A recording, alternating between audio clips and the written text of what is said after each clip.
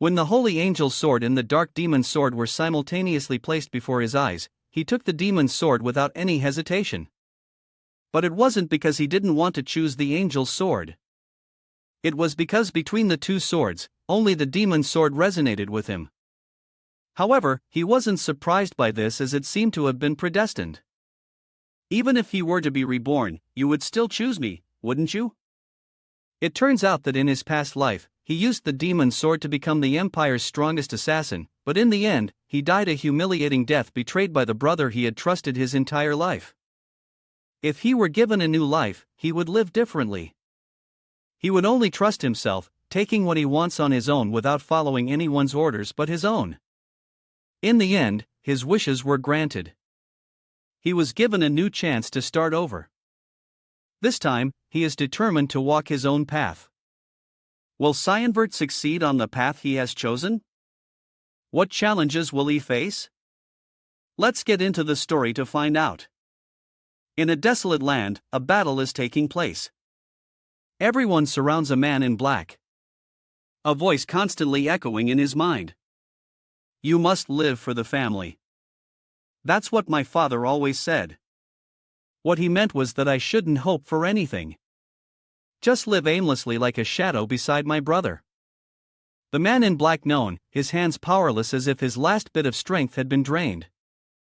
From a distance, a person approached, exclaiming, "What a priceless sight!"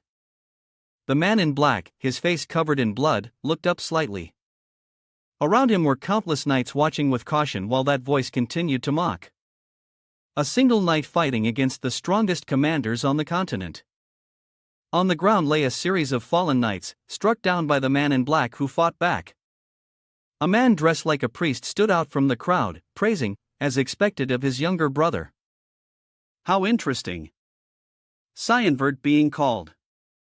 Ken coldly looked at the man before him and said, "Boris." Boris sported a perverted expression, looking like a total creep. Cyan summoned his black sword and interrogated him. Who instigated you? The king? A black and red mist enveloped him. Boris was pushed back by the oppressive aura he created. He frowned and said, "That disgusting black mission, so the rumors were true. You are the assassin of mist." C then unleashed his power. His aura overwhelmed everything around him. Boris gritted his teeth and said, "Your misorganization is nothing but a fog to us Knights of Light. I will report to my superiors that I have eliminated the cursed whelp. Who dared to ally with heretics?" Cyan refused to back down, gripping his sword tightly and provoking, "All right, give it a try. Even if I give you a month after this fight, I guarantee you won't have any teeth left to speak with." Boris wasn't scared at all, confidently replying, "If you're planning to use your secret power, you better give up. There's a major magic barrier here, you know." Ken thought to himself, "I have to find a way out of here and report the culprit behind this to my brother." Cyan's eyes glowed red. He raised his sword in defiance. "A barrier? I'll tear it to 100 pieces." Suddenly, a voice called out, "That's enough, Cyan." A man in golden armor approached. Boris immediately stepped aside, bowing respectfully. Upon seeing who had arrived, Cyan was stunned. His previous aura vanished. He silently recalled the words, "You must live for the family. That's what my father always said. Your brother Archer is the representative of this family. Archer's success is also Cyanvert's success." And the person who arrived was none other than his older brother. Ako-san was astonished, only then realizing the culprit behind it all was Cyano. While Cyan was still in shock, Ako approached him, couldn't believe this. His body collapsed, feeling as if it was being crushed by a heavy weight. Archer calmly said, "It seems you're confused because I'm here." The two brothers faced each other, but the atmosphere became incredibly awkward. "What?" Ken, still clinging to hope, asked. "What is this about?" Ajo calmly said, "Cyan, you have performed your duty very well for the family, for the people, and also sent for me. Those last 3 words seemed to flip a switch and he heard Archer justify. "That's why I just want you to let go of that burden." Sin asked in confusion, "I don't understand. Did I do something wrong?" Ao frowned and said, "Something wrong? That terrifying Missy, and you're no better than a murderer. I can't even consider you human anymore." San lowered his head without refuting. He never expected Cho would use his ability as a reason to kill him. Meanwhile, Archer still acted righteous, believing he was right in blaming him. "You've deceived everyone for so long, and you still haven't realized your sin." Cyan's face was covered in blood. His mind was filled with swirling thoughts. A murderer? My sin? What nonsense is he talking about at this moment? Cyan's eyes were filled with hatred, glowing bright red. San remembered the War of Succession in the kingdom, the surprise attack by the Demon King's army, the war to unify the continent. "I was the one who helped you achieve everything just because I was born to serve you," San angrily punched the ground. He thought to himself, "And yet you're discarding me now. I've worked like a dog for you for 20 years. A black mist erupted from Cyan's body. Cyan's body was covered in blood.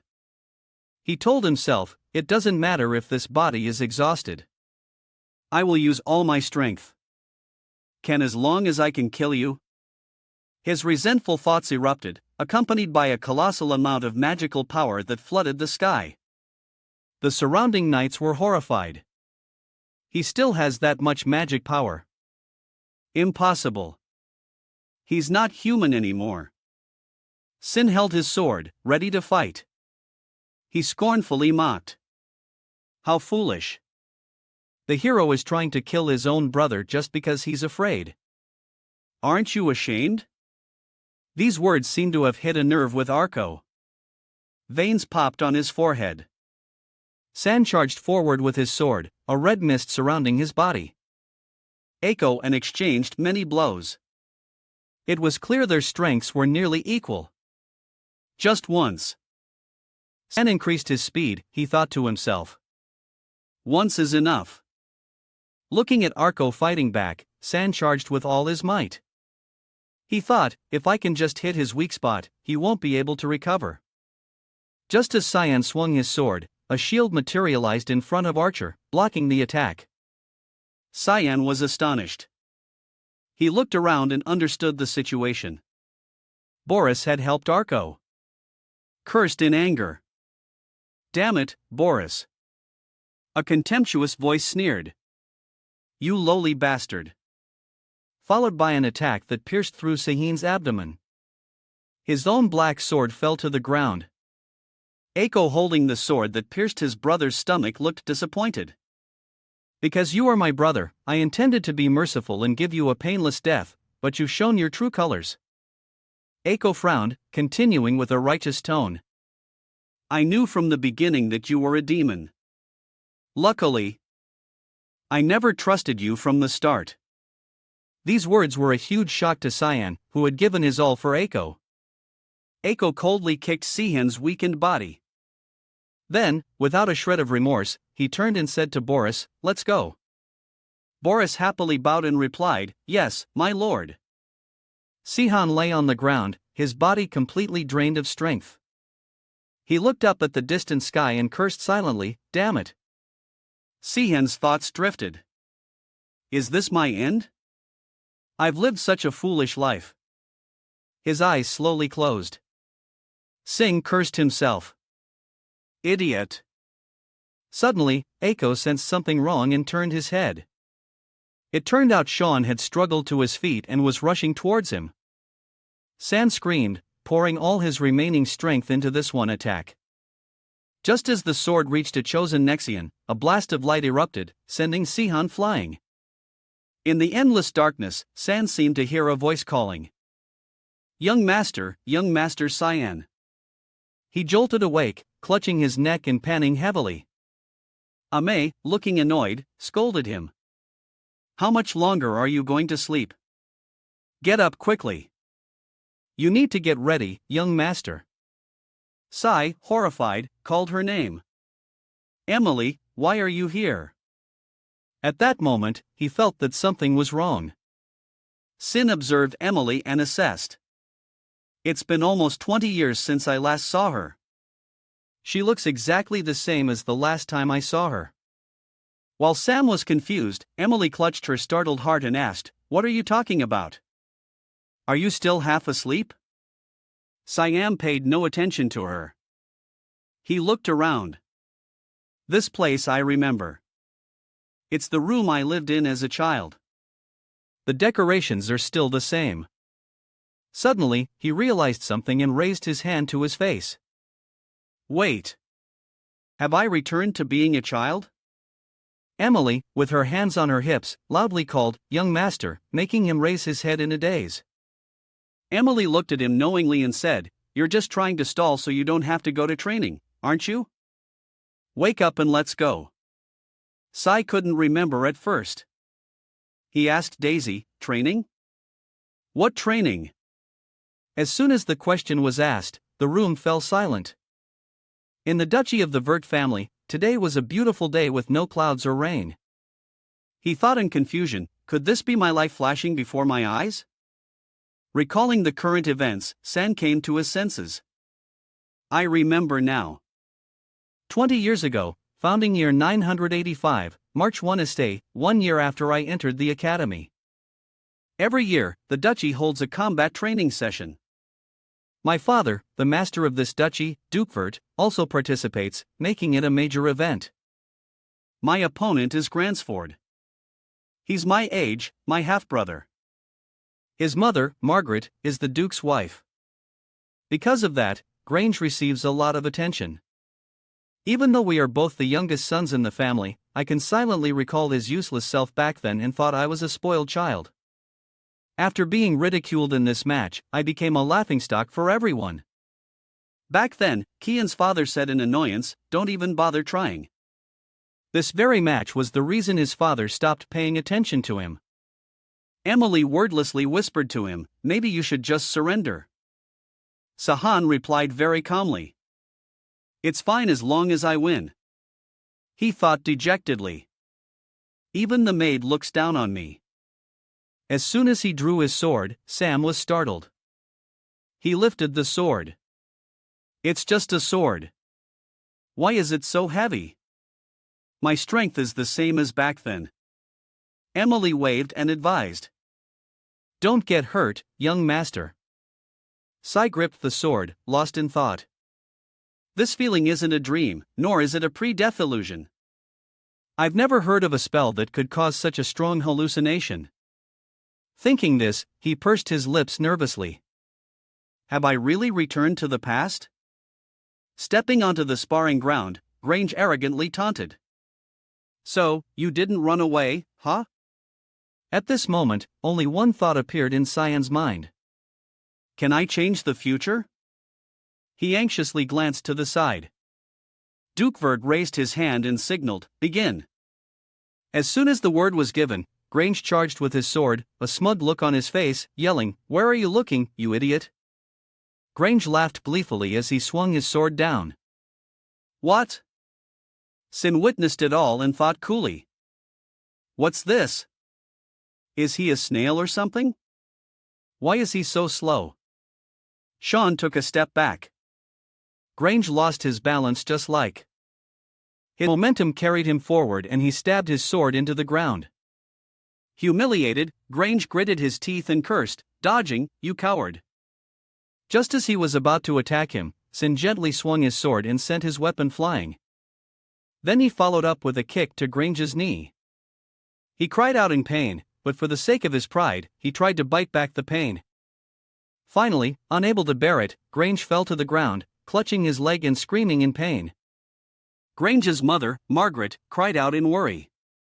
Grange! Cyan's eyes glowed red. He thought coldly. Now I just need to point my sword at his throat and this duel will be over. But it's not enough. Cy gripped his sword tightly. He remembered when they were young, Grange always bullied him, using him for amusement. It was still the same when he went to the academy. That smug, perverted face was something he could never forget. And so, S was only thinking that he had to beat him down so he wouldn't dare do it to him again. Meanwhile, Grange screamed in fear. As a result, Grange lost the match. He lay on the floor foaming at the mouth unconscious. Meanwhile, the Duke ordered Sean to visit him and also let him rest. He wondered, was my victory that impressive? Sai glanced at the large knight beside him to even be escorted by the high-ranking knight Yuan Qin, the Duke's right-hand man. At that moment, Margaret and her servant approached. Cyan didn't even need to wait for her to arrive to guess what would happen next. He thought scornfully. Looks like she's about to talk about her son. She looks like she just stepped in dog poop. Sin couldn't help but provoke. Is Rance all right, my lady? Margaret gritted her teeth in anger and scolded. After beating your own brother to such a state, you still dare to ask that question? How shameless. Sean paid her no mind. With his hands in his pockets, he quickly walked past. Same with unconcealed smugness. That's how a duel should be. See you later. Unexpectedly, Margaret said, this is why bastards like you shouldn't be treated as a legitimate child. Getting more heated, Margaret continued to curse like mother, like son. It's all because of your filthy mother. You should be begging on the streets, yet you dare to cause trouble. You should be grateful. Those words angered Can. He turned his head, revealing his glowing red eyes and terrifying expression. He thought to himself, she's crossed the line. Should I kill her? San gave a cunning smirk. More than anyone, I know the best way to torture her. I'll make her feel the pain slowly. What? San smiled sinisterly and threatened. You must want your son to graduate in one piece, right? I guess you're not that worried about your son. Are you my lady? Margaret gritted her teeth, wanting to curse Yusin, her blood boiling. She raised her hand. You insolent thing! How dare you? Ken looked expectantly at the knight beside him, who stopped Margaret. My apologies, my lady. The man politely said. The Duke has summoned the young master for an urgent matter. I don't think we can delay any longer. We must leave now. The knight's words were flawless, yet they conveyed a sense of impatience to the listener. Margaret bit her lip, although reluctant. She could do nothing, see? And smugly hid behind the knight. The Duke's order is absolute, and I'm being protected by the knight who received that order. A knight who doesn't even yield to the Duke's wife, a kind and trustworthy person. Sham was led to the Duke's room. After a few knocks, a voice from within said, "Come in." S entered the room and respectfully greeted the youngest son of the Vert family, San. Greetings, father. Siam bowed his head, thinking, it's been almost 15 years since we've met alone like this. Duke Willius Vert spoke up and gestured, sit. He is the great lord of a western territory of the Yusef kingdom. The world also knows him by another name, Protector of the Continent, for being the hero who once stopped the demon invasion with his immense magical power and wisdom. This man carries a responsibility that no one forced upon him until his last breath in the battle against the Demon King's army. All he wanted was peace for this entire continent. But my memory of him is different. A man who volunteered sin. Cyano spent his whole life serving others. A fool. Sai maintained an innocent expression while judging Willius in his heart. Willius broke the silence first. Your eyes followed and dodged the blade with precision. Siam was stunned, not quite understanding what he was saying. Willis pointed out, the moment Rin charged at you, you looked straight at the path of the swinging sword and turned to avoid the blow. Willius had pointed out all the key moments of Sean's match today. Then he asked, since when did you learn to wield the sword? S tensed up. As always, he's so sharp. He tried to act calm and replied, it's not that I learned it. I've been practicing by myself every night. Of course, not believing this reason, he asked again. As I recall, you had no interest in swordsmanship. Why did you hide your ability? San scratched his head, feigning shyness. Actually, I didn't want to attract attention. Willis continued. Even so, you really tried your best to defeat Grange. But when Willius's words paused, Cyan was startled. William mentioned his final kick and said, "Wasn't what you did afterward unnecessary?"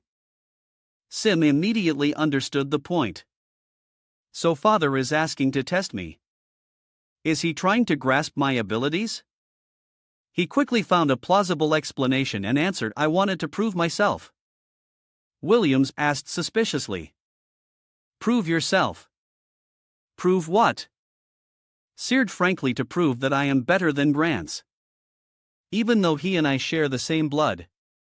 That's the meaning of the duel," I concluded. As soon as he said that, Williams burst out laughing. He praised joyfully. "Well done. A clear and precise answer. That shows your class. I never expected you to be so talented. I'm very happy. Willis thought one day you will definitely become a great help to Arco."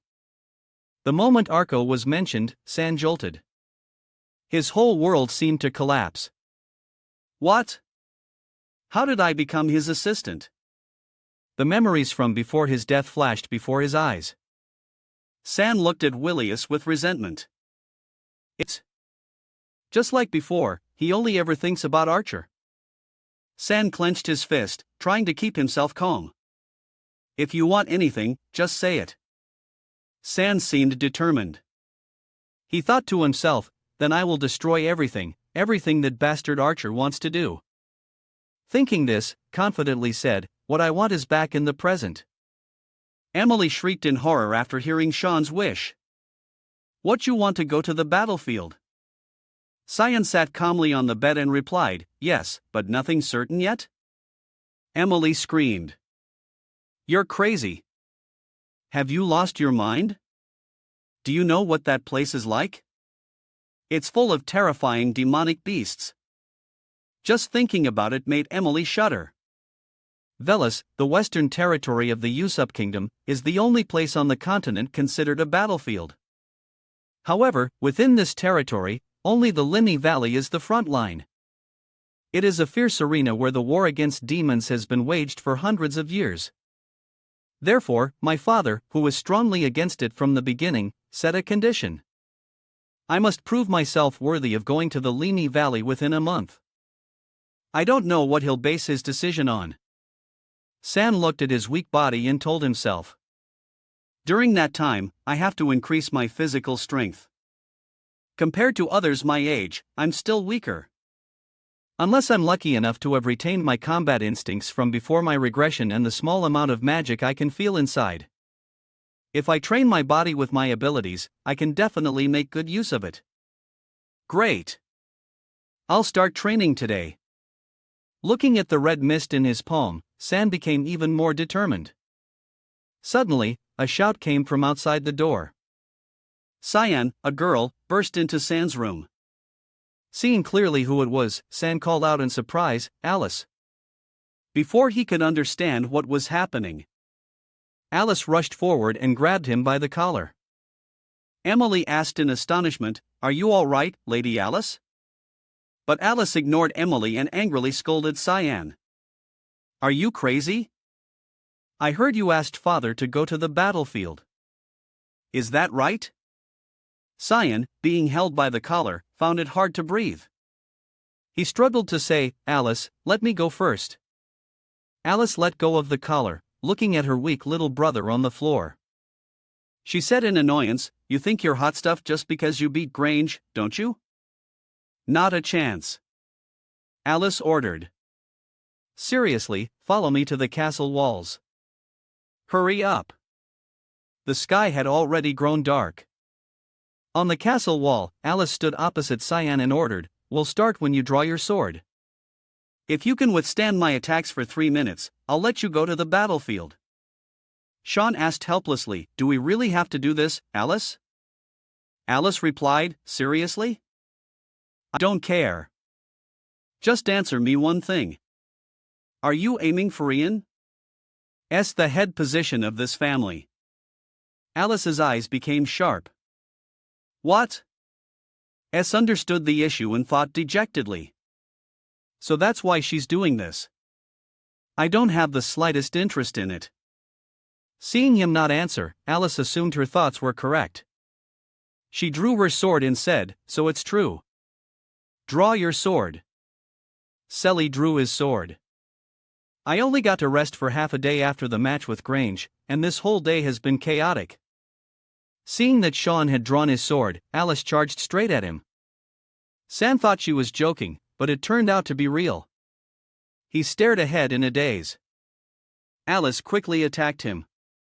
Luckily, Cyan, relying on his past life's instincts, managed to block the blow. This astonished Alice. Impossible. He blocked my sword. He's only 10 years old. While Alice was surprised. Sean was gritting his teeth to block the attack. Are you really going all out against your brother who's 7 years younger? Alice stepped back. She assessed, the blade of a rapier is strong, yet he still managed to block my long sword. Those at times were just luck. Veins popped on Alice's forehead. She gave a forced smile and said, "Your instincts are better than I thought, my dear." As soon as he saw that smile, a chill went down Shin's spine. He thought to himself, "I'm doomed." He struggled to call out Alice, hoping for some mercy. But Alice paid no mind and charged again, attacking relentlessly. She spun and swung her sword, creating a beautiful move. Science struggled to block the heavy blade on his shoulder. He quickly used the blade to slide back a distance. Seizing the opportunity to escape Alice's pressure, Sin immediately swung his sword towards her. This horrified Alice, who had thought Sean was weak. Having just broken free from her pressure, Cyan seized the chance to thrust his sword at Alice. But the power difference was too great, gritted his teeth and cursed inwardly. Damn it! He put strength into his wrist, rotating the sword once. Then he quickly knocked Alice back. He leaped backward, increasing the distance between them and landed on a nearby stone pillar. He panicked, fear flooding his heart. That blow could have been really dangerous. If I hadn't turned the sword to change its direction, then I would have killed her. The skills of Miss Bone mostly contain techniques that strike vital points for instant assassination. It's very difficult to fight without hitting the opponent's weak spots. Because my strength is quite low right now, Sean thought anxiously. How much time is left in those 3 minutes? His sword hand trembled slightly. He thought nervously. I'm compensating for my weak strength by enveloping the sword with magic. But I'm reaching my limit. Meanwhile, Alice was furious that she couldn't defeat her brother, who was 7 years younger. She gritted her teeth and chanted a spell, earth, wind, water. Come and strengthen my blade. San recognized it as soon as he heard it. He was startled and horrified. Level 6 magic. Indeed, Alice had used the water sword technique to envelop her weapon. She got into a fighting stance, preparing to use all her strength. Cyan cried internally. Is she trying to kill me? I thought this was just a test of strength. It seemed Alice's competitive spirit had surged. She said with determination, I can't lose. Cyan, witnessing this, felt helpless. It's over. I can see the killing intent just by the look in her eyes. Cyan prepared a defensive stance. He thought anxiously. I'll fall off the wall even if I block this move. I can only believe that it will happen right after this. As he thought this, San leaped forward. He charged straight towards Alice, who was preparing her ultimate move. San swung his sword while praying, please, please, someone stop this fight. Alice turned, preparing to attack. Cyan screamed Yuenkin's name in his heart. And sure enough, just as they were about to clash, a voice shouted, stop. Yuenking grabbed Alice's collar with one hand and blocked her sword with the other. The clash of the two swords created a massive shockwave across the entire wall, and a blue light illuminated everything. Yuan King called out sternly, Lady Alice, you're being too harsh on an opponent much younger than yourself. Sean sighed in relief. I was wondering when he would show up, but luckily he was on time. It was only then that Alice snapped out of it with a start. She hurriedly hugged Cyan, crying out, Oh, I'm sorry, Cyan. I must have lost my mind for a moment. Alice explained miserably through her tears. I just wanted to stop you from going to the battlefield. I was so obsessed with it. That's helplessly felt his sister's tears. He told himself, this is so like her. She always tries too hard with everything. Cyan's older sister was once a top student among the students who achieved S ranks in all subjects at the Royal Academy, a place where all talented children gathered if they had an aptitude for swordsmanship, magic, or other academic fields. Above all, her beauty was so astounding that people called her a child of the gods since she was young. She underwent strict swordsmanship training. She was mentioned as a future protector of the continent along with the eldest son ACH. But not long after joining the Knights of Light, she was murdered. Memories of his past life came flooding back. Cyan moved, hugged Alice tightly and thought, I missed you so much, Alice. This time I'll protect you. Alice, feeling Cyan's unstable emotions, called his name dazedly. Cyan, receiving no answer, Alice remembered something and turned to ask Yuan Qin. Now that I remember, aren't you the Duke's guardian knight? But the Duke has already left for the battlefield. Yuan Qin guilty looked away and replied, I am under the Duke's orders to protect the young master for a while, though I couldn't tell you because I had to keep it a secret. Sia knew he was lying. He thought with contempt. I felt his presence. Ever since I left the Duke's office, would he have appeared if this fight didn't happen? But why did Father order Yuan Qin to secretly protect me? Zahan suddenly felt drowsy. His eyes were about too close. He fell into Alice's arms and slept soundly. Alice sighed, her gentle gaze fixed on him helplessly. Looking at the starry night sky, she lamented, he's still just a child. Next day, Alice returned to the academy. Clearly, she only came back for a short while to see their father before the graduation ceremony. At this time, Cyan was doing push-ups. He counted to 9. After a struggle, he managed the 10th1. San thought to himself, I feel like I need to get stronger.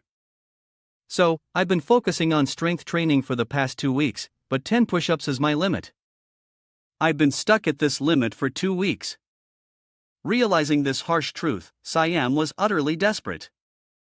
He called his past life self with envy. I used to be quite confident in my strength in my past life. I want to be like that again. I need a solution to increase my physical strength. Suddenly, Emily entered and announced, Young Master, a package has arrived from Lady Alice. Sai asked happily, Really? Emily pinched her nose and presented a vial with a lingering smell. Saying, What is this? It smells so awful. Z only dared to answer in his mind. It's a bit of hellhound's blood that I asked her to get for me.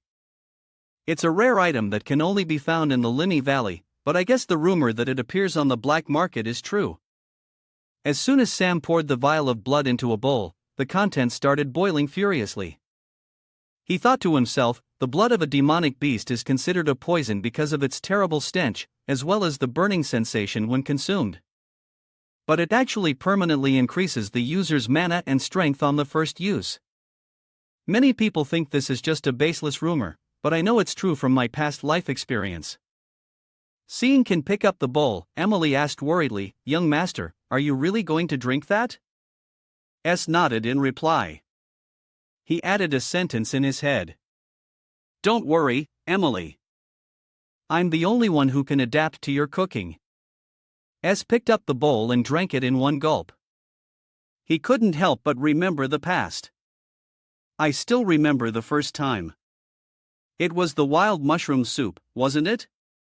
My heart stopped the moment I took the first bite of that stuff compared to that soup. This thing, seeing the image of the soup bowl as a moving monster, appeared in his mind. See? and slammed the empty blood bowl down on the table. He tried to hypnotize himself. "It's delicious."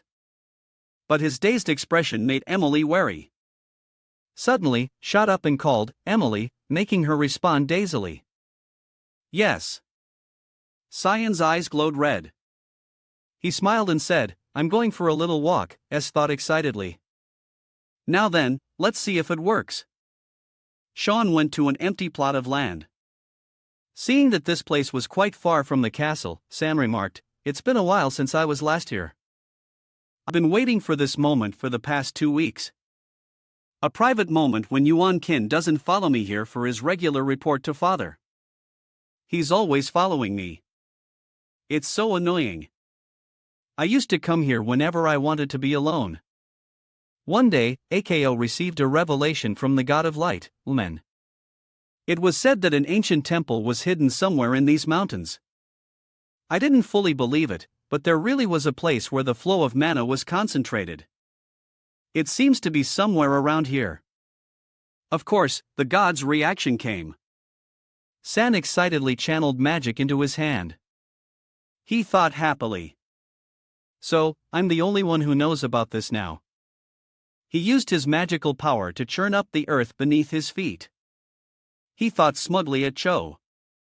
"I bet you can't imagine what I'm doing right now. It seems to be right here." Sure enough, after the earth was churned up, a tunnel leading underground appeared.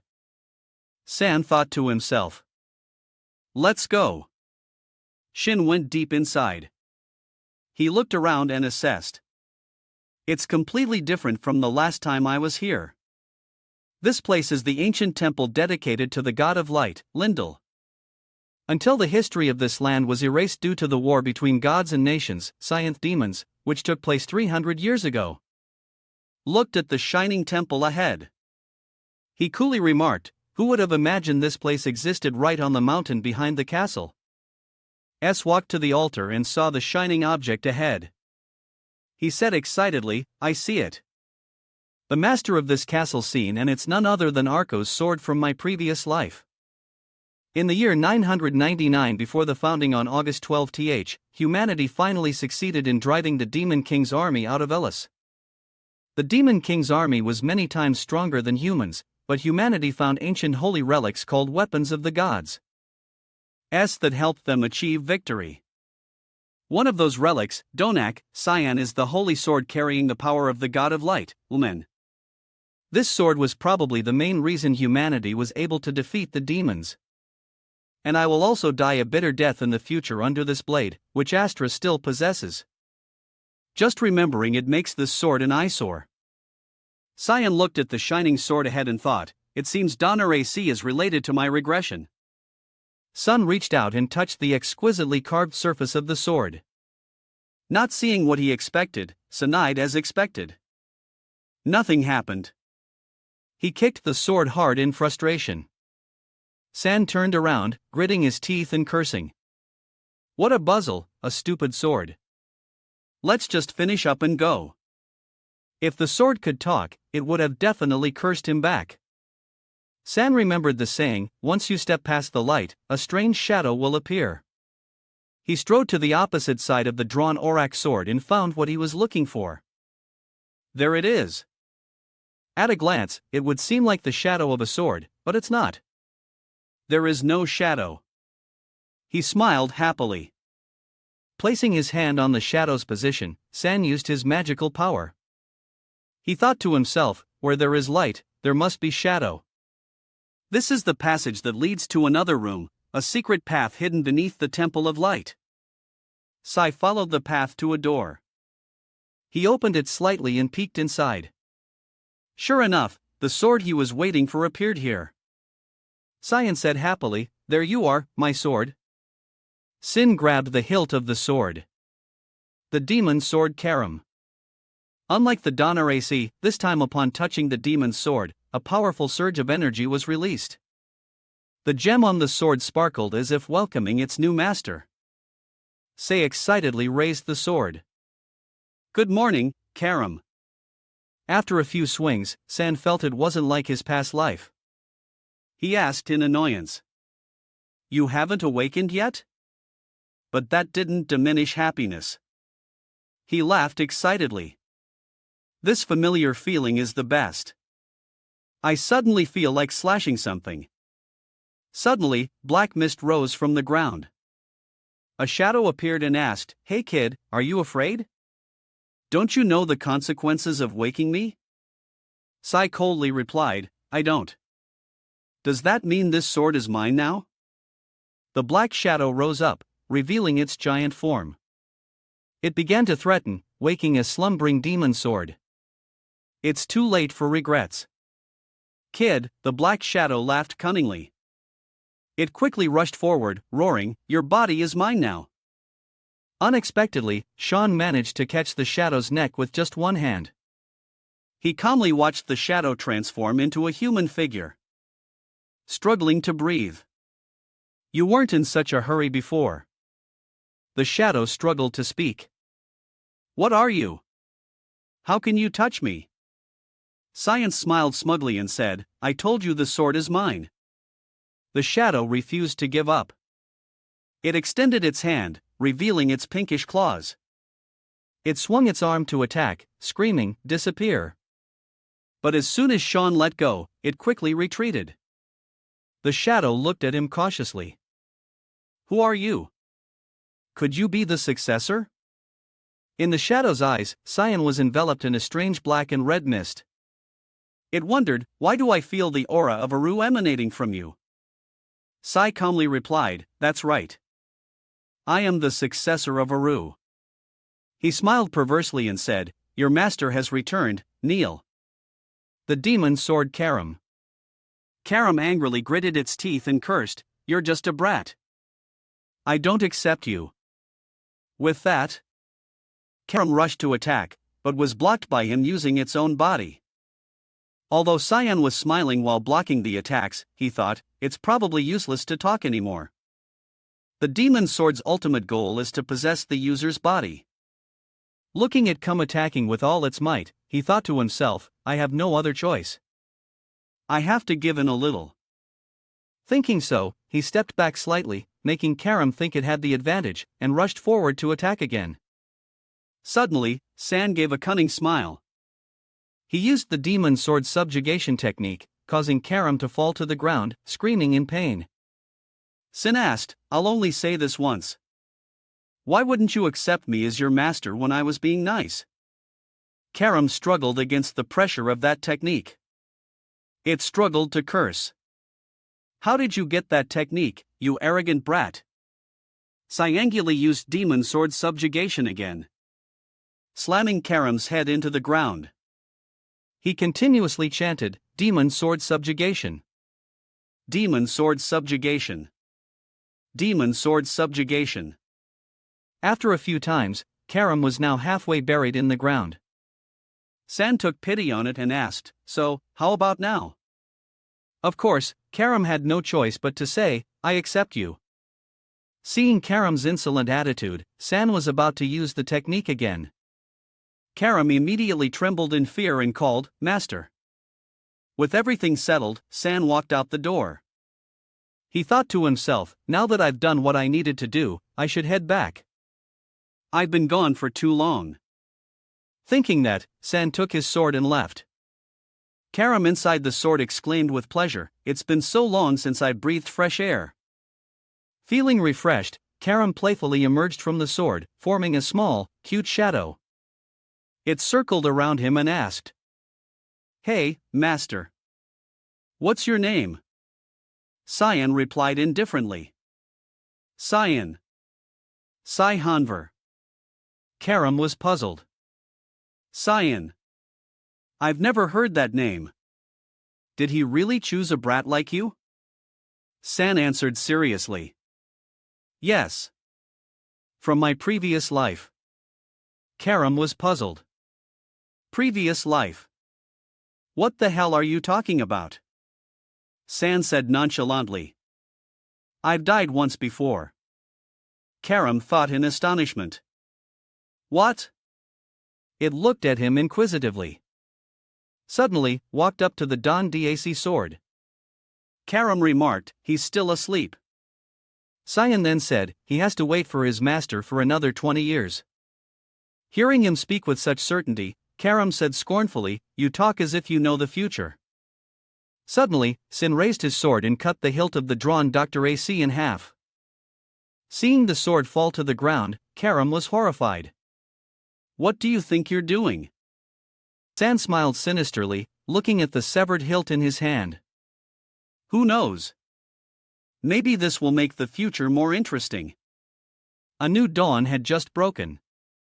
The carriage had set off from the castle.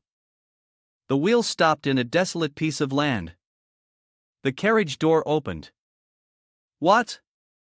Ken, dressed in armor, stepped down. He looked around and assessed. I can't believe this day has come. Time flies so fast. Cyan walked over to Willius. He bowed. Greetings, Duke. Willius spoke seriously. I'll ask you one last time. Are you determined to go to the battlefield? If you want to withdraw, I won't stop you. S showed a determined and confident expression, replying, Yes, Father. My heart is already on the battlefield. Hearing that, Willius didn't ask anymore. He turned and ordered Yuan Qin open it. Yuan Qin immediately replied, Yes, my lord. He took out a scroll. Cyan recognized it at a glance. A magic scroll. Are they planning to summon something? Yuan Qin then brandished the magic scroll and the magic circle within appeared. A beast slowly emerged right in front of them. Giant feet with sharp claws. A ferocious dog appeared, growing in front of he. He recognized it in astonishment. A hellhound. Cyan smirked confidently. A low-level beast from the Linny Valley. Father and the knights must have put a lot of effort into preparing this test. Thinking this, he became even more excited, holding his sword at the ready. Surrounding them were knights with their hands on their sword hilts, ready to help at any moment. William stood behind with his arms crossed, seriously instructing, You must take responsibility for your actions. So, prove your ability. Pass this test and show us what you've got. At the same time, Yuan Qin was upset, mindlessly thinking about the test. He remembered a few days ago. When he was walking with his sword, Yuan Qin looked at the person before him in alarm and asked, Young master, did you just say you want to duel me? Sin stood before him, acting as if he had no other choice and said, There are only 3 days left until I have to fulfill my promise to father. I can't just keep swinging my sword at the air, right? I need to learn actual combat, too. Please help me. Sin put on a sincere face, asking Yuan Qin for a favor. He replied nervously. This dueling at your age, young master grants. Before Yuan Qin could finish, Sin said, I don't know why, but whenever he sees me, he runs away. He remembered Grange's desperate escape and his tragic screams, Stay away from me. Yuan Qin thought in despair, what a hassle. Unable to find another reason, Yuan Qin helplessly agreed. If you wish, then very well. Sen laughed with joy. Yuan Qin raised his sword and set a condition. Instead, I will only use the scabbard to fight you. I will focus on defense. You can attack with all your might. Sai drew his sword, smilingly, replying. Thank you, Yuan Qin. Suddenly, he spoke up. I have one more thing to ask of you. From now on, no matter what happens, don't tell father anything. This is an order. San's demeanor changed in a flash. He threatened Yuan Qin. He frowned suspiciously. In just a moment, dashed forward, attacking Yuan Qin at a dizzying speed. He hurriedly raised his sword to block the surprise attack. Yuan Qin silently assessed, that sword is heavy.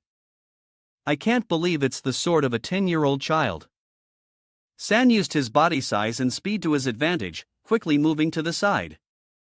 Yuan Qin thought in amazement, he's so fast. Suddenly, San vanished from before his eyes. It turned out San had jumped into the air, somersaulting behind him, which startled Yuan Qin. Since when? He quickly calmed down and spun around.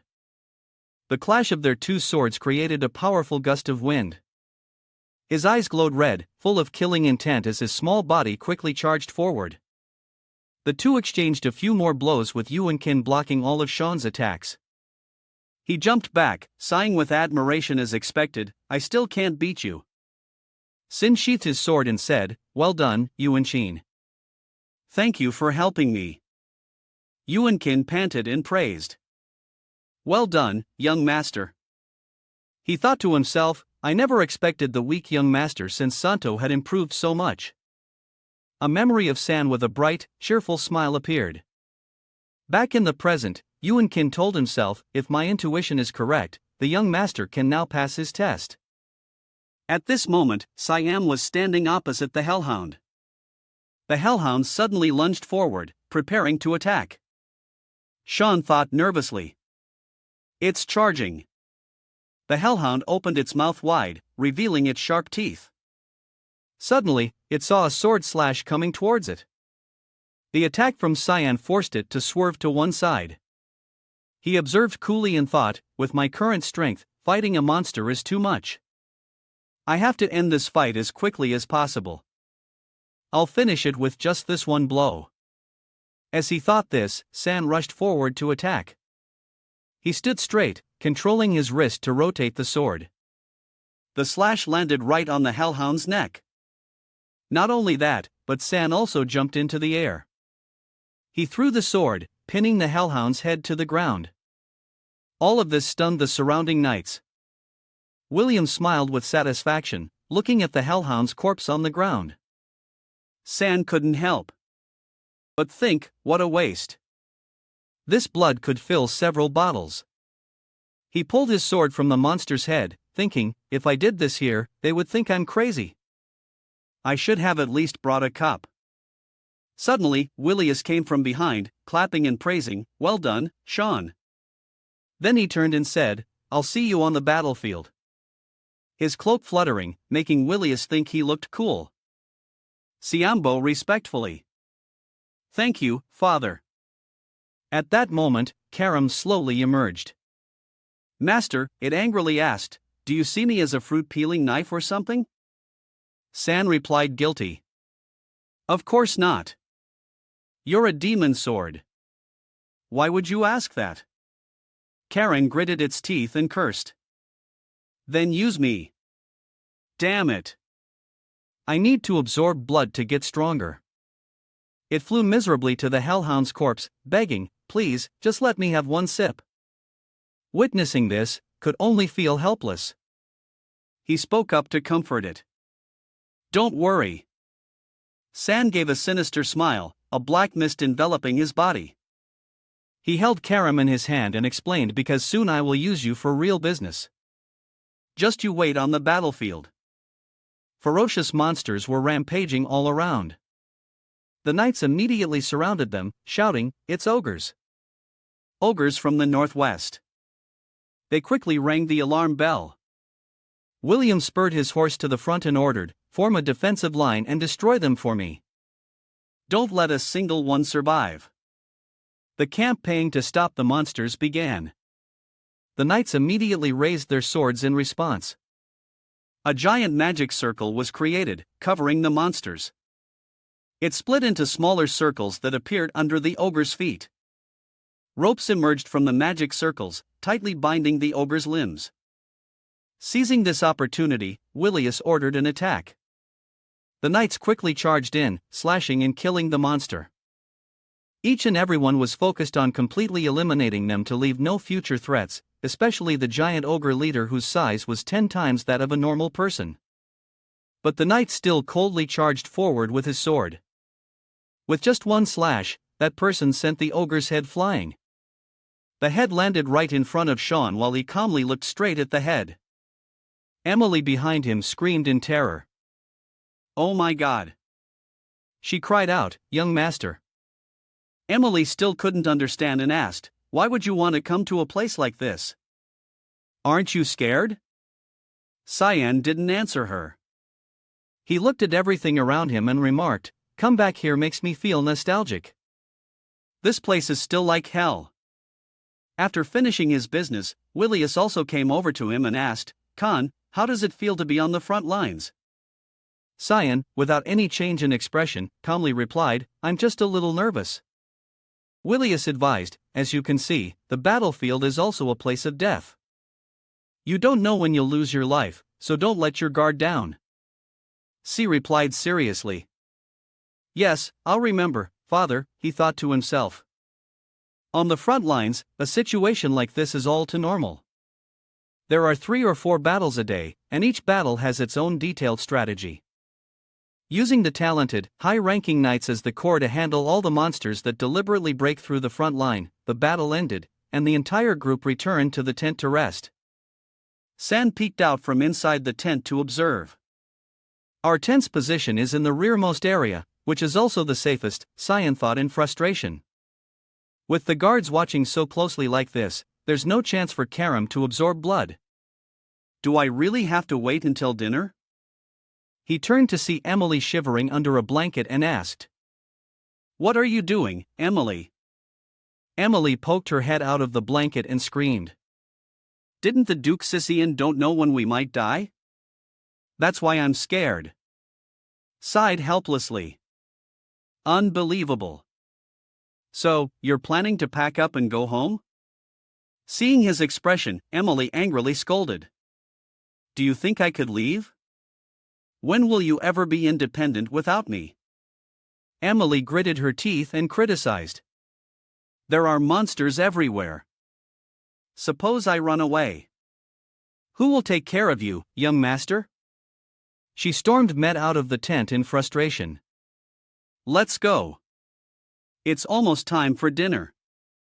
Science suddenly asked, "Emily, what about the cloak I remember you had?" But by this time, Emily had already left without answering him. Veins popped on's face. He thought to himself, should I fire her? Is this how she treats her young master? At night, San gently placed a life-sized doll of himself on bed and covered it with a blanket. He carefully looked at it for a moment and thought to himself, "This should be fine, right?" Suddenly, a voice spoke up. "Are you still planning to go out and train in a place like this?" Siam was startled and replied, Did I wake you?" Emily sleepily rubbed her eyes and praised, "You're so diligent. The Duke would be very proud if he knew." Hearing that, Sanfully pulled up his hood and instructed, "Well, I'm leaving now. You just carry on as usual. I'm still sleeping. Remember." Emily replied wearily, "Yes." Cyan used magic to increase his speed. He thought to himself, because this is the front line. The soldiers' night patrols are frequently reinforced and they guard quite strictly. So if I don't leave the camp now, it will be hard to act freely. Thinking this, San ran out of the encampment area. He used the third form of Mistbone, sending Mist to jump off the cliff. Landing on the ground, San realized, if I remember correctly, Senior are a bunch of monsters here. Sure enough, a pack of bloodthirsty hellhounds surrounded him. Shin's eyes turned red. He gave a sinister smile and assessed. A perfect place for Cum to absorb blood. Right, Karam? As he finished speaking, he summoned the demon sword. Karam, smelling the scent it had longed for, said excitedly, "The smell of blood is so strong. Master, I don't think I can hold back any longer. Hurry up. Let me cut something." Cyan did not disappoint it and raised his sword, looking at the hellhounds that were still unaware of the danger and charging forward. Sai excitedly charged forward, saying, "All right, Karam. I'll do as you wish." He slashed powerfully towards the pack of hellhounds. Then he spun his sword to prepare a move from behind. He used the mist sword dance gale technique, wiping out countless hellhounds in a single move. His agile movements and sharp blade left the monsters no time to react. The night was still long, the sky still dark. Siam plunged a straw into the neck of a dead hellhound. Then he used a cup to collect its still warm blood. As soon as the cup was full, Shin immediately raised it and drank, downing the entire amount of freshly collected blood in one go. Not only that, Siam was also a considerate master. He raised Karam in front of the cup and invited, "Here you go." Karam exclaimed excitedly, "This is the first time I felt so refreshed after awakening." San said with satisfaction, "Good. Let's continue practicing like this." Karam supported him, saying, "How long will it take to get stronger by dealing with these bugs?" Siam smirked confidently. "Don't worry. The night is still young. There are still plenty of monsters." In Science's line of sight was an army of monsters preparing to attack. Come, of course, saw this, too. It trembled and cried out, "So exciting!" At the same time, a convoy was moving through the mountains. A white-haired young girl sat in a carriage looking out the window opposite her.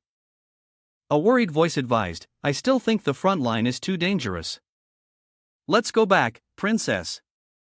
The one called Princess maintained her decision and said, "I've already told you. Don't treat me like a child. I am the princess of this kingdom. I have a responsibility to help my father, the king. How many more times do you want me to say it?" Her voice was full of seriousness. The princess threatened, "If you mention it again, I'll get really angry." The servant replied hesitantly, "Yes, princess." Suddenly, the maid spoke up. Speaking of which, there's news that the youngest son of the Vert family has also gone to battle." "He's about your age?" the princess asked in surprise. "He brought his youngest son with him," the maid explained. "The duke didn't intend to bring him. The young master himself requested it. You two are the same age. You should try to get to know him." The princess shyly turned her head and said, "You make it sound like I care about such trivial things." "Forget it. I need to get some sleep." The maid, thinking she had made her angry, quickly bowed and replied, "Yes." A moment later, the princess suddenly asked, "What's his name?" The maid quickly replied, "I'm pretty sure his name is Cyanvert." The princess mumbled his name to herself. "Sean. Sean. Voter." The princess crossed her arms and looked out the carriage window. The gentle moonlight illuminated her beautiful face. A humanoid bird monster was slashed several times and it cried out in pain. William spurred his horse round, ordering, "Check if anyone is injured." The knights immediately shouted, "Everyone is fine, my lord." Willius nodded and continued, "Good. Return quickly." The knights obeyed, replying, "Yes, my lord." He looked around deep in thought. In the distance, a sword was pulled from the monster's body. San stepped on its corpse side and sheathed his sword. Williams approached and asked, "How were you able to adapt and survive your very first battle like this?" Bowed respectfully and replied, "I am always learning something new every day, father." Of course, Willius didn't believe him and said, "Is that all? I thought you wanted to quickly return to the family." William smiled gently. "You have endured here for quite a while. I am very proud of what you have accomplished on this battlefield." Sai thought in astonishment. "What? He's proud of me?" William turned to leave with you and kin. Before leaving, he instructed, "Tomorrow I have something to discuss with you. Come to my tent in the early morning." Sai replied, "Yes, father." He was still lost and surprised at his father's sudden praise. He told himself, "Father has never treated me this well before, not even in my past life." Night fell once again. A giant monster swung its tail, destroying everything around it. Sai's feet slid backward. He gritted his teeth and looked at the monster before him. Looking at this long, massive monster, San recognized immediately a deathworm. They usually only appear deep in the valley. Karam quickly suggested, "Master, it seems you're having trouble. Please switch places with me. Let me possess you to fight." Sai replied with contempt. "Switch with you? You think I don't know what you want?" Karam confidently replied. "I swear it will only take a moment, and I'll switch back." Veins bulged on the death worm's body, looking very gruesome. Seeing the wounds on the monster's body heal, Karam seized the opportunity to persuade. You see, it instantly recovers from its wounds. Continuing to attack, it will be useless. Sin also realized the current problem. Worriedly, that's right. If this continues, it won't be good. It's been a month since I came to the front lines. Recalling the monsters he had defeated, Cyan told himself, I've drunk the blood of countless monsters, but it's not enough. Facing the giant monster charging towards him, he sighed. So be it. He said, seriously, I agree to switch with you no matter what you're planning. Karam happily said, all right, let's go. San used the 9th form of Miss Sword Demon Sword Eruption with Karam possessing him. He attacked the monster with a single slash. San thought to himself, I will tear your thick skin to pieces. The death worm slashed, cried out in agony. San leaped into the air. Under the bright moonlight, he continued to use the Miss Sword technique. Blooming flower slash. He slashed down vertically along the length of the worm. The monster was cut into just like that. Science seized the opportunity to land many more slashes, completely annihilating the monster. Meanwhile, in another place, a group of people were examining the corpses of monsters on the ground. This one has been dead for a while. Yuan Qin led the group of knights, assessing the residual magic here seems very large. A demon might have done this. Willis looked at the blood on his hand and agreed. We can't take this lightly. If it's related to the demon race, he ordered. Immediately search the area and destroy these corpses. The knights immediately shouted, yes, sir.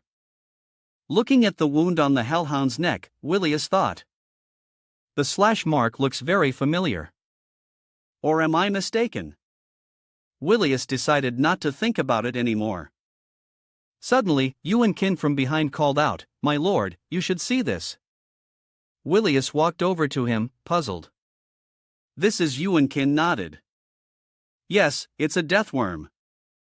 Looking at the tragedy of the Heil monster before him, Willius was horrified. Who could have done this to it?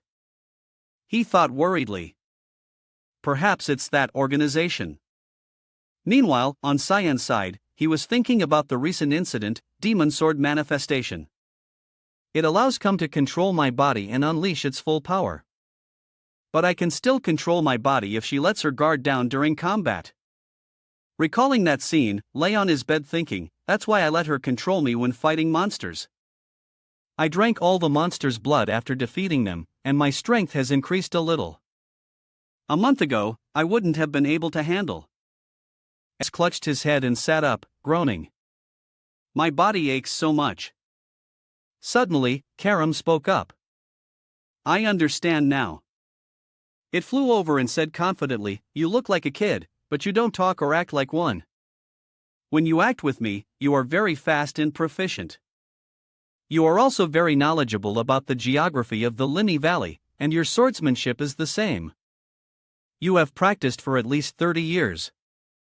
Furthermore, you said you died once, right? I'm sure of it.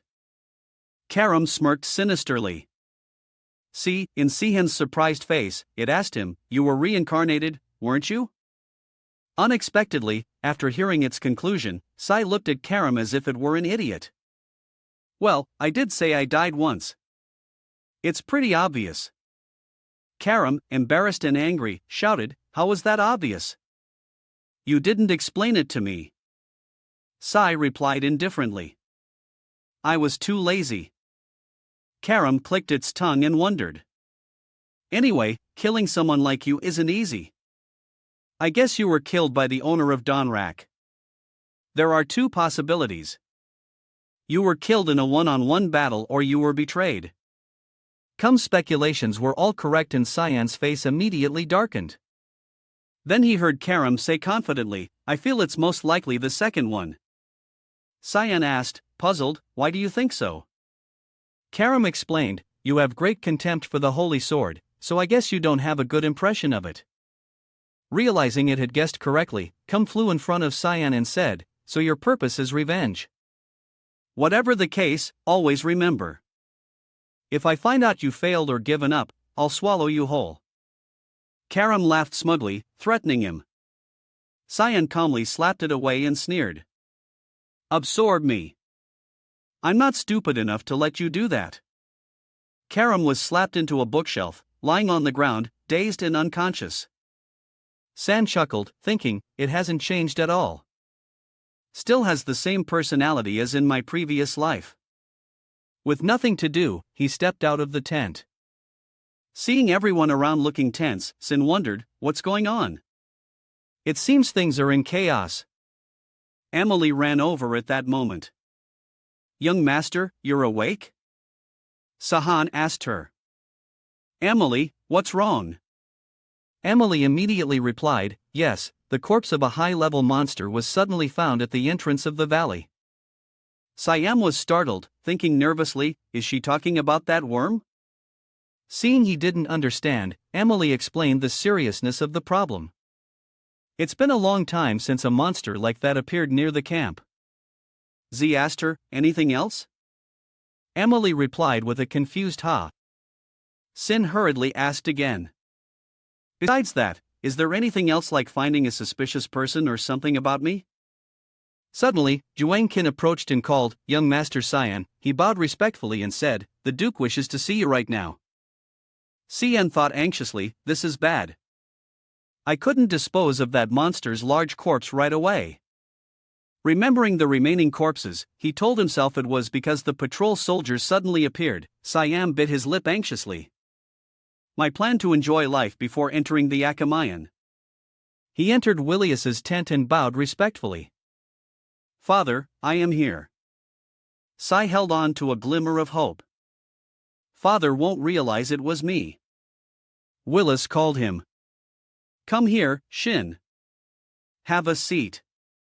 Looking at his serious expression, San thought to himself. If he asks about what happened yesterday, Shinyanho, should I explain it? San pursed his lips tightly and looked at Willius. William sat opposite Cyan and began the interrogation. "I'll be direct. What did you do last night?" C answered awkwardly. "I went to bed early because I was too tired." William suspiciously recalled what he had seen last night. Went to bed early, but those /Marxian, they were clearly swordsmanship. He frowned and looked straight at Sihan. "Am I overthinking this?" San put on an innocent face and asked wordly, "Why do you ask, Father?" Williams looked at him and thought, it's hard to believe that a child like this could handle a deathworm over Sin. Seeing he wasn't speaking, Sin asked nervously, "Father, is something worrying you?" Williams continued to observe him and replied, "I'm sure you've heard about what happened near the camp last night." He probed. "I still need to investigate, but it seems there are traces of activity from the secret assassin organization." The Mistan tensed up, his face serious as he asked. "The Mist?" William explained. "It's an organization that has existed for thousands of years. No one knows their true purpose, but they have assassinated countless nobles under the pretext of purging. Wherever they go, there is a characteristic black mist. But then one day, they completely disappeared. The last time they were active was 300 years ago, but the deathworm last night was shrouded in a black mist. The black mist is the trail left behind by the god Arrow, the god of darkness, the god revered by the Miz organization and also the root of their power." Willis affirmed, "If my guess is correct, then the deathworm was killed by them and the monsters." Say, hearing Willius's analysis grew tense. Incredible. Just from that, Father was able to deduce who was behind this, even though that organization was last seen 300 years ago. Willius, unaware of his thoughts, seriously warned. "We don't know why they've resurfaced, but you need to be careful. I will report this to the king and investigate further." Sin obediently replied, "Yes, Father." He sighed in relief, thinking, so maybe Father believes me. Indeed, Willius was thinking, it would be absurd for Cyan to be involved with this organization, especially since he's so young. Thinking so, Willius said, "That's all." Suddenly, he asked, "By the way, who did you say was visiting today?" Sin answered honestly. "I heard the king would be visiting, but it was supposed to be today." William smiled and said, "I wanted to ask you a favor, too." Sean wondered, "What is it?" Outside, a knight raised a horn and blew. A voice echoed everywhere. "His Majesty, the King, has arrived." Willius led the entire army to kneel and greet. "I the Lord of greet your Majesty." The king rode forward on his horse, calling out with a happy expression. He dismounted and walked over, helping who was kneeling on the ground.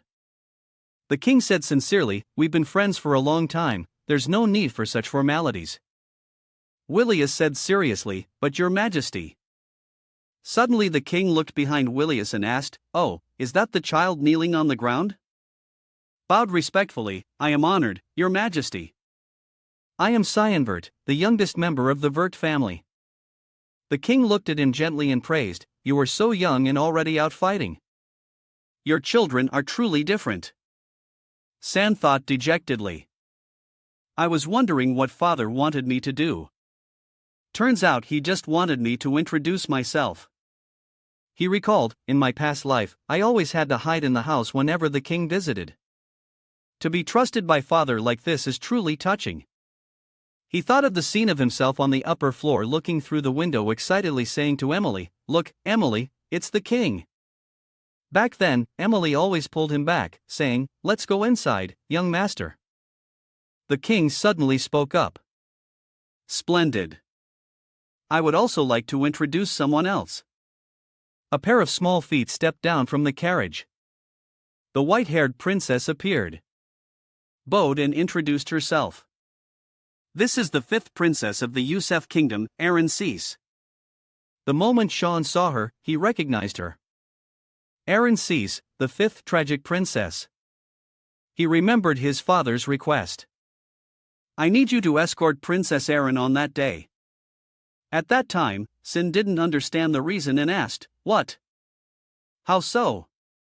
William didn't say much, only advising, "No need to worry. You just need to follow her closely. She's about your age. You'll see her again when you enter the academy." S bowed his head and remembered, "I remember meeting her in my past life, too. A few times in classes at the academy." Williams continued to advise, "Getting acquainted with the royal family isn't a bad thing. It won't last long, but I want you to get close to her." Sai thought with annoyance, "But I don't want to at all. But I understand father's intentions. Perhaps he wants me to have a relationship like his with the king." He sighed thoughtfully. "But father has chosen the wrong person. She can't be my friend." Sin felt helpless. "Although I can't say why because it's a future that only I know. It's really annoying, but I'll just pretend to obey." Thinking this, he followed the group with Willius and the king ahead. Suddenly, whispers sounded in Shin's ear. Erin asked coolly, "Why is that river red?" Sai wondered, "You mean the river of blood?" Hearing the river's name, Erin was puzzled. River of blood. Sin explained to her, "The stream flows throughout the Limai Valley.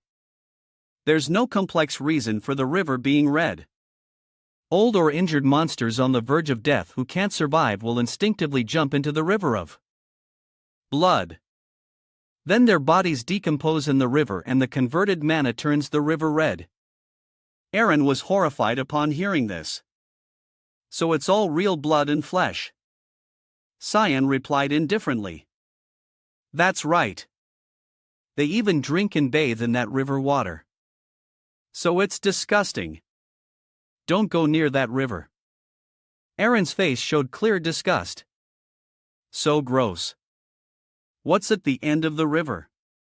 Sin continued to answer. "The demon realm." Erin wondered. "The demon realm. The place where demons live." San smiled teasingly. "That's right. If you follow this river, you might even meet the Demon King." Science smirked sinisterly. But who would be crazy enough to do that? Just scaring her a little. Suddenly, the sky became bright. A flare was shot into the air. Aaron asked, puzzled. What's that light? Can't explain. That's the signal from the third outpost in the west. Yellow, a signal that demonic beasts have appeared. His expression turned grim and serious. Aaron was astonished. There are monsters here. On the other side, Willis was giving orders to a knight. Protect the king. The Scout Guard knights will follow me to the third outpost in the west. Suddenly, the king spoke up. Don't be like that, Willius. Willis called out doubtfully.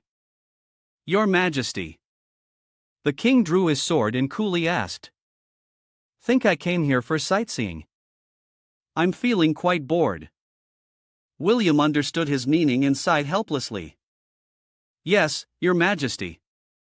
The king turned down and ordered his subordinate, we will join the raid on the demons. Kill them all. The knight responded enthusiastically, Yes, Your Majesty.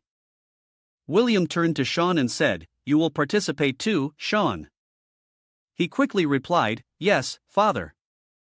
Aaron asked wordly, Can you fight against the demonic beast? Sai nodded, Yes, but only as support from the rear. You should go to a shelter. Unexpectedly, I said, Take me with you. C was surprised. What did this girl just say? The maid beside her also disagreed and wanted to persuade her, but Your Highness. However, Aaron shouted, You said you're my age, so I want to go. San reminded her. You could die. This isn't a place to play. Aaron shouted angrily. I don't care. I want to go. No one can stop me. C said in frustration, You.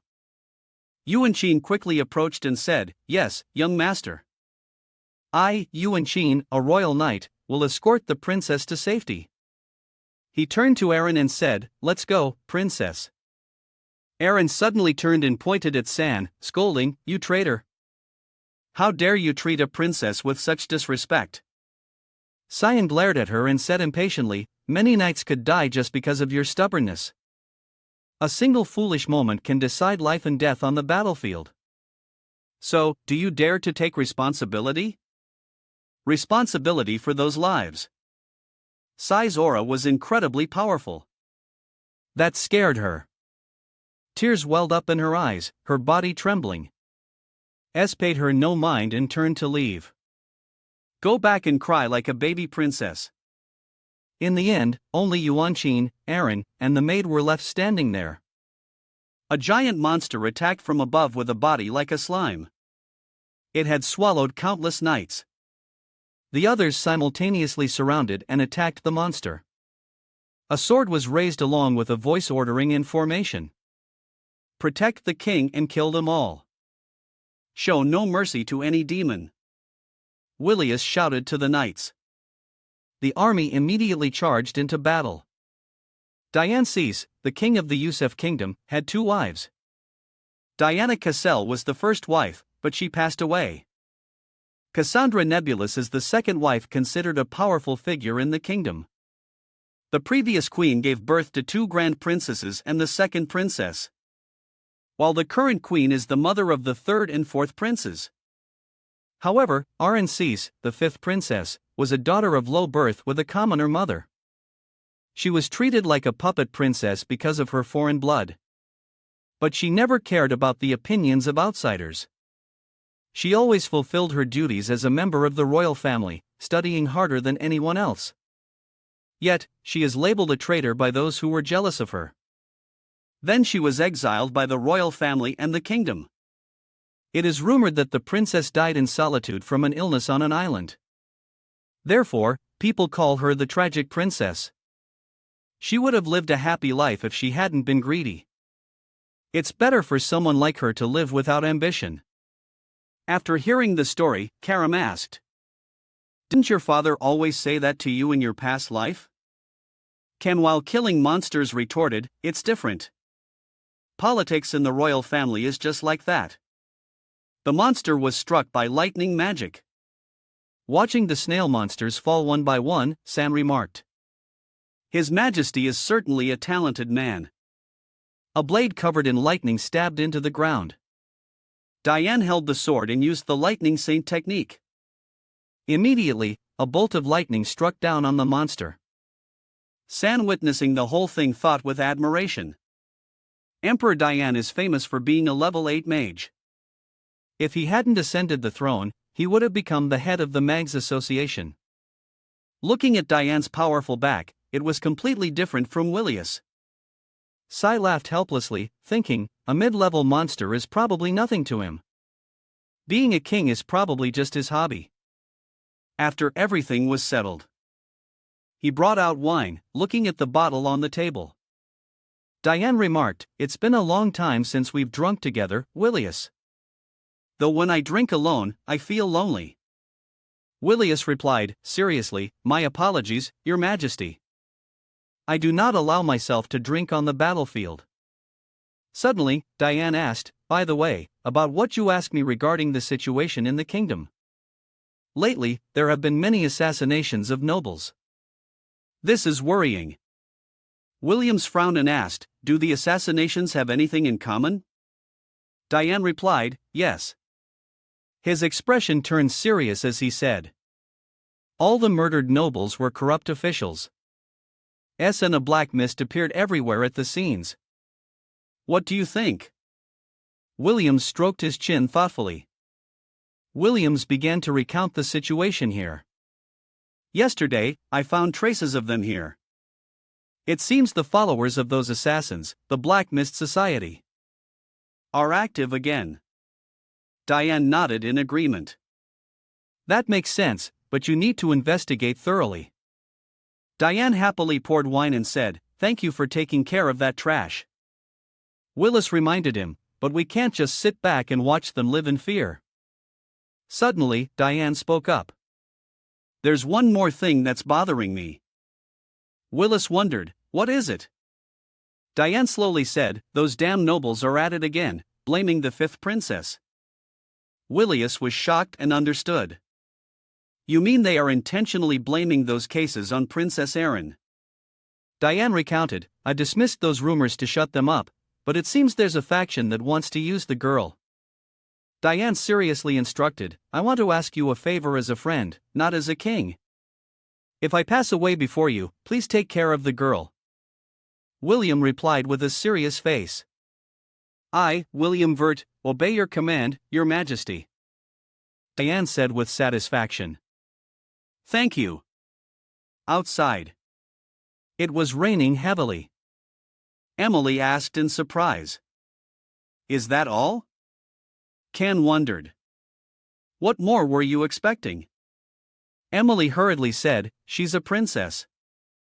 You know, are you just going to escort her here? At this rate, you'll never get married." Looking at Emily's angry expression, Cyan was confused. "I'm not on a date." Ken stepped out of the tent.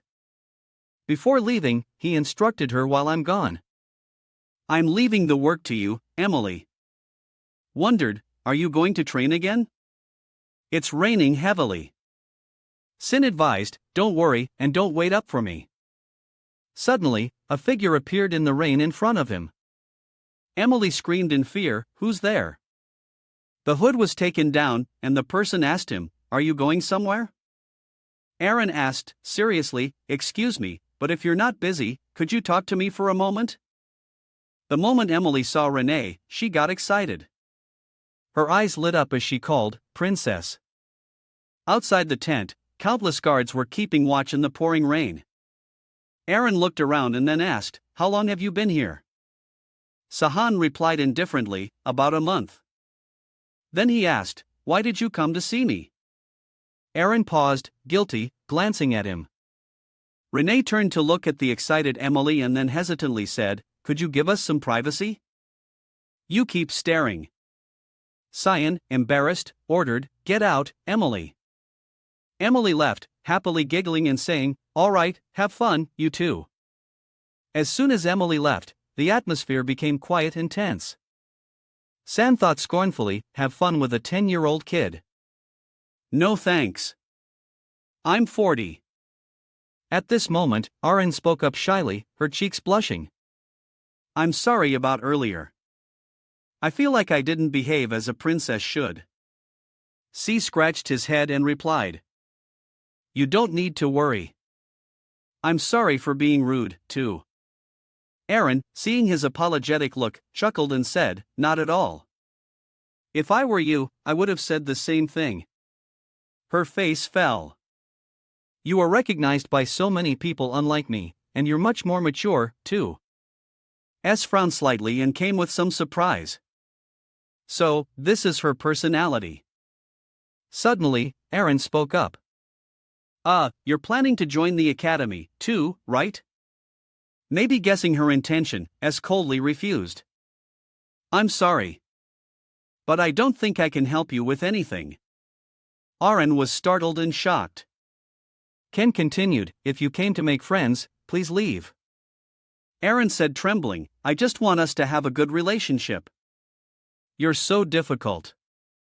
Or do you also think I'm just a princess in name only? At this point, Aaron's expression had changed, and tears streamed down her face. Cyan said nothing. Neither refuting nor explaining. Aaron cried sorrowfully. I understand. Being friends with me probably has no benefit for you.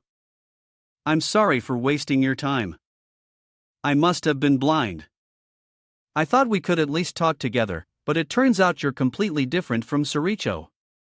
The familiar name suddenly came up and froze in shock. He quickly turned his head to look at her. She just said anger welled up. Sai grabbed her arm. His strength made Aaron cry out in pain. Unable to break free from his grip, Aaron shouted. What do you want? Zahan asked coldly. AKO. No. How do you know my brother? Aaron in pain held her arm and replied, I met him last year while walking around the Royal Academy. He advised me not to care about what others think and to just focus on being a princess. Shin's eyes glazed over. He couldn't believe his ears. Advised. Advise my foot. I know that demonic bastard's personality better than anyone from the moment she met him. Everything was already set up. The plan to overthrow Princess Aaron. S gritted his teeth and growled, I'm warning you. Suddenly, a loud noise from outside interrupted their conversation. Emily tried to run from a distance, calling, young master. She hurriedly shouted, run! But it was too late from above. The tent roof collapsed. A monster holding a pillar smashed it straight into Sion's tent right in front of Emily. The surrounding knights also shouted in panic, damn it, that's the young master's tent. Hurry up. See if the young master is in danger. Emily collapsed to the ground, something catching in her throat. Unable to speak for a long time, she cried out tragically. The call for the young master echoed through the camp, but it didn't move the monster to pity. At the same time, in Willius and Diane's tent. After hearing their subordinate's report, both were shocked. What? Diane's face darkened as he asked, what did you say? The reporting knight immediately replied. Hyle monsters have just ambushed the camp at the border. Sir, I believe the princess is there. Hearing this, Diane hurriedly stood up and ordered all royal troops to the camp immediately. I must ensure the princess is safe. The knight quickly accepted the order. Yes, Your Majesty. At this moment, Diane pondered, the girl is at the camp. Who did she go to meet?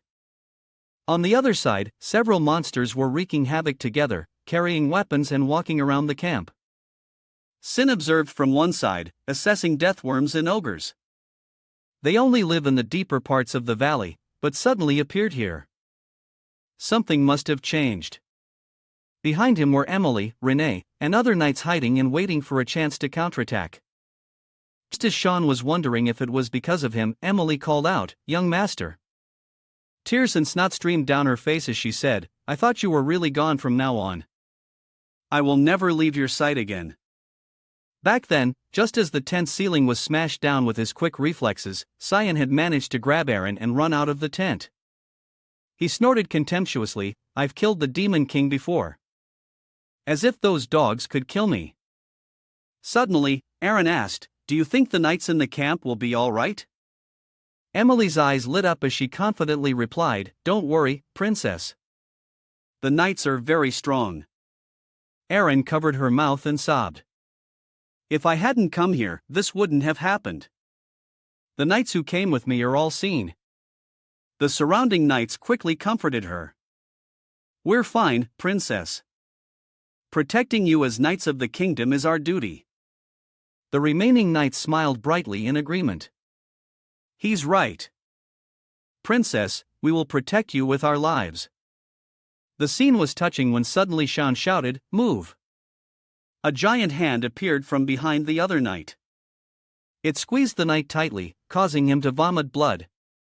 Just like that, in front of Eren, the knight who had just sworn to protect her was captured by the monster, his tragic screams echoing.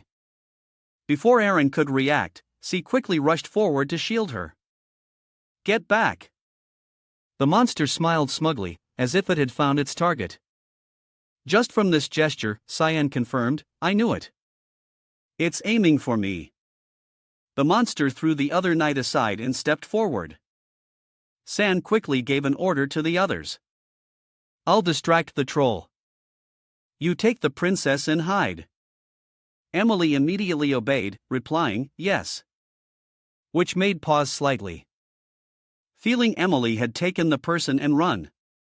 Veins popped on Cyan's face. He thought in frustration. Is she really in such a hurry to leave? Emily holding ring didn't forget to call the remaining knight. Sir Knight, what are you doing? Let's go. The monster had been waiting for a long time. It roared in anger and raised its hand to strike. San gripped the sword in his hand and charged forward. He quickly jumped up and slashed towards the monster. While attacking, he wondered, why do I attract these high-low monsters? It feels like they can smell something from me. Cum emerged and laughed, reminding him, you've drunk the blood of countless monsters to become stronger. That's why you smell like them. It's not strange that they're targeting you. San angrily, you knew this, too. Why did you only tell me now? Karam laughs faintly. Did you forget? What I want is your body? San squeezed Karam tightly without mercy, making it cry out in pain. He stopped running.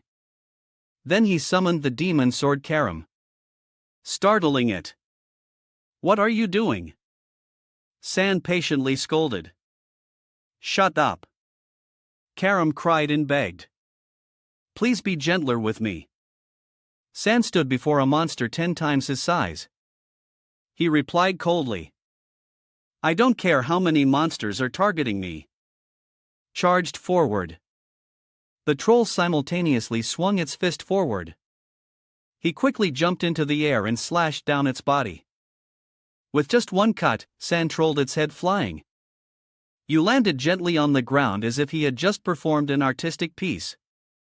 Cyan sighed and said, now no one can see. Let's drink some highly monster blood. Surrounding him were countless ferocious monsters. Karam exclaimed excitedly. It's like a grand feast. Suddenly, San's face turned horrified. Wait, that is a monster landed from a distant cliff.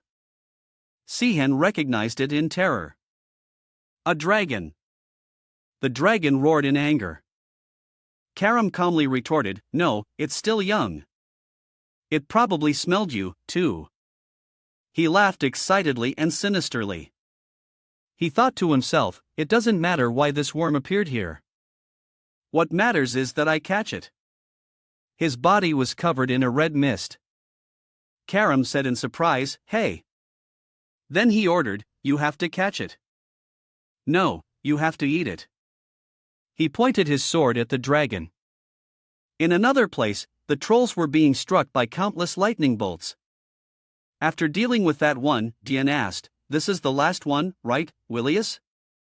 Willius nodded and replied, yes, it seems so. Dian frowned and asked, what about the princess and your son? William replied worriedly from the tent back, I haven't seen any trace of them. Dian sighed and comforted him. It's okay. You must be very worried about your son, too. Williams frowned. What's there to worry about with that boy? The most important thing is the princess. Diane asked, puzzled. You're too cold. Is he really your son? Willis just replied indifferently. The Vert family must know how to protect themselves. At this moment, a royal knight ran up to report. Your Majesty, we found the princess. Diane was surprised. Really? Aaron ran over calling, Father. Diane also rushed over calling Aaron. He worriedly asked his daughter, Are you hurt? Renee said hastily, Hurry, Father. We have to save him. Diane wondered, Save who? Aaron replied tearfully, Scion, because of me. William behind them had a grim expression. Diane said tensely, Calm down and tell me. William stood before Emily and asked, Are you a servant? Emily replied, Yes, I am, my lord. William's eyes were filled with killing intent as he asked, Tell me what happened to him. Emily was frightened by his aura and thought, So scary. I've never seen the Duke this frightening. She hurriedly replied. The young master acted as a decoy to buy us time to escape. Willius's eyes narrowed even further. The knight beside him quickly spoke up. I remember where he was at that time. If you just give the order, I will go with the others to save the young master. Hearing that, Dian urged, What are you waiting for, Willius? Hurry up. Unexpectedly, Willius said two words, No need. The entire group stared at him in astonishment. Ian asked, stunned, Willius, are you serious? William calmly said, I have to resolve the situation first. If the camp collapses, monsters will flood into the kingdom. I must rebuild this place immediately. This is the only way to prevent more casualties. Emily couldn't believe her ears. She asked in a panic, What about the young master? To this, Willius just said coldly, he did his duty by keeping the princess safe. That's how the Vert family should be. Aaron was horrified and scared. Why? Why now? She desperately blamed herself. It's still my fault. Just then, a roar echoed everywhere. The whole group was terrified by the scream. Aaron looked up at the sky in fear. That sound, a dragon, only to see the dragon that had confronted Cyan in the sky. Suddenly, Aaron's eyes widened. She called his name. It turned out that Sam was currently holding on to the leg of the flying dragon. He held on tightly to the dragon's leg, crying out in fear. Dragons are the creatures closest to the Creator. They are noble creatures that are hard to see even once in a lifetime. They are the supreme species that a lowly species like humans can hardly approach. Cyanvert was fighting and thinking to himself, it's an honor to be fighting alongside such a noble species now. But why does it keeps on flying back and forth to a place I can't see? Aaron Cease, watching from below, only saw the large dragon flying back and forth. Then she seemed to see something.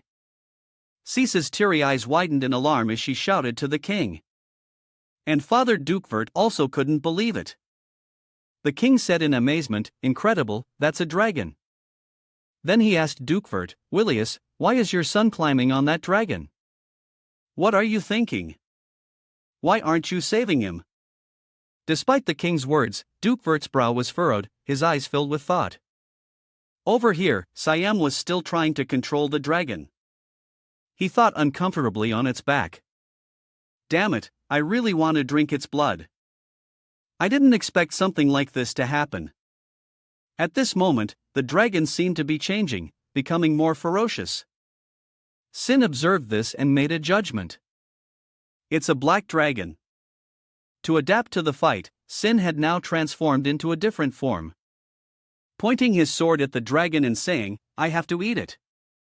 Then to the horde of monsters that were swarming towards them, Sin ordered clearly, he said loudly, "All of you get lost. I don't have time for you." Cyan used his sword dance. Mist Gale. One sword strike killed many monsters. The space was now filled with ear-piercing screams of pain. After dealing with the monsters, San flew towards the dragon. Looking at the ferocious dragon in front of him, Cyan said, "It's not an adult dragon. Its size shows that."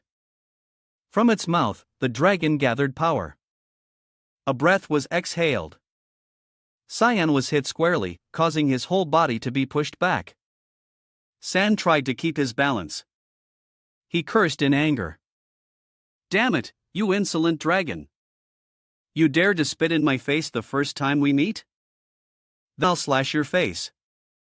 As soon as he finished speaking, Cyan's sword slashed down, leaving clear lines on the dragon's face. "Does the wound hurt?" It made it roar and struggle. Cyan was also thrown off. Yet the dragon didn't forget to attack. Its sharp tail aimed at where San fell and stabbed down, but he reacted quickly. Cyan used his sword dance followed by a blooming flower slash, slashing towards the dragon. Hit by the consecutive moves, the dragon was no longer able to attack. It fell down.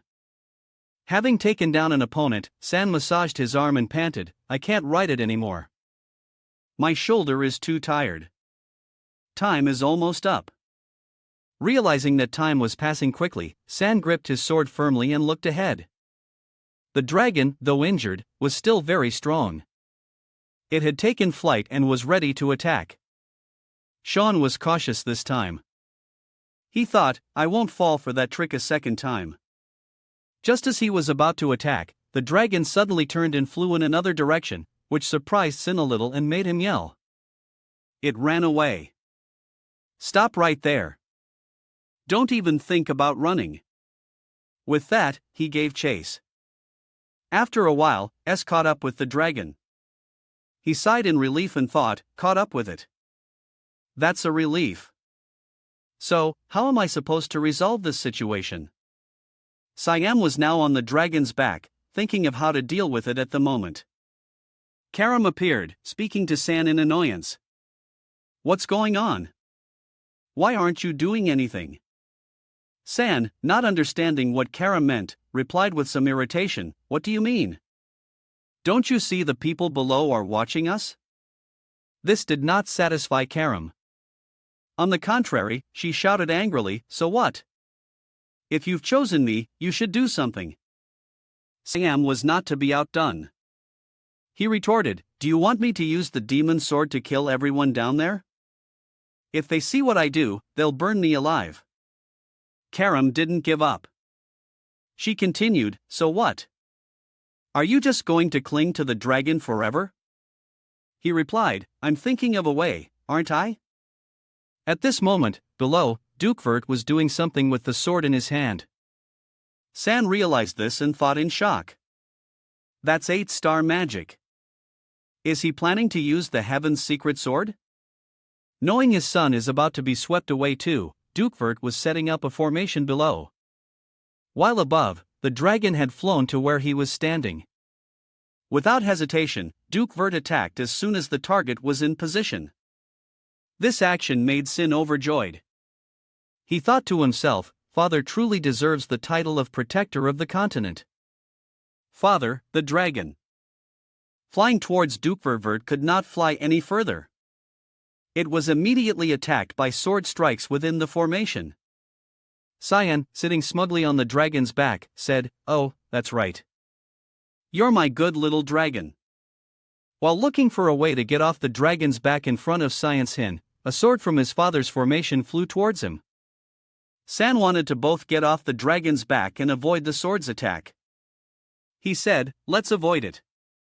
Then, as if the result was not what San expected, he said in confusion, "I don't think you should have dodged that way." The sword pierced one of the dragon's legs, and San also fell from the dragon's back. Now he was in freefall. He covered his face in regret and said, "Damn it, I can't believe I missed the chance to enjoy a special meal." Sai thought about the dragon meat meal, not realizing he was in freefall. At this moment, Karam appeared with anger and said, "What are you doing? Fly up. Do you want to kiss the ground?" Ken calmly replied, "I can't. If I use the mist technique, I'll be exposed." Karam couldn't argue, so angry that she said, "Then just fall and die." Replied with a playful expression, "I don't know. Maybe I should reconsider." San glanced behind him. An idea sparked and his eyes lit up. Flipped over, his face full of excitement, and said, "Wait, there's a way, Karam." Not understanding's intention, asked doubtfully, "You don't want to kiss the ground, right?" At this moment, looking down, Karam saw that they were about to land in a lake. She asked suspiciously, "That's water?" But Cyan didn't explain. He replied, "Well, there's no other way." With that, they both plunged into the lake below, despite Karam's reluctance. In another place, someone was watching. It was the Demon King. Looking at the dragon flying in the sky, he spoke. "A black dragon flying around here. What a rare sight." Another person behind him also spoke up. "It's quite small. It seems to have lost its prey because it ran into trouble." The Demon King continued, "It seems to be a rather strong demonic beast." But the person with him replied, "No, that's a human." This made the Demon King surprised. He said doubtfully, "You? It's impossible for a black dragon to lose a human." After saying this, they all fell into deep thought. The person with the Demon King spoke up. "Is something wrong?" The Demon King pointed forward and said, "I feel a strange energy there. Though it's strange, it's also a bit familiar." The person with him suggested, "Then let's go check it out," but did not forget to remind the Demon King, "Butin, please don't kill indiscriminately just because you're bored." The Demon King was just waiting for that. He replied casually, all right. I won't cause any trouble." With that, he spread his wings and flew away. At Cyan's location, many air bubbles rose from under the lake. A moment later, San emerged from the water. He struggled to climb ashore. Then, he sat tiredly, leaning against a nearby rock face. Seemed to be in pain somewhere. He frowned slightly. He didn't forget to curse. Cyan turned to his right and asked, "Karam, are you still alive?" Karam was as grumpy as ever. She replied, "Don't you dare talk to me. I'm thinking of ways to kill you." Hearing these words, Sin sat up and said, "Seriously, don't be crazy. I have to go back there." Karam didn't pay much attention, but still asked doubtfully, "So, you really want to go back? Let's go together. This is the demon realm." Sin understood Karam's meaning and replied, "No need to worry. There's no reason to encounter a high-level demon in a place like this." Just as finished his sentence, a voice spoke up. "I knew it. I knew there would be some fun waiting for me." This voice made a little worried. His eyes widened. San thought, "I remember this voice. This voice is always etched in my mind. I still can't forget it to this day." The Demon King was now standing behind. He looked at and asked doubtfully, "Are you a human?" In his head, San already had an answer for this voice. It's the Demon King, Valkyrian Aryan, Cyan recalled in the past. Everyone who had ever met him said that Sanat felt like looking at the embodiment of evil itself, and that's the person standing in front of me. Damn it, why now? As soon as he thought this, San immediately became alert. Getting into a defensive stance, his sharp sword held firmly in his hand and pointed forward. The Demon King said with some annoyance to, "I asked if you were human. Why don't you answer me?" The Demon King's eyes narrowed and his pupils gradually turned crimson. At this moment, the Demon King seemed furious, no longer calm. He shouted, "You brat! You want to fight me?" Cyan looked at the sword in his hand. He glanced behind him and without hesitation slashed at the Demon King. The sword was swung. A strand of the Demon King's hair fell down. One would think he would be angry, but instead the Demon King laughed heartily with delight and said, "I've heard that you humans have limitless potential." "It seems that's true, huh?" The demon sword Karam and Cyan's hand spoke up. "This might be an inappropriate time to ask. But who is that?" San replied, "The Demon King." Karam, hearing this, exclaimed in some fear, "The Demon King in your current state? How do you plan to defeat him?" S also knew it was impossible. He figured he could only try to escape. Sai's hand tightened on the sword. In his mind, Shan thought, "But can I survive when my opponent is Valkyrian?" While he was thinking, the Demon King spoke to Cyan, "Hey, relax. What can I do to a tiny little brat like you?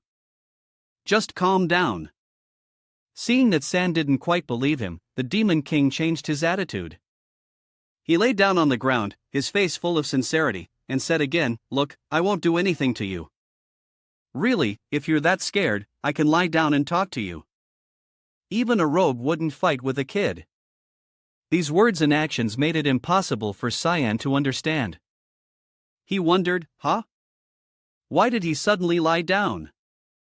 The Demon King said to San, "Let me ask you again, are you human?" Cyan replied, "Yes." The Demon King continued to ask, "How did you get here?" Cyan replied, "By following the river's current."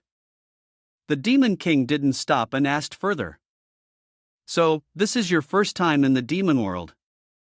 The aura around you is a bit strange. Who are you?" San was still wary of the Demon King. He cautiously replied, "Just an ordinary human." The Demon King repeated with amusement, "An ordinary human." Then he continued, "But it seems you know who I am." Sham was sweating by now, but still replied, "We've never met before." The Demon King turned over and lay flat, calmly, resting his head on his hands and replying, "Well, that's true. This is the first time I've seen a human, too. When could you have possibly met me?" Seeing the Demon King's nothing happened attitude, San became even more cautious. He asked him, "Why are you here?" While wondering to himself, this calm attitude, is he really the Demon King I know? The Demon King replied, "I sensed a strange energy while patrolling around." Sin asked again, "Patrolling?" The Demon King explained, "That's right. As the Demon King, of course, I have to look after the territory I rule." After saying that, the Demon King suddenly sat up and asked with a foolish grin, "Hey kid, what did I just say?" Can repeated what he had just said. As the Demon King, you have to look after the territory you rule. After repeating it, the Demon King innocently asked him back, "Aren't you surprised? I'm the Demon King." Then he jumped up and shouted, "I knew it. You've heard of me somewhere before. What kind of kid can react like you? Hasn't your mother ever scared you by saying that if you don't listen to the Demon King, he'll come and get you?" These words and actions made even more certain. He is in no way the Demon King I once knew. Can recalled and, if things proceed as they did in my previous life, the demon invasion is about to begin. But this guy doesn't seem like the type to do that. If this is his true nature, what caused him to change? A series of thoughts ran through my head. I asked the Demon King, "If you are truly the Demon King, what is the wish you want to fulfill?"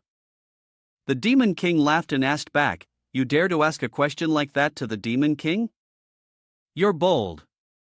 The Demon King rubbed the back of his neck and replied, "It's not much. I just want my people to eat well and live well. But if anyone dares to stand in my way, I will kill them all. That is the responsibility of me, the Demon King." These words were filled with killing intent, striking directly into my mind. Zion thought. It was only for a moment, but I definitely felt it. The true ferocious face of Valkyrian that I knew in my past life. Right now, it's being suppressed. But something must have happened that caused the chains binding the side of him to be broken. I need to prevent that from happening. After thinking it over, Sin asked the Demon King, "Hey, Demon King, do you want to make a deal with me?" Sin said, "Something is about to happen to you soon, and it will threaten the people in your domain." The Demon King frowned at and said, "What are you talking about? I don't understand a thing." Continued, "I don't know what it is. But I'm certain that some event will spark it. A great war between humans and demons." These words angered the Demon King. He clenched his teeth. His pupils changed color as he questioned Shaun word by word. "Are you saying that I will want to take over your lands?" Facing this pressure, Sin calmly said, "That's why I want to negotiate with you. Promise me that no matter what happens, you will not start a war." Although the Demon King didn't understand what Shaun was saying, he compromised. "What nonsense are you spouting?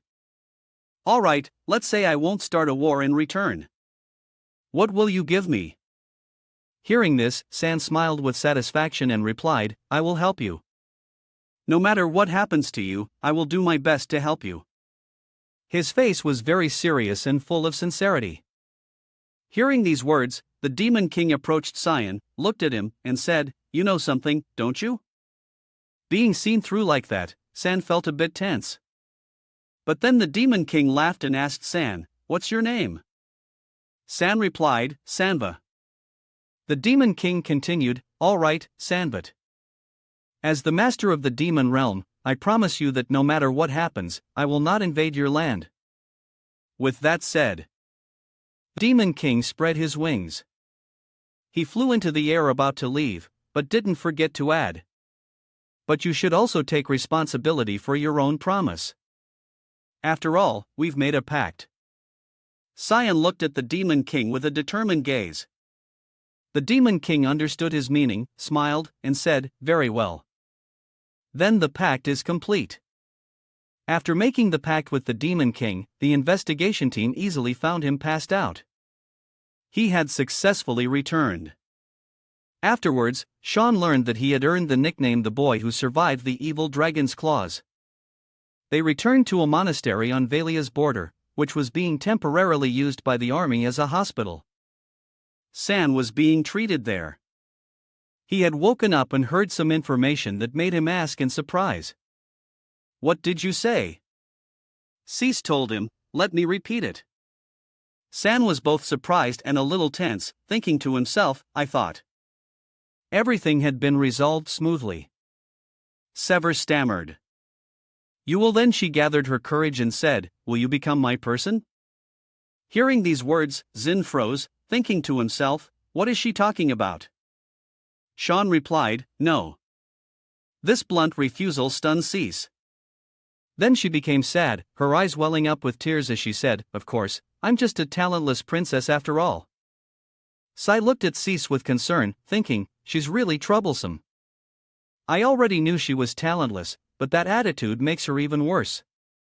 It's clear that this is what will happen in the future. But I can't stop thinking about how that bastard is connected to her tragic death." With that thought, Sign spoke up. "You're right. You can't offer me any benefits.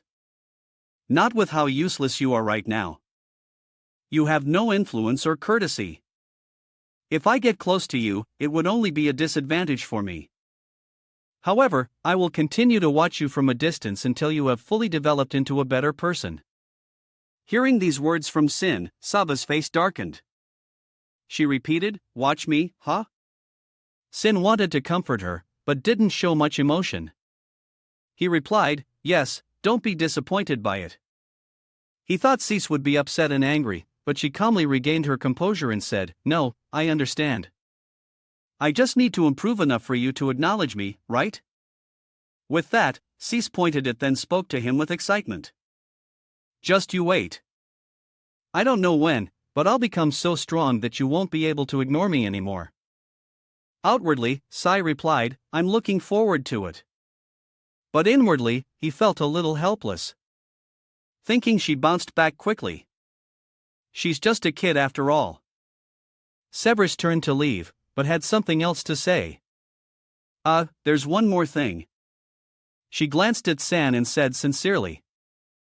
Thank you for being alive. I really mean it.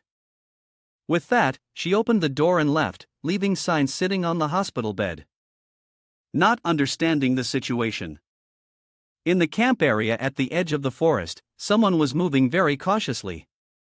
He carefully observed his surroundings. In his hand was a cube emitting a flickering light.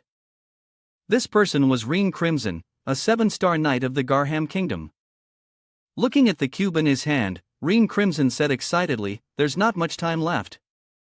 Suddenly, a voice code. "So, it's you reading Crimson."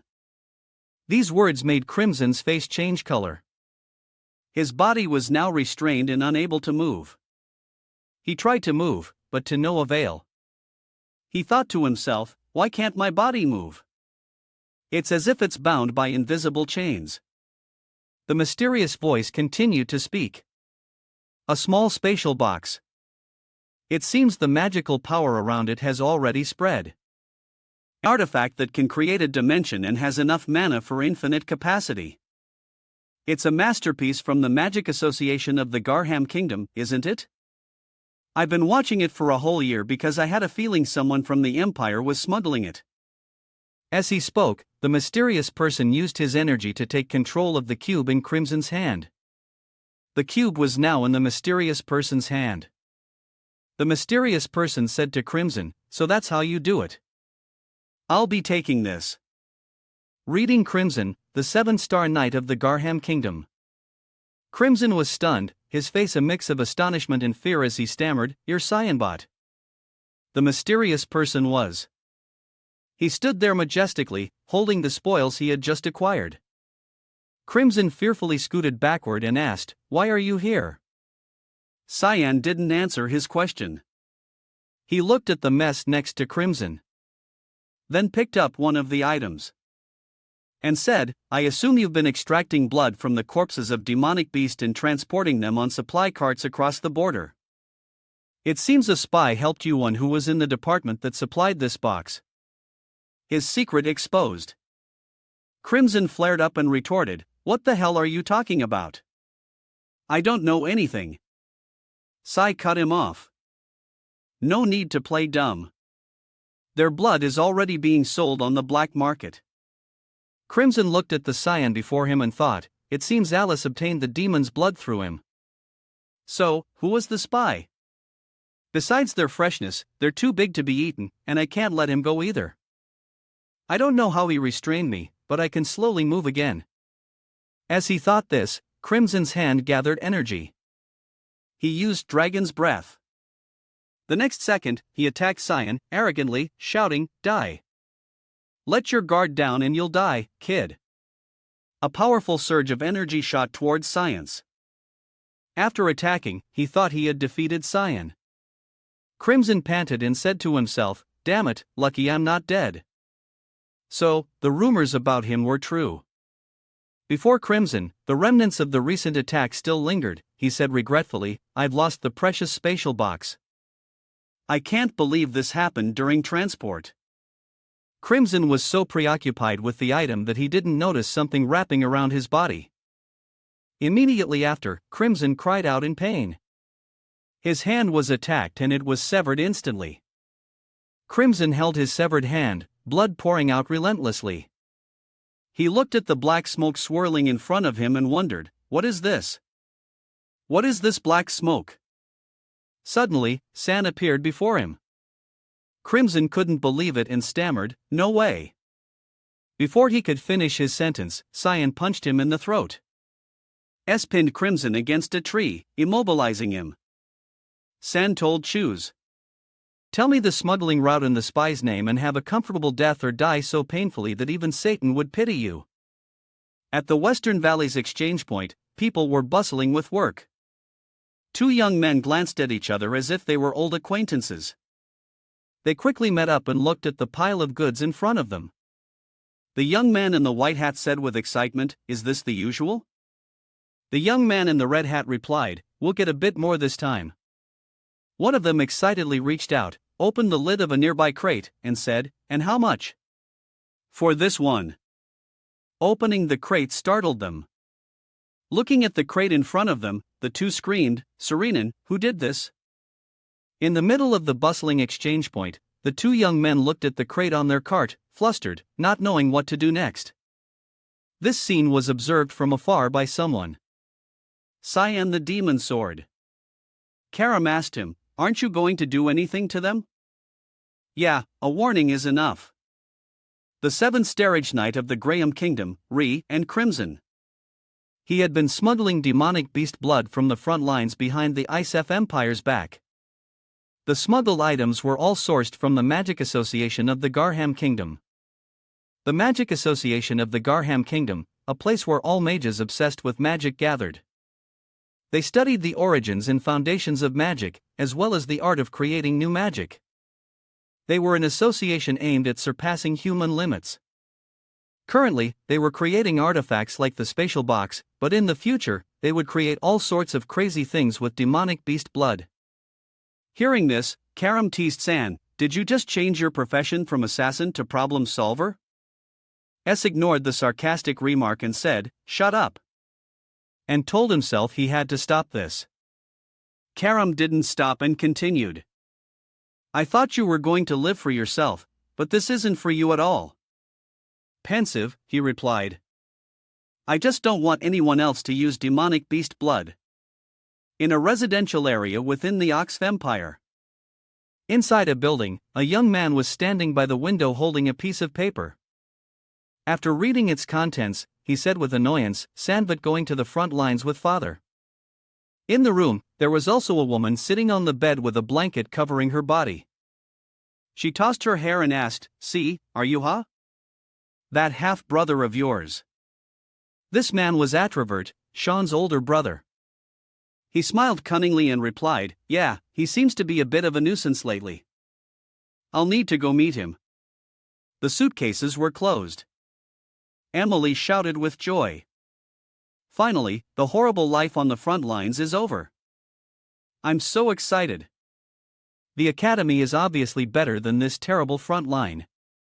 Right. While Emily was daydreaming, Cyan interrupted her. "Yeah, but for me, it'll be the beginning of a new hell." The academy wasn't what Emily expected at all. In reality, it was a place full of schemes with all sorts of intertwined political interests. It was a place for people to build connections where jealousy and envy were rampant, and pulling strings was more important than studying. Emily, unaware of these hidden aspects, remained cheerful and excited, saying, "I heard there are a lot of handsome teachers at the academy." "Oh my God, what should I do?" The more excited Emily was, the more annoyed Sean felt. He wondered to himself, why is she so excited? Emily continued to daydream. Maybe I'll meet a new love. S felt helpless, thinking, is she planning to go to the academy with me? The next day, S was at the academy. Suddenly, saw something. In front of him was Grange Va, Cyan's half-brother. When Grange saw Cyan, he fearfully stammered his name. Cyan was a bit surprised, but then greeted him. "Grant, huh? Hello." But before he could finish, Grant quickly ran away. Karam, seeing Grant's panic, asked curiously, "What's with him? Who's that idiot?" Cyan replied, "He's Grant, my half-brother. Don't worry about him." Karam continued, "Why are you and your relatives so different? Like when you met your father." Sai denied it. "Not at all. My sister Alice and I have a pretty good relationship." In his heart, Cyan thought, the one who's completely opposite of me is someone else. The door was opened. Cyan stood there. Inside were servants, all bowing and saying in unison, "Welcome back, young master." Seeing this scene, Cyan felt unaccustomed. And even a bit tense. He thought before they wouldn't even glance at me, and now they're being needlessly polite, just like when father or that bastard shows up. It's only been a year, but so much has changed. I guess the effort was worth it. Sin opened the door to his room and stepped inside. The room door closed. Sean felt that something was wrong. He thought in horror. I know this aura, an aura that makes me tremble so much. Sean gripped the doorknob tightly. The thoughts still raced through his mind. That's right behind that door. It's that bastard. Outside the door, Archerat appeared. He smiled and said, "Long time no see, Cyan." Sean told himself to calm down. Seeing Cy not reacting, Archerat asked again, "Don't you remember me?" It's understandable because the last time I saw you was before I enrolled in the academy." San was still telling himself to calm down, but it was hard for him to stay calm. He thought desperately, how can I stay calm now? I will kill him.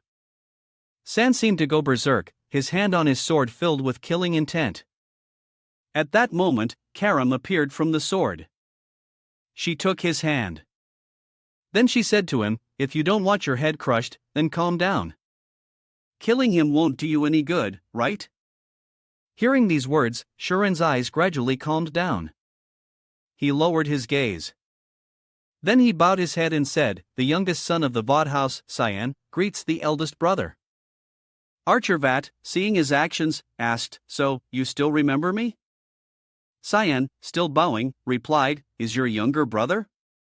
How could I forget my brother's face?" Arkavat reached out to Patience's head and said, "I'm so happy." Cyan disliked this gesture, clenching his jaw, trying to stay calm. Curva continued.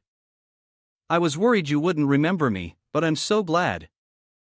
At this point, Arkurva turned to Cyan and said, "I heard your swordsmanship has improved a lot. One day, you'll be able to help the Vod house, won't you? You can assist me and dominate the battlefield."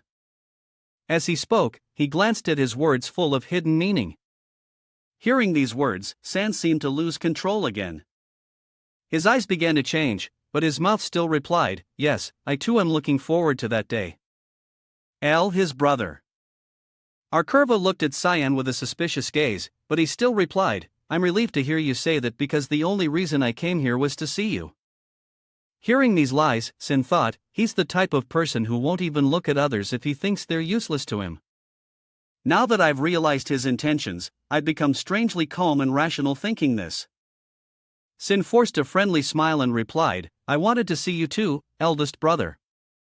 At this time, Emily was outside carrying luggage in both hands, saying irritably, "Seriously, he didn't have this much luggage before. Is it that hard to help me carry it?" After a short walk, Emily was exhausted. She put down her suitcases, panting and complaining, "I'm so tired." Then Emily opened the door and shouted, "Young master, how could you just leave by yourself like that?" After speaking, she looked at the person standing in front of her who was introvert and Emily said in a daze, "Eldest young master." The eldest young master gave Emily an affectionate smile and said, "I heard you're very close with Sean, and it seems your relationship is quite good. You can continue with your work," he added, and with that, Archer walked away. After Archer had left, Emily regained her composure, sighing in and saying, "I thought I was going to die from stress." Then she turned to scold Cyan. "Young master, if he was coming, you should have told me beforehand." San paid no attention to those words. He said, "Emily, can you go outside for a moment?" Emily was a bit confused and replied, "What?" But before she could finish, Sin interrupted her. His eyes had now turned red. He said in a low voice, "Don't make me repeat myself." Emily looked at Cyan like this and felt a bit worried. Ken leaned his face against the toilet bowl and vomited. After vomiting, San tried to stand up. He asked Karam, "Why did you stop me?" Karam asked him back, "Shouldn't you thank me first?" Sai continued, "That was an opportunity for you, too. The moment I collapsed was the perfect chance for you to take over my body." Karam laughed and replied, "Don't get it wrong. I simply wanted your rage to grow even stronger. That way it'll be more delicious." Hearing that, Sign gave a dry laugh. "Yeah, that sounds more like you." In the hallway, someone was moving. Standing before a large door, he knocked. From inside, Archer's voice called out, "Coming." As soon as he entered, he bowed and reported the situation. "I have followed your orders and located the second young lady." Archer was sitting on a chair reading a book. After hearing the information, he asked, "Where is she?" His confidant replied, "It has been confirmed that the young lady is in the northern part of the continent, the land of the White Elves." "Brina." Archer rested his chin on his hand with interest and said, "Brina, huh? I didn't expect her to be with a race that hates outsiders." That just shows how charming she is. If there are any signs of her returning to the Empire, report to me." The confidant received the order. The confidant hadn't left yet, and he asked Archer, "Excuse me. Has something happened to put you in a good mood?" Archer asked his confidant in return. "Why do you think so?" The confidant replied, "Because you seem much happier than usual." "Was your meeting with your brother that interesting?" Hearing this, Archer laughed loudly and replied, "Interesting. I see. It could be interpreted that way, but you're wrong. I'm in a very bad mood right now." As he said this, Archer's pupils turned blue. Seeing this, the confidant immediately realized the situation. He quickly bowed down and said in fear, "Please forgive me for misreading your mood." Archer recalled the moment he met Cyan, thinking his eyes. It was as if he had met an enemy. Was I mistaken? Archer spoke. "Indeed, there are many things to worry about with that boy. I'll have to watch him carefully so he doesn't go astray." The confidant felt relieved hearing this and replied, "Yes, I will have people keep an eye on the young master." "I shall take my leave now." The confidant had left. Archer sat there looking out the window. In his mind, he kept replaying the image of meeting Sean. He also began to calculate and think, "Cyanbot, what exactly is my dear little brother hiding in the courtyard of the Duke Manor?" A group of people stood waiting, preparing to go somewhere. Emily shouted, "Hey, young master, how could you do that?" Sitting in the carriage, he replied, "I'm helpless. There's nothing I can do. Do you think I want this? But the academy doesn't allow extra servants to be brought there, so I have no choice." Despite what Cyan said, Emily stood outside angry. "You knew that, so why didn't you tell me, young master? Waiting until the last minute to tell me. How can I accept that?" Sans said helplessly, "All right, that's that. You stay here with the family. And don't cause any trouble." "Okay, we'll figure things out later." Hearing that, Emily's attitude immediately changed. She replied gently, "All right, young master. You can rest assured. The one I'm not worried about is you. Don't cause any trouble at the academy." Sihan smiled and replied, "Of course, I'm not a child." He called out to the driver. "All right, let's go everyone." The convoy started moving. Emily tried to add, "Young master, remember, don't forget so heartless. You leave." Right after saying that, when Cyan was quite far away, Emily became sad, her eyes welling with tears as she shouted her advice. "Be careful with everything at the academy. Young master, don't cause trouble or let anyone push you around. If anything happens, tell me. You must study hard and then come back to the family." Hearing these words, S was secretly happy. I'm so lucky she agreed to stay with the family. Otherwise, it would have been a huge hassle. Sai remembered when he was 8 years old. It was a rainy day and he had a high fever. Nobody in the family cared about him despite the heavy rain and storm. Thankfully, there was Emily. She carried him on her back all night, running all over the city, knocking on every doctor's door. The scene flashes back to that rainy night. Emily is carrying him on her back, constantly yelling, "Is anyone home? Please open the door and save my young master." Fortunately, a kind old man opened the door for them and said, "All right, come in quickly. Bring the boy in here." Sean recalled that if she hadn't been there during that difficult time, I probably would have died alone in my room without anyone knowing. Thinking of this, Sin stuck his head out the window, smiled, and said to Emily, "All right, don't worry. I promise I'll find a way to bring you to the academy. Don't worry about anything while you're with the family." "Okay, I'll write to you." Sin thought on because of those feelings. "Therefore, I don't see Emily as just a maid, but as a member of my own family." Emily heard's words, happily waved goodbye to him, and said, "All right, young master. Rest assured I'll be good and wait here for your good news." Only then did feel at ease. But he wondered to himself, now that one thing is settled, looking back, it's quite strange. Why did the family send 6 knights to escort me to the academy?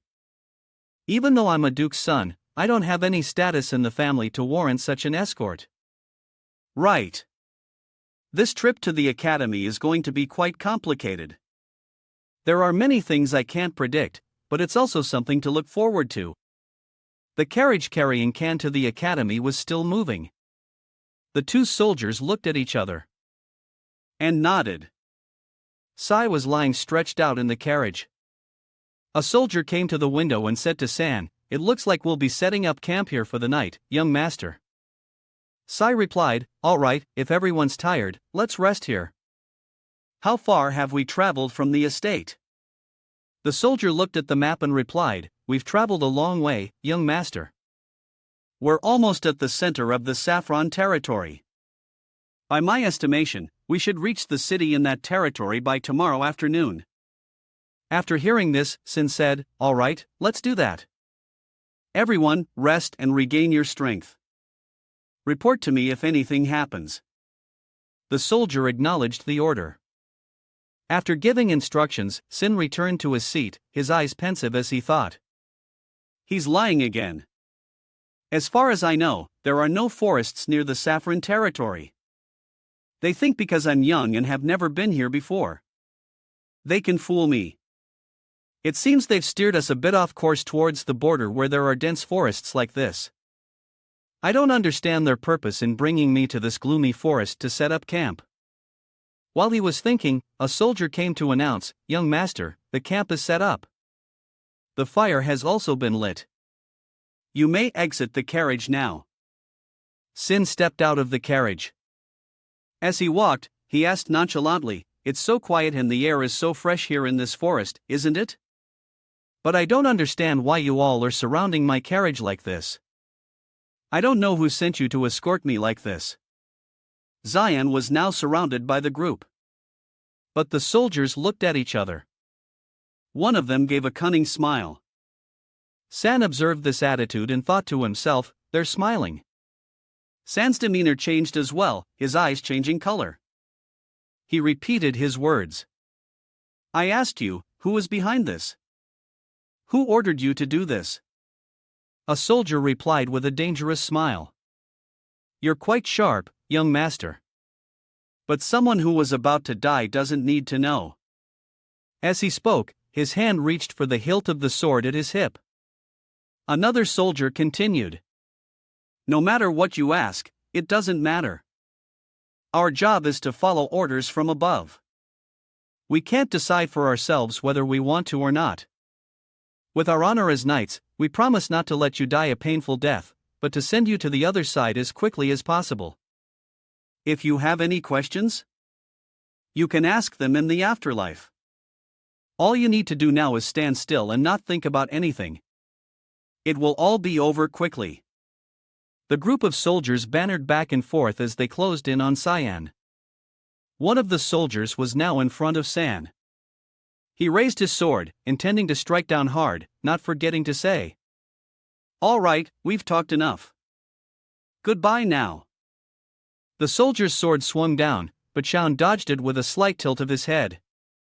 The next second, something flew into the air along with blood. On the ground, the head of the soldier from before now lay there, dead with his eyes open.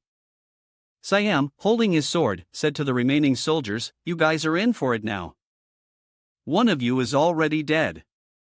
You should be scared enough to answer my question now." The soldiers who witnessed the scene were all terrified. The confidence they had just moments ago was completely gone. S repeated, "Is no one going to say anything?" "I guess you're all just scared to speak." Sion's whole body glowed red, filled with anger and a hint of madness as he added, "If you remain silent, the only outcome is death."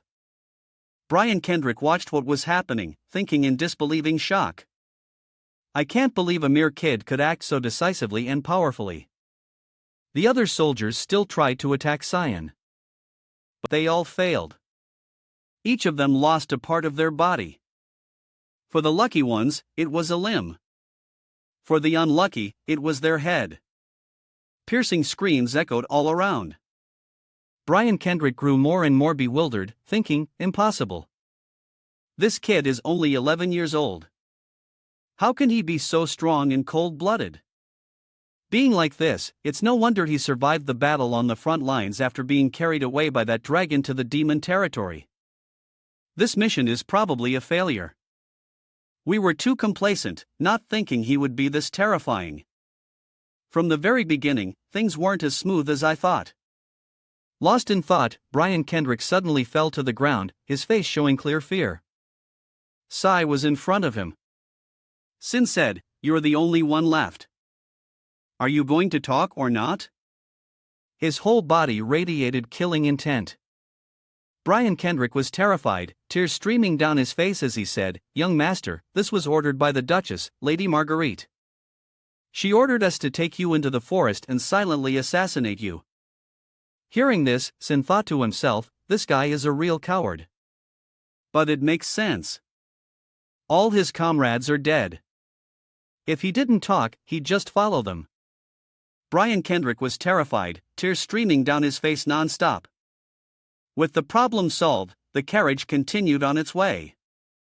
Brian Kendrick now became the driver. As they went, he said, "From what I know, many rumors have been spreading in the family recently.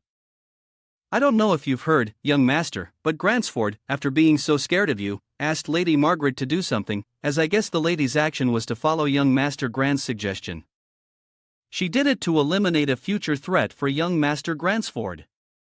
Hearing that, Zin recalled his meeting with Grants and said, "All right, so it was that guy.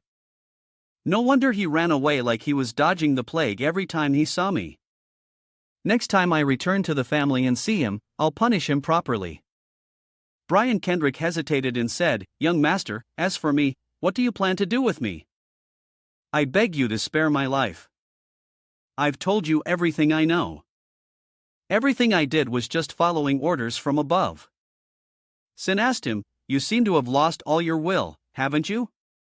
"But at least you still want to live," Brian Kendrick replied sadly. "Anyway, it's hard for me to return to the family when the mission has failed. Now, whether the young master kills me or not, I have to accept it. What else can I do? Although I was ordered to assassinate the young master, it's still my fault." S was too lazy to listen to him whine. He said, "All right, let's put that aside for now. I need a servant right now. So, you just keep driving. We'll talk about life and death later. I already know what you did. I'll decide later based on your attitude." Outwardly, he said that. But inwardly, Sai laughed, thinking, "You're such a coward. I don't know how you even became a knight, but you're pretty good at driving a carriage." Hearing these words, Brian Kendrick was surprised. He thanked Sion for not killing him. Sin looked ahead and said, "It seems we've arrived. Saffron in Central City in the Verde family mansion." Margaret was losing her mind. She furiously smashed a vase, screaming in frustration, "What the hell?" It failed. Her body trembled with rage. She clenched her fist and asked again, "All the knights are dead. How could that be? There's still one missing, and that little brat has disappeared, too." The servant could only bow his head, replying fearfully, "Yes, that is correct. Young Master S arrived in Saffron, Central City last week." Margaret covered her mouth, asking in panic. 7 guards failed to assassinate a little kid. How can this be believed? This is beyond my imagination. The servant bowed deeply, replying with remorse, "It seems we underestimated young master. He may be young, but his strength is truly immense." Margaret roared in fury. "You're the one who told me to do it. That little brat is just a kid. How can he be that strong? I even sent 7 knights with him." Facing Margaret's wrath, the servant sweated in fear, hastily replying, "This is also my subordinate fault, but according to my speculation, there might have been some force helping the young master." He quickly pleaded, "I hope the lady will give me another chance. This time, I will not be so careless. I will definitely succeed at the academy." Margaret was furious. She shrieked angrily, "What's done is done. Let it be. If we keep trying and fail, things will get out of control. He might be pushed to the edge and do something unpredictable to me." And young Master Gransforded. Speaking of which, Margaret unconsciously recalled Sandvit's cold threat that day. "If you wish to touch me, madam, you better be careful about yourself and your son. What I will do is beyond your imagination." This threat still lingered in Margaret's mind, just thinking about it. It sent a chill down her spine. She felt scared. She quickly turned away, drenched in sweat, and ordered in a low voice, "Let's end this here. Don't overdo it. It'll be quite troublesome otherwise." The servant bowed his head, obediently, complying, "Yes, my lady. I understand." Margaret added one more reminder. "Furthermore." She frowned, glanced at the servant, and changed her tone to a threatening one. "This news is not to be known by anyone. Understand? This is a serious matter. Therefore, deal with anyone involved quietly." The servant bowed his head and replied, "Yes, my lady." Margaret's servant withdrew, not realizing that from a hidden corner far away, Archer's assistant was silently watching him. A few days after leaving Sephar in Central City, Sim was sleeping soundly in a carriage with only a single driver. The driver's name was Brian. He remained loyal to his role as both driver and attendant. In the slowly moving carriage, Sim thought to himself, the Duchess must have guessed part of the story after seeing the bodies of those knights in the forest. Of course, I can't predict her next moves, but what I need to do now is just head to the academy. He thought, I'll figure out what to do next when I get there. But perhaps after this failed assassination attempt, she'll have to reconsider any actions against me. Brian suddenly pushed open the carriage window, stuck his head in, and announced, "Young master, we've arrived at the next city." Sin Lasley opened one eye to glance at him, mumbling, "All right," he thought to himself. "This prosperous and bustling city reminds me of many things from the past." The academy building was faintly visible in the distance, and flocks of birds flew in whining patterns across the clear blue sky. The carriage carrying Congress crossed the bridge heading straight for the academy gates. Cyan was lost in thought, remembering the past life where he had suffered no small amount of pain here. But in this academy, many events had changed his life for the better. Sin entered the academy. He went straight to the registration counter and presented the VA family crest. He told the administrator, "I am Science. A member of the VA family here is scheduled." It seemed the atmosphere froze for a moment when everyone heard the name VOT. They all stopped what they were doing and stared at him. The administrator forced a smile, stood up and said quickly, "Yes, young master. Everything has been arranged. Please follow me. All you need to do now is go to the dormitory to register. You can rest there for now. In a few days, there will be an opening ceremony and an entrance placement test for all students registered at this academy." S was a bit surprised by the manager's enthusiasm, but he didn't mind. He put the crest back in his pocket and thought to himself, "So far, so good. Now all I have to do is wait." The manager pushed a silver tray in front of Canyon, on which lay a letter sealed with formal red wax and a golden key. Sai looked down, exclaiming in astonishment, "Are these the things I receive at this academy?" Brian carried Sean's luggage to the assigned dormitory room. The bags in his hands dropped with a thud when he saw the room with his own eyes. He stood frozen, his mouth agape, exclaiming, "Oh my god, young master, this room is too luxurious." Indeed, the room for Cyan was several times larger than his room at the VA family mansion. Fully furnished, everything sparkling with a golden sheen no less extravagant. San had never stayed in a room like this in his previous life, and he himself was surprised, muttering, "This is a room for royalty. What kind of dorm is this?" In the past, no student enrolling at the academy had ever been temporarily housed in a royal room like this.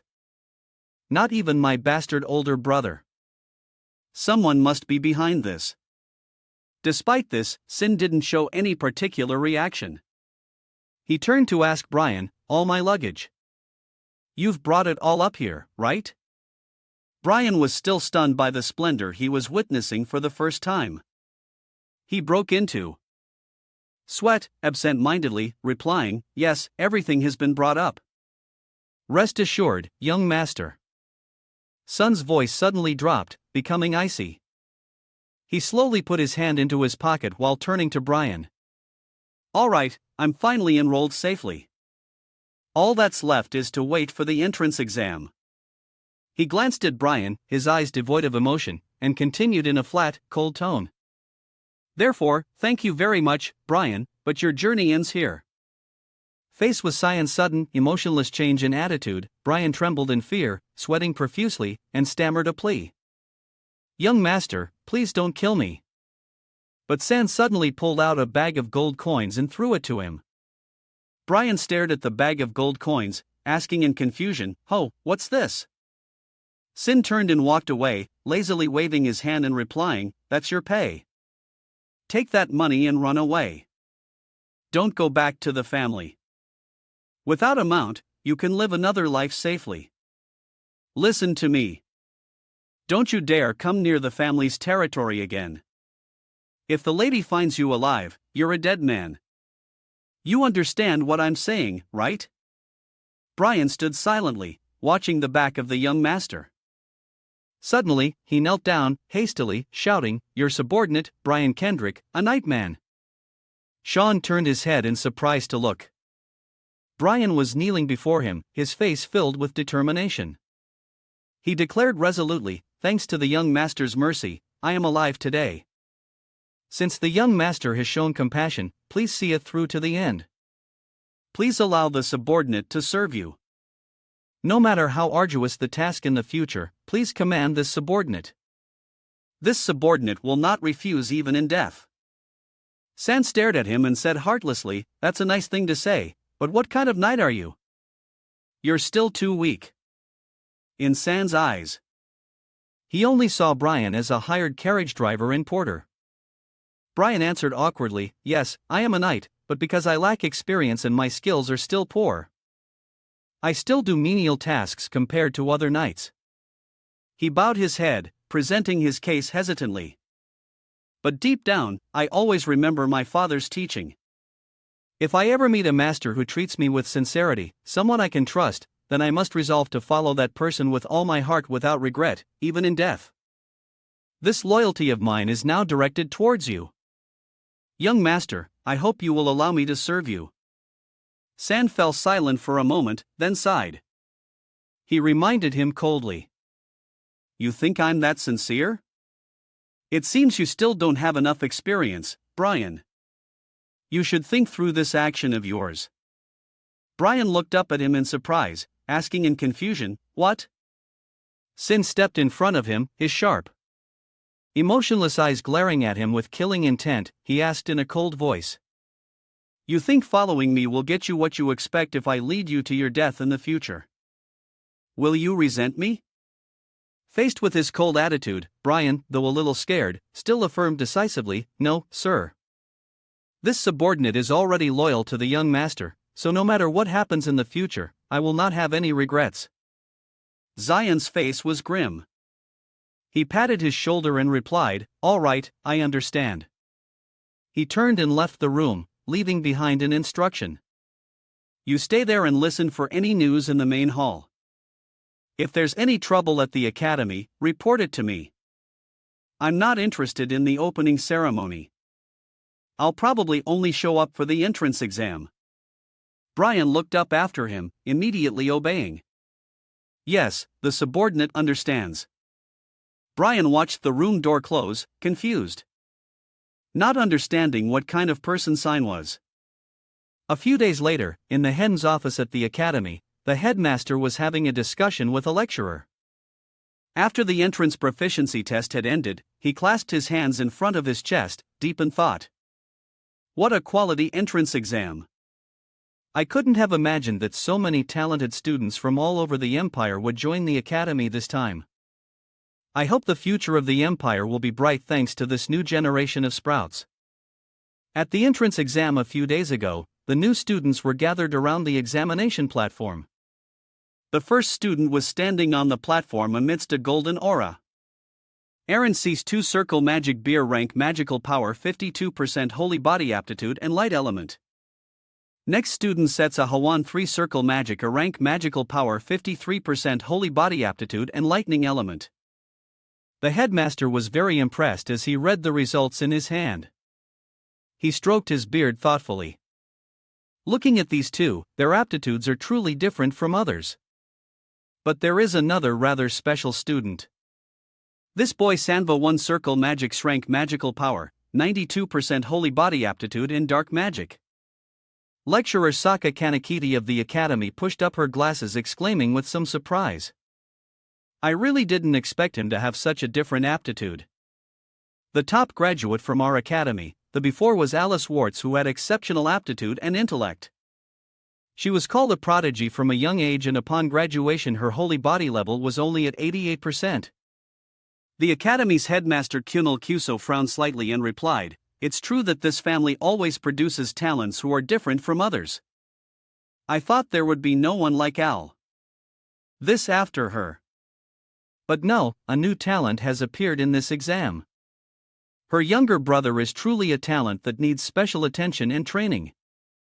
Lecturer Saka said with some hesitation. However, one thing to note about this boy is that his aptitude is of the dark attribute.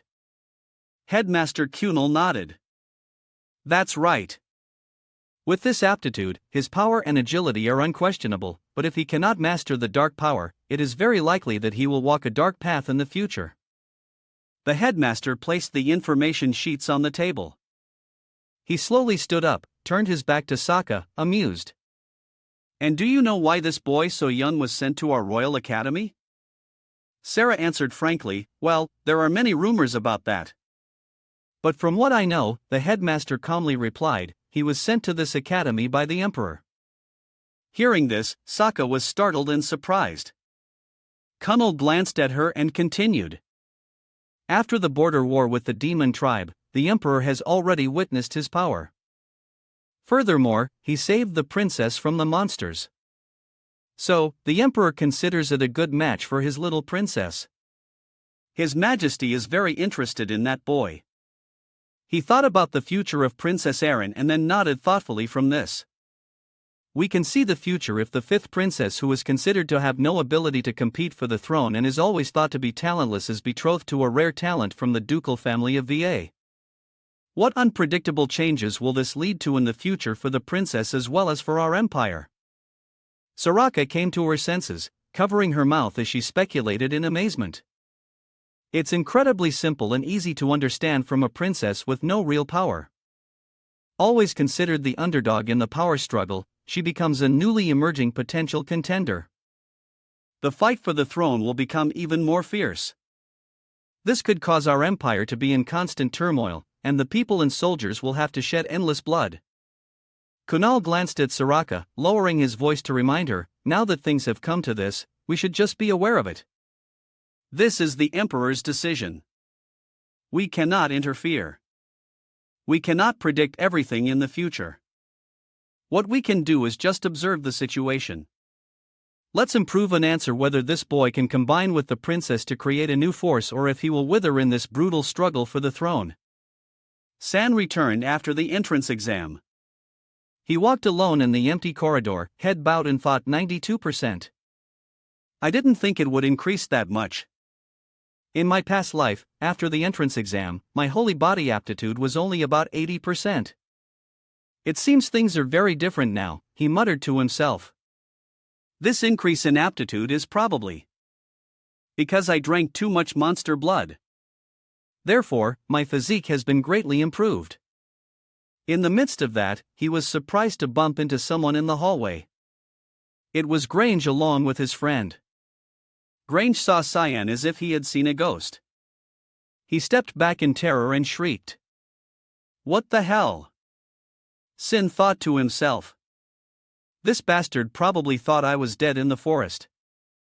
That's why he's so surprised.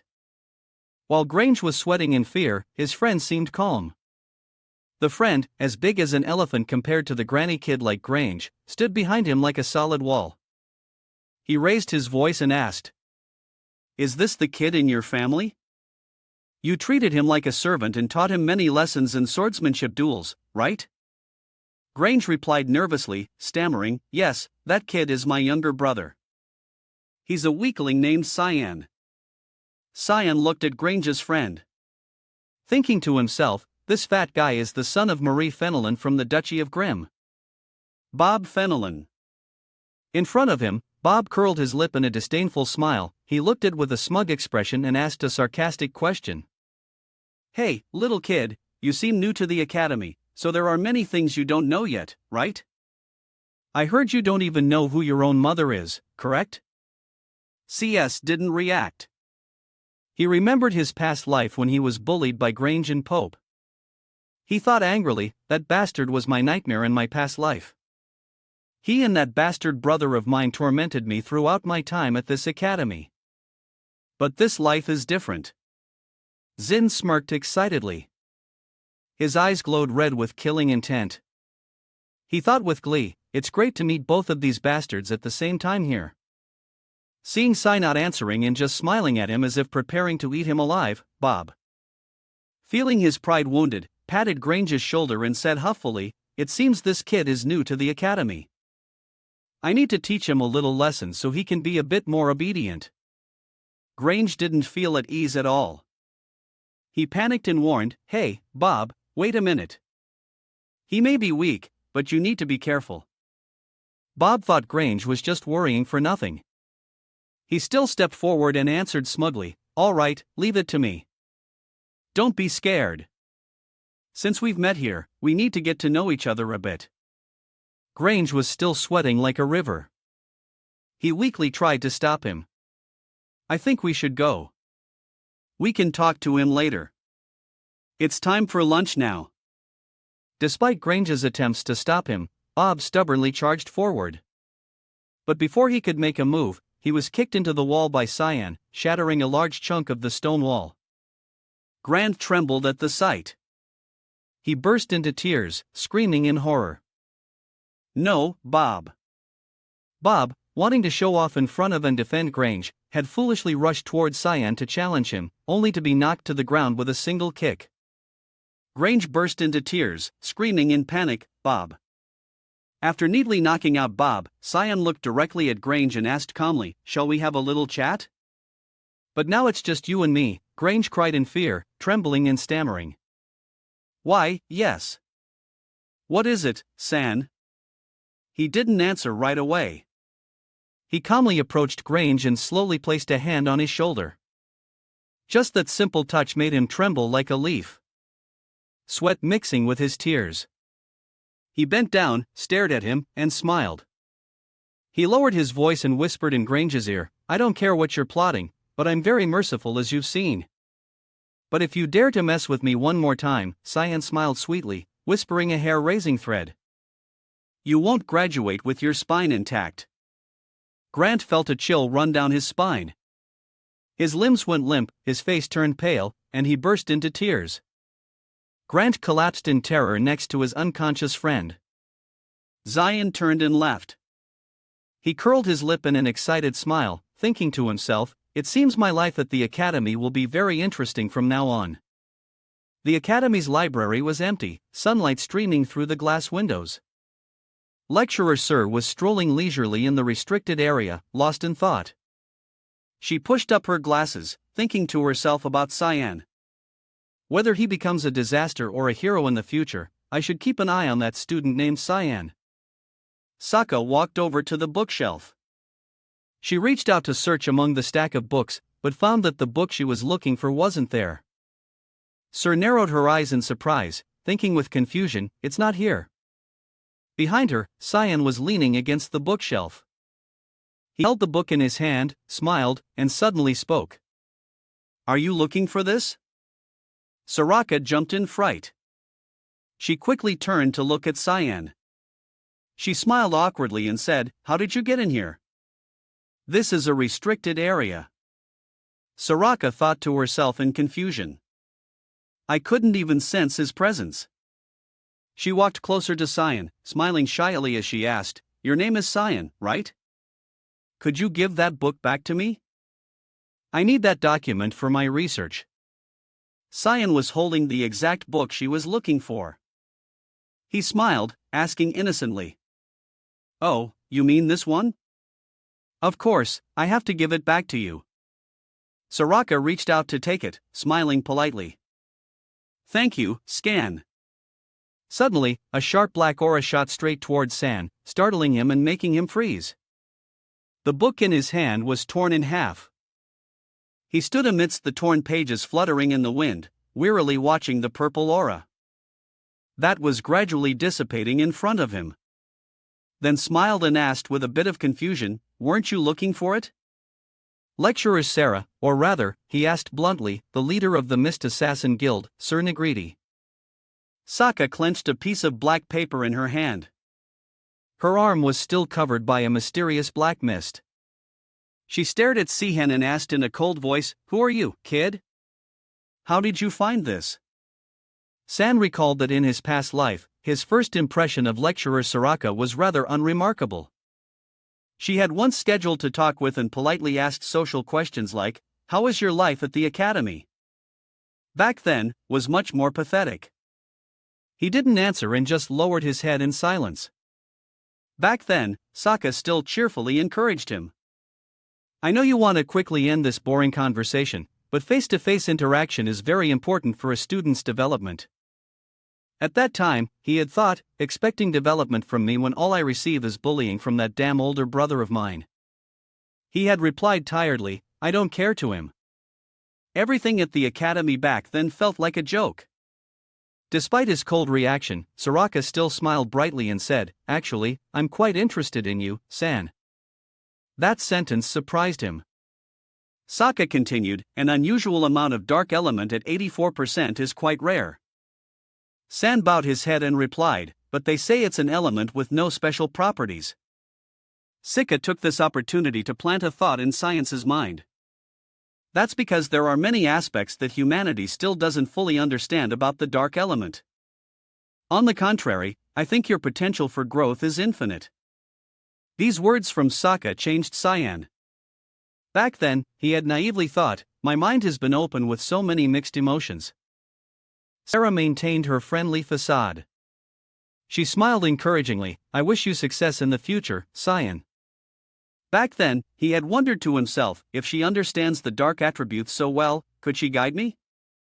Now, knowing Sokka's true face, Sai looked at her wearily, smiling helplessly as he thought, "I was mistaken like that. But I was deceived." Sin bitterly thought about the deception from his past life, looking straight at Sir's silent and terrifying appearance. Now, she stood amidst the tattered book ages, her arm covered in black mist. Sai carefully thought to himself, "Never let that friendly smiling face behind those glasses fool you. A lecture at the Royal Academy is just her cover. Her true identity is an assassin." Watching Surok slowly remove her glasses, Cyan thought to himself, "She is one of the leaders of the Mistia Assassin Guild. She infiltrated the academy, a place where many children of nobles from the continent gather. The organization she works for, the Mist Assassin Guild, has long hidden its identity behind demon masks." She held the glasses in her hand and calmly offered a compliment that surprised, "Well done." She turned away, looking back at Ken with an expressionless face, and said, "I'll hear more details about this in the lab. Before you go, clean up all that messy pile of books. Follow me." Sai froze, still unable to fully process the situation. He thought in confusion. How can she be so calm about what I said? The laboratory in the academy was exactly as Siam remembered, with messy test tubes on the table, chemicals, and quartz spheres. He looked around nostalgically, thinking to himself, this place is still the same. He leisurely took a sip of tea. Then he looked up at Syria, smiled innocently and asked, "Did you poison the tea?" A thin purple smoke rose from the teacup in San's hand. He thought to himself, no wonder she's so aloof. Sokka also laughed heartily and replied, "It won't kill you, so don't worry. It's probably just enough to melt a few of your internal organs." Sin wasn't surprised as his opponent was an assassin. He bowed his head and chuckled to himself, remembering the things he had ingested before. He mused, but that won't work because I've already tried drinking the blood of countless demons and the poisons Emily created. He glanced at Sokka, a challenging smirk on his face. "I hope you'll increase the dosage next time." Sokka was astonished by the situation. She looked at him resentfully and replied angrily, "Fine. Shall we start our conversation now?" She asked directly, "How did you find out about my identity?" Moreover, she paused for a moment. Then mentioned the book from earlier. "You even knew the exact location of the misorganization's directive placed among little-known books in the library." She smirked, rubbing her chin and asking slightly, "Or are you trying to tell me that you're also a part of the Miss Guild?" "What?" Sin rolled his eyes and asked with exasperation, "Do I need to prove anything else?" Soraka suddenly stared at Cyan, her gaze filled with killing intent and excitement. She curled her lips into a smile and uttered a sarcastic remark. "Think your dark element value is high? And you can brag, huh, kid?" S didn't answer. He turned his face to look out the window, smiling and saying something completely unrelated. "On the way to Satchin, everyone asked me, is it really okay for you to bring?" Only one night, even though he was just the driver for the whole journey. Before Sira could understand what this story had to do with anything, Sign continued. "I heard that recently. The children of nobles enrolling in the academy have been dropping dead one after another on their way here." Shaun glanced at Soraka, a meaningful smile on his face. "When did the purification process begin?" Sokka seemed surprised, muttering in astonishment. The purification process. San had deliberately mentioned the misorganization's characteristic assassination of nobles. She smiled, deciding that was a threat. Her eyes immediately became emotionless, filled with killing intent. She gave a cold smile and answered, "I have no idea what you're talking about." Around her, a black mist erupted, surrounding her. A characteristic red mist swirled around him like a vortex. He adjusted his collar and asked indifferently, "Isn't that usually related to the Mist Assassination Organization?" Sir's gaze towards him was terrifying.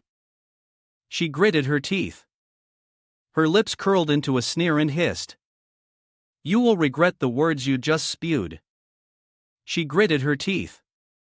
Her lips curled into a sneer and hissed, "What?" Zim was not one to back down either. He met Sir's gaze and asked with a smirk, "Are you threatening a student?" As fast as lightning, Soraka kicked over the table. She flung the large wooden table straight at San, looking at him with a provocative smile. San clenched his fist and asked coldly, "So, you're going to play it this way, huh?" He punched the large wooden table, breaking it in half. Soraka took this opportunity to lunge at him from behind with two sharp daggers in her hands. He glanced at her sign in disappointment. "I thought I had already proven my identity. You know most of the faces of all the other Miss members." She rushed towards him, slashing at him twice. But Sin dodged both attacks. She pressed her advantage, laughing. Of pleasure, exclaiming, "You can't escape, kid." Siam was tired of this cat and mouse game. He sighed and muttered, "No other choice." He held out his hand and summoned the demon sword Karam. Without hesitation, he gripped the sword and swung it hard at Sira, stopping her attack in its tracks. He gripped the sword, charged forward decisively, and muttered arrogantly, "If you don't believe me, then I'll just have to prove it." Shaun's attacks were so fast that Soraka couldn't see them or react in time. Even though he deliberately avoided hitting vital spots, Soraka seemed stunned. She cried out, "Wait!" Shaun's attack forced Soraka to jump back. She seemed stunned when she saw the weapon he was using. Her eyes widened and she exclaimed in a sweat, "You that sword?" "No way." She mentioned his demon sword, Karam, exclaiming in shock, "The weapon that can only be used by the one chosen by our demon sword Karam." Sin held the sword high in front of him, intentionally letting Soraka see it, and asked, "You finally acknowledge me now?" He then asked directly, "The organization is also currently searching for the heir to their power, right?" Sokka exclaimed in shock, "How do you?" Sin rested the sword on his shoulder, looked at Sir, and replied decisively, "Look here. The heir you're looking for is right here. Take me to Ard." That night, on a deserted street in Luen, there was not a soul in sight. Only the dim street lights flickered. The entire street was dark, doors closed. Deep in a quiet sleep, Sokka led Cyan to a silent closed wooden house. With the gate locked tightly with an iron chain, she opened it with magic. The gate swung open, clearing the way for Cyan. Seeing his unexceptional reaction, Sokka asked coldly, "Aren't you surprised that the base of the Mist Assassin organization is in a place like this?" S didn't answer. Sokka then looked into the deep dark doorway, from which a chilling wind blew out as she continued indifferently. "This is the entrance to the hall you want to go to. From now on, you'll have to walk alone." Sin stepped inside without hesitation. He was so familiar with this house that he walked straight ahead, inking to himself, "This place is an independent space created by the power of the Mist God." He looked towards the dark end of the path and muttered to himself, "So, it's much larger than it looks from the outside." As he walked, he thought to himself to blades from the 4-0 direction. 3 throwing knives from the 11-0 direction attacking simultaneously. In an instant, he drew his sword, swung his arm in a single motion, and blocked all the throwing knives that had been launched at him. Right after that, from above, 3 assassins from the Mist organization lunged out of the darkness towards San. He glanced at his face expressionless. He felt a bit annoyed, thinking, "I knew it wouldn't be normal, but I didn't think they'd go this far. Isn't this a bit much?" He spun around, jumped backward, and successfully dodged the assassins' initial attack. They didn't waste a second, immediately rushing forward to attack relentlessly. Sin gracefully dodged every blow, leaving behind the sharp clashes of blades and sparks of metal. For a moment, his blade was aimed straight at an assassin's face, startling him. But he also quickly dodged and countered his attack. He glanced at the daggers he had thrown being deflected back, thinking he blocked my dagger in that brief moment. Amazing. He looked up at the assassin.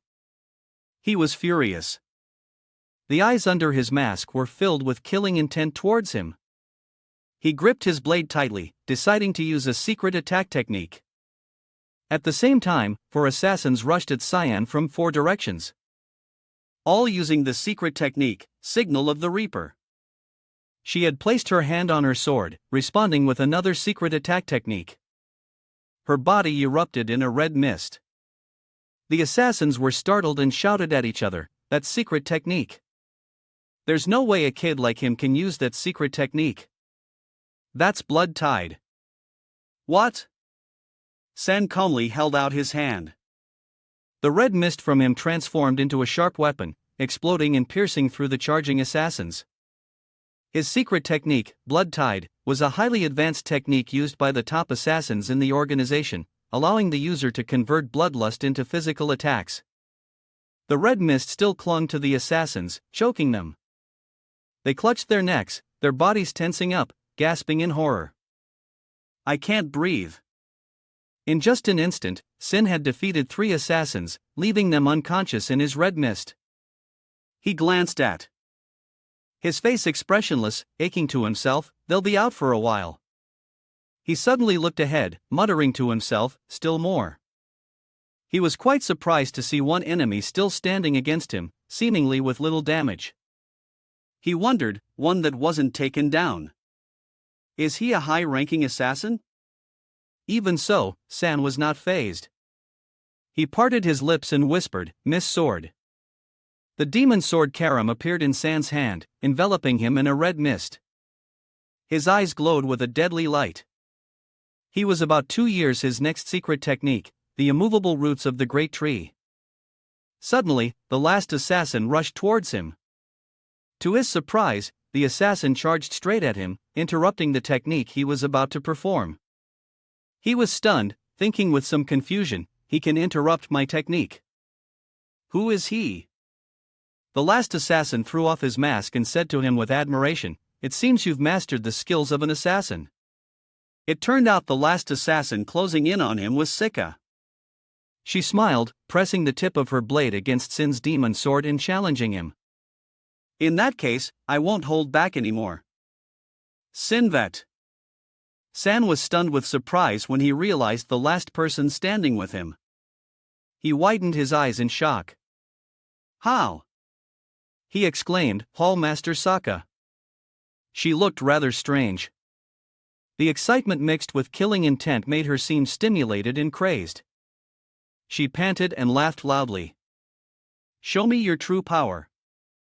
Immediately, Sin used the 8th form of the mist-style continuous slash, launching a preemptive attack on Sokka with a series of consecutive slashes, pushing her back. His attack only managed to cut the rubber band tying her hair. Soraka took a defensive stance, smiling with amusement as she looked at him and said, "You've mastered both the mist style and mist sword, haven't you? The more you do, the more interested I become," she exclaimed excitedly. "Show me how great your potential is, Cyan." But before she could finish her sentence, San turned and ran straight into the room deep inside. He ran not out of fear, but because he realized something fighting spirit. That was what was affecting Sarah, causing a hallucination to be immersed in the desire to fight. As he ran for his life, with Soraka hot on his heels, he thought in panic. She will want to fight until one of them is dead. Anyone who has fought her would understand. There before. I need to escape immediately. The belligerent Sokka was chasing him closely with a crazy smile on her face. Her eyes held nothing but bloodlust. Her face was flushed with excitement.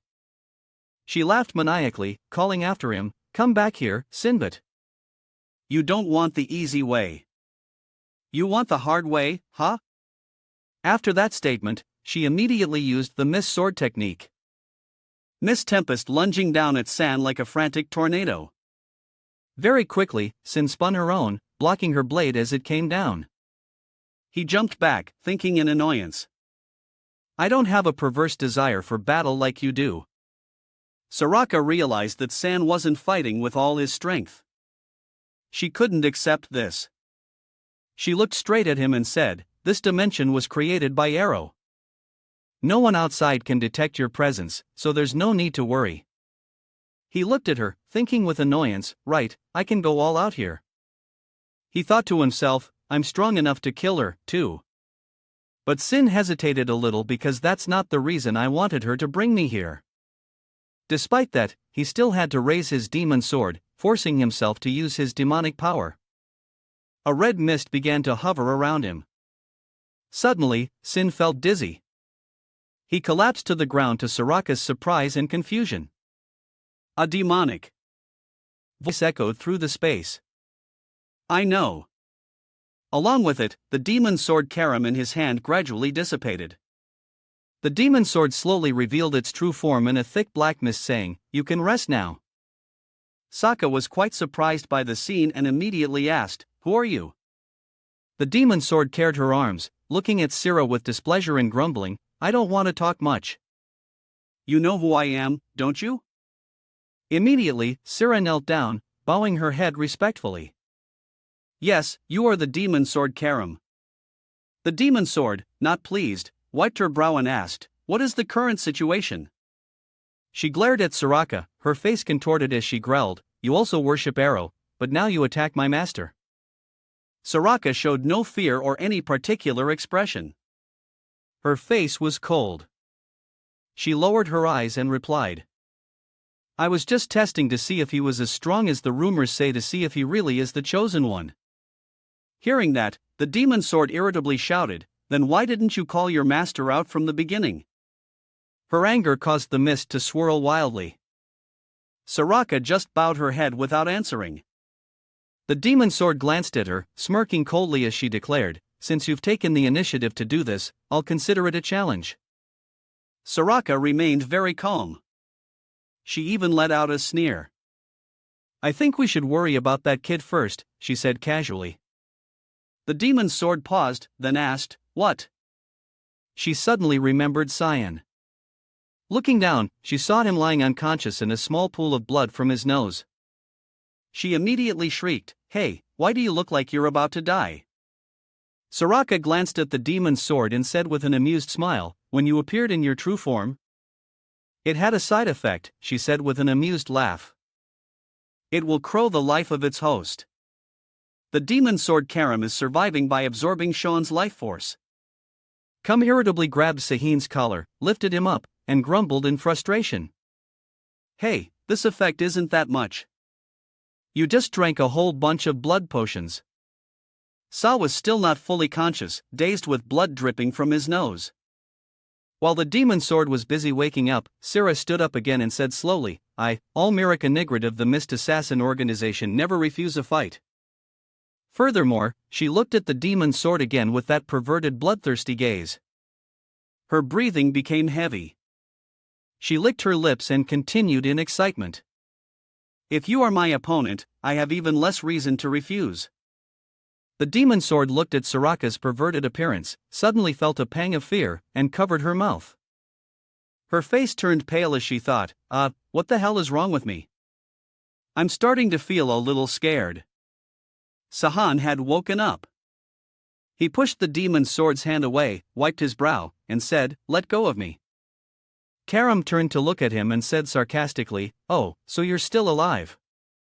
He ignored her, just glared at her, and asked irritably, "Why did you suddenly manifest?" Karam didn't answer him. Instead, she turned back to Sokka, a playful smile on her lips. She said arrogantly, "You step back. Let me teach that be a lesson." Sokka gripped the blade in her hand tightly. The blade glowed with a demonic purple light. She looked at the demon's sword with great excitement. Her voice filled with pleasure. "It's an honor to fight you, Miss Karam." The demon's sword curled her lip and told her not to cry and beg after being beaten by her. Sokka also looked back at the demon's sword with excitement surging in her eyes. Smiling slightly in response. "I also hope you can push me to that point." Suddenly, a resonant voice echoed through the space. "Enough." Serac froze, asking in confusion. "Lord Arrow." From the dark space, a ball of light appeared next to the demon sword. San focused all his attention on it. A dark murky portal appeared before the three of them. Arrow gave the command. "Bring the chosen one to the great hall." Soraka quickly knelt, bowed her head, and replied, "Yes, my lord." Sin smiled, thinking excitedly to himself, "Finally, I get to meet Arrow, the Lord of Darkness." In the great hall, Arrow was sitting on his throne, waiting amidst the surrounding darkness. Everyone says that the Dark Mist God is very cruel. The Dark Mist God kills without reason and justifies it as an act for the benefit of others. He replied that it was what they wanted. With his red eyes glowing like fire, he said that others cannot decide right or wrong for you. If death can help you protect your own principles, then that is enough. Sin thought to himself, everyone says this way of thinking is insane. But I want to tell them that this God only wishes to be a person who wants to protect the weak. He is a foolish God. Finally, the God Error called for him. Saying, he immediately stepped through the spatial gate that the god opened. The gate took him to a dark ceremonial hall with dozens of long steep steps before him. By overcoming these steps, he would have an audience with the Dark Mist God who was sitting at the top of the tower. The god sat still, chin in hand, waiting for him to approach. He spoke. When stood before him, he asked, "Know who I am?" He looked up at him. He calmly replied, "Of course, the dark mist god arrow."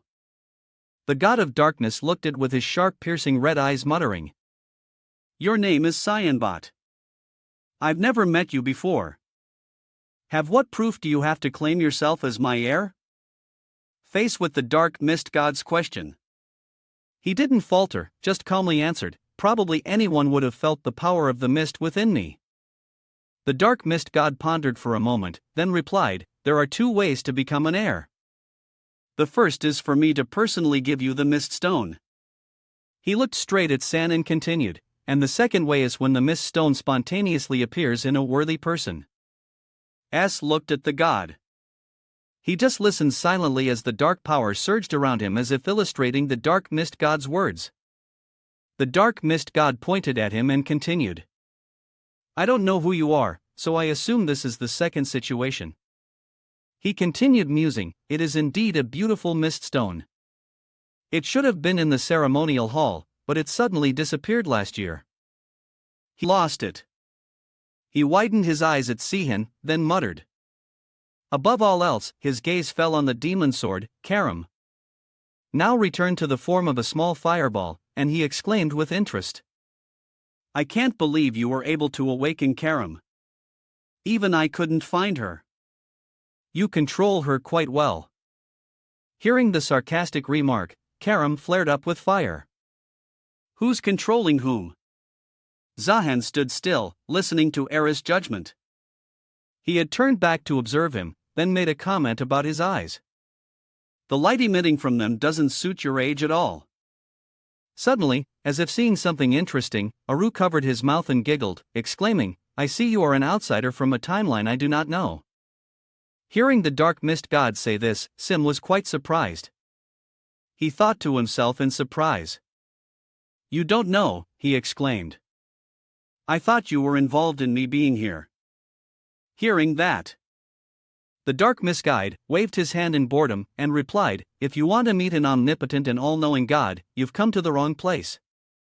I'm not strong at all. My status as a god was taken away long ago." Witnessing Eru's indifferent and lazy attitude, Sai could only sigh inwardly. He thought to himself, "He's right. I shouldn't have expected anything." The dark misgod thought for a moment, then rubbed his chin and muttered, "But this is quite advantageous for me. A perfect heir has come to me on his own. Now the dark mist god," he muttered, "you're still as lazy as ever." After observing for a while, Eru narrowed his eyes and spoke to him seriously. "Hey, you've brought something quite troublesome." That was because he had seen the fragment of the light sword hilt that Sin had broken. When he was searching for the demon sword, he had always carried that hilt. Even now, the dark mist god asked casually, "You have the demon's sword, but you're still not satisfied. Are you planning to take the power of that sword as well?" San smirked as he realized the implication in his question. He reached in and took out the broken sword piece, replying with a mysterious smile, "For now, I don't plan on doing anything." He looked at the shining hilt in his hand, his eyes gleaming with a wicked glint. He smiled in excitement and continued, "I just think that if the world doesn't know about the existence of this thing, it might become useless." Noticing the seriousness in Sean's calculating smile, the dark mist god Era slowly stood up. He commented, "Your tastes are quite intense, aren't they? Well, then I won't ask any more anyway. It has nothing to do with me."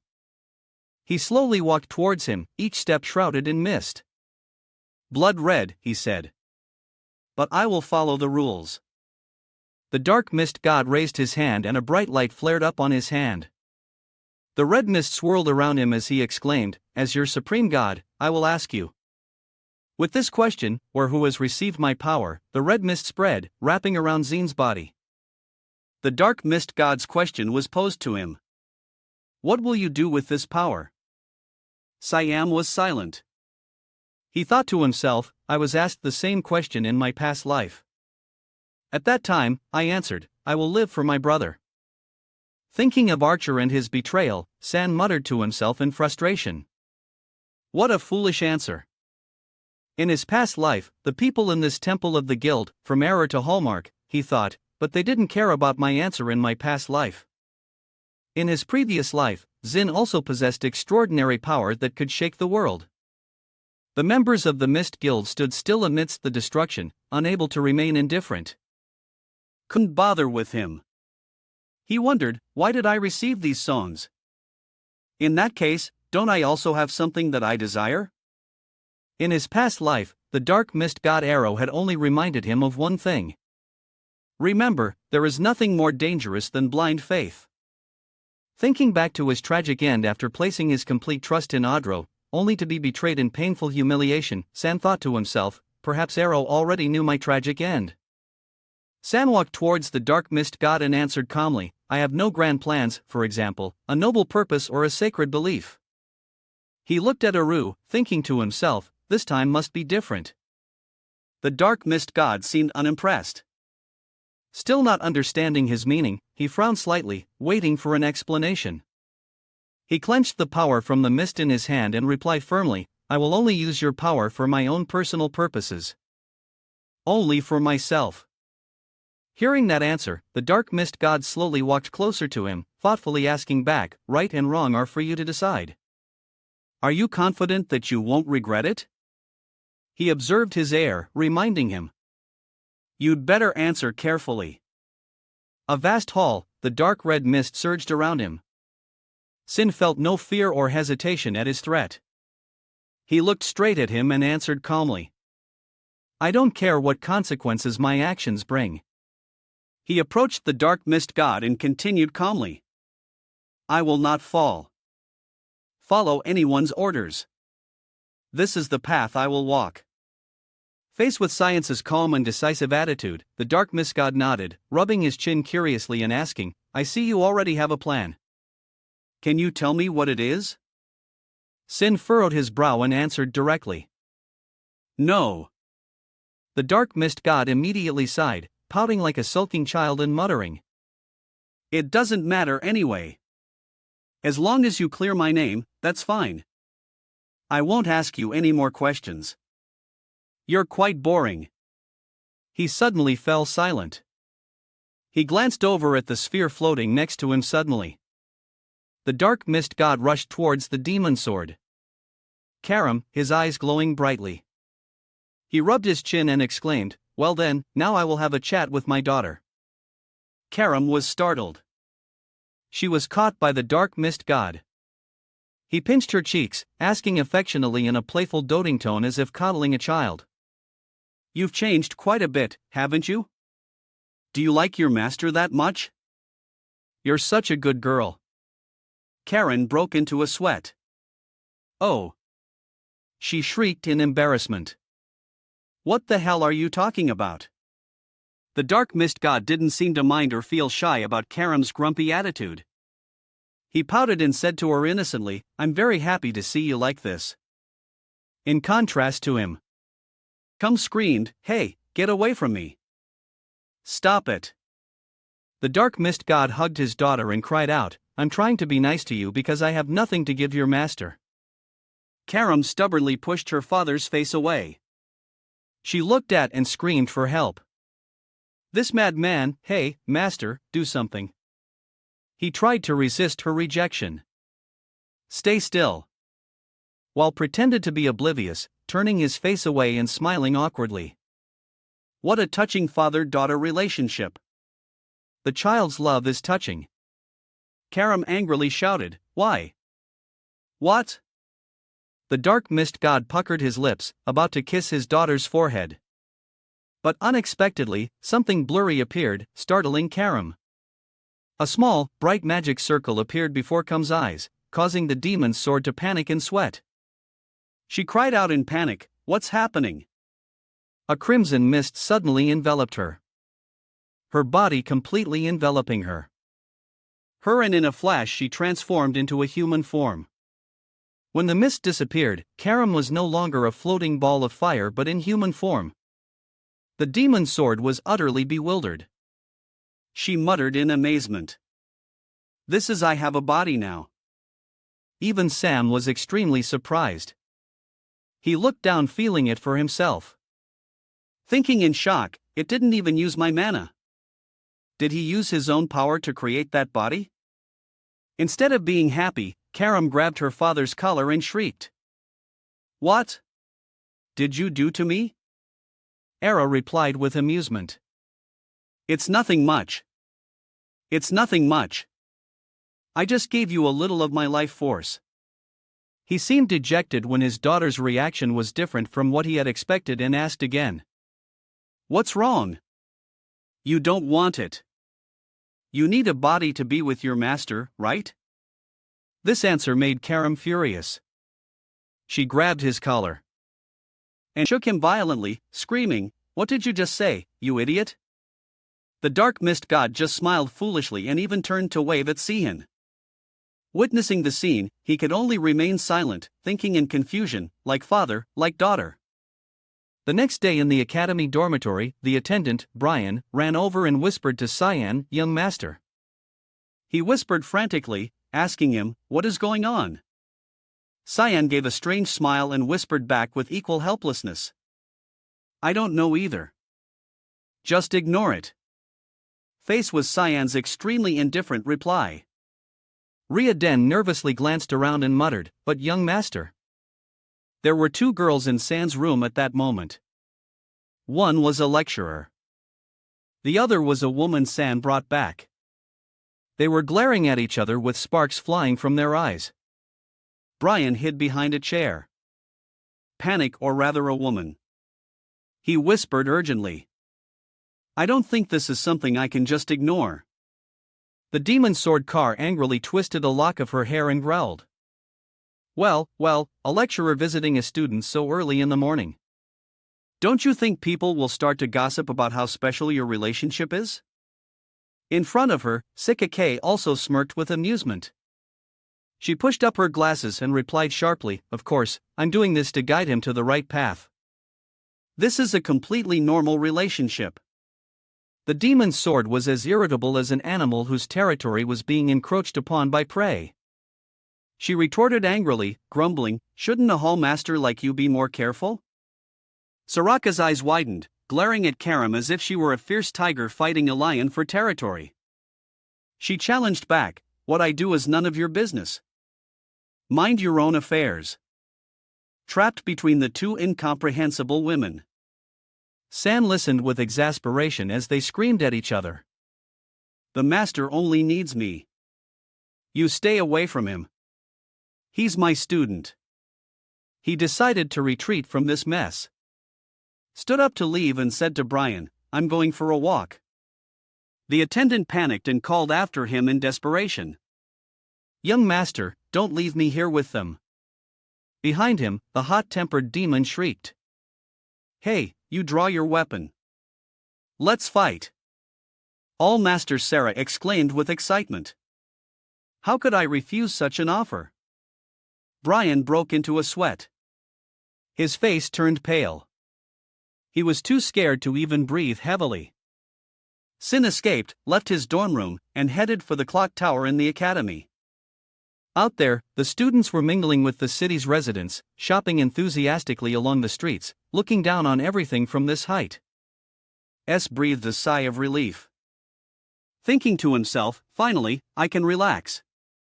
He suddenly lowered his head as a familiar metallic smell drifted by.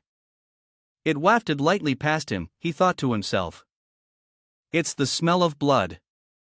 Not far from there, a student from the school was beaten to a pulp and fell to the ground. On the ground, he coughed violently, struggling to sit up. Did you shiver? Clutching his most painful arm, looking fearfully at the bullies. 3 boys were gloating and laughing, pointing at him, disgusting with amusement. Hey, let's try that. Damn it. You're right. It's also evil. So, let's do it while it's hot. What is that? The leader spread his palm. From it appeared a translucent gem shining with the color of fire. He stepped closer to the student, knelt on the ground, calling out cheerfully, Hey, look at this. He grabbed the boy's face, lifted him up, squeezed his cheeks hard to open his mouth, and then grabbed his face. He laughed with amusement. I brought you a little snack. He tossed the orb in his hand, aiming straight for his classmate, and laughed with great pleasure. Your friend brought you a snack.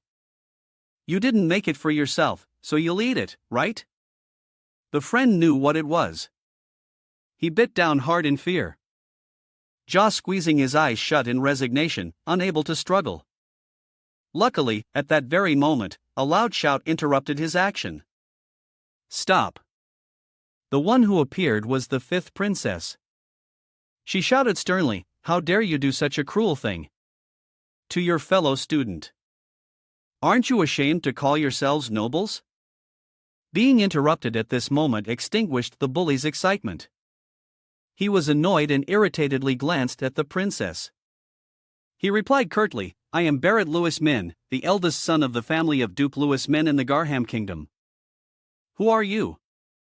The princess crossed her arms in front of her chest, her brows furrowed as she looked at him, and answered proudly, "I am the princess of the Yusef Empire, Arces." Hearing her name, Bar Eric curled his lip in a disdainful smile. He said sarcastically, "I was wondering who it was. But you're just the fifth princess." "Oh," the princess furrowed her brow at him, feeling annoyed that her status was being looked down upon by him. He stepped in front of her. He was a good 2 heads taller than her. Looking down at her as if she were a child, he smirked contemptuously, "A pleasure to meet you." Facing such a large opponent, the princess still tried not to back down and not to show weakness. She answered firmly, "I don't feel like shaking your hand." She glanced at Barrett's tilakis and the small student cowering on the ground, then demanded, "You'd better explain the situation." Barrett rolled his eyes, a disdainful smile on his face. He glanced at the student sitting on the ground and arrogantly replied, "You must be misunderstanding something here." "Should we ask him?" he yelled at the student. "Tell her." The student flinched, crying out in fear. He yelled at the student.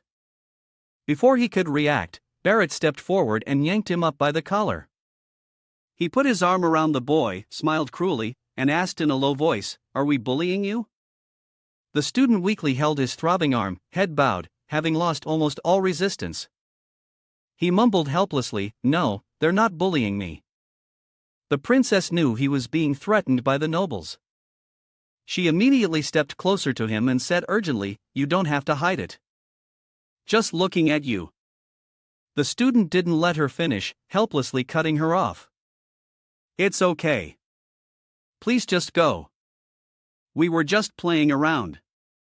He looked away, not daring to look the princess in the eye. Hearing that the student had submitted to him, Barrett burst into a very vile laugh. His eyes lit up with a vicious glee as he laughed heartily. "You heard him. Right. I'm starting to get displeased." Erin was determined not to let this go. She stubbornly stepped forward, reaching for the student, and said decisively to him, "Whatever, but he's coming with me." But before she could do anything, Barrett grabbed her wrist and squeezed it with great force, making the princess cry out. He had no respect for the princess. He glared at her, growling in annoyance. "Do you have a hearing problem?" He let go of the student and advanced towards the princess with an undisguised threatening demeanor. Although the princess was quite frightened, she still tried to keep her voice as firm as possible. "What do you mean by this?" Barrett tightened his grip on Erin's wrist. Her stubbornness annoyed him. "Didn't you hear Lesimus tell you to leave?" But despite his threat, the princess remained resolute. She tried to threaten him back. "If you don't let go of my hand right now, I swear on my name that you will regret it." He didn't seem to be afraid of the name of a fifth princess who had no power in the royal family. He burst out laughing, looking at her with ridicule. "You're nothing but a small weak child." This is when decided to intervene. He had been witnessing this for a while. Then he suddenly rushed forward, tripping Barrett and causing him to fall backward. He exclaimed in surprise before he could even register what had just happened. The princess was also extremely surprised when he suddenly appeared. She blushed and cried out, "Sana." But San only cared about the small bullied student when he heard his name Limamos. He looked at the small frantic student in front of him. It was actually a girl. He was shocked. That girl is Lesimo's. Behind him, Barrett's Takis were rushing towards him. Because of this meeting, Shaun also recalled his past life. Back then at the clan castle in the Garham kingdom, he was having a one-on-one sword fight with the swordsman at night. The female swordsman was not inferior as she could continuously land attacks on Cyan, forcing him to retreat. At that time, he already had the blazing red karam in his hand, but was still struggling to fight against her. He also had a few wounds on his body. His opponent, the continent's #1 swordswoman, was Lacey Muslane. She was born in the Glendale Empire, but for some unknown reason, after graduating from the academy, she joined the family of Count Len in the Garham kingdom and even changed her nationality. Decimus lived up to her title. Her sword strikes were as fast as lightning, leaving only a faint streak of light as her blade passed. Even San could only defend himself because he had the demon sword. One of her sword strikes could shatter the ground beneath his feet, forcing him to leap away. Just as he was regaining his composure, she nearly caught him off guard. She had it some. Frank jumped up from her position, her sharp blade slashing straight towards him. However, no matter how fast she was, she couldn't match the speed of a missed assassin. She only managed to tear his cloak. In her moment of carelessness, Cyan had leaped up into the air and dived down from behind her. In an instant, he plunged the demon's sword straight into Lacey Miss's back. His weight pushed her straight to the ground. He pinned her to the cold ground with the demon sword hand. She could only let out a final cough before passing away. S remembered that at that time the Empire had ordered him to kill her. He recalled that moment and thought to himself, I received the order to assassinate her. However, after infiltrating the castle, I finally decided to have a proper one-on-one duel with her. In that battle, victory belonged to Cyan. He panted, looking down at her motionless body at his feet. He thought to himself. The reason wasn't anything special. I just didn't want to sneakily assassinate someone who had reached the pinnacle of swordsmanship without mana. Someone who had achieved and been awarded the title of the continent's #1 swordswoman. And that person was now standing before him. Looking like a weak student, bullied by a group of nobles until his whole body was bruised. Lacima saw him just staring at her without saying anything. She naturally became panicked. The noble's lackeys tried to shake him awake. Hey Barrett, wake up. After a while, Barrett finally came to his senses after the shocking fall from Cyan. He pushed away his followers, struggling to get up. He shouted, "Get out of my way. Why are there so many bastards sticking their noses into other people's business today?" He had only heard her name and immediately knew who he was. He stood up, smiling bitterly, looking at him with resentment. "You're San V. I've heard people talk about you. You've returned from the front lines, haven't you? You want to join our little game?" Shaun looked at him coldly, thinking to himself, a game? Ridiculous. He had observed him and knew he intended to force Lesimus to swallow a manageme. He thought with contempt. Using a manageme incorrectly can destroy the mana in one's body, so that's why Lesimus couldn't use mana in her past life. He looked at the bullies and asked coldly, a game of forcing others to eat mana gems. He raised his hand and said indifferently, "If you want to play, let's play," from his palm. He created a purple mono orb. Barrett's eyes widened in horror as he saw the mana orb in Scan's hand grow larger and larger to the point where its purple light shone on his face. Cyan created a giant manageme so large that he could use it to destroy this entire street, even blotting out the sun. Even Princess Erin had to step back in terror. Sai growled at him, "What do you think you're doing?" His eyes glowed with a deadly glint. He stared at him and asked coldly, "Aren't you going to open your mouth?" After that incident, the bullying nobles were scared off and ran away. The princess took Lemus back to the academy to have her wounds treated. Lesimos had one arm bandaged and one eye covered, looking extremely pathetic. Princess Renee took her to her room and said kindly, "Your wounds have been mostly treated, but you need to rest in bed for your internal injuries to heal. Renee excitedly put her hands on her hips and announced, so, rest for the whole day today. Behind her, Kian was just casually leaning against the door, watching silently. Lemus looked up at the princess with gratitude, saying with appreciation, "Thank you so much. I don't know how to repay you." Hearing that, Aaron's face lit up with pride. She boasted, "You saw how those bastards ran away with their tails between their legs when our sign scared them, right? We just did what we had to do. So, you don't need to worry about anything." Behind her, Kian froze. What does she mean by our scan? Video của mình ấy thì chủ yếu là mang tính chia sẻ cá nhân thôi. Mọi người nghe và cùng tham khảo với mình nhé. He lowered his gaze, thinking about Lima's injuries, bone fractures, and a mild concussion. And she endured it all. That's shocking. I guess being the number one swordswoman makes you different. Lessimo suddenly turned to look at and asked hesitantly, "Do I know you by any chance?" He was taken aback, not understanding. She immediately blushed and lowered her head, saying with embarrassment, "I just feel like you keep staring at me." S just replied casually, "I thought I knew you, but I don't. Sorry if I made you uncomfortable." Aaron turned to look at him, becoming flustered. Lemos also bowed her head shyly and whispered, "It's nothing." The princess turned to look at her twice as flustered.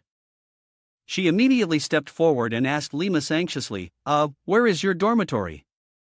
What if those bastards find you to bully you again for revenge or something?" Lesimus answered in confusion.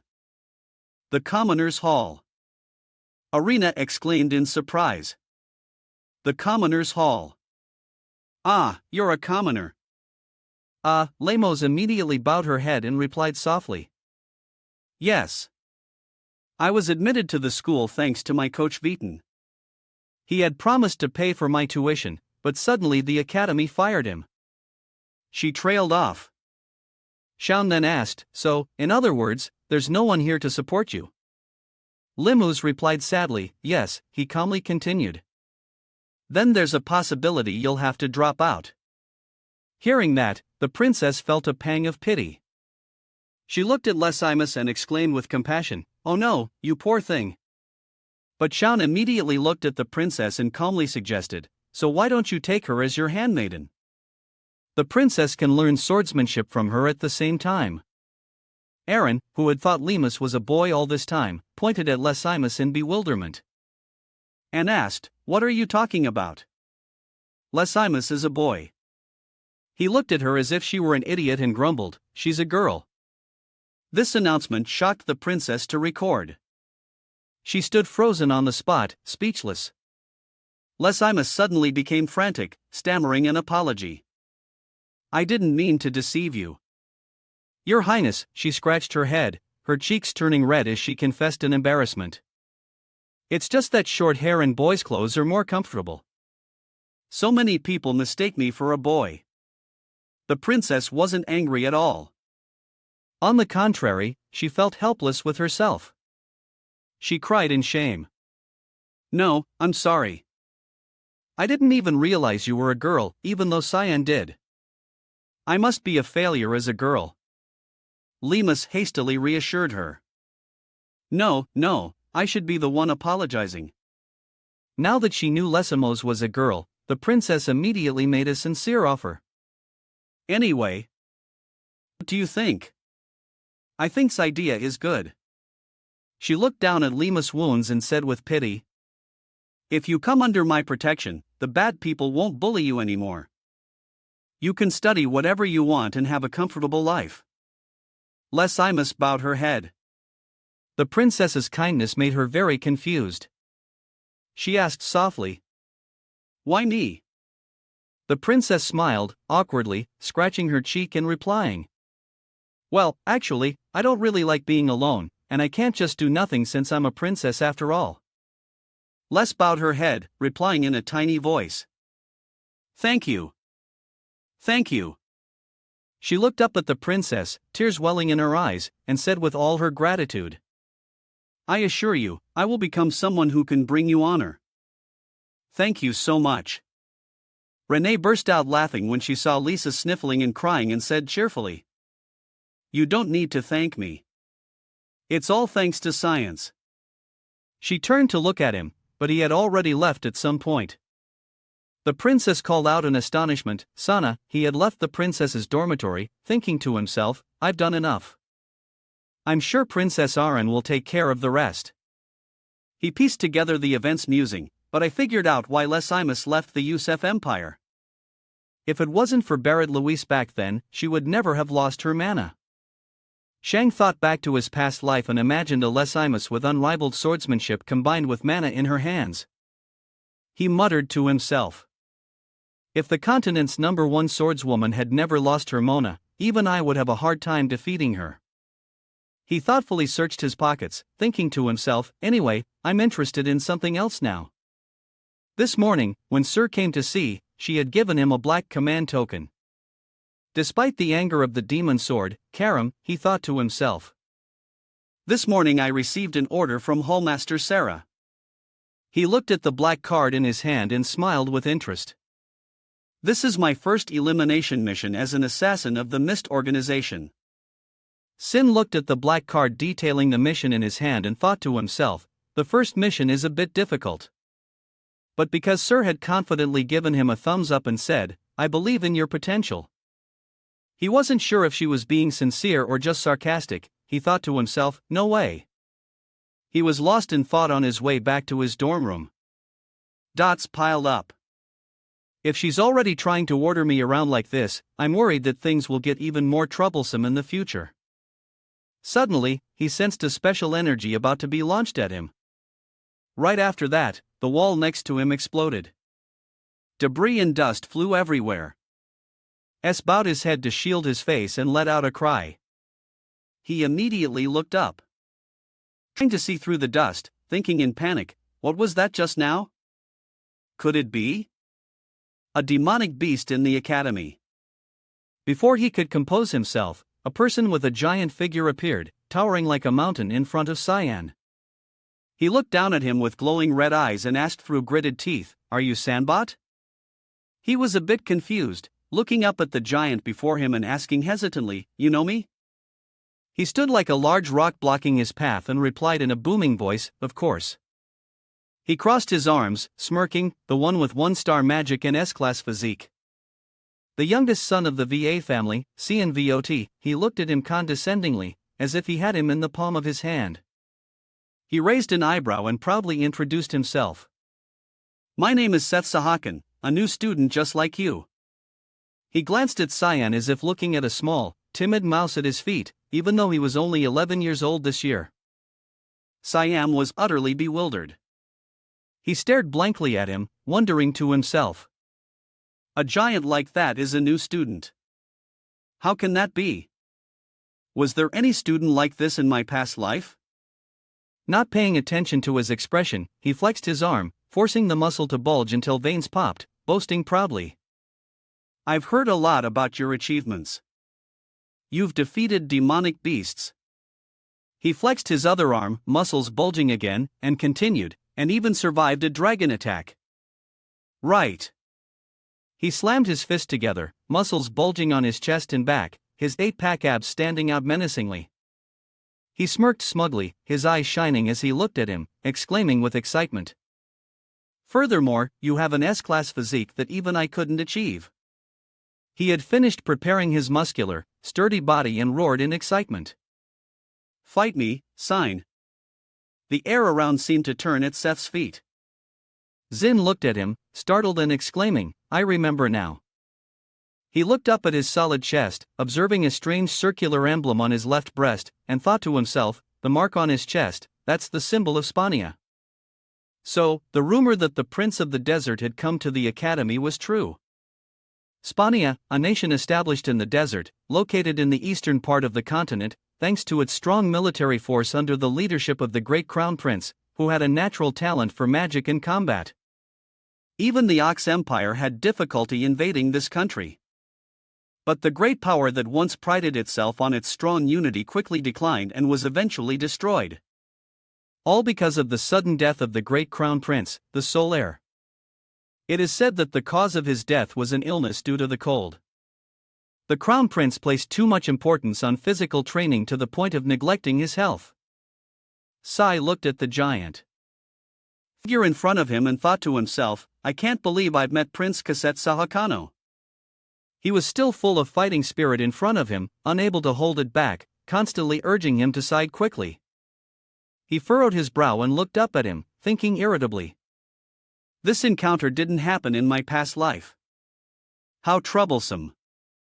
He suddenly remembered, but from what I know, he's not very smart either.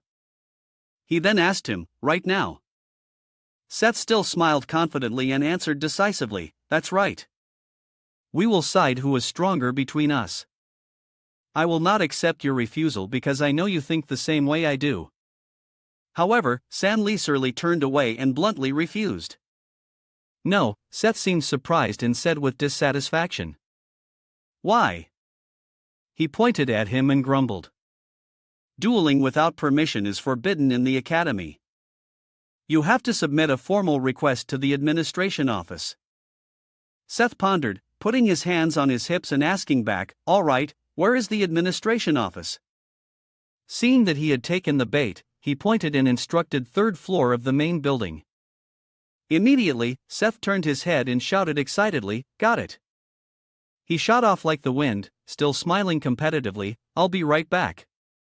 You wait right there, San. He just watched him go without a word. He watched the figure excitedly running headlong in front of him and muttered to himself.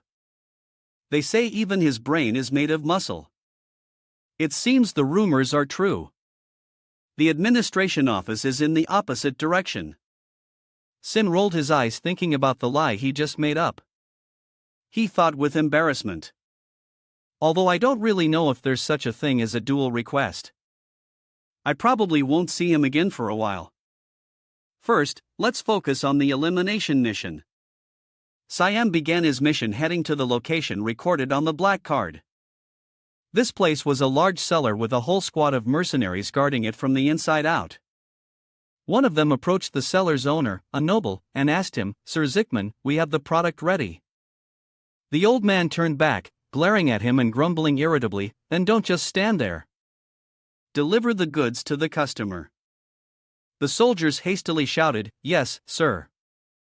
This nobleman, Zikerman Ambos, was one of the 3 richest men on the continent. In the eyes of the public, he was an upright and virtuous man. But behind that mask, he was a piece of trash who owned a slave market and traded in beastmen. The cellar was his warehouse where countless slaves of various races were imprisoned. He stood with his arms crossed looking into a cell. He turned to order his subordinates. Today, I will exhibit my greatest masterpiece. You all remember to pay close attention to it. The hired soldiers shouted, as you command. In a hidden corner of the cellar, Sin had been secretly observing them. He surveyed the situation in the cellar and silently assessed. Target identified. It seems I'll finish this much earlier than expected. Suddenly, the demon's sword in his hand lit up. Karam let out a low hum. He turned to look at it, asking, what's wrong? The demon replied, I sense a very complex energy. He widened his eyes. This was something he couldn't sense. He quickly asked it, a complex energy. The demon replied, that target of yours is high. Something strange. Zikerman stared into the cell, looking down at a slave curled up on the cold floor, and smiled sinisterly, muttering, finally, it's obedient. He gave a treacherous laugh and spoke lewdly to the slave, sleep well, my golden goose. He didn't notice a mist creeping up at his feet. He was startled when he saw the mist gradually rising around him. He raised an eyebrow and muttered, black mist. Suddenly, a deep red streak of light shot past him, piercing straight through the mercenaries surrounding him. He widened his eyes in shock.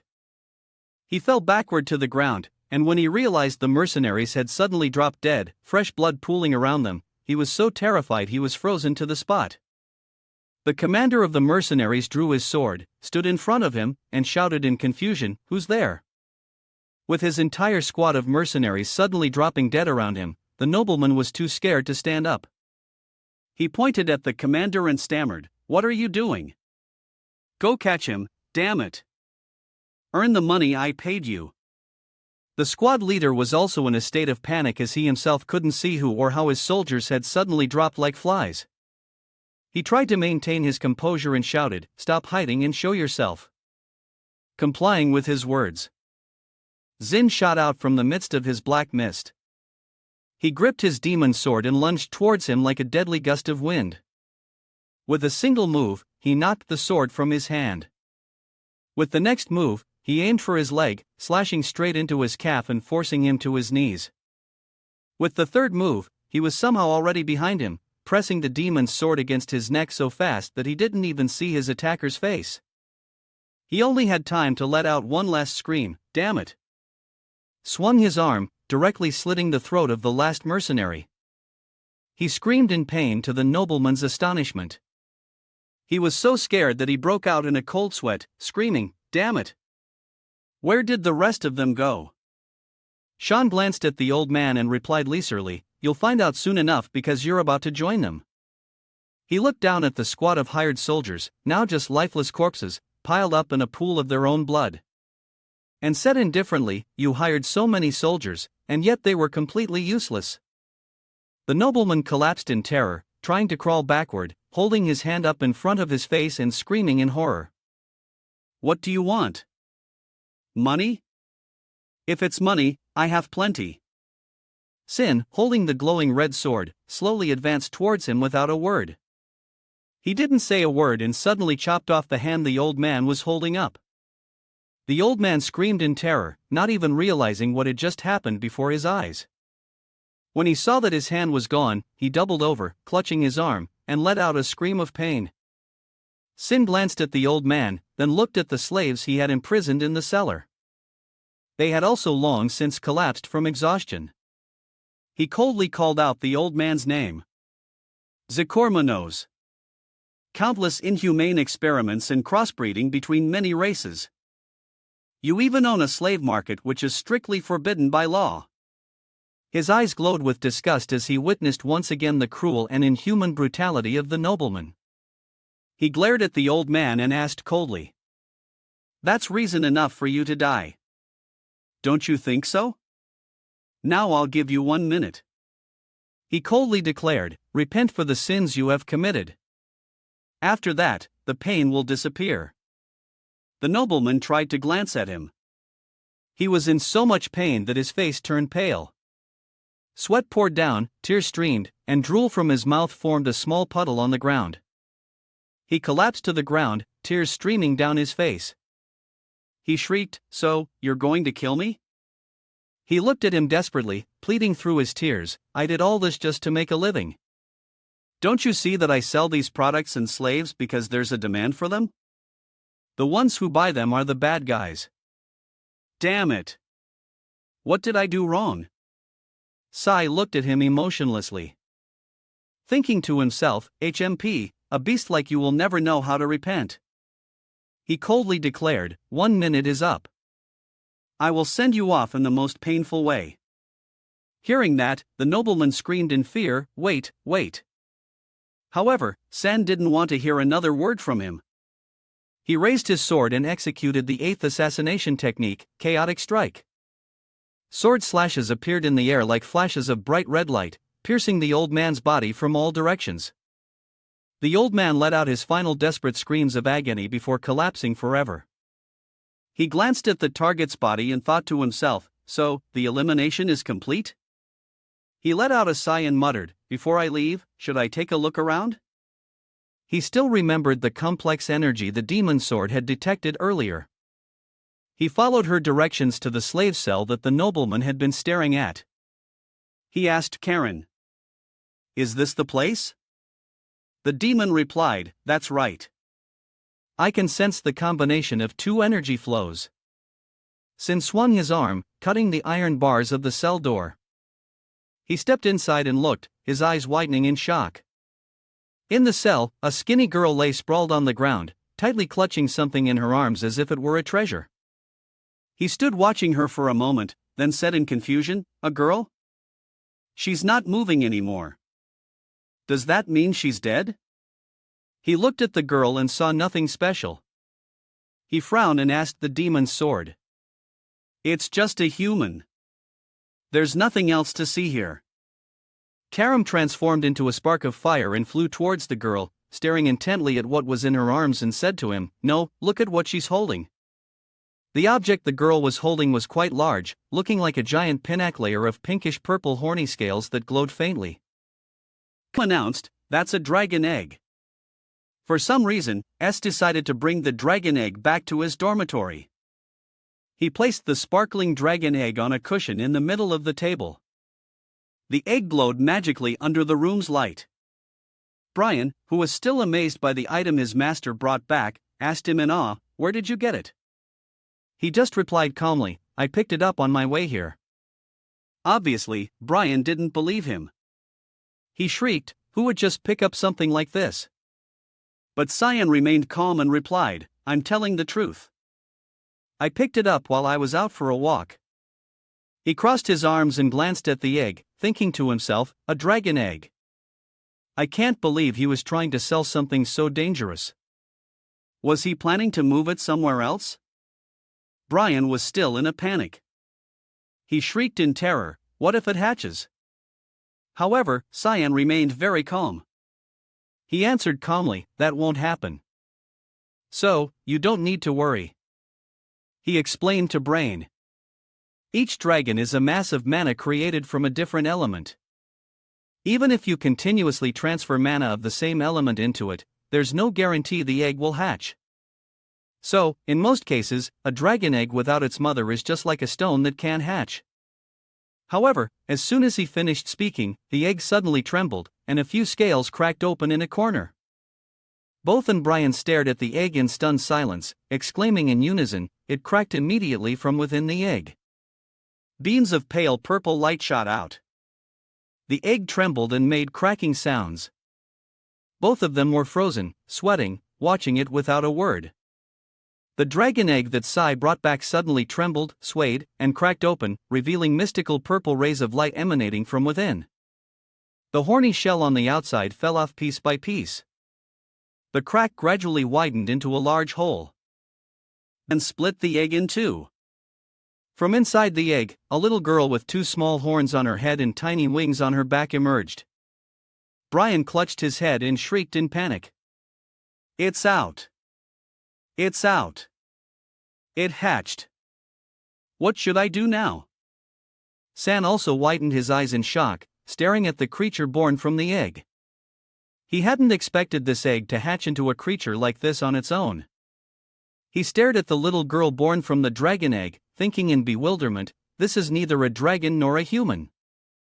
Could this be called a dragonoid?" Brian clutched his head in panic. It was also the first time he had seen such a strange creature. San stood staring at the child, thinking in confusion. A hybrid of a dragon and a human. This is more troublesome than I thought. The baby turned to stare at Cyan, her eyes wide and sparkling. She suddenly cried out, "Papa!" Her eyes shone brightly, her cheeks flushed pink. To San's horror, the child jumped up and hugged him tightly, nuzzling her head against his chest, repeatedly, calling out, "Papa! Papa!" Sai thought in horror. "Papa!" He stared blankly at the child, exclaiming, "It's calling me its father." Witnessing this scene, the demon sword car suddenly burst out laughing. She pointed at and laughed mockingly, teasing him, "Papa! Papa! Your father!" At only 11 years old. The baby looked at the demon's sword and smiled innocently. Brian still hadn't processed all this new information while San, extremely angry, pushed the child away and turned to glare at Karam. He can furiously say, "This is all your fault." Come, back in the dungeon after taking down the assassination target and finding this dragon egg in a slave cell, had taken the dragon egg from the dead slave's arms, looked at it, and asked the demon sword, "Should we just take it?" The demon's sword flew around the egg, urging, "If this thing falls into the hands of ordinary people, it'll be a disaster. San was a bit swayed by that. He narrowed his eyes at the egg and said with confusion, "That makes sense. It probably can't hatch on its own, right?" The demon added a few reassuring words. "Hey, I've never seen a dragon hatch without its mother. This thing is no different from a dangerous rock." She had been so sure back then, which was why Shaun brought the egg back. And yet, now she was standing in front of him, laughing as if she knew nothing and even had the audacity to say, "Live long enough and you'll see many strange things." He looked at her with fury, his killing intent palpable. He hissed angrily, "You just said you'd never seen one before." The demon rolled her eyes, smiled shyly, and answered deceitfully, "That's why I said live long, and you'll see many strange things." She immediately changed the subject. "Anyway, a hybrid of a human and a dragon. What if its very existence is a danger?" Sin crossed his arms in frustration, looking at the child who had fallen fast asleep on his lap. He was extremely annoyed, glancing at the child and thinking to himself, "That's right. This is big trouble." The child slept peacefully, drooling, mouth open, and snoring as carefree as if there were no troubles in the world. But Sai knew very well that this child's fate would not be smooth, half human, half beast. Moreover, a dragonoid born from a human and a dragon. This world was too dangerous for such a creature to exist. If discovered at the academy, the headmaster would immediately become concerned about the external threat and find a way to eliminate it. The pure-blooded dragons, upon learning of this child's existence, will try to eliminate everyone who knows about it. Sai closed his eyes, thinking with frustration. Is such a danger? Do I really need to shoulder this burden? He opened his eyes to look at the child sleeping on his lap, thinking to himself anyway. Its fate is to live in suffering. It's better if I do it right now. With this thought, San decisively held out his hand. Realizing what he was about to do, the demon sword curled her lip in an amused smile and asked him, "So, you finally decided? Come to think of it, doing this might be better for it." Sin didn't answer, coldly placing his hand on the child's neck. The demon's sword frowned slightly, thinking to herself, "Yes, if it has to live in misery. Then ending it now," that was also Saiyan's thought. His eyes glow with a deadly light as he firmly grasped the tiny neck of the dragon hybrid child. Suddenly, feeling the tickle of his hand on its neck, the child woke up. The baby, still sleepy, opened its eyes to look at him and called out, "Papa." His large hand was already wrapped around her neck as if a gentle squeeze would be enough to break it. His eyes were blood red. The baby's single call was not enough to change his emotionless and cold expression. However, to his surprise, the baby suddenly lunged forward and hugged him, laughing innocently and shouting, "Papa, I like it." She thought he was just playing. Sin froze. For a rare moment in his life, he felt the sincere embrace of a child. He unconsciously exclaimed in his heart, "It's so warm." This feeling was like a ray of light that immediately soothed his coldness and killing intent. He lifted the child wondering in confusion. "What is this feeling?" He stood up, lifting the child high. She burst out laughing with delight. In the end, he couldn't bring himself to do it. He looked at her and muttered, "It'll be okay." Looking at the child's innocent pure smile in his hands, Sin suddenly said, "Let's raise it, Karam." The demon's sword rolled her eyes at him. He was smiling. She crossed her arms in frustration, thinking to herself, "Are you going to raise it just to order it around? How boring." At this time, at the ducal castle of the VOT family, Marguerite was pacing back and forth restlessly, consumed by bewildered and panicked thoughts. What should I do? What should I do now? Her assassination plot had failed miserably. Not only that, the news that had met Granz at the academy and beaten Granz's big fat best friend had to death made her heart burn like fire. Unable to sit still, she broke out in a cold sweat, fearfully biting her nails. She thought in panic, "That S and brat. If we just leave him be, our grunge will be in danger." Suddenly, Archer appeared silently behind Margaret, calling out gently, "Mother." She jumped, letting out a startled cry. He glanced at her, a warm, fake smile on his face. He placed a hand on Margaret's shoulder and said gently, "If you're having any trouble, Mother, just tell me. You look quite worried." She looked up at AKO, her face flushing as she stammered, "Thank you, AKO." Even so, she knew she couldn't get involved with this son of hers. She quickly scurried away, waving at him, saying furtively and hurriedly, "I am fine." "What trouble?" "I have something urgent to attend to." Archer waved back, maintaining the fake smile on his face. As soon as the door closed, his smile vanished. He glanced at his assistant and said indifferently, "Report, Kellen." The assistant stepped forward, bowed his head, and reported, "The bodies of the knights belonging to the territory have been found in the mountainous region near Bella's. The remaining one has been confirmed to have entered Lewin with the youngest young master." He reported, "The mastermind, as he predicted, is." Duchess Margaret Archer's eyes suddenly lit up. He asked coldly, "Anything else?" Callum bowed deeply and replied politely. After the news that he was assigned to the royal section of the academy, all the spies disappeared for some reason. Suddenly, Archer asked in a cold voice, "Is that all stuff I already know?" He glanced at his assistant, a smirk on his face, a smile mixed with bitterness and annoyance, his eyes looking as if they wanted to eat Kelly alive. Archer hissed through his teeth in short, "You couldn't find out anything about my younger brother." The tone of his voice and Archer's cold gaze sent shivers down Kelly's spine. He felt a chill run down his back, sweat pouring down like a stream. He thought in panic, "I've disappointed him." Immediately, he was terrified, reminding himself, he doesn't keep incompetent people around. "I've climbed to this position. I can't fail like this."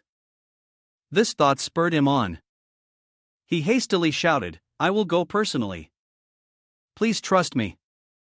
I will absolutely not disappoint you." Faced with his assistant, Kellen's panic, Archer remained incredibly calm. He slowly walked towards his subordinate, gently patting his shoulder. He lowered his voice and said, "I know Kellen's enthusiasm well. All right, let's start right away." The assistant smiled with relief. Archer walked away like that, clenching his fist. He gave a cold command. "My little brother is definitely hiding something. Investigate it thoroughly." The assistant bowed his head deeply and said hastily, "As you command, Lord Archer." During a break at the academy, lecturer Sir furiously stormed towards Sand's dorm room, clutching a piece of paper. Seeing the lecturer, who was also the hallmaster of the Med Assassin Guild, barge into his room, Sand grumbled, "It's not a school day. What are you doing here?" He was not in the mood to deal with this lecture right now. He was struggling to feed the dragon hybrid baby milk with the help of Karam. The demon sword immediately rolled her eyes and clicked her tongue when she saw the person she hated appear. Sarah froze at the strange sight before her and asked in confusion, "Why is there a baby in the dormitory?" The child saw the lecturer and babbled a word. "Meow." Sai bowed his head and sighed wearily. He grumbled, "It's a long story to explain. Just get straight to your point." Sokka pushed up her glasses, glanced at the child, and frowned in curiosity, but then decided to put it aside for now. She replied, Well, we can talk about this later. There's something more urgent right now." She looked at him and announced, "You've caused a big problem, student." He looked at her in confusion, not understanding what was happening. Sokka held out the paper in her hand in front of Sean. On it was a picture of him and Seth. It was a notice that Seth's challenge request had been approved. She questioned him irritably. "Here's the challenge paper. What were you thinking? Haven't you had enough sleep?" She roared. "Are you crazy for attention? The headmaster is coming to watch to sign," skimmed the paper. His words were just a random excuse to get away for his mission. He never thought the boy would actually get the challenge approved. He thought in alarm that Seth Guy dared to send a challenge paper. Now she's come to find me. The demon's sword didn't seem interested in this. She looked at Sika with a frown and grumbled, "What's with the panic? What's so interesting about two 11-year-olds fighting? Sin thought to himself in confusion. This 11-year-old is not an ordinary student, you know. He quickly asked the teacher, so, when's the fight? Her answer was like a clap of thunder. In 2 hours. In the end, he couldn't back down. Sai had to step onto the dueling ground. The childish Prince Seth was already waiting there, laughing maniacally, enjoying the excited atmosphere from the watching crowd. He exclaimed gleefully, "A challenge match." Z also had to step onto the dueling ground. The childish Prince Seth was already waiting there, laughing maniacally. Then held his head in frustration and sighed, "Gee, so soon?" After he had finished laughing, Seth glanced at him, hissing with excitement and a confident smile. "I've been waiting for this moment for a long time. Sin Veda. You must be too, right?" San didn't answer. Just sighed with exasperation. Z slowly drew his sword, asking excitedly, "I originally wanted to have a martial arts fight, but here it's only sword fights and magic duels." "Are you planning to use magic?" San didn't want to humor a child. He just replied with exasperation, "If you don't use." "I won't either, Z." Quite pleased with his answer, he smirked with amusement and said, "All right, I like that." Quickly, as before, he shot towards Siam without warning. He leaped up, raised his sword, and shouted, "Well, then let me see what your swordsmanship is like." He didn't even flinch as he brought his sword down towards him. He calmly glanced over, silently assessing quite fast for his size. The swordsmanship is also quite powerful. Fast like lightning, he drew his sword from its sheath and swung it up to block Seth's attack. Thinking to himself, but an attack that only focuses on power like that is easy to counter. Seth didn't expect to be able to easily block his sword path without moving much, causing him to miss and chip a piece of the floor tile. He cried out in frustration. San rotated his sword, sensing his opponent spinning to launch another attack. From behind. His eyes lit up, he thought to himself. For someone like you, what's needed is finesse and sharpness, not strength, Seth. Still burning with determination mixed with the frustration from his recent miss, he shouted as he swung his arm towards San. "It's not that easy." But he had quickly turned around once again, blocking Seth's powerful slash. The sound of blades clashing created a hair-raising screech. Confused, he tilted his wrist when he realized his opponent had used the defensive move to counterattack. He cried out in frustration. San easily neutralized Seth's attack, leaving him to wonder in confusion. He combined the force of the strike with rotational force. "Even so, he can't possibly block my sword with that tiny thing." He immediately jumped back, preparing for the next attack from his opponent's rear. And this time, he decided to use martial arts to take. Cyanf then suddenly crouched down just as Seth was pointing his sharp blade at him from behind. He looked at Fan. Sheathed his sword in just a blink of an eye. He grabbed Z's leg, startling him so much he couldn't react. This time I couldn't see him. Hey, he was really startled, crying out helplessly as his whole body was yanked away. He thought to himself, "Do you have eyes in the back of your head?" At this moment, Z had gently lifted Z's large muscular body and thrown him to the ground as if he were just playing around. Seth was caught off guard by Cyan and was now being held by the ankle and slammed to the ground. He was so surprised he couldn't react.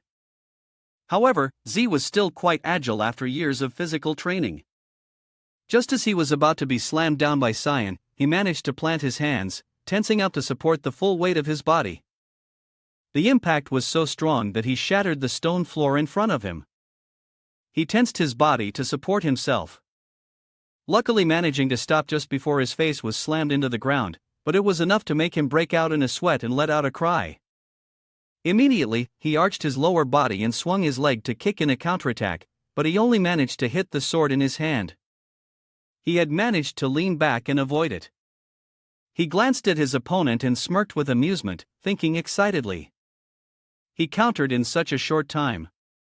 He's pretty agile for someone so big. The 8 students watching the match gasped in amazement. What was that move? Is he even human? Everyone was utterly surprised by Seth's powerful counterattack. Even so, that move took a lot out of him. He knelt on the ground, head bowed, panting heavily. He let out a laugh, sweat dripping down his face. He looked up at Cyan, his eyes glowing with excitement. Even though he had to strain so hard that the veins on his face bulged. And sweat poured down his forehead. He looked at his sword lying on the floor and said with a bitter tone, in terms of swordsmanship, I have lost. Zinvet. Even though he looked at his sword lying on the floor, admitting defeat in swordsmanship, Seth was not one to give up easily. He tensed his body, regaining his strength. Streams of magical light flared up around him like a fire. He smirked and shouted excitedly, if things have come to this, then I must use any means to win. I will use my full power. John rolled his eyes at his opponent, who was just a belligerent brat. He slung his sword over his shoulder, laughed helplessly, and muttered a few words. Thinking to himself, what a troublesome person. Seth stomped his foot hard on the ground, cracking a large section of tiles. He shouted, you should fight with all your strength, too. Then he tensed his body, unleashing a massive surge of magical energy. The terrifying power tore the shoulder of his shirt and the ground in front of him shattered. He looked at San with excitement, his eyes burning with fervor. The energy around him flaring up brightly. He roared his name Sinbot. Up above, Headmaster Cunel was still leisurely watching the match. He slowly stroked his white beard, musing, so now they're going to use magic to compete. The headmaster raised an eyebrow in surprise, exclaiming, what bold children! I didn't expect them to start with only swordsmanship and then switch to only magic. That lecturer Sokka was still watching the match nervously. She made a comment. It seems that in the swordsmanship contest, San overwhelmed him, headmaster. The headmaster also noticed that and agreed. I think so too, sir. He looked at the two students and thought to himself, physique is a rank, while Sanbit's physique is S rank. Banks sat among the lecturers and professors of the school lost in thought. Considering their physical levels, this result is understandable. However, he told himself, a person's physique is just a basic condition for using magic at higher levels. The headmaster frowned as he recalled the information he had learned about his students. After the entrance evaluation, he thought to himself, Set's magic level is 3-star, the highest among the new students. He frowned slightly at San, thinking to himself, now what will you do, San? In next to the headmaster, lecturer Sokka was consumed with rage, her whole body radiating killing intent. She had been furious when S agreed to the challenge, restless because of science status and the misorganization. Now this made her grit her teeth in frustration, thinking to herself, why don't you just announce to the whole world that you want attention? Say Han. A giant mountain of sand shattered the arena floor. Rising from the ground, the pile of sand transformed into a giant fist covered in sharp rocks. Hungry and pained. That was Z's magical energy flow. The fist of death, he raised his fist, a smirk of amusement on his face, eager to get revenge on S immediately. He still had his sword resting on his shoulder, completely unfazed. Even as the force from Seth's magical energy sent rocks flying around him, he thought to himself, so, he's going to use magic now, huh? The Anfist from the test shot straight at him, punching down hard, but he quickly leaped to one side, causing it to miss and slam into the ground, destroying a section of the courtyard. He dodged instead of blocking the blow. Seth once again used magic, causing the ground beneath San's feet to crack. He raised his hand and shouted, "You won't escape." Giant sand dunes continuously rose from the ground. Tao rushed toward Zihan, chasing after his every step. Seth grabbed one of his arms, tensing all his muscles to channel power into it, and unleashed a new source of energy that shone like electric sparks, launching the claws of the desert attack. Sin froze. A new mountain of sand surged up in front of him. In turn, sharp sand dunes resembling giant claws shot up from the ground, surrounding him, trapping him in the middle. In thought urgently, Seth Han, his magic level is 3-star. A deafening explosion echoed, blowing up the ground around. The sand dunes pierced straight into the center. The only thing visible was the sand exploding, covering the entire arena. But Sin quickly escaped the trap of the attack, successfully landing on the ground without a scratch. Looking at the destructive power of the attack, he frowned slightly and thought to himself, but at this rate, won't he be able to use 4-star magic? He glanced at the protective shield around the arena and the lecturers creating it. He thought to himself, the lecturers maintaining the shield might be in for a tough time. Seth felt frustrated that he hadn't managed to hit even once. He looked at his still unharmed opponent and hissed angrily. "How long are you going to keep running away like a rat?" Zot!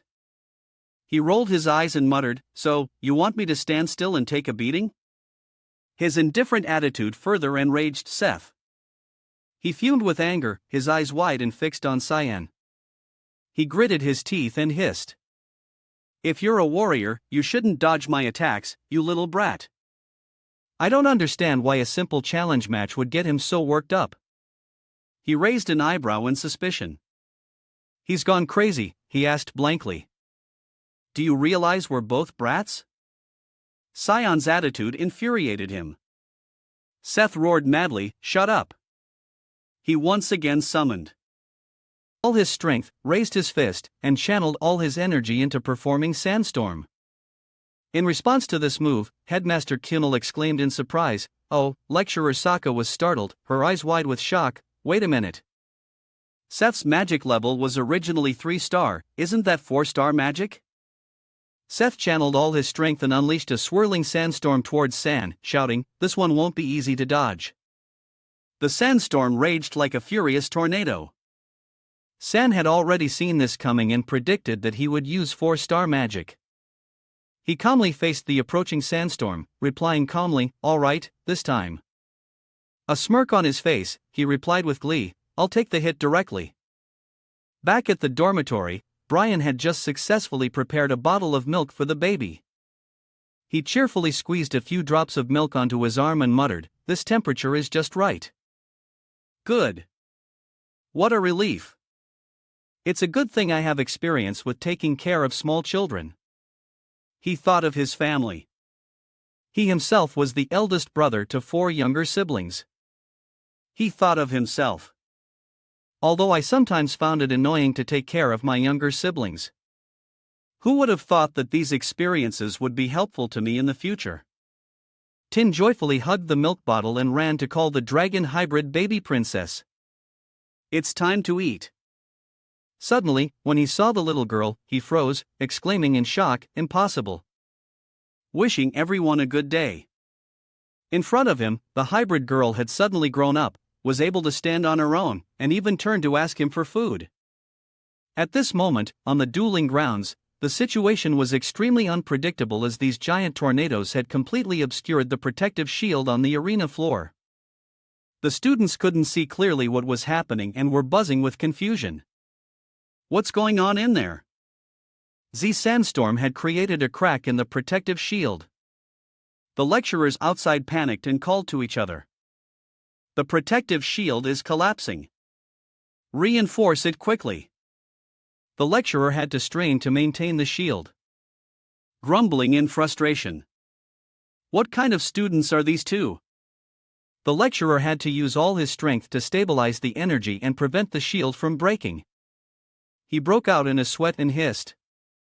The situation has become critical. What is the headmaster doing above? Erica also panicked when she saw the headmaster still not making a move to stop the fight. "Headmaster, we must stop this duel immediately." However, the headmaster just calmly replied, "Just wait a little longer." He looked down at the arena and muttered, "Something is happening."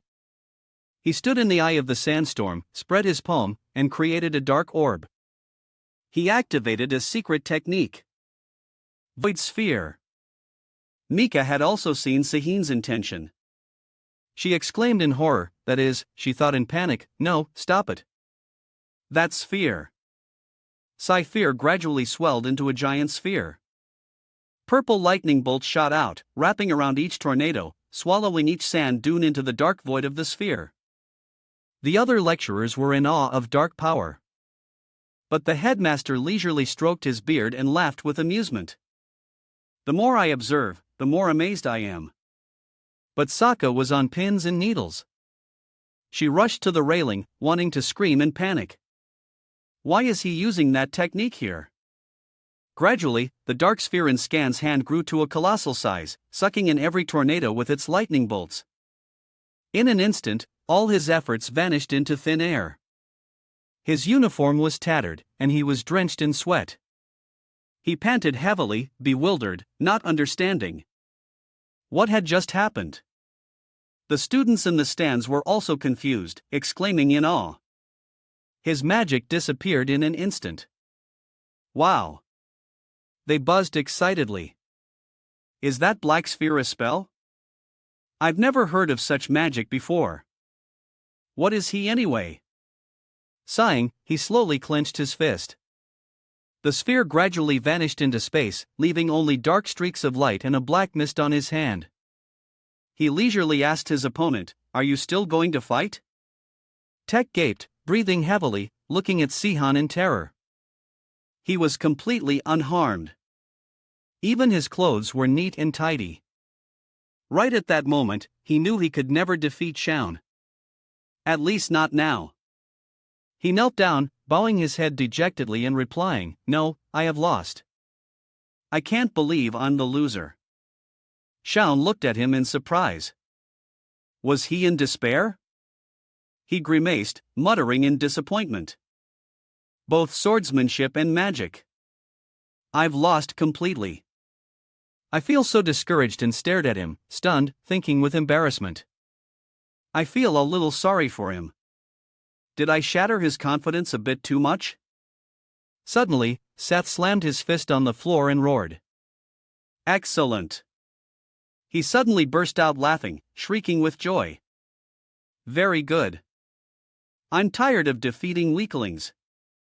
My desire to train is surging. Sai immediately narrowed his eyes at him. He thought he would give up training, but it seems he was worrying too much. He stepped in front of him and extended his hand. He looked at San with amusement and asked with a smirk, "I don't know when it will be, but I will definitely challenge you again. Until then, at that time, will you accept my challenge?" Cyan bought. Ian looked up at his opponent deep in thought. He shook his hand and answered frankly, "No, I refuse." After the challenge match, Sin rushed back to his dorm. He was stunned when he learned that the hybrid girl had grown at an astonishing rate. Witnessing this firsthand, he thought in panic. I know that dragons mature faster than humans. Looking at the dragonoid child, Sin exclaimed, "But the kid already looks like a 6-year-old. The hybrid girl could now jump and speak more clearly than before.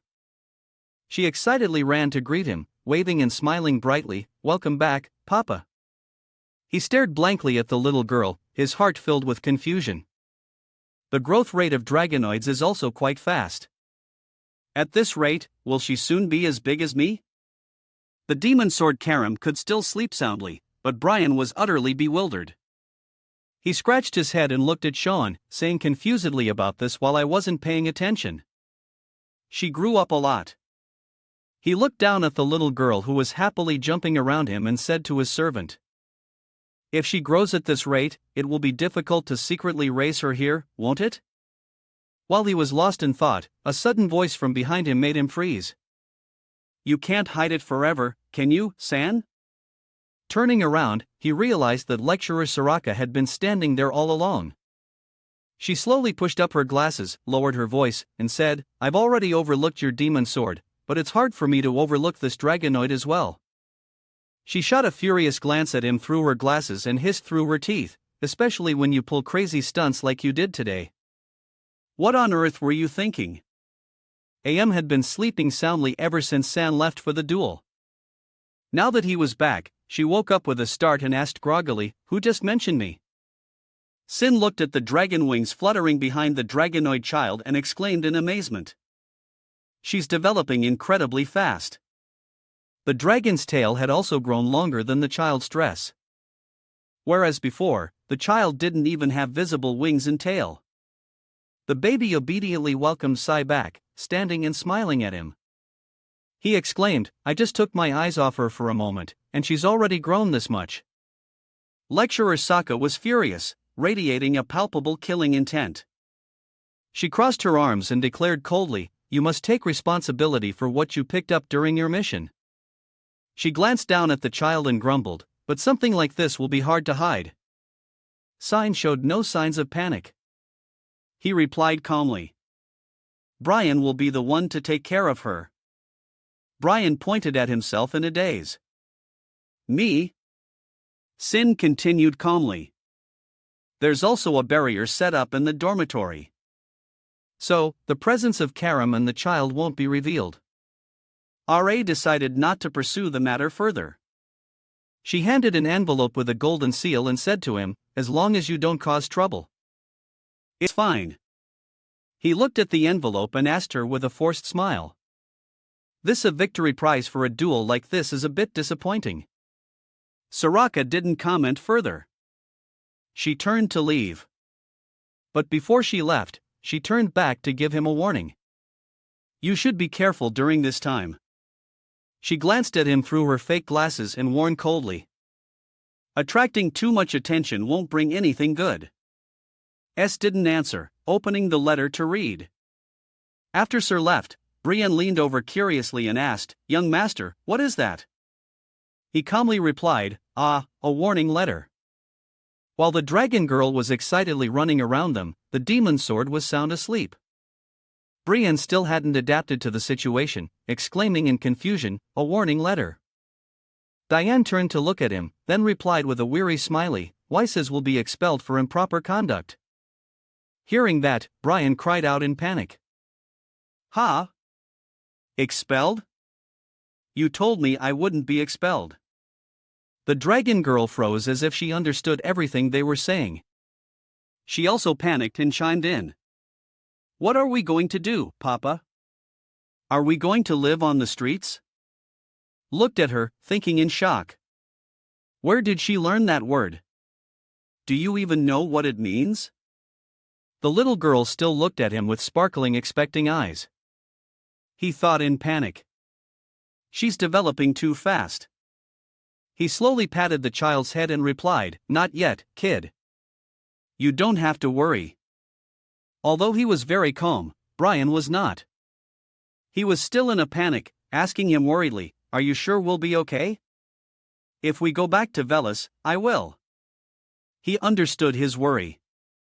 He lowered his eyes and cut him off. Don't worry, I'll file a complaint. He had noticed the signature on the envelope, thinking to himself, It's not from the administration office.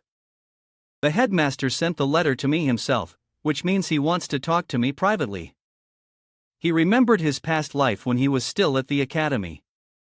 He had once gone to talk privately with Headmaster Kunal. At that time, after hearing him state his wish, he had exclaimed with regret.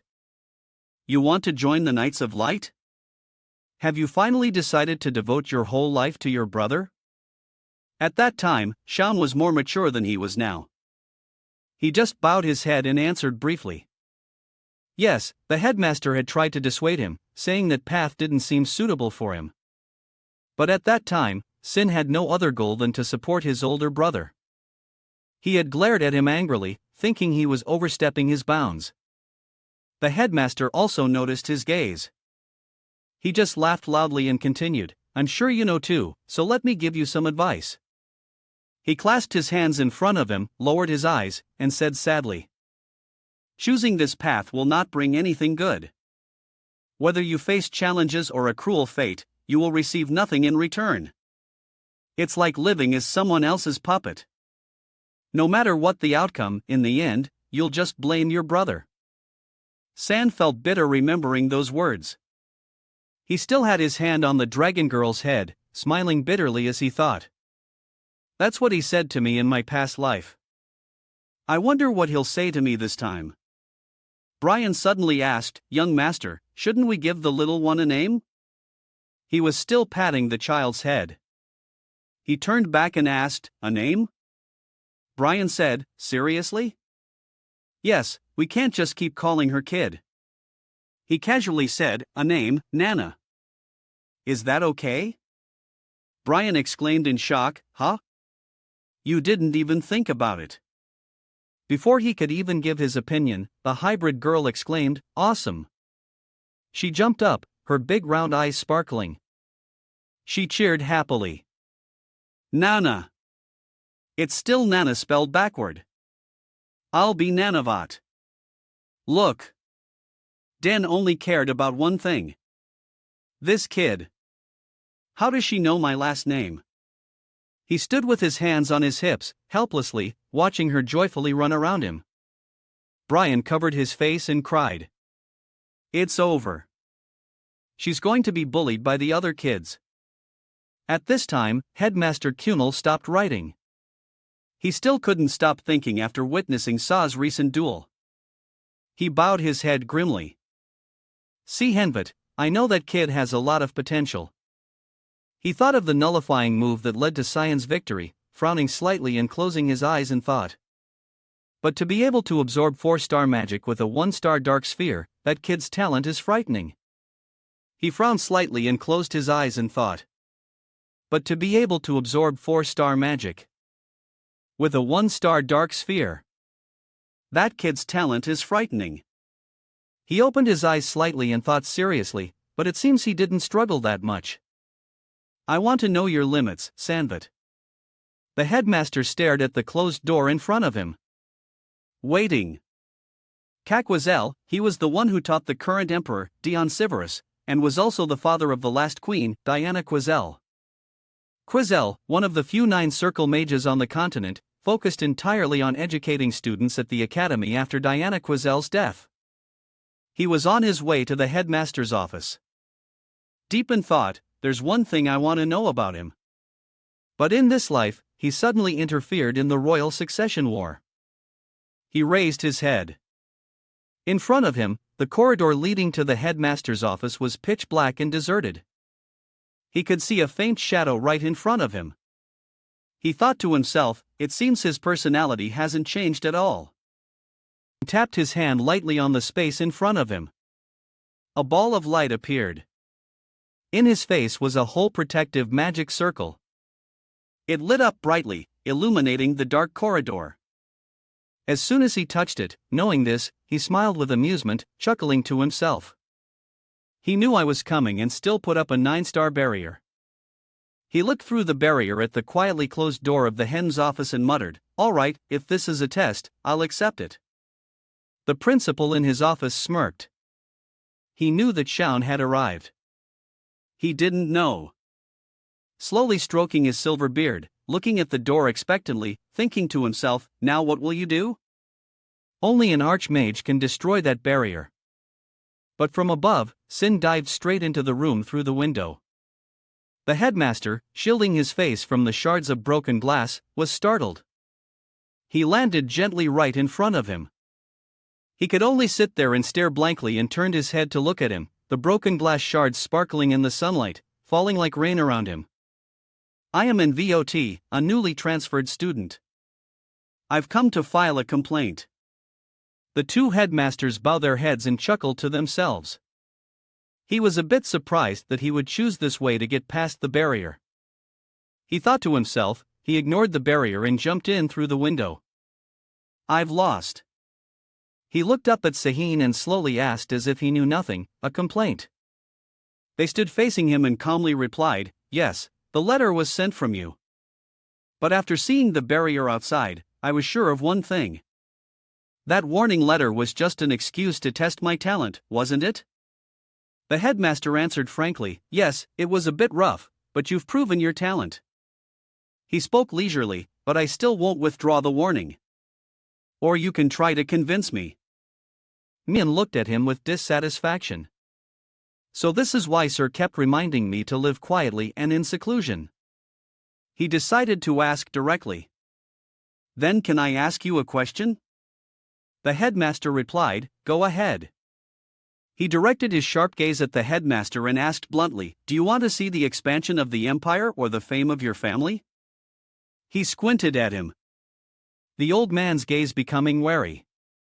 He calmly replied, "That's a brave question." "Neither is correct, Cyan." Cyan asked, "Is that so?" He continued, asking without hesitation. Then after the death of Emperor Dian, if the third or fourth prince tried to seize the throne instead of the first prince, you wouldn't take any side, would you? You? This question reached Headmaster Kunal's limit of restraint. His eyes flared and he roared in anger. You're not brave. You're arrogant. He still couldn't forget the impression the headmaster had of him from his previous life. He thought irritably, I am a puppet of Arko. I think you're not much different from the me of my past life either. He didn't know that in Shun's previous life, during the war for the throne, Kunal had contributed greatly to helping the first prince, Lual Sis, become emperor. Panel was a cruel and lustful man. He slaughtered all his brothers. When Kunal opposed him, he accused him of being a traitor to the empire and sentenced him to life in prison. He had dedicated himself to brightening someone else's future, only to be betrayed by that very person in the end. At this point, he still hadn't realized the first prince's ambition. He considered Shin's words arrogant and out of line, angrily slamming the table as he stood up and roared, "Nonsense!" He was furious. Furious? He roared. You think the peace of the last century will collapse so easily? I thought you were a genius, but you're nothing but a fool. He remained calm in the face of the headmaster's rage. He leisurely asked him, Do you think so, sir? The mothers of the first and second princes died of illness. The third and fourth princes are on equal footing with the first prince. The Nepalis clan, where Queen Cassandra came from, is notorious for its obsession with power. Calmly, he told him, that family will do anything to maintain power. In my opinion, the peace of the empire is already hanging by a thread. He's smiling ambitiously, he told him bluntly on the day that peace collapses. This academy will fall with it. Only he knew this clearly. It had happened in his past life once the headmaster was sentenced to life in prison. Headmaster Kunal stared at Cyan, stunned. He couldn't believe an 11-year-old student could say such accurate things to him. He thought in shock. Is this the thought process of an 11-year-old? He knows everything about the current political clim. His anger subsided a little. He turned and walked away calmly, asking Cyan, What are you telling me this for? He answered frankly to negotiate. He's smiling confidently, he continued. I will help you for the peace of your family and the entire academy. Please withdraw the warning. He looked. The headmaster waited, his head still bowed in silence. Surprisingly, he didn't respond. Well, he chuckled, leaving Cyan confused. Instead of answering the question, he created a giant magic circle on the ceiling and wheezily said to Cyan, Do you have enough power to do something like this? Cyan was startled, looking up at the giant magic circle illuminating the entire room. The headmaster turning to look at him, the old man's eyes flashed like lightning. He pointed his finger and said coolly, Feel the weight of your arrogance. He had just, as soon as he finished speaking, giant golden chains shot out from the magic circle like a downpour. His chains of judgment wrapped tightly around Cyan, pulling him straight into the air to his surprise. He smirked, looking at the headmaster angrily and thinking, You want to go all out, huh, headmaster? I guess I should. He looked at him and reminded him sternly. No matter how talented you are, you can't easily escape the prison of reincarnation spell. He leisurely stroked his beard and said sarcastically, It seems I have overestimated your talent. Cyan didn't bother to argue. He just smirked slightly. Then I will show you. After those words, the headmaster was startled and shocked by the magic he used. A practical combat spell. Magic enveloped his body in a black mist, as if he had vanished into the darkness. The chains were gradually stained by the smoke. The black smoke seeped through every crevice of the chains, slowly engulfing them. The black sphere gradually increased in size, completely enveloping the chains. Even the headmaster had to take a step back, shielding his face, he thought in astonishment. Impossible. It's just a level 1 magic sphere. Yet, it can swallow my magic. Soon, the golden chain shook violently and gradually cracked and broke. When the sphere reached its maximum size, the first chain snapped in two, falling chaotically to the ground.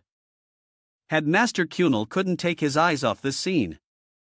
Sweat already pouring down on his forehead. His eyes were filled with horror. Just how far does this kid's talent go? In the blink of an eye, the chains completely shattered. The magic sphere gradually dissipated into space. See? Cyan was completely unscathed. He leisurely dusted off his clothes and asked the headmaster, "Is that enough to make you think I'm useful?" Even though he maintained such an arrogant attitude, the headmaster no longer wanted to continue punishing or testing him. He lowered his head, looked at him grimly, and asked cautiously in a low voice, "I acknowledge it. I will withdraw the warning. Are you sure? You don't want anything else?" He squinted and smiled, leisurely replying, "Yes, I just want to study peacefully at the academy." The headmaster was quite surprised by his answer and asked again, "Is that all?" He replied firmly, "Yes, that's all." He lowered his eyes, recalling the tragic fate of this academy in his previous life. He thought to himself, "I don't want to witness the academy's collapse a second time." From that day on, brilliant sunlight enveloped the entire street. Brian, on Shin's orders, went to buy a bunch of things for the child and was on his way back to the academy dormitory. With a handful of snacks, he happily mumbled to himself, "It must be because there's a child at home." He only bought snacks. He walked alone, grinning happily. The thought of Nana eating deliciously put Brian in a good mood. Suddenly, he had a bad feeling and stopped in his tracks, looking ahead. He realized he was all alone on this road with not a soul in sight. He thought uneasily, "Why are the streets so strangely empty today? Or am I just being too sensitive? Let's go." Reaching an intersection with a deserted alley, he glanced into it worriedly. The small, dark, and cold alley gave Brian a deep sense of unease. He felt something looming around him, stared into the darkness of the alley, and muttered, "Something's coming." From the darkness of the alley, someone was slowly approaching. Brian froze, his eyes widening at the person who appeared before him. He frowned slightly, uttering in confusion, "You are." Brian's bag, full of food, dropped to the ground with a thud. He had vanished from the street, leaving only the abandoned bags of food with snacks scattered about. After his conversation with the headmaster, Cyan had agreed to try and attend all his classes. Today, he just had to get through the afternoon session, but he couldn't sit up straight.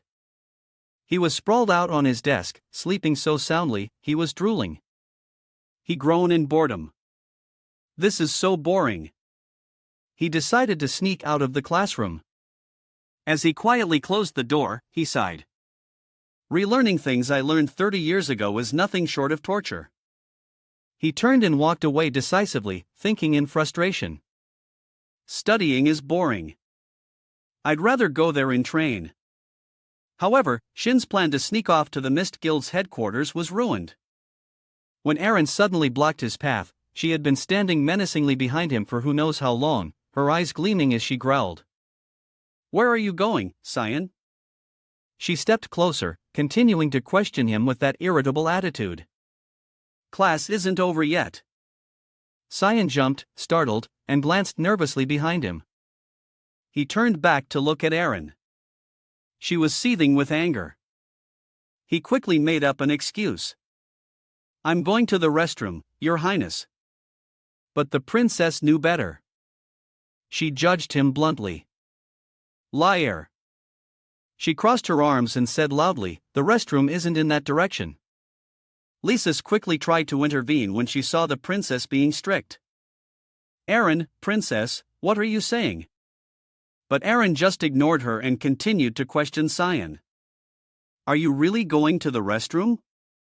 He, not knowing how to answer, tried to change the subject and targeted Les Imus. "Do you allow him to call you by your name like that, princess?" She was startled and flustered. But the princess just asked calmly, "What? Are you trying to change the subject?" "Yes."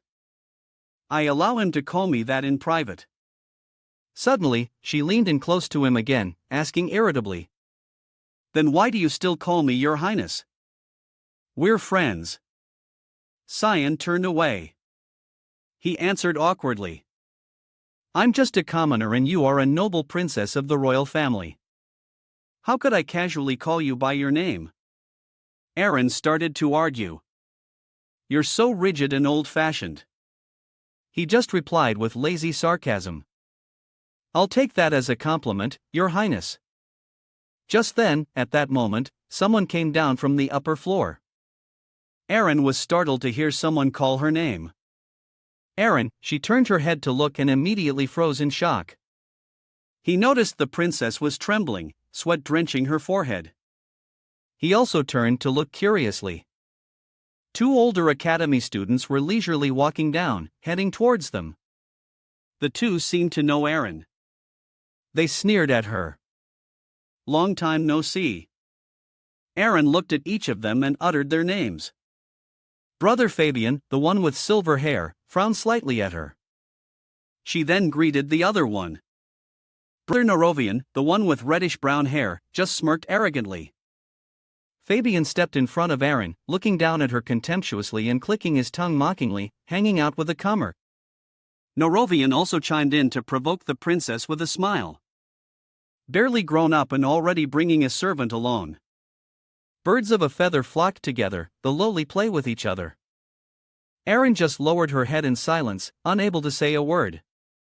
Beside her, Lesimus also bowed in panic upon recognizing the 2 in front of them. Canon now recognized them too. They were none other than the 3rd and 4th princes. Cyan frowned slightly as he looked at them, thinking people from the Nepal clan. They didn't even try to hide their contempt for Aaron. At that moment, the 2 arrogant princes finally noticed. Fabian was startled and exclaimed. The other one, Narovian, also hesitated in confusion. Cyan had seen. Since they had mentioned him, he didn't hold back and greeted them directly. A pleasure to meet you. I am Sean Vert, the youngest son of the Vert family.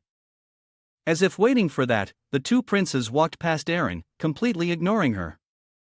They spoke to Cyan effusively with a condescending air. How could we not know the son of Duke Vert, our father, the Emperor's close friend? I was very impressed by your recent sparring match. Shamelessly, he announced as if bestowing a favor. Next time we hold a tea party, I will definitely invite you. Cyan couldn't care less about these royals, but his bored gaze fell upon something. It was Aaron, the ostracized and ignored princess, who was still bowing her head. She hadn't moved or said another word since her formal greeting to her royal brothers. Meanwhile, the 2 arrogant princes were still chattering away. We'll talk more, then. Let's get closer. Novian even condescendingly patted Shine's shoulder. Laughing arrogantly. This isn't an easy opportunity for you. Cyan didn't want to waste words arguing with the shallow royals. He just replied dismissively, yes, thank you. Hearing that answer, Fabian was also satisfied and said, well, then see you later. Aaron remained silent, then suddenly heard her brother's voice beside her. By the way, Narovian had somehow gotten behind Aaron, placed a hand on her shoulder, and whispered in her ear with a malicious and arrogant smile. Don't you dare show up. I'm not inviting you. Aaron's eyes widened in shock. He continued mockingly. After all, you're just a lowly princess. Don't get cocky, Aaron. Just a lowly princess. The princess clenched her fist, trembling with anger. He really couldn't miss the chance. He didn't hold back in insulting the princess with a contemptuous, arrogant smile. He even raised his voice to warn her. Know your place. Beside him. Fabian just frowned at Aaron as if looking at something inferior. They turned and walked straight away, leaving Aaron submerged in terrible emotions. Lemus couldn't believe her eyes. She couldn't help but exclaim as she watched the 2 princes. They are princes. Confused, she exclaimed, why are they so cruel? Aaron, still with her head down, replied indifferently, "We're family after all. Blood is thicker than water." But Cian suddenly spoke up. "Who knows? From what I see, they're worse than barbarians." She was startled and raised her head to look at him, her eyes filled with confusion and sadness. He continued silently. "Whether it's blood ties or strangers, it's all useless in the face of power. Cian already knew that in the royal family, everyone would eventually kill each other for the throne." Indifferently watching the two arrogant princes' retreating figures, he reminded Aaron. "Therefore, their coldness is just them being wary of you." The little princess stared at him, stunned. He didn't notice. Just continued calmly. "If they want to be wary of you, then you don't need to bother with them. I'll be going now." Hearing these words, the princess's cheeks flushed red, and her heart fluttered once again. She no longer had the mind to stop Cian from skipping class. Feeling like she was about to faint from the heat on her face. Seeing Aaron's flushed face and dazed expression, Lysimus worriedly shook her sleeve and asked, "Hey Aaron, are you okay?" Cian had lost his motivation to train. He returned to his dorm room and called out, "I'm back." But only did he see the little girl, Nana, sleeping soundly by herself. He looked around the room, muttering, "What? Is no one here?" He then called out loudly, "Brian, Karam," called by her name. The lazy demon sword flew over. Grumbling. "Here, I'm here." "You disturbed my sleep," he looked. Karam was now a flickering ball of dark fire. He asked, "Why are you in spirit form?" The demon's sword lastly replied, "This form is better for hiding my presence anyway." "What did you call me for?" Cian, without any courtesy, pointed at the demon and ordered, "Go find Brian from me." The sword spirit paused, frowning irritably. She shrieked furiously. "Am I a dog that you're telling me to find someone? What's with that attitude? He knows his way back." Cian silently endured her tantrum without a word. Suddenly, the demon's sword stopped, sniffing the air intensely and blurted out an exclamation. She exclaimed, "The smell of blood, Cian." Cian was startled and looked at her utterly bewildered. Meanwhile, at that moment, Brian was thrown violently into a small alley. The 8 people who caught him were a group of thugs led by a cocky noble youth from the academy. He said disdainfully, "I asked you nicely before. Why didn't you just obey?" He was none other than Barrett, the arrogant noble who bullied Lysimus, but was scared off by Shin's intervention. Now he was back to take his anger out on Brian to avenge the day's humiliation. He smirked excitedly, glaring at Brian and saying, "Now you're in big trouble. Understand?" He looked at Brian. Seeing Brian cough up a glob of blood on the ground, he laughed. Shockingly, the Master's only guardian knight is this weak. What a piece of trash. He looked at the helpless Brian lying motionless at his feet and proclaimed arrogantly, "Now I will cut off every part of your body and send them as a gift to your master." He was burning with rage. He gritted his teeth and hissed. "This is the price for daring to lecture this Barrett Lewis May." He was thrilled. He burst out laughing. "Just thinking about it makes me sick with excitement." Brian coughed violently again, groaning weakly. "Ubies." His small act of defiance enraged Barrett. He hissed, "What did you say?" And Brian retorted bluntly, "You're going too far." Barrett frowned slightly, shooting a furious glare at Brian. Even though he was beaten to a pulp by his men, his face disfigured, he was a knight who would not yield, so he didn't hold back his sarcasm, smirking. "Who's challenging to whom? How ridiculous." His attitude only made Barrett even more furious. He gritted his teeth, his lips twisting into a bitter smile. A wild, vicious gleam shone in his eyes. "You mad man. You've been beaten senseless." He signaled for the thugs to advance with their swords surrounding Brian. He just replied emotionlessly, "I only feel sorry for you lot." Finally, his challenging voice echoed through the space. Kill him. Barrett laughed gleefully as he saw Shin's subordinate being beaten to a pulp on the ground, his eyes gleaming with a chillingly evil look. He hissed in excitement. What a madman! You must have been beaten stupid. He signaled for the mercenaries to surround Ryan, sighing, bored. Kill him. Just as one of the mercenaries was about to draw his sword, Ken appeared on the roof of a nearby house and asked coldly, "What are you doing?" Just hearing Shin's voice made Barrett's hair stand on end. He jumped at his sudden appearance, his entire body breaking out in a cold sweat. He stood looking at him, clenching his fist. A faint black mist had already begun to appear at his feet. He hissed. Barrett Lewis Mill, so it was you? Brian recognized him. He opened his eyes and whispered with difficulty, "Young master." Cyan looked at his subordinate and muttered, "You look pathetic. It seems your vocal cords have been damaged, too." Although initially startled by Shin's appearance, Barrett was still confident he could defeat him with his mercenaries. He looked up, glaring at him, and smirked contemptuously. "You dare to come here alone, Cyan Vert? This is even better. I'll tear you to pieces." Cyan smirked and hissed angrily.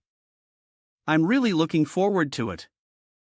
Immediately, he gripped the sword Karam in his hand and leaped down with the 8th killing technique. Random strike. He aimed straight for the next to the mercenaries below. Karam's blade flashed with red gleams like the color of blood.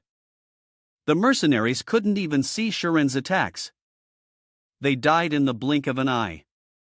In an instant, the entire group of mercenaries was taken down, sent flying in all directions. It was so fast that only the bright streaks of Shin's sword slashes were left visible. Barrett retreated into a corner in a panic. He covered his face with his hands, gaping in terror at the unbelievable scene before him. He thought helplessly. He took down my mercenaries in an instant. Is there really no way to defeat him? He remembered the scene from that day when Cyan had scared him to death by creating a giant mono orb. He screamed in his heart. What kind of monster is he? Cyan had finished off the mercenaries. He raised his demon sword. His blood-red eyes full of killing intent aimed straight at Barrett. He panicked when he saw him charging, but he stubbornly swung his arm to gather mana, screaming madly, "Damn it, I'll kill you." Cyan Vert. He had just shouted the word fire when Cyan rushed forward and kicked him straight in the stomach. His kick sent him flying into the distance. He rolled over several times before collapsing at the end of the alley. He was in so much pain he couldn't get up. Groaning in agony, Cyan walked up to him and asked, You still haven't changed, have you?" He just walked leisurely, his voice growing into a roar as he questioned him, "Torturing people weaker than you. Is that fun?" Barrett smirked, looking at him with mocking eyes. "You want to stick your nose into other people's fun? Are you going to use this as an excuse to kill me?" Barrett Lewis Mines, the eldest son of the Lewis Mines family, was considered part of the ruling faction of the Garham Kingdom. Even in his previous life, his penchant for causing trouble was well known. He had a habit of beating his servants and even burned small animals alive for entertainment. Later, he let his cruelty go too far and committed murder. He brutally killed a female classmate. His excuse was that he wanted to test his magic. In the end, the Misskilled issued a mission to eliminate him. Cyan remembered his past life.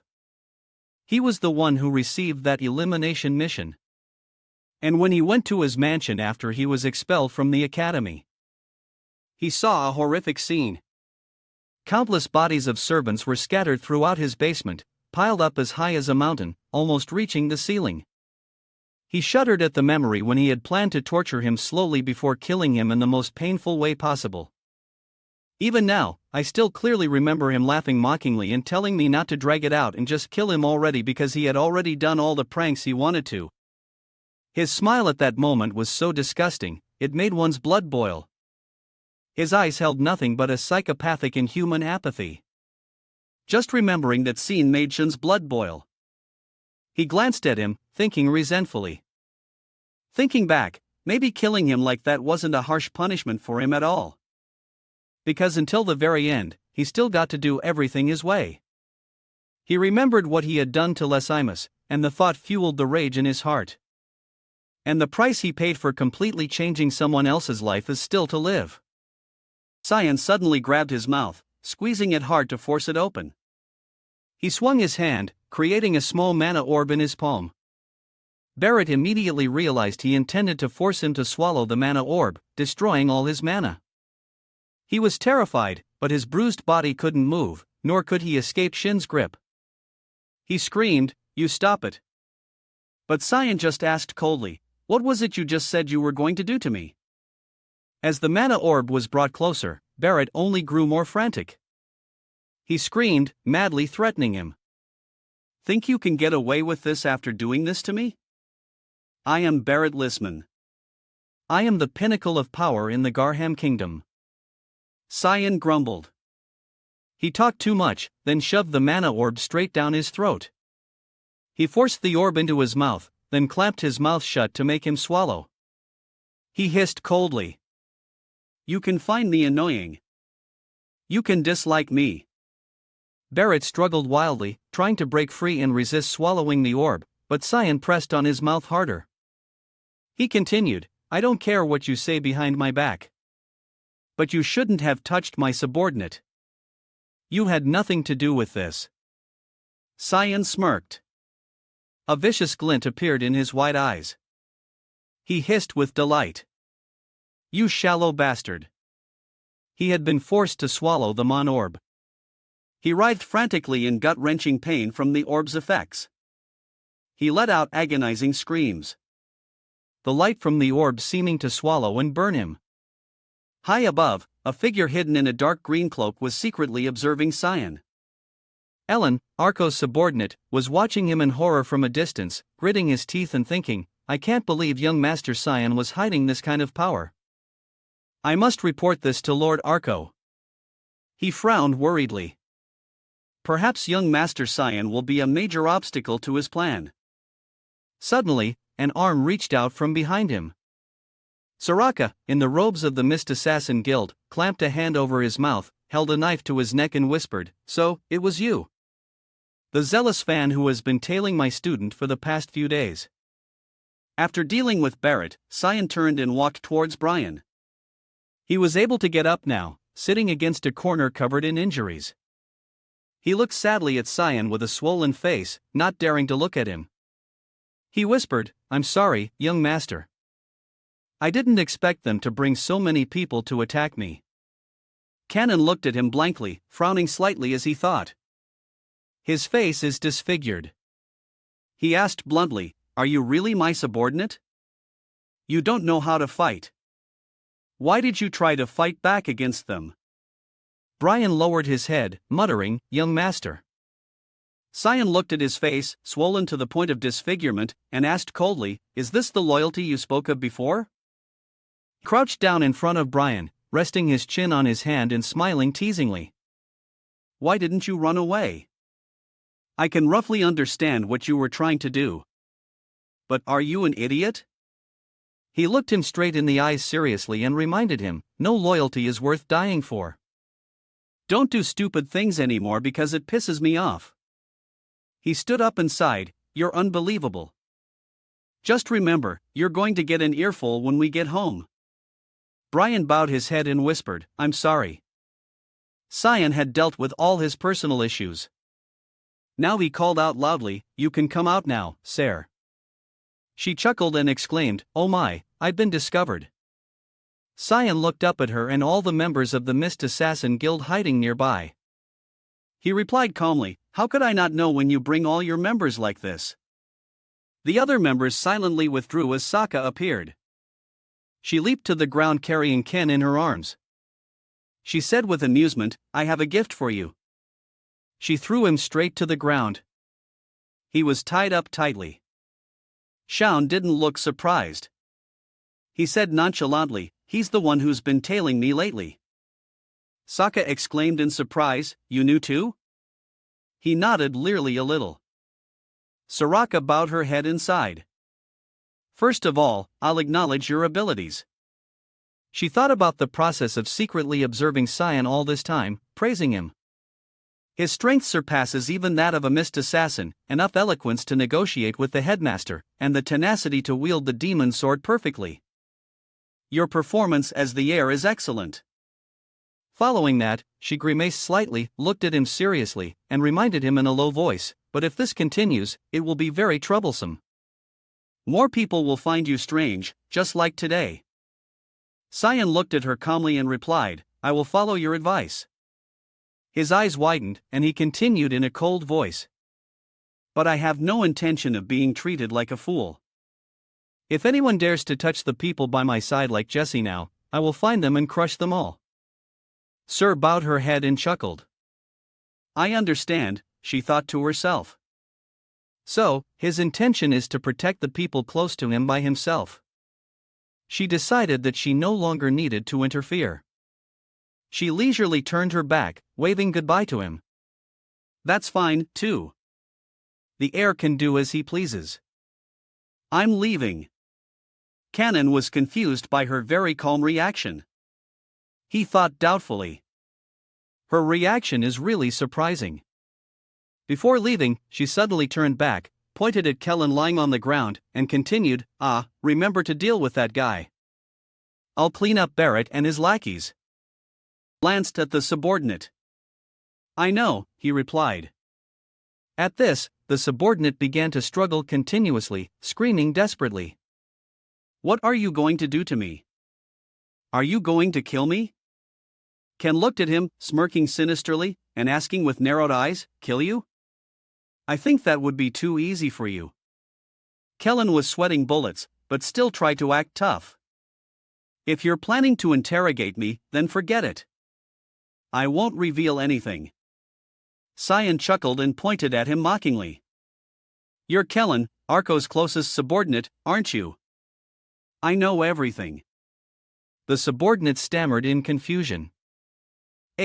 How did you know? Cyan thought to himself. How could I forget? You've been by Arrow's side for so long. He also clearly remembered Kellen's gaze from that day. He always looked at him with considerable hatred and jealousy. He thought to himself, he's the one who felt jealous of me, an archer in my past life. He smiled wryly, thinking, if you look at it from another perspective, this guy is probably quite dangerous. Cyan held out his hand. A stream of dark energy began to gather in his palm. He looked at Kellen on the ground, thinking that it wouldn't matter if he killed him now, but he was that bastard archer's subordinate. He smirked gleefully, playfully summoning the black smoke around him, thinking, at least he'll be very useful for my plan. Kellen was horrified by Shin's terrifyingly calculating expression and the faint black and purple mist that was gradually surrounding him. He screamed in fear. What is that? Stay away from me. Cyan sneered, his eyes glowing brightly, his body flaring up. He shot the creation technique, Dark Persona, straight at his brother's subordinate. The black mist swirled into a stream, rushing towards Kellen, pouring into his mouth and eye sockets. The black smoke soon took over his entire body, erupting from his eye sockets and mouth.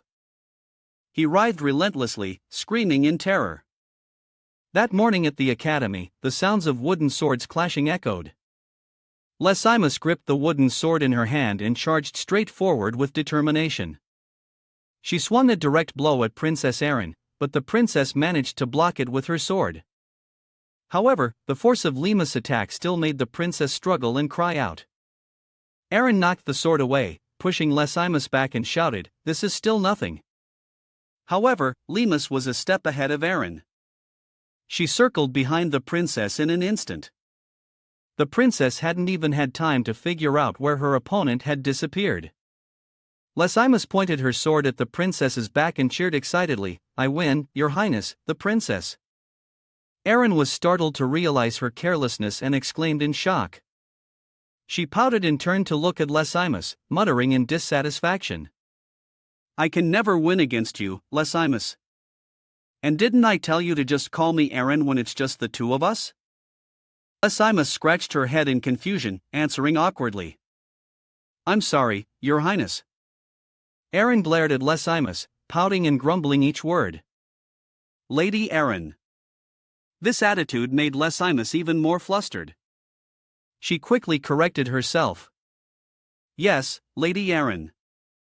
Meanwhile, on the training ground right next to them, a loud cry also rang out. Young Master. Aaron glanced over and commented with confusion. It seems they're also training very hard over there. On the adjacent field, Cyan was making Brian undergo physical enhancement training, but Brian was getting beaten to a pulp by him. Having just received another powerful punch to the stomach, Cyan attacked relentlessly without a break, causing Brian to take a kick to the shin before he could even recover. Cannon charged in, attacking like a storm, while Brian could only cry out in agony, unable to block or counter a single blow. After a rain of blows, Brian curled up, hugging himself and gritting his teeth to endure the pain. However, he also realized that Brian had good stamina. He glanced at Brian, frowning slightly and thinking to himself. He claims to be just a manual laborer, but he's pretty good at taking a beating. And his stamina is also incredible. He observed Brian carefully, even though he was a bit exhausted. His body was still holding up strong after all those attacks. Brian just held his stomach, pausing for a moment and then seemed to recover immediately. Cyan thought with satisfaction, he'll be quite useful in the future. Then he narrowed his eyes and asked, Are you finding this difficult? Brian quickly replied, though he coughed up blood as he opened his mouth, Not at all, young master. I will endure until the end. Cannon was startled, grimacing at the sight of him coughing up blood. Cyan thought to himself. Although this method is a bit brutal, there's no other choice because there was no guarantee that something similar to the incident with Barrett wouldn't happen again. At the very least, Brian needed to be able to protect himself. Cannon was still furious. He couldn't forget his malicious smile as he took his anger out on his subordinate. Brian seemed to have recovered. He approached Cyan and asked hesitantly, But young master, can we really keep that person named Kellen? Cyan realized he was still concerned about that day's incident and seriously reassured him, You don't need to worry about him. He's on our side now. The incident that day was when Cyan gifted him with a spell. At that moment, he was tied up by Soraka and thrown to the ground. He riffed and screamed in agony as Shin's spell gradually invaded his body. Brian had witnessed it all, even though he was exhausted after being tortured by Barrett and his hired men. His face completely swollen. He stared at Cyan in shock. This was the first time he had seen him use magic. Soon, Kellen on the ground stopped struggling and lay motionless. Casting the spell had also taken a lot of Shin's energy. He was sweating and he lowered his head, thinking, It's been a while since I used the spell, so it was really difficult. 9-star Dark Magic Dark Persona. This is a spell to create a new persona from the shadows. It allows the caster to control the target according to their will. Cyan remembered using it only once in his previous life. He walked over and cut Kellen's ropes with a knife. His attitude had changed completely from before. Now he seemed calm and serene. Cannon asked him coldly, Now, who are you? He knelt, bowing his head at his feet. His body still enveloped in a faint purple mist. He replied, I am Kalen Diego. I am the official guardian knight of Velis. He lowered his eyes, answering frankly like a machine. And I came to Ruin after receiving orders to monitor young master. Witnessing the subordinate who was just defiantly talking back to him, now obediently answering every question, Cyan smirked slightly and thought, He's become obedient. He then asked a question to confirm, And who is your master? Kellen bowed his head. His face as emotionless as if he were programmed to be completely devoid of feelings. He replied, Although the one I initially served was young Master Archer, I now wish to become young Master Xian's subordinate. Please accept me. Cyan smiled with satisfaction and calmly replied to him, Very well. From now on, listen carefully to what I'm about to say. Return to Arcrow's side and tell him. Sean's smile suddenly became chillingly sinister. He glared at Kellen and hissed with delight through his teeth, "Tell him everything. Don't leave out a single word. Do you understand?" Immediately, Kellen decisively slammed his fist on the ground, bowed his head, and shouted clearly, "Kel Diego hereby will obey young Master Shin's command." He looked up at Cyan with eyes full of determination and burning loyalty. All thanks to the control of the spell had placed on him. Remembering that look, Cyan shuddered slightly, rolling his eyes and thinking, his look of trust puts a little pressure on me. That guy is definitely dangerous. Seeing Cyan not responding and remaining silent for a long time, Brian called out in confusion. Young Master was still lost and thought he'll probably be fine. At that moment, Princess Erin and Lesimus also came over to his training ground. She stood with her hands on her hips, looking at the two of them and calling out, "Are you training with your guardian knight? I didn't expect to see you here." When Brian saw the princess arrive, he quickly bowed his head in greeting. "Ah, Your Highness, the princess." Cyan turned to look at the two girls and replied indifferently, "Yes, did Your Highness also come here to train?" Erin walked closer to him and smiled excitedly, boasting, "That's right. I come here every week to practice swordsmanship with Lesimus because of that recent incident. I thought I should be prepared." Hearing the princess mention that incident, Cyan glanced away, thinking to himself, "It seems it's because of what happened a week ago." A week ago was the day Barrett ambushed Brian to get revenge on him. In the pouring afternoon rain, Barrett Lewis' men were found unconscious in front of the infirmary door. Although his body was bruised, he refused to reveal who the culprit was. Cyan knew better than anyone that the one who cleaned up the mess was Sriaka. She had dumped him in front of the infirmary. He thought to himself, actually, it's not that he wouldn't talk, but that he couldn't. He will never be able to use magic again. He had forced Barrett to swallow a mana orb. This was the trick he had used to destroy all of Lima's mana and push her into a harsh fate in the previous life. He had thought she would be overjoyed to hear that news, so he turned to look at Limas, thinking, but Lima's reaction was a bit surprising. Lesimus wasn't happy at all, which made Cyan wonder. I thought she would at least feel a little satisfied. Limas just lowered her head in silence whenever someone mentioned Parrot's incident. Suddenly at that moment, little Nana let out a very loud cry, "Papa!" All four people on the training ground were startled and looked up to where the call came from. Nana was floating in the sky, right above their heads. Brian cried out in alarm, "Young Master, over there!" Even Cyan was startled, exclaiming in horror, "Nana, didn't I leave her with Karen?" He didn't know that at that moment the demon's sword Karen was busy sleeping, her snores echoing through the house with a toy still in her hand. Nana let herself free fall, landing right in Princess Erin's arms. She held the little girl in confusion and asked bewilderedly, "Where did this little girl come from?" The girl paid no attention to anyone but Cyan. She looked straight at him and shouted joyfully, "Papa!" Nana found Papa. The princess froze, looking up in the direction of the girl's gaze and muttered doubtfully, "Papa." The little girl even pointed at Cyan, shouting once more as if to confirm it for the princess. "Papa." Princess Erin stared at him in shock. Her face darkened. She broke into a sweat and asked angrily, "Papa, since when and with whom?" She fumed internally. Cyan, suddenly exposed, had no other choice but to sigh in exasperation and think, how could this happen? In the end, he had to tell the story to the princess, including the fact that the little girl was a human dragon after hearing it. Erin let out a sigh of relief. So that's what happened. She wiped the sweat from her forehead and exclaimed with a sigh of relief, "This little girl isn't your daughter."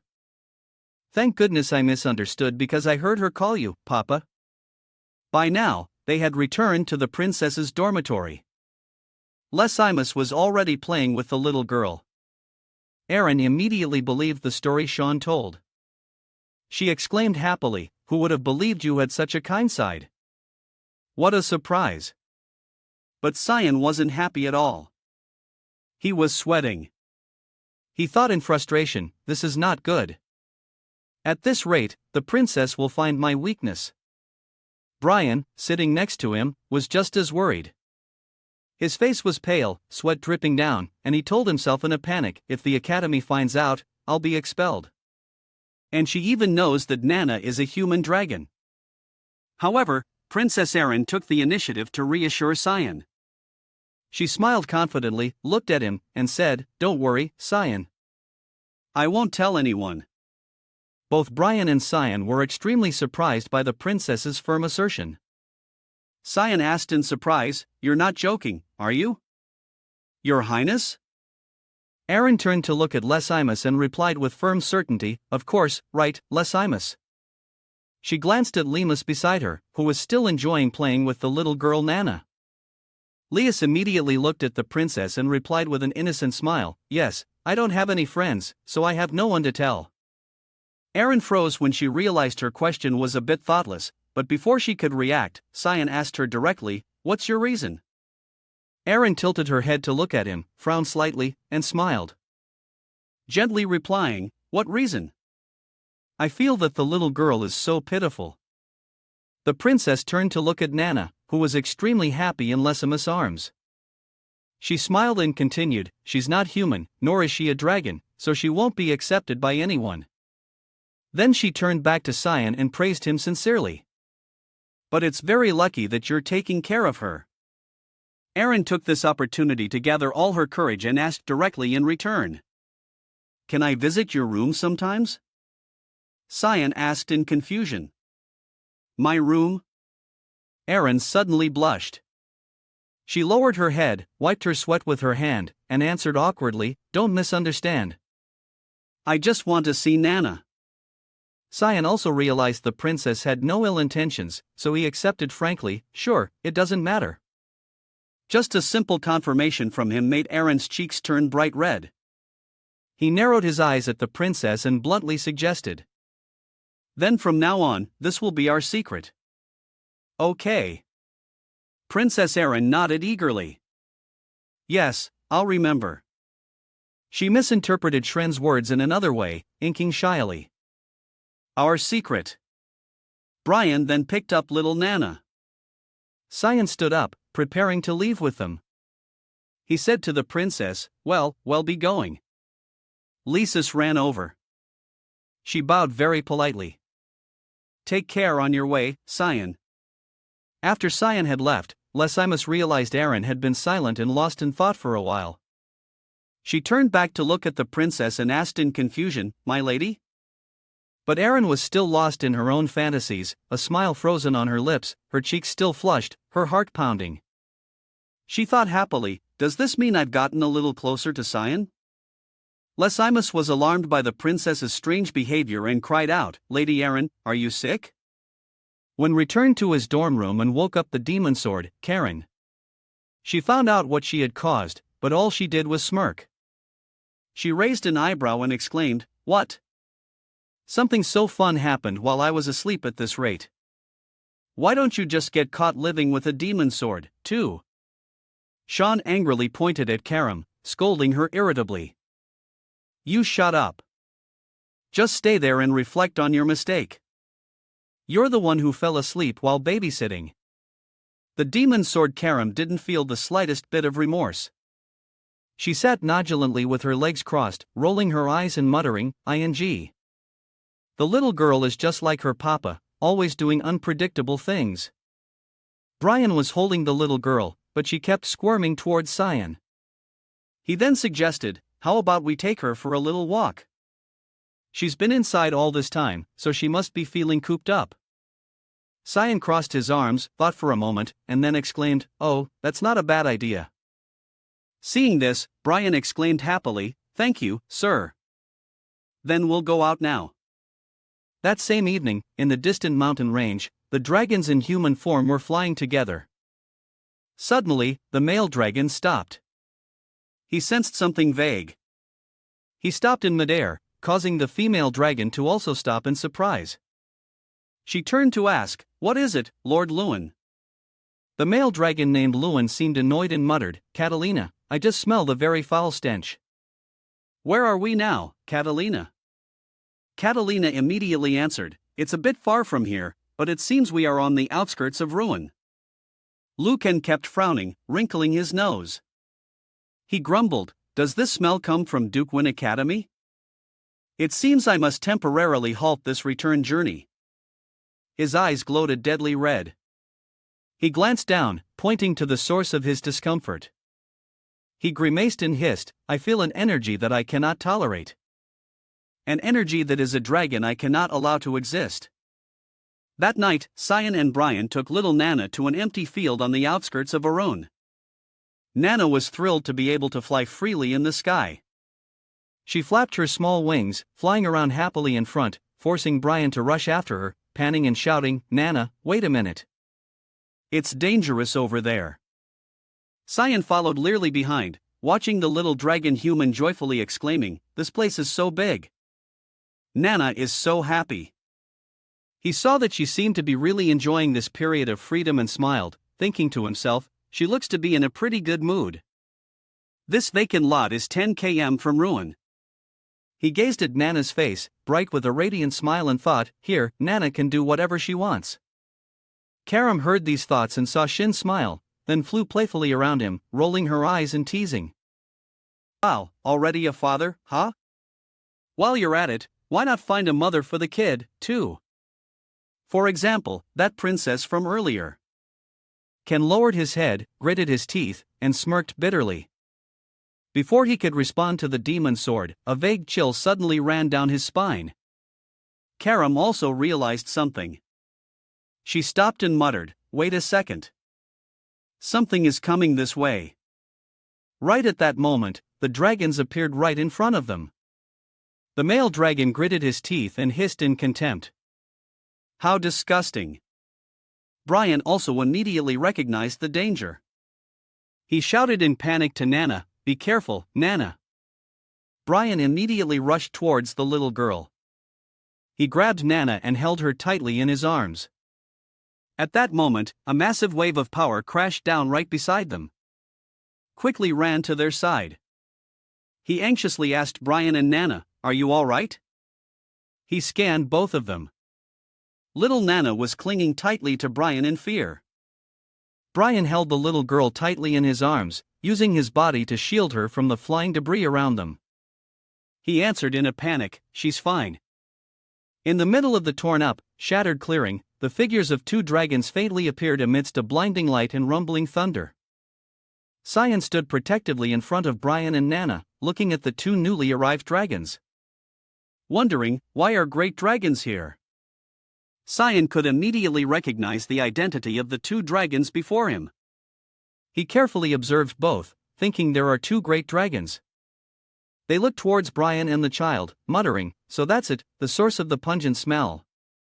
Brian immediately tightened his arms, hiding the child in his embrace, and glared at them wearily, gritting his teeth. The male dragon, the great silver dragon Luking, narrowed his eyes with discomfort and disgust. He hissed contemptuously. Truly a disgusting stench.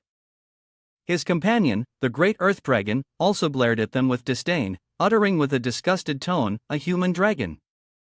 How can such a disgusting existence be? She glanced at Cyan and his demon sword, mocking him disdainfully. Are you the master of that half-breed, human? It seems you also possess a demon sword. He just looked at her with weariness and defensiveness. While the demon sword felt insulted, she grumbled angrily, What? Who do you think you are to see me as an object? Carolina immediately shouted in annoyance, Shut up, you lackey of the lowly human race. Karam flew into a rage. She glared and snapped angrily, You want to die? Catalina flew into a rage. She gritted her teeth and growled, How dare a lowly being like you? She impulsively wanted to charge forward, but Lucen quickly put out a hand to stop her. He stepped forward, glaring at Cyan and the demon's sword, though he wasn't angry. His tone was filled with contempt. Rest assured, we have no interest in you. We have no intention of fighting with lowly creatures. He turned to look at Brian and the child in his arms, his voice scrolling, But you must hand over that half-breed to me. Nana seemed to understand their malicious intent towards her. She clutched Brian's shirt, trembling in his arms. Brian had turned his body completely, glaring at the two dragons despite being somewhat frightened himself. Nana had burst into tears, hiding herself in Brian's arms. The two dragons still wouldn't give up. Lucen even uttered heartless words. A half-human, half-dragon carrying in the blood of both races is very suitable as a research subject. He stared intently at Cyan and coldly declared, "If you do that, I will be merciful and spare your life." Kanan grabbed Karam and snapped angrily. "Shut up." Lucan got angry. He frowned slightly and asked irritably, "What did you just say?" Sean glared at him, his eyes blazing with killing intent. He answered him coldly. "I said, shut up, you damn lizard." Luan lowered his head, the corners of his lips curling up as he laughed out loud. He suddenly swung his sword, slashing a line across the ground right next to Cyan. He wanted to intimidate him. Though it wasn't enough to make Cyan panic and dodge, Brian frantically hugged Nana and dodged, shouting anxiously, "Young master." Cyan looked straight at the enemy and calmly ordered Brian, "I'm fine. You two get away from me." Brian immediately took the little girl and ran, hastily, replying, "Yes, sir." The dragon's power tore up the ground next to Cyan, leaving sparks of electricity still shooting up from the earth. Cyan looked at this scene and thought, that last attack was terrifying. Lucan gripped his weapon tightly, lightning flashing continuously on his sword. He flew up, mocking disdainfully. "This is why inferior creatures like you are beyond saving." Cyan didn't answer him. He responded with the 9th killing technique, Demon Sword Manifestation. Allowing the Demon Sword Karam to use his body, he became one with Tham. His skin darkened, his hair turning into a flickering red flame. The two dragons immediately recognized Shin's new form. Carolina exclaimed in shock, "Lording, that power? Could it be?" Lucen was only slightly surprised, still answering calmly. "It is the power of the exiled one." He frowned slightly, grumbling contemptuously. Today is truly full of surprises. But no matter how hard he tries, he is still just a lowly human. In an instant, Cyan had already flown up right beside him, preparing to swing his sword, blocking his path. Luking was startled when his opponent had vanished from his sight. He glanced at him, stunned. Since when did he? Cyan didn't say a word, immediately unleashing a series of attacks, forcing Lucen to hastily raise his sword to block passively. This infuriated him to no end. He gritted his teeth and growled, "You're nothing but a human." He swung his sword straight at Cyan, but he quickly flew back to dodge. Seeing the attack had no effect, he thrust his hand forward, activating a shock wave, lightning crackling in his palm. A giant magic circle appeared in the sky right above Cyan. He looked up in surprise. Blinding rays of light shot out from the magic circle straight at him. In an instant, Cyan was engulfed in a massive pillar of light from the magic circle. It shot straight down at the ground, blasting away the earth beneath his feet. Cyan quickly used the 3rd killing technique, Shadow Walk. He had already escaped the magic circle appearing behind Luan. He sensed his presence and was startled in surprise. Cyan unleashed the next move, Mist Sword Fogstorm.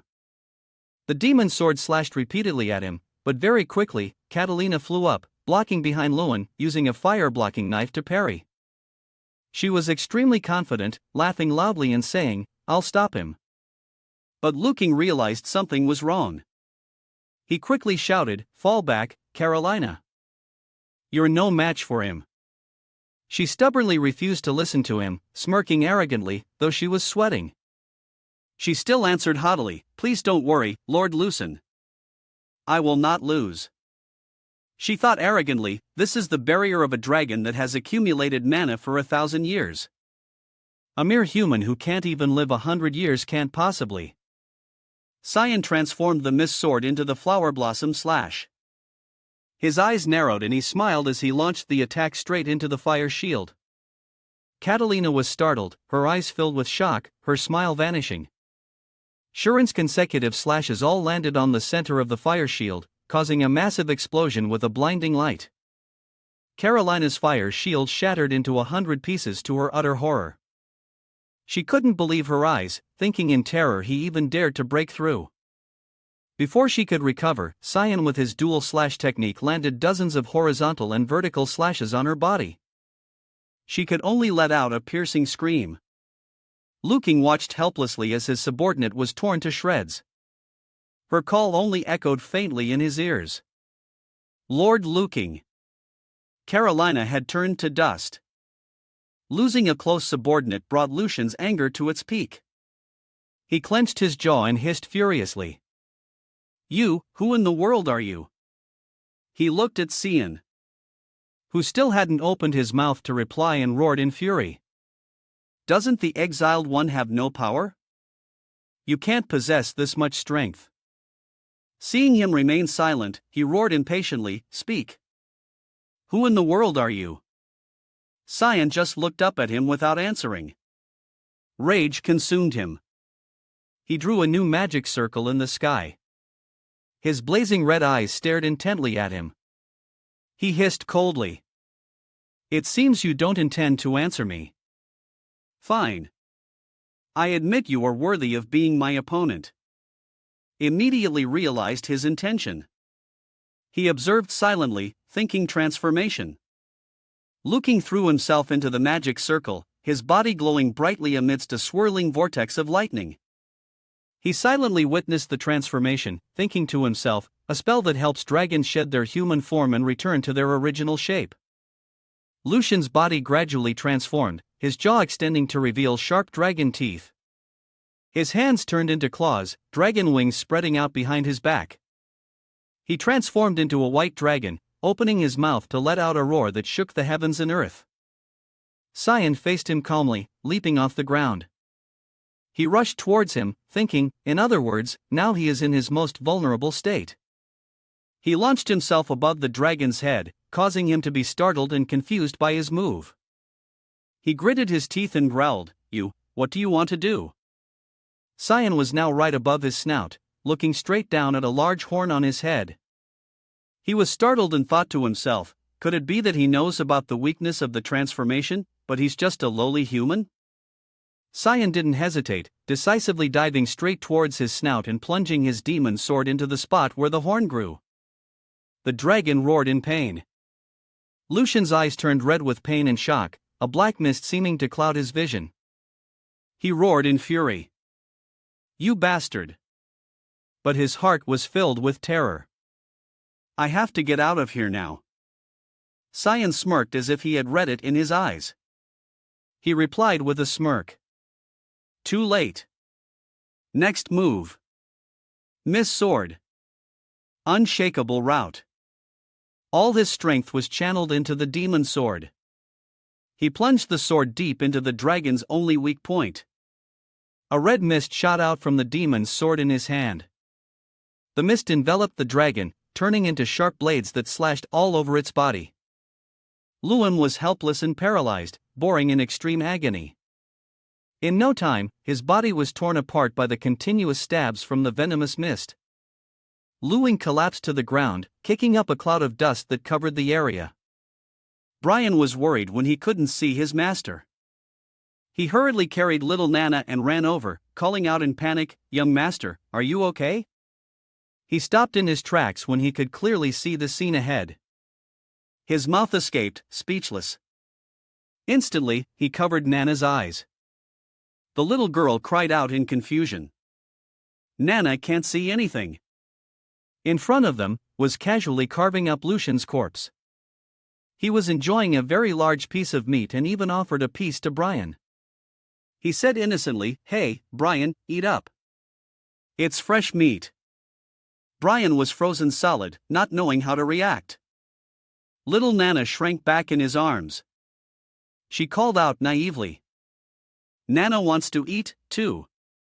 Cyan clicked his tongue and reminded her sternly, "No, I wasn't talking to you." In the end, a great dragon was just a nutritious meal to him. Kellen returned to report to Arco everything he knew from his time tailing him. After hearing the report, Arko asked thoughtfully, "You mean some mysterious force is backing my younger brother?" Kellen bowed his head and answered calmly, "Yes, it seems the spies we planted have also been eliminated by them." Arko looked up at him, frowning slightly as he asked, "Is that all?" He replied calmly, "Yes. This information is not enough. I'm very sorry." However, it was his unusually calm demeanor that caught Archer's attention more. He thought wearily, "Strange." He stared at Kellen, wondering, Kellen, where did his previous anxiety go? It's as if he's a different person. He maintained his composure, not showing any suspicion, then bowed his head and said, "Indeed." "Well then, Kellen," he said probingly, "I want to ask you a question." Kellen stopped abruptly. He looked up and met Arko's sharp probing gaze. He didn't say a word. Ken frowned slightly, revealing a hint of worry. Thinking, this is a test. It means he's starting to suspect me. Instantly, Kellen slammed his fist on his chest. He bowed deeply before him, solemnly reciting the slogan he always said. "May the Holy Spirit Demental protect you." Argo smirked leisurely. He just replied calmly, "Thank you for your answer, Knight Kellen." Seeing Kellen's anxiousness, which made him break out in a cold sweat, Archer said leisurely, "Please don't misunderstand. It's just a routine ritual. You may go now." Kellen turned to leave but remained on guard, lost in confused thoughts. "It seems I need to be more careful. Once suspicion has arisen, it can't be saved." As he opened the door, lost in thought, he mused, "I can't let anything stand in the way of young Master Shin's path." Suddenly, upon opening the door, Kellen was startled to see someone standing right behind it. He thought in shock, this girl is behind the threshold. Emily had her hand raised about to knock. She smiled shyly when she saw Kellen appear. She said in confusion, hello." She thought flusteredly, "I am young Master Shin's mate." Ken frowned slightly, asking her suspiciously, "Why are you here?" Just then, Archer walked over, patted him lightly on the shoulder, and said, "I called her here." He looked over at the maid, Emily, and asked with a smile, "Your name is Emily, isn't it?" She hastily replied, stuttering, "Yes, young master." Aro smiled fakely. He asked in a friendly manner, "Could you do something for me?" Seeing his smile, Emily blushed with embarrassment. She asked shyly, "Help you, sir?" At the same time, in the dragon's lair, the high-ranking dragons were gathered in an emergency meeting. The head dragon exclaimed in astonishment, "Lord Lewin and Lady Carolina are missing." The other dragons, hidden behind small man-stones, anxiously reported. After they manifested their divine presence on the outskirts of Lewin, their presence completely vanished. Hearing this, the supreme dragon roared. "How can the energy of 2 level 8 or higher dragons just disappear?" The other dragons looked over at the 2 mana stones of Lewin and Catalina. Both stones were shattered, indicating that the 2 dragons they represented were dead. They said, "As you can see, these mana stones are completely dark. We have searched all over the outskirts of Luen, but found no signs of a fight." One dragon wondered, did the one who killed those 2 dragons use magic to erase all traces? Another hesitated, if so, then. The high-ranking dragon interrupted thoughtfully. "That person is very likely a user of dark magic. In this world, only Kuno Quazel has enough power to kill those 2 dragons." The dragon considered for a moment. "But he is not a dark magician." "Which means there is a third party that we don't know about." One dragon suddenly spoke up. "Shanver of the Royal Academy is the only dark magician we know of." Another suddenly remembered the incident right before Cyan faced a dark dragon on the battlefield and almost killed it. It chimed in. "There's a rumor that he survived an encounter with the dark dragon on the battlefield." If that's the case, it then thought of the 2 people Sean had killed and said it's possible he's also involved in the deaths of Rhine Crimson and Zykerman Ambas. They were the ones who provided us with test subjects. The dragon leader just listened in silence. He spoke doubtfully to say it's a coincidence. It seems there's some connection here.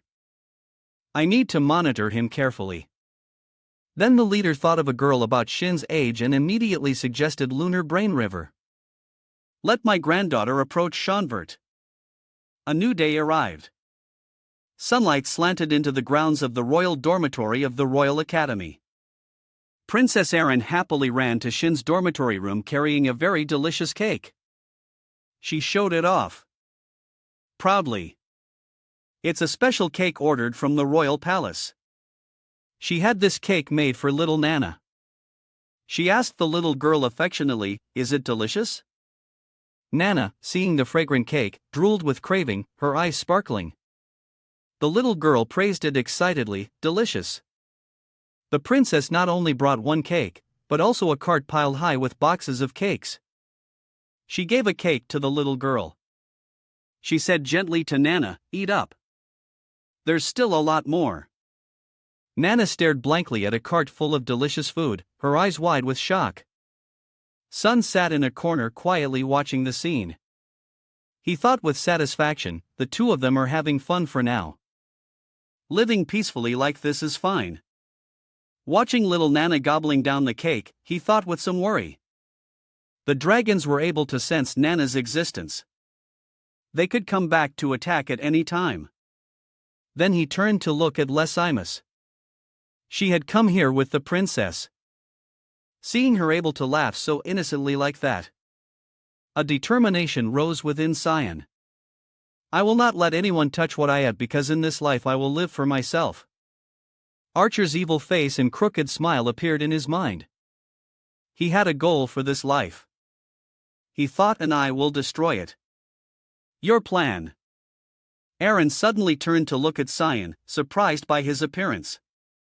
He was smiling with great amusement and lost in thought, seemingly imagining something interesting. She asked curiously, "Khan, is something funny? You look happy." Cyan smiled and calmly replied, "Oh yes, I just thought of something fun." At this time at the Vert mansion, Arko was welcoming a distinguished guest in the family estate's garden. He said enthusiastically, "Long time no see since graduation." His guest was the first prince of the kingdom, Luminal Cease. He smirked slightly and offered a polite compliment. "You look well." Arko beamed, flattering him politely. "It is all thanks to your good fortune, your highness." But the first prince seemed to be worried about something else. He glanced down and muttered. Moreover, he asked probingly, "How long do you plan to stay in this remote place? I heard Alice has been traveling all over the continent." Archer didn't seem bothered. He calmly replied, "If I weren't here, I'd be very worried. Not knowing what she's doing or where she is." Luol suddenly cut him off worried. He rested his chin on his hand, glanced at Arko, and smirked knowingly, asking, "Or are you afraid that one day she will become a threat to you?" Arko opened his eyes to look at the first prince, feigning innocence as he asked back, "What are you talking about, your highness?" He asked again. "What is there to hide between us?" A subordinate came over. He poured a drink for the first prince who ignored the question. He slowly asked again. "Your younger brother's name is Cyan, isn't it?" He looked at the wineglass in his hand as it was being filled and announced leisurely, "Father seems to be very interested in him. It seems he's even considering betrothing him to Eren." Luinol suddenly felt annoyed. He grimaced and exclaimed with frustration, "I don't know why he favors such a useless person." Aro smiled leisurely. He glanced at the first prince with a calculating look and confidently asserted, "Don't be hasty. Once he gains attention and has a powerful backer, he will become useful." Luinol seemed pleased with his answer. He smirked in appreciation. "Talking to you is truly a pleasure." The first prince's subordinate suddenly pointed the wine bottle towards Arko and asked, "Would you like some?" He looked up at the subordinate and exclaimed in surprise, "What a strange guardian knight." Luinol immediately turned to look at the subordinate next to him, who was also his guardian knight, and introduced him proudly. "That's right. This is the jewel I found while inspecting the slums recently. This seemed to have piqued Darko's curiosity and interest. He glanced at the subordinate and asked enthusiastically, "You found a jewel?" Luol proudly replied, "The finest among all jewels." The subordinate smiled when he was praised. He introduced himself. "A pleasure to meet you, sir. I am Boris Lamb." Boris's smile also carried a sinister dark air. And just like that, 2 years passed at Ruin Academy. On that day at the academy, students excitedly turned their heads to look at the person strolling across the campus. Over time, Cyan had managed to conceal himself somewhat. He gradually adapted to life at the academy. When his older sister Alice returned, her appearance made of all the male students in the academy, turned to look at her in admiration. Alice glanced at a boy who had just been smacked on the head by his girlfriend for daring to look at her, and she couldn't help but smile rightly. The academy that day was still peaceful and immersed in a serene atmosphere. Alice knocked on the headmaster's office door and walked in casually. Headmaster Kunal seemed relieved to see her. He greeted her politely. "Long time no see." Alice chuckled. He asked with concern, "How was it? Did you enjoy your trip?" Alice nodded in reply. "Yes, I went to Gina." The headmaster seemed surprised. He exclaimed in shock, "Bruna, that's not a very welcoming place for humans, is it?" Alice dropped her backpack, walked closer to him, and replied, "Yes, it took me a year to adapt to that life, but I wanted to understand the meaning of harmony that you spoke of, headmaster." She looked at him and smiled confidently. Continuing. "You were right, headmaster. Wherever I go, that place will develop, so I must constantly think about where I will go." Seeing her determined statement, Headmaster Kunal became a bit solemn. He frowned slightly and asked, "It seems you have already decided." Alice looked at him and declared firmly, "Yes, I will join the Knights of Light." Gunnel hesitated and asked, "Do you want to continue the family tradition?"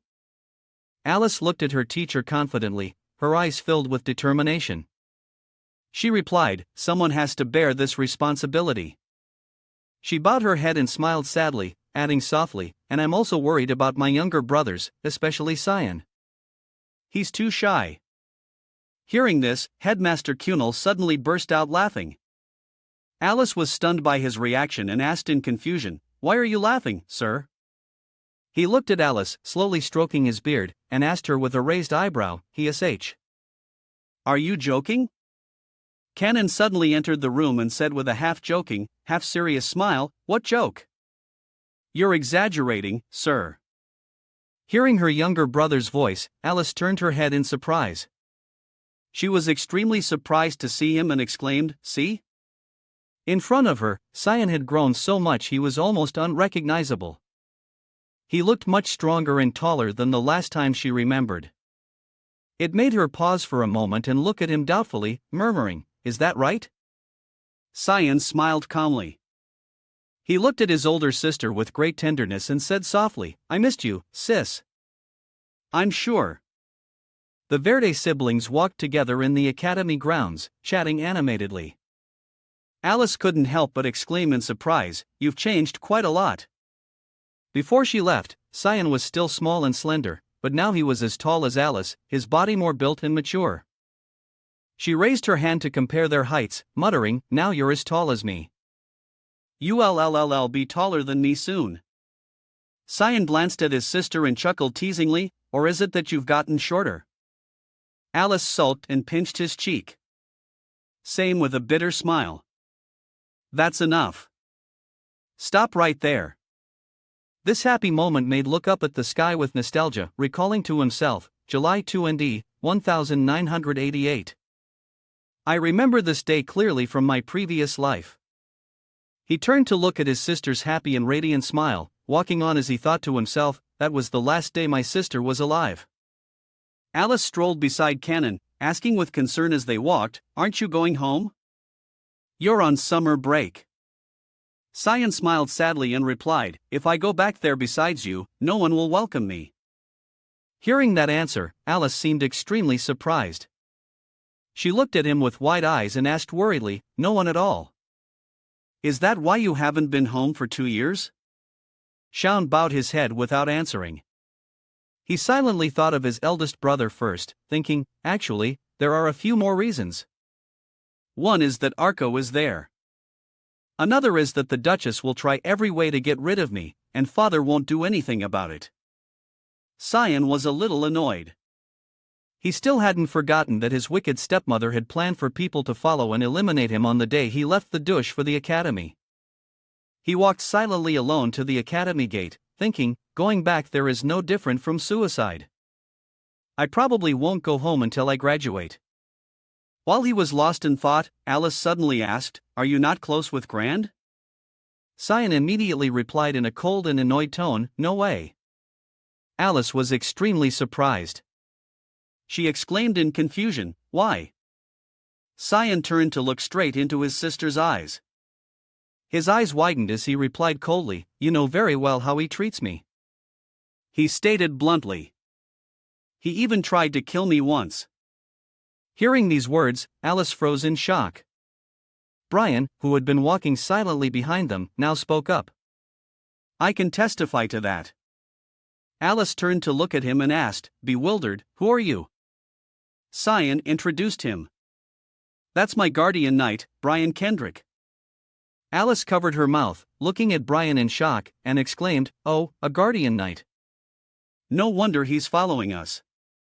Brian didn't know what to say and just gave a forced smile. Under the academy's sun, Alice heard Cyan summarize everything that Grange's mother and son had done behind everyone's backs. She was utterly shocked, exclaiming, "Is that true?" She was extremely confused, bowing her head and muttering, "And here I was in Brina, completely unaware." Cyan glanced at his sister and replied calmly, "The bad ones are the Duchess and Grange, it's not your fault." Alice was seething with anger, her eyes blazing with resentment.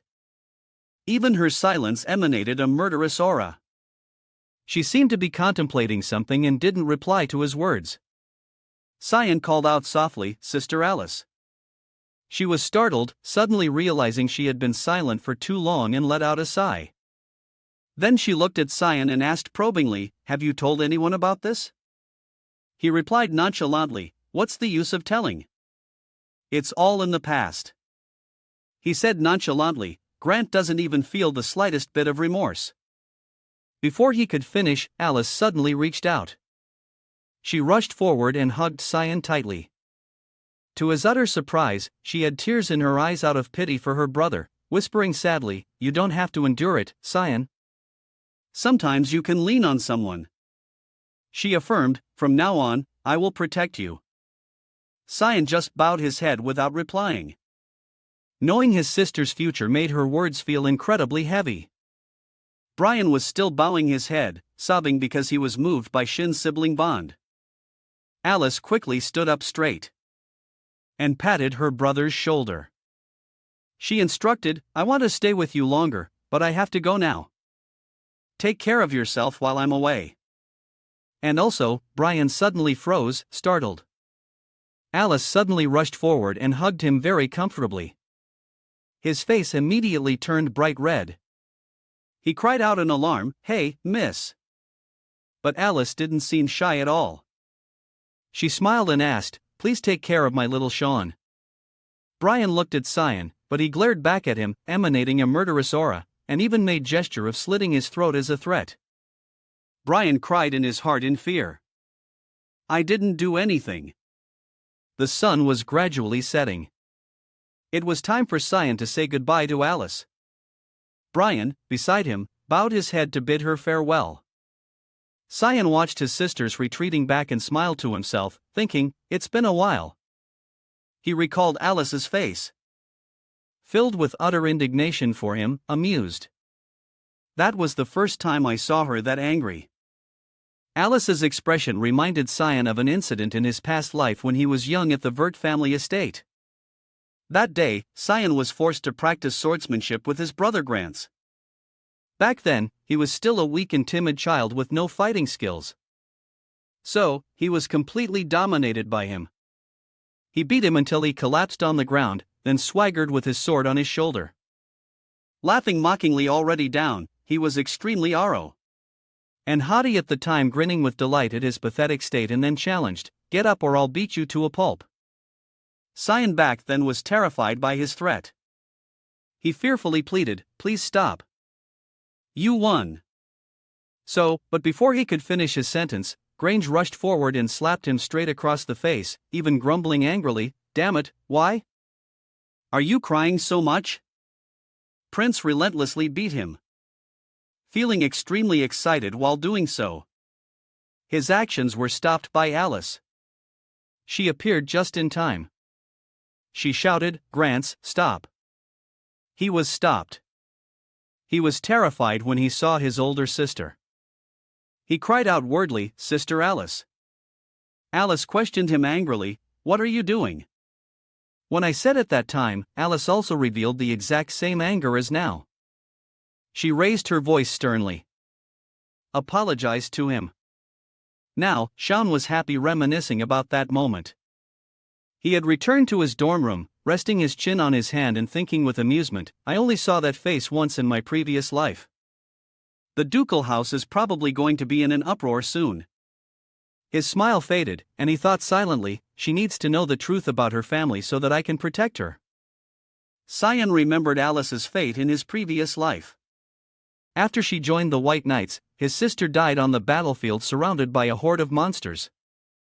Alice was all alone with a broken body, tattered clothes, and severe injuries. Cyan thought with sorrow from that dark future. At this moment, Brian entered with 2 letters in his hand, announcing, "There's mail for you, young master."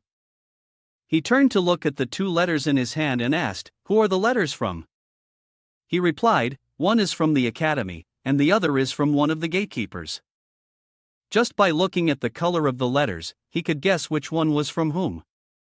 He took the black envelope and replied nonchalantly, "I see. All right." Brian seemed surprised that he didn't read the red envelope. He asked in confusion, "Aren't you going to look at this one?" Cyan just replied coolly, "It's probably from the royal palace." Only then did Brian look closely at the envelope, noticing the wax seal, and exclaimed, "You're right. It has the royal seal." Karam suddenly popped out and asked curiously, "What is it?" Even Brian was extremely curious. "I wonder what they sent." Cyan skimmed the letter and then put it back in the envelope. He answered matter-of-factly, "They hold a party around this time every year." He opened the black envelope. Inside was a mission card from the Miss Guild. He quickly read the requests on the card inking. "The other one is an assassination order. Assassinate Rear Nephilis. The incident that happens during that royal palace party is quite big." I was pensive because he was the queen's brother. So it was quite shocking. Karam, seeing her master looking thoughtful, put her hands on her hips and asked directly, "Are you going?" He looked up at the demon's sword and replied, "Yes, I have something to do there." Accepting this mission, he immediately thought of Guildmaster Sir. Rolling his eyes in frustration, thinking back, "It seems someone else did this mission in my past life. The Guildmaster must like me, even though it's quite annoying." Karam looked through the red royal envelope and announced, "This one is from Princess Erin." But Cyan didn't seem interested, replying indifferently, "Really?" The demon's sword took the opportunity to tease him. "I thought you were just a kid, but who knew? You've got a love letter." Canon didn't bother to argue. He glared at her and muttered, "Demon sword restraint." "What?" Was immediately pinned to the floor by Shin's bone net. Groaning in frustration, he turned to order Brian. "Anyway, prepare to go to the royal palace." He bowed his head in a panic. "Yes, sir." Just then, the door opened and little Nana came out of the room, calling out sweetly, "Papa, I'm hungry." Brian saw the little girl and was startled. Young master." Canon looked up irritably and muttered, "What is it?" He saw Nana, and he himself was startled. "What?" Nana had grown up unexpectedly. She now looked like a young woman about Shin's age. Seeing him turn to look, she rubbed her sleepy eyes. While Cyan still couldn't believe his own eyes, he exclaimed. She's grown this much already. Alice had returned to the Voss family villa. She strode in aggressively, each step filled with anger. She pushed open the main door without any announcement. All the servants in the Verd family were extremely surprised to see the young mistress return. Without any prior notice, the butler exclaimed in shock, "Miss Alice?" He asked in confusion, "You've returned, but you didn't." She didn't bother to answer him. Her anger flared up. She stormed towards him and asked in a sharp voice, "Where is Mother?" "No, the Duchess." Margaret was at this time still leisurely reading a book in her room. She was startled when she heard a commotion outside and looked back worriedly. Alice pushed open her door and stormed in. She was surprised and confused to see her, asking hesitantly, "Alice?" She noticed Alice's hostile attitude and immediately felt alarmed. She forced a smile and asked nervously, "It's been a while. Are you well, my daughter?" Alice didn't answer. She raised her hand.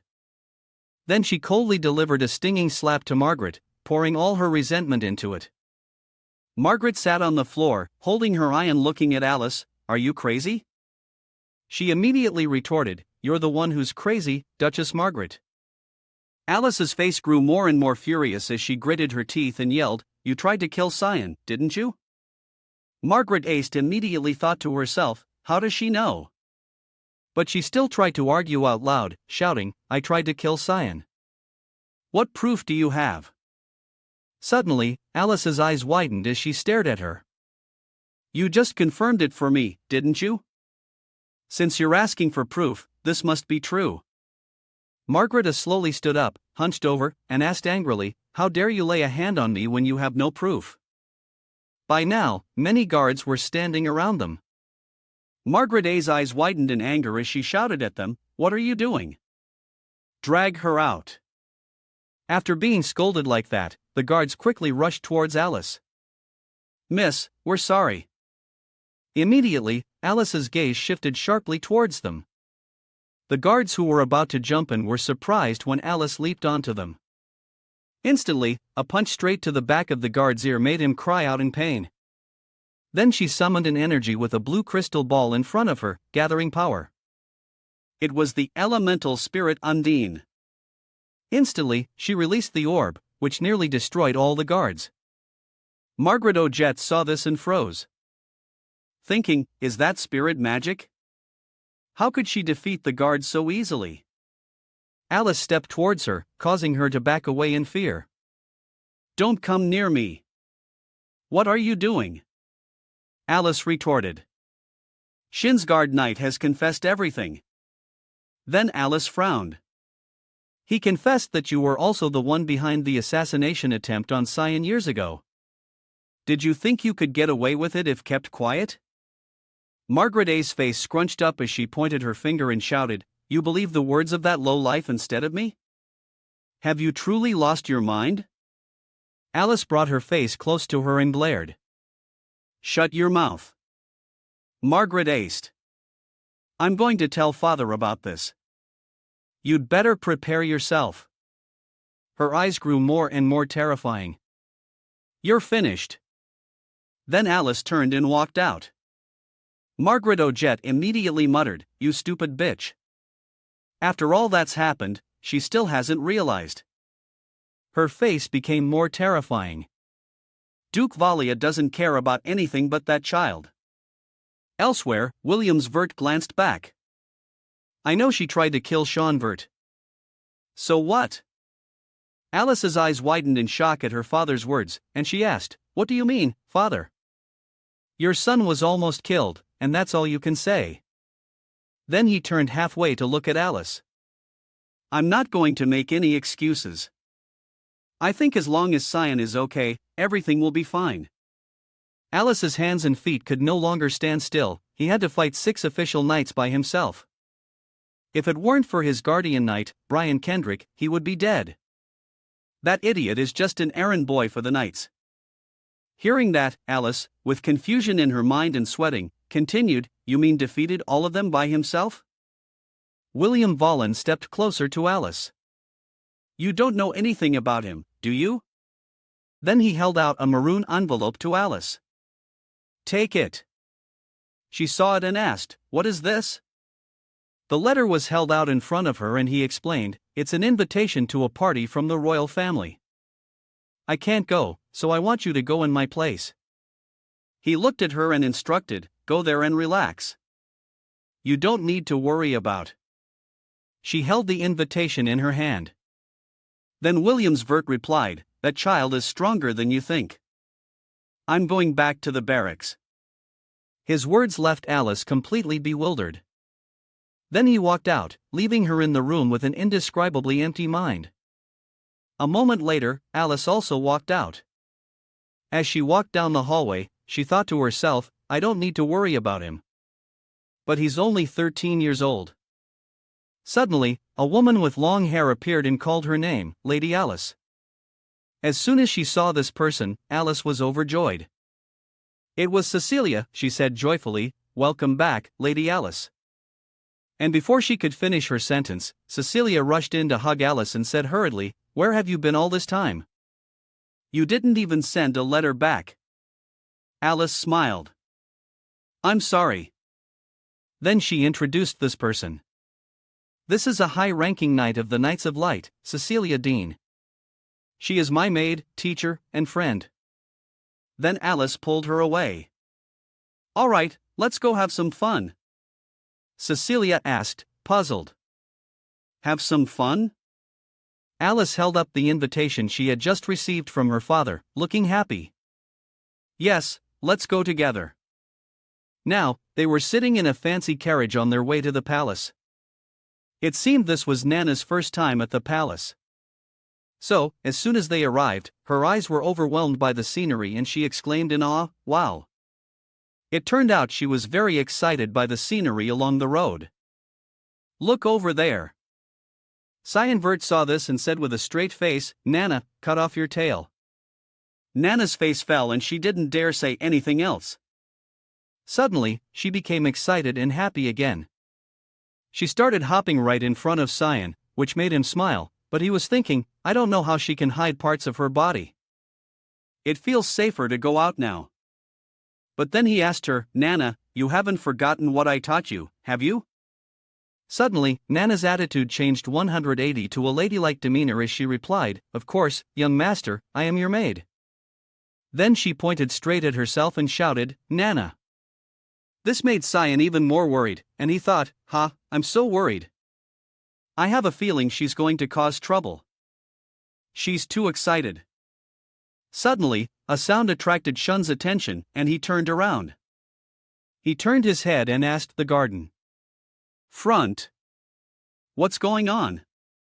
The guard replied hesitantly. It's in front of them was a large and aggressive group of robbers. The guard turned back to report to Cyan. A group of robbers, sir. A robber with a long scar from his eye down to his neck laughed menacingly, threatening, Hand over all your stuff. Cannon closed the window with his hand and said gently, It's nothing major. Get rid of them. Nana saw this and quickly asked him, Papa, what's wrong? But he just replied calmly, It's nothing. The soldier placed a shining sword on one of the bandits. They're just bugs. Immediately after, the soldier made a single slash, wiping them all out. One of them screamed loudly, Mercy! Suddenly, a group jumped down from above, intending to slash him and shouting, Die! This is for Fernando. That guard just calmly recited a spell in his mouth view. Then he used his combo technique to wipe them out again. Then he touched his sword, intending to draw it. As he was about to draw it, he stopped and thought. The weak Brian is no longer weak. His face became sharp as he thought. I've gotten stronger.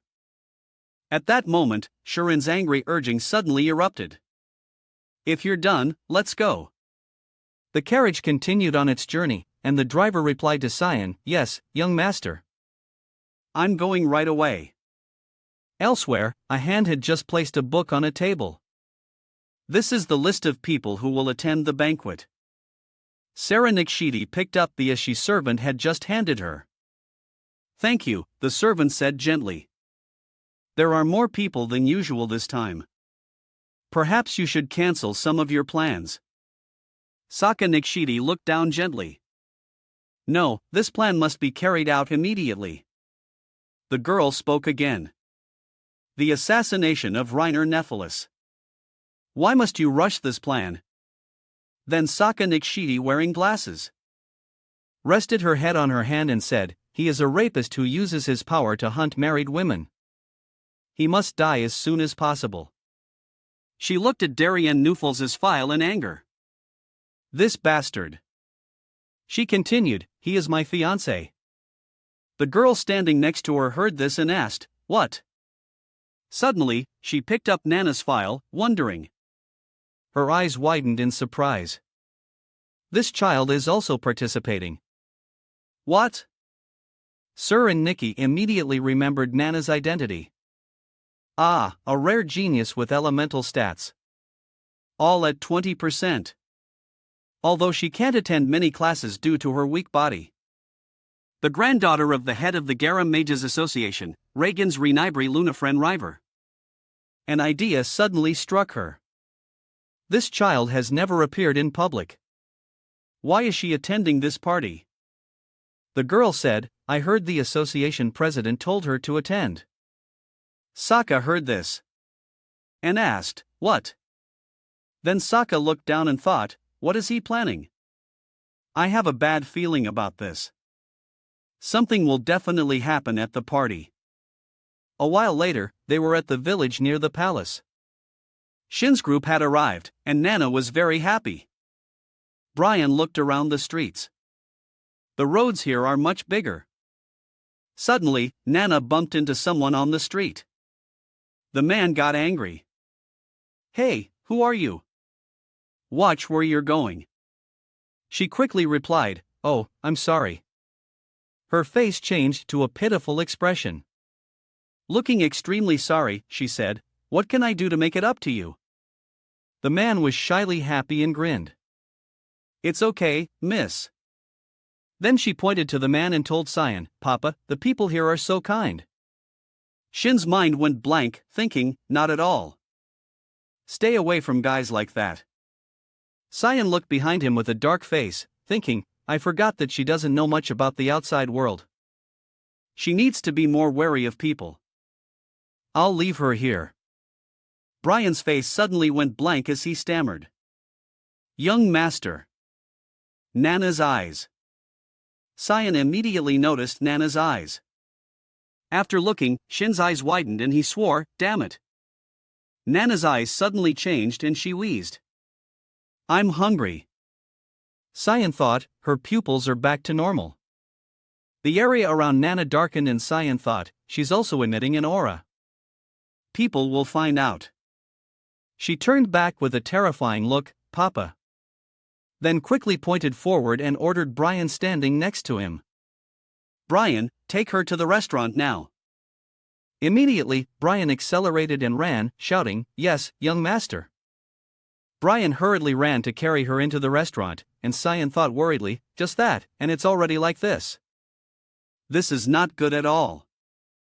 At the restaurant, with meat right in front of her. Nana had enjoyed so much meat that the pile of plates was huge and her stomach was full. Finally, I'm alive again. Suddenly, a certain magical energy appeared beside him, making him feel it and wonder, what is this strange magical energy? Suddenly, a female figure with short white hair appeared, nice to meet you. This is Lunar Brain River, gently asking him, you're Sean Vert, right? Her face was extremely gentle and kind. Chapter 32. Luna passed Cyan, are you Sean Voss? Cyan thought to himself, self. She knows my name. He asked her, yes, but who are you? She sat down next to him and asked, can I sit here? Cyan said with a serious face, I still haven't received an answer to my question. She smiled lightly and replied, I'm Lunup. I go to the same academy as you, Senior Cyan. Second year, lower class. He thought to himself. Lunup. That name sounds familiar. But wait, when did we meet that she's calling me senior? He said gently. I guess since I don't pay attention to the underclassmen, I don't know who you are. Lunup smiled and said, It's okay compared to your reputation, senior. I'm just a nobody. Had a doubtful expression and thought, a nobody. Nana and Brian looked on with suspicion. Brian, is that person Papa's friend? Does it really look like it? Lunup spoke up asking, the knight and that young lady seemed quite close, don't they? Even dining together. She covered her mouth and smiled at Cyan, looking at it this way. Your young master must be quite the ladies' man. Hyan sweated slightly and replied, What's wrong with that? You're exaggerating a bit. He thought, why is she suddenly approaching me like this?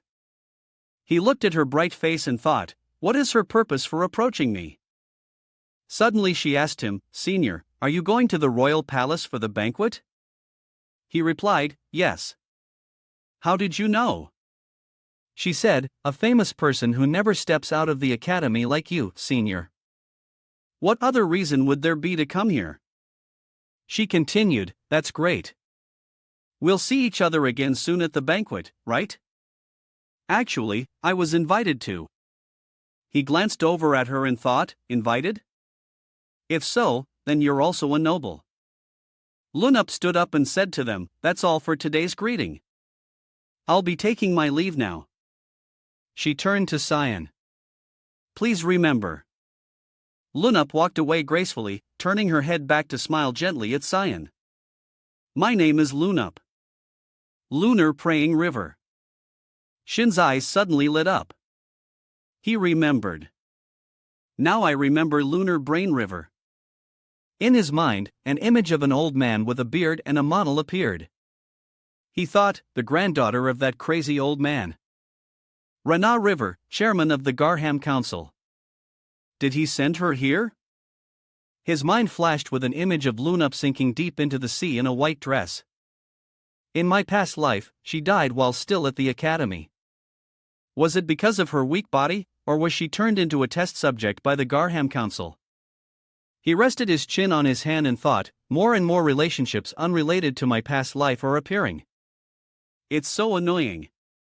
That means everything that happens next is a variable. An image of the castle at sunset appeared in his mind, he thought. And it's happening on the day of the banquet, the day known as the Bloody Banquet. In her bedroom, Erin was tying her hair while looking in the mirror. She turned around and asked, Lesimus, how do I look? Do I look okay? Lesimus gave her the thumbs up, praising her. You look beautiful, princess. This is the first time I've ever seen you look so beautiful. On her bed was a pile of dresses. Lesimus thought to herself. Are you still not satisfied, princess? Please give me a break. She turned back sharply. No, it's still a little less showed a look of helplessness. She said, it's okay. This is enough to make fall for you. Her words immediately made Erin blush. She turned away in embarrassment. What? What does this have to do with Sun? Bless him sighed. You were the one who asked me to send him the invitation. Erin sulked. Was my intention back then, but now it's different. Lesimus raised her hands in a gesture of surrender. Stop it. Don't lie to yourself. Suddenly, a maid came in holding a box and said, Princess, she continued, Prince Louis Nell has sent you a gift. He said it would suit you very well. Erin asked in surprise, my brother Lul sent me a gift. In the box was an incredibly beautiful necklace. Lachimus looked at the necklace, clasped her hands together, and teased Erin. It's so beautiful. Cyan will definitely like it. Erin blushed. No, it's not like that. The scene shifts to the grand hall of the castle. The guests for the banquet had already arrived in large numbers. Everyone was dressed very luxuriously. What? Cannon leaned against the wall and thought, it's so crowded. The target hasn't appeared yet. His eyes darted to the side. Kellen was standing pressed against the wall. Cyan said to Ken, Kalen, your being here means SL is here too, right? He replied, yes, he is currently with Prince Lu. Moreover, I have something to report. He asked back, what is it? He replied, I hope you will leave the banquet immediately. He immediately thought, is there news about the purification job or is something about to happen? He said, I have a bad feeling. I fear that you and many others will be in danger. Cyan had a very surprised expression. Kellen continued. SL asked me to tell you to leave the royal palace before the banquet starts. He said a little farce is going to take place. Shin's eyes widened. He thought, the bloody banquet. Could it be that AO is pulling the strings? Kellen told him, I can't let you be in danger. He replied, all right, you can go back. He asked again, are you all right? Sean replied, yes, you're the one who should be careful. Go now. He turned to leave. Yes, please take care. Cyan smiled and thought to himself, a little farce, huh? Cyan showed a wicked smile. He thought, that bastard Excel. He's crazier than I thought. Beside him was a ball of fire. It asked, what's wrong? Worried about the innocent people. He smiled lightly and said to the ball of fire, no, I just find the way he works interesting. He averted his eyes and continued, besides, I have to postpone the purification work today. Cyan used telepathy. He said to Siri, your dress is beautiful, Guild Master. She replied to him, see, what is it? He told her, today's purification work, I'm afraid it will have to be postponed. She asked again, I just received news. This banquet is about to turn into a bloodbath. As soon as Shuren's words left his mouth, Siri was instantly stunned and asked back, what? He continued, time is short. I'll explain later. First, we need to check if there are any magical beasts nearby. Then, we can consider other actions. Siri gritted her teeth slightly. Are you sure? Is this information reliable? Shuren's eyes turned red. The mastermind is someone very familiar to me. I had my suspicions before, but now I'm sure. He added, don't worry, the target. Oh no, your perverted fiancé will also die in there. That's good news, right? She blushed in anger and retorted. How did you know he's my fiancé? Turned and walked away, leaving Siri fuming. Well, I'm going to do my work now, she said. You have to explain clearly to me. Suddenly, from afar, Alice called her, oh, Instructor Sokka. She heard it and turned to look at the voice. Alice was gorgeous and radiant in her dress. She smiled and said, long time no see, Instructor. Siri asked her, why are you here? She replied, I just came out for some fresh air and also for family business. Siri thought wordly, damn it, Alice is going to get dragged into this too from a distance. A voice suddenly said, oh. Sir Nitch, a man, was slowly approaching the two. Oh, hello, Alice is here too. It's as if I'm looking at the beautiful flowers. Alice smiled happily while Siri gritted her teeth. She thought, damn it, this is getting more and more complicated. What a mess. She continued to think. The target has also appeared.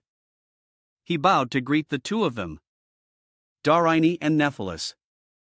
It is a pleasure to meet you, ladies. He gave a sleazy smile. Cyan took step after step.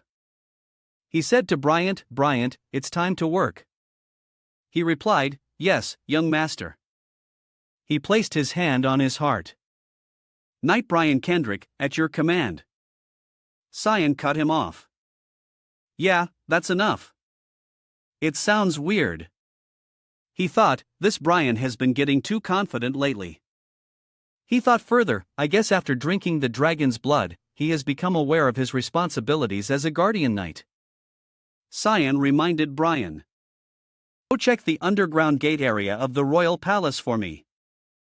Brian immediately refused. Ha! That place is pitch black and scary. Canon thought to himself.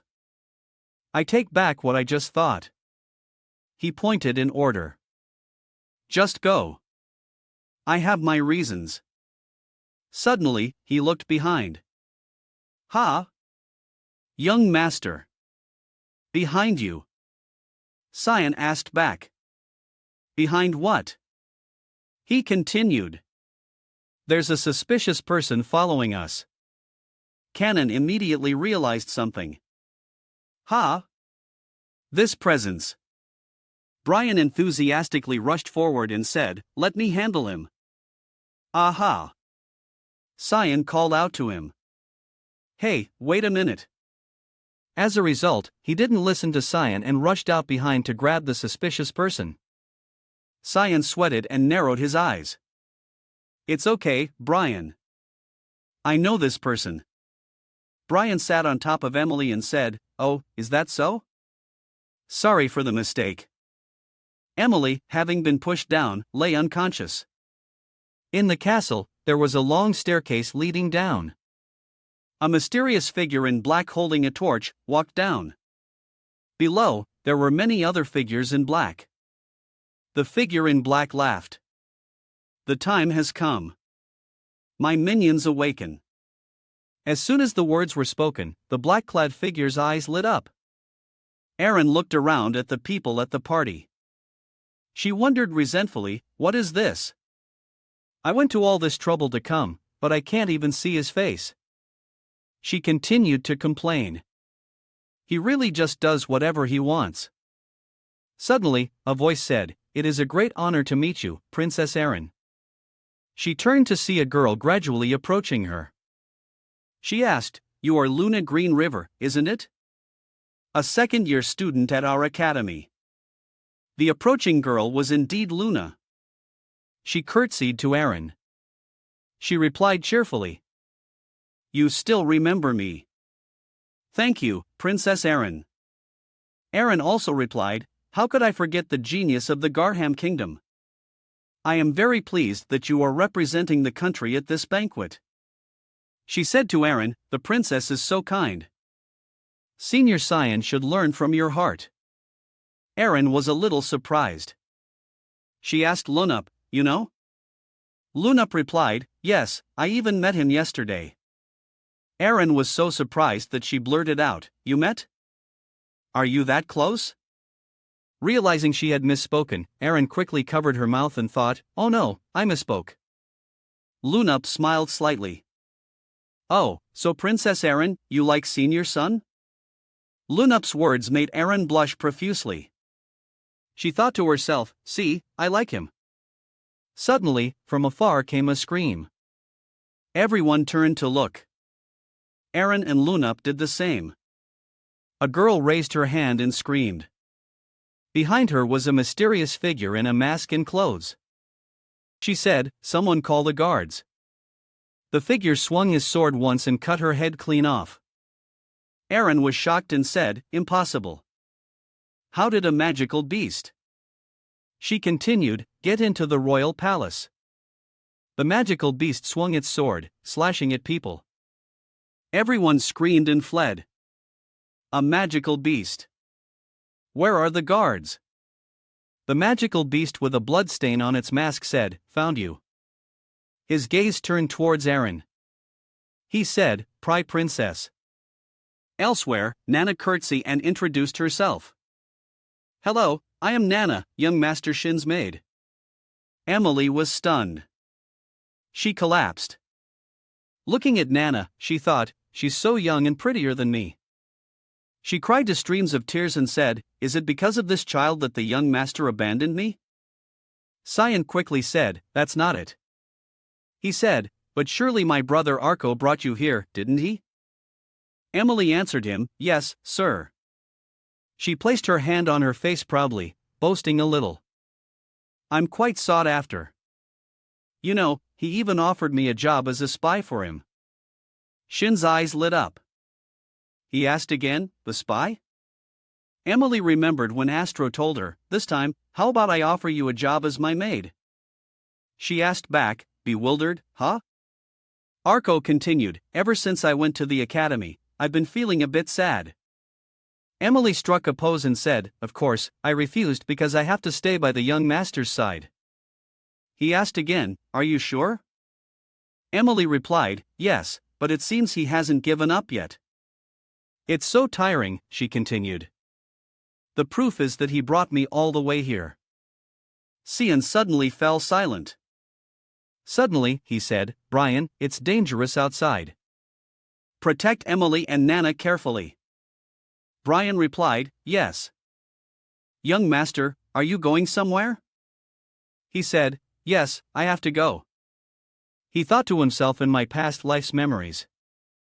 Emily didn't appear here. He thought further. Ever since Kellen started following me to spy, I knew he was up to something. Shin's eyes widened, veins popping on his face. He thought angrily, don't you dare touch the people close to me or covert. He immediately left and slammed the door. Emily looked after him and called out, young master. She held up a red booty and said, this booty was given to me by Master Archer. He said it was a gift and told me to give it to you. Emily sobbed. Hick, I didn't know anything. I'm such an idiot.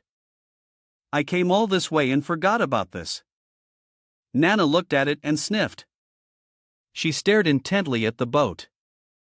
Her eyes lit up and she asked, what's that smell? At the castle, a man held a sword. Arco spoke up. Starting, Prince Luol. He turned his back. Finally, this day has come. You've worked hard, Arco. Arco said, our gift should have arrived by now, right? That Boris guy, he's very capable. Luol smiled sinisterly and said, he will be of great help to us in the future for a new empire. Arco replied, yes, it's time for them to see who the empire really needs. Louis Nail smiled with a crooked face. In the main hall, people were in a panic. They shouted, everyone run.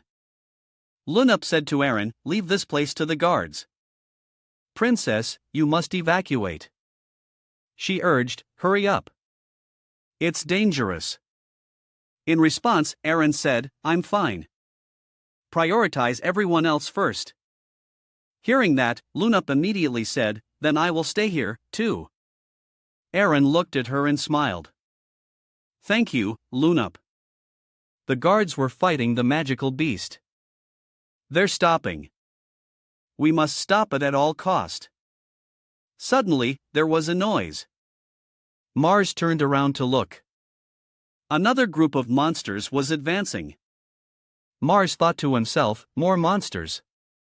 A soldier in the guard team was grabbed by the head by a magical beast. He cried for help. Help! Help me! Mars shouted, no! Another person came over and called for the captain. The person said, there were also Hyalmandriras. Mars thought again, why are those giant magical beasts here? 2 streams of tears fell from his eyes. We can't win. We're all going to die. The monster opened its mouth with sharp teeth. Siri stepped forward to fight. She defeated the monster.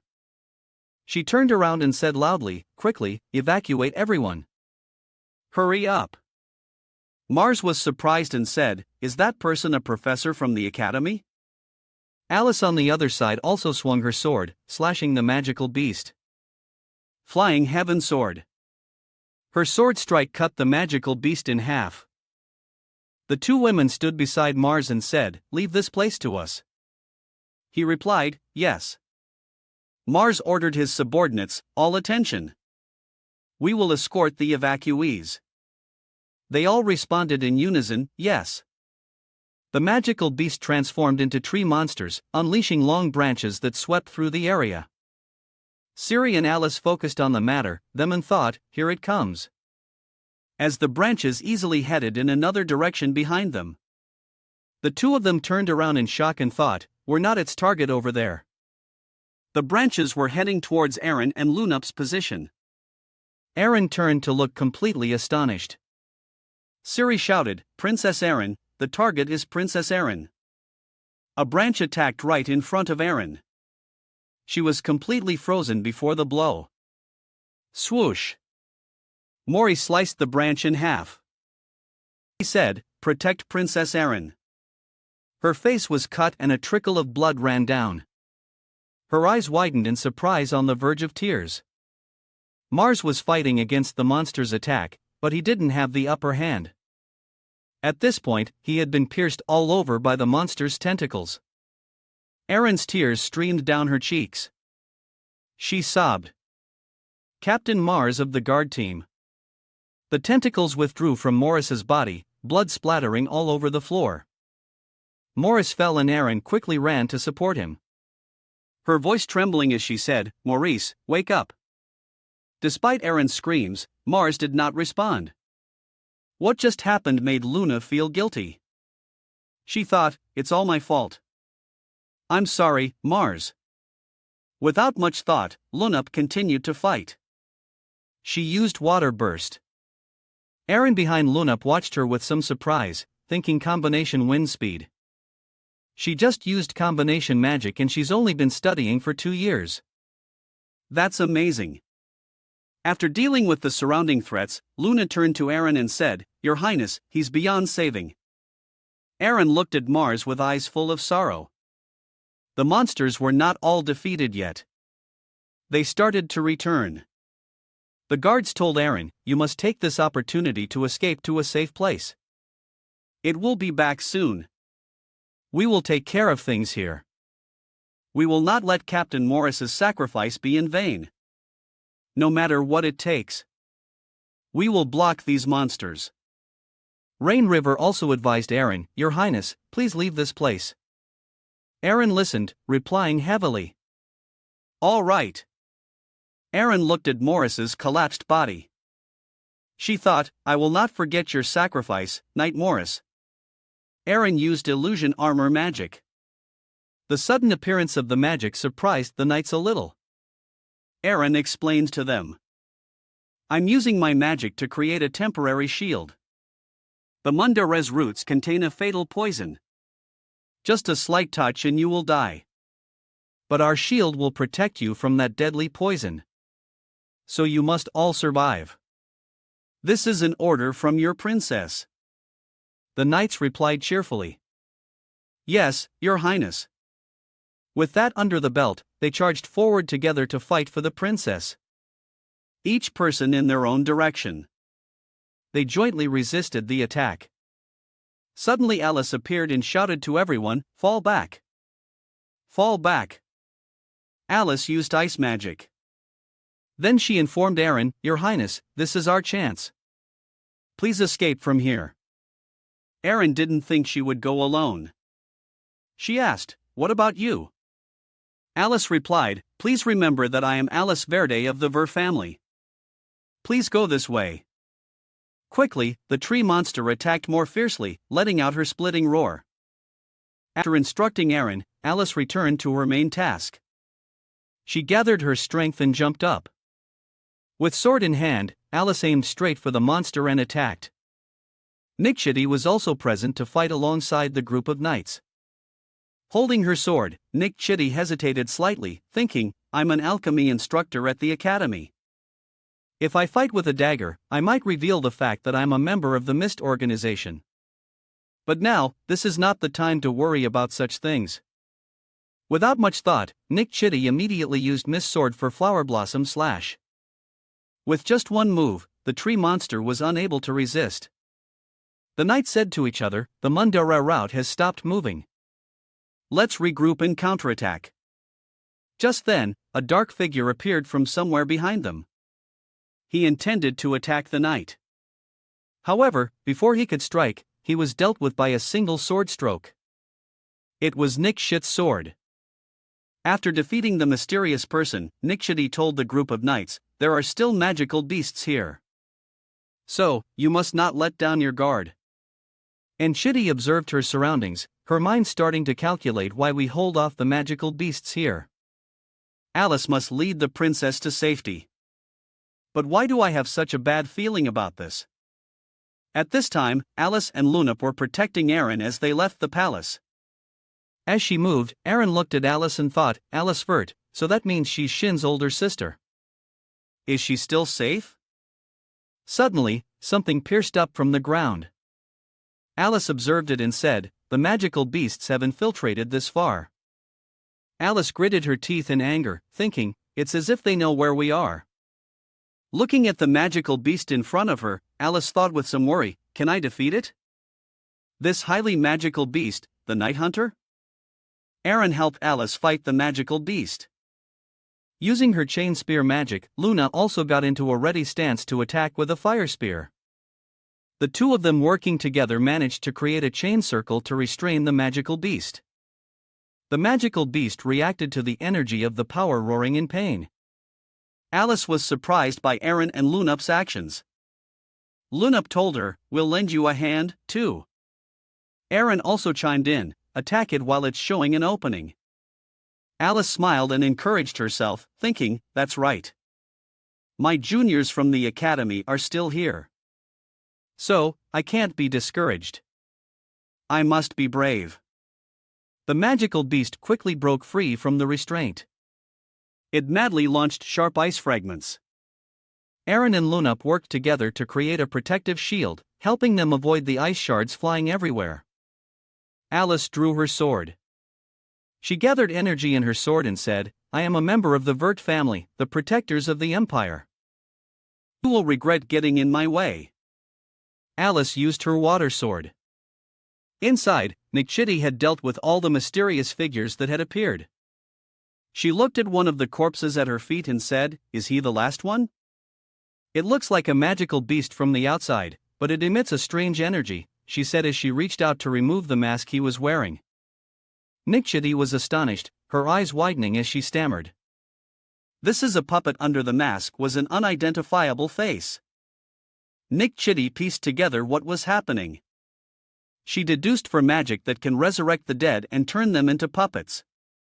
It's not just forbidden magic. It's also very difficult to use. To create a horde of puppets would require a lot of time and a massive amount of magic to prepare this many. The culprit can't be just one person. Is someone trying to start a war? In another area of the palace, the battle with the magic puppets was also taking place. The king seemed tired. He panted and said, are we done yet? I can't believe this happened on the day of the feast. The sword was stuck into the ground. The king collapsed, causing his son, Luinal, Cis, and Arco to worry. The king reassured them. I'm fine, just a little tired. But in times like these, having the two of you by my side makes me feel very at ease. The king called their names. Lual, Arco. Arco replied, Your Majesty, let me help you up. He then quickly took the king's hand. The king replied politely, Thank you. This action by Archer made Luinio a little confused. The king was being supported by Archer. He said, I'm fine. Please take care of the others first. Archer replied, The knights in the castle will take care of that. You don't need to worry. We will be right by your side to protect you, Your Majesty.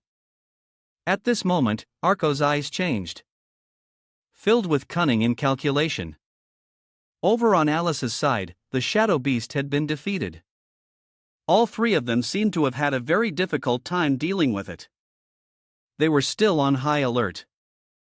Alice said with great confusion, Where in the world did they come from? They keep appearing. Looking at the bow in his hand, a voice asked, Did young Master Arco give this to young Master? A yes was heard in reply. It was Brian and Emily. Brian looked at the bow in Emily's hand, confused. Strange. I have a bad feeling about this. Emily didn't understand. She asked, Is something wrong? Brian didn't answer, just replied, Oh, no. But he's never given a gift to young Master. After saying that, Brian thought to himself, this is just my observation, but I've always felt that young master dislikes young master Arco. There's something more serious than just a petty family matter. While the two of them, Emily, were standing there wondering, Nana suddenly ran in a panic and told them, Brian, we have to run. Brian, not understanding what was happening, asked back why. Nana replied, danger is coming. Brian looked at Nana confused. Emily noticed something different about Nana. She looked at Nana. Hey, what's wrong with her eyes? While still bewildered, an explosion went off behind them. Emily asked in astonishment, what was that? Brian quickly told Emily to get out of there. In front of them now was the Heil monster VMO. At the palace, everyone was running in panic. Drainian ran with all his might, thinking, damn it, I'm done for. At this rate, I'll lose my life. I ran faster than everyone else, but I didn't expect those disgusting things to be blocking the front door. I have to survive and get out of here. I have to be safe. To see my lovely maid, Lily, again. I can't die in a place like this. Just thinking about her gets me excited. Now I also want to see Soraka suffer. Thinking this, Darien glanced back and asked the knight, are you sure the back door is safe? The knight replied, yes, I think so. Dinian heard this and shouted angrily, you think so? Are you kidding me? You know who I am? Before he could finish his sentence, Dinian was slashed across the face by something. It was a magic puppet. The knight and the people behind him screamed in horror. Drainian was now lying on the ground in a pool of blood. In front of him were many magic puppets. The knight cursed angrily, damn it, we were wrong. Suddenly, bubbles appeared in the air, making the knight suspicious and wondering where the water was coming from. It was Alice. She used water burst to fight back against the magic pup. Alice said to Lunup, do it. Luna used freeze. A sharp icicle was launched, hitting the spot where the magic puppets were standing. All the puppets were destroyed. The knight looked at the two of them. Alice in complete astonishment, exclaiming, amazing. They killed all the monsters in a heartbeat. Who are they? Alice answered his question, saying, I am Alice Wood.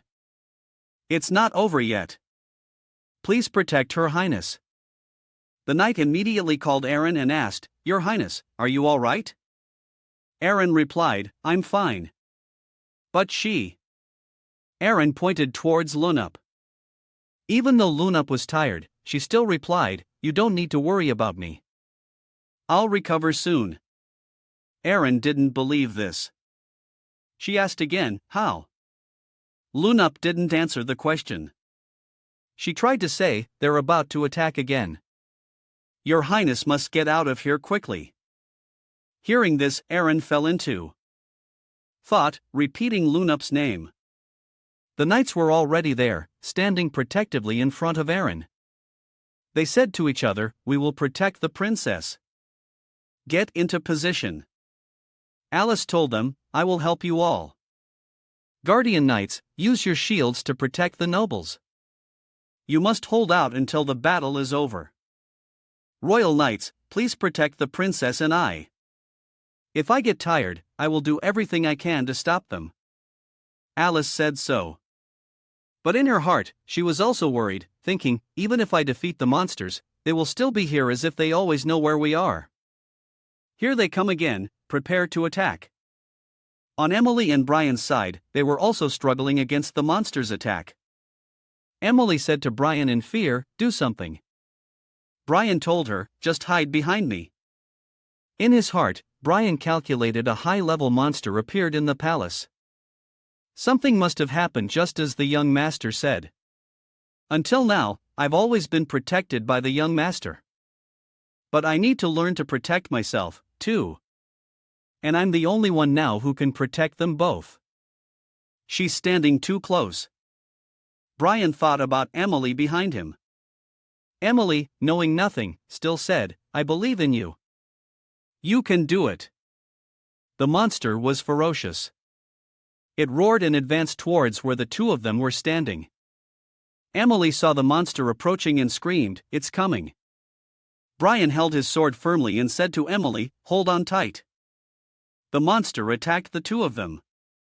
Brian swung his sword, striking the monster. He was both happy and cautious as he said, "I stopped it. All right, it should be okay."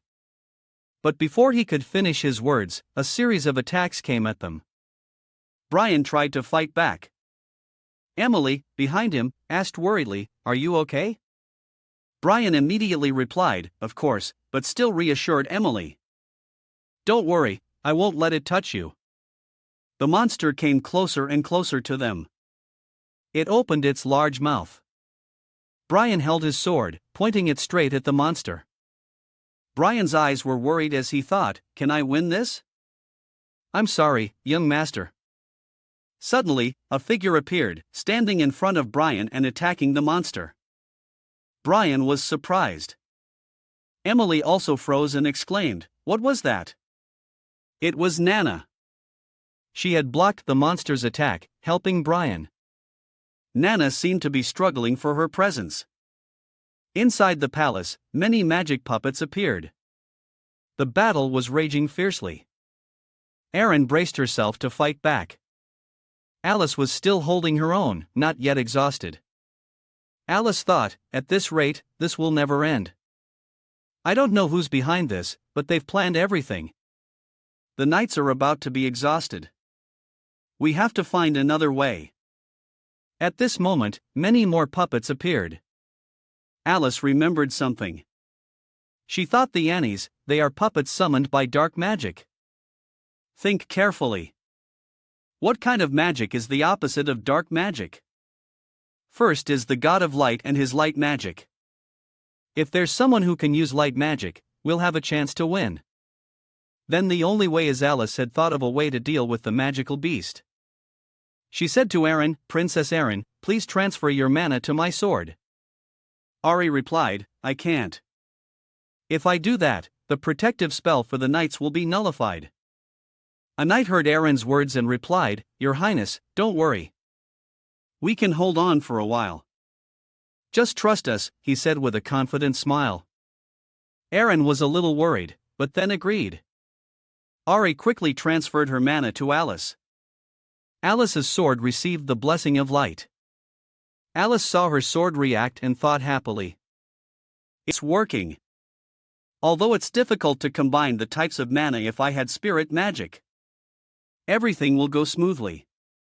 Alice was now confident and said, "I'm still not sure of victory, but it's okay to take this risk." Cyan approached the spot where the skull and mask lay on the ground. He observed them and recognized the puppet and the Mundare species. He picked up the mask and silently predicted, "It seems they have teamed up with Arco." He calculated. So from this point on, Boris became Arco's subordinate. Karam from behind saw this and asked curiously, "Is that necromantic dark magic? Can humans of this era use ancient magic?"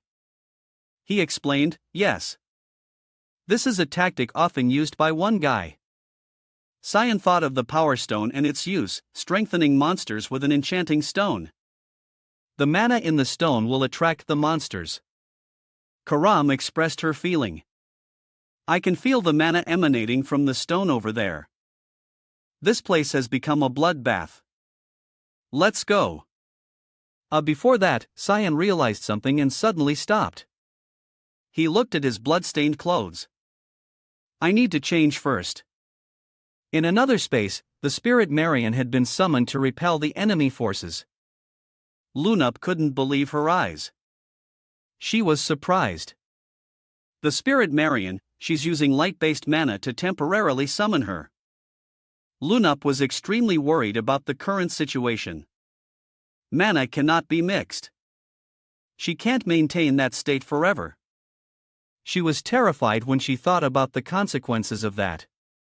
She urged everyone, "We have to stop her or else." Watching Alice trying her best to use all her strength to summon the spirit, Lunup couldn't help but be afraid. She was afraid her body would shatter. The spirit Marion embraced Alice.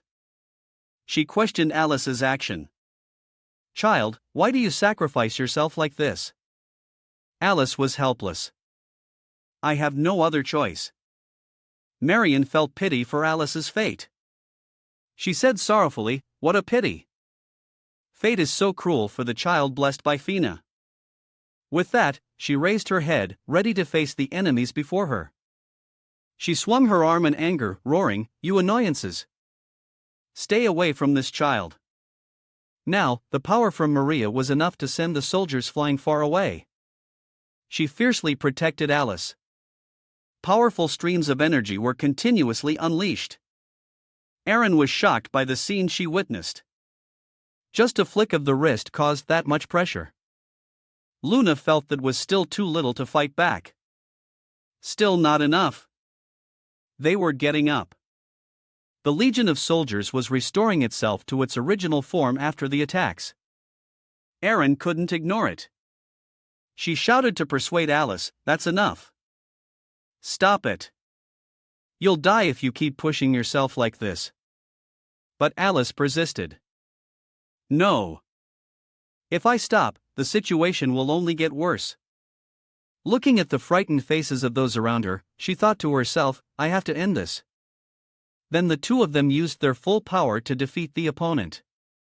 Marianne behind them prepared to unleash her move. Suddenly, Alice's sword-wielding hand was held back by someone.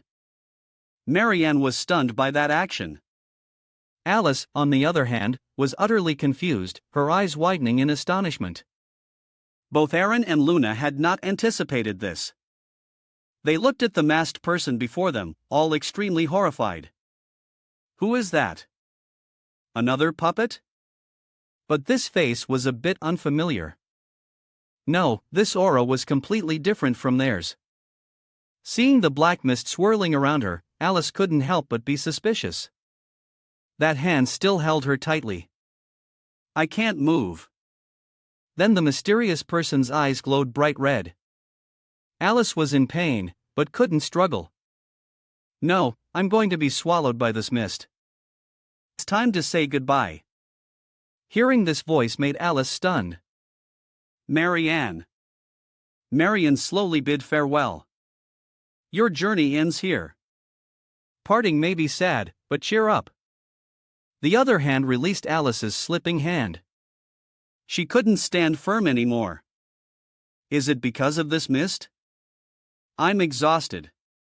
Before leaving, Marian spoke a word of advice. Remember this, Alice. Fina will always welcome you with open arms. With that, she vanished completely.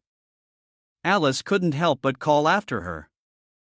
Mary and Erin found it strange. What's happening? Luna found the man terrifying. He had blocked the Monosaurus for summoning spirits. She looked at the man with suspicion, not knowing if he could be called him or even a human. Seeing the army swarming in, Alice couldn't help but feel defeated. It's over. They're coming again. But the mysterious person had already turned back to counter it. The legion of soldiers. One slash of his blade tore the entire army to shreds. Alice was surprised to see this. Is he on our side? The army still rushed forward in droves. He was confident. I knew it. He was sure of his calculations. If he took just one step back, they would converge on the princess as if they were being attracted by something. He asked for KR's assessment. Behind you, can you sense any special manner from them? Cam asked back. Besides that girl, Luna, he denied it. No, she's always been like that. Karam observed Erin and then judged. I can feel monster mana from the princess's necklace. Sean said, all right, I'll close in immediately. Help me. Karam said in a sulky tone, you only call for me at times like this. Then Sean placed his hand on the ground to cast creation magic. Amidst the soldiers, Sean remained calm and cast his spell. An immense source of power from him suddenly surged forward, blowing away the enemies. The two guards warned the others. Everyone, be careful. We don't know what will appear inside the mist. It's like we're in another place. The dark black mist began to spread, enveloping the soldiers. The army of masked figures was shocked and stunned as they were surrounded by the black mist. Alice was stunned by that fog. The black mist swallowing the puppets. She stood frozen, watching the puppets gradually disappear. The scene before them was empty. They sighed in relief. It's quiet now. It was as if nothing had happened. Aaron was shocked by what just happened. He killed all the puppets. Who was that masked man? Seeing an exhausted Luna collapse, she cried out in fear, "Luna!" While Aaron was busy shaking Luna, "Wake up! Luna!" A dark shadow suddenly appeared behind her. Sean touched Aaron's back, making her shudder. The guards panicked. Princess grabbed the princess and held the weapon to her neck. Her entourage asked, "What are you doing?" "Let her go immediately." Aaron grabbed his hand, trying to struggle. She couldn't help but think, who is this? This feeling is so familiar. Sean said nothing and stabbed his weapon straight into Aaron's pendant. The two guards were completely stunned. "Princess, you bastard." Alice was also worried. Aaron, one of them jumped in, raising his sword to strike Sean, but it was actually just mist. The mist surrounded him. What is this mist? Unexpectedly, Sean moved closer to the unconscious Luna. Aaron shouted, "No."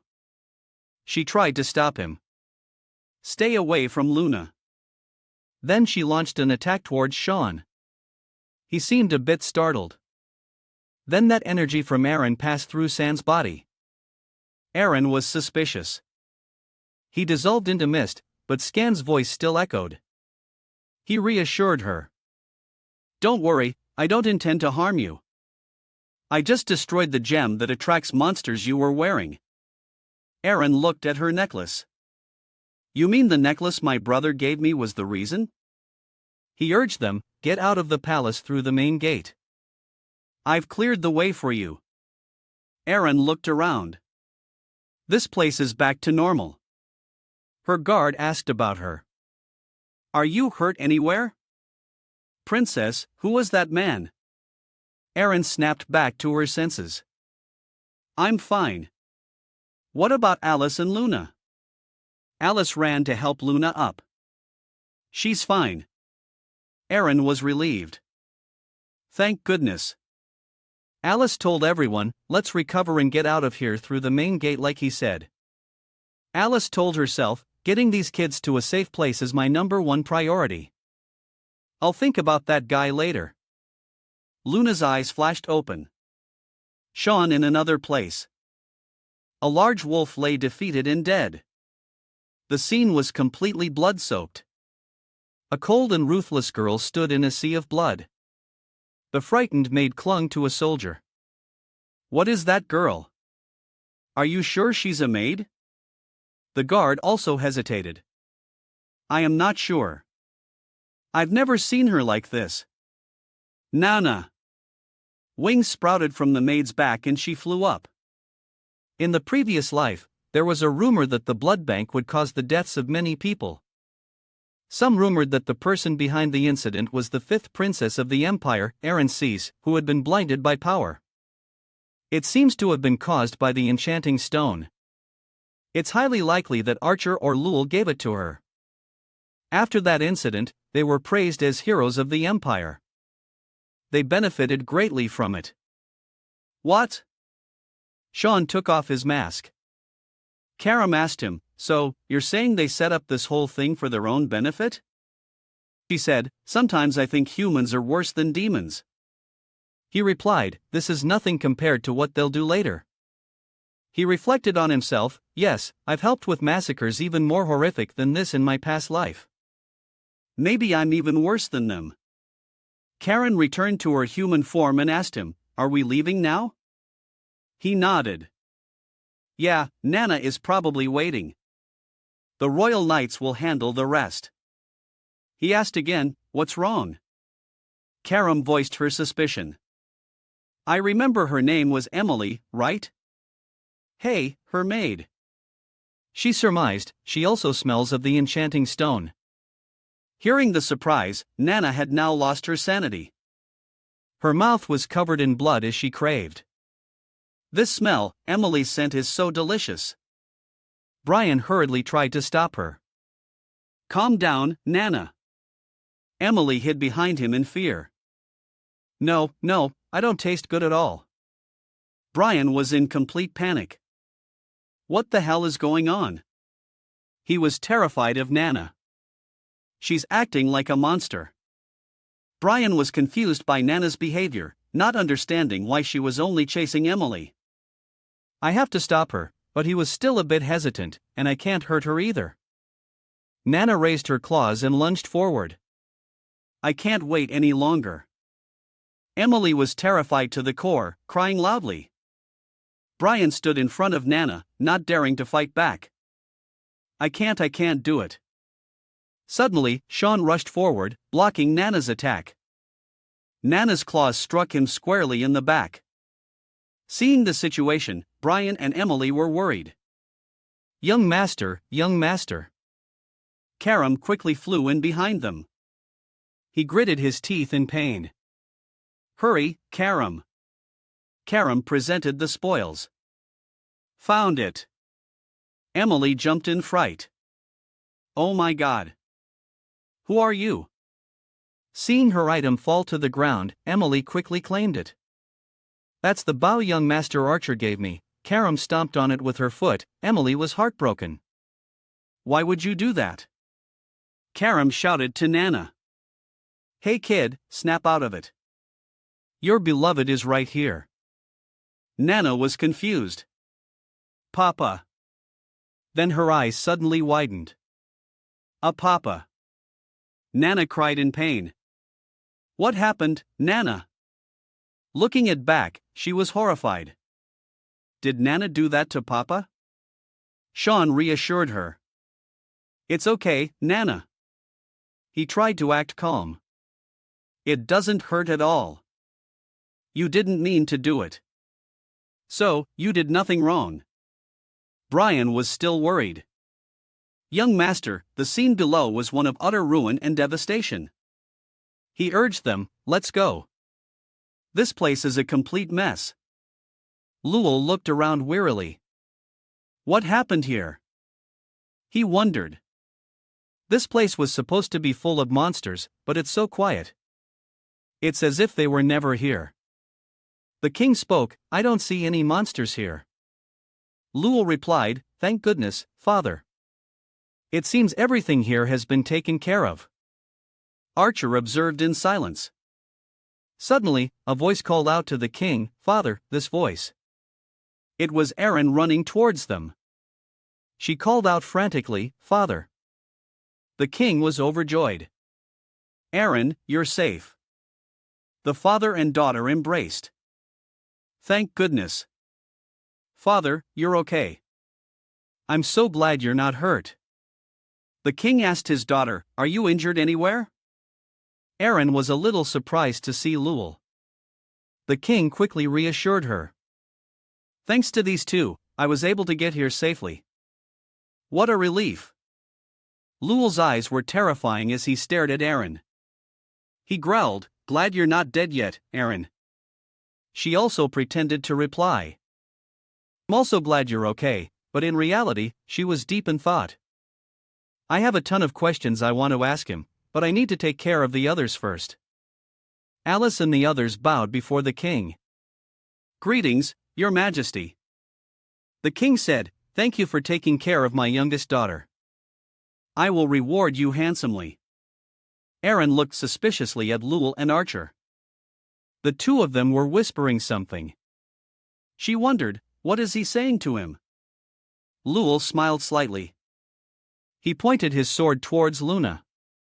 I think I know who's behind this incident. He pointed directly at her. The granddaughter of the captured chairman of the Garam Mages Association, Luna Brainriv.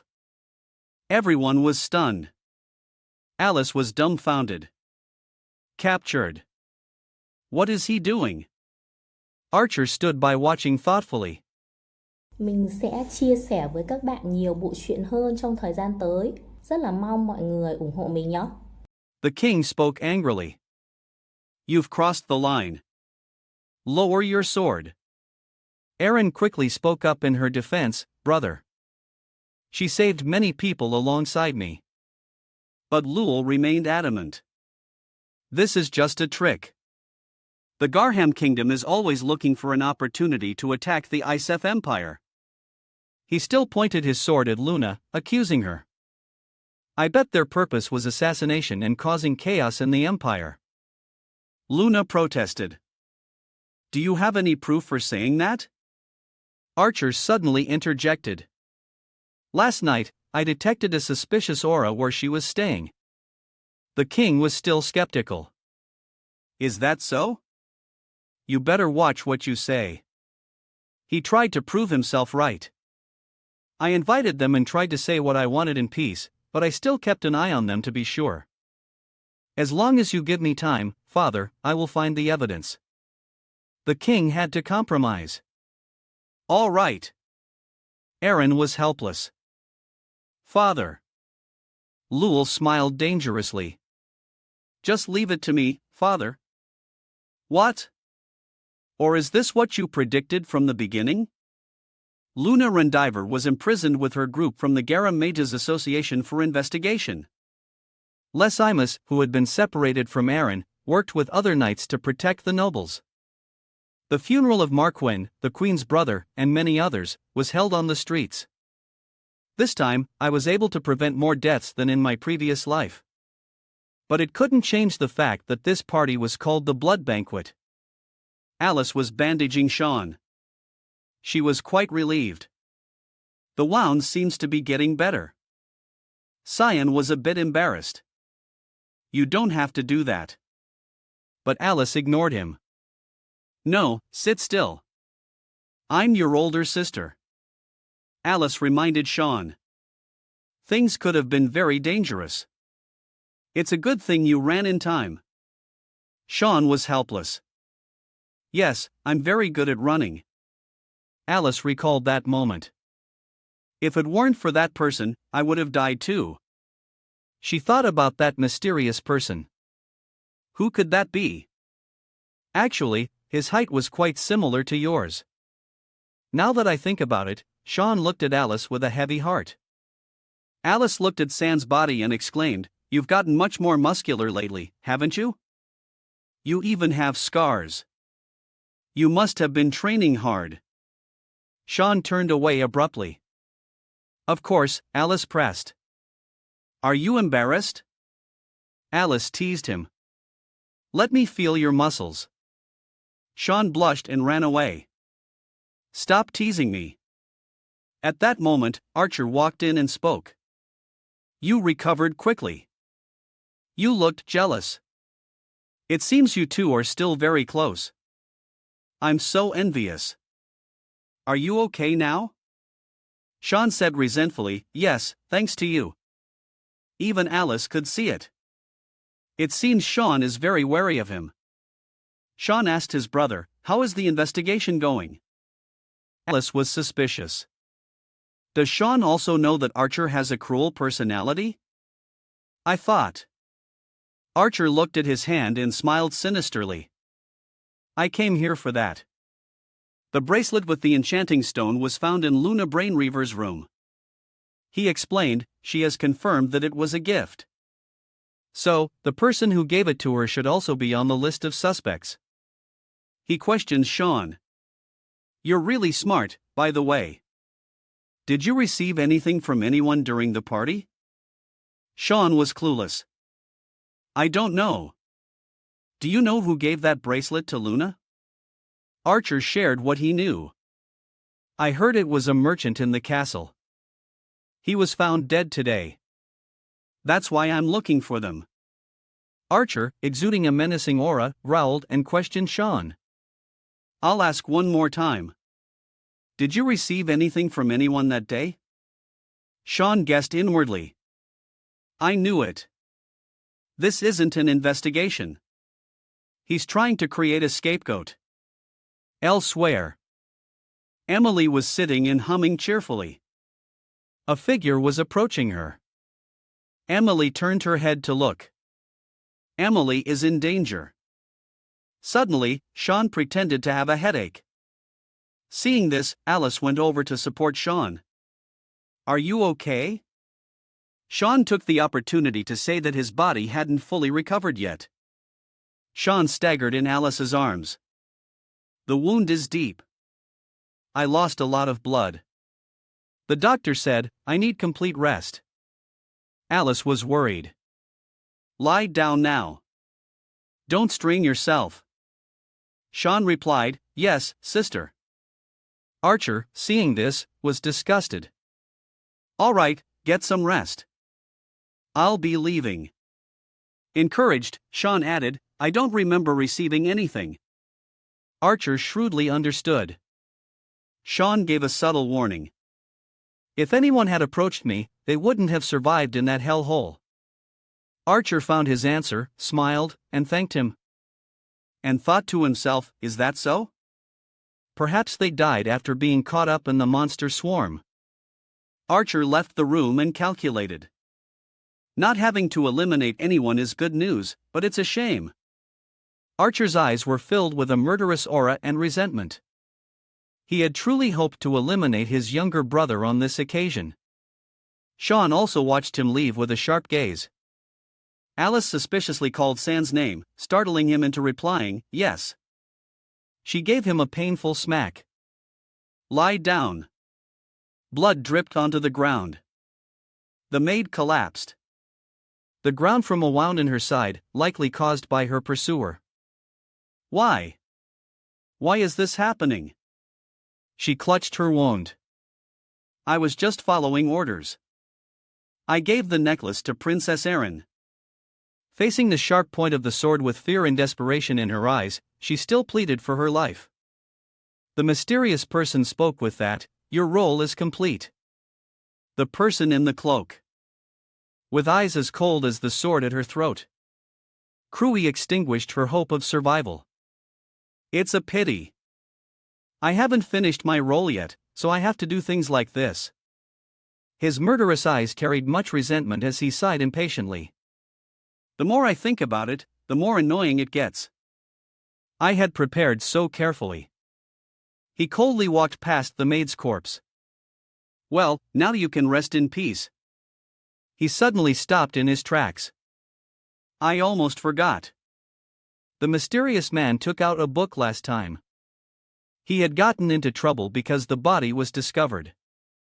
So this time he told himself to be more careful." A demon emerged from the book. "Eat."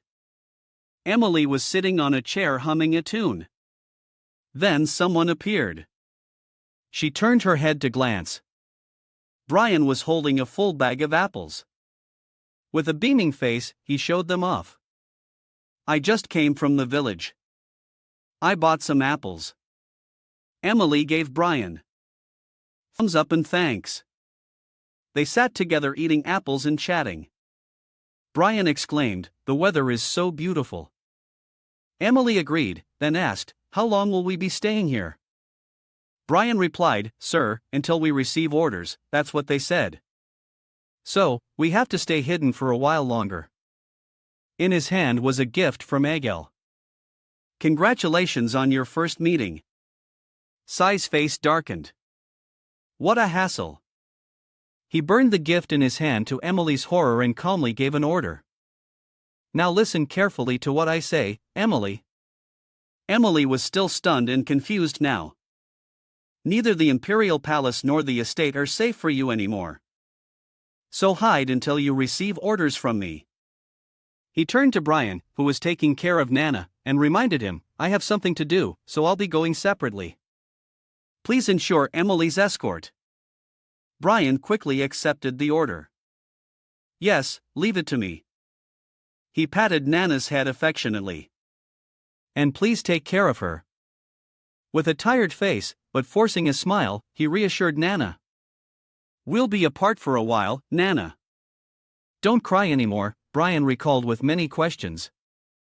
This is the first time I've seen the young master with such an expression. But he was still determined this time to help Sean.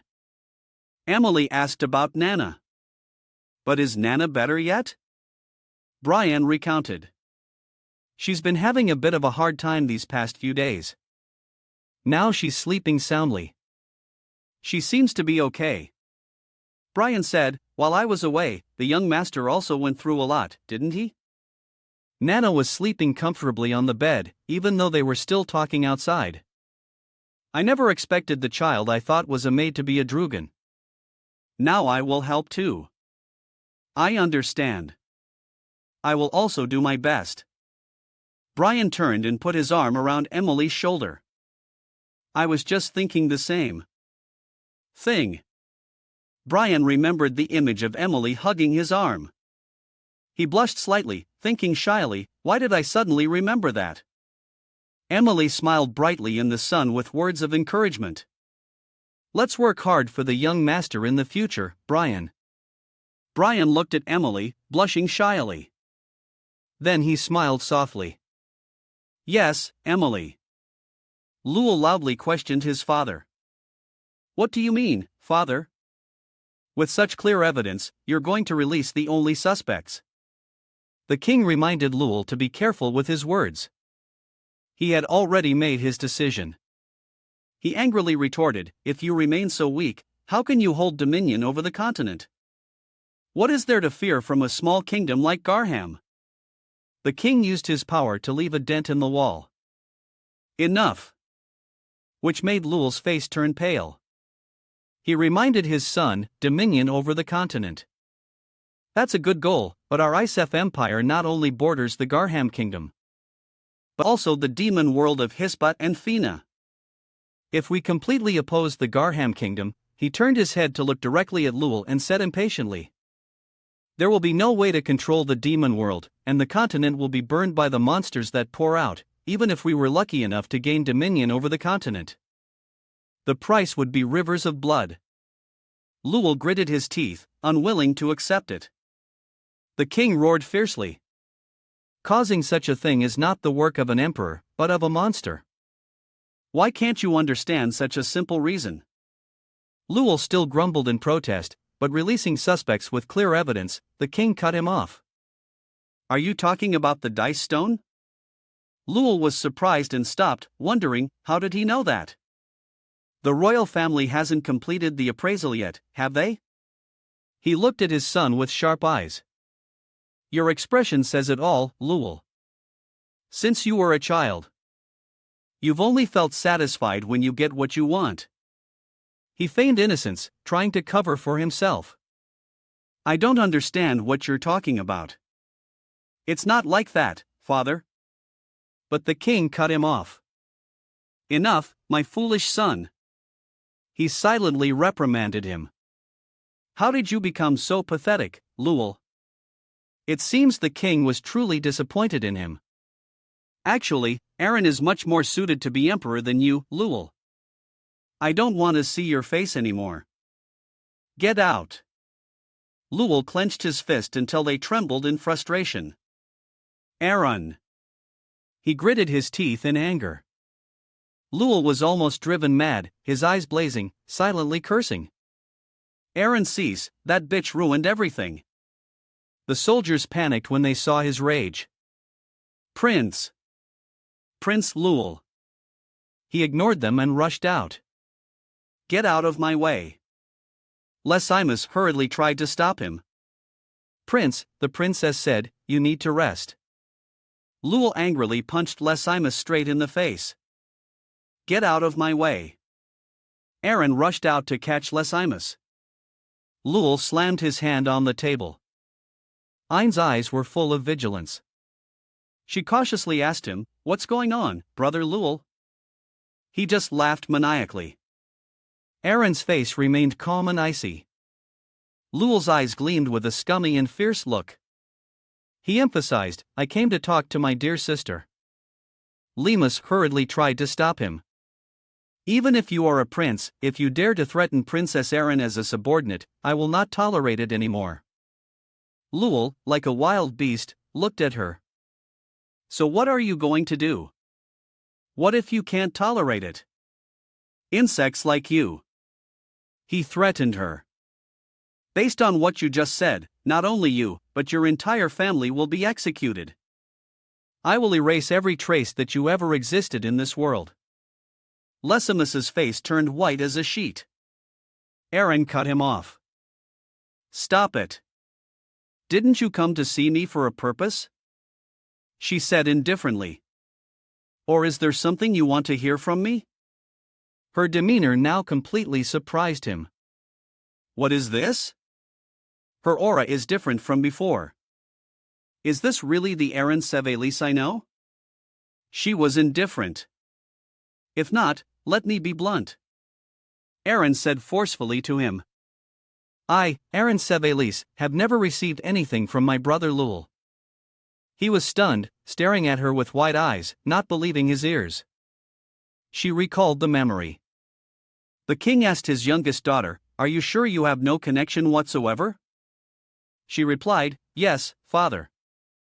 He was still puzzled. But the necklace you're wearing, the gem on it is no ordinary gem. The king explained to her that gem, the dice stone, was used by a clan that practiced forbidden dark arts, now considered lowly. It is said to be used to control magical beasts, he said grimly. Recently, someone in the royal palace was heard to have secretly purchased it. One of them was the small merchant Marina Zubat. Their transactions started long ago. Her face turned pale when she heard her father say, "But both are now dead or missing." The king warned her, "Aaron, both of them were people who frequently contacted Lul." Do you really not remember receiving anything from Lul? Did he give you that necklace? Her hands kept fidgeting as if she were hiding something. No, I have never received anything from brother Lul. She feigned sadness. It seems you have verified who brought that stone in. In that case, Luna is no longer under suspicion, so please release her. She saved many people during the party. He agreed with her. All right, don't worry about it. She was a little suspicious. But what's with your attitude? My brother is afraid of being discovered by father, so I don't know what he'll do behind my back. I can't continue to see the people around me get hurt anymore. I have to stop this. If I say now that my brother Lul is involved in this, she recounted it to him, frowning. This should be enough, right, brother? He exuded a terrifying dark aura. Right. I never gave you anything. She obeyed. Yes, I told father that as well. Lul looked at her with cold, dangerous eyes. But what's with your attitude? Anyone who heard that would think I did something wrong. He said to her, "First of all, shouldn't we silence that subordinate over there?" Aaron refused. That's an important person to me. He was confused. What? Who is more important to you than me? She calmly replied, "An important person to me." Sean stood leaning against the wall. Sorry, I overheard. Lul was stunned. I didn't sense any presence at all. Why did he appear here? He looked at him with a scornful gaze. You heard everything, didn't you? He jumped up. Since when were you hiding there? He asked, hiding. Sean joked. I just don't draw much attention. It's an occupational hazard for an assassin having no presence. Lul was angry. Are you kidding me? You dare say that in front of me? He walked closer to Aaron, placed a hand on her shoulder, and gently replied, So, what are you going to do? He looked at him with glowing red eyes, smiling perversely. Are you going to silence me, too? He was choked with anger. So the rumors about you being engaged are true. Turning your back on Sean Burt won't do you any good. As the son of father's best friend and with Esso's advice, I feel remorseful. Flashback to the past. Lul was with Archer. He asked him, Why do you want to eliminate your youngest sister? He answered bluntly, And you? Just because. Proof. Your father trusts you a lot. I want to eliminate Eren for royal power. Archer gritted his teeth. She makes me very uncomfortable. Really, really uncomfortable. His eyebrows furrowed tightly. At this time, his personality was still a bit better. Now I understand you, Gel. Back to the present. He felt restless. What is this uncomfortable, overwhelming feeling? All right, that's enough. It was just a joke. He smiled, waving his hand. The misunderstanding about me has been cleared up. I'm leaving. Lewin Elsis looking at the back of the person who just left. Sean thought to himself, it's much better now compared to the past life. Compared to the man once nicknamed the Mad Emperor, it's quite good. Sean suddenly said to Eren, and about that time, I'm sorry. He was still thinking. He's hiding something beyond common understanding. Eren kindly replied. Oh, it's okay. I'm sorry for being rude, too. Les Imus replied, it's all right. Just be more careful next time. He wasn't willing to give up. Looking back, what have I done? Seeing that Lul had gone, Les Imus sighed. She looked at the two of them, helpless. They're so tagless. Sean stood there blankly. What did I do? She was hopeless. The greatest swordsman on the continent. And he has a personality like this. He asked Eren, it's been tough for you, princess, hasn't it? She was startled and stammered. What did I do? It's just that Sean is here. So seeing him sitting right next to her, she screamed and quickly leaned back. When did you sit next to me? He calmly replied, I've been standing for a while and my legs got tired, so I sat down. Is that not allowed? The princess was shy. No, it's not that it's not allowed. Les Imus felt helpless once again. Honestly, I'm a bit surprised. That person has such a terrible personality. Thank you, young master. Sean, she felt he was completely tactless. He walked out of the room.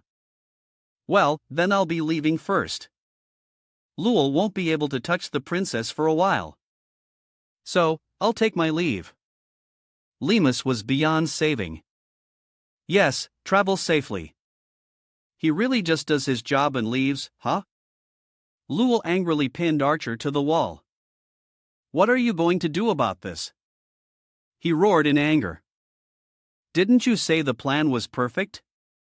The people we were supposed to kill are still alive and well, and on top of that, I've lost my father's trust. Archer quickly reassured him. Well, it's not like we achieved nothing at all. He acted like a wild beast. This is not good. I have to be the savior of this damn Yusef Empire. Suddenly, someone appeared from behind. There are still some results. He was a bit startled. The man introduced himself respectfully. Boris Wilhelm, a subordinate under the command of Prince Lul. Hearing this made him even angrier. Where have you been all this time? Boris bowed his head. I was completing a mission assigned by Esso. I just got the chance to see you now. Archer asked. Boris. I heard the girl named Emily has gone missing. Did she overstep her authority? Boris held a stone in his hand. Mommy said we underestimated the people around Princess Eren. Lewin L frowned at Boris. So, what are you going to apologize? The man replied, no way, Prince. There's no need to apologize.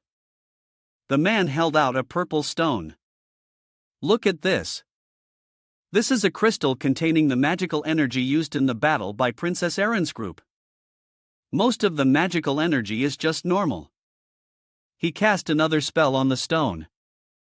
The magical energy you are seeing now is a very rare type of energy depending on the era. It can be considered evil and extremely unpleasant. The man proudly introduced this as the energy of a demonic sword. Boris analyzed further. It's not holy. Someone in Princess Erin's group possesses a demonic sword. Looking at the food on the table, Brian was confused. This dish is clearly called grilled crab soup. So why does it look so grotesque? He looked with some apprehension at the two who were eating with relish. Why aren't those to find anything unusual? The brown-haired girl smiled. Take your time eating, Nana. The more Brian looked at the plate of food, the more disgusted he became. I think the food just moved. Sean put his hand on the table. I'm full. The brown-haired girl was surprised. Already? Have some more. He wiped his mouth and said softly, I can't. If I stay any longer, Eso might catch me soon. She slammed the table in anger. That despicable Eso, Sean explained.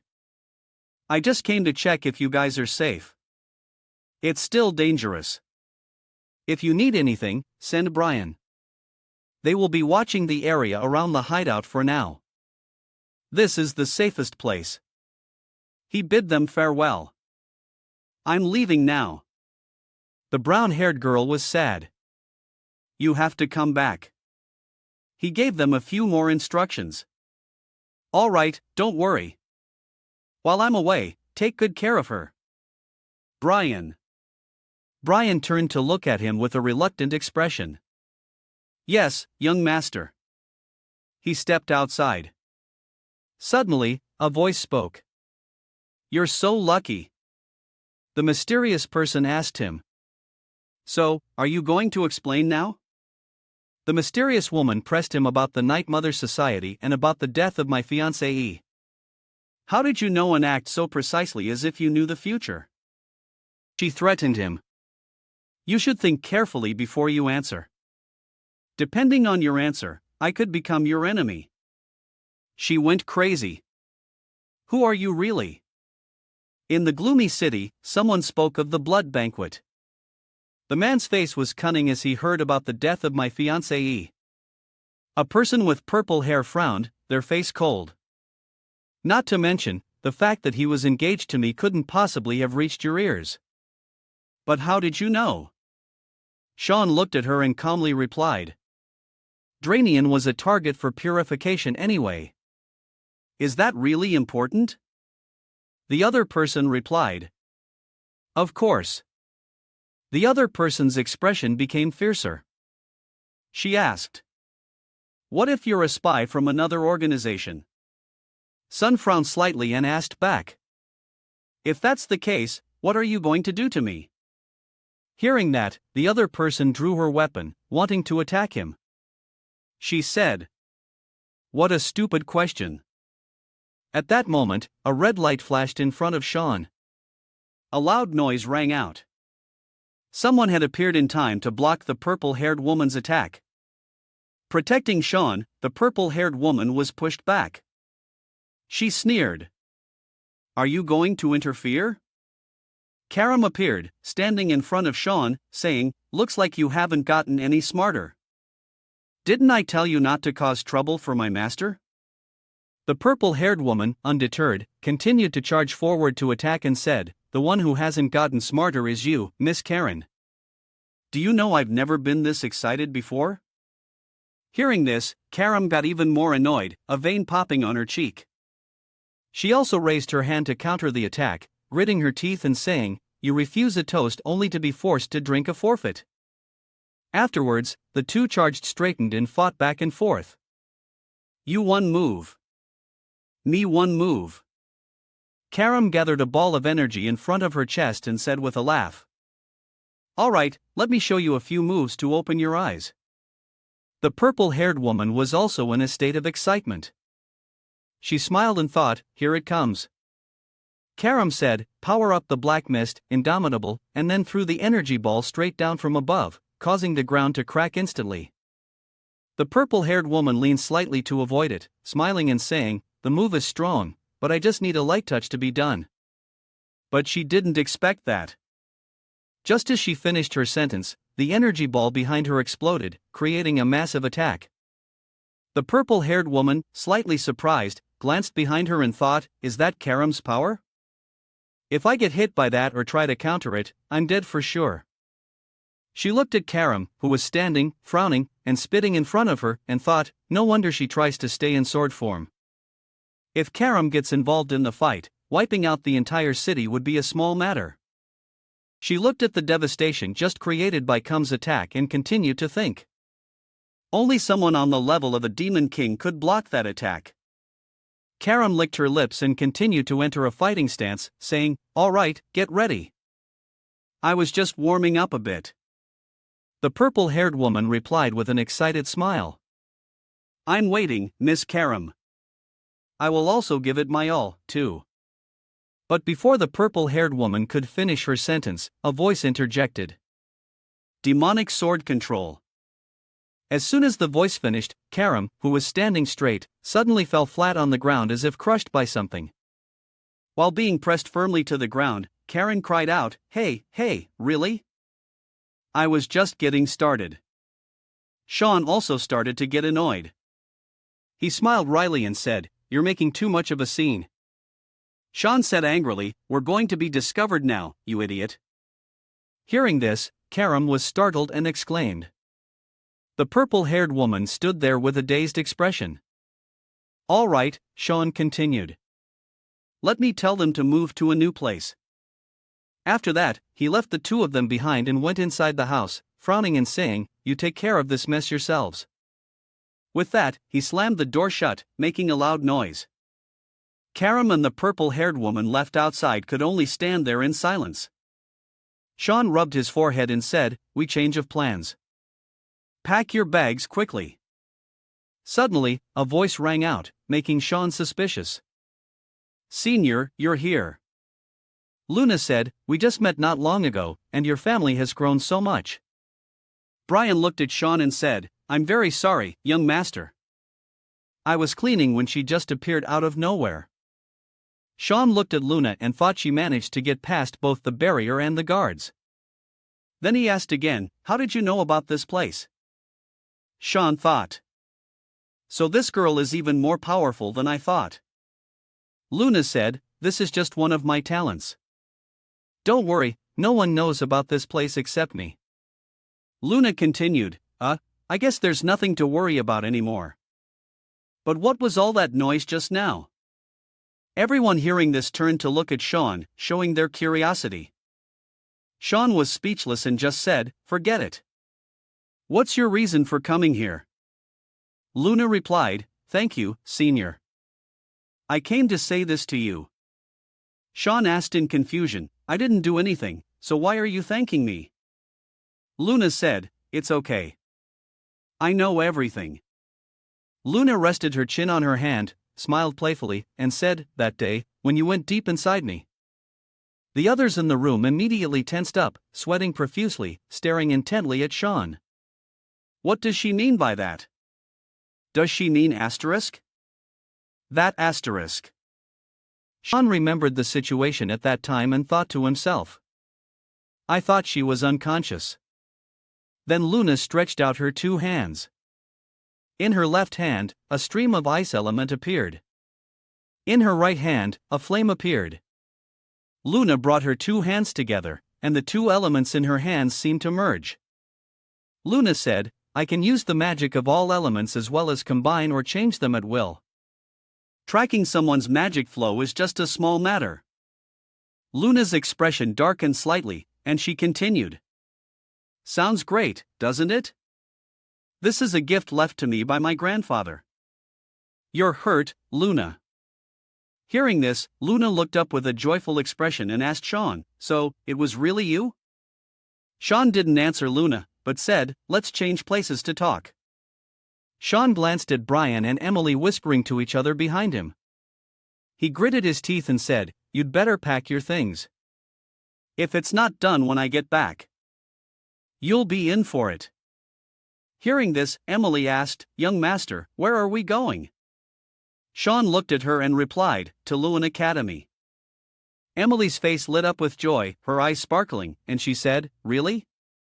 That means I can take care of you all day, young master. Brian, hearing this, had a complicated expression, remembering the horrifying dishes Emily made. Nana, it seemed, noticed Brian's expression and asked innocently, "Brian, what's wrong?" Brian replied helplessly, "I just feel a mix of joy and sadness for some reason." Luna thought about her past, then confided in Sean. "My childhood years were spent in a place that was both dark and cold. There they conducted all sorts of the most painful experiments on my body, but I could only endure it in silence."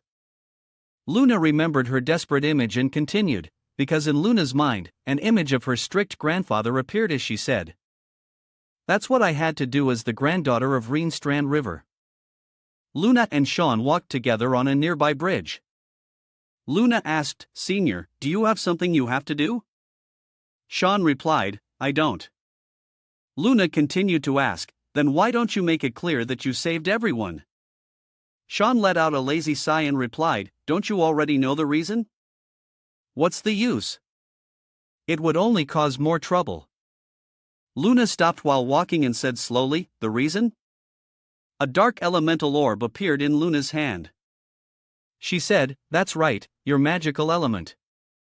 At first, I just thought it was the dark type." Luna recalled her first meeting with Sean and continued, "I collected a little of it the day we first met at dinner." Hearing this, Sean glanced at Luna, thinking to himself, "So, just by making contact, she can see through my magic flow. I never knew about this in my previous life." Luna continued, "And on the day I passed out, the magic flow you put inside me." The dark magic in Luna's hand suddenly magnified. Luna looked at Sean seriously and asked, "What is this exactly?" "It's like it's your own, but it also doesn't seem to belong to this world."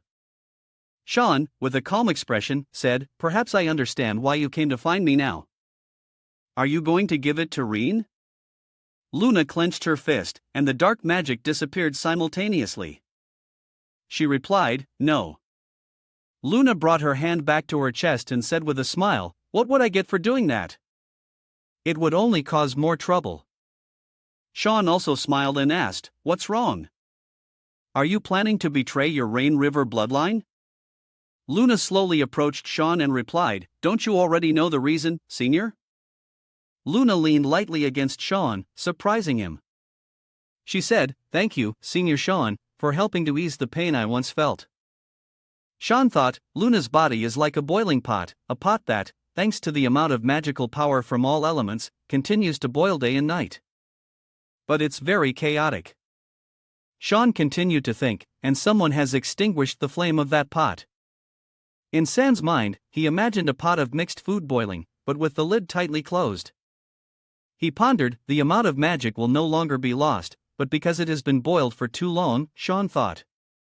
The excess magical power began to burn away even the embers of her life, bringing Luna closer to death each day. Sai's eyes showed a thoughtful expression. "I just made a hole in that pot because for me." Sean took Luna's shoulders and gently pushed her away. "He thought she's just like someone else's puppet, and that makes it impossible for me to just stand by and watch." Sean patted Luna's shoulder twice and said, "There's nothing to thank me for. I'm done here. So, I'll be going. Please keep it a secret for me." "I'd appreciate it, Junior." Saying that, Sean immediately left. He turned back, waved goodbye to Luna, and continued. Be careful not to overexert yourself again. I'm off." Luna watched Science Figure depart, smiling. "PFT, so cute." Luna muttered to herself. "Just as I thought. You really are a good person, Senior." Elsewhere at the Garham Council main office, a loud voice boomed. "What?" Old Man Reen was furiously slamming the table. His butler bowed and said, "Fortunately, the young lady has been released without any charges. We must send a petition to the Yusef Empire immediately." Old Man Reen said, "No, that's not it." He raised his scowling face and gritted his teeth as he ordered. "Luna is lingering somewhere before returning here. Track her down and bring her to me." The next morning, a horse-drawn carriage was clattering along a dirt road. Emily was sitting in the carriage with an extremely joyful and happy expression. Sean saw Emily's radiant face and asked, "Are you that happy?" Emily smiled brightly and replied, "Yes, because I can serve you again, young master." Emily asked, "But aren't maids not allowed in the academy?" Sean sat with his arms crossed and replied, "Perhaps if it's my request, they will allow it." Mr. Condell's face was stern. He said, "Not allowed. Absolutely not." Sean stood with his hands behind his back and said, "I won't let anyone find out. Please allow it." Teacher Condell asked back, "Tell me the reason why your sister gets an exception." Sean rolled his eyes and said softly, "I won't skip any classes." Condell slammed his desk in frustration and said, "That's a given. Besides, are you planning to bring in not one but two maids?" Then Mr. Condell said again, "Ha. Then answer me one thing." Condell asked Sean with a serious expression if he was involved in the blood banquet to make a request to this extent. "It must not be for a simple reason." Mr. Condell urged, "Speak." Sean slowly replied about that. Sean said, "If you grant my request, I will tell you." Mr. Condell turned slightly, forced to compromise. "All right, do as you wish. Even if I don't allow it, you'll find a way to do it yourself anyway." Seeing his request granted, Sean said, "Actually, it's not convenient to explain right now, but there's one thing I can be sure of." Sean pointed to his face, his eyes flashing with a strange red light. Sean said, "I was not the mastermind of the blood banquet." "Isn't that what you wanted to know?" Condell stared intently at Sean and asked, "Are you sure?" Sand's face darkened as he said. In the end, Sand's expression suddenly showed frustration. He said, "How bad do you think I am?" Mr. Condell replied, "I am. Remember not to skip any classes." Their conversation ended. Sean let out a sigh of relief. The conversation with Headmaster Condell went smoothly. Sean walked down the academy hallway thinking to himself, "I wonder how he would react if he found out his own grandson was the mastermind of the massacre." Sean remembered Lul's face. He pondered, "From what I know, Lul is not that smart." Sean then remembered the two people beside Lul, Archer and Boris, and speculated perhaps the plan was devised by Archer and Boris was the one who carried it out. Sean affirmed his thoughts. "It's always been like that." Sean was deep in thought when he was startled to see a white-haired person doing push-ups continuously in front of his room door. The white-haired person was continuously doing push-ups while counting 100 to 185. 1286, 1287, 1288, 1289. Sean looked at the person and thought helplessly, "It's him again." The white-haired person noticed Sean, but didn't stop doing push-ups and said, "You're here, my friend." The white-haired person pushed himself up with force. He put his hands on his hips, smiled at Sean, and said, "Let's fight." Sean burst to see who was stronger. Sean ignored him, walked straight into his room, and closed the door, leaving the white-haired man frozen stiff. Sean looked at the door of his room being pounded and thought, "It's been 2 years, and he still hasn't missed a single day." The white-haired man was still making a racket outside the door. "So busy, are you, my friend? Then let's meet next time, Sean Burt." As Sean was walking, he suddenly tripped over someone's hand lying on the ground. Sean bent down to look and discovered it was Brian. It's unknown what kind of deadly poison Brian had eaten, but he was lying sprawled on the ground. Suddenly turned serious. He thought, "Is he dead?" Just then, Emily spoke up. "Ah, young master is here." Cyan was startled and pointed down at Brian, asking, "Emily, why is he like this?" Emily and Nana were holding two plates of bizarrely shaped food. Emily said while eating, "I don't know. He ate the cookies made for you, young master, and then went straight to sleep." "I'm fine, though." Emily held out the plate of horrifyingly shaped cookies towards Sean and asked, "Would you like to have one?" Sean pointed at Emily and said, "Emily, from now on, don't cook anything for Brian." Emily said unhappily, "Huh? Why?" Sean replied, seriously, "That's an order.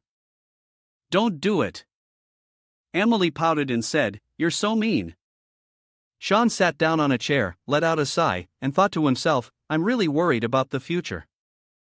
Sean saw a letter on the table and asked, Where did this letter come from? Emily, still annoyed, replied, Brian received it. I don't know, HMP. Sean picked up the letter and opened it to read from Luna when suddenly a voice called out, Son. Sean turned in surprise to look at the owner of the voice and asked, Why are you here? Emily, on guard, immediately ran to stand in front of Sean and said, Who is it? Luna looked at Sean with a smiling face and asked, How have you been? I've run away from home. Meanwhile, in an underground sewer tunnel, two people in black robes were walking and talking. One said, The guards of the Garham Association will be here soon. The other replied, Don't worry. I've taken care of everything. The man in the black robe reminded, Don't forget, this is the only way to stop Rein's Rain River. The woman in the black and white robe smiled and replied, Oh, are you afraid I'll feel guilty? The man said, After all, he was once your student. The woman replied, Student? The woman in the robe was none other than Loon Academy instructor Nella Ronas. She replied to the man, No, I'm not foolish enough to feel pity for a monster like him. The man in the black robe felt relieved and replied, That's good, then. Nella said, Well, I'm off to the meeting point. Our comrades must have contacted Luna by now. After that, the two separated. The man in the black robe placed a hand on his chest, bowed slightly, and said, May glory come to the Garham Kingdom. At this time, Luna and Sean were sitting together at a tea shop outside the academy. Luna held her wrist and looked at Sean teasingly. You're so rough. I didn't expect you to pull me out so suddenly. Sean looked at Luna and said, The dormitory gate has a barrier spell on it. How did you break it? Luna explained, I just analyzed the flow of magic in the barrier and then used a dispel spell. Pretty cool, right? Sean thought to himself, that's ridiculously overpowered. Just analyzing the magic and dispelling it is no different from being able to do it just by looking at it. Luna smiled brightly at Sean and asked, Have you read the letter yet? Sean looked at Luna and replied helplessly, I hadn't finished reading it before you arrived. Luna rested her cheeks on her hands and said with a smile, I couldn't wait for the answer, so I came straight here.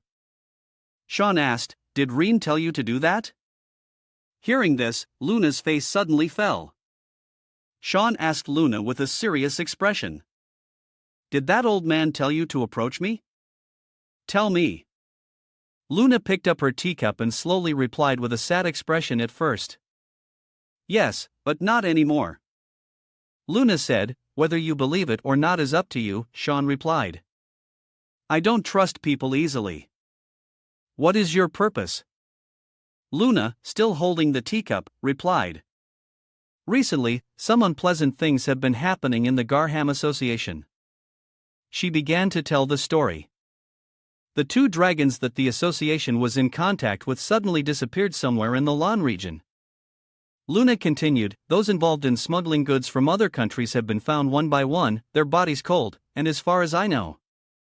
Luna paused for a moment here, then continued. You are involved in all of them. Luna looked at Sean and said with a smile. At first it was just a guess, but now I can be sure. Sean closed his eyes. And thought, I didn't expect the Garham Association to be involved with dragons, too. Then he smiled and said, Ha, alright, so what are you going to do to me? Luna suddenly said, I'm about to die. Startling Sean, who looked at her.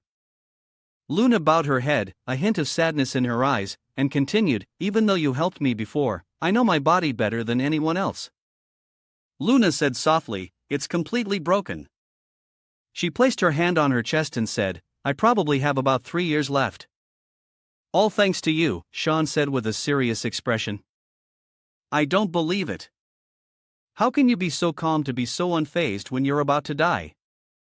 Luna smiled, but her expression carried sorrow.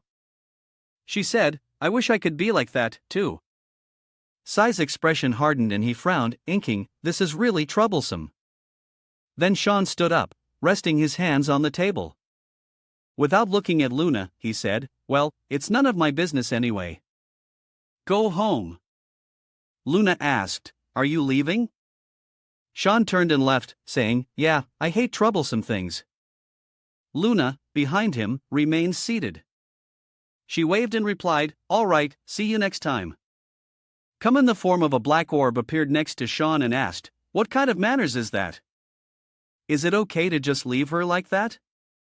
Sean thought with an emotionless expression, "It's best to get out of here now," he thought. The guys from the Garham Association have been waiting for a while now. Just as he thought, Luna was now surrounded by people from the Garham Association. Luna muttered, "I thought I slipped out and noticed." Luna lowered her head and said, "You guys got here fast." One of the Garham members said, "Let's go, Luna. Lord Reen is looking for you." Luna looked at the person who just spoke with an expressionless face. That person looked at Luna's face and asked, "What's wrong, Miss Luna?" Luna frowned and said, "Mr. Victor is always the one who picks me up." "What unit are you from?"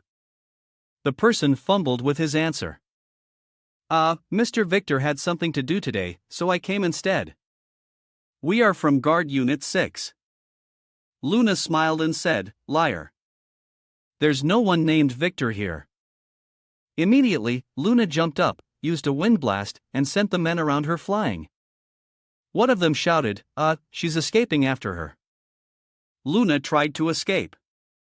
She glanced at the people behind her, gritting her teeth and thinking, "Are they extremists?"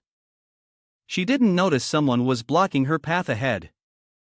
Luna thought, "I have to get out of here first." Just as she finished her thought, a hand covered in magic touched Luna's forehead. The person used a dream-inducing spell. Luna was hit by the magic and immediately fell into a deep sleep, collapsing on the ground. One of the men laughed, I predicted it wouldn't be easy." He took off his robe's hood, revealing his bald head, and said with a laugh, "But I didn't expect to be found out so quickly." "Put her in the carriage."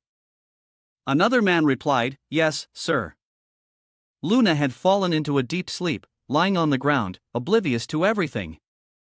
Karam, as if sensing something, turned her head.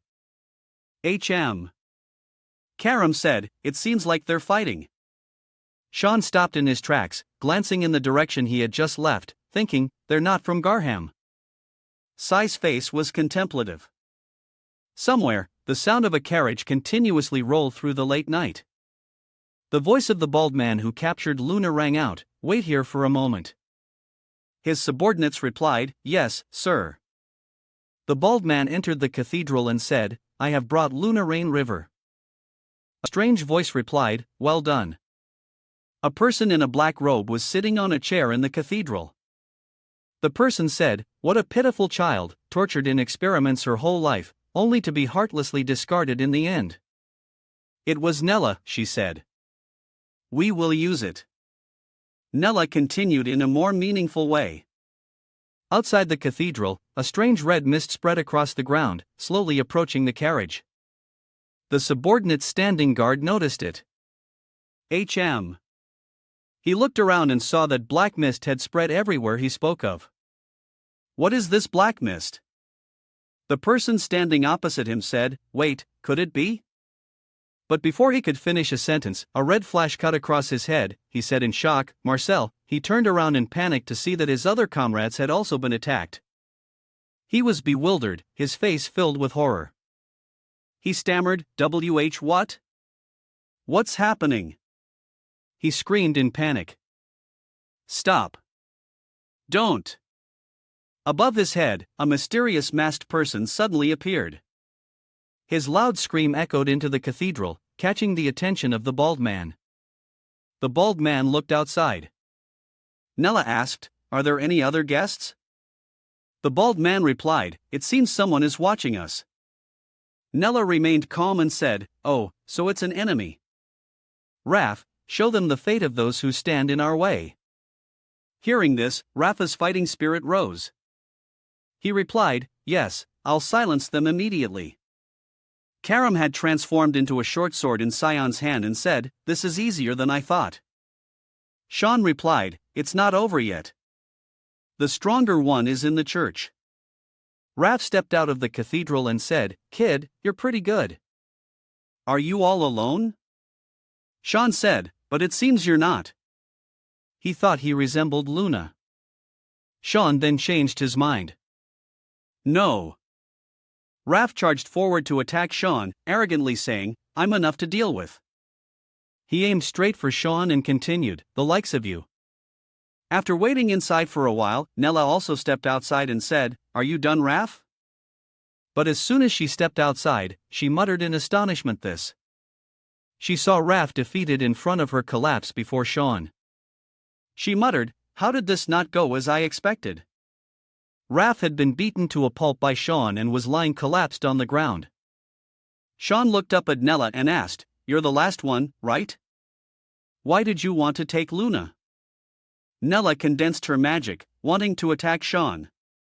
She said, "Oh, asking so many questions won't win a woman's heart. If you want to know, find out for yourself."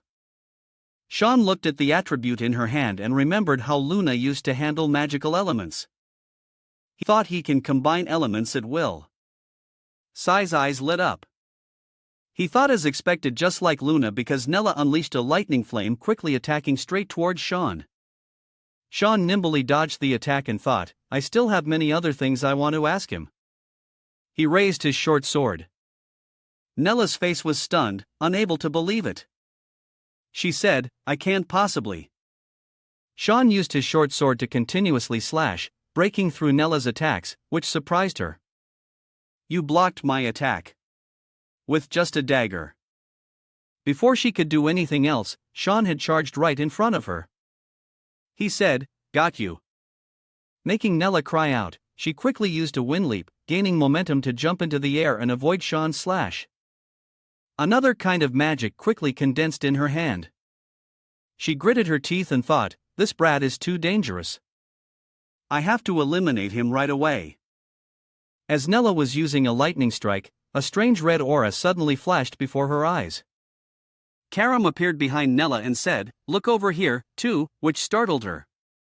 She only had time to think. It's not just him. Nella, unable to react, was held tightly by Karam's body. She cried out. Nella still tried to break free, condensing magic in her hand and yelling, "Let me go." Her uncontrolled spell struck wildly at the ground. A large magic beam swept straight from the ground up the surface of the cathedral wall. Sion looked at the magic beam sweeping past him and thought, her pressure is no joke.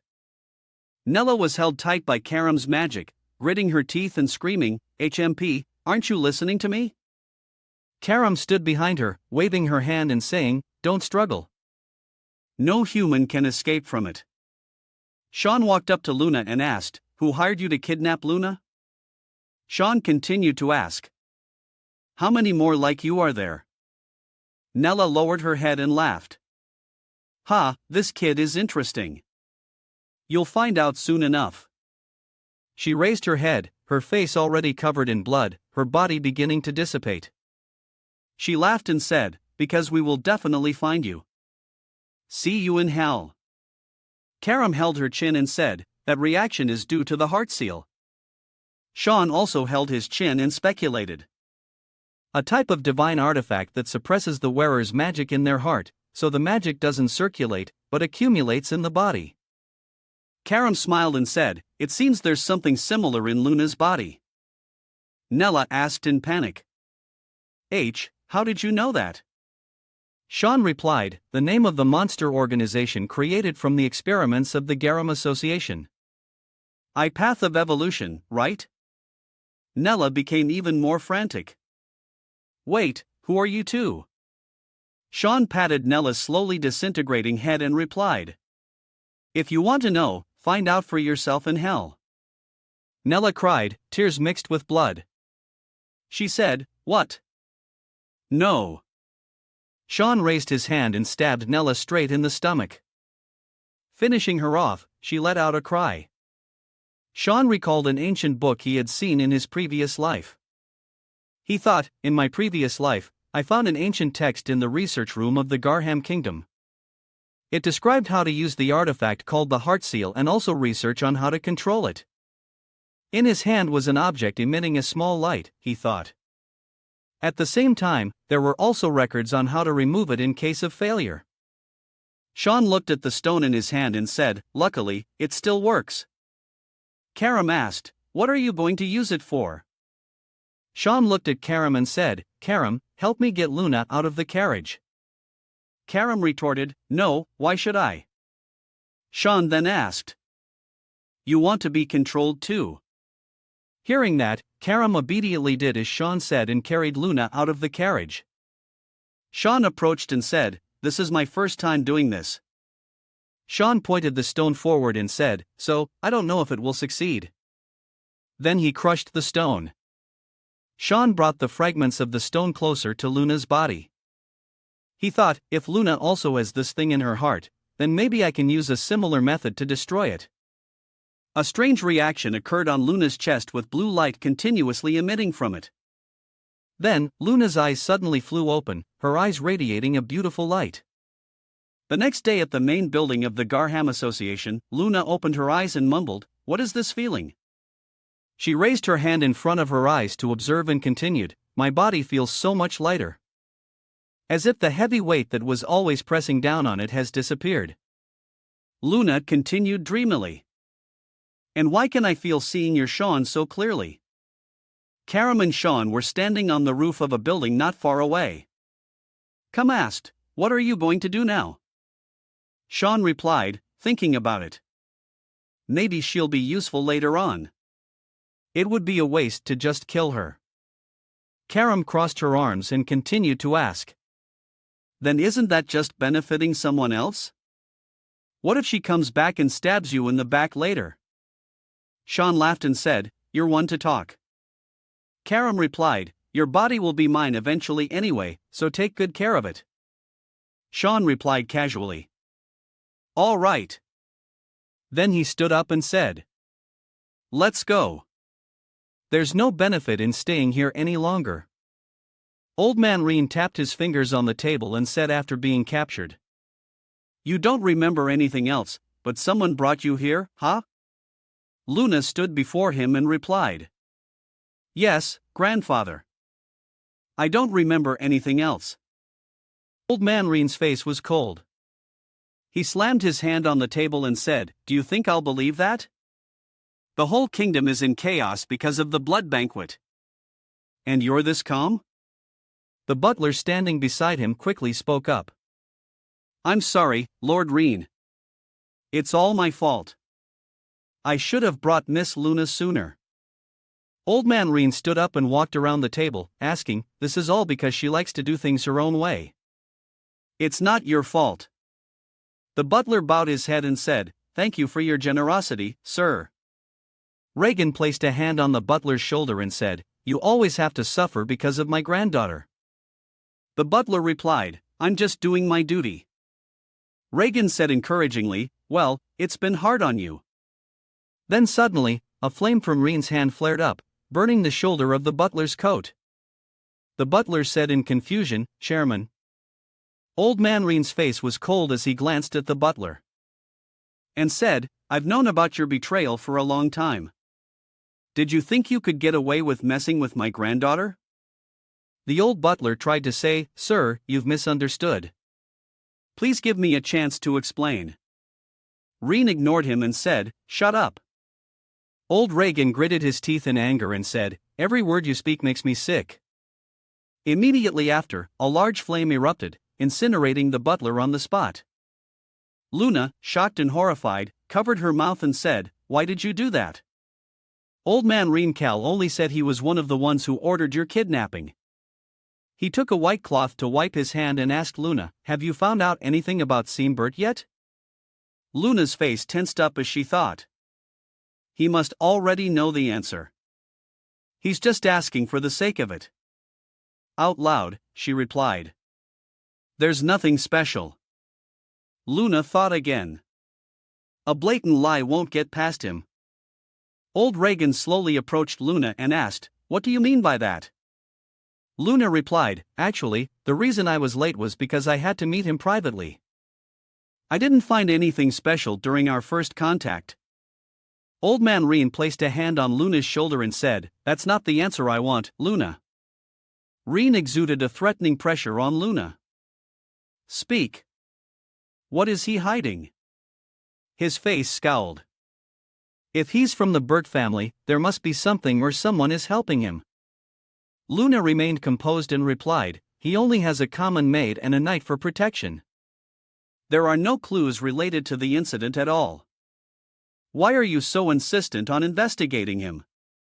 Rein bent down close to Luna and said, you're asking too many questions. It's clear there's something between you and that boy. He looked at Luna and continued, as a member of the Rain River family, you must know how to limit your questions. You can only do something when I say so. Then he walked behind Luna, saying as he went, if you don't want to answer, then go home. You will be grounded for the time being. On the floor, the butler's corpse was still burning. Luna lowered her head in frustration and thought, I'm sick and tired of this Rain River family. At Luna Academy, the white-haired man who was doing push-ups in front of room the other day was now leaning against door and sleeping. Sean stood hiding by a nearby wall. Seeing this, he thought, why doesn't this annoying guy ever study? Tisk, I'll just come back later. As Sean was walking down the hallway, he heard a group of students gossiping ahead. One girl said, really? The boy next to her replied, yeah, so now all the classes are cancelled. Another girl added, I heard they still haven't found her. The first girl spoke again. I hope it's nothing serious this. Hearing this, Sean wondered, what's going on? He was about to leave when he suddenly heard, I heard a magic instructor named Nella Aronis has gone missing. Hearing this, Sean turned his head to look. Just then, a person with glasses and purple hair was right behind Sean. He said, you there? Sean asked, what do you mean? The strange person said again, why did you kill that magic instructor? Sean moved away from her, holding out his hand in front of him and replying, what makes you think it was me? I don't even know who that is. The purple-haired person with glasses said, of course, you don't know if you skip every class. Which made Sean's jaw drop. Then the purple-haired person with glasses explained to Sean, she was an outstanding mage from the Garham Kingdom. It's not strange that she came to Lon, a neutral region, but there's a rumor that she was in opposition to Rein's Rain River. So, for now, I'm just monitoring. The person pushed up their glasses and continued, but kidnapping Luna was beyond everyone's expectations. I was about to act, but thanks to you, I have less work to do. Sean was lost in thought. No wonder she seemed familiar. The other person, seeing expression, asked irritably, are you listening to me? Who am I talking to? The purple-haired person with glasses said again, but only I know about this, so don't worry. I'll give you a separate mission. Stay outside the academy for a while. Sean asked, what about that magic instructor's position? The purple-haired person with glasses replied, the other instructors will take turns teaching, but we still need a new one. We've already posted a recruitment notice. Elsewhere, a long-haired man was riding with an old farmer on a cart. The man exclaimed, oh, this scenery is wonderful. The farmer laughed and said, for someone from the city, it is. The old farmer asked, but why did you come all the way to Lon? The man replied, I'm looking for a job. The man continued, and coincidentally, that position is now vacant, so I had to hurry on my way. The old farmer said, oh, going to work in Lon. Are you a teacher? The man laughed and replied, no. It's too embarrassing to say. Meanwhile, Emily was lying listlessly in her room with a bored expression. And sign. I'm so bored. Karam approached and looked at Emily, saying, hey, move. I already said this is my spot. Emily refused to get up and said, why? This is the young master's dorm. Nothing here belongs to you. Hearing this, Karam's face darkened with annoyance. Just then, Sean opened the door and walked in, saying, I'm back. Sean saw Emily with a bump on her head sitting on the floor hugging her knees and asked, "What are you doing?" Emily replied pitifully, "Hick, Miss Karam is so scary." Sean said to Karam, "Get up, Karam. We have a mission." Karam asked now. Emily raised her hand and said, "Wait, let me come too." But Sean pointed at Emily and refused. "No, you have a more important mission here." Emily was surprised and said, "Hey, really?" Sean pointed to the next room and said grandly, "Absolutely, do not let Nana go hungry." Emily felt like she had been struck by lightning, her head spinning 360 as she said, "What's so important about that? You just want to leave me behind, don't you?" But Emily paused, looking towards the room that was continuously emitting strange sounds with a gloomy atmosphere, and thought, "Wait a minute. If I just leave it like this?" Emily suddenly remembered the sight of Nana transforming. She thought she'll transform like last time. Just then, the door to Nana's room opened. Nana with a scary expression muttered, "Papa, I'm so hungry." Before Nana could do anything, Emily had stuffed a cake into Nana's mouth. Nana was surprised. "Ah." Emily said loudly, "Nana, eat the cake." After eating a piece of cake, Nana became cheerful, blooming like a flower, and said, "Yum, so delicious." Emily with a determined expression said to Sean, "Please leave this to me. You don't have to worry about anything." Sean gave a thumbs up towards Emily and said, "Good. I trust you, Emily." Emily replied smugly, "You can rest assured, young master. My cooking is top-notch."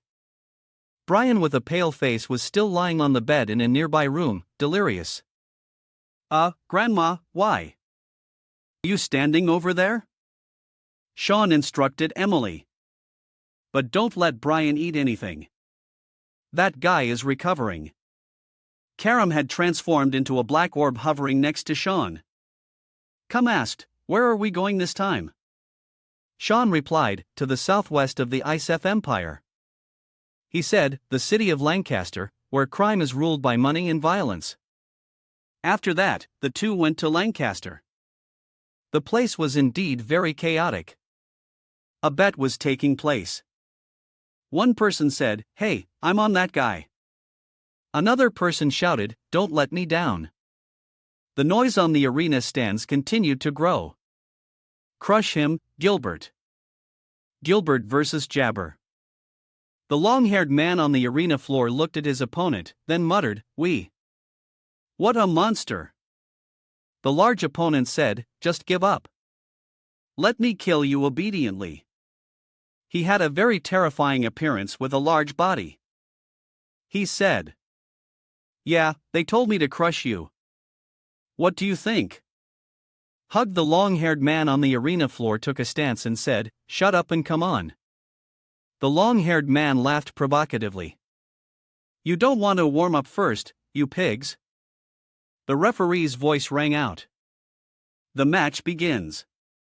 Immediately, the giant let out a loud roar and threw a punch straight at the long-haired man. The long-haired man nimbly dodged the giant's fist. He said to Slow, "I'll make you pay for underestimating me." Before he could finish his sentence, the giant had grabbed his body. The giant laughed maniacally. "I've decided her. I have to crush you." The long-haired man caught tightly tried to struggle and scream. The long-haired man was caught tightly. The long-haired man was squeezed tightly by the giant, his face turning purple as he continuously coughed up blood. The referee shouted, "Jabber has fallen." The long-haired man named Jabber let out a piercing scream. The giant roared as if satisfied. The referee shouted, "The victory goes to Gilbert." Somewhere in the city of Lancaster, Sean and Karam walked together on the street. Karam complained, "Why is this place so messy?" Sean replied, "Luna's a neutral zone agreed upon by 10 nations. But this particular area is isolated because no one can interfere." Karam wondered, "What do you mean can't interfere?" Before Sean could answer, a person appeared, blocking their path and saying, "Oh, hello. Do we have a distinguished guest today?" It was a large blond man and his two underlings. The leader said, "Miss, leave this kid and come with us for a while." Sean calmly said, "Because there are too many criminals." "What else?" Karen pointed at herself and asked, "Miss me?" The man laughed, "But you have to be careful. We play a little rough." The thug looked at Sean and shut him away. "Get lost, kid." Sean looked at the thug with an expression of, truly inexperienced. Then the bruised face of the man appeared on the ground. He groaned in pain, "Ug." Sean and Karam, on the other hand, calmly walked away. Sean entered a hotel, placed a money bag on the reception counter, and said, "Give me the best single room." The receptionist looked at Sean and asked, "May I ask how old you are, sir?" Sean replied, "Didn't you hear me clearly?" Sean looked at the receptionist and said, "I said give me the best single room here. Is this how you treat your guests? Where's the manager?" The receptionist was flustered. Yes, about that." The receptionist stammered, "Why yes. Welcome to Lancaster KG, sir." Sean stood on the hotel windowsill, looking down at the street below. He thought, "They're starting to gather." Sean watched the crowd walking below and thought, "I should start making my move, too." Sean walked down the stairs, asking as he went, "You're Lisa, right?" The receptionist turned her head and smiled. "Yes, I'm Lisa, an employee of Lancaster KG. How may I help you, sir?" Sean made a request. "I want to use the catch for a while." Lisa's expression changed as she replied, "I'm very sorry, sir, but new customers cannot use the catch." Sai's eyes flashed red. He asked again, "Is that so?" But in his mind, he thought, "They're clearly dealing illegal substances there." Sean continued to question Lisa.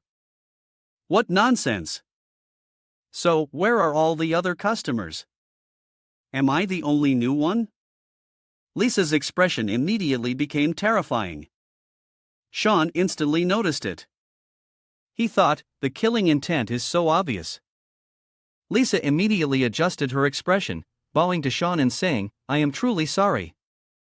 I'm just following my superior's orders." "I'm very sorry, sir." Sean smirked, thinking, this girl is interesting. Sean reached into his robe, smiling and thinking, let's see what makes her so wary.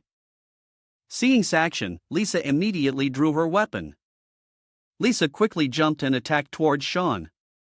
Sean nimbly dodged. Sean quickly counterattacked from a distance. Lisa was startled and confused, saying, "That is."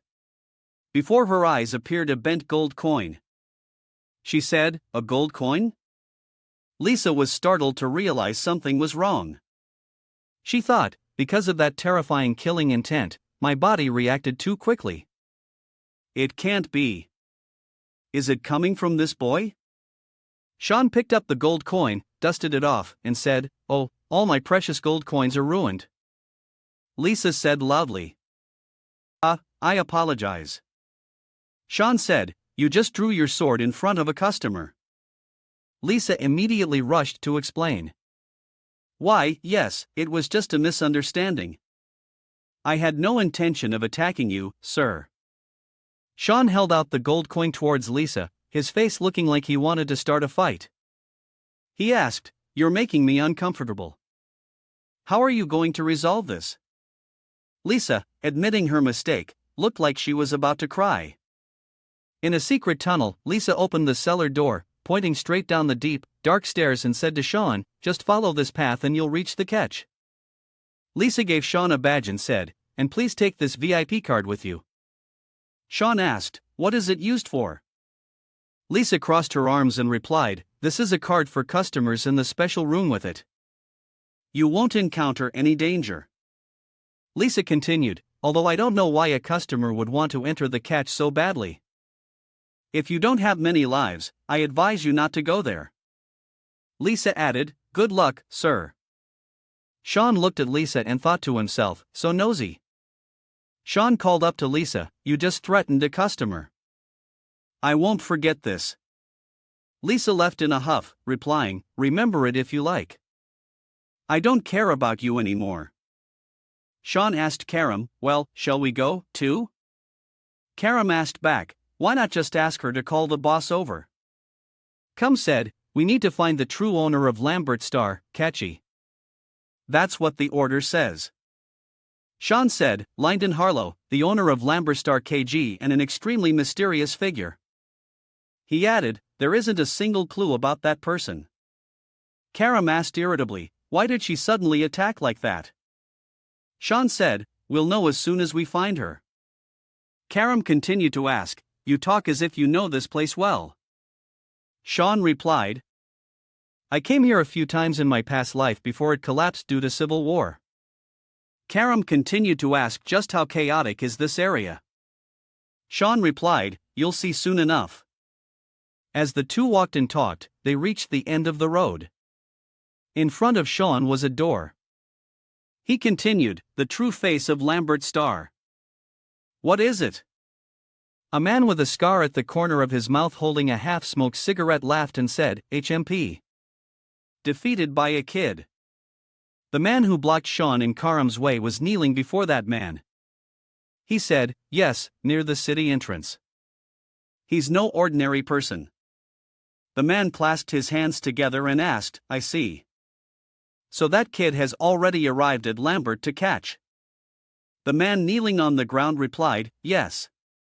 We tried to approach him, but he's in the VIP room, so we couldn't get close, so I had to come find you right away. Gunther rubbed his chin and said, a lot of money. Could he be a noble? The man with the bruised face cried and complained. I don't know, but he humiliated me. Please help us, Lord Gunther of Luz. The man whimpered because of him. I don't even dare to step outside anymore. Gunther replied, all right. This kid is interesting. He stood up, cracked his knuckles, and said with an arrogant smile, let me see what he looks like first. Let's head to Lambert Star Catch right away. Elsewhere, a man with his knee in the face by a girl. It turned out to be another match in the arena. The referee said, Linda Wesley has won. The girl who had just defeated the man stepped on the back of his neck, shouting and showing off her physique. Sean and Karam in the stands watched the scene. Karam said, I understand now why this place will collapse one day. Sean continued, these fights for betting are quite concerning. Sean continued, that's why I'm here. Karam was puzzled. What? Sean smiled slightly and replied, if it's hard to approach Lindsay Harlove, then we'll make her approach us instead. Karam looked confused, not understanding the meaning. A person came up and called to Sean, hey, you there? You. He came to remind Sean, this place is not for children. Sean saw someone approaching and thought, oh, just in time. Sean immediately threw a punch straight into the staff member's stomach. He clutched his stomach and knelt on the ground. A colleague behind him saw this and hurried over saying, Jason, you brat, what did you just do? Sean grabbed the person named Jason by the hair and pulled his head up. Sean smiled cruelly and raised his fist. Jason quickly spoke up. P.A., please don't. I'm sorry. But Sean still punched him in the face again. The colleague watched his friend get knocked back with a shocked expression. After causing trouble, Sean said, so a thick killing intent emanated from him. Sean wiped the blood that splattered on his face and asked, besides watching and betting, where do I go to register to participate on the stands? Some people were shouting, how can the catch do business like this? Are they that short on participants? One person shouted loudly, nonsense. Are you kidding us? When people saw Sean step onto the arena, they shouted, just a kid gets to compete. Zellberg's voice rang out, attracting Science's attention. I didn't expect an event like this. This is so much fun. The giant Zellberg stepped onto the arena floor saying arrogantly, H, how should I kill you? K. A man sitting in the stands with his arms crossed said, the organizers are really going too far. This is a massacre. Not a fight. Another spectator next to him laughed and said, isn't that more exciting? The first man said, but his opponent is that guy Zellberg, a monster with half-ogre blood in him. The giant Zellberg opened his terrifying mouth and said, I've decided. I will crush you. The giant raised his hand, wanting to crush, but he nimbly jumped up, stepping on the giant's finger, causing it to break instantly. The giant let out a loud cry. Before the giant's eyes was the image of Cian charging forward with a raised fist. The giant said in confusion, What? Sean landed a powerful punch straight into the middle of the giant's face, deforming it. Before the giant could do anything, he had collapsed.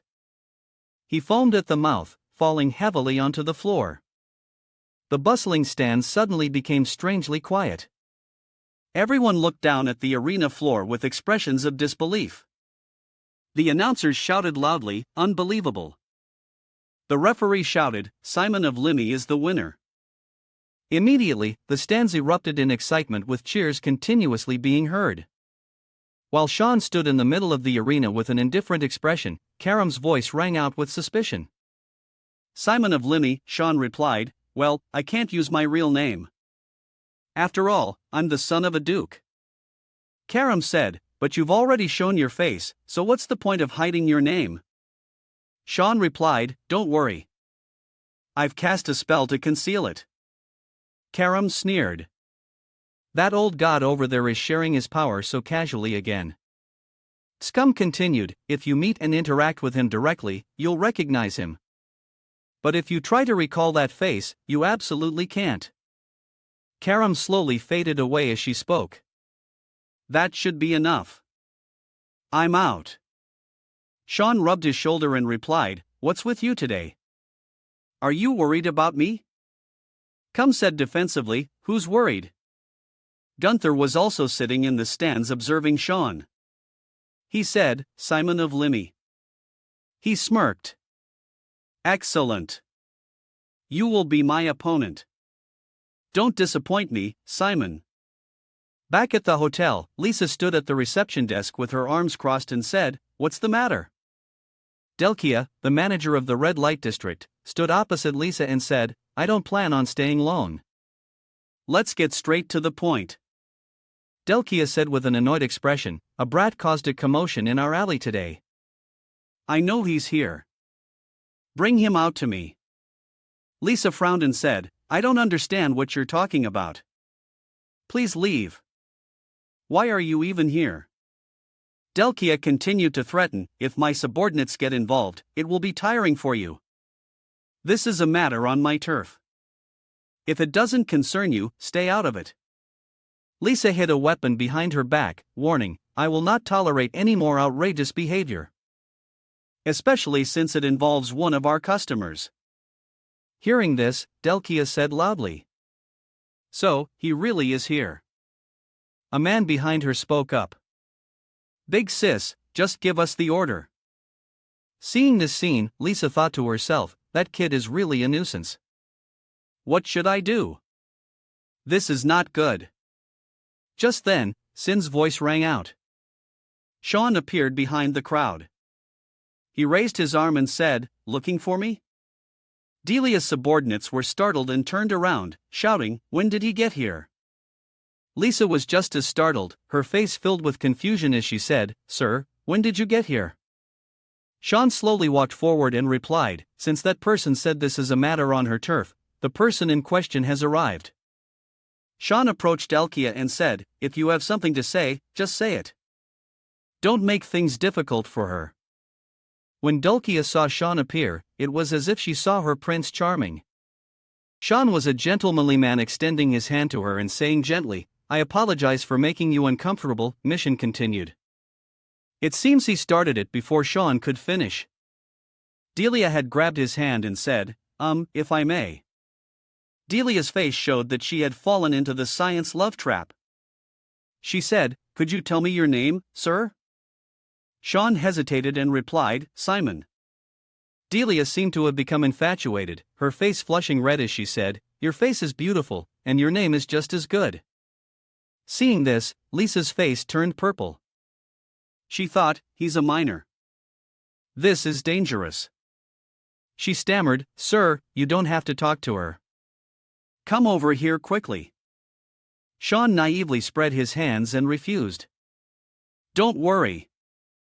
Let me handle this. Lisa, on the verge of fainting, said loudly, No, that woman is very dangerous. Dulcia pulled the business card from her cleavage and said to Sean, This is my card. Let's talk more next time. Sean took the business card and said, Dulcia's pleasure room. Serving all kinds of taste to suit our customers. Sean looked at the business card and got goosebumps. He thought, Is she crazy? Delia and her gang left cheerfully, not forgetting to turn back and wave at Sean. Remember to drop by.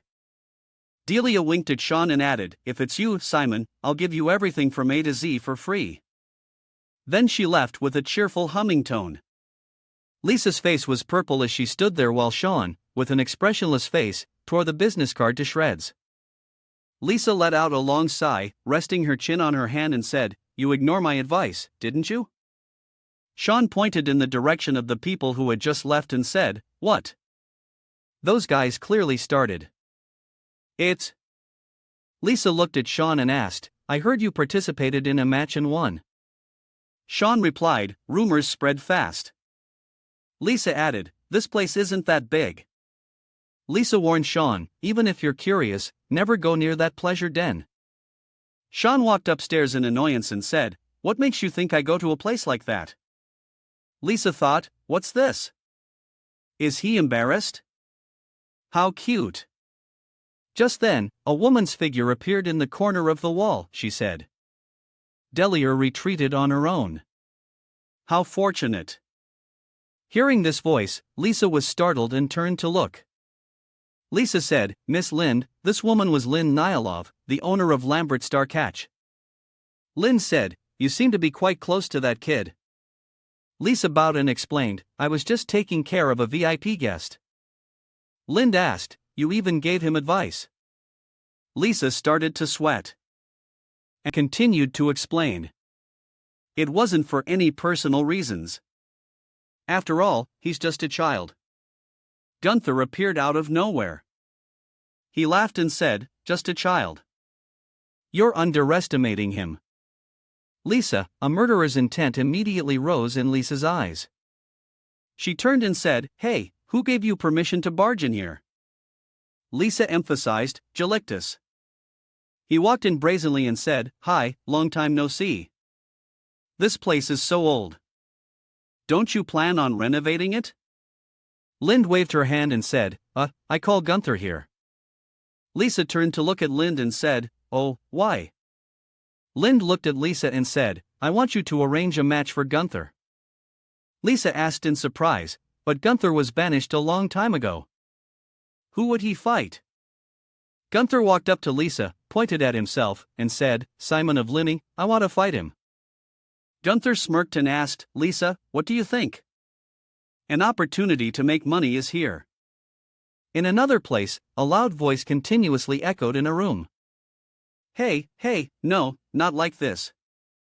A loud scream continuously echoed from behind the door. A young man standing outside said, Dulcia seems different today. The person next to him replied when she left. She even said she would make that kid unable to be a man anymore. The other young man chuckled, and now she's fallen for him. The young man opposite replied, I'm sure she'll find a way to bring him back. The other young man held his chin and said, Definitely, that's her what I want. I get personality. The young man opposite continued, I feel sorry for that kid. Lucky for us, we look normal. In the room, Delia was still rummaging around doing something. She said loudly, Not like this either. Dulcia was lying on a round bed surrounded by drawings of Sean. She mumbled, Ah, how strange. Why can't I remember? Dulcia lamented, I just saw him. But why is this happening? Then Dulcia held her head and screamed as if she had gone mad. Why can't I remember that beautiful face? Delia's face looked as if she had encountered something desperate. Her voice grew softer, continuously mumbling, Why? Why? Why? Why? Then she started screaming loudly again. It's like my mind is covered in a fog. Why is it so blurry? Delkia seemed to go crazy. But like this, Delkia covered her face, her expression like someone on drugs, mumbling, "It just makes me want him even more." My dear Simon of Limmy, Sean thought, youth, thorns, and gambling, a place where all pleasures and delights converge. Sean was walking down the street. He looked towards the bustling road on the other side and thought, the red light district of Lancaster. I must stay away from that place. Sean remembered the strange manager and got goosebumps. I had anticipated it, but that woman. I heard she has tastes that are hard to put into words. Sean continued to think, I need to gather clues about Lind from another area. Then he put on the hood of his robe and turned, but unfortunately, he bumped into a girl, causing her to fall backward with a cry. Ha! The girl's basket fell to the ground, its contents scattering everywhere. The girl sat on the ground and cried out, ouch. Sean bent down to look at the girl. Are you okay? It was a little girl. The little girl looked up at Sean and said, I'm sorry. Please forgive me. Sean's face was bewildered, not understanding what was happening. Why are you apologizing? Sean picked up the items that had fallen on the ground. He thought cigarettes. Sean finished picking up the things for the little girl and continued to ask, Are you hurt? I should be the one apologizing. The little girl replied, It's okay. The little girl knelt on the ground, bowed her head, and said to Sean, Thank you for your generosity and forgiving me. Seeing this, Sean broke out in a sweat and replied, Stop it. Sean handed the basket to the little girl and asked, That's quite a lot. Are you selling them? The little girl took the basket and said, Yes, this is premium tobacco from the Grey Merchant Guild. Would you like to buy a pack? Sean replied, I don't smoke. He thought to himself. The Grey Merchant Guild. Why does that name sound so unfamiliar? The little girl awkwardly bowed and said, Is that so? I'm sorry, Sean asked further. Where are you planning to sell all of that? The little girl obediently replied.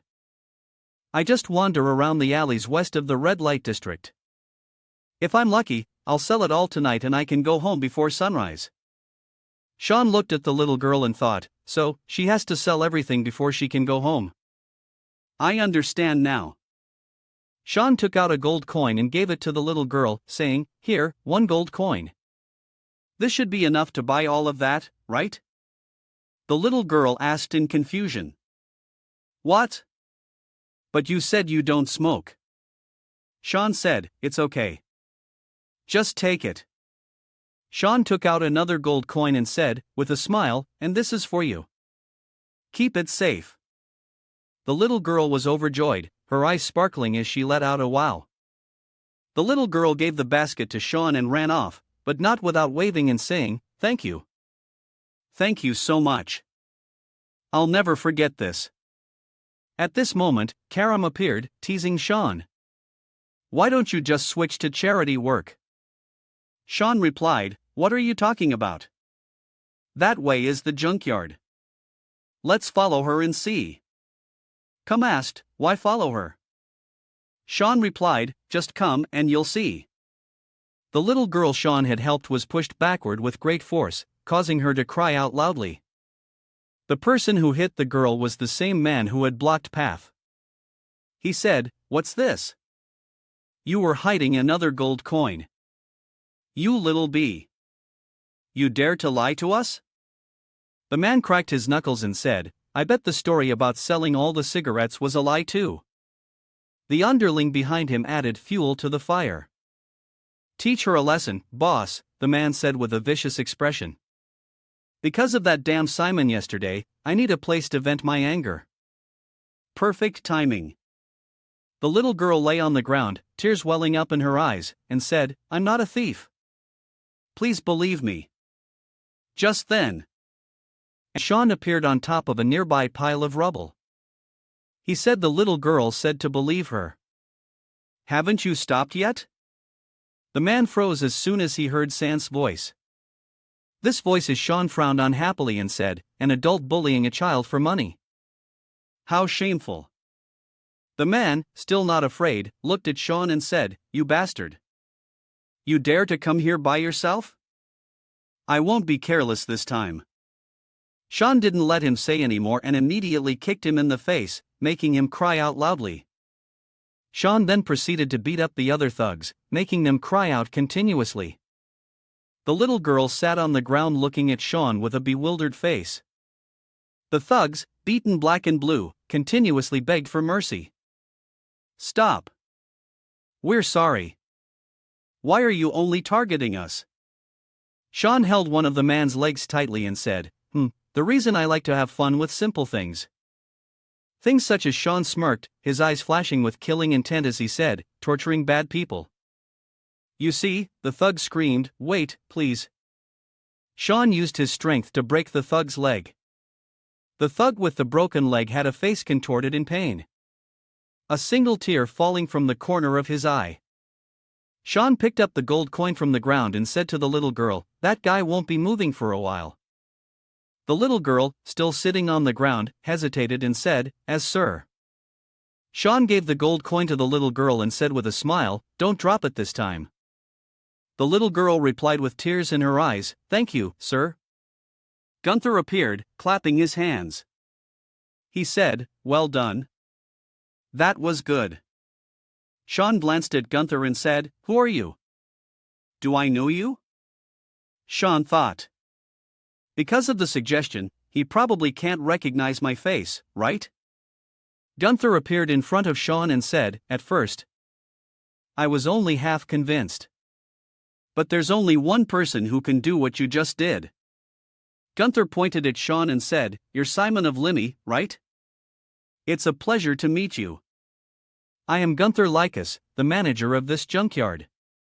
Sean calmly said, good. I was just about to ask your friend lying over there a few things, but I guess I can ask you instead. Gunther glanced at the thug on the ground and said, this guy, he's worthless now. The thug.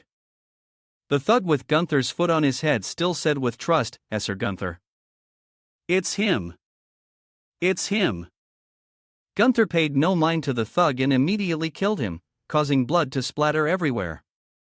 Gunther's expression was fierce as he said, useless things should be disposed of, right? The little girl sitting on the ground seeing this horrific scene immediately screamed loudly, trembling and covering her face. Sean frowned at Gunther and said, there was no need to kill him. Gunther wiped the blood from his face and replied, sorry about that. I was just too excited. Gunther's expression was like that of a pervert. He licked the blood from his finger. Looked at Sean and said, I just met the owner of Lancaster Catch because I want to have a match with you. Sean immediately became wary and thought, this guy knows about Lindsay Harlow Gunther. He was startled by Scan's action and said, huh? What is it? Before he could do anything, Sean had immediately attacked at Gunther. He quickly blocked Scan's attack and thought his attacks are pretty good. Gunther laughed and said, you want to go at it right now? After that, he also immediately got into a fighting stance and said to Sean, oh, bring it on. Gunther shouted loudly, ha! While throwing a punch straight at Sean. Sean quickly jumped into the air, doing a somersault to avoid it, dodging Gunther's punch. Gunther's powerful punch immediately cracked the ground beneath his feet. Sean looked at this scene and thought to himself, he's planning to destroy this place. Sean looked at Gunther's steel-like arm and speculated, is it a type of physical strength enhancement? Gunther turned back and said, that's right. Why wait until the match day? He quickly gained momentum and jumped into the air. Gunther quickly approached Sean. He said, you're even better than I expected, Simon. Gunther's face was full of excitement as he provoked, entertain me more. Sean frowned looking at Gunther closing in on him and thought, this guy is no longer sane. Gunther clasped his hands together and slammed them straight into Sean's body. Meanwhile, in some space of the Shadow God, you have found a girl. The purple-haired person was sitting cross-legged in meditation. A voice rang out, you've given Sean quite an interesting mission. The shadow god stood beside the purple-haired person and said, "The person named in that directive is not on the altar's list." The shadow god added, "I don't intend to blame you. I'm just a little surprised that you dragged that child into your personal affairs." The purple-haired person smiled and said, "I don't deny this." The purple-haired person said, "But Lindsay Harlow is someone we need to deal with thoroughly." The dark aura surrounding the purple-haired person flared up more intensely. She continued, "So this time, I want to see if Saiyan Bird is worthy of my trust as a successor or if the shadow god interjected. He'll just become a second Lindsay Harlow." "That's an interesting question." The purple-haired girl smiled and said, "We'll know soon enough. Who can predict fate?"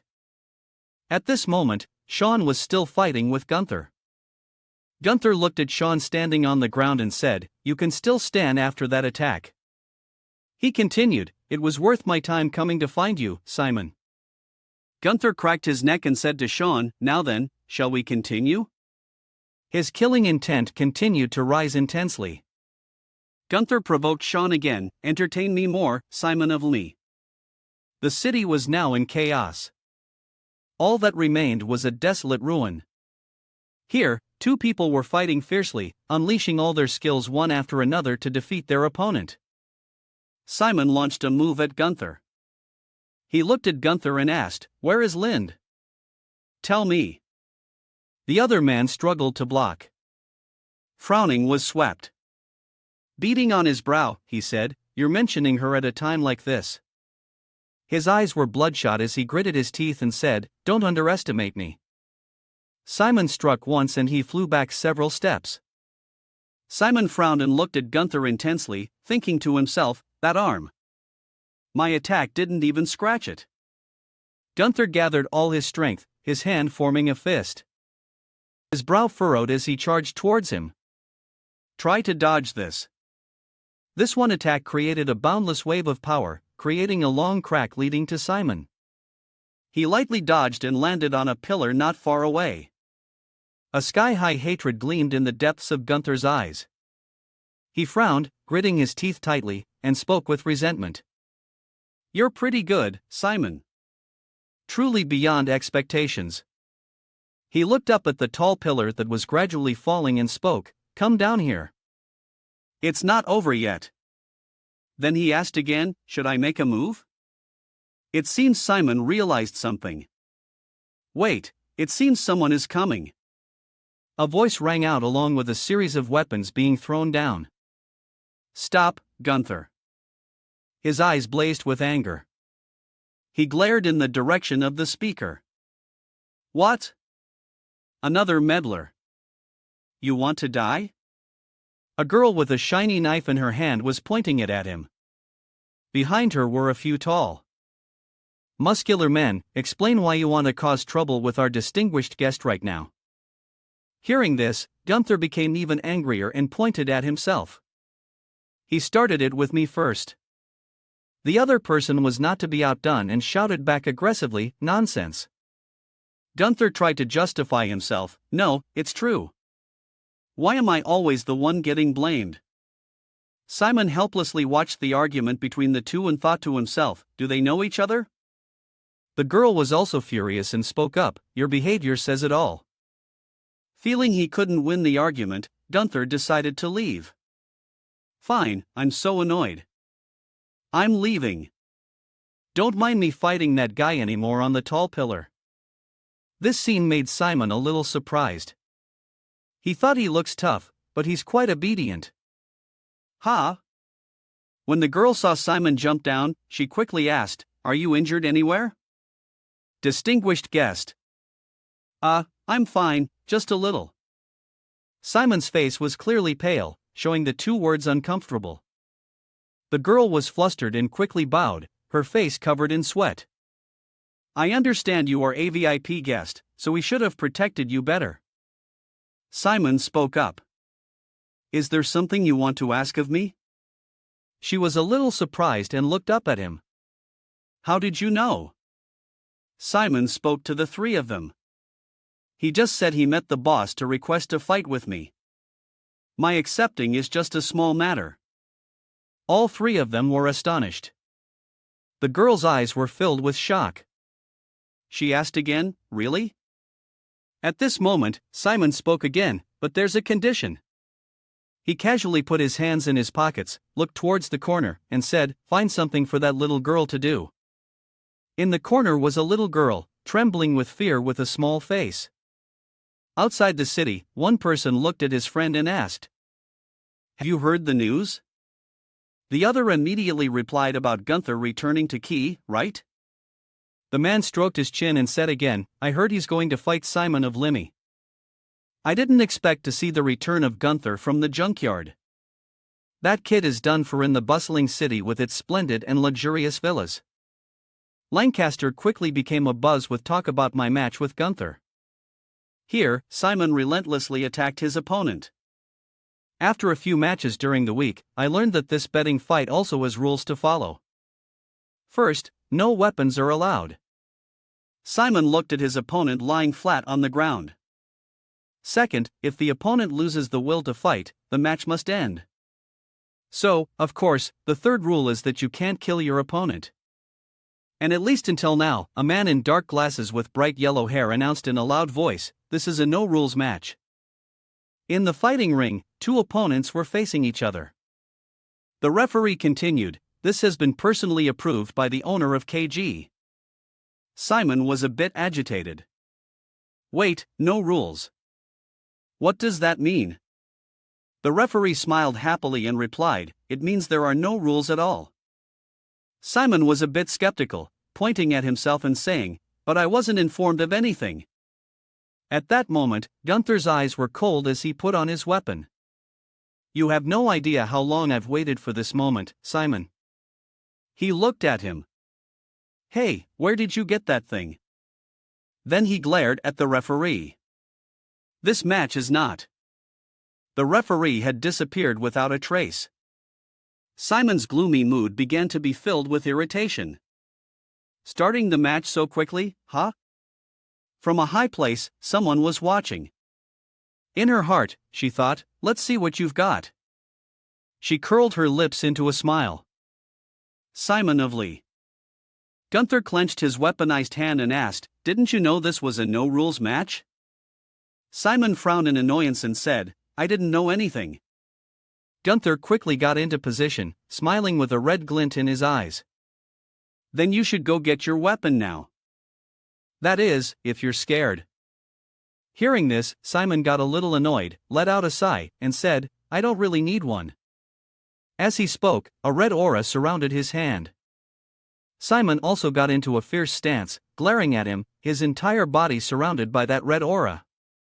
"Anyway, I've already calculated everything. Come at me." GA gave him a quick look over and then smiled.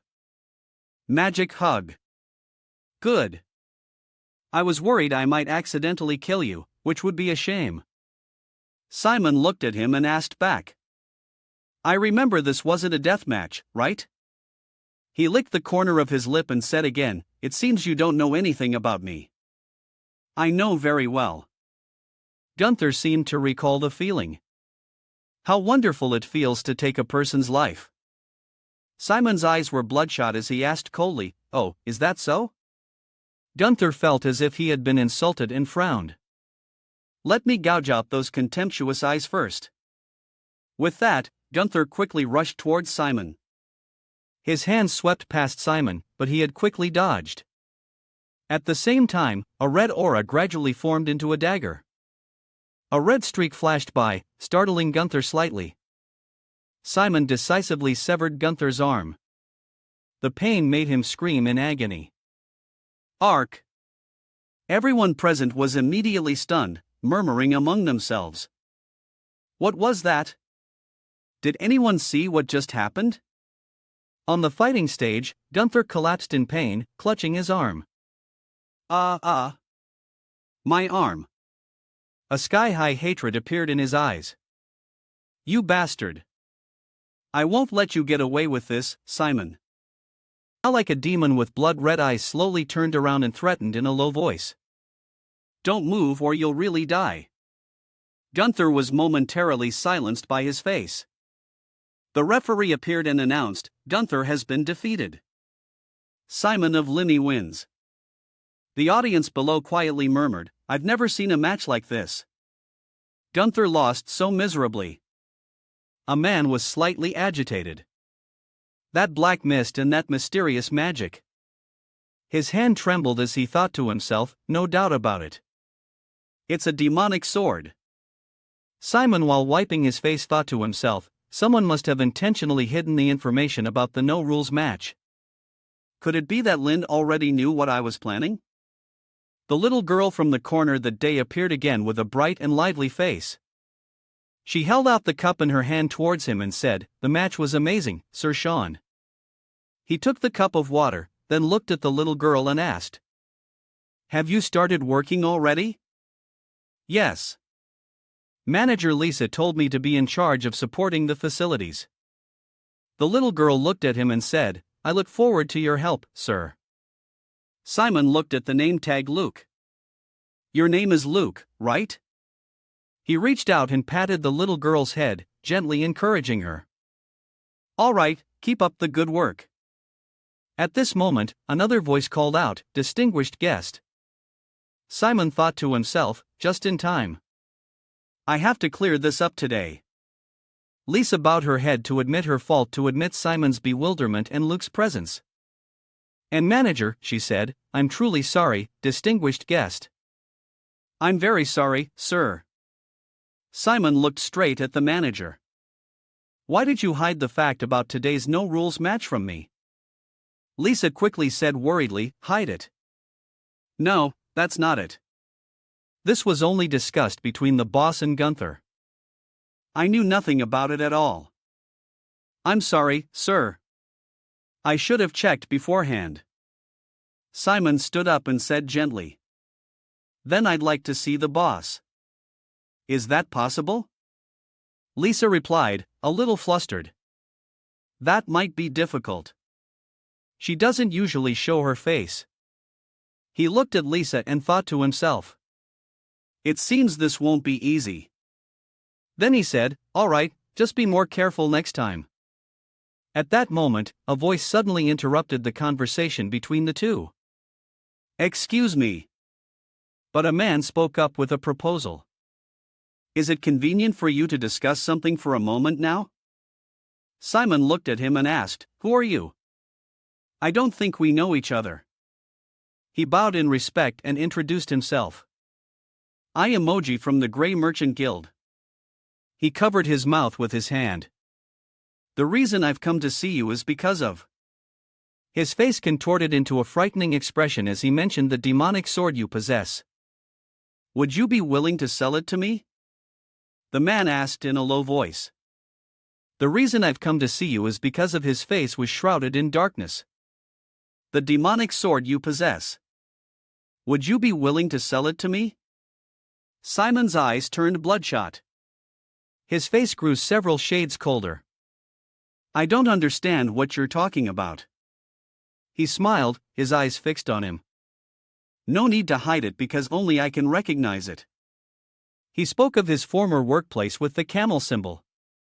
The A-Boot Guild. I used to work at the A-Boot Merchant Guild. The series of events repeated until 2 years ago when the head of the guild, Mr. Dukel, was assassinated, and then he changed workplaces to one with a black horse symbol, the Grey Guild. After that, I left that place and came to this lambaster to take on the role of director of the Grey Merchant Guild. He bowed and spoke at length. My area of expertise is weapons, including swords. At my previous merchant guild, I also supplied ancient weapons to the Garham Academy. Simon's face was dark, lowered to hide his emotions as he listened to him speak. So, there's definitely no one on this continent who understands weapons as well as I do. And today, I finally witnessed it. Moji laughed heartily and said, the demonic sword of the Shadow God. It must have been waiting eagerly for its master all these years. He firmly made an offer. State the price you want. I must have it at all cost. Simon lifted the man up and repeated. Only, you know, huh? Who? Simon grabbed him by the neck and lifted him high. That makes it even more convenient. I just need to eliminate you and it's over. Mosey clawed at Simon's hands, trying to make a sound. Sir Simon. Suddenly, a group of Hai appeared out of nowhere. That man's cold eyes glinted with intense killing intent. A group of people rushed forward, pointing their weapons at Simon. If you don't want to die, release Sir Mosey now. Simon's face darkened as he laughed coldly.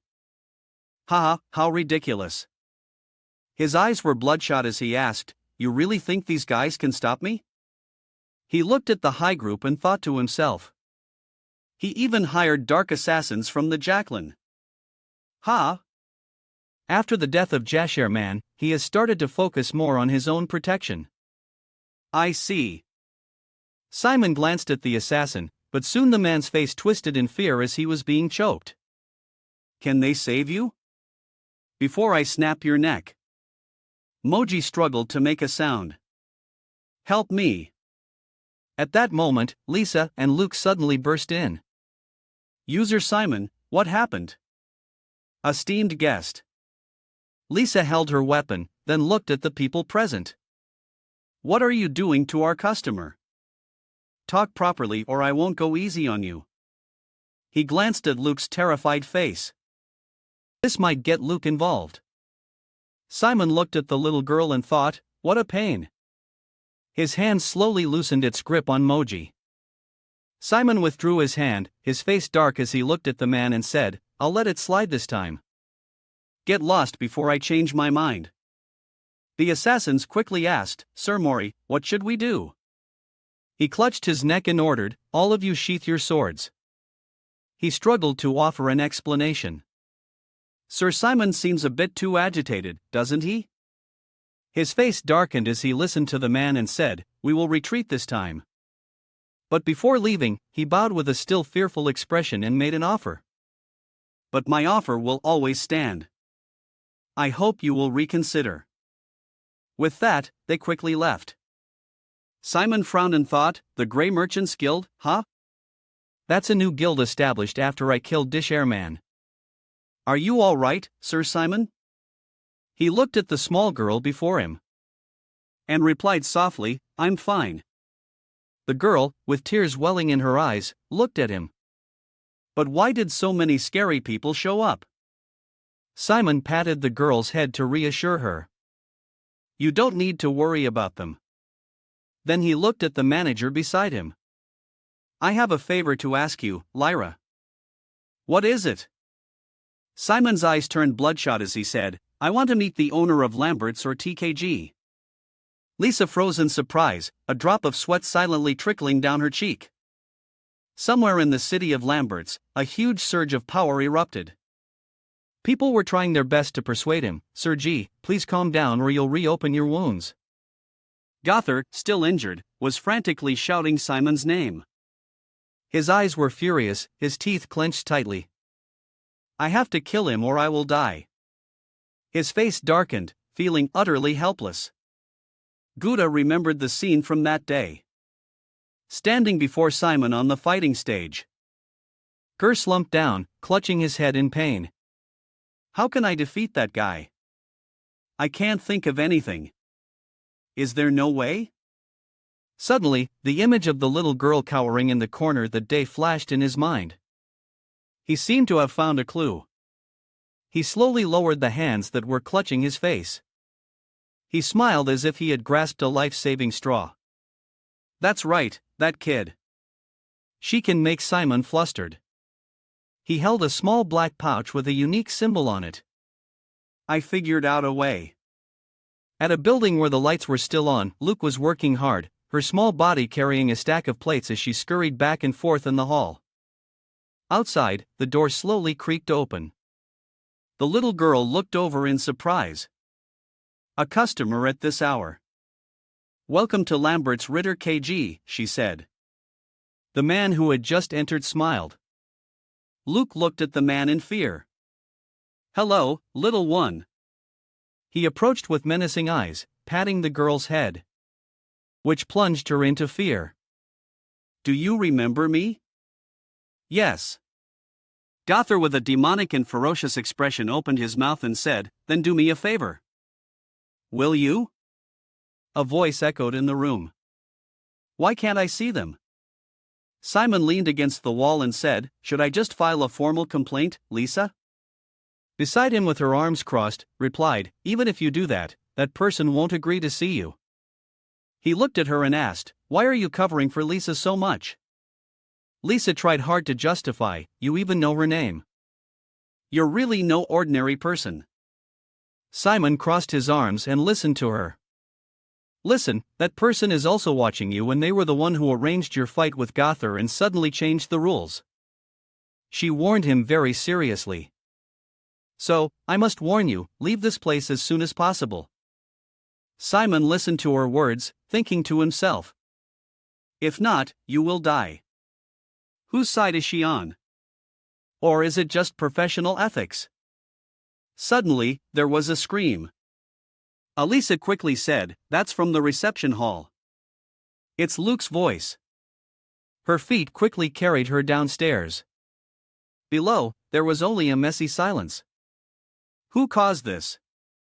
Simon bent down, picked up a fragment, and said, "I have a guess?"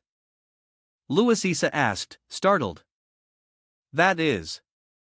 He held the name tag in his hand. Luke's name tag. With that, he stood up and left. "You stay here. I'll bring her back." Lisa looked at him worriedly. "Wait, we're not even sure who the culprit is." Simon's voice rang out, causing Lisa to tremble with fear. "I already said," he paused, his eyes filled with killing intent. "I have a guess."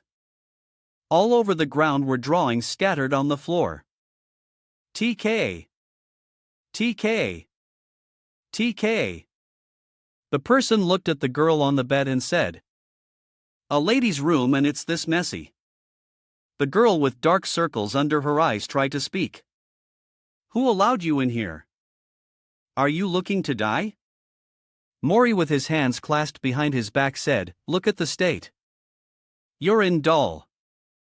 She looked at the person before her. Why are you here?" He approached step by step. "A merchant coming here. Isn't it obvious? I have a deal I want to discuss with you." The girl quickly refused. "I'm not interested in pigs." Maury held the drawing in his hand and said, "You've fallen for a kid whose face you can't even remember, haven't you?" The girl looked up at Maury. "What do you know to be spouting such nonsense?" He paid her no mind, but said, "Since there isn't much time, I'll get straight to the point." He held a vial in his hand, smiling sinisterly. "This is a high-grade anesthetic from the Gazem Kingdom. With this, you can have that kid." Dell reached out to take it. "What do you want?" He smiled, his hand clenched tightly as he replied amicably. "I only need one thing he possesses. His body is all yours." Dell held the vial and asked softly, "Is that all?" He replied smugly and firmly, "Yes, I'll be waiting for you." He left, his eyes slightly blue with a smile on his face. "Anyone will do. As long as that guy, Simon, is eliminated. I just need that thing for now. Let's hope G can handle that kid." In another place, G was sitting on a wooden box.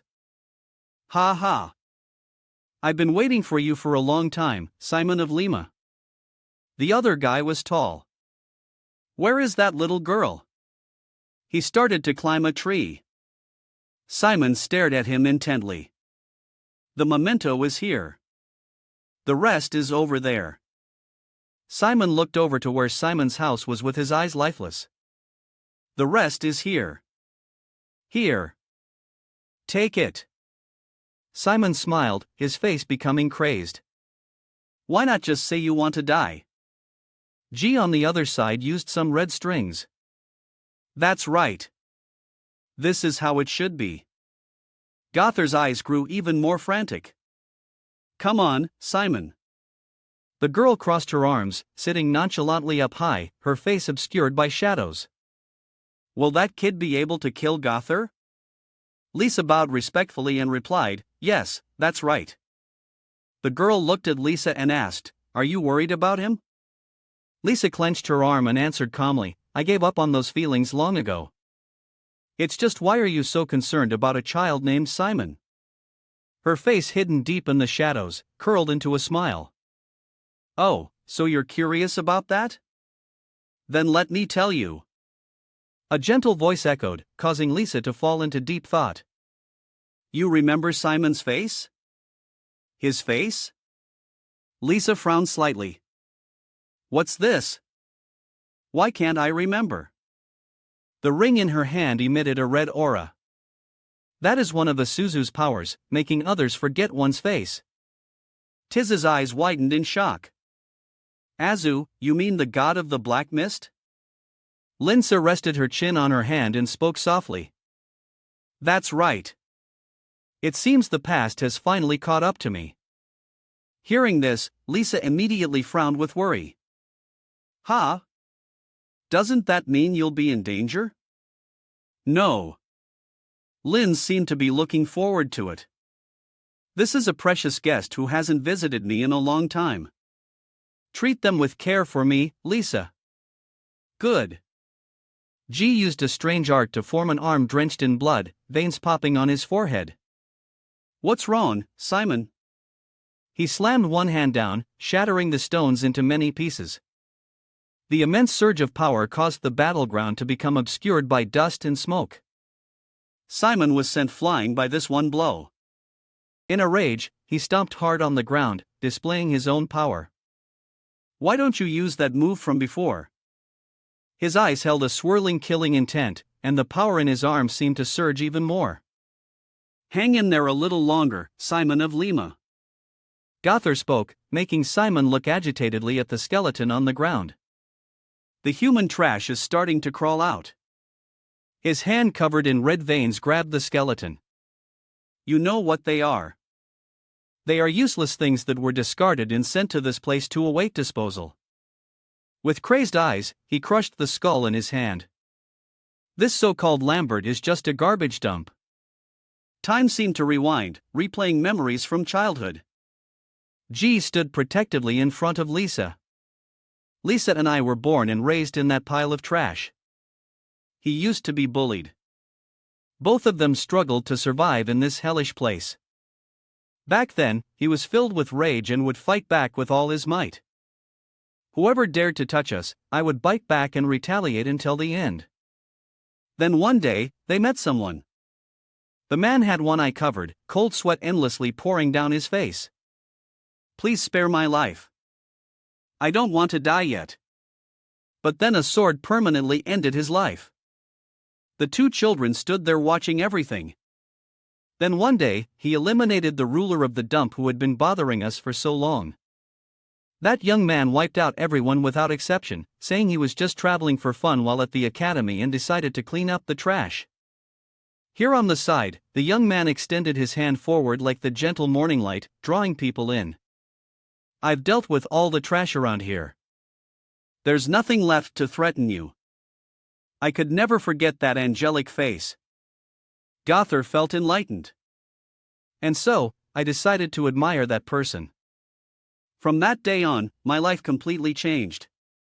Edgy climbed his way up through blood and bone with the dream of one day disposing of all the trash in this Lambert. I trained my strength and gradually expanded my influence to become the ruler of this place. In that time, Gother had faced countless opponents. My path to making money began in the Lambert arena. Although I was kicked out of the arena for killing someone, it didn't matter. The person who died was just another piece of trash that needed to be eliminated. And it was from that time that Lisa left me. Lisa also turned her back on me because of that, but I didn't care because I had become the garbage dump itself. Gother's eyes looked as if they were about to burst. His eyebrows were pulled tightly, and I was determined that one day I would personally eliminate all the trash in this Lambert. Simon spoke amidst Simon's astonishment. "Could you cut the crap?" He looked at him with a mocking smile. "Don't you see I'm still unscathed? Put a little more force into it." Gother. His eyes were bloodshot. His brows furrowed as he laughed maniacally. Ha ha. That's more like it. In that case, I'll go all out. Chains suddenly appeared. They emerged from Guther's hand, wrapping tightly around his arm, Scarple. His arm was abnormally large, and in his other hand, he held a purple mass. Let me show you something very interesting. Simon silently observed him, asking to himself. The thing in his hand is an artifact. Where did he get that artifact from? The glittering purple artifact in his hand slowly opened. This is a gravity room. The artifact slowly closed and a purple gem appeared. It will turn a specific area into a magical room. The gravity room had truly trapped Simon inside. Simon looked at him angrily as it bound its target with a weight 20 times greater than normal. Guther looked at him, his madness growing as he smiled. Well, your endurance is pretty good, isn't it? Let's see if you can withstand this, too. His massive crimson hand slowly descended, looking terrifying. He taunted. Need my help? Simon's face darkened, his head bowed.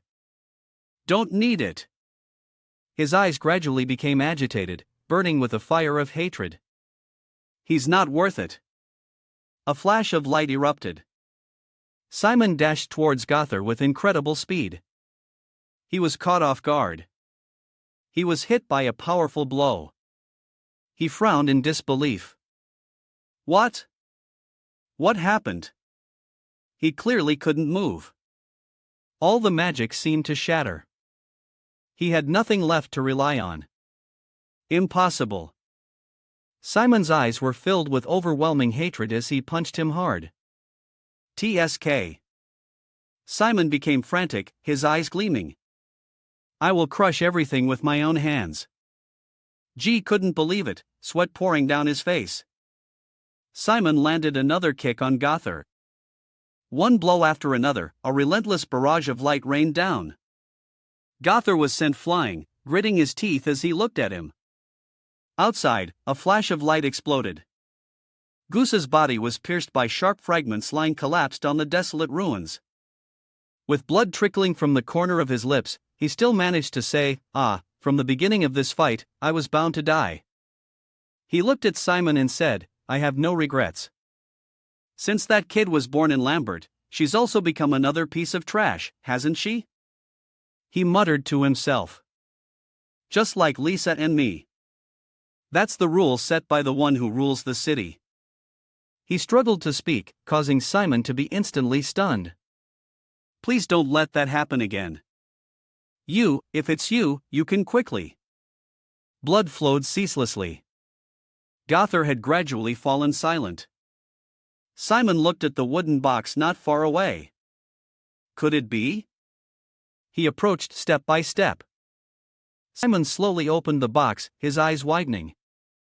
On the high wall, Louisa stood with two others on a high platform. What happened here? From her high perch, she looked down at where Gu was lying. He lay motionless, his body pierced by sharp fragments.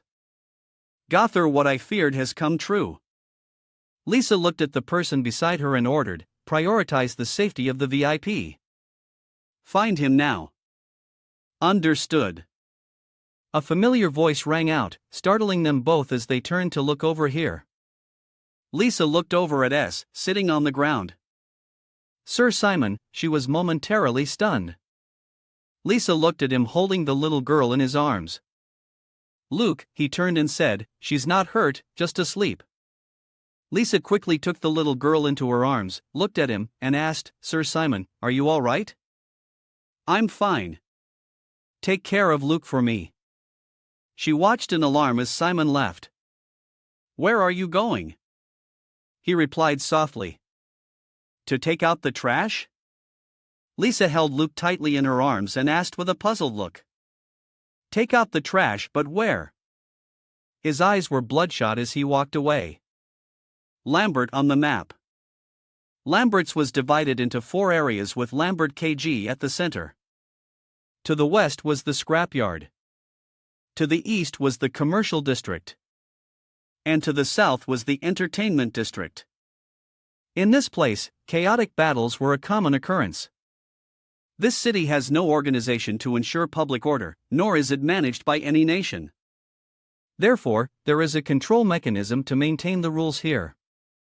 Such a chaotic city is all due to the underground forces behind the scenes. It's the managers responsible for each area. So, what must be done? How to conquer a place like this? Simon, following behind SCHL, said, if it were a nation, we could wage war. But that's also difficult. So the only way is to go and deal with those managers ourselves. The man said, there's no need. Sean Sell calculated grimly. We don't need to waste our efforts because sooner or later they will destroy each other. At that time we just need to come and take over the city. Simon looked at him seriously. How can you be so sure? SHL with eyes that saw everything clearly because that city is rotten from the root. His own eyes have seen it. Only when Simon stood before the city himself did he understand. Although that confident expression still made me wonder if CHL was not wrong. This city is rotten from the root. He frowned observing the city, the street. Holding a teacup emitting red steam, he thought to himself, and today I will approve this place. Although it's black tea, it has a mini flavor, both creamy and sweet. Simon looked at the teacup with some apprehension. While the manager was holding his arm, this is clearly drugged black tea. The smell is definitely the famous anesthetic from Gazem. Dell beside him shyly brushed her hair back, her eyes on him. Thank you, Sir Simon, for accepting my invitation to come here. I'm sure you will be very satisfied tonight. He spoke gently, which startled the girl slightly. That's right, just like this special flavored black tea. Sweat endlessly poured down her face. Strange, could it be that he knows there's a drug in the tea? His eyes held a hint of red as he looked at her. I'm really looking forward to it. Then he drank the entire cup of tea. To Dell's astonishment, he drank it all in one go. The teacup fell and shattered. Then he slumped onto her shoulder. Dell immediately smiled as she looked at Simon, thinking to herself, success. Now this kid is mine. At a luxurious house, Dell of the Grain Merchants Guild. Commercial District has successfully captured Simon. The butler replied respectfully, yes, we just received a message from the entertainment district. Mars happily enjoyed his meal. Oh ho, the gods are helping us. Mars frowned darkly, thinking of the gravity room. What a waste of the space compressor I gave to that gutter fellow. It was so hard for me to get that artifact from the Jigism Academy. With that, he took a bite of a drumstick, but it doesn't matter. He bit down hard on the drumstick in his hand. The demon blade will soon be mine. An high member next to him looked at him and said, but for everything to go so smoothly is suspicious. Mars continued to enjoy the delicacies. Do you have to be such a jinx? That high spoke again. My intuition has never been wrong. Let me scout ahead first. He glanced at him. Fine, but don't do anything stupid. Yes, sir.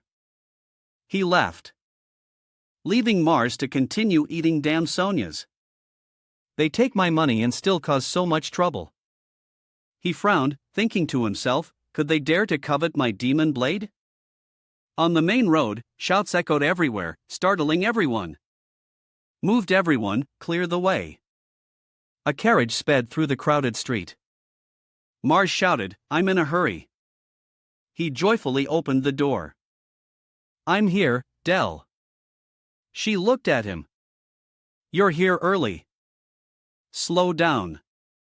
What's the rush? Dell's face was flush red, said as she licked her finger. I was just about to have some fun. Mara said hurriedly, I don't need the body, just what he's carrying. Dell looked at him, her arms crossed, and said, ah, that thing. I've already set it aside. His face was flushed, looking very excited. Oh, that's all I need. Hand it over quickly.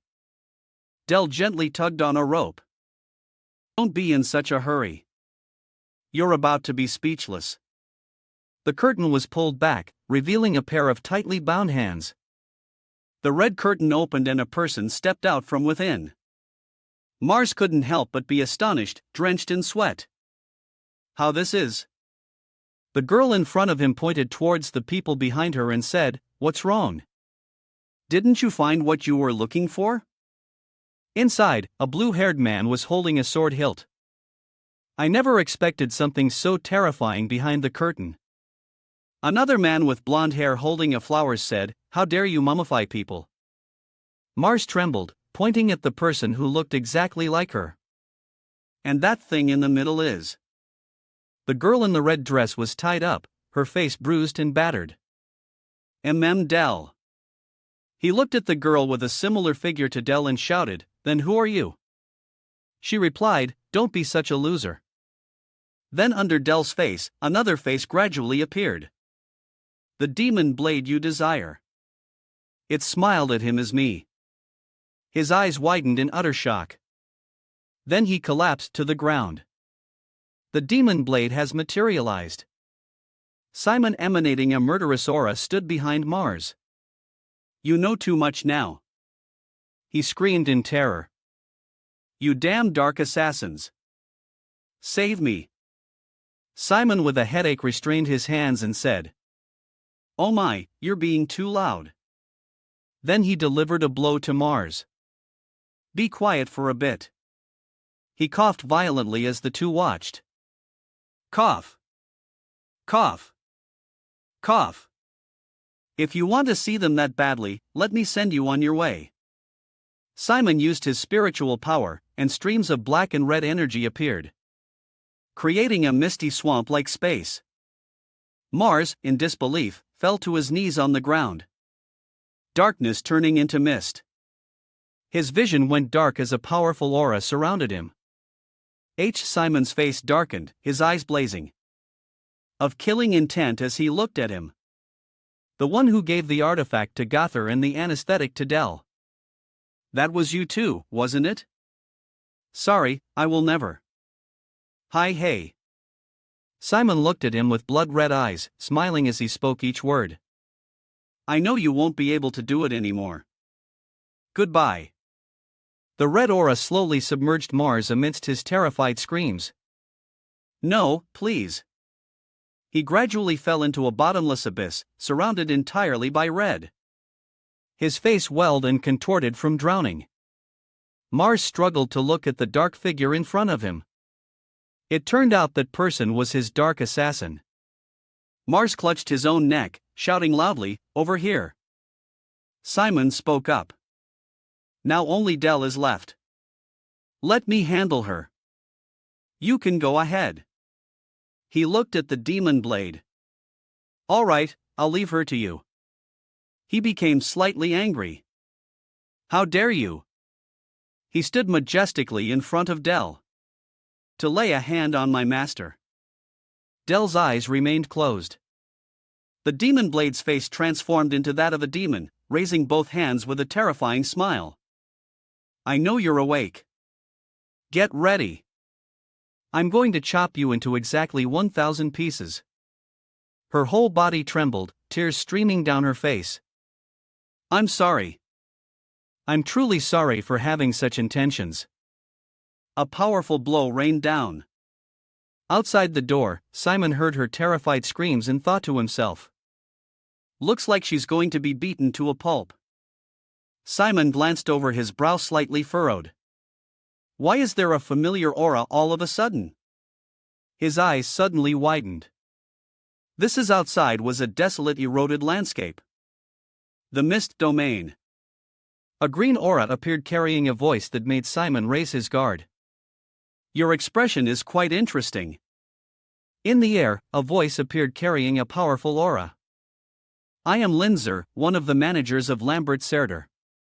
With one hand in his pocket, he thought to himself, so the mysterious Linzer. He looked up, a drop of sweat rolling down his cheek. He is also one of the people of the mist.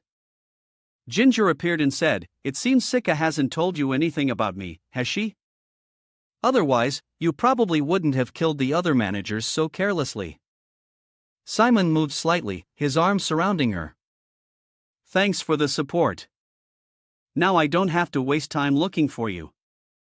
He smiled at her as a key you see grows stronger. Should I call you senior or perhaps a traitor? She curled her lip, showing her ring. Don't misunderstand. I am not your opponent. Suddenly, as if sensing something, Simon frowned and looked behind him. A flash of light shot towards Simon. He frowned and took a defensive stance. Is there someone else?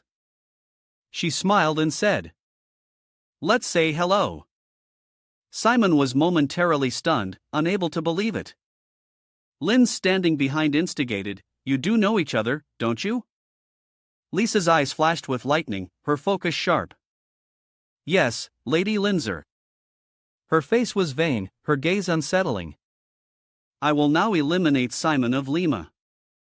Simon was momentarily stunned. Linzer, from behind, asked casually. You do know each other, don't you? Lisa's eyes were filled with killing intent. Yes, Lady Linzer. Her eyes seemed to hold an electric current, her hand gripping her sword tightly as she said, I will now eliminate Simon of Lima. A powerful force rained down. Simon used his spiritual power to dash forward, trying to say, get out of the way, Lisa. I have something to discuss with Linzer. This is none of your business. She seemed not to hear and continued to slash at him. He thought to himself. Damn it. Reasoning with her is useless. Simon's eyes were blood red as he flew like the wind. Inking to himself. Then the only way is to silence her my way. An announcement echoed. Secret technique. Bloodthirsty wave. HMP. Simon used his magic to shoot a powerful spiritual blast at Lisa. Kicking up a cloud of dust. She landed gently. Simon was a little surprised, sweating nervously. It seems she's been well trained. Lisa frowned, staring intently at Simon. He even withstood the bloodthirsty wave. Linsar smiled and flew closer to Simon, asking softly, you could kill her easily if you wanted to. So, why are you hesitating?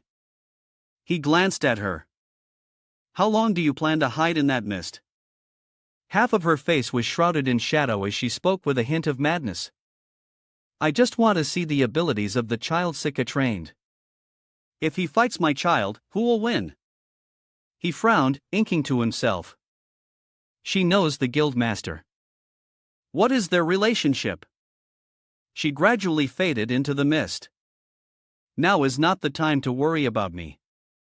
Lisa took a strong stance, creating a circular gambit to attack Simon. Rain of Needles. The Rain of Needles dealt extreme damage, forcing Simon to use his agility to dodge.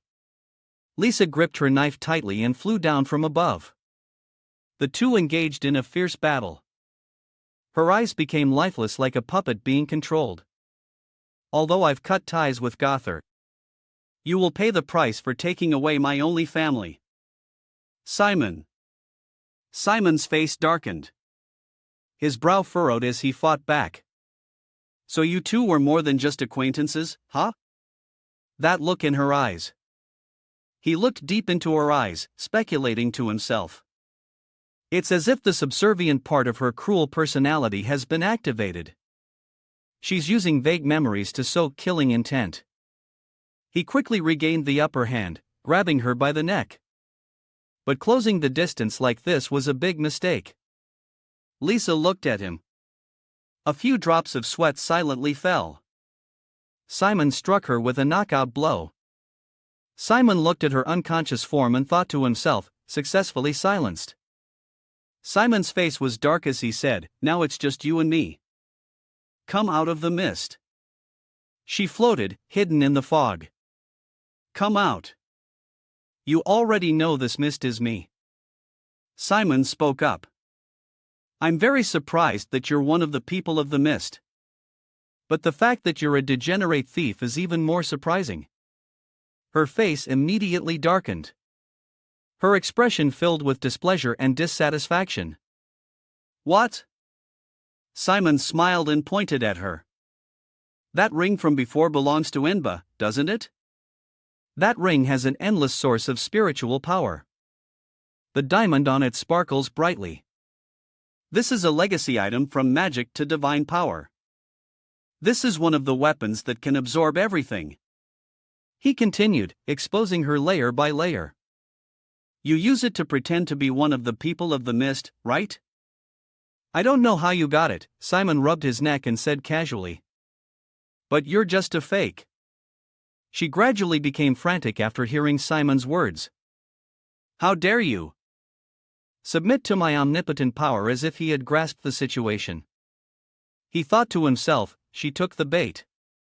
Linsar opened her mouth slightly. The power of the god of the black mist Azu. A circle appeared, kicking up a cloud of dust. The circle quickly captured Simon, immobilizing him. Even the unconscious Lisa was no exception. A sharp point gently touched, creating ripples. Only I could enter and exit the space. And besides me, nothing else can move.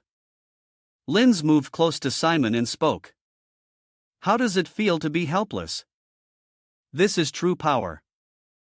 Linsar condensed her energy as green streams of chi gradually gathered.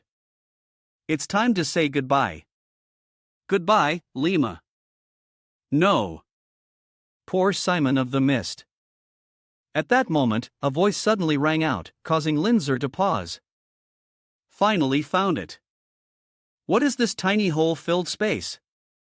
A bolt of pinkish-purple lightning struck down, causing Lima to be slightly startled and fearful. Outside, the demon blade had arrived. She scowled angrily, her eyes filled with hostility. Ha! What are you also targeting my master? Linz turned around offensively, thinking to herself.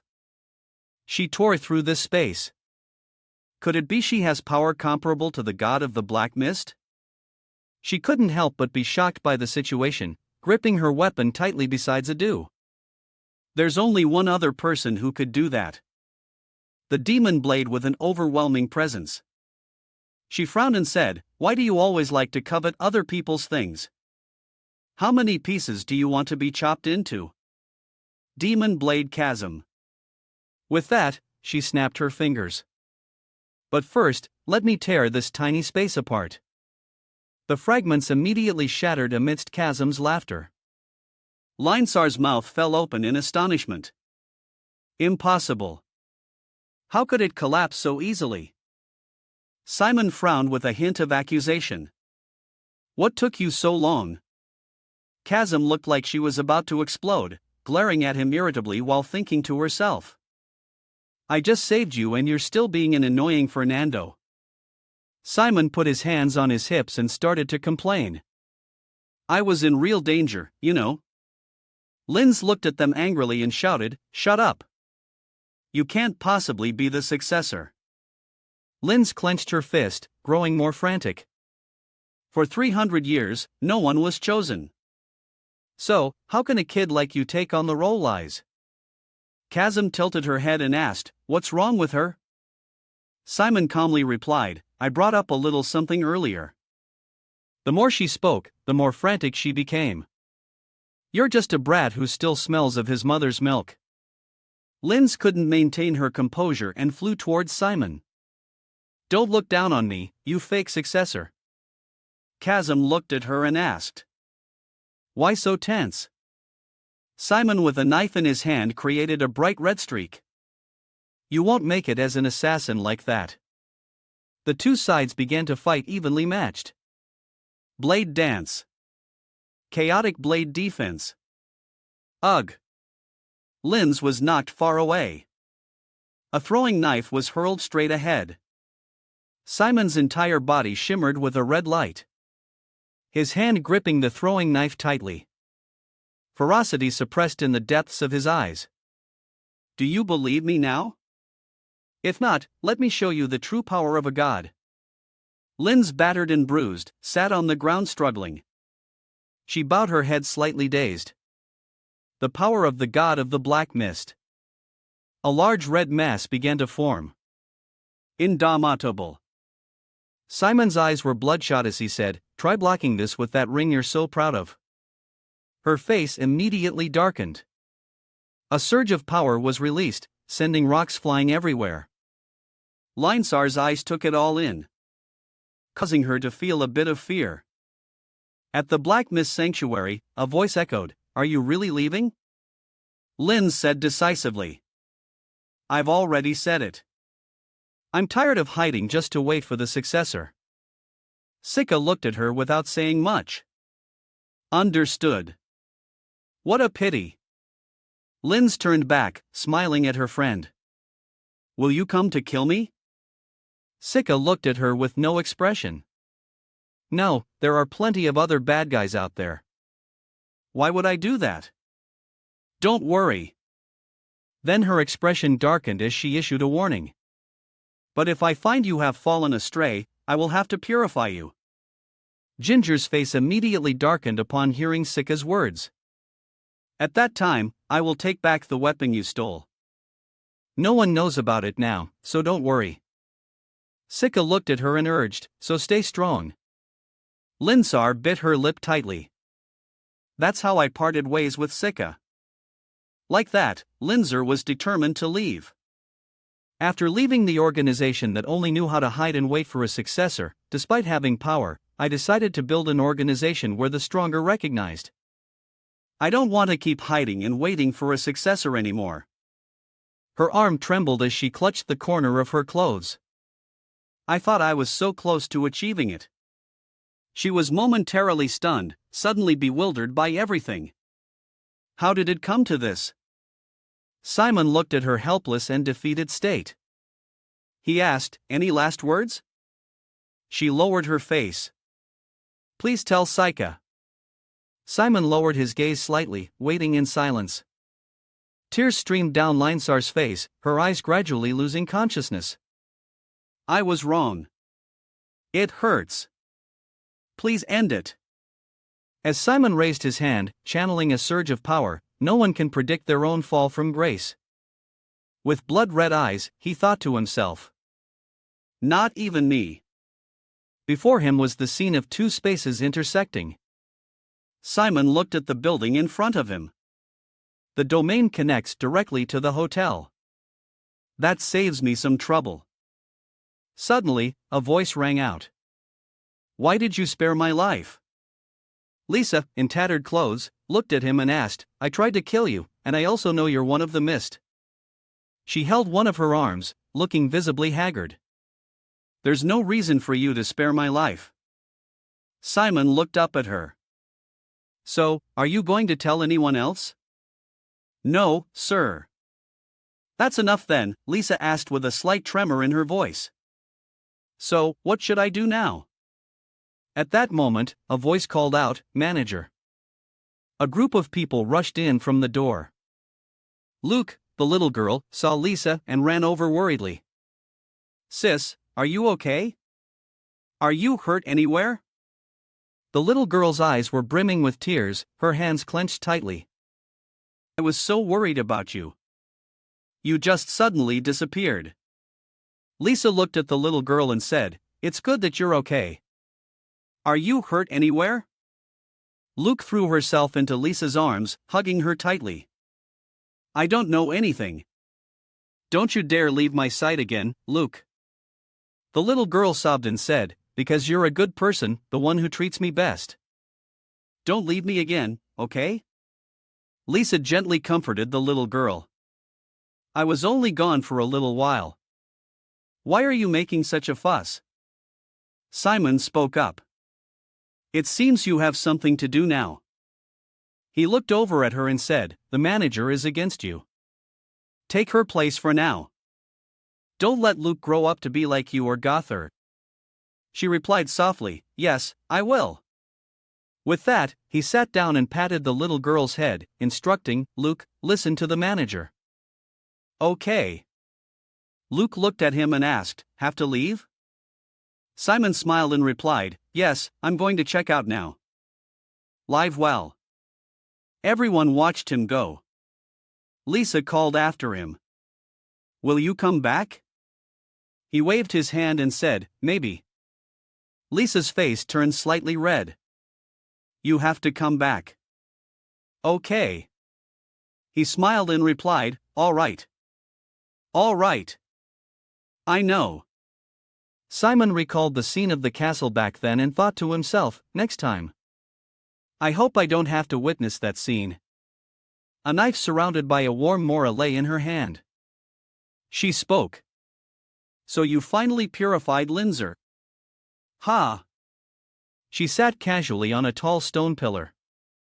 It must have been tough. Simon spoke up. You knew and still sent me. She twirled the knife in her hand, looked at him, and asked, that's right. So, do you have any questions for me? Simon looked up at her and asked, what is your relationship with Linzer? Was she also one of the people of the mist? She smiled and replied softly, yes, she was. She continued, recalling the days of training together.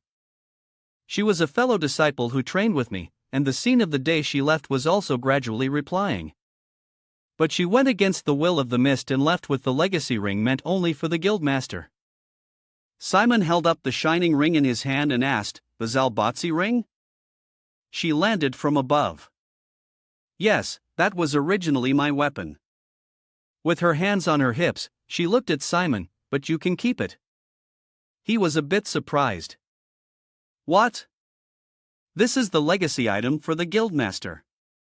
Her eyes lit up, her whole body emitting a terrifying aura. I don't need it anymore because I'm strong enough. He looked at the ring in his hand and said, I thought you sent me to retrieve it. I'm really surprised. At that moment, Chasm appeared out of nowhere and said, maybe it's something private. It seems like you know each other. The person didn't pay attention, holding the knife in her hand and continuing. I'm just keeping my promise when drawn in by the power of this ring. Most are destroyed. Simon followed her back with his eyes and asked, so, this is a kind of test. He continued to observe the ring radiating energy in his hand, thinking to himself, is she trying to see if I'll be corrupted by the power of this ring? Simon raised an eyebrow slightly. You're trying to warn me that I'll also be a target for purification if I get corrupted, right? 'Cause I'm not her head. Oh, that sounds reasonable. Simon asked again. You still don't believe that I'm the successor, do you? She smiled, looked at Simon, and said, I want to see if you will become a disaster or a hero. If you are the successor, you must overcome such a trial. Perhaps Chasm made a mistake in choosing you. Chasm frowned and gritted her teeth at her. What did you say? Simon was a little bewildered and helpless. Well, I'll take that as a good intention. A few rays of golden sunlight peeked through the window frame. In the principal's office at Lewin Academy, a white-haired man looked into the distance and said, after the incident of Instructor Nil-less disappearance, the level of anxiety among the students has reached its peak. He turned to look at the person behind him. It must be stressful to take on a new position so suddenly, but I hope you'll do your best. That person spoke up. Don't worry, Principal Candio. That person spoke up. Don't worry, Principal Kondo. He puffed out his chest in assurance. I will try my best to understand the student's psychology. I will do my utmost. The principal looked at him. Thank you for your spirit. The other person bowed. Then I'll take my leave to tour the school a bit. Candiel watched him go, thinking to himself. Barrow, yes, his aura is very strange. Outside, Sika rushed in. Sorry for being late. You called for me, Principal? She was a little surprised to see the person in front of her. He spoke. Hello, I am Boris. He introduced himself, but his whole body exuded an incredibly strange aura. I am the newly appointed instructor. I hope for your guidance. With that, he left. I'll be going first. Sika thought to herself. The stench of blood is too strong. She watched him go and thought to herself. That guy is dangerous. The principal looked at her and said, I heard he came from the capital. Principal Candio's eyes were slightly red as he gave a serious reminder. Be careful of him, Sika. His skills are excellent and his attitude is polite, but he exudes a very strange magical power. She frowned and gently pushed up her glasses. Yes, I remember that, Principal. She also had her suspicions. The smell of blood can never be completely erased. She thought again about Boris's appearance like a walking corpse. A flag was hanging under the deep blue sky. Cheers of welcome echoed everywhere. Below was a powerful army equipped with meticulous armor. Raising the flag high. Welcome to Luen. The army still stood in solemn formation. The city of harmony. Princess Ajin was a bit surprised by the imposing atmosphere. The number of guards has increased, hasn't it? The boy next to her was slightly surprised. Really? The two walked under the overwhelming presence of the guards, thinking to themselves, I heard the strength and security after the bloody banquet, but isn't this a bit much? The pressure is intense. A sudden voice rang out, startling the girl, Princess Ajin. The princess looked at the person who had called her Lunar. Lunare smiled at Ajin. Long time no see. Inside the campus, butterflies were fluttering around. The three of them walked and talked together. I'm glad you're safe. It's all thanks to the princess. Ajin looked at her with a bit of heartache. What thanks? You've helped me so much and you're not in prison anymore. Lunare closed her eyes slightly. It's okay. I'm fine. I'm very strong. The princess introduced the friend who was with her. Let me introduce you. This is my classmate. Lunare looked at him and said, hello. The male friend's eyes lit up as he looked at her. Hello. You're so beautiful, so mysterious. As the three of them were walking together, a voice called out, hello. The man bowed and introduced himself. I am Boris, the newly appointed instructor. You are Princess Ajin. Correct. Ajin looked up at Boris. Yes. I've heard of you, Instructor Boris. You're in charge of mana application, right? Lunare silently listened to the conversation between the two. You already knew. What an honor for me.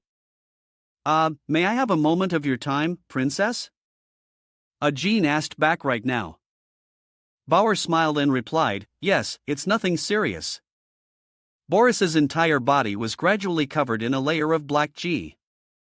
I'm measuring the magical power of talented students, so may I check the princess's magic sphere? Princess Ajin extended her hand, emitting a faint yellow stream of spiritual power. Like this. He replied with satisfaction. Yes, that's perfect. Luna A beside her, slightly worried, gently tried to stop her. Wait a moment, Princess. I have a bad feeling. AG looked at her. What's wrong? It's just measuring mana. What could happen? He held his hand forward as the winds began to rise. The space gradually sinking into darkness. That's right. It'll be quick. At that moment, a hand suddenly grabbed Ajin's hand. Ha! Baro East frowned with anger. Ajin cried out in alarm. What's going on? She looked at him. His eyes glinted red, his face dark. Say on why. His eyes were in turmoil, filled with a bit of anxiety. He looked at the man as if facing a demon. It's Dukwin again, Boris. A battlefield littered with corpses. 1,000 years ago, the liberation battle to destroy the Demon King's army. The priest, standing in the middle of a magic circle, shouted, "They're here, everyone! Get ready! Protect!" However, the monster's claws swiftly descended. The priest's terrified scream echoed. The shield was thus destroyed by the monster's claws, creating a huge shock wave. Ignoring the number of casualties from the last attack, they continued to maintain their defense. Back to formation, the young man couldn't hold back and gritted his teeth, reminding everyone, if we can't resist, they'll overrun us. The priest behind him stammered and pointed in one direction, shouting, someone is coming. Immediately after, a powerful figure appeared in the sky. It was him. He quickly used his sword's lashes to take down the monster. Everyone cheered joyfully. He's finally here. The other guy also cheered happily. I remember he was at the Western camp. But it's just as the rumors say, appearing and disappearing like a ghost. We're sure to win this battle. They all put their faith in Sean because young Master Sean is here. Then Sean told them, all the injured, retreat. Leave this place to me. The spider monster gathered energy again, preparing for an attack. The surroundings seemed to fall silent as a wave was created. The monster directly fired a beam of green light. It fiercely retracted its claws after the last attack. Sahan clenched his fist and exclaimed, I heard it was a special grade demonic beast. So I had some expectations, but you. He forcefully climbed onto it and continued, are slow as a turtle. Once again, he used the power of the dark sphere in his hand. Void sphere. The surge of power grew stronger and stronger as if to destroy the monster. Now, Boris calmly clapped. C turned his face towards the source of the voice. No wonder Sir Archer thinks so highly of you. He asked him coldly, weren't you in the rear with my brother? Boris confessed, I came out here because I heard the northern front needed support. But Soren has already cleaned everything up. Sean sat by the fire and said slowly, it was almost a total loss. This battle truly has no end. Sean added more firewood to the flame. The elite knights are gathered at the front lines. Led by our family, we handed over the imperial authority of the empire to Emperor Liu Yeno a year ago. The thick smoke rose with the story. After that, the demonic beast took advantage of the weakened front lines to start their invasion, and the war has continued without end. He reflected, it all started from the greed of Emperor Lueno. If it weren't for him begging for help, I would never have agreed to come here. Boris quickly reminded him saying that could get you killed, but I share the same opinion so I can't say otherwise. Curiously, he asked him, weren't you sent by Emperor Louis? No, Boris, he immediately laughed and admitted. I was chosen for my meager talents, but my personality seems to suit Sir so better. He was curious. Oh, what talent? He directly performed magic and replied humbly, it's nothing special. The source of power was created by Boris. I just collect the traces of mana that Sir Sean uses and turn them into magic spheres. A small magic sphere was quickly retained, then made into a pill for preservation. He hesitated for a moment before saying, Sir's mana is very special. Sean asked with interest, what's so special about it? Boris replied to him mysteriously, you possess great potential. Who knows? You might just be the person I'm looking for.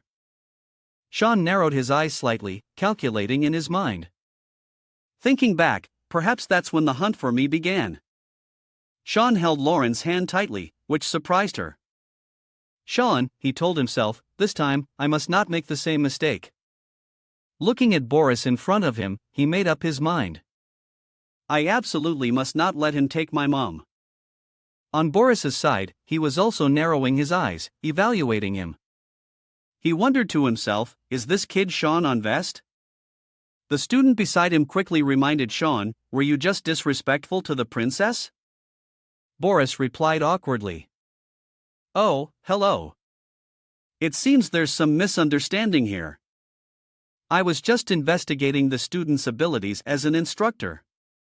Sean directly exposed him. I have never heard of such a procedure instructor.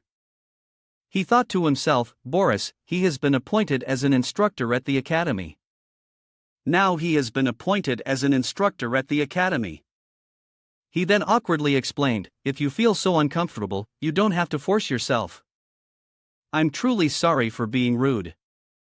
Sai replied, seriously, alright, I accept your apology before everyone gets more uncomfortable. Please leave quickly. On the other hand, Aaron's face was beet red. So rude. Boris laughed awkwardly. I didn't expect him to show his hostility so openly. He agreed. All right. Boris's boat and salute. I will leave right away. Just like that, Sean managed to get rid of him. Luna glanced around, thinking to herself. Boar's helm. Has there ever been a sorcerer like that before? However, the other person snapped. You can let go of my hand now. Sean let go of her hand accordingly. I'm sorry, princess. She also replied shyly. No, it's okay, Sean. She rubbed her wrist and continued. I believe you have your reasons. You are my person, so it's fine. Aaron's face, suddenly realizing something, flushed red. My person, huh? Ajin suddenly grabbed the young man's wrist, surprising him as well. Huh, princess? With that, she pulled him and took off like a shot. I have something urgent to do. Goodbye. The young man was still bewildered. Princess Seon stammered in reply. Yes. Luna had something to ask Sean. You know anything about that instructor Boris from before? He replied a little. She smiled faintly. How interesting. I've never heard of him before. Hearing that, Sean quickly stopped her. Don't. Sean walked ahead, warning Luna. Absolutely do not get close to him or try to find out about him. I'm leaving too. She watched his retreating back, thinking to herself. He's been so tense this whole time. Is something wrong? The sky was clear and blue. Luna exclaimed, well, that just makes me even more curious. Sai raised his hand, channeling mana in his palm. Very quickly, he cast a spell, creating countless candies that rained down, making Nana exclaim in admiration. Wow, a candy waterfall. Sean reminded the maids. You'd have worked hard while I was away. The little girl was lost in joy with the pile of candy she got. The candy tycoon is here. Brian replied confidently. It was no trouble at all. It should be you who's had a hard day. The girl next to him sighed. Brian won't let me cook at all. Sean retorted. Didn't you say before that you liked having someone cook for you? She sighed in response. This feels like my main job has been stolen. He asked again. Is that so? Sang gave an order. Then let's go practice, Brian. He was stunned. Huh? Right now, he smirked. That's right. Right now. Go change your apron. Brian could only darken his face and accept the order. Yes, sir. The two of them went out, one after the other. The scene shifted to the academy's physical training grounds. Sean was a bit surprised. Oh, there's still someone training. Lassimos was now holding her sword tightly. Panning. Ha! She once again swung her sword down powerfully.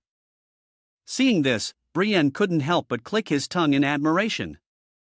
Wow, she moves so fluently with a great sword as tall as herself. Sun agreed. It's admirable. He smiled to himself. Of course, it's admirable. He looked at her, calculating, because in the future, she will be called the greatest swordsman on the continent. Sean casually chose a sword and asked, let's see how much you've improved. She immediately turned her head back. Can I ask, Master Sean? She stammered, asking him, what do you mean by that? Sean slowly replied, I genuinely wanted to challenge her. Make your move. He immediately became cautious. But this is a real sword, and you're using a wooden one. I should use a wooden sword, too, to be fair. Sean directly brought his sword down on her. He continued to strike, forcing her to raise her sword to block.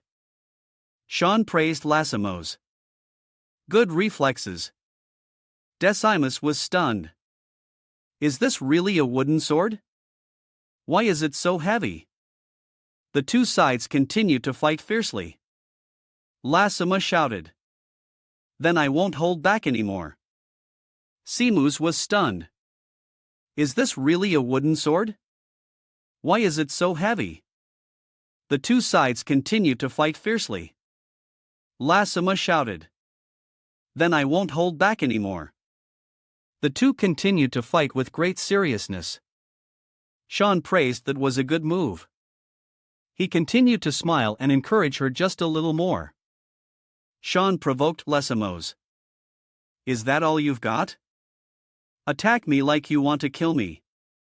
Lassimo still managed to maintain her form well. She thought to herself, what? I'm clearly attacking, but why can't I land a hit?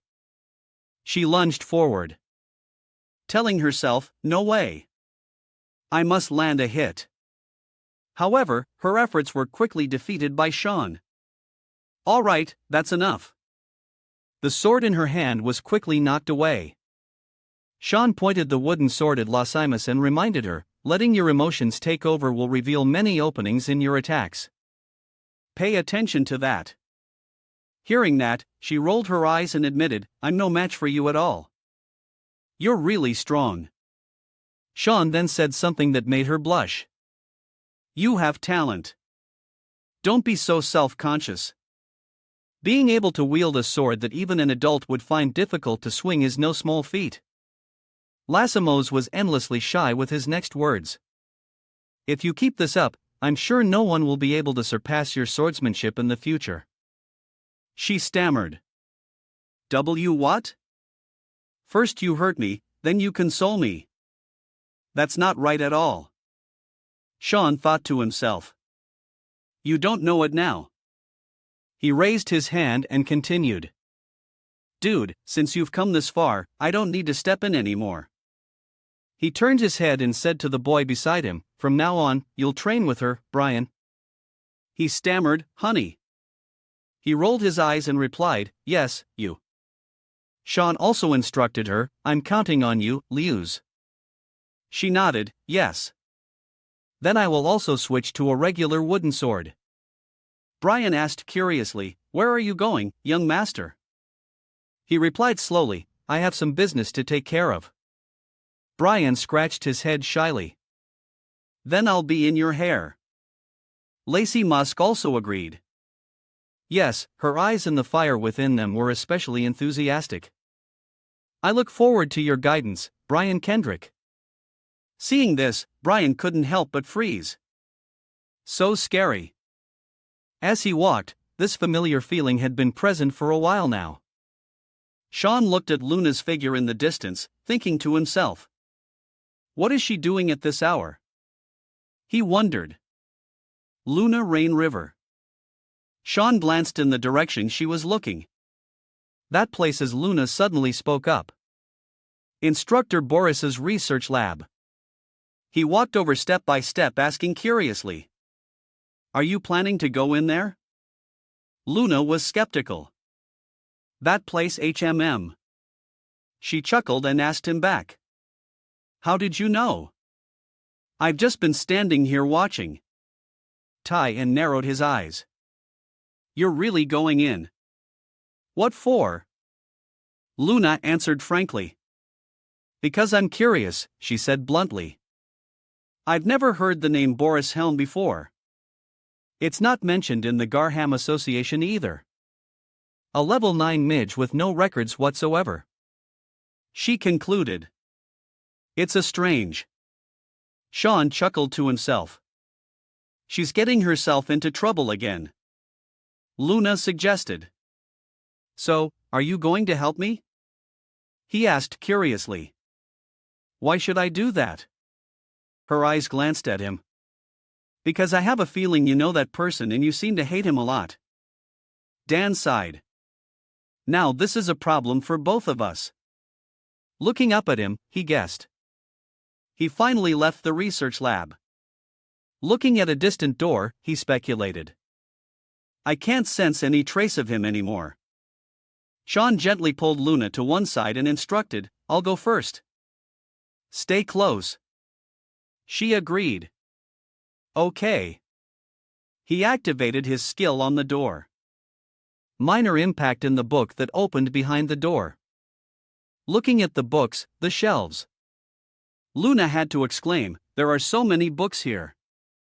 She continued, they're all books. It seems this guy is a bookworm. Sean sneered. Who knows? Maybe he just likes to collect them. Luna also discovered most of them are about ancient magic. Suddenly, Cian sensed something. He looked out the window and thought, where are you going? Care on the roof. Never mind. Focus on your own business. He thought to himself. Why did he suddenly go to the roof? Luna also noticed something. I think I found something. Sean immediately turned his head. That is, Luna pointed out a very old ancient book. Sean thought to himself, no, it's not just an ordinary book. Realized that it is the treasure of Boris Hucker. A surge of power gathered towards her hair. A woman was standing in the distance. She said with disgust, you're always so nauseating. Stop beating around the bush and come out. Karam's eyes turned fierce. Her CRE, the feathers kept falling. Long time no see, Karam. He asked, so, how does it feel to wake up after 300 years? She then smiled maliciously and replied, it was fine a moment ago, but seeing you ruined it. The opponent taunted, your personality hasn't changed a bit, has it? No wonder you chose such a terrible master. Cam angrily questioned him. What did you just say? The opponent then slowly landed. Calm down now. I suggest I didn't come here to fight today. Come mocked. So you want to talk? He then raised his finger to indicate. That's right. Kum's face was contorted with anger. Nonsense. What are you planning now? I'm also flipping through Boris's ancient book. This is the first time I've seen this kind of magic book. It's like it's recounting history. She also discovered more. The letters are arranged like a code. It will take a lot of time to decipher. I was a bit cautious for now. I can only see this picture. Touching the page of the book. It's as if it was just drawn. What does it mean? Luna was deep in thought. The sun and dark clouds are mist. Sean suddenly slammed his hand down, covering the book, which surprised Luna. Sean, he warned her. We have to destroy this thing right now, Luna. She was taken aback. Huh? Why? Why? Sean narrowed his eyes, thinking to himself. Because everything started from this thing. He placed his hand on the book and recalled the bloody banquet and all the other terrible things. Now Boris slowly spoke up. I'm sorry, but I can't allow you to do that. Cian turned around, startled. Boris, damn it. I was so focused on the treasure that I didn't sense his presence. A sudden light emanated from the book. Boris retrieved the book into his hand. He chuckled and continued. I was just about to come see you. This is very convenient, he said. Making both of them wary, but being followed is not a pleasant feeling at all. Boris coldly cast a spell. First, let's have Miss Lam leave very quickly. She was roughly teleported outside by Boris's magic. Which Sean did not expect. He also didn't forget to reassure him. It was a bit rough. But don't worry, I've sent her to a safe place in the dormitory. Boris made an offer to Sean. Now, can we talk privately? He said mysteriously, I'm very interested in you. Not just on the outside, but in your personal aspects as well. Sean smiled on the outside, but was cursing him internally. This isn't good. I really want to kill him right now. He looked at the book in his hand and told himself, but her Cree is no small matter. And Kam isn't here right now. Kam is now dissatisfied and orders, what nonsense is this? Speak so I can understand. He smiled fakely and replied, my master is the one chosen by God. You can't win. She didn't care at all. So what you mean I, the demon blade, should side with Lumen and betray my own master? He asked her, why would you need to do that? There are many other ways. For example, he bluntly seduced her. You could take over your master's body, for instance. That would be enough to make things difficult for us. Karam laughed coldly in disdain. What kind of trick are you trying to pull now, you bastard? A struggle unfolded. Good and evil, light and darkness, creation and destruction, two concepts that cannot coexist in this world have constantly clashed with each other. A cherubim with 6 wings stood at the pinnacle, and in the end light always triumphed. The empire on a beautiful morning since the end of the great war between gods and demons. 300 years have passed. The land has become more prosperous than ever. The scene shifts to a temple, but the world is gradually forgetting us. The statue of the god was still there, but the respect and worship of the past were gone. We have thought a lot and come to this conclusion. Her CRE continued maliciously. There must be darkness. Darkness will make us shine even brighter. Karam despised him. What a pathetic reason. She bluntly exposed her CRE. In short, if I take over my master's body and rebel, you guys will suppress me and become the saviors, right? He laughed and replied, that's right. As expected, talking to Karam is much easier. As he laughed loudly, a sudden attack forced her CRE to scream in pain. Karam flew over in a rage to attack him. You're talking nonsense. Her green, on the contrary, was full of excitement. Oh well, what a pity. A vortex was created. He asked her frankly, weren't demon blades originally born to possess their masters?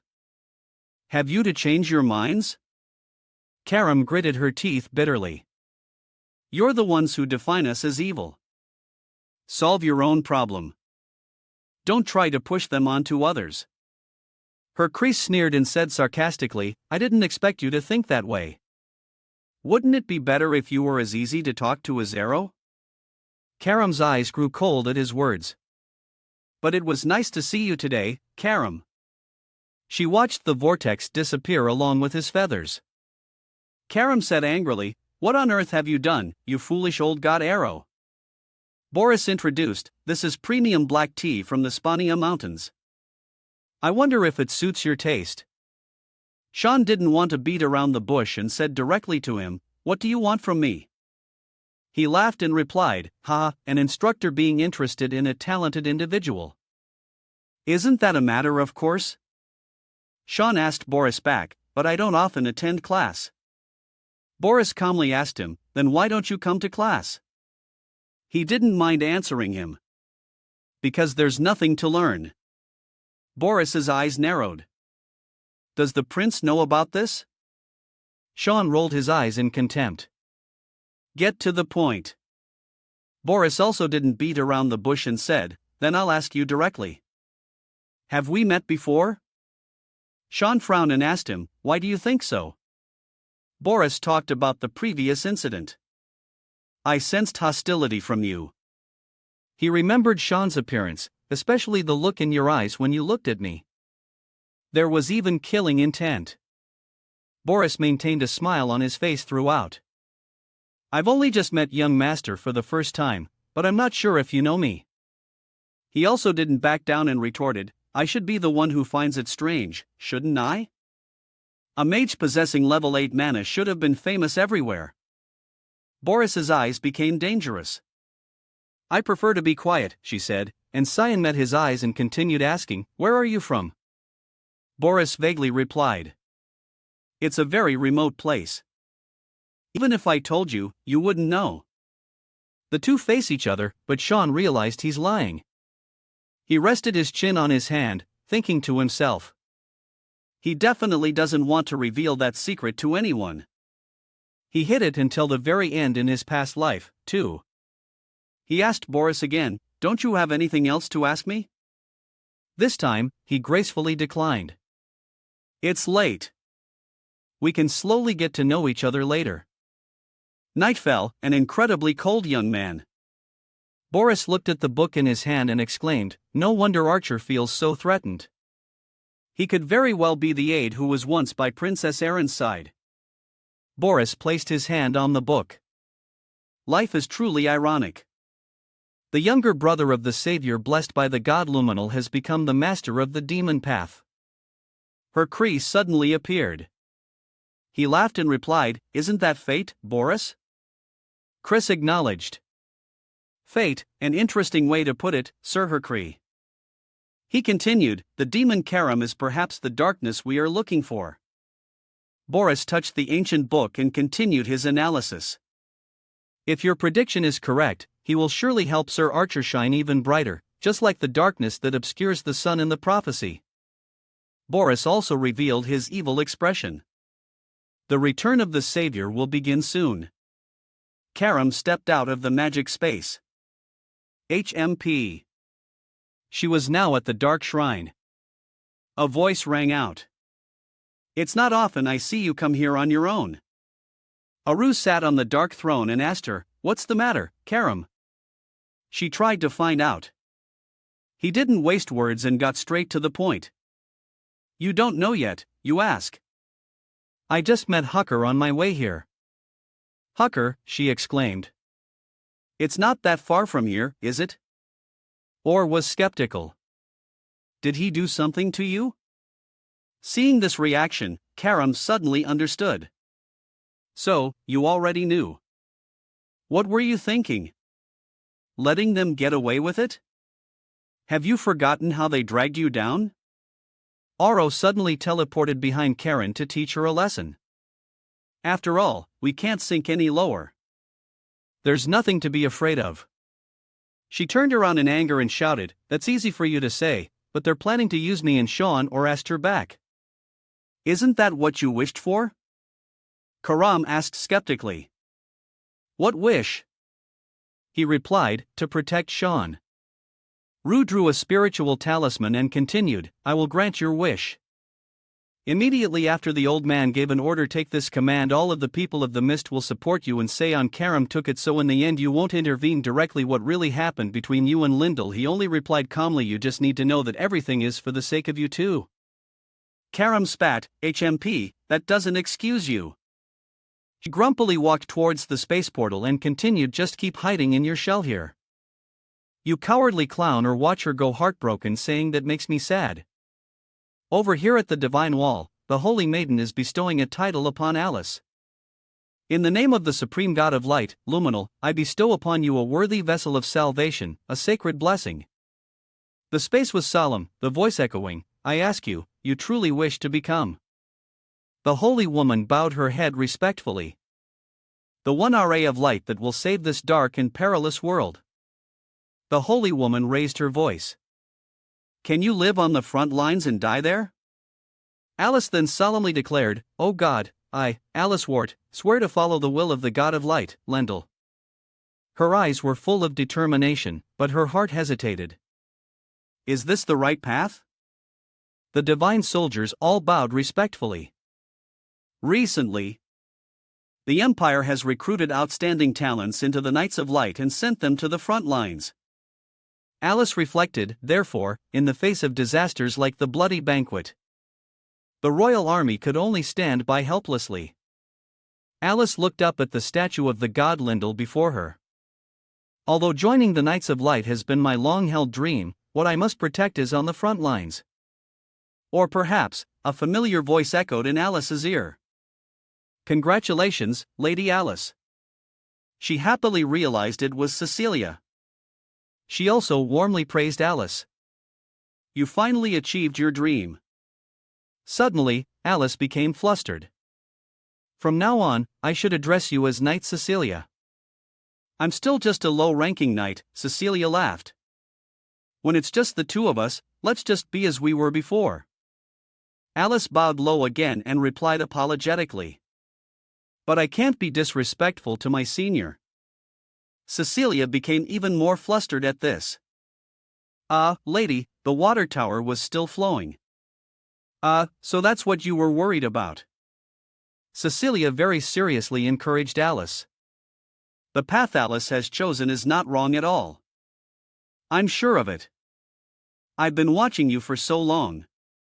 However, she still hesitated, but I still feel a bit confused. Alice recounted sorrowfully, but the cries of countless people and their pleas for help still echo in my ears. Cecilia suggested, then there's only one way to know if Alice is suited for the front lines. Hearing that, she became curious. What is it? Cecilia proposed. Come to the front lines with me. She confidently boasted to Alice. Prince Williams, the Commander-in-Chief of the Knights of Light, has given you and me a mission. I am officially giving you your first order. Answer the summons. Alice VA. Hearing this, Alice couldn't help but be taken aback. He gave me a mission. Brian is lacing up his shoes. He also prepared his sword and sheathed it. Brian was fully equipped for battle. Others looked at him curiously. Where is he suddenly going? He turned to Nana and Emily and said, I don't know. He just told me to get ready, so I did. But as for where we're going. Before Brian could finish, Nana asked worriedly, are we not going to see each other for a long time again? Sean now approached and slowly replied, no, it won't be long this time. He smiled to reassure her. Don't worry, Nana. Brian, are you all ready? Brian replied confidently, yes, I've prepared as you instructed, but where are we going? He immediately released his power and stated a location, the Valley of Limey. Emily couldn't help but be surprised. The place we went to last time, but you said it was far away. Sean answered frankly. It's faster this way. Let's go, he thought to himself. I have to hurry. A spatial gate opened. Sean told himself. Because on the day my sister Alice died, the royal inspection, the troops were still moving on horseback now. Uglan shouted loudly, all troops, halt. He turned to the group and said, we have arrived. It has been a long journey for you, Melody. Alice, from behind, smiled and replied, Melody, how embarrassing. The sky was dyed red. Uglan continued, dude, you have become a knight of light and come here. That is our pride, Alice replied shyly. Don't flatter me like that. I still have much to learn. He chuckled and replied, if it's you, Melody, I'm sure you'll do well. The Duke will surely be proud of you, too. Alice dismounted and told Incan, I told you not to call me Melody. He laughed even louder. The Duke is waiting for you. At this time, a pair of silver knight boots also stepped down. Alice reported, eldest daughter of the VA family, Alice VA. She respectfully reported, I have received your order and have come. William frowned, turned his head, and commanded. Today there will be an inspection by the third prince, the fourth prince, and the second princess. Get ready. Alice immediately complied. Yes, understood. She thought to herself, he's still the same, so cold, he doesn't seem like family. He said, seriously, they're here. Along with that, an announcement rang out. The princes and princess have arrived. A large crowd of people approached. Third Prince Fabian C. said with disgust, the smell here is really unpleasant. Fourth Prince Narovian Cease even held his nose in disdain. How do they live in such a filthy place? Second Princess Violet Cease was the gentle one, saying kindly, you have always worked hard on the front line. Sir Vest. Now Willius along with Alice and the others all bowed respectfully before the three. I Willius Vest have the honor of meeting the prince and princess. The two princes looked annoyed, each showing disdain for them. Get it over with quickly after all. This inspection is just a formality. The monsters won't attack, will they? William chuckled and replied, the monsters in the rear are at most just small ones. He even confidently declared, our family has the best knights, so you don't need to worry. Ao greeted, long time no see, father. Alice looked at him and was stunned. Brother Archer. Williams patted Archer on the shoulder in encouragement. That's right. I trust you will do your best on this mission. He also went along with William's wishes. Yes, father. I won't disappoint you. Seeing the two whispering, Fabian said with disgust, just deal with them so we can leave our job. We are not like you. Our status is much nobler. Everyone had to agree with him. Yes, Your Highness. Violet encouraged. Please do a good job escorting us in the upcoming journey, Sir Archervest. He replied very politely. It is my honor. Violet looked around for a moment and quickly asked, but why isn't Brother Louis Nell here too? He's not the type to be absent on occasions like this. Eiko immediately made an excuse due to an urgent matter. He has entrusted me with the task of protection this time. After hearing that, she exclaimed, is that so? Being protected by Sir Ashevich is indeed reassuring. At this time, a full contingent of troops had been assembled. Alice looked towards Archer and thought to herself, he always protects the crown prince, but now he's come to protect the princess and the twin princes on the front lines. She suspected, is it just a coincidence? Achose suddenly spoke up. I heard you ranked first when you joined the Knight Order. He uttered a cold sentence. Congratulations, Alice. She couldn't help but feel afraid. That look in his eyes is so familiar. She remembered on her 9th birthday, Ako patted her head and encouraged her. Happy birthday, Alice. She took the gift in her hand. Brother Archer gave me a magic scroll. It was a level for scroll with the meaning of train your strength to one day possess level for mana and use it. Alice studied very hard as time passed and I reached Mona level 4. I suddenly remembered the magic scroll I was given that day. She placed her hand on the scroll and was a little surprised. Is this a summoning scroll? Suddenly, a hand stopped her. Stop. Alice was a little startled. At that moment, Cecilia stopped me. She exclaimed, Cecilia. At this time, Cecilia quickly explained. This is an intermediate level monster summoning scroll. It's dangerous, Alice.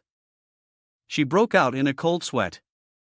If I had used that scroll back then, I probably would have died long ago. Looking at Arrow's back, Alice wondered, did he know that and still give it to me? Thinking of him, she became even more suspicious. What was the reason? Brother Archer, the convoy is still inspecting the area. Novian shouted angrily, what? Brother Lunella assigned Arco to us. Fabian raised another suspicion. It's really suspicious? Is he planning something? Violet also spoke up on this issue. When someone like Archer is sent to protect us, isn't this a reasonable suspicion? She narrowed her eyes and asked them, you do know very well what kind of person he is. Get ready if you don't want to die. Suddenly, the carriage shook, startling the two of them. Novian immediately poked his head out and asked, what's wrong? Alice quickly reported. We're under attack, she urged them. You must flee immediately. A monster was roaring outside. This place is being attacked by the special grade monster Anoraks. Both princes were terrified. What? The monster continued to roar and attack the group. Navian realized with astonishment, an earth dragon. Didn't they say there were no special grade monsters here? The monster continued to attack the group fiercely. Alice warned the three of them again. Hurry up. Navian stammered and cursed, damn it. A giant claw aimed for their carriage. Alice quickly cast a spell to escort them. Protect. She struggled to hold on and shouted, keep moving forward. Alice calculated impossible. Why is there a monster in the rear like this? Navian screamed and ran away. Fabian quickly reminded him, hey, stop running around like a headless chicken. You coward. A voice called out, Your Highness. Violet was stunned. Eiko thoughtfully took the precious sword from his waist. He said coldly, I will protect you. Stay close to me. Violet bit her lip, thinking to herself, is this his purpose, to use this chaos to kill me? Alice also turned her head in surprise, brother AKO. At this time, countless attacks collided. When blades, the monster's roar echoed. Alice was overjoyed to see reinforcements. Cecilia. She immediately told Alice, come here. Quick. Alice quickly took Violet's hand and pulled her away. I'm sorry, Princess Violet. She followed Alice in a daze. Where are we going? Cecilia urged them on. We need to get out of here for now. Now, Alice also turned her head to look behind her. I have a very bad feeling about this. The look in his eyes when he looked at Princess Violet was terrifying. The pupils in her eyes widened. Ha! The monster was roaring, baring its fangs and claws at Arco. Alice screamed, danger, dangerous. But he was completely unharmed and just stood there. The claw that the monster reached out to him with was easily blocked by Archer. Lady Elisa looked up and asked, What? What on earth is that? Sir shouted, ACH. Hurry up! The Antasa sphere appeared right above AK's head when it jumped down from above, touched the ground, and let out a sound. Then there was the command, everyone can into position. Akai's sharp eyes skinned something. He looked into the distance and the Knight Commander gave the order for all knights not to let Antasa get near the Prince and Princess form ranks.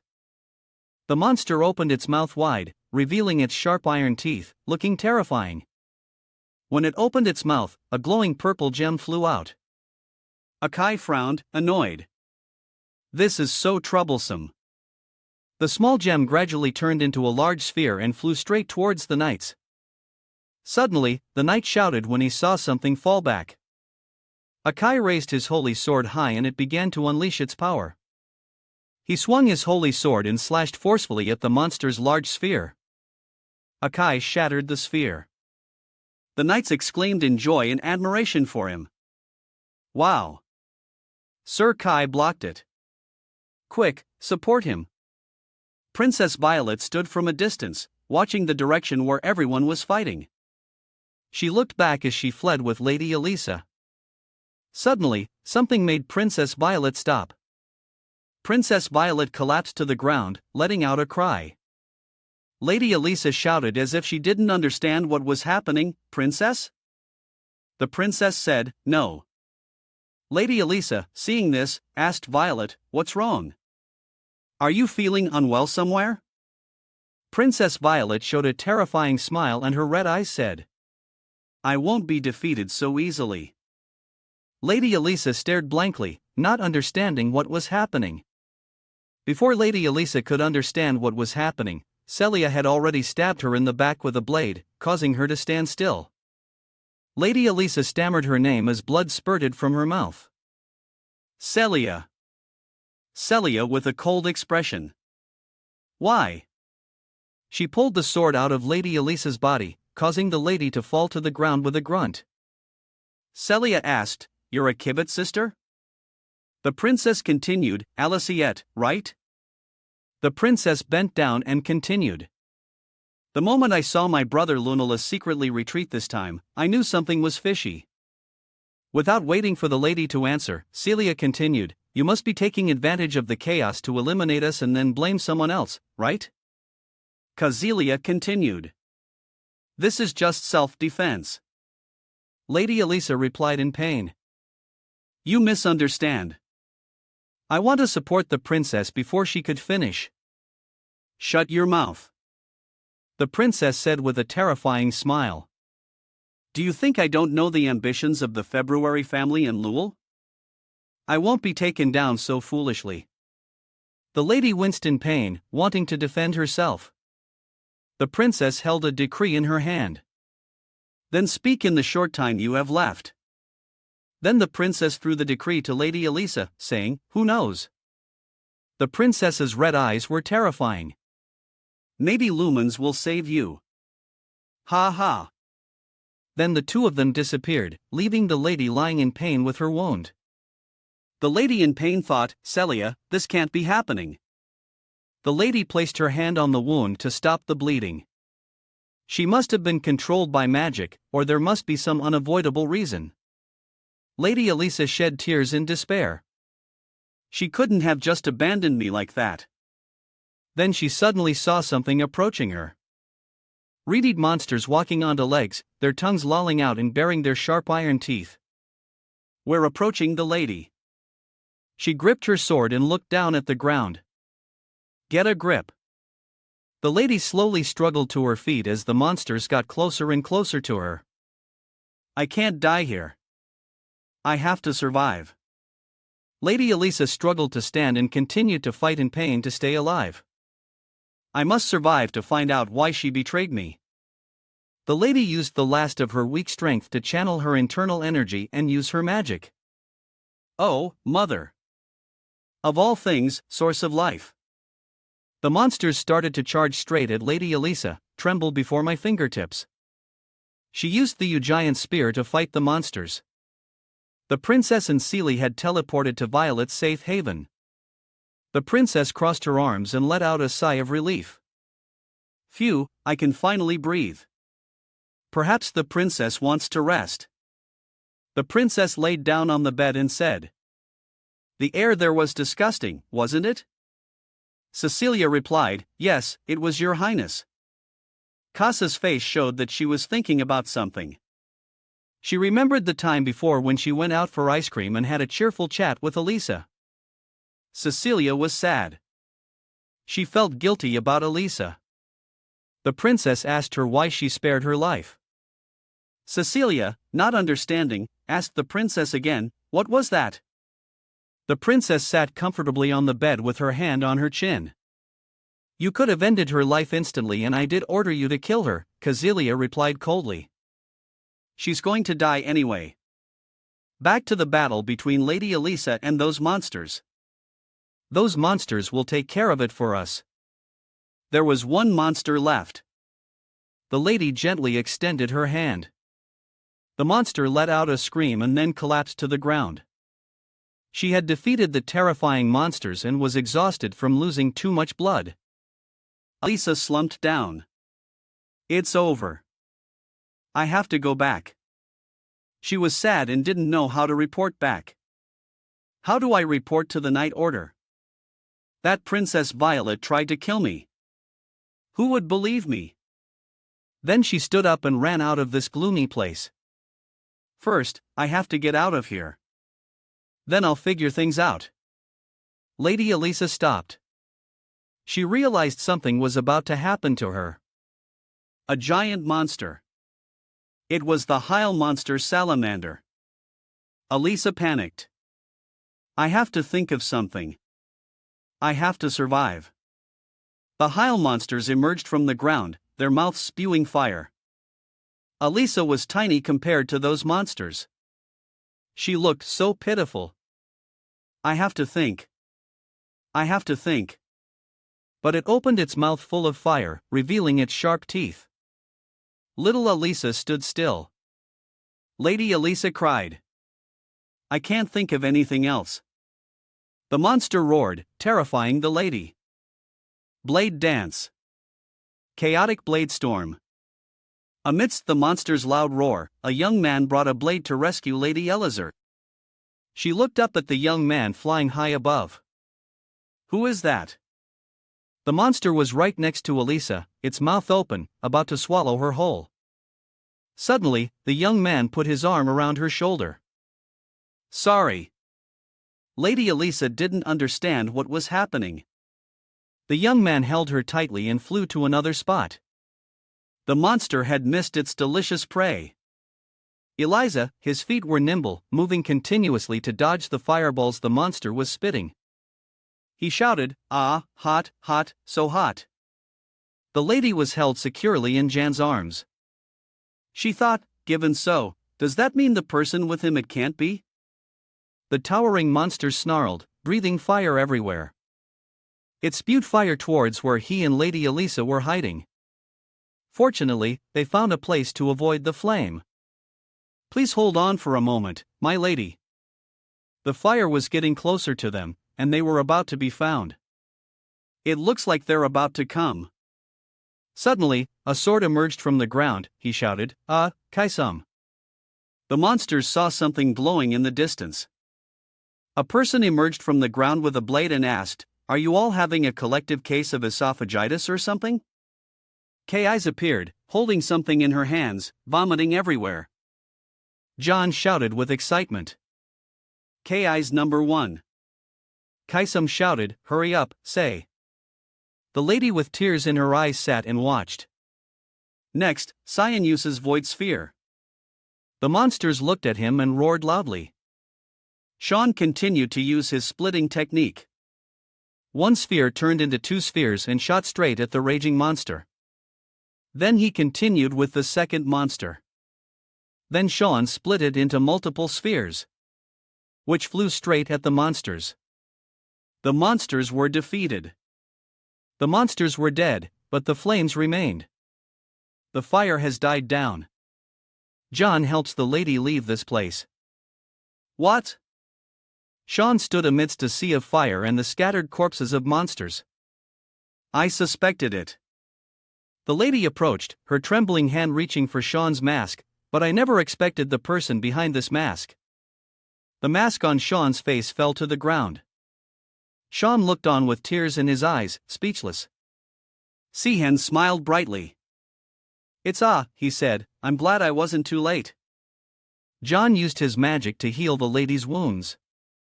Is a Kaiser Cazelia a spy for Princess Violet? Lady Akisa replied, and yet I didn't realize it until now. I'm such a fool, aren't I? She was sad and cried. And I even dared to say things like I would inherit the family. San looked into the distance and said, It's not your fault. The ones responsible for this are Celia and Princess Violet. Sean glanced at the lady and continued, and Archie, too. Lady Akiso stood up angrily and asked, You mean he orchestrated this? You knew something, didn't you? Seeing the lady stand up, Dien was startled, his eyes wide. The wound isn't healed yet. Not caring about the wound, Elisa continued, but it was clearly father's order. Sean also replied irritably. It was probably Akai's suggestion. You know it too. If it's his request, father will do anything. Sean placed both hands on her shoulders. She bowed her head and asked, But for what? He looked at his sister and said, So that he can inherit the family himself. Lady Akiso asked angrily, Inherit the family? The lady's terrifying gaze for that he would kill his own family. She collapsed to her knees. Sean said, You're wound. Though exhausted, she still managed to ask, Are you sure about Brother Akai? Sean replied, I'm sure you know his true nature, too. Lady Elisa seemed desperate. I thought I was the only one who felt it, but it turns out you did, too. It's strange. Sai's face appeared. Why didn't father and the others realize it? It's as if Akai has something that I don't. The lady remembered the Heil monster. It was the same during the fight just now. There was some kind of visible power. It seemed to be protecting Aki. Sean frowned, thinking an invisible power. It was the same when Sean fought Aai. It's something I also felt very clearly when I almost touched him. There was a power that prevented him from touching Aki. That power stopped me.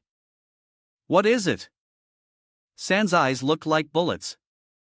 A power that can repel even a demon blade. It can only be that. Lady Elisa continued. We must quickly tell father, this is not the time, Cyan, he replied. I'm afraid father won't listen. Lady Eliza continued. If it were just you, that might be the case. But if we persuade him together, Sean looked cold. I'm sorry, sis. This time, please trust me. If we make a mistake, we could turn the entire Knights of Light into our enemies. Aliso asked, turn the Knights of Light into our enemies. I walked on the red carpet and below. People cheered for him like he was a star. I in my past life was always praised by everyone. Aki's face appeared with a charming smile. Everyone loved and followed him as if seeing a savior leading them. Sean was one of those who admired him. I was among those people too because everyone saw him as a hero. No one suspected anything. Sean crossed his arms and looked at Akai looking back. It's really strange to everyone. He was like a religion. If there are those who believe, then there must be those who oppose. The face of Duke Vad appeared. But even my late father or the ambitious Emperor Louis Nelbazet, who was always searching for the endless truth, all trusted him without a doubt. When Sham was defeated by Akai, even I until the final moments of my life, still believed in him. The anger of betrayal welled up. Sean lay on the ground in pain. But I suddenly asked myself, what made me trust Akai so much? All of this can only be explained by a single conclusion. The beast inside body appeared, his eyes turning red. Akai is the absolute entity granted power by the supreme god Lumenzi, the savior of this world. Scene change. Over here, a group of soldiers are protecting the prince. They're coming. Everyone, get ready. Protect the princes. A giant monster is surrounding them. The prince screamed with tears in his eyes. I'm going to die. The prince standing next to him was annoyed. You idiot. Get out of the way. Akai flew over and swung his sword at the monster to protect the two princes. The white-haired prince praised Akai. Well done, Akai. Cái nội dung của những câu chuyện này ấy, thì nó không quá là mới đâu. Nhưng mà cái cách mà tác giả dẫn dắt và thể hiện câu chuyện thì rất là ổn đấy các bạn ạ. Aki smiled and said, get out of the way. The monster let out a loud roar that shook the heavens and the earth. Aki immediately made his move. This is the end for fanatics like you. Divine judgment. The monster immediately spat something out of its mouth. If you get hit by it, you'll be blasted off the face of the earth. The prince jumped onto the back of the white-haired prince in fear and shouted, they're coming. The prince shouted, what the hell, you idiot? Let me go. Akai continuously launched attacks to fight back against the monster. He created a barrier to block the monster's spray attack. The battle was raging fiercely with the two sides clashing, sending the surrounding rocks flying. The monster spewed out a lot of that. It was very scary. Wherever it went, the ground and rocks were shattered. It roared and a purple smoke spread everywhere like a mist, making it impossible for the soldiers to see anything. Achi's eyes flashed with lightning. The monster continued to roar madly as it advanced towards Archie. He created a shield to block the monster's toxic substances. Behind that shield, he flew straight towards the monster like a Power Ranger. He jumped up and used his sword to slice the monster's face in half. Its fresh red blood splattered everywhere. Ai just landed when it let out a loud roar and then collapsed to the ground. He ignored the motionless monster, walked past it, and retracted his technique into his hand, saying, "Is everyone all right?" Everyone cheered for Akai. As expected of Sir Akai, another person exclaimed joyfully, "Even the Earth Dragon is no match for him." The white-haired prince praised Akai. Well done, Akai. We will report this to the emperor. He pursed his lips, wanting to say something. Then Akai smiled and said, "I am greatly honored, Your Highness."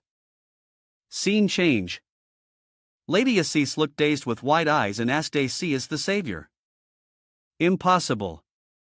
How could someone like that be chosen by God? Sean looked down sadly.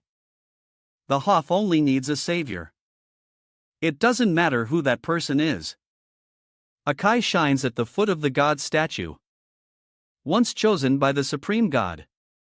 To deny him is to commit blasphemy and to be eternally at odds with his supporters. The lady raised her hand to her face as if regretting something.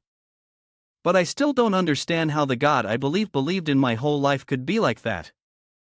Sean looked towards the sun. The lady continued to ask, "See, how do you know all this?" Sean ignored her. I can't tell you right now, he thought. I can't let her get any more involved. The lady placed her hand on San's shoulder and patted it gently. I believe you, Sean. I'm sure you have a reason you can't say. The lady looked at him with sparkling eyes. But one day, please tell me, okay, don't carry everything on your own. Sean smiled and replied, yes, sis. Then Lady Elisa turned back to thank John. Thank you, John. Thank you for treating me. John shyly scratched his head.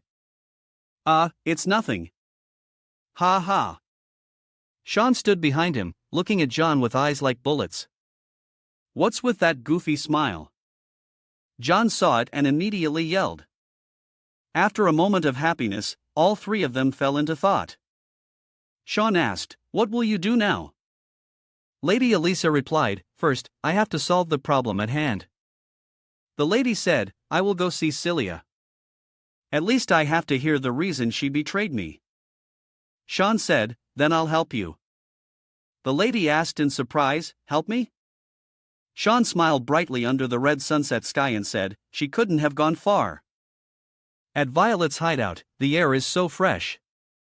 Princess Violet and Celia were talking when they heard something outside the door. Seeing this, the princess asked, what is it, Celia? Celia looked towards the door and said, someone is approaching. It's a type of manna I've never felt before. The princess casually twirled her hair and said, impossible. No one knows about this place except me. The sound of shattering glass. Something shot through the glass window straight towards Celia.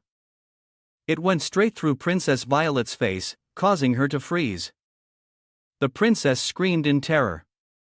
A sword had just flown past their faces. Celia was startled. That is, the sword went straight into the wall, the fresh hole still smoking. Lady Alisima stood with a sword in an empty field. The sky was a fiery red. A hand was reaching down to the ground, searching for something. Akai frowned, looking at the traces on his hand. Traces of a magic scroll, a teleportation spell. He was walking with his soldiers, searching. Akai gave an order, just find a place nearby that can serve as a shelter. One of the soldiers shouted, Sir Akai, please check this way. Argy and the soldiers were looking towards the deep ravine and said, I wonder if Princess Violet is safe. With Aki's cold expression, we'll know once we check. The commander of the soldiers gave the order, you will guard the princes. The soldiers shouted in unison, yes, sir. The sound of fast-running footsteps, a gust of wind from the house. Celia ran in a panic, thinking as she ran because the killing intent and mana were so terrifying. I thought it was a formidable master. She was sweating profusely as she ran, but it turned out to be just a child. Cecilia frowned. No, maybe someone helped. She used the wind step technique to dash down the mountain. Can't be careless. Her eyes looked terrifying amidst the wind. She pointed her sword straight ahead. Suddenly, she stood still, pointing her sword forward. He dodged it in front of Celia. She froze when she saw Sean wearing a mask standing before her. Which side are you on? I've never seen anyone move like that in the Vest family. Sean stood motionless, letting his cloak flutter in the wind. Celia looked at Sean and continued asking, the sword you just threw? Did you save Lady Elisa? Sean looked and said nothing. Celia attacked in a rage. It seems you have no intention of answering, do you? Her sinister, smug smile. Then let's see if you scream. She continued to use her wind step technique. Cecilia swung her sword forward, shattering the earth and rocks there into small pieces. Cyan stood still in the middle of Cecilia's formation. Despite her brandishing her sword and casting spells all around, S ignored her and stood still in the wind, letting her show off her skills. The formation's teeth are horizontal like a person eating. It tore through, taking a small piece of cloth from Cyan's hooded cloak. Sean stood still like a statue. No matter how many divine powers she used in the Night Order, the number of people who can keep up with my speed can be counted on one hand. She suddenly stopped. I can't drag this on any longer. She then thrust her into the center of the formation where Sean was standing, but unexpectedly he had already flown out of it. Celia was surprised by Sean's superhuman speed.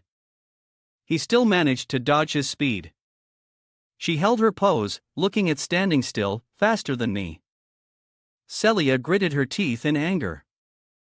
That guy hasn't even drawn his weapon yet. She continued to launch her attack, passing through the green trees by the roadside. From a high tree branch at a speed of 200 km per hour, she prepared to dive straight down at Sean. Don't look down on me, she shouted. Gale launched her attack down towards Sean. Can Celia's unrivaled power defeat? So Zelia's powerful wind sent the rocks and earth here flying. The powerful wind technique split a large rock in two. Sand still managed to dodge Celia's attack. Sean starts to launch his move. Seeing this, Kai was startled. Not expecting Cyan to be so fast, impossible, Sean began to use his void sphere technique. A glowing sphere in his hand slowly rose into the air. The void sphere split in two. It was Cyan's cutting technique. It slashed across Celia's body, forcing her to retreat. Cecilia immediately screamed in pain. She was crying and blood spewed from her mouth. This move from Sean was too strong. The void sphere exploded like a bomb, overturning the stationary earth and rocks, which then rose up. Steady footsteps trot on the ground. Celia, seriously injured, slumped against a rock and said, "How pathetic." Her mouth was still stained with blood, but she still managed to smile and said, "I never thought I'd die in a place like this." Sean approached her through the smoke and dust.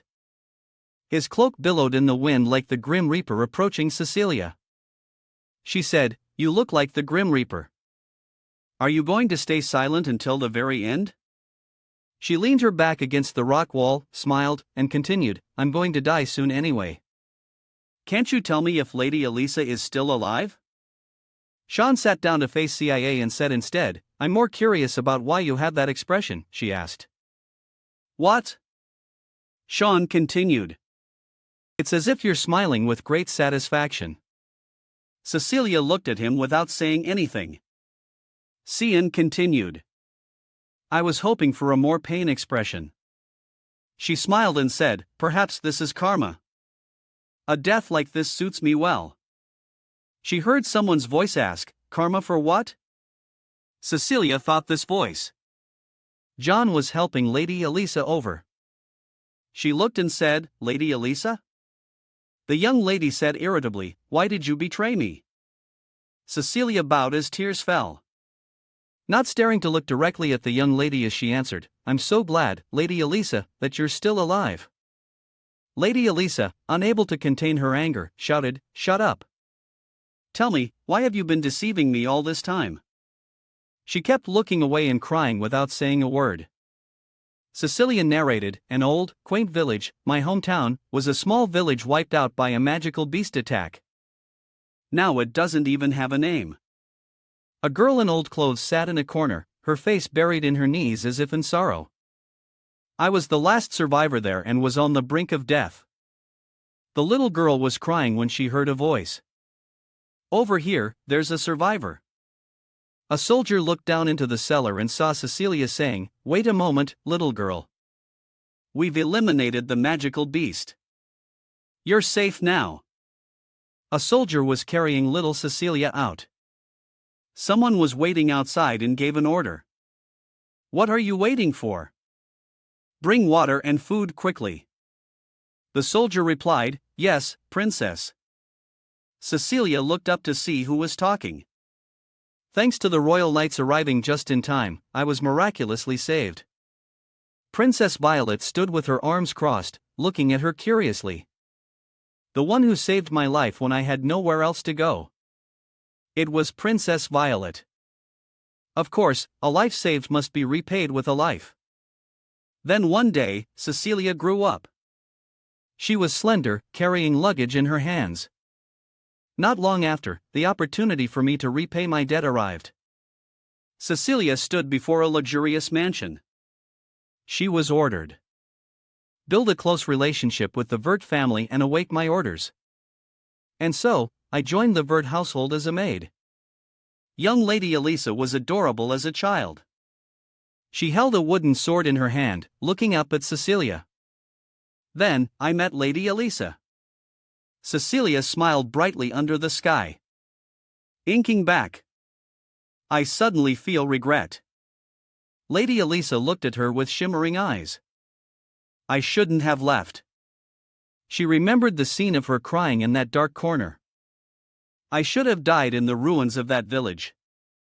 If so. Princess Violet's fearsome face appeared with terrifying eyes. It's time. Cecilia, kill Elise Vert from me.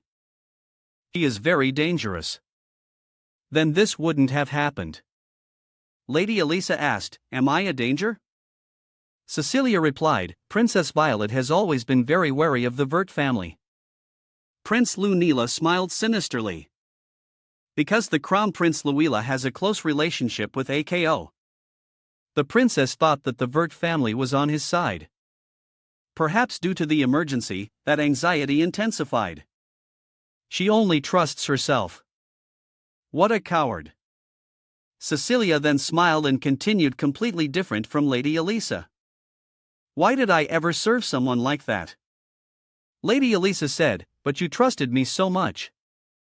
Cecilia replied, "I'm very sorry for disappointing you." Sean stepped forward, interrupting her. "Enough with the nonsense." Sean took off his mask.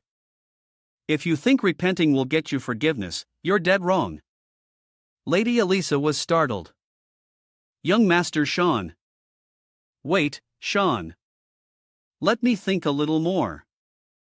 Sean frowned and drew his sword. "This can't end so easily." Cecilia smiled, satisfied. "Yes, I know. Young Master Sean." Lady Elisa screamed. "Wait, Sean. You can just listen a little longer before deciding." John held the lady's shoulder. "Wait, Lady Elisa." John continued, "Please trust the young master right now." Sean aimed his sword at Cecilia. Seeing this, Lady Elisa screamed, "No." Suddenly, the door to Princess Violet's residence burst open. The princess jumped to her feet and shouted, "Which bastard is it?" The frightened princess looked for Cecilia. "Where is she? Damn it! Where is Cecilia?" At a time like this, someone walked in and said, "So, you're here?" Princess Violet thought in panic. "How did he know this place?" It was AKO who walked in and said, "I've come to escort you, Princess Violet." Outside, it was raining heavily. Someone walked in and said, "So, you're here?" Princess Violet thought in panic. "How did he know this place?" It was AKO who walked in and said, "I've come to escort you, Princess Violet." The princess looked at AKO angrily and asked, "You look like you want to kill me. Do you know this is an act of disrespect?" AKO calmly replied, "It's true. I have the intention to kill." AKO frowned and continued, "According to the script, Prince Ian, Prince Navian, and the princess will all die at the hands of a special grade magical beast." The princess, angry with her hands on her hips, asked AKO, "You think you can get away with this?" AKO, from a distance, used a divine art to strike the scroll in Princess Violet's hand. The princess screamed, "Ah!" It then burned to ashes. His hand was still glowing as he said, "I'm not finished yet." The princess, rubbing her injured wrist, said, "How rude. Do you really intend to follow that plan to the end?" Ako then approached Princess Violet and said, "Who knows?" Princess Violet stammered, "What do you mean?" You looked at the sword still stuck in the wall from before and thought, Elisa's sword. Ako asked the princess, "Where is my sister?" Princess Violet smiled and replied, "I've already eliminated her." He glared at the princess with eyes like bullets. The princess continued, "What if she colluded with Louisa?" "She's your sister." After all, the princess's face appeared with red eyes and a sinister smile. "But I believe it was the right decision." "Are you planning to avenge your sister now?" Ako replied, "No, I'm planning to change the plan." The princess was surprised, looking at Ako with wide eyes. "What?" Ako pulled Elisa's sword from the wall and said, "Things have come to this. Yet you seem so calm." He carried the sword and stepped closer to Princess Violet. "As soon as you see someone suspicious, you deal with them immediately," he continued. "I must admit, that's a very wise method." He spoke with a mysterious smile. "Honestly, I was a little surprised. You and Prince Lu are nothing alike." Princess Violet looked at him with a surprised expression. "He doesn't care about his own sister." "What does this guy want?" Ako said. "The original plan has fallen apart. I'll inform Prince Lu that it has failed." The princess began to panic. "What do you want from me?" Ako leaned his face close to Princess Violet's. "You join my plan." The princess looked at him, her pupils dilated, sweat pouring down her forehead. "Aren't you Prince Lu Neal's man?" Ako smiled mysteriously again. "Who said that?" "It's just a business relationship." The princess calmly crossed her arms and sat on the bed, asking, "Think I'll believe that?" Ako replied, "Believe it or not is up to you, princess. But Prince Lu is just a part of my plan." The princess looked at him, sneered, and said, "You want this entire empire? I can't help you with that." He turned his head and looked around. "I don't care who rules this empire." The princess looked at him and asked, "Then what do you want?" Ako gazed into the distance as if looking towards the future to eliminate evil. "I will eradicate all cruelty in this world, uprooting it completely." Princess Violet mocked him sarcastically. "Ah, such fanciful talk." Ako's hand tightened on the sword. "Who knows?"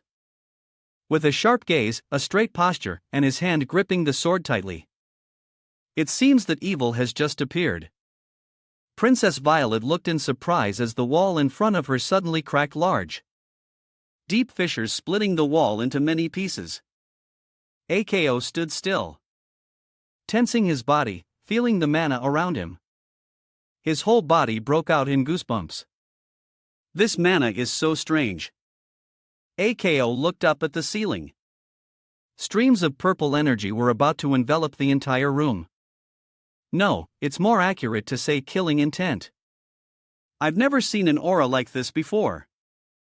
Suddenly, that energy created a large purple orb, taking away Princess Violet's roof. It was a void sphere. The princess screamed in fear.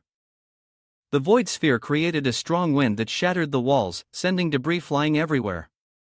The princess quickly closed her eyes and covered her face with her hands, her voice trembling. "What is this?" Ako saw from a distance a small light like a star and it was approaching him. Ako's terrified expression as he realized the danger. He swung the sword in his hand to counter Science's attack. Cyan wore a mask so Ako didn't recognize him. He frowned and asked, "Who are you?" Sean replied, "I am the evil you seek and also your end." Ako used a technique, sword dance of scattered flower petals, to fight back against Sean. But Sean dodged it all. Ako's attack missed, causing rocks and dirt to explode. He struck near the princess. Violet screamed in fear. Hearing that, he immediately turned to look upon hearing Princess Violet scream. AKO used his skill to blast a round hole right where Princess Violet was sitting. The earth-shattering explosions pushed the princess and her bed far back. The princess no longer heard the explosions. She looked up and it was no longer a house around her. Only she and her bed were left alone in the rain. Princess Violet screamed in terror. Oh no! In front of the princess was the image of her house blown to bits. The princess's whimpers. My safe haven. The princess couldn't take her eyes off her residence being blown to pieces. AKO holding his sword was pushed back. His shoes scraped against the ground creating two parallel lines of smoke. The princess asked in alarm, AKO, are you okay? He frowned, concentrating, waiting for the next attack. He will attack again. Suddenly, a brilliant red appeared. Cyan continued his attack with the indomitable skill. A red sphere like fire was slowly pressing down on AKO and Princess Violet. She screamed AKO's name. AKO immediately used the Aka Onvent technique with his sword to block the red sphere. The red sphere split into two as it hit Echo's sword. Sean started rushing towards him. Echo frowned. Damn it, he can use spatial magic, too. Behind the mask were red eyes. A red flame appeared above his head as he charged straight at Echo with his sword. The fight between the two was extremely intense. AKOs and swords clashed, creating a blinding flash of light. Then AKO's Aeon energy wrapped around Cyan's sword Karam. Suddenly it screamed. Cyan didn't understand what was happening.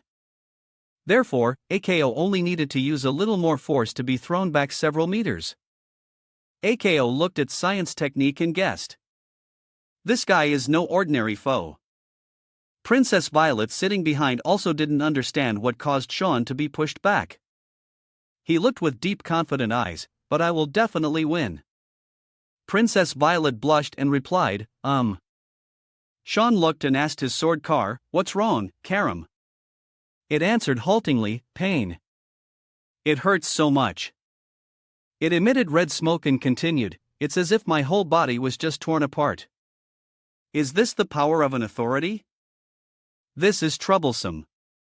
AKO was ready to fight and provoked. Why don't you come at me again? He pointed his sword towards Sean. Aren't you my end? Continue. Sean then brought Karen behind his back. I really want to just kill him already to the point where I feel nauseous. Sean stood up and extended his hand towards AKO. On his hand was a ring that shone like the light after night. But now that I've identified the power of the authority, I have to retreat. Princess Violet looked under the bed and saw someone's sword and armor. It was covered in fresh red blood. The blood stain not yet dry. The princess looked and exclaimed in horror, that's Cecilia's. The three stood in the rain. Princess Violet asked, what have you done to Cecilia? Sean simply replied, purified. The princess didn't understand what Sean said. What does purification mean? AKO added. It seems he means he has eliminated her. AKO asked further. Is this your purpose? Who ordered you? San's body began to emit black smoke as if he were gradually disappearing.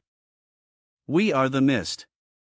Those who know no forgiveness, not for anyone, but simply a purification according to the laws of nature. AKO thought, the mist? Is it true that they become active again? While AKO was thinking about the mist, Sean had already vanished. He's gone. AKO looked with an annoyed expression, another troublesome person. Were they responsible for the previous obstructions as well? The black smoke gradually turned red and then dissipated under the rain. Scene change. The gurgling sound of a waterfall. A beautiful natural landscape. Karam sat holding his head, groaning. My head hurts so much. I thought I was going to die. Sean asked, does it hurt that much? Karam replied, yeah, I've never experienced pain like that before. Karam looked up at Sean with a look of annoyance.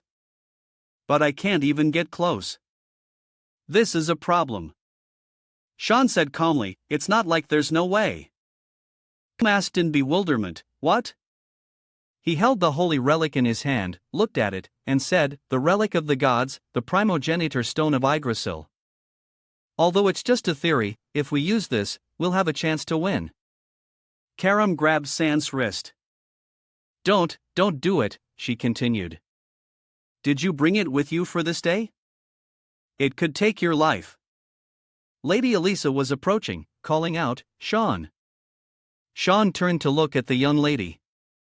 I know this can be very dangerous, but it's the only way. The young lady ran close, her bright smile on her face, and said, now I have things I must protect. Cecilia looked at them with a satisfied smile. I can't repeat the mistakes of my past life. Sean clenched his fist. If the opponent is someone who can overcome all limits, then I will be ready to surpass him. Amidst the fading sunset, Elisa quietly handed Cecilia a small object. Her voice was low but firm. Take this. It will help you. Cecilia took it with trembling hands. Her eyes filled with doubt. Elisa continued. This is Marion's token. Not everyone can enter the spirit's domain. But if you carry this, you will be allowed to pass. From now on, take care. Elisa's voice was steady, but deep down a dull sense of loss crept in. Cecilia bowed her head. Her voice trailed. Lady Elisa, thank you. And I am also sorry for what I have done. Her eyes welled with tears, filled with guilt. But Elisa just quietly turned away, her voice as cold as ice. Don't misunderstand. What I did doesn't mean I've forgiven you. It's best if you never appear before me again. Cecilia trembled slightly, but then bowed her head. Yes, I understand. I'll take my leave now, Lady Elisa. Elisa's back remained there, but now only loneliness and regret were left. She had lost her best friend. But perhaps this was the only choice in the situation. From above, Sean and the demon sword quietly observed everything. Karam spoke up, wondering, are you sure it's okay to let her go like that? Wouldn't it be less trouble to kill her right now? Sean calmly replied, in my past life, I killed her once. But thinking back, it probably wasn't necessary then. When I found her, Cecilia had completely broken down in guilt. That guilt gnawed at her every day, taking away her will to live. Even if I didn't act, she would have destroyed herself anyway. So this time, I'm giving her a chance to correct her mistakes. One day, she will have to repay today's debt. You know this can't end easily, right? Cyan was silent, but his gaze was sharper than ever. The young man swung his sword. The blade descended, but not at Cecilia's neck. Back instead, only lightly touching her shoulder guard. His voice was cold and threatening. Today you have died once already, Cecilia. Consider that I have spared your life, but there will come a day when you must repay this debt. Until then, live discreetly. Don't make me come looking for you. Cecilia froze, her eyes wide with astonishment. She clutched her hand over the wound, a series of thoughts racing through her head. Young Master Sean, can you see the future? Her voice trembled slightly, but her gaze gradually became determined. If one day things could change, if she still had a chance to atone, then she was willing to trade everything to repay him. Seeing its master suddenly become strange, the demon sword couldn't help but be surprised. What's wrong with you? Are you sick? Suddenly becoming so gentle, she used her hand to gently press on Cyan's cheek, causing him to frown in annoyance. Don't tell me you have a terminal illness. Before he could react, another voice rang out, cutting off the conversation. Karam, you're here. The demon's sword stood up, his voice full of excitement. A figure rushed forward, her platinum blonde hair flying gently in the wind. It was Elisa. As soon as she saw Karam, she ran over, her face full of gratitude. After we parted ways earlier, I didn't get a chance to thank you, but truly, I'm very grateful that you saved me. Although she said that, Elisa couldn't help but be amazed. A conscious demon sword. I wonder if I can get along with it. On the other side, after receiving praise from Elisa, the demon sword looked shy. Oh, please. It was nothing. You don't need to worry about it. Hearing that, Elisa felt a glimmer of hope. Could it be that she's a good demon sword? Elisa suddenly spoke up. It seems your relationship with Sean is very good. You two look very close, right? In response was an indifferent answer. Not really. He and I just have a master-servant relationship. We're not close at all. Just a master-servant relationship. The demon sword's eyes narrowed, showing its seriousness. That's right. But his body is mine, so don't you go peeking around. The demon sword's answer left Elisa stunned for 5 seconds. I see. It seems it'll be hard for us to get close. Scene changed to Lucan Academy. The principal was intently reading a letter just sent by Elisa to Principal Kundal. I have found the answer to my long-held doubts. I have decided to leave the Knights of Light.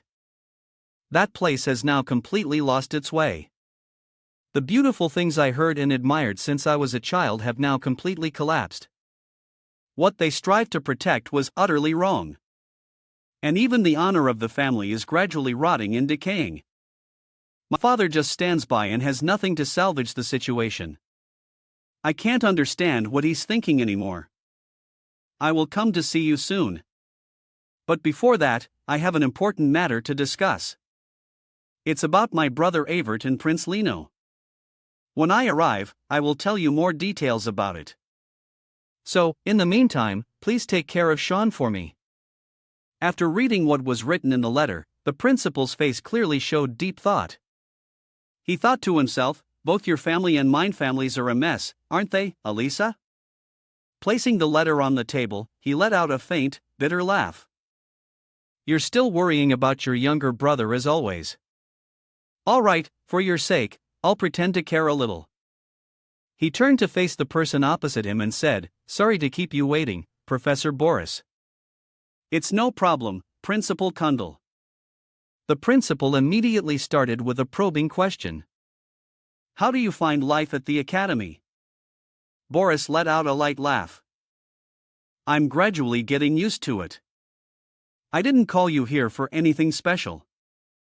I just wanted to ask a few things. Is that all right? Yes, of course. What would you like to ask? The principal's expression darkened, his eyes turning cold and his voice filled with threat. When were you going to tell me that you're working under my nephew, Prince Lino?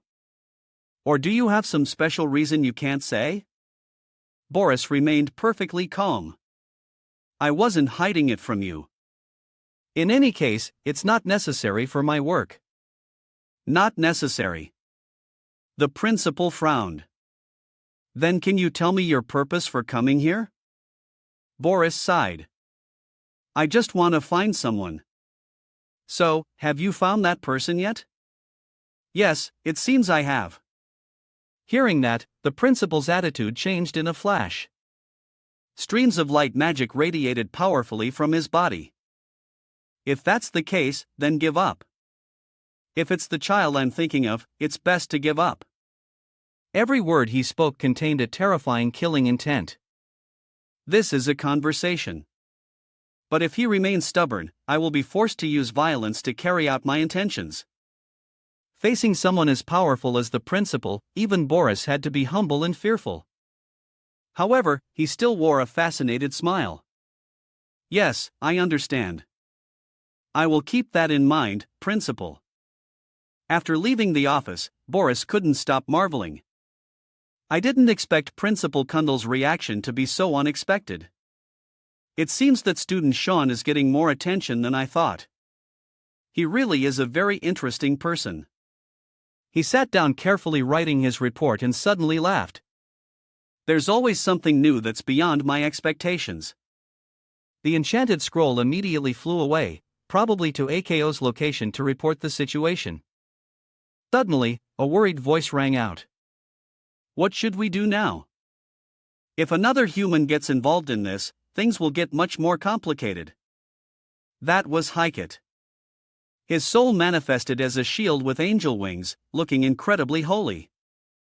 But few knew that deep inside was a demon with twisted thoughts. I understand, Hikett. You must be careful. Unlike me, a spiritual entity. The demon sword Karam actually has a body. Boris let out a sinister smile, his eyes glinting with calculation. Well, if that's the case, we can just start with the people around him, right? Oh, your idea isn't bad at all. Just leave everything to me. Hike replied, his voice echoing with malice. Just then, a figure approached from a distance, a clear voice ringing out. You wanted to see me. Instructor Boris. Thanks for coming, Instructor Sakika. He smiled meaningfully. It's all right. I actually wanted to see you once too. So, shall we begin? I have a few things I want to ask about Student Sean. Soraka frowned slightly. Student Sean. Boris slowly approached, his voice still gentle, but hiding a sense of danger. He spends most of his time in the dormitory, barely attending any classes. But his strength is extraordinary. Don't you find that very strange? Soraka maintained her composure, continuing her act. Perhaps he's a natural-born genius, but it seems you're very interested in him, aren't you? That's right. At first, he was the only one who made me curious enough to want to find out more. But after a while, the people around him also started to attract my attention. He slowly brought his face close to Soraka's, a cunning smile and eyes full of killing intent. Instructor Soraka, no, for a loyal member of the Mist Assassin organization like you. I should call you Mist, shouldn't I? Soraka's eyes widened in shock. What? Her hands immediately summoned her demon sword. But of course, Boris had already prepared for this. He flashed a triumphant smile, waving his hand to activate his summons. From the ground, a giant monster emerged. Its entire body covered in sharp fang mouths and countless blood-red eyes. It was the Hellhound, a ravenous and incredibly brutal monster. It rushed to swallow Sarakal without any difficulty, just when it seemed like it was all over. It wasn't. How could an assassin like her be defeated so easily? In just a flash, dozens of slashes were unleashed, easily tearing the Hellhound to shreds. Soraka had activated the power of the God of Darkness. Her entire body exuded a terrifying killing intent, the cold gaze of a seasoned assassin. Immediately after, she continued to expand her domain. A dense fog enveloped the area, completely isolating her opponent from the outside world. But Boris remained calm, the confident smile never leaving his lips. I didn't expect this at all. You can open another dimension. So this is how you block the flow of Mona from the outside. Very interesting. Soraka stood opposite him, her aura soaring. I don't know how you discover my identity, but it seems you're looking for death. Soraka's smile deepened. If death is what you desire, I will help you get your wish. Soraka smiled confidently, her eyes sharp. Opposite her, Boris didn't flinch. His tone calm, but filled with absolute pride. He slowly summoned his ancient grimoire. But it's not that easy. Witnessing that scene, Soraka widened her eyes. You're quite confident, aren't you? But how long will you maintain that confidence? As soon as she finished speaking, dozens of mist assassins appeared surrounding Boris. Leaving no chance of escape, Soraka smirked. Well then, shall we begin? It's time for us to test our strength. The ancient grimoire in his hand opened. Holy power shone brilliantly. Kill me if you can. Overwhelming numbers mean nothing to me. I'll take you all on. Scene shifts to the academy. In her warm room, Nana, who was sound asleep, suddenly woke up at the start. Papa, you're back. A space gate opened and Sean and Brian appeared. Sean smiled gently. I'm back. Next to him, Brian was so hungry after days of struggling on the battlefield that he couldn't stand firm. Before he could say anything, Nana rushed to hug Sean, leaving him stunned. The feeling of having a daughter is truly heartwarming. Taking this opportunity, Brian approached Emily and said, "Oh, can you give me something to eat? I'm starving to death." Emily was taken aback. "Didn't you tell me not to cook anymore?" Meanwhile, Sean gently stroked Nana's head, his voice warm and deep. "Have you been well?" Nana cheerfully replied, "Yes, I've been listening to Papa and living very well with Soraka."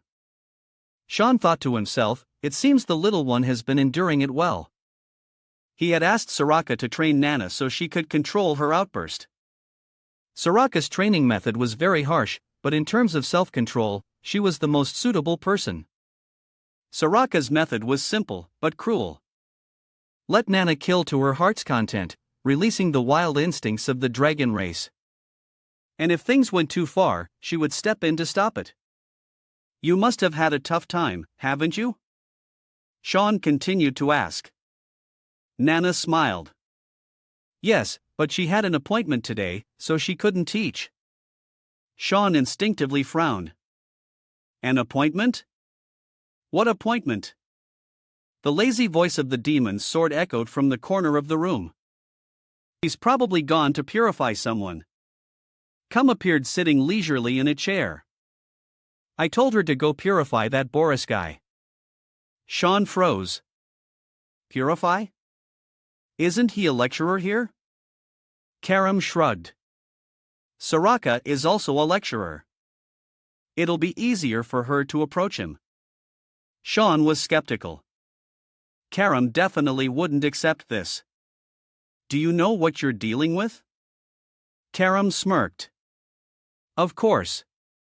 Are you talking about that holy scripture? Do you really think Soraka and Miss can't defeat him even with overwhelming numbers?"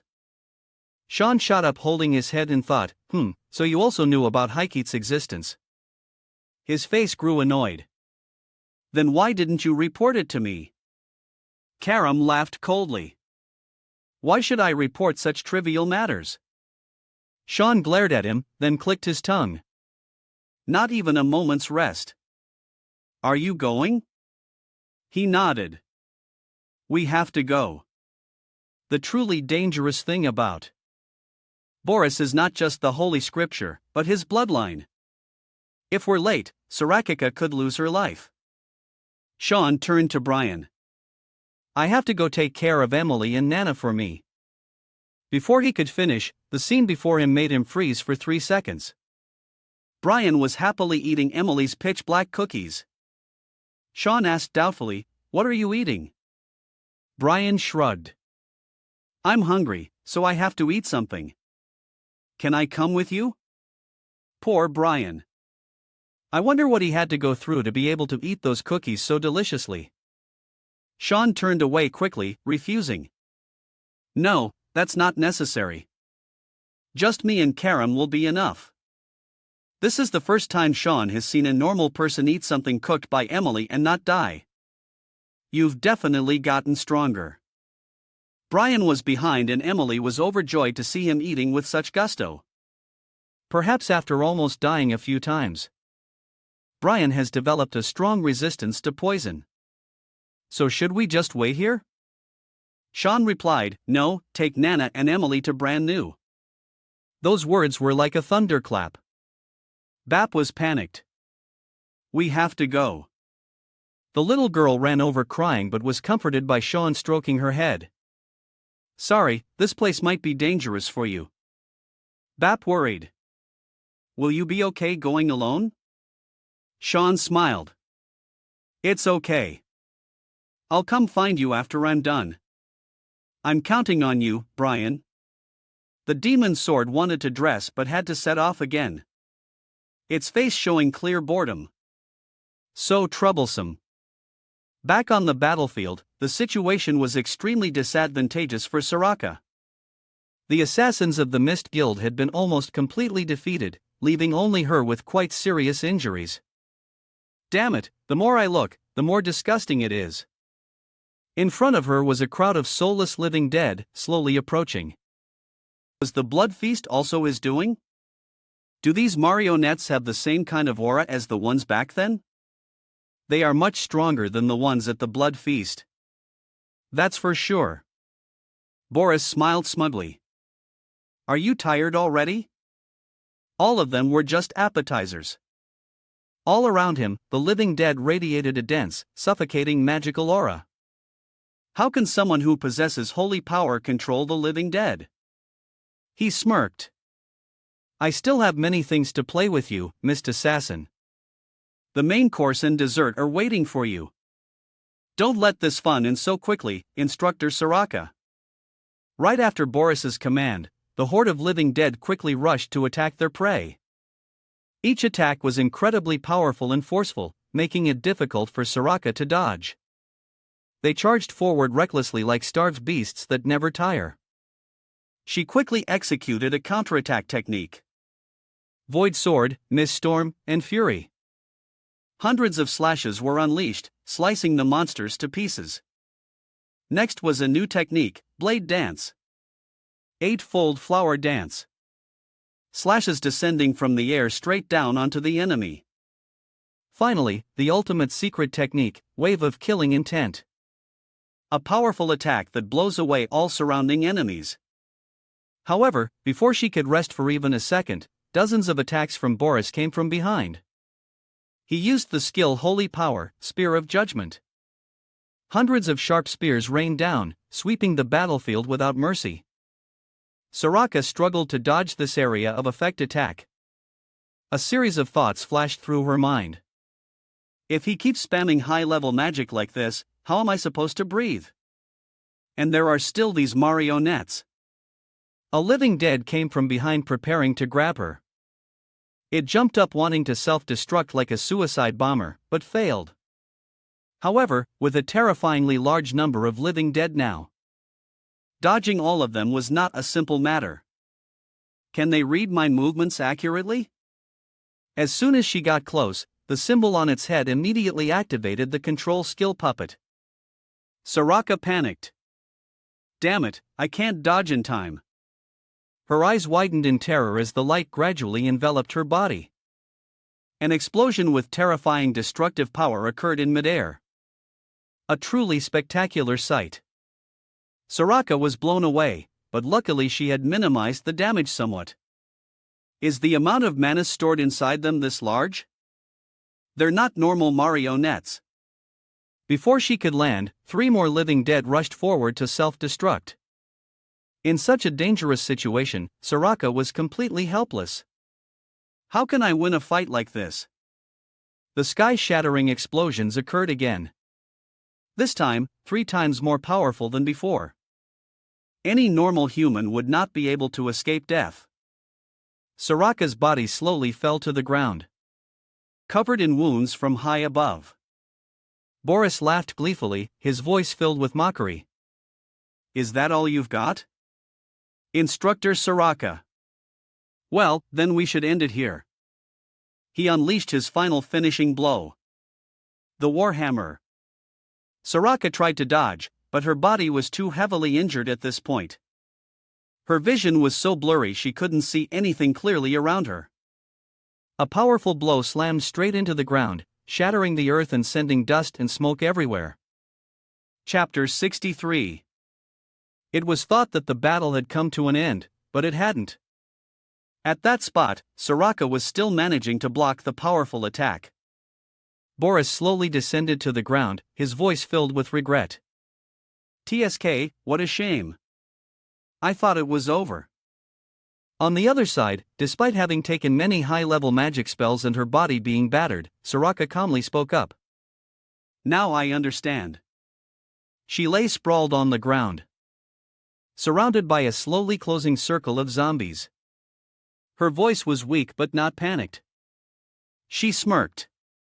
Your puppets. They have the ability to track the opponent's mana. Ha! They aren't normal living dead, are they?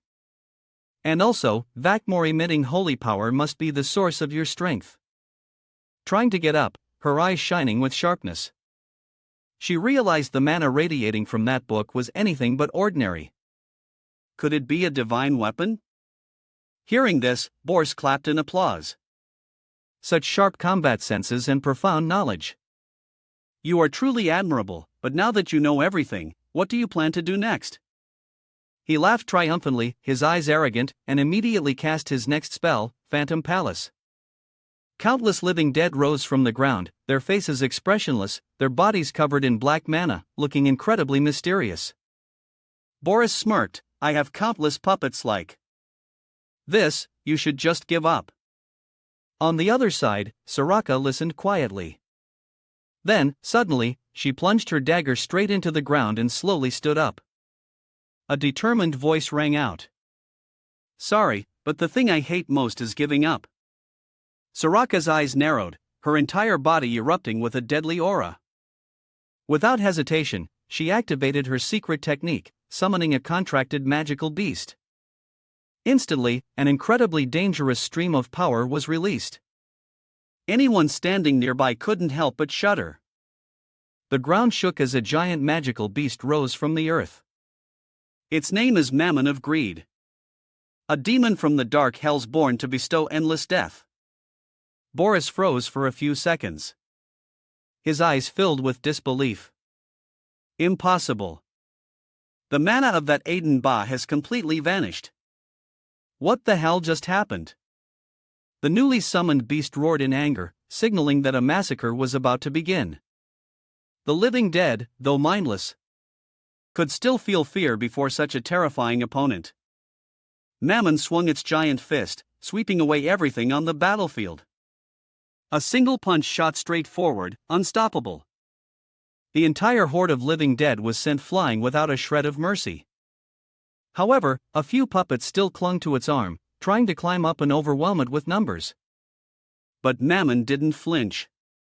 In a flash, hundreds of sharp spines shot out from its body, easily piercing through the living dead. Not a single one had a chance to fight back. Not only that, but it also absorbed them to increase its own power. Witnessing the scene of his puppets gradually disappearing, Boris couldn't help but feel regret. You're really too much. It took me a lot of effort to gather these puppets, and you turned them into a contracted magical beast. Your talent is truly admirable, but in the end, that's just a temporary solution. Now you're just an empty shell with no mana. So what do you plan to do? You can't even use simple magic and you want to beat me. What a shame. Boris continued to use the grimoire. That was a fatal mistake on your part. Before he could finish his words, Soraka's figure vanished in a flash. She immediately closed in on Boris, a sharp, cold smile appearing. The dagger in her hand, ready to finish off her opponent. You talk as if you're not at any risk yourself, don't you, Boris? The mud was startled, unable to react in time. But even so, he quickly put up a magical barrier, a narrow escape from death. His face was full of worry. Countless thoughts racing through his head. What just happened? I couldn't see her movements. Isn't she out of mana? How can she move so fast? On the other side, Soraka continued to unleash hundreds of consecutive slashes at Boris's shield. Cracks began to appear. Her face lit up with excitement. Her eyes wild with a sharp smile. The sword in her hand spun like a deadly toy. A powerful thrust pierced through Boris's shield, causing it to shatter. With her other hand, she delivered a mighty punch. Looks like I've got you in checkmate. The punch crushed the shield along with its controller. Boris was sent flying, his body sliding across the ground. He sat up in pain, not yet adapted to the attack he just received. But Soraka didn't let the opportunity slip away. Quickly rushing forward and grabbing the still bewildered Boris. She dragged him along, not giving him a second to cast a spell. Damn it, what is this situation? Boris cursed inwardly. Soraka pinned him to the ground, her hand raising her sword, ready for the kill. However, Boris was not one to be easily defeated.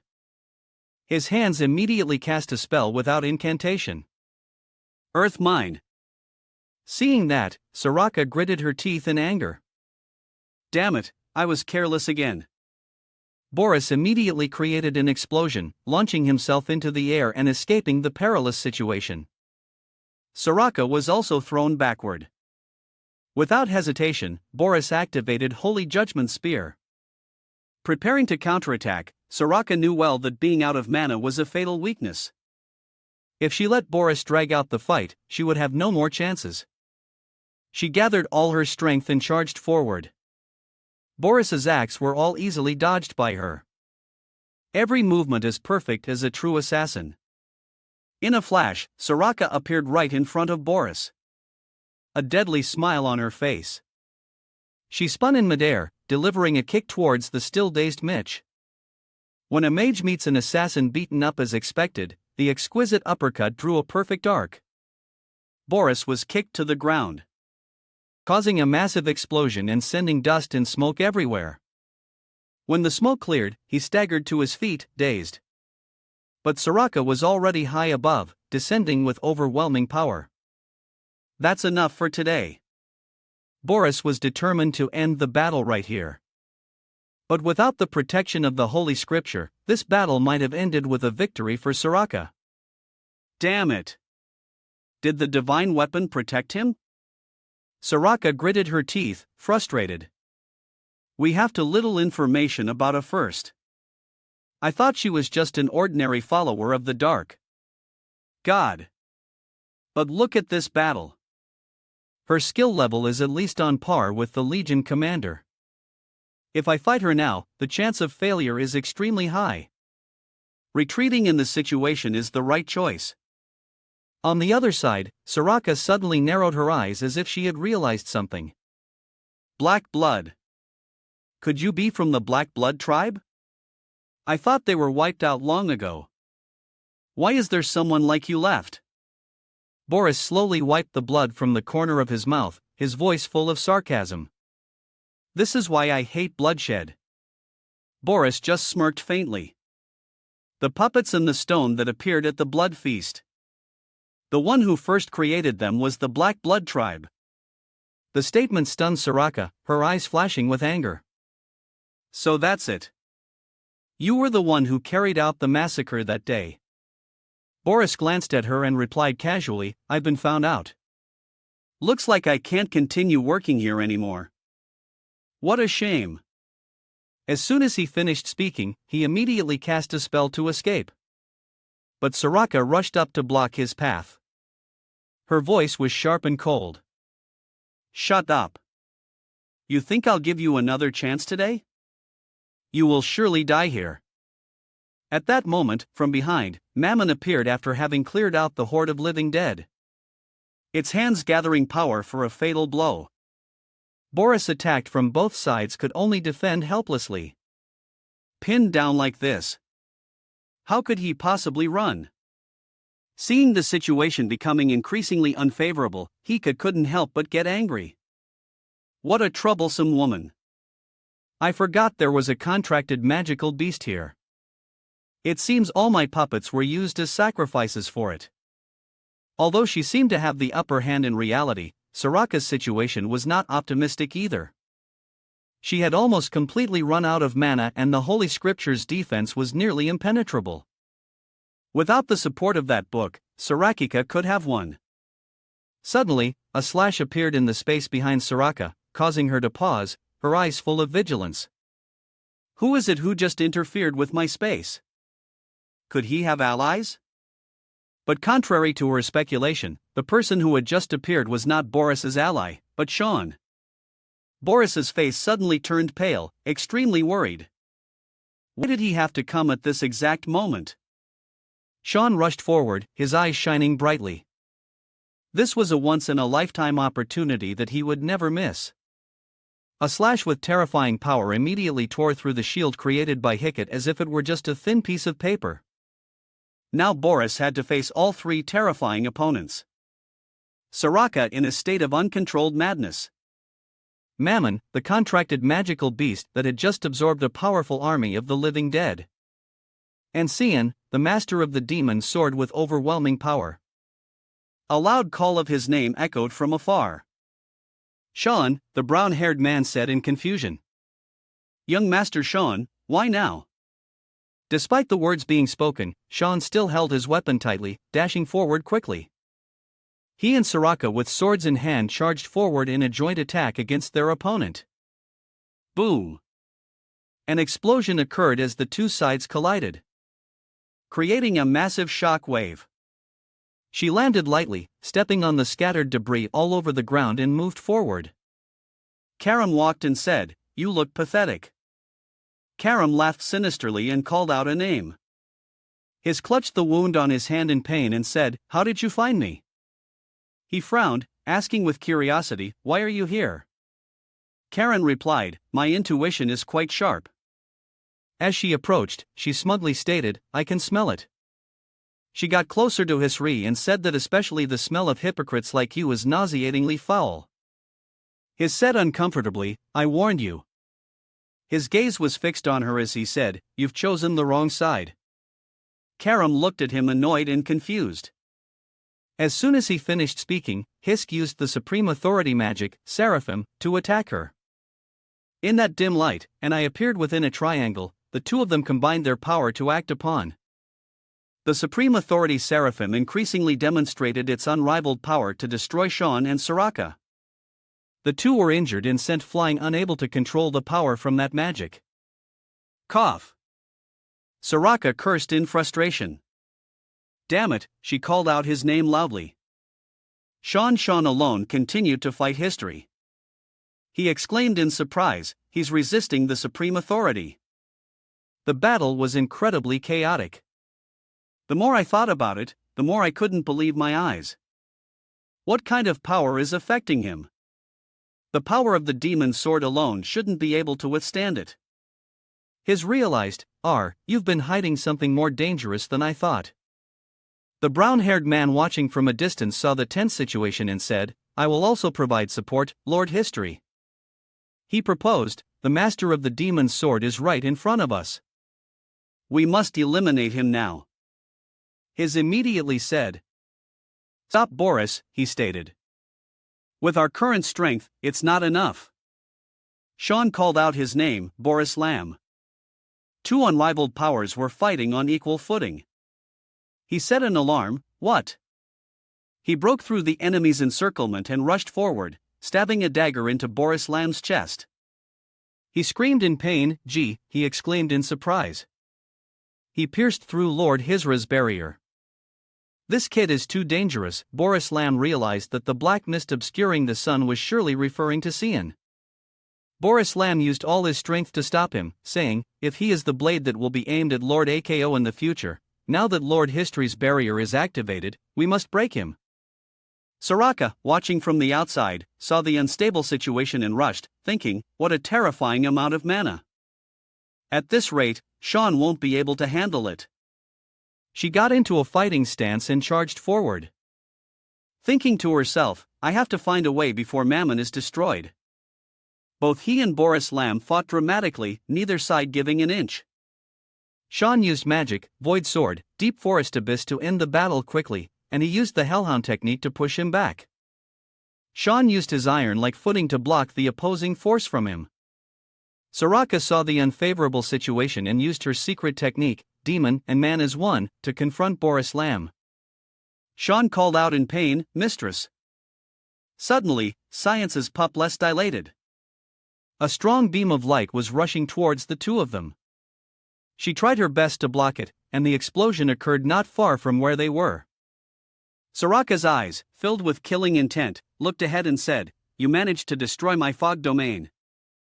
Is this the power of a divine artifact?" She stated, "He ran away. The purification failed." Sean blamed Sokka. "Why did you stop me?" She said resentfully. "Is that what you say to your savior?" He looked at her and said, "I'm the one who saved you." Soraka retorted, "What?" She angrily thought to herself. "Where did you learn that attitude?" He ignored her attitude and looked at the weapon in his hand, asking, "Are you okay, Karam?" She replied, "I'll probably have to sleep for a while." Sean recalled that battle and said, "The pain back then, I felt it completely, but at least I could endure it." He seriously suggested it's time. "Time for the final battle," Soraka said helplessly. "Hey, are you ignoring my words now?" Sean added. "It seems that's the only way left."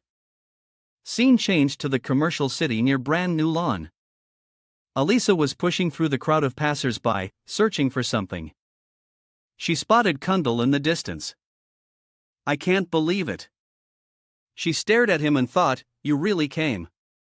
The two saw each other and went to a tea shop to talk.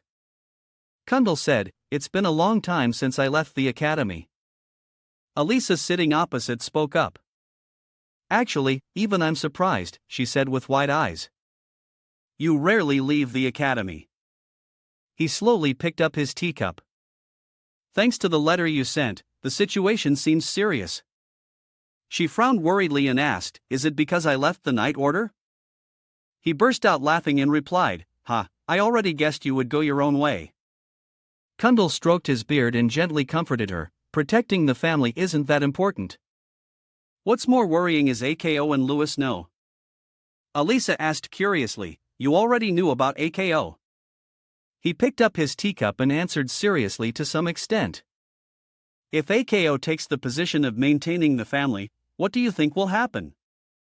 She bowed her head and continued, "The core talents of the Empire have all joined the Knights of Light. So he could become the leader of the Empire's strongest army." He agreed with this idea. "That's right. And his best friend, my nephew, Luisis Nell, could also potentially co-command the Knights of Light." She opened her eyes wide in astonishment. "This is what I was most worried about." "So, you think this Prince Louis Nell is your maternal nephew?" Kunnel slowly stated, "One day, your brother Sean asked me, 'Do you want the prosperity of the Empire or the honor of the family?' He admitted that kids saw much further than we did. I was too complacent about the future." Hearing this, Alisa's face grew shocked as she asked, "Did Sean see something?" The old man stood up and replied softly, "I don't know either, but you should leave the Empire for a while." "Why do I have to leave the Empire?" Then he turned to leave, not forgetting to remind her, "A great upheaval is coming. I will try to fix things to the best of my ability, but I can't be sure of anything." She asked softly again. "A great upheaval." His gaze was serious as he emphasized, "I'm talking about a coup d'etat. The signs of a civil war for the throne are gradually becoming clear." At the same time, on the streets of the commercial city of Brand New, Nana was happily looking around. She pointed at an old man selling fruit by the roadside and said excitedly, "What strange fruit?" Then she curiously pointed at a group of strangely dressed people. "What strange-looking people?" The group of three, Adrian, Philip, and Leonard, were taken aback when pointed at. "Ha!" Luckily, Brian arrived just in time. He hurriedly stopped Nana and looked sincerely at the group. "My apologies. We'll be on our way now." After that, Brian quickly led Nana away. He instructed, "Don't point at others like that, Nana." Emily, hearing this, commented, "What's the big deal? All kids are like that when they're young." Brian didn't want to argue anymore. He walked away quickly. It's best not to attract too much attention. The most important goal now is to get to the safe house the young master mentioned. In this situation, Emily suddenly blurted out, "But if we walk together like this, people will think we're a normal family." Emily had only just said that, but Brian's face was already beet red. He suddenly fell silent. When the other two realized, Brian awkwardly turned to one side. "That way over there," Emily called out in surprise, "Brian." Seeing Brian's back disappearing into the crowded street, Emily urged, "Let's go together." But Nana wasn't paying attention. She took advantage of the other not looking and turned in the opposite direction. At the same time, in her private room, Elisa was sighing by the window. At this moment, Kendall's words as he was leaving still echoed in her ears. A coup is about to happen. The signs of a rebellion to seize the throne have begun to appear. A hint of sadness crossed Elisa's eyes, her heart filled with many thoughts. I can't believe AKO and Luisis Nell would dare to plan something like that. How on earth did Principal Kundal and Cian find out about this? Just as Elisa was lost in thought, her room door suddenly opened. Seeing her, Emily happily called out, "Lady Elisa." Elisa, on the other hand, couldn't hide her surprise. Why are you here? Follow Emily. Brian also entered the room. Emily spoke first. It's been a long time. Elisa called out softly. Emily. Seeing the two of them together, Elisa curiously asked, "Brian is here, too. Could it be that you're living with Sean at the academy?" Emily came forward and took Elisa's hand. That's right.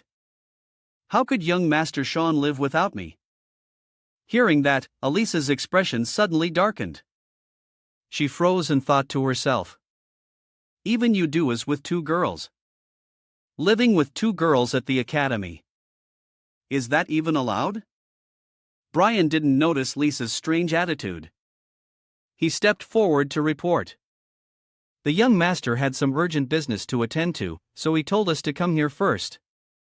She looked around suspiciously, 3 people. Only then did Brian and Emily look out the door to search for Nana. The two of them were horrified to realize, where did she go? Elisa looked out the door in surprise. There was someone else with you.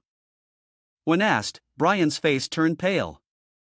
Yes, I saw her right behind us just now. He was blaming himself in his head. I was careless. I shouldn't have taken my eyes off her for a second. Seeing the two of them in such a panic, Elisa calmly gave the order. Let's go. With a determined look on her face. Elisa quickly urged Brian and Emily, if she's with Sean, she's important to me, too. So, we must find her. Hurry up. Scene changed to a port in Brennell, where a blue stream winds around. At the port, a cargo ship is docked. On the ship's hull, a pair of strong hands reached out to close the warehouse door. Adrian happily patted the wooden door. He excitedly said to Leonard beside him, "So, we're ready to set sail." We made a pretty good profit this time.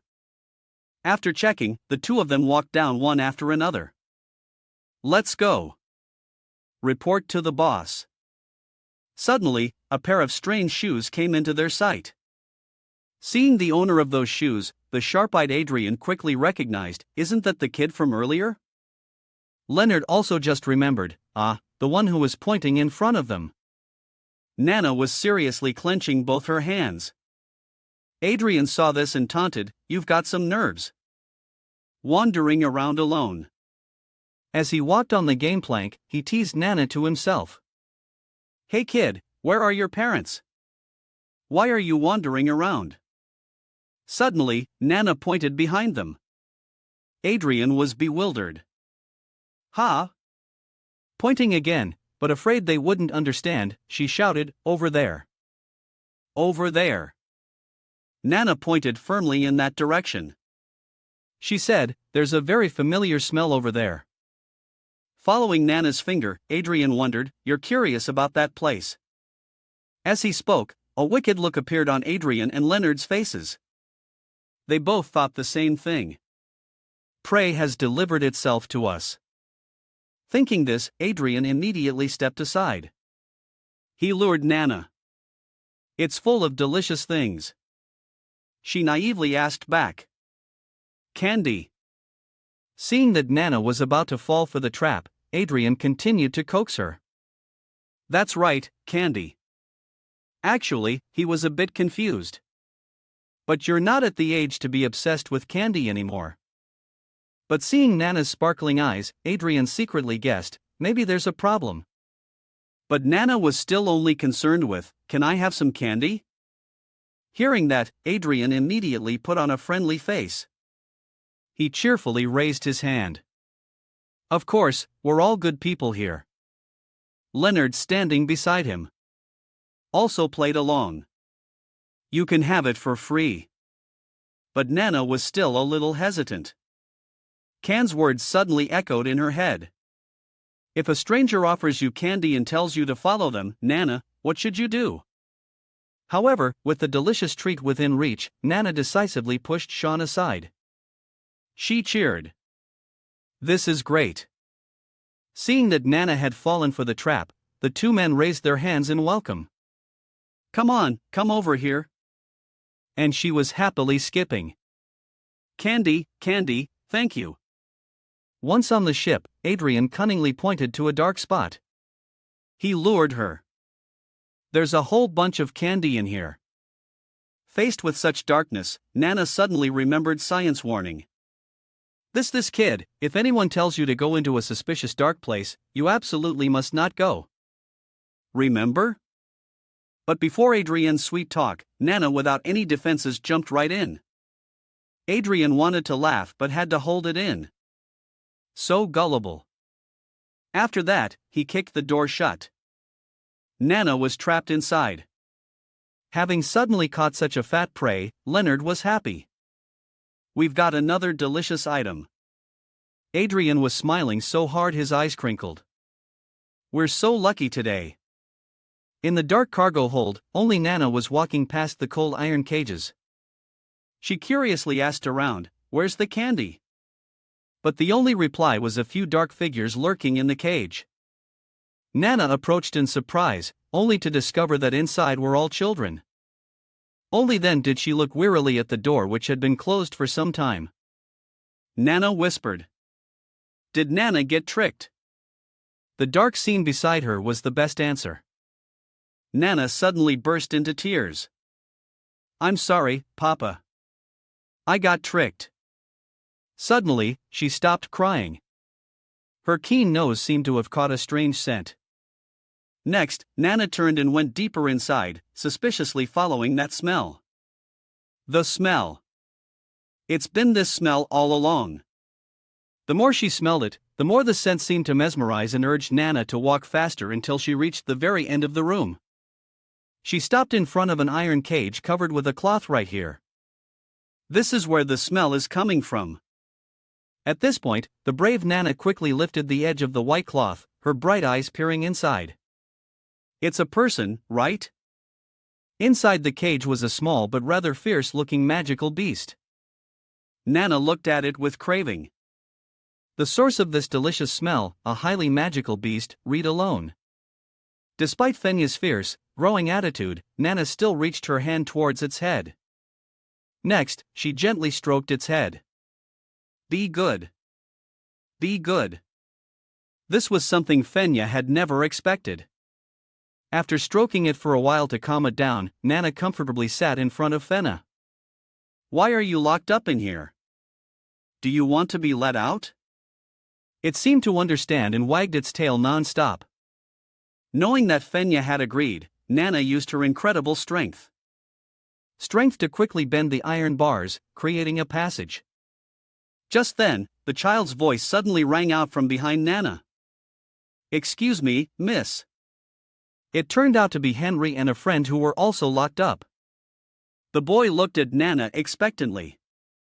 If you can free it, you can free us too, right? Hearing someone ask for her help, Nana smiled back, her smile carrying a hint of excitement. At this moment outside, Adrian and Leonard were rushing back to report on their work before a man who looked like a leader sitting on a high chair.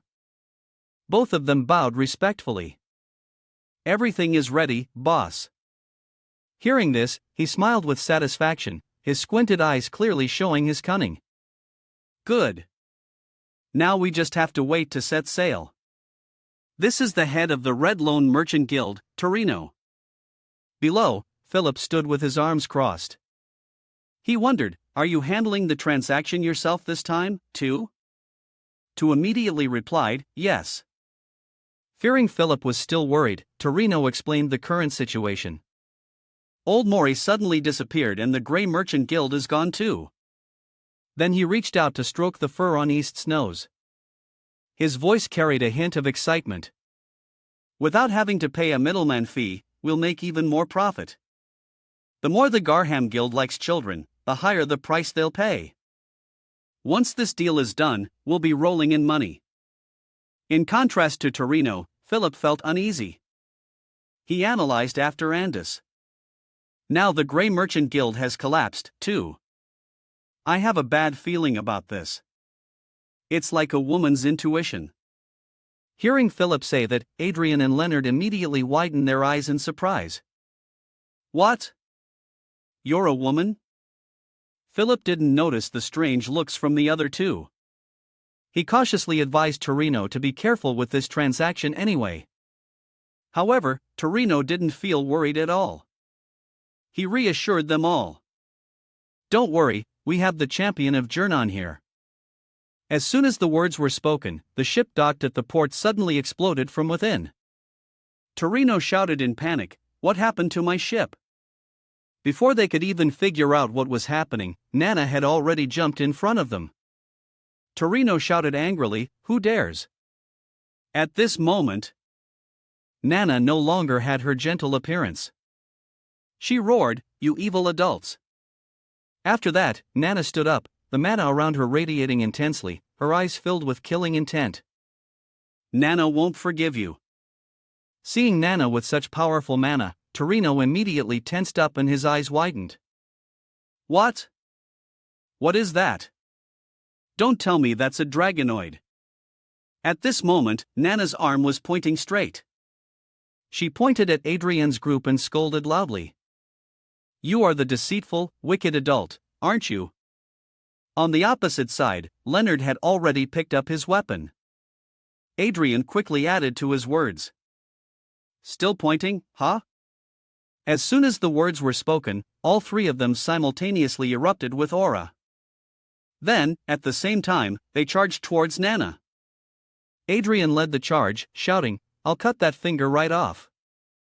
But before he could do anything, he was sent flying by your punch. Next was Leonard. Philip also couldn't escape a similar fate. And so, in just a flash, the three of them were defeated at Nana's feet. Seeing that he could no longer sit still, Torino raised his hand, his eyes glinting with danger. All right, if you want to play, I'll play. Get her, but keep her alive. Hearing this, Nana's eyes suddenly widened. She was momentarily stunned. It turned out that this time, Nissa was directly entering the battle. It bared its sharp teeth, its red eyes looking as if it wanted to tear apart the opponent in front of it. Following Torino's command, Nissa rushed towards Nana. Its large shadow cast on the ground looked like a stark contrast to the small Nana. Next, Nissa slammed the hammer in its hand down where she was standing. The blow instantly shattered the ground. Witnessing this scene, Torino in the back was so scared he broke out in a cold sweat. He shouted in frustration, Hey! I said to capture her alive. But Torino didn't notice Nia's strange expression and just kept cursing non-stop. You idiots! If the goods get scratched, watch your own damn lives. In a position he couldn't see, Nana had actually blocked Nia's blow with just one hand. Suddenly, she looked up. Her eyes focused on what was above. What caught Nana's eye was the heavy iron collar on Nissa's neck. She wondered, what is that? Before Nana could investigate further, Nissa swung its hammer up, pushing her away. Seeing that Nana was completely unharmed, Torino roared irritably, Why can't you big guys do anything to that little girl? The three men, Adrian, Philip, and Leonard, could only sit there and take the scolding. Then, a sinister glint appeared in Torino's eyes. He clenched his fist from which a strange light emanated. Just fight like your life depends on. For me. Nissa on the side immediately reacted, throwing its head back and letting out a long roar. Standing before it, Nana remained unflinching. She continued to raise her powerful fist. Then, with just one high jump, Nana landed a fatal blow on Nissa's neck, causing it to fall backward. Unfortunately for Torino, behind Nissa was exactly where he was standing. Seeing its giant body about to fall on him, he stammered in terror, finally managing to form words.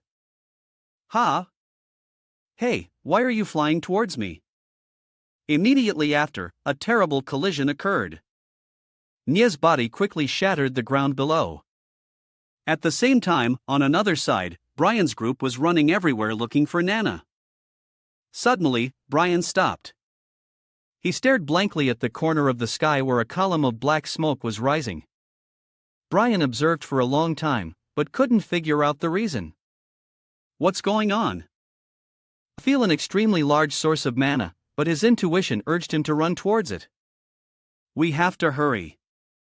Elisa and Emily followed Brian's footsteps one after another. Wait for me. Returning to the battle on the pier. Amidst the desolate rubble, Torino was rubbing his head. You rat and little brat. I won't forgive you. Seeing that Nissa had managed to sit up, he again used his masterly demeanor to order it. Go deal with her. However, Tino's face suddenly turned pale. He froze and cried out the chains. It's turned out that Nana's punch was not meant to attack Nissa, but mainly to destroy the chain on its neck. Toino was terrified. It's broken. Therefore, his control over it was completely lost. This time, Nissa was directing its resentful gaze towards Torino. At this point, even if he wanted to run, it was too late. Nissa's furry hand was right in front of Torino. Following that, Nissa quickly launched an attack on him. Nana stood from a distance, watching quietly, having been controlled by Torino for so long. Nissa took this opportunity to vent all its resentment on him.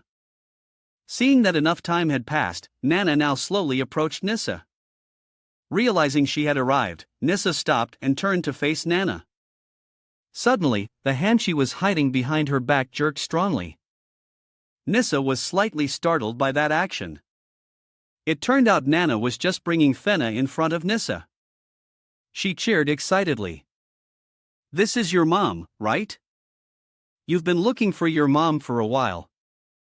Seeing it, Nissa's fierce face showed a hint of joy as it reached its hand towards Fenya. A moment later, mother and child Nissa left in the sunset. Nana sadly waved goodbye. Goodbye. You smell delicious, little puppy. Seeing their heartwarming scene, Nana naturally felt sad, too. Nana wants to see Papa, too. Just then, a childish voice rang out. Thank you for saving me. Nana quickly realized, oh, you kids. It turned out to be Henry and his friends. The three of them were peeking out from behind a nearby wall. Seeing the children, Nana put her hand on her chin, troubled. What should I do with you guys? Adrian's group saw that things were not good and quietly tried to sneak away. Before they could take more than a few steps, the three of them froze at Nana's call. Hey, you bad uncles. She pointed at them, her voice like a command, yet also a threat. You are responsible for taking these children home otherwise. At this point, Nana's pupils suddenly dilated. She bared her sharp fangs and warned in a commanding tone, I will eat you. Philip at this moment still wanted to argue. I'm not an uncle, you know, but Adrian, scared to death. Quickly replied, yes. After that, the group had no choice but to do as Nana said, each carrying a child to take them home. When their figures had disappeared into the distance, only Nana was left on the pier. She thought of Sean again. Nana saved everyone. If Papa knew, he would probably praise me, right? In a flash, she returned to her obedient self when she was with Sean. Nana sobbed. I didn't cause any trouble this time. I even did a good deed. Praise Nana, Papa. Yet, what she waited for was San's warm head pat. He praised, good girl. Recognizing that familiar warm feeling, Nana happily turned her head back. Papa, how did you find Nana? It seemed she hadn't realized how terrifying she was when she was angry. Sean silently recalled. The mana of an elder dragon spread throughout the whole area. It would be strange not to find her. Before coming here, Sean had conveniently stopped by the safe zone and saw no one in the house. Sean knew that if no one was in the safe zone, it meant they were looking for Nana. Just going there was enough to annoy Sean for now. Emily and Brian should get ready for a beating. Outwardly, he was still gentle with Nana because Papa is Papa. So, wherever Nana goes, Papa will find her. However, facing the power radiating around Nana, Sean also felt a little suffocated. Well, that's a terrifying amount of mana. But Nana was still carefree and praised. Papa is the best. Amidst that, Brian's footsteps approached. Young master looked towards them at the call. Brian, big sis. Seeing that Nana was still safe, Brian rushed over unconsciously. He blurted out, "Thank goodness. Nana is still okay. I thought something had happened." By the time he realized he had misspoken, Brian was so scared his face was drained of all color. Facing Brian, Sean angrily raised his fist, his aura soaring. "So, you probably know what you did wrong, right?" Brian trembled and replied, "Yes." Emily stood from a distance too scared to step forward. "That's going to hurt beside her." Elisa was still stunned. "The person I'm looking for." Seeing the horns on Nana's head, Elisa guessed, is she a dragonoid? Meanwhile, Sean was still punching and kicking Brian. "I told you not to take your eyes off her." The scene changes to a magnificent castle in the sunset. This is the Yusuf Empire, the territory of GJO. On the long flight of stairs, a pair of legs were hastily running down. It turned out to be Louis. His face was wrinkled as he questioned himself, what is happening? Why would someone he was hiding at the academy come all the way here? Outside the door, rows of servants were respectfully bowing to Kundal, but Louis was still bewildered. "Ha? Why are you here?" Seeing him, he was stunned and exclaimed, "Father." Kundal's eyes were as sharp as ever. "It's been a long time. I have something to talk to you about, son." They sat at a table facing each other. KML began, "It has been 10 years since I gave up the title of Duke." He held the report in his hand.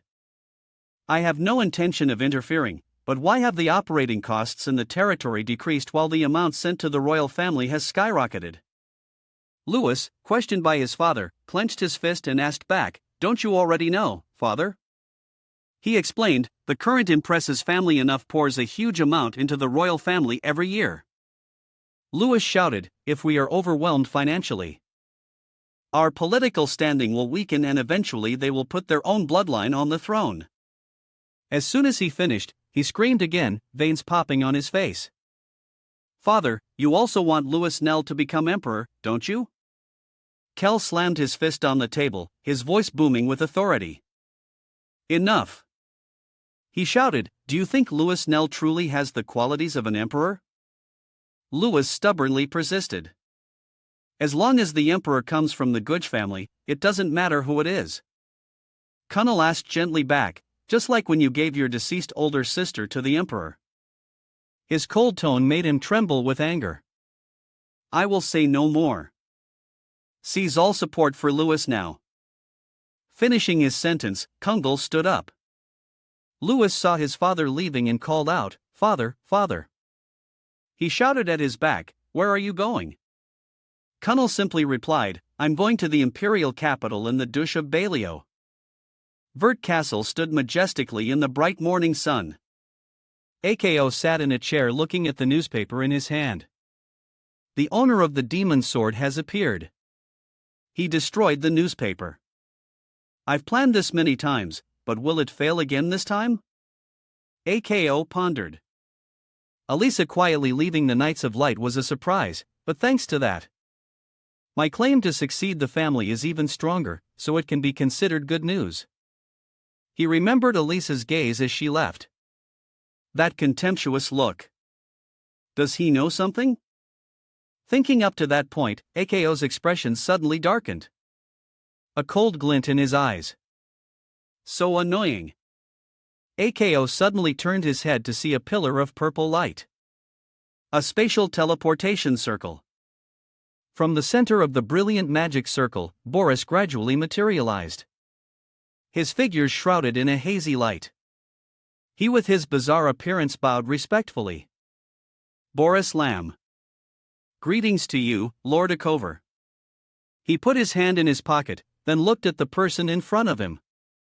What's with that appearance? Is that the true form of the Black Blood tribe? Boris's eyes were bloodshot. Forgive me, Lord Ako. I didn't expect you to see me in this state. Ako asked confusedly. Who did this? Aren't you at Lewin Academy? He replied with bloodshot eyes. It was your younger brother, Sean. Who pushed me to this point? Ako roared in anger, his eyes as cold as ice, staring at his opponent.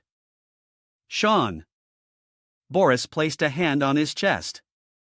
But at the same time, I have also achieved my goal. He took out an orb. This is the mana of the demon's sword that I detected during the bloodline feast. In Boris's eyes, there was a clear expectation of praise. I have found the master of the demon's sword. Ako replied in a cold, emotionless tone. Now I understand everything. He lowered his voice. The master of the demon's sword is Sean. He ruined all my plans and yet I didn't realize it at all.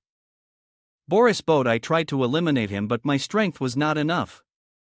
Ako put his hands in his pockets. Then I will do it myself. He recalled. I've duelled with him before. Although it wasn't easy, I still have a chance to win. Boris suddenly spoke up to stop him. Now is not the time. Ako was surprised. Not the time. He pointed. Besides Sean, there are currently those loyal to the Dark Fog. The situation will be very, very unpredictable. Ako looked at Boris and asked, have a plan? He simply replied, follow the prophecy. Boris continued, the Holy Maiden will lead Lord Echo to the place where the Holy Sword is kept.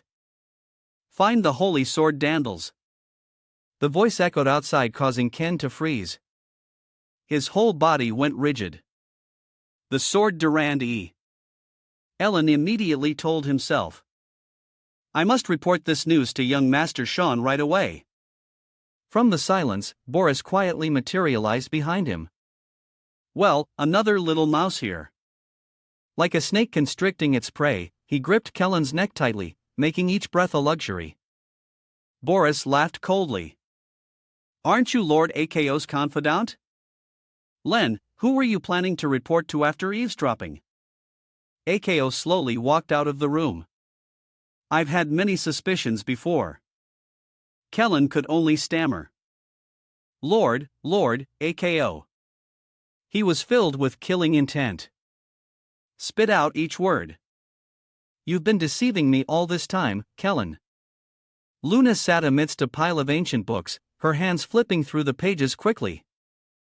It's not here either, she pondered. The ancient book I found that day in Instructor Boris's research room. The only clue was the ancient script, Luna regretfully recalled. If I hadn't been forcibly expelled, I could have learned more. She read the book again. So far I only know that in this world there are only 2 books written in the ancient language. Lewin was confused. The Holy Scripture and the Demon Scripture among them.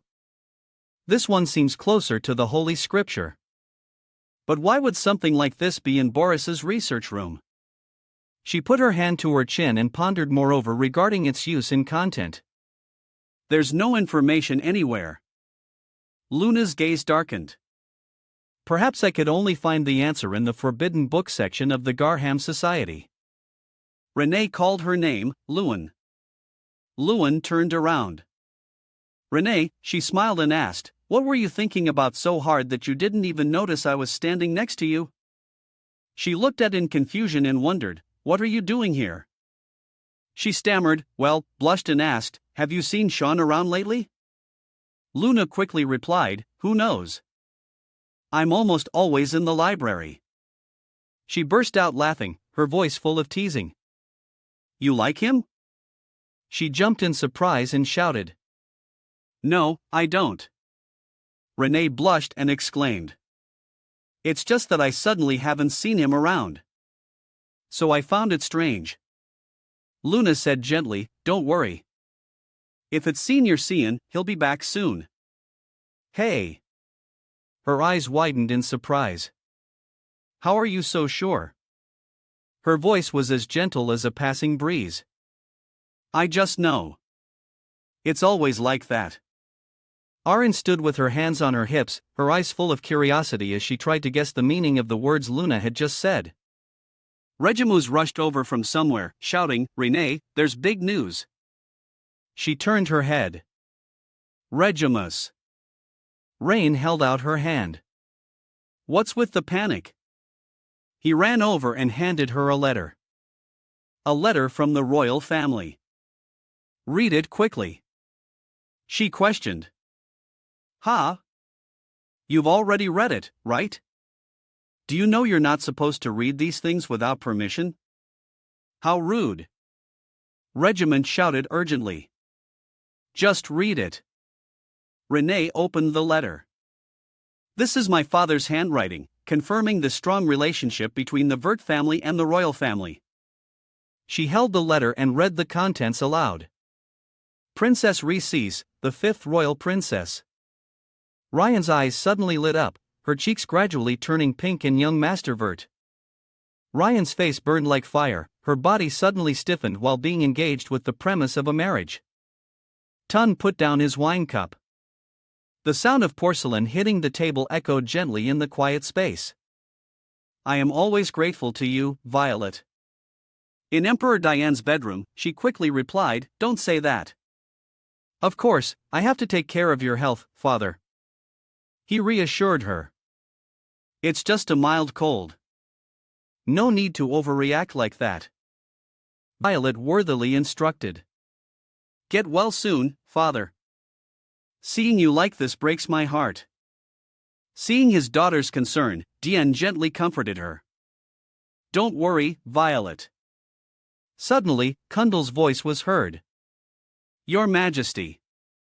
He bowed with his hand on his chest. Kundaj, I pay my respects to your Majesty, the Emperor. Diane was surprised. Prime Minister Kundal, you've arrived. Kundal asked Violet how she was. Princess Violet, have you been well lately? She placed her hand on her chest. Yes, thank you, grandfather. Thank you. Violet politely took her leave. Then I will take my leave. Please feel free to talk. Diane replied. Thank you. He laughed loudly without warning. It was a long journey after all. And Connell stood there, his face full of questions. Your Majesty. He looked at Diane and asked, could it be that something happened during this time? He said regretfully to have to receive a royal guest in this condition. It's truly shameful. Kundal, hearing this, pressed on. Please don't say that. When did your condition start to worsen? He muttered, his voice weak, his haggard face etched with deep pain. At first, I just thought it was a common cold. Diane's hands trembled slightly, but time passed and it never got better. Kundal stood frozen, his heart filled with a speechless shock. Impossible. Forgive me, Your Majesty. You bow guilty. I should have come sooner. It seems your journey was for a serious matter. Tron suddenly asked, you only appear when the Empire is facing disaster. Is that right? His face suddenly darkened and he asked in a cold voice, are you still worried about that kid, Louis? Seeing that his son already knew, he didn't hide it anymore. You've guessed, haven't you? Yes. Before coming here, I only felt a distant worry. But now things are much more serious, Diane's palm flashed, forming a brilliant sphere of light. Don't worry, he said coldly, his expression firm. As long as I'm still standing, that guy won't be able to cause trouble easily. Kundal looked at the sphere in his son's hand. He has a huge amount of mana, but it's incredibly unstable, he realized. So, it's not just your appearance that has changed. Kundal called out worriedly, Your Majesty. Dian coughed lightly. But what worries me is something else, he asked. What is it? He gently inquired about his daughter's health and life. How is Princess Yurin doing at the academy? Kundal immediately replied, She studies diligently and is very talented. I believe she will fulfill her role as a princess well in the future. He sat beside Diane's bed. As for Princess Renee, you don't need to worry too much. He was satisfied. Hearing that makes me feel at ease. Old memories suddenly flooded Diane's mind. She used to cry a lot as a child. Now I can finally feel a little relieved. He continued, She has grown up a lot since meeting a boy 3 years ago. Kundal was surprised. You mean Sean? Diane smiled and replied, Yes, I believe that boy will always be by Ryan's side, so I've decided to have them married. Seeing Kundal's expression, Diane couldn't help but wonder. Aren't you surprised? He coughed lightly. Ever since Your Majesty personally recommended him for the royal dormitory. I had a feeling. Diane smiled and asked, So, what do you think of him, Prime Minister? A furious anger erupted. Kundal roared like thunder, echoing through the space. Absolutely terrible. Diane felt like he'd been struck by lightning. Shock evident on his face. Excuse me, what did you say? He was furious. This. He skips class all the time. I've never even seen him pick up a book. In all my 50 years of teaching, he is one of the most troublesome. So Diane wondered to himself, have I made a huge mistake? Kundal suddenly praised him after a long tirade. But he is also a top-tier genius.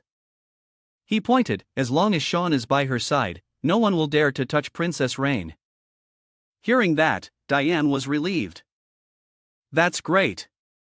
Then Kamla wondered, but what are you really worried about? He bowed his head, his brows furrowed, his face full of anxiety. I'm just worried that the brothers will kill each other. In the empty corridor, Louis Nell stood with his arms crossed, waiting for Violet, his sharp gaze sweeping over each slowly passing second.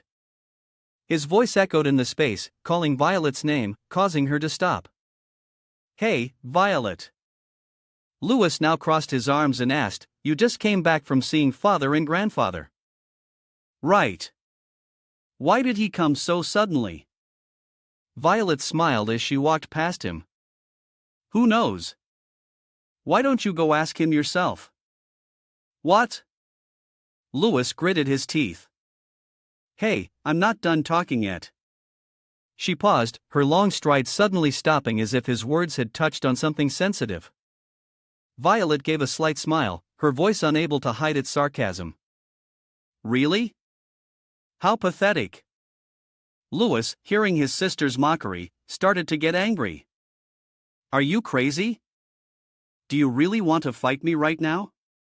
She turned her head back, smiling mockingly. Of course not. Think I'm like you, brother? The anger erupted, causing him to roar, his eyes burning with fire. Violet, what nonsense are you talking about? Violet suddenly reached out her hand, her fingers gripping his face tightly. Without hesitation, she pulled Louis Wisnell's face closer. I thought you knew. But let me tell you, she spoke in a whisper, but her words cut deep. You were the one who tried to kill all your siblings. Immediately after, Louises pushed her hand away. Violet, don't speak recklessly without proof. He turned to leave. If I don't know, I'll go ask myself. You should be careful with your words and actions from now on. In his heart, Louis screamed, Who betrayed me? I don't know how much that girl knows. This is trouble, damn it. He was furious, asking himself in a guttural, angry voice, Violet, what are you plotting? What is it?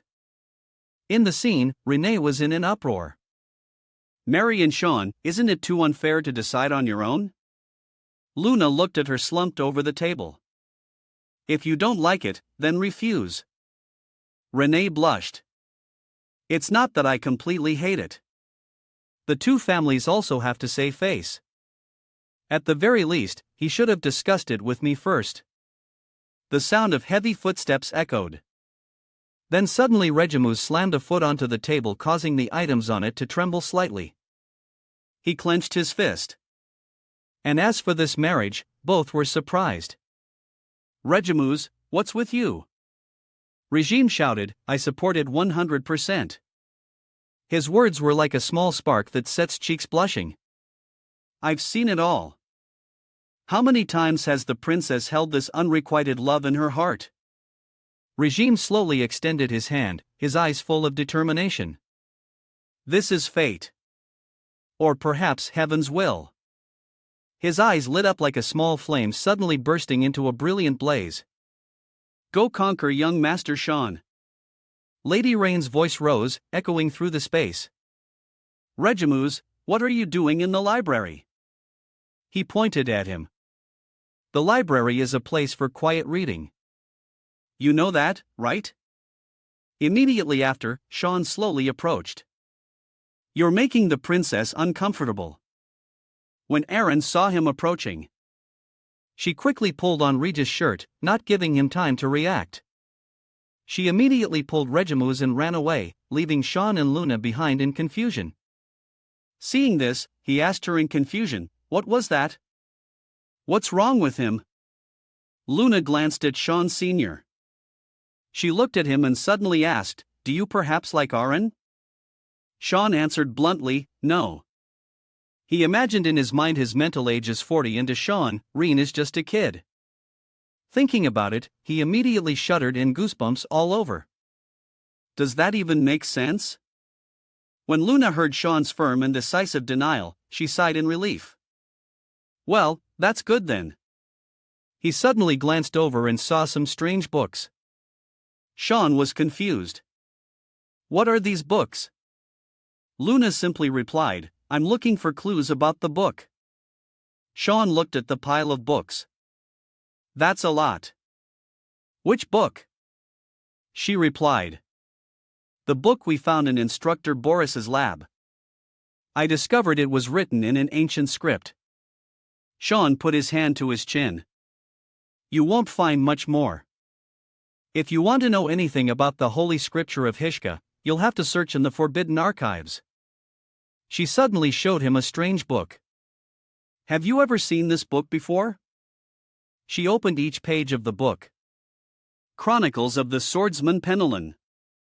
It looked more like a travel journal than a historical record. He suddenly pointed to a page in the book. This one. This passage. Sean read the content aloud while Luna blushed with embarrassment because of the close proximity between them. A dense mountain with cypress trees. It is said that this is the place where the beast defeated in the war of gods and demons is sleeping. A mountain steeped in ancient legends. Sion's eyes met hers. This dense mountain with cypress trees. Does it remind you of any place? Luna blushed and answered awkwardly. Not really. But what does that have to do with the Holy Scripture? Sai's eyes suddenly turned sharp. The thing I'm looking for isn't the Holy Scripture, but something that can stand against it. The location of the demon scripture. Let me hear him. Luna heard what Sean said. She couldn't help but be surprised. How did he know the names of the Holy Scripture and the demon scripture? Something only a few people from the Garham Association knew. After a moment of silence, she spoke up. I don't know anything about that. Sorry. Sion was disappointed. In that case, he turned to leave. If you find anything, let me know. Before leaving, he didn't forget to remind her. Luna replied, all right, see you later. She just stood there watching as Sean, with his hands in his pockets, slowly walked away.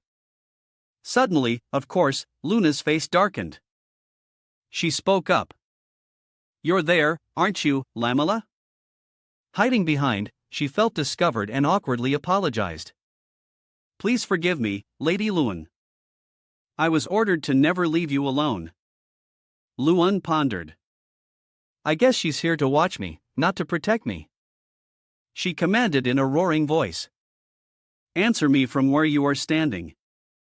Luan asked, Priya and Lamy Hiram, how many people in the Garham Association know those names? Hearing her master's question, she replied, very few. Even mentioning those names is taboo. I don't know how young Master Sean knows them. She ordered Lamela, surprising her. Can you get me some books about them from the Forbidden Archives? She immediately refused. If I do that, I could lose my life. Lord Reen will be very angry. Luna looked at her with a murderous gaze and warned. Just a few words from me are enough to make him angry with you. I need to know what Senior Sean knows. So, Lamela, what will you do? Hearing those words, LLA had nothing left to say and quietly admitted defeat. Although she was unwilling, she had to obey her master's command. Understood? Right now, she still has to obey her master's command. After that, she reached out and grabbed the book on the table. I'll ask Sean later about how he knew that information. Luna pondered, my priority right now is to get close to him. He's definitely hiding something. In the hallway, Sean was walking and thinking, a mountain full of casuarina trees. I thought Lunav might know about it. I guess I'll have to find out on my own. A voice from somewhere cut through his unfinished thoughts. You seem to have a lot on your mind. Say Onvert leaning against the wall. You can confide in me because I am a man of great empathy and emotional intelligence. He placed his hand on his glasses and pushed them up coolly. Tell me, my friend, I will be your mentor. Sean looked at Seth. Has he finally gone crazy? He asked him helplessly. What the hell are you doing, Seth? A light laugh. Are you surprised that I have this itemy? Sean walked past him tiredly. Sorry, I'm not in the mood for jokes right now, Seth. Seeing him pass by so casually was extremely confused. Wait, I said you could confide in me. Maybe I can help with something. Sean felt helpless inside. What the hell can he do for me? I'm sure his brain is all muscle. So annoying. Suddenly, a thought flashed in his mind. Wait a minute. Isn't his hometown in the desert? Sean spoke up. Have you ever heard of the mountain full of casuarina trees? Seth paused. The mountain full of casuarina trees. Glancing at Seth for a moment, he continued the story. Or let me haram. Z suddenly spoke up. It's been a long time since I heard that name. Sean was surprised. What? Are you serious? Ha! Teeth gritted, his hand clenched as if to crush something. Let me hear him. That was the first opponent who made me taste defeat. Speaking of those moments, the past came alive in Seth's mind. He met him in some nameless ruins.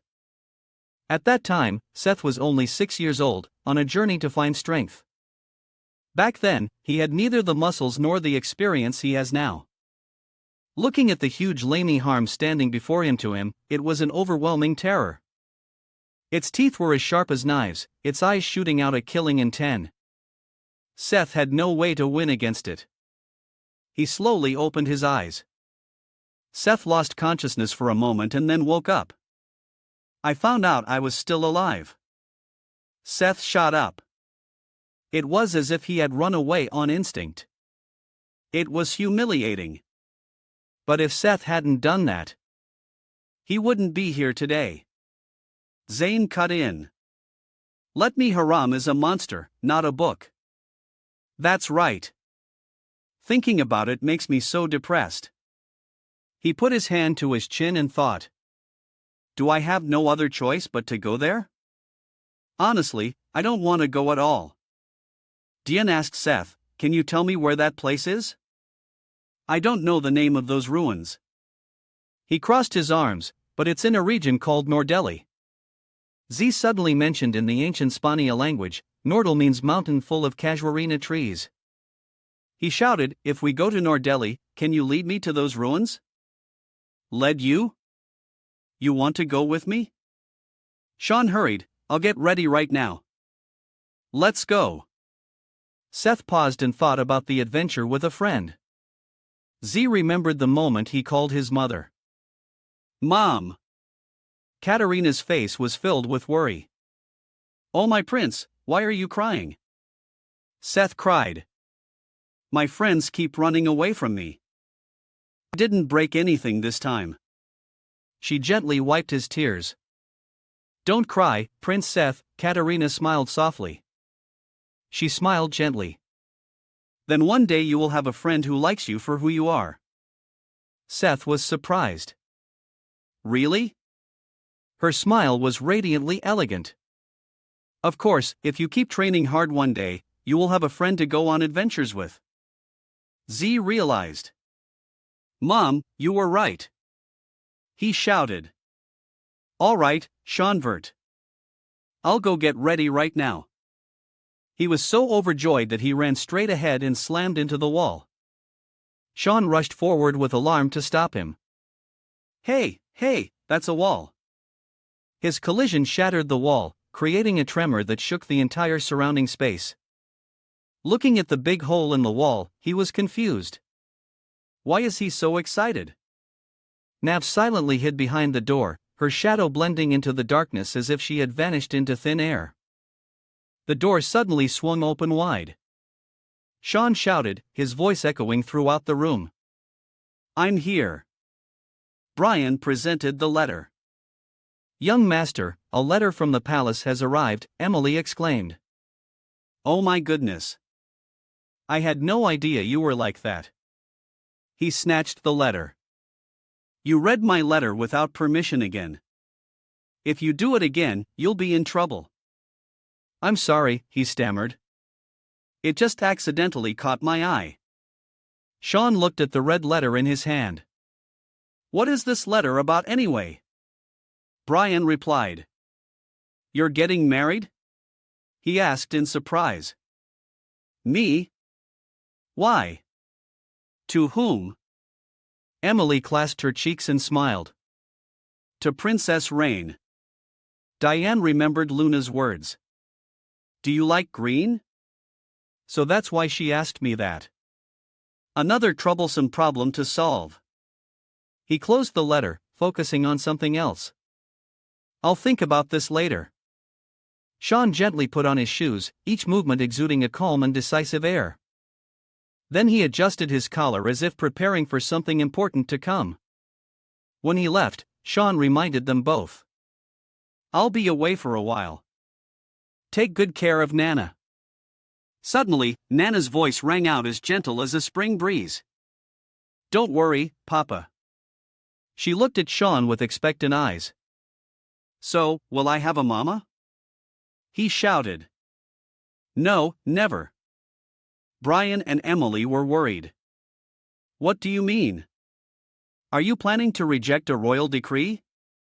The princess will be very sad. The end of the plan I'm carrying out will not be a happy one. I might be hunted for the rest of my life or executed, either for insulting the gods or for extinguishing the Empire's hope." His words stunned them both. "That's why I can't drag her into this mess. I'm leaving." Diane closed the door and left. The two could only silently watch their master go. Emily began to shed tears. "I really can't participate. I feel so bad for him. Echo is the evil one." Brian placed a hand on her shoulder. "We won't let anything bad happen to him, right?" He pointed at his face. "So, let's do our best. We need to help the young master." Emily was excited. "Okay, Brian." Nana smiled brightly. Then she gently replied to them both. "Me, too. Me, too." After she said that, both Emily and Brian turned around at the same time. "Yeah, Nana, too." Both of them suddenly froze.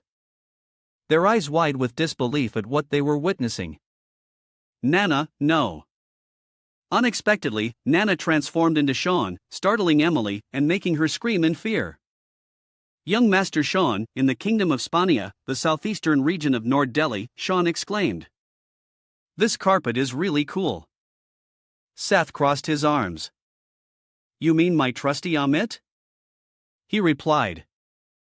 Yeah, thanks to this, we got here in just half a day. Diane looked at him with disbelief. But do you know where we have to go? Seth smiled confidently. Don't worry, I remember everything. He pointed a finger behind him.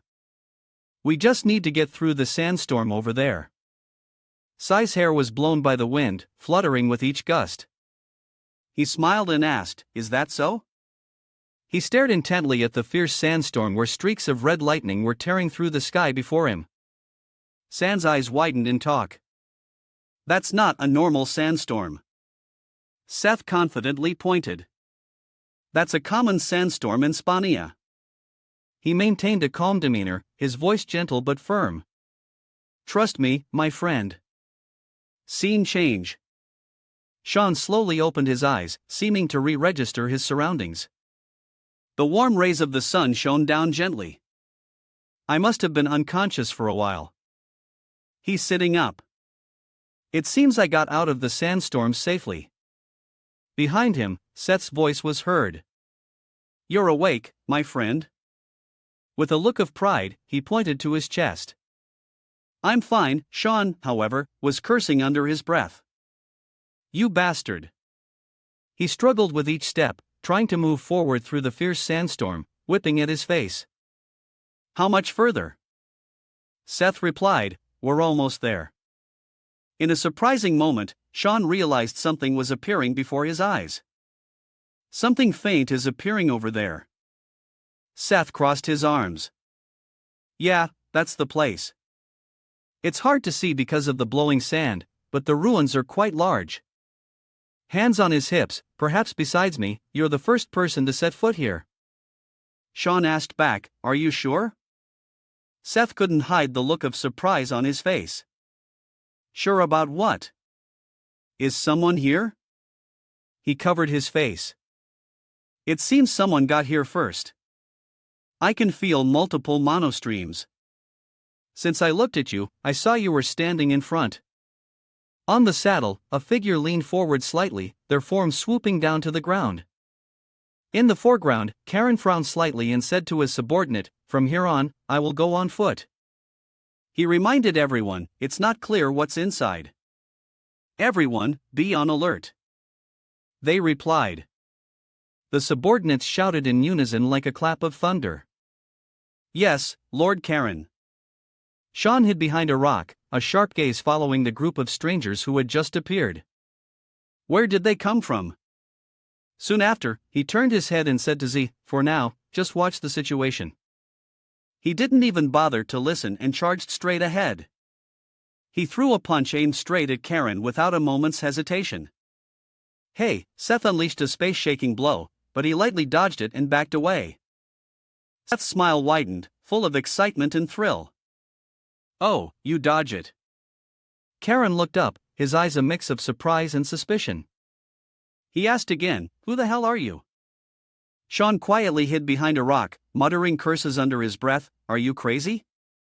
He smiled and began to introduce himself in the name of the Prince of Spania. Sasha Han asked you, Who are you and what is your purpose here? Z pointed towards Sean, Just so you know, I didn't come alone.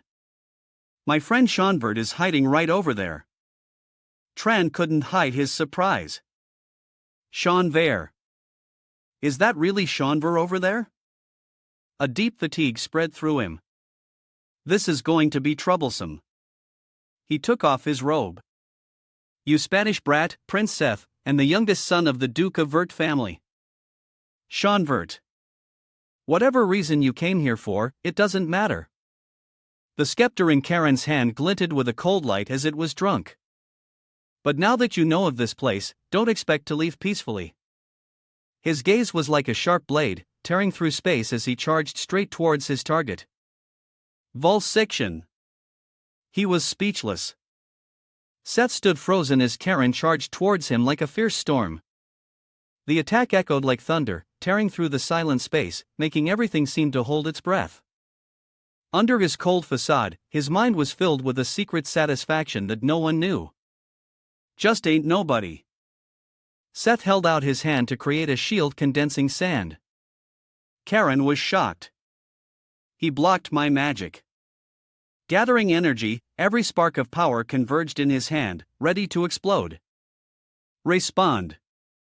The attack was launched with terrifying power. A bright yellow light like a stream of energy flowing from his palm. The powerful blow sent Karen flying, crashing straight into a rock with a resounding thud. I realized he countered with my own mana. I thought he was just a small fry. I was too careless. Z's tongue clicked like a judgment accompanied by a look of contempt. He feigned regret. I missed. How boring. I thought I had him. Ron was furious. How arrogant can you get? Asura mo. Kenju. Are you just going to stand there and watch? They all greeted. Overwhelming power. They were utterly defeated. Sorry, Lord Karen. He was stunned. Since when? Karen, furious, unleashed his power. These brats dare to disrespect me. A pillar of blue light erupted around him, shining brilliantly throughout the space, unforgivable. A voice suddenly echoed in the space as gentle as a blowing wind. Stop it, Sans eyes widened, his whole body freezing as he shockingly realized. This voice is Karen's. S jaw dropped. As if frozen in time, a big question mark appeared in Seth's mind. He didn't know why the other two were so surprised. The tense atmosphere was held as Luna and Lamela suddenly appeared. Sean shouted, "Luna, you." She spoke in a cold, emotionless tone. They are part of my group. Lower your sword, Karen Lenz. Karen knelt down, bowing his head in a gesture of utmost solemnity and reverence. My apologies, Lady Luna. He blushed and apologized. I didn't know they were your companions. I was rude. Please forgive me. This is painful. Nav coldly replied with a look of disdain. As long as you know your mistake. She turned to Sean. Have you been well, Senior? He was surprised. How did you know to come here? She turned to Sean. Have you been well? She smiled and replied, because you have a very special scent, Senior. Sean was helpless. What the heck? How did she really know? Karen's face suddenly darkened and lit up the night, his sharp eyes filled with deep hatred. He replied. Nana in science form sat there, her eyes sparkling with a smile. It's polymorph. Erica spoke up. That means Nana has also entered the adult stage of a dragon. She's still a bit clumsy now, but soon she'll be perfect, pushing up his glasses. Normally, this is magic to hide a dragon's true form, but with Nana, it's unclear what will happen because she's probably never seen an adult dragon in real life. In his mind, Brian thought about the giant adult dragon. It's not entirely true to say she's never seen one. He worried, but if I say it, I'll definitely get scolded. Sarah wondered, but wait, where is the real Sean? Brian rubbed his head and stammered about that. I too am sorry. She crossed her arms, skipping class again. The door behind him slammed shut with a decisive thud. He sighed wearily. It's so tiring having to keep making excuses. Emily was also helpless. I feel the same way. Seeing shifts to Sean, Karen shouted. They want to enter the ruins together. He protested. No way. Even if we have the same goal, Lady Luna will be in danger. I can guarantee the strength of these people. She retorted. I've also never seen anyone come out of those ruins alive. It's at times like these that we need to work together, right? Karen placed a hand on his chest. Are they all above level 7 in strength? This time will be different. Please trust me. Seth raised his hand in the silent space and all eyes turned to him. Hey, Seth. Calmly speaking with confidence. I've been inside and come back out. Aaron didn't believe it. Stop talking nonsense. Someone like you could never survive in there. He retorted. You're still talking big after losing. I'm serious. I can even lead the way. The entrance is already swarming with lizard men. A thought flashed through San's mind like lightning. The entrance has Heil magical beast. If it's the entrance, then for a moment, a fragment of memory flashed by helping him remember that I already smashed it. Didn't I? A large foot covered in sharp claws slowly materialized before the group. Filled with fear, he pointed, What? What is that? He reminded everyone, prepare for battle. The monster appeared, its eyes glowing red, like embers, making the surrounding spacebone chillingly cold. The monster charged out like a storm, weapon in hand as he shouted, It's a Heil lizard man. By reflex, Lamla immediately shielded Lunar. I will protect you, Lunar. Ran also rushed forward. We're joining the fight, too. Everyone prepare for battle. He raised his hand high, summoning a violent bolt of lightning from the sky. Lightning storm. Nam was not to be outdone. Immediately summoning the power of light blade. She had become a man. Freezing the monster's ice lance. This isn't going to work. Without slowing down for a beat, the lizard man continued to charge forward like a typhoon. Wanting to crush everything in its path. There are too many of them. Luna recognized a familiar technique. Invisible monosphere. This monostream is right now. At that moment, black monospheres floated in the air. Disintegrate. The mana suddenly expanded in size, then fell like meteorites, crushing the whole group of lizard men under its immense weight. Sean was shocked. What the hell did I just see? A highly magical beast like the Lightning Man. 8 lizard men completely defeated, wiped out in the literal sense. That's Shanver. Without a word, he fell into silence, his mind seemingly swirling with complex thoughts. Pamela just stood there. Her gaze quietly fixed on the scene, her heart churning with thoughts. A wave of intense heat hit his back, making Sean jump and turn around. What? Annoyed. How dare you steal my chance to show off? He replied, just lead the way. That's your role. He walked away in frustration, grumbling as he went. You think I came here just to be a guide? Pamela was surprised. This is not a normal ruin. If it were, it wouldn't have defense systems like that. They looked at the door in front of them. This place is a space built with mana. It's the dungeon. A sparkling golden stone fell and hit the ground, creating an echoing sound throughout the space. The door cracked slightly like a fracture on a mirror's surface, but it remained motionless, not budging at all. She always wondered if the release spell was completely ineffective. A zat-up. The thing is, I've never seen a door like this before. He'll focus all my magic power. Get out of the way. I'll try to break it like I did the gate earlier. After that, a bolt of lightning struck the door directly, shaking everything. Lightning storm. He was confused. What is this?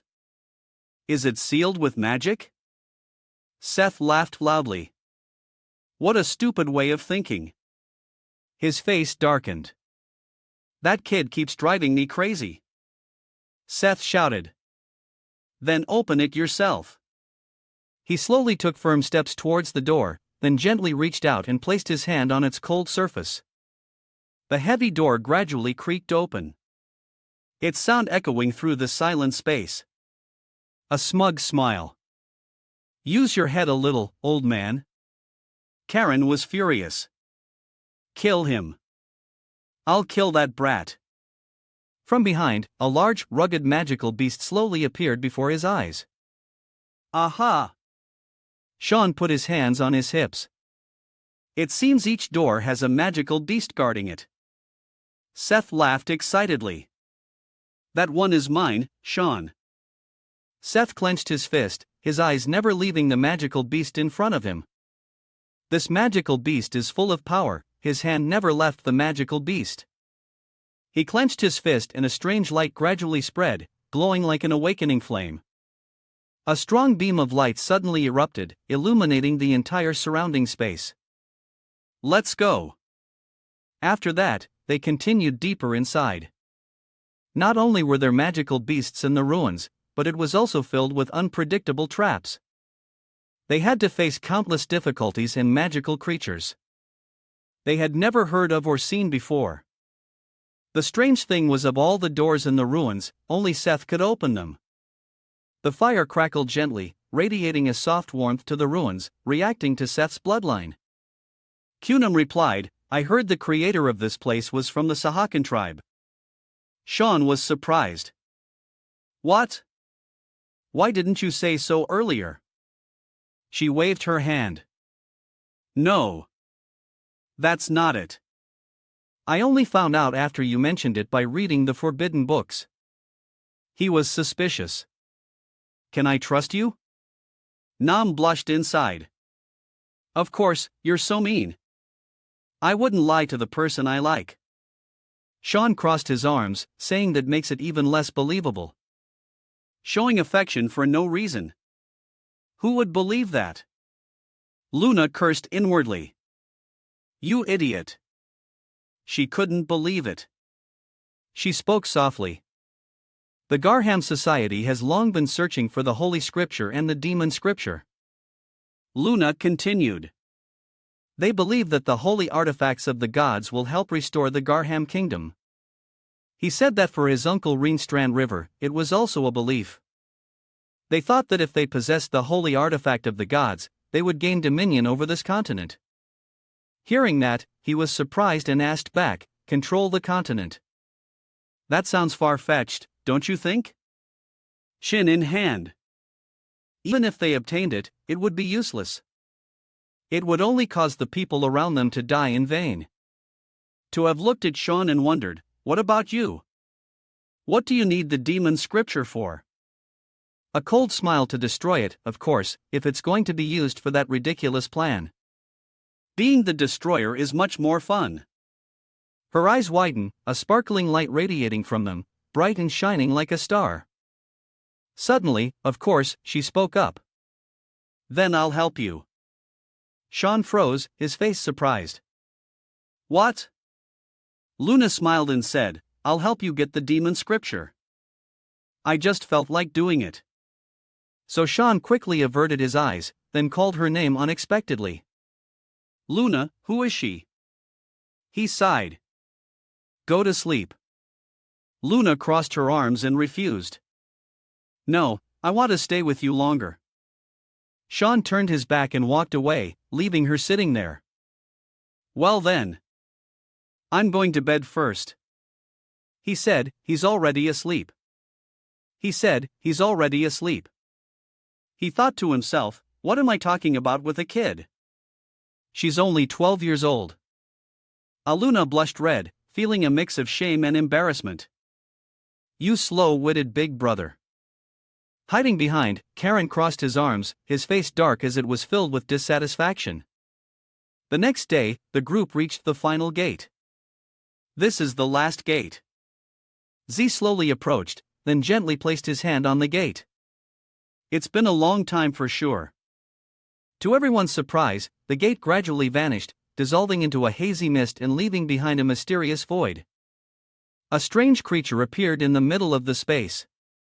Sean wondered, is that Lamy Harm? He stood with his hands on his hips, a weary expression on his face. Yes, it is very strong. Be careful. He was helpless. What is this? Look. Looking at Lamy Haram with its strange shape before him, Sean was speechless with confusion. It doesn't look like a demon scripture at all. Tran immediately suggested, if you're scared, let me go first. He was worried, Wait, let's a bit and see the situation. With eyes as sharp as a sword's point, it stared at the group, magical power erupting around it. Luan immediately shouted a warning, danger. I feel a terrifying amount of mana. Makaram slowly transformed, gradually becoming gigantic, so large that it enveloped the entire space. The group immediately got into a ready-to-fight stance. As a magical beast, it is changing its form. Its massive legs stomped down hard, causing the ground to crack under the immense pressure. The giant creature Lami Haram with its overwhelming power cast a cold gaze upon the group of people. He looked up. It created a different dimension. It's not a normal magical beast. He stood there completely unable to believe what he had just witnessed. Is that really the demon scripture? Let me haram. It immediately lifted its foot and stomped down hard right where Karen was standing. Its movements were so fast that he had to struggle to dodge it. We gritted our teeth, our eyebrows furrowed, and mana had already gathered in our arms, sparkling. Damn it, it's huge. Is that thing really the demon scripture we're looking for? Karen launched an attack back at the magical beast. A strong beam of light shot straight into its face. Lightning bolt. He used one hand to release a torrent of mana, hitting the magical beast directly in the head and causing it to stagger. As soon as Karen's attack ended, the remaining mana he had also gradually dissipated. The magical beast, however, still stood tall in its spot, showing no signs of injury. He looked at its head, still perfectly intact, and thought to himself, this attack didn't even push it back. At that moment, Karen's three subordinates shouted in unison, their faces filled with determination. We will provide support, Lord Karen. The staves in their three hands formed a triangle. Lights of different magical colors merged into a single sphere of magic, elemental fusion, grand heavenly magic sphere. The magic sphere was blasted straight towards the demon beast. Its power was immense. Thanks to the combination of all three of them, it struck the demon beast's side and the sudden pain made it roar in agony. It's destroying it. It collapsed, slamming one hand onto the hard ground just as the magical light faded. Tran joyfully watched the fallen demon beast and shouted in celebration. It's down. Nam crossed her arms in front of her chest as strands of mana wrapped around them. I will pin its legs to the ground. Without another word, ice magic was released. Luna quickly locked its two legs in place. Freeze! She struggled to control her ice, trying to hold the demon beast for as long as possible. Luna's face was tense as she yelled, "Do it now, Lamela." LLA. Receiving the command, LLA immediately took action. Taking a running start, she stomped hard on the ground and launched herself into the air. LLA soared high above the demon beast head. In midair, she gripped her sword's hilt, aiming for the back of its head. As she drew it from its sheath, a blinding light erupted from the powerful magic sparkling like the stars. The space was momentarily illuminated as dazzling flashes of light appeared in Lambla's technique. The star-bearer having gathered enough energy, she instantly unleashed a slash, attacking the demon beast head. It gave her another surprise. The blow hit its head. She had only aimed for the head.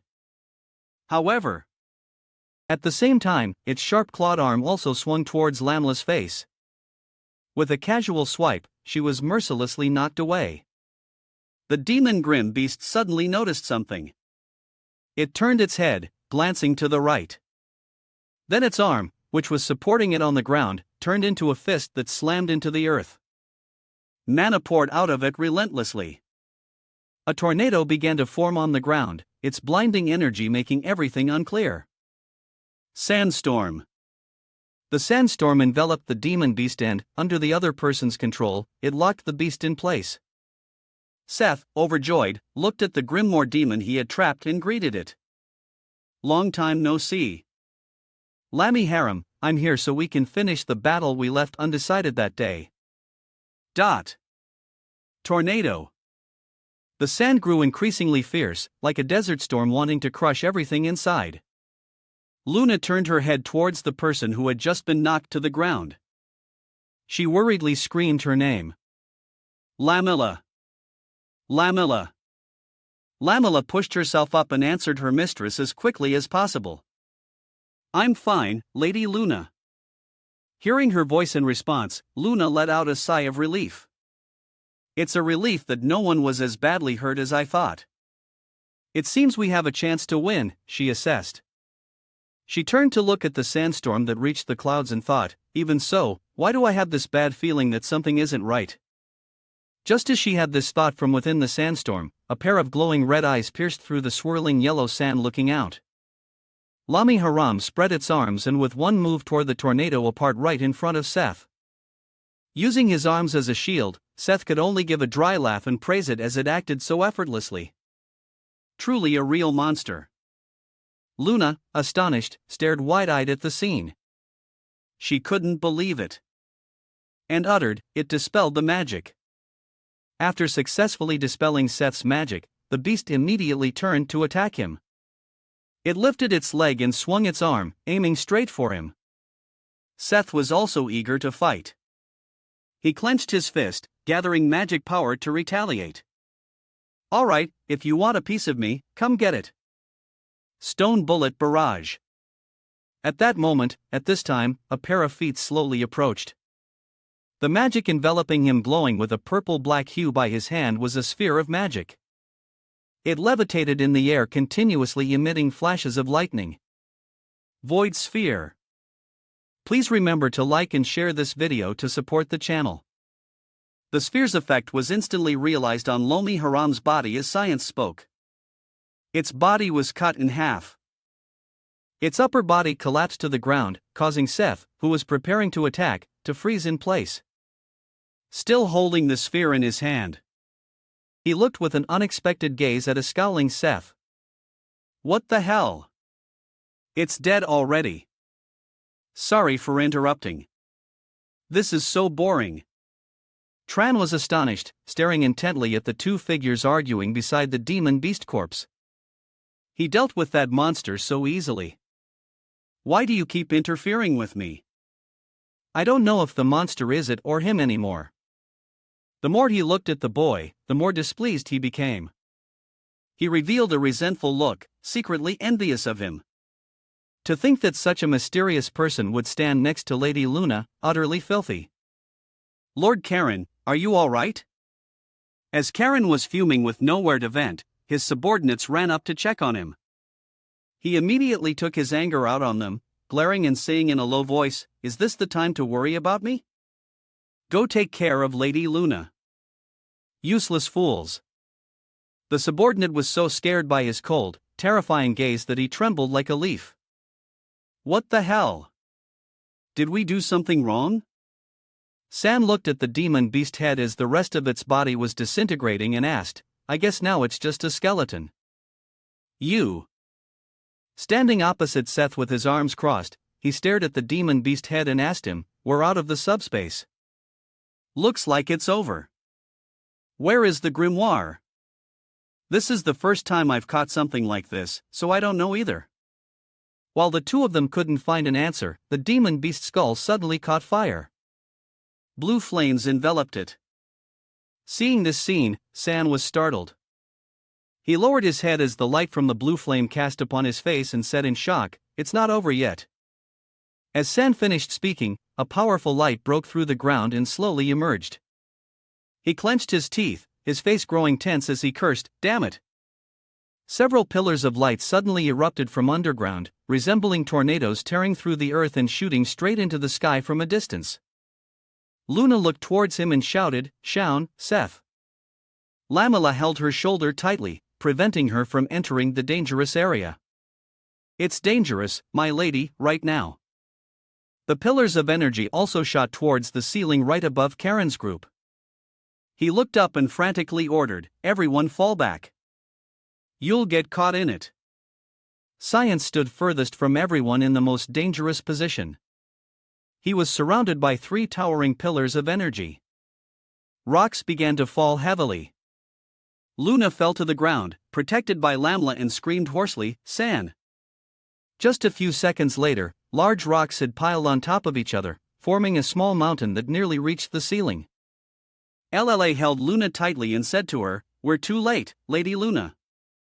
She looked up with sad eyes, her mouth ceaselessly speaking the truth for her to understand. No matter how talented young master is, it's hard to survive that. Luna lowered her head, hiding her eyes at this moment as she retorted, "No, S is still alive." She stepped towards the high pile of rubble, ignoring Lamila's attempts to stop her. "But Lady Luan, let's clear the rubble," Lamila said. Lamila watched her young mistress, silently listening to her calm voice.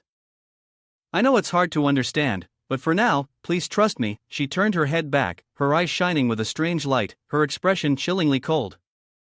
"I can feel S out there. S and I are connected, so I can conclude that." The scene shifts to a large waterfall. The sound of water crashing down from above, echoing throughout the space. This place was another subspace. In front of him was the demon beast. Only in the space, it was as intact as if it had never died. "That thing has revived again," as carefully observed the demon beast before him. He didn't act rashly, but silently assessed the creature's abilities. "Is that thing a Banrock? Its model is completely different from before." Simon put a hand on his hip, turned his head to look at the figure lying on the ground, and asked, "Hey, Seth, are you okay?" That thing revived without a scratch. Looking again, he was startled, his eyes widening as he stared in that direction. Lying on the ground, his entire body was charred black from the attack. He couldn't dodge that last attack. Recalling the power of the attack from before, it had completely engulfed his body. It was magic beyond the 9th tier. That's too much for a new student from the academy. Thinking of this, he lowered his head, bit his lip, and growled each word. How infuriating.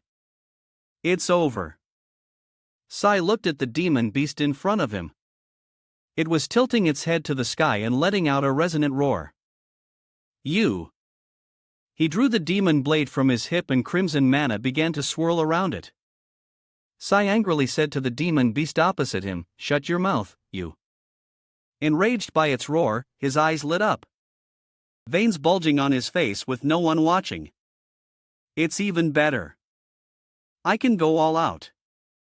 The Banrock was no pushover either. It raised its hand forward, cracking its knuckles to intimidate San. That very action truly enraged him. Sai no longer had his gentle demeanor. He smiled like a demon from hell. "Don't dream of a peaceful death. I'm in a terrible mood today."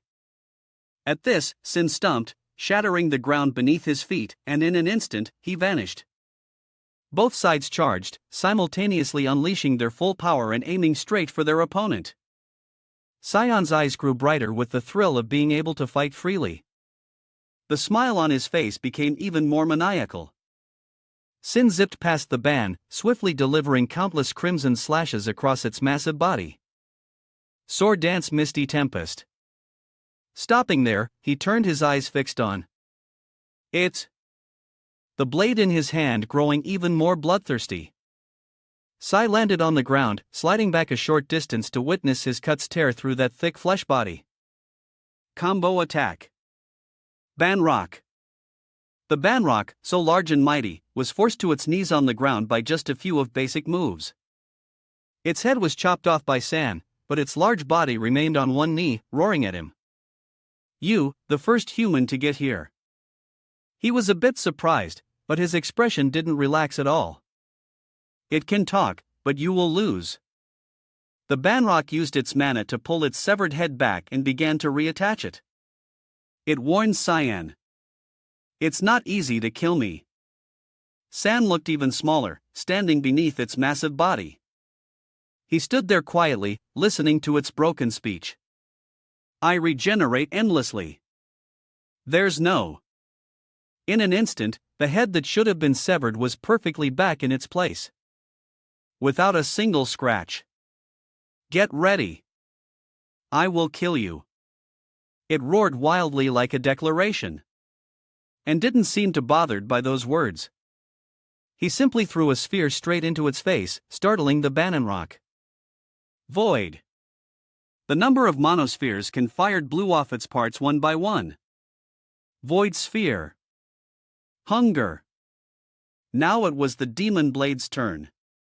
He channeled energy into it, preparing to give the Banrock a few more cuts. S made a single slash. The demon blade cutting through the beast as easily as a cake, slicing it in half. Sword dance Mizblade. The body of the Banrock sliced and diced accidentally revealed the sparkling bright gem. Its light attracted him. Sin turned his head to follow it. A hint of surprise in his eyes. That is, but the Banrock's body quickly regenerated again. The severed parts were joining to cover the gem in the center. It laughed contemptuously. It's useless. Its body, which had been torn to shreds, was now perfectly intact without any damage as it flaunted before. I will continue to regenerate.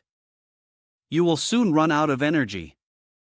But one sentence from him made the proud demon beast stop and look at him in confusion. I like that. San laughed joyfully like a madman, pointing the demon blade at it. The other half of his face had turned a demonic red and black. That means I can keep beating you up. Don't you dare die. Just keep regenerating. Banrock. Hearing his advice, the Banrock was stunned. Its face was a mix of confusion and a bit of adorable foolishness as it asked with wide eyes, "What?"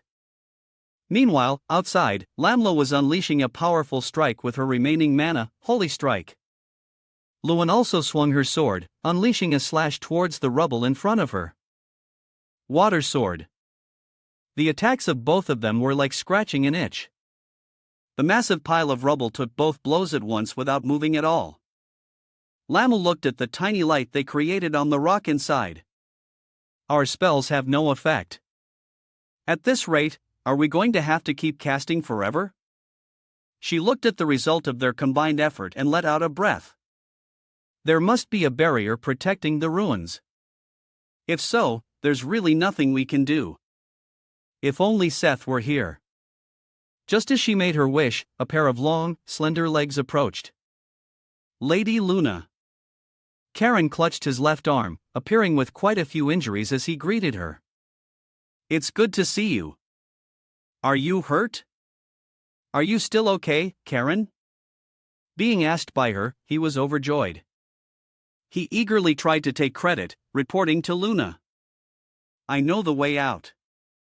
Please, no, I can't leave. He showed his bloody head, his voice filled with disbelief as he asked Luna back. What do you mean? This place could collapse at any moment. You need to get out of here as fast as possible. She indifferently looked away from him. Her cold eyes explained, San is trapped down here. If you don't want to help, then just go, Karen. Hearing her say that, he became even more anxious. He looked at the pile of rubble and said to Luan, no one could survive under this rubble. No, he's not that easy to kill. Her response made him unable to control his anger and jealousy. Karen shouted, Why? Why are you so obsessed with that sign VRT? Luna differently gave him a glance. Lamlo was also quite surprised that he would raise his voice like that. Don't you care about us? Tran remembered the scene from before. That huge pile of rubble had buried his three subordinates, Asura, Mal, and Kenju. Karen's expression when he witnessed that scene was not fake. He was truly both scared and astonished. They all died in front of me. Was their death all for nothing? He placed a hand on his chest as a firm promise, his eyes looking directly at Lunv. I will escort you out of here. Unlike Cyan Voss, I have been following you for a long time. His words were getting more and more out of control. Luna's indifferent gaze gradually turned to anger. If you're going to fall for someone, it should be me. No man cares about you as much as I do. The more Karen spoke, the more excited he became. He laughed loudly. His face slightly flushed as he roared. Fate. Yes, I realize it now. You are my destiny. Hearing his crazy talk, she became even more disgusted and shattered Karen's dream. Yes, I might say that to Can, but not to you. It's disgusting to hear that. His excitement was instantly extinguished. He even received an uncontrollable smile from Lamila. The scene became even more embarrassing. Go ahead. He even received an uncontrollable smile from Lamila. It seemed like that would make him stop. But there was something strange in Karen's eyes. His face still flushed. He reached out for Luna. Even if you laugh at my feelings, I don't care. If I have to, I'll use force. Seeing he didn't know his limits, Lamila immediately stood in front of Luna, pointing her sword at Karen and warning, "You've crossed the line, Karen." He didn't stop. His outstretched hand suddenly grabbed her neck tightly. Don't get in my way. Lamila was always getting in the way. Luna didn't expect him to grab Lamila's neck and slam her into the rubble beside them. She screamed, "Lamila!" Like a completely different person, he channeled mana and tightened his grip on her slender neck. How dare you challenge me? Eliminating you is child's play. Don't you understand? His warning ended as a high-voltage current ran through Lamila's body. Lightning pressure. She was electrocuted until smoke rose. When he let go, her body lost its support and slumped to the ground. Now then, Tran, panting heavily, turned to look at Lewin. The twisted smile on his face was even more unsettling. It's just the two of us, Lady Lewin. Suddenly, a voice cut through Karen's grand performance. Both he and Luna froze at the words. Stop right there. Karen raised his head to look up. A different thought crossed his mind. But he still shouted upwards, "There's still someone alive." Who are you? Come out. That voice spoke again, only this time from beneath the rubble. Come out, you worm. A distorted sound echoed in the air. In the darkness, where only faint streaks of light revealed nothing clearly, the voice spoke again, "All right, but in return." From under the rubble, the voice grew deeper. And horror in flames began to flicker. You will pay the price for your insolence. In the other space, a recovered Seth was slowly opening his eyes. Where am I? He pushed himself up, his bare upper body exposed in the dim light. How did I get here? He clutched his aching head, trying to remember the moment the final blow struck. I remember being hit by Lami Haram's attack. That's the last thing I remember. He stood up carefully, checking his body, not noticing someone appearing behind him. Am I dead? No, you're not dead yet. A girl with healthy tan skin and long flowing black hair with a constant stream of mana swirling around her approached and greeted him. Long time no see. Descendant of Father Ha and Seth. He turned his head to glance at the stranger, his eyebrows knitting slightly. Long time no see. How do you know me? Who are you?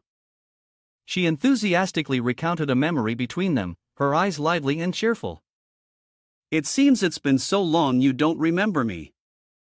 I saved you. She walked closer and closer to Seth, then looked up at him and continued, "Well, whatever.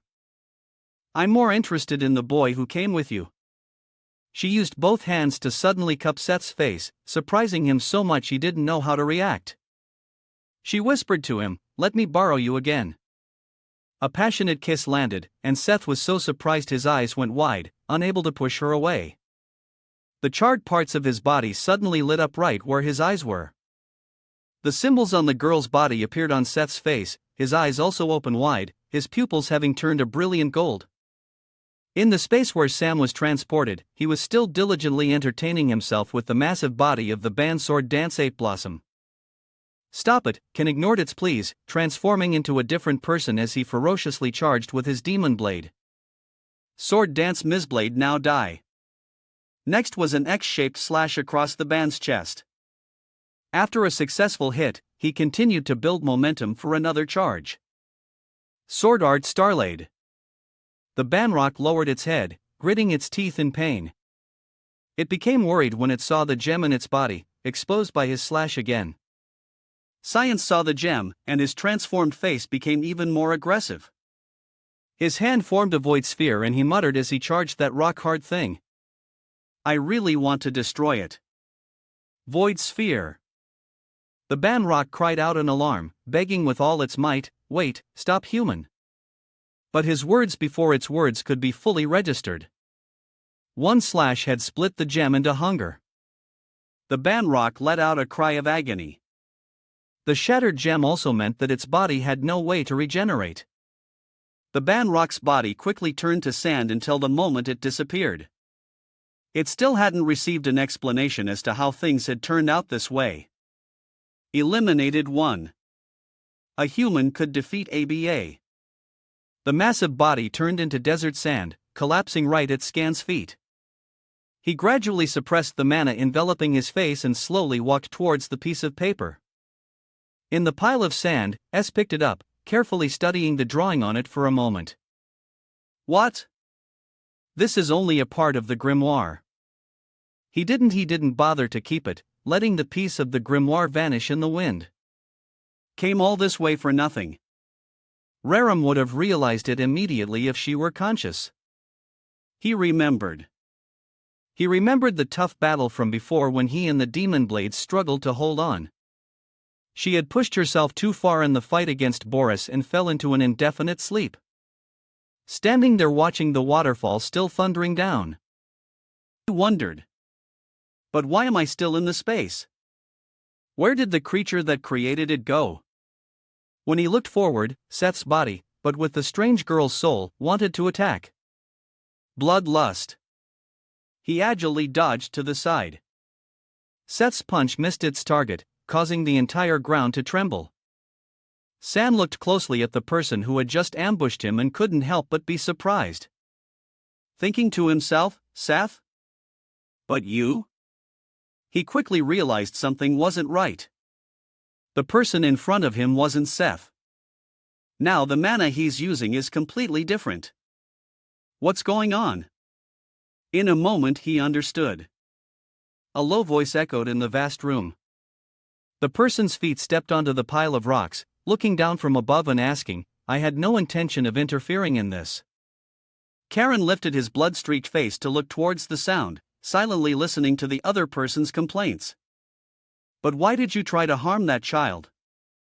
Luna. She also looked towards him, her eyes filled with more than a little astonishment. If your reason isn't good enough, then Lami Harmon's human form stood on the rubble, his entire body exuding a menacing pressure as he delivered a final sentence. I will kill you. Karen immediately reached for his sword hilt. A thought flashed through his mind. This terrifying pressure is different from before. He no longer had to guess, but could confirm with certainty who was in front of him. This is the real Lami Haram. Lami Haram didn't have much patience for Karen. He stared at him and urged, answer me. Karen still harbored delusions, pushing mana into the sword at his side, about to drive to subdue him. I'll restrain it immediately. When Haram saw this action, he scoffed. He raised his hand with its sharp claws inside. How pathetic!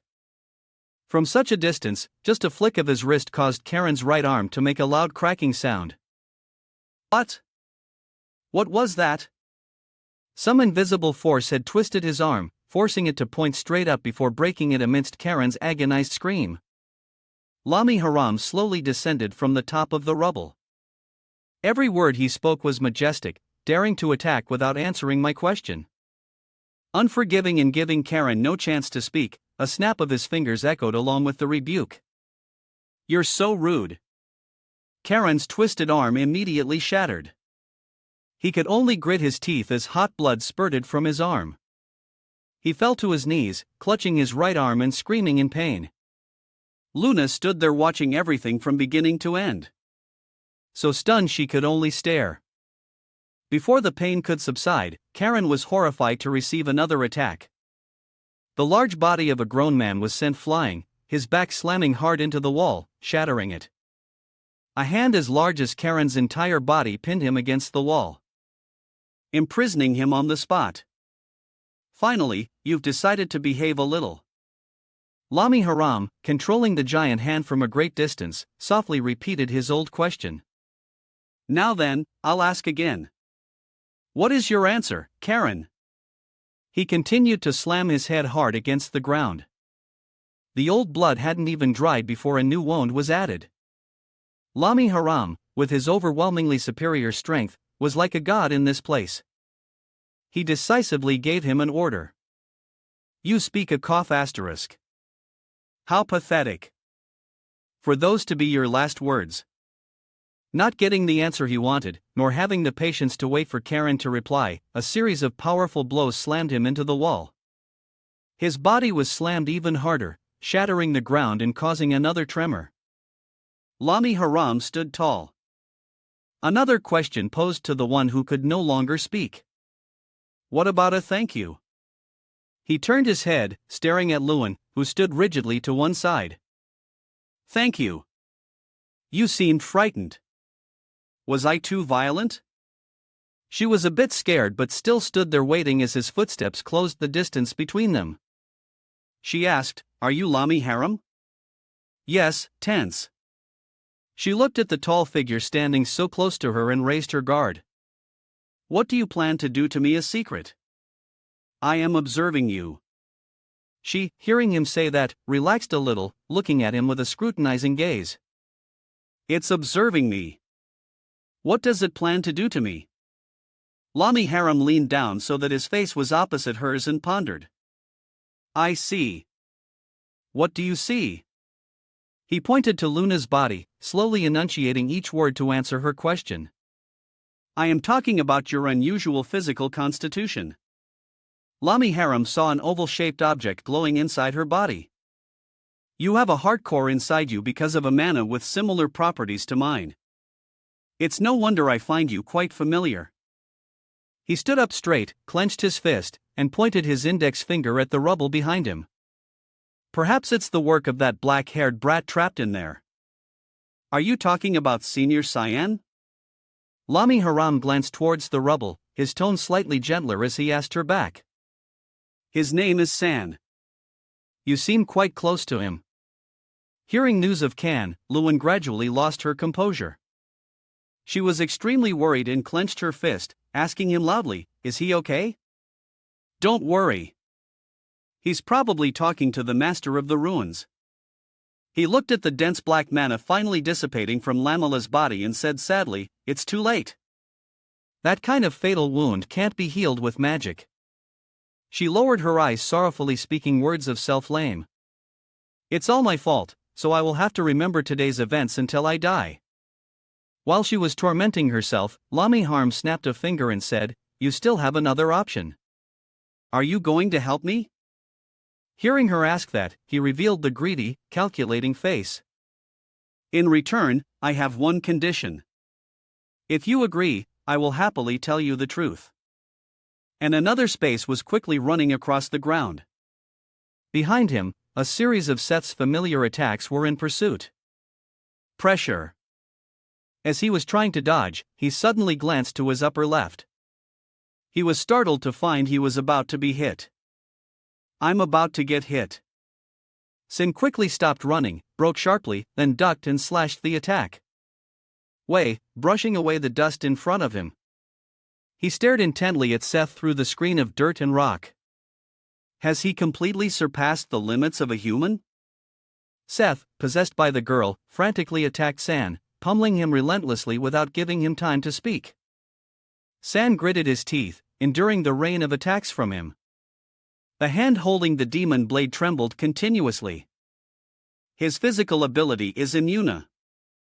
They've all been greatly enhanced just when he was lost and thought about the changes in Seth. A powerful uppercut was already prepared to strike from below. A left hook landed squarely on San's right side, causing him to cry out in pain. At that moment, the girl using Seth's voice uttered a short phrase, "Gag you." She followed up with another punch to San's left side just as he was unable to focus on defending. He was sent flying far away, slamming hard onto the ground, before continuing to fly backward. His blade dug into the ground, carving a long line to absorb the force of that punch. Biting his lower lip, he looked up slightly at the transformed Seth, panting and thinking, I don't even have time to rest. Just blocking his attacks is difficult. The possessed Seth was using a sandstorm to levitate in the air. Zin looked up in frustration. Now he's flying around, too. You're the first human to last this long. Savalam, using Seth's voice and body, smiled with amusement down at Sun. Well, then, let's stop playing and get to the main point, shall we? One sentence. Her last words took him by surprise, so much so that his eyes widened as he asked back. You know me. She didn't answer his question, but continued to unleash a technique towards San. Power of the Sand God Meteor. Just as they were in the middle of a fierce battle, a voice spoke very slowly. Let me close my eyes for a moment. S, who had just raised his blade to block the attack, froze at those words. Raram, the golden sand serpent, was about to reach. A girl suddenly appeared along with a sturdy shield. Power of the black mist god void boundary. He looked at the person in front, looking a bit more relaxed as he smiled. I was wondering when you would wake up. Sleep well, Ram. Raram crossed her arms, her face not very happy as she looked at the scene before her, and answered him without turning back. No, I still want to sleep. Let's finish this quickly and go to sleep. The body of Seth slowly descended to the ground. She saw the person standing in front of and sneered. Well, long time no see. The last time we met was during the great war between gods and demons, wasn't it? Raidably pointed a finger straight at her face, her tone unsparing as she criticized. You start a fight with my master and then pretend to be friendly. You take over another human's body and then go on a rampage. She still shamelessly joked around, pointing to a different mark on Seth's chest and saying, Sand God Savalan, don't you see these marks? This is the mark of the Chahakan clan that serves me. I only interfere in human matters related to this clan. Savalam uttered some words to provoke Ram, making her so angry. Her eyes rolled back as she growled at her. Don't be jealous just because I was having fun with your master. You hypocrite. The way she talks is so weird. He was no longer distracted by those words. He stared at Seth's body and asked the main question. Why is a sand god protecting a grimoire? I'm simply renting a room. She didn't hide anything. She just bluntly told him everything. Originally, this place was a temple built by my followers. After the Great War, I took in the harem. Savalam approached the two of them, her demeanor completely relaxed and arrogant. All I'm doing is preventing a divine weapon from being misused. Now it's my turn to ask. She used Seth's tall frame to look down at San with a cold gaze. Why do you want to obtain the harem? Without hiding anything, an image of his older brother appeared in San's mind. I want to kill someone and I also need the grimoire. The overly simple answer made her pause, looking at him with a blank expression before asking again for confirmation. Is that all? If you're going to stop me, I'll kill you. Even if you're a god. Hearing his confidence, Savalam threw her head back and laughed loudly as if she had heard a hilarious joke. You're going to kill me if I stop you. Even if I'm a god. After a moment, she placed a hand on Seth's sturdy chest and sincerely announced a decision to all. All right, I've decided. I will observe your journey through this body. Hearing that she intended to take over Seth's body, he disagreed loudly. What about the original owner of that body? Don't you think you're being unreasonable? Moreover, using someone else's body to talk like that makes me uncomfortable. Savalam looked at his worried expression with half-closed eyes and Don't worry, I'll only use this body when necessary. I'm not that shameless. As long as I'm in this body, this brat won't die. Hearing this offer, Ram also began to think seriously. Then Seth won't have to die from a cold like in the previous life. Isn't this way better? When you're done, let me go back to sleep. He seemed to be leaning towards the offer. Savalum decisively stomped her foot on the ground and urged, "Shall we go outside now?" As she finished speaking, the ground she stomped on cracked heavily, the air area of fissures growing wider and wider. The ground beneath them separated from the geological layer and slowly began to rise, slightly surprising. The ground is levitating. It rose higher and higher, the amount of cracked earth and rock gradually almost completely covering Can. See you again. Err. A moment later, when he looked up, the surrounding rocks had turned a golden yellow. San, along with Seth's body, was now standing in a different space. He watched in amazement as the ceiling gradually sealed itself, the cracks continuing to fit together. I'm out of the subspace. Hey! Seth's call drew his attention to him. San looked at his silly, dazed expression. Why am I here? Where did Lamihur go? The idiot prince is back. At that moment, Lunav supporting Lamla slowly approached. Senior Cyan. Luan, you're safe. Seeing that he was truly alive and here, Luna was overjoyed. It's a relief to see you're safe, too.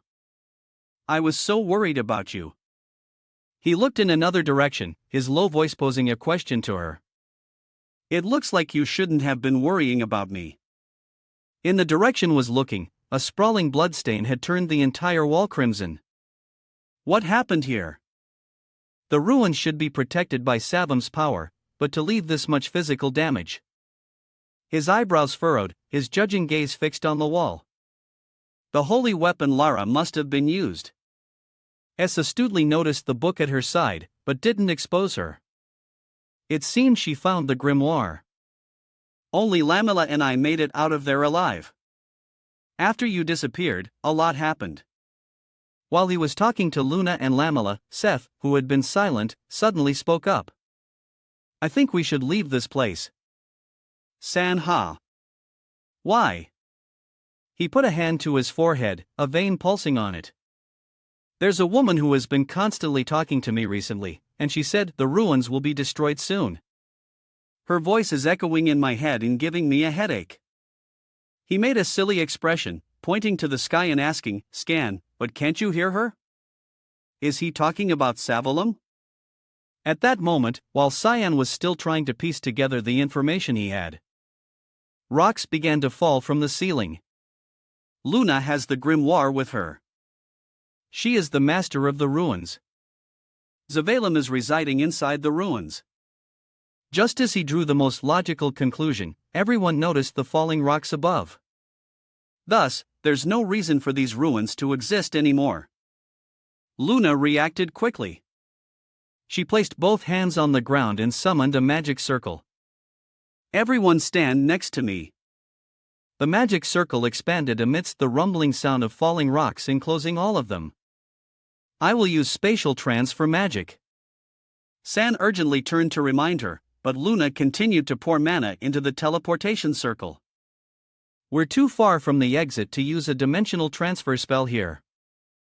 I don't have time to explain. He watched Luna's actions in astonishment, his eyes still fixed on her. She's going to perform a spatial transfer. Luna continued to try her best to successfully cast the magic. 9-star magic spell. The light of the transfer circle shone upon them. At the same time, Seth shouted as a huge amount of rock fell. It's collapsing. She wasn't distracted by the warnings and noise around her. Still pouring all her strength into saving everyone. Spatial transfer. The ceiling caved in, dust and debris obscuring all vision as the entire room collapsed. Soon, the place was flattened, the entrance and exit completely blocked by the collapsed rubble. The scene quickly shifts to a room with light shining through a window. Luan Academy, Scion's dormitory. A little black-haired kid was standing there smiling with the light of magic still swirling around him. In the mirror was Scion's reflection, but the smile on the face wasn't quite his. Perfect. The person admired themselves in the mirror, then carefully looked around. I don't have horns, wings, or a tail. I've completely become a copy of Papa. His eyes were full of confidence and determination. He smiled, thinking of a noble purpose. Now it's time for me to do that thing. The academy's vast hallway was crowded with students. Everyone was curiously and fearfully whispering about the person who just passed by. What? Why is he here? Did he come to attend a class? All the students in the class fixed their eyes on the fake and while he was extremely excited. That's BRT. Yeah. His eyes sparkled like stars, focusing intently on the lecture podium, ignoring the gossip and stares around him. I've been so curious about what Papa's day is like. So today, Nana will live like Papa. Nana listened attentively to the professor's lecture.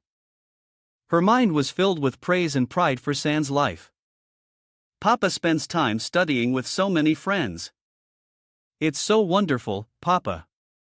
She looked at everything with innocent, carefree eyes. Even the bald teacher posing at the board amused Nana. The teacher is amazing, too. This is so wonderful. But Nana had no idea she was being secretly watched. A girl with a black bow in her hair was quietly looking at the fake cyan from a corner. Erin was taking notes with her pen, but her eyes couldn't leave the cyan that Nana had transformed into her face blushing. Meanwhile, Rezimus beside her didn't understand what she was saying and looked on bewilderedly. Could it be that young Master Scan is actually listening to the lecture? He wondered, asking Erin quietly beside him as he saw Scan's focused gaze on the blackboard. Princess, do you think he's sick? Erin still looked at him, a hint of worry and sadness in her eyes as she thought, what should I do? I really feel like I should tell him about it, about our engagement. At the end of the class, Nana successfully skipped out of the classroom. She walked happily down the hallway. No one recognized me.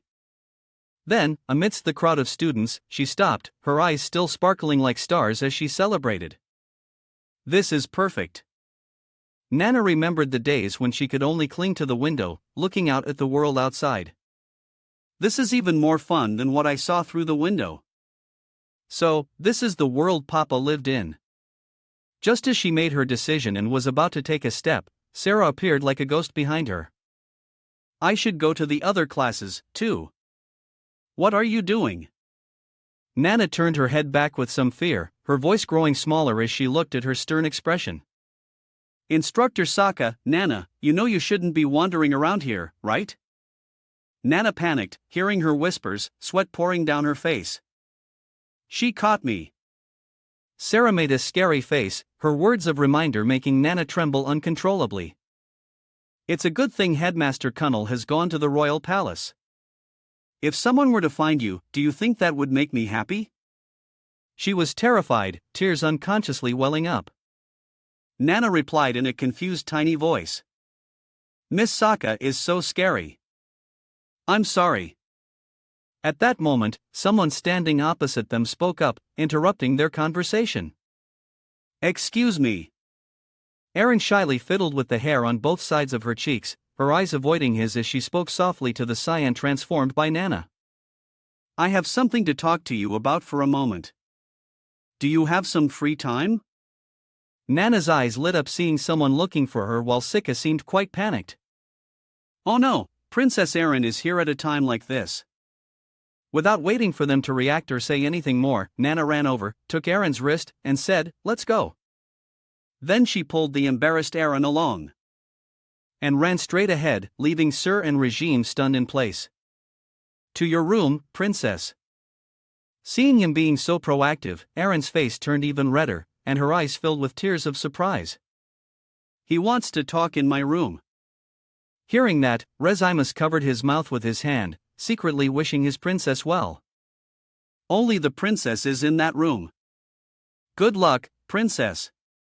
The scene changes back to that remote desert region where the wind howled, blowing debris into the space. The transfer magic circle lit up brightly in an empty corner with tremors echoing repeatedly. Someone's hands and feet gradually appeared above the magic circle, their hands still on the ground to maintain the power for this 9-star magic to succeed. Next, Seth and Sam were also transported to this empty place.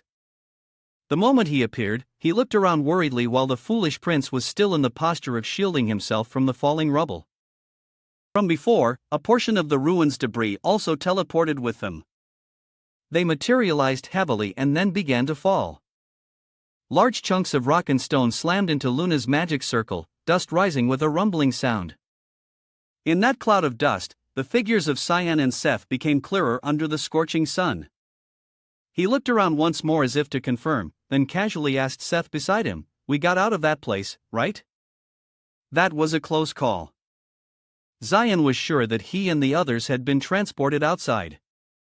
He then looked down at the person still maintaining the magic circle. "I didn't expect her to be able to use a 9-star magic spell."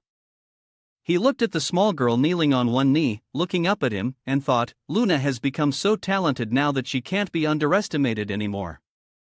What a relief. Actually, I wasn't sure I could do it successfully either. LLA approached from behind her, her gentle voice encouraging Luna. "But we survived all thanks to you, Lady Luna. As for you, you need to rest for a bit. Lamila, let's go to the nearest village." S looked at Seth's sturdy back, who was standing with his hands on his hips, looking towards Asa Castle, and asked, "Do you know where we are, Seth?" "This is a place I'm very familiar with." Following his confident smile, a city appeared before everyone. "This is the city of outsiders. No Delhi." As Seth's proud voice finished, someone suddenly appeared in front of them and asked a question. "Why have you set foot here again?" An old man leaning on a staff along with 3 tall men all looked at Seth with hatred. "That's Elder Banity." He was very happy to see an acquaintance. Seth spread his arms wide, laughed, and walked forward only to be rejected. "Isn't that old man, Banity?" "Long time no see, old man." "Stay away from us." He froze, stopping in his tracks, looking at the old man and waiting for the words he was about to say. "It's been 6 years. Prince Seth, the words Bani spoke, along with the glaring eyes of the villagers behind him, were a testament that this period had helped the villagers overcome their painful past and stand up once again. He trembled, Bani's rage reaching its peak with a desperate plea. "Please have pity on this old man, and I hope you will leave. I beg you not to take away the peace we have worked so hard to create." Seth couldn't understand in the words he was saying. He looked at Bani, who was trembling, and asked again, "Weren't we close? Do you remember who this is?" He innocently scratched his head, looking at the other person and responding. Which made Bani furious, "No. Why should I remember? That's my son, Aob." He recounted the knockout blows he had given to his son, hitting him so hard that he lost his teeth. "When you were young, you broke his front teeth because you wanted to practice with him." Seth still responded very innocently despite the boy crying a river. "It was just kids fighting. That's why he still hasn't gotten married." Vanity continued to remind him about the well that was rarely intact in the past. "Not only that, you were always breaking the village well." He continued to list the crimes he had committed against the city, the walls he had broken due to his hyperactivity, and the walls of our buildings. "Why did you do that, Seth?" answered honestly with a very sincere expression. His words made Vanity want to go crazy. "It just happened to be in my way." "Then use the door." The other 3 were speechless just listening to the long list of Seth's crimes, not knowing how to defend him. "He knew how to annoy people since he was a kid, huh? That's why they call him the Prince of Destruction. I guess we won't be able to rest here." All the people following the trembling old man simultaneously made a gesture of refusal. "Please go back. We cannot let you in." Right at this moment, Seth's body underwent a change. Strange patterns appeared all over his body, and his voice was different. "I can't just let this be." Luna was so surprised by his change that her eyes went wide. Her mouth also hung slightly open in astonishment. As for San, he was getting used to this. He just wearily said to himself again, Savalam took over Seth's body. And with her arrogant smile, she winked at Vanity's group. This child is my chosen one. I don't want you to treat him so harshly. Vanity still didn't understand the change within Seth. He lifted his wrinkled face and asked again. What do you mean? What are you saying? Savalam gently controlled the flow of energy around her body, her mouth murmuring each. First, I am the one who crosses the desert, the one who brings storms to this world. She allowed her true form to manifest before the eyes of those mortals. I, Savalan, wish to stay in your village. Accept this honor. Her immense power caused the sandy wind to rise violently. Luna and Lanla were also endlessly amazed.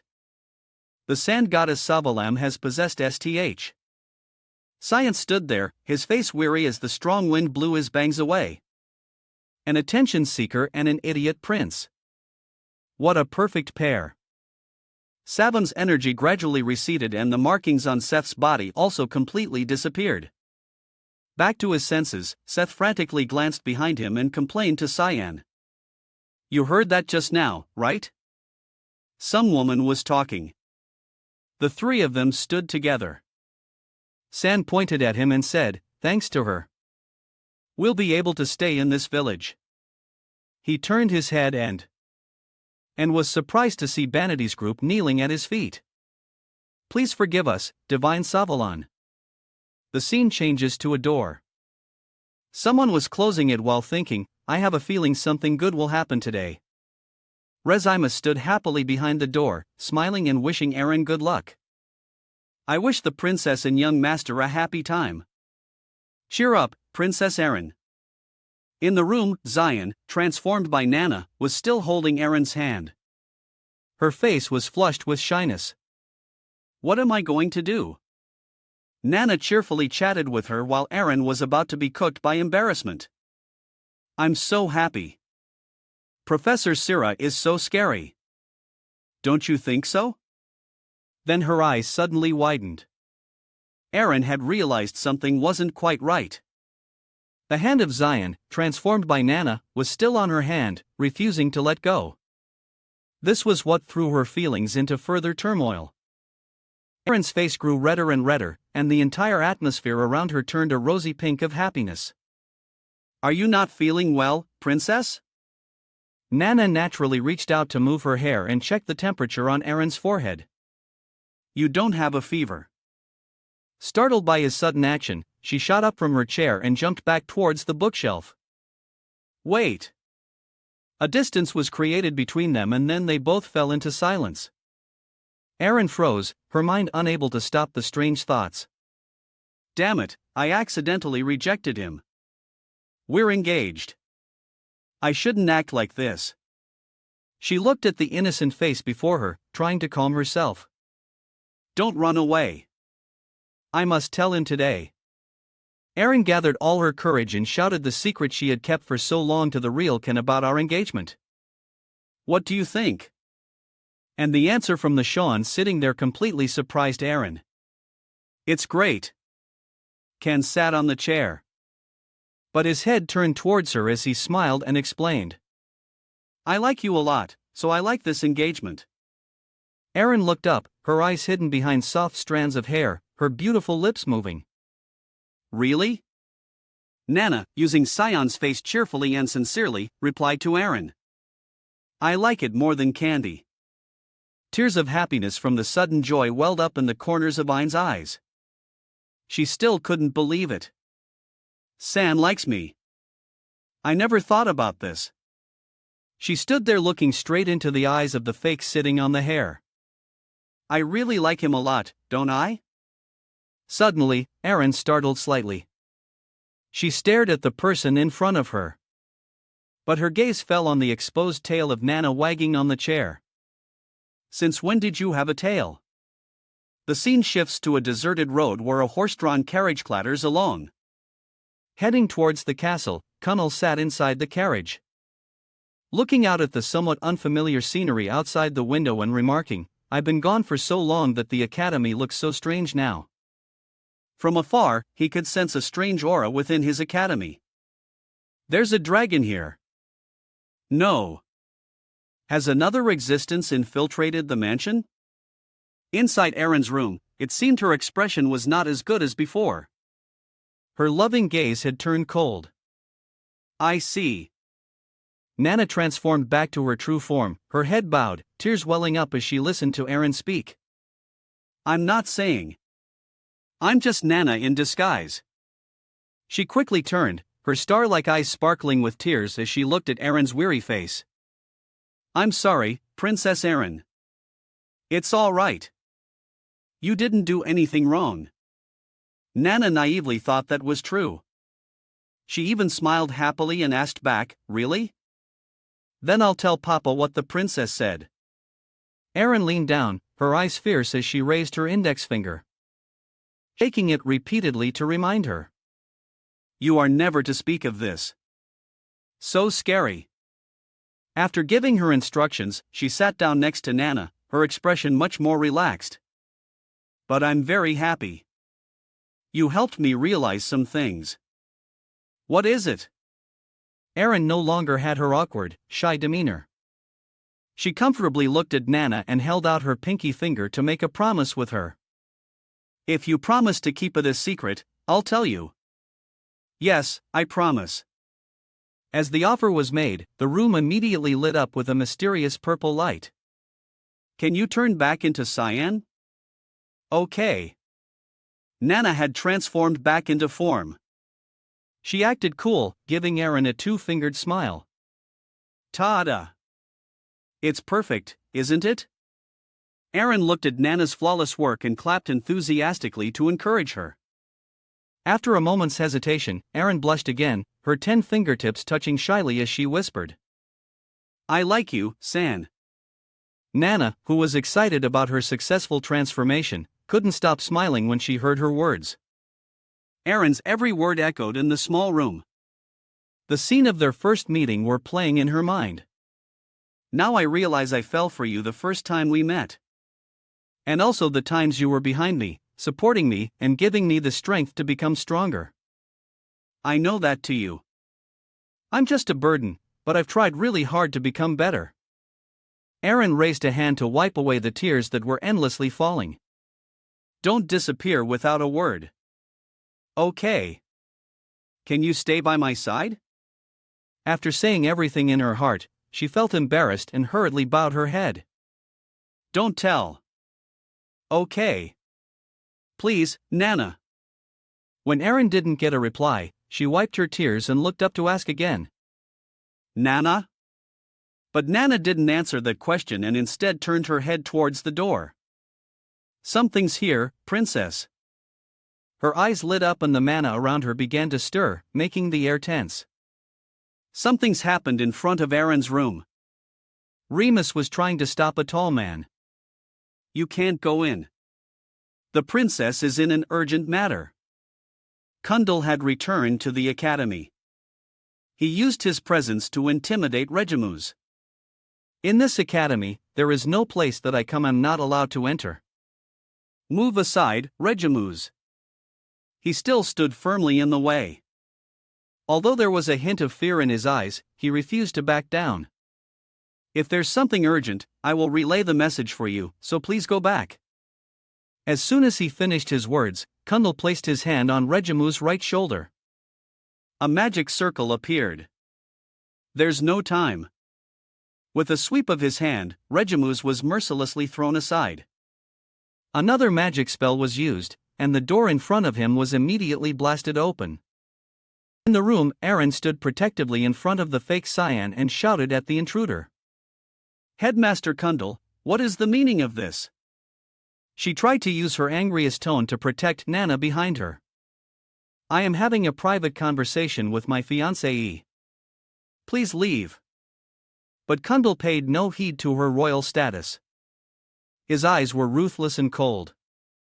Please step aside, Princess Erin. That is not the fake was discovered in an instant. Nana hadn't expected to be exposed so quickly and could only stand there with wide eyes.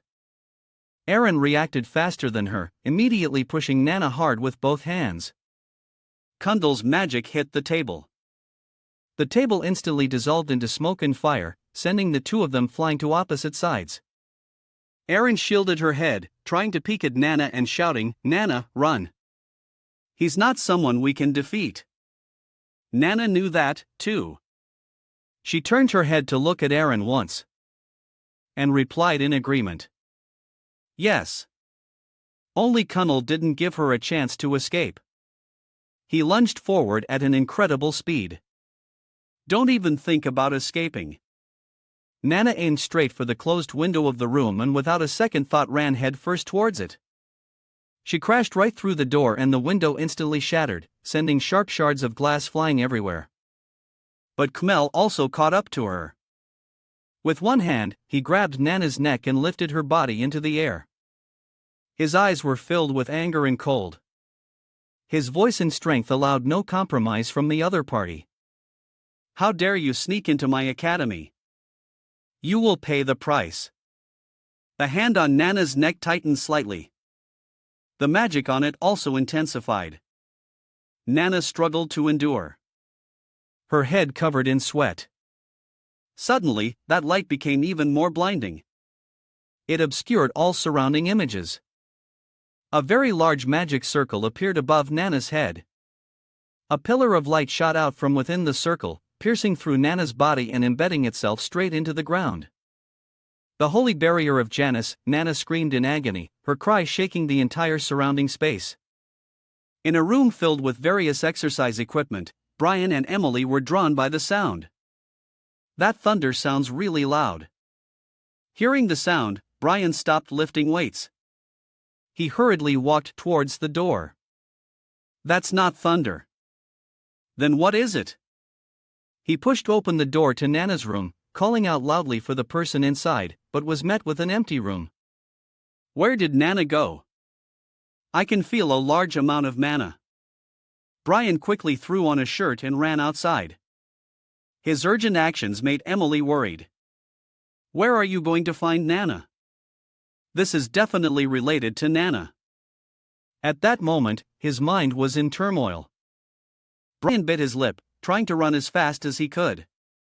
Outside the mansion, heavy rain began to fall, each drop pouring down relentlessly. Kundal still refused to stop. He continued to channel mana, creating another magic circle from which countless lights shot out. All of those light orbs focused their attack on Nana. She tried to dodge them all in her form as Kama watched her every move and decisively increased his power. He raised his hand for another spell. To be able to take a 9-star spell and still move like that, this thing is on a different level from ordinary dragons. Nana's foot stepped onto the yellow earth of the academy and suddenly the ground beneath her cracked. Nana's golden eyes with their vertical pupils showed a flicker of surprise. As she slightly shifted her gaze down to her feet, she noticed the ground being lifted and immediately lowered her center of gravity, kneeling on one leg to avoid being knocked over. The sand under Nana's feet rose high. And from both sides two mounds of earth jutted out, preparing to strike her position. With a deafening boom, the 3 mounds of earth collided, making the scene even more chaotic. Kundal clapped his hands together and held them in front of him. His voice was mocking. "Impressive." Nana before his eyes was using her knees, elbows, and entire body to hold back the 2 closing stone walls. "Is your body possessed by a god or something?" He paused to give Nana some time to answer his questions. "You're not a dragon. Why aren't you fighting back?"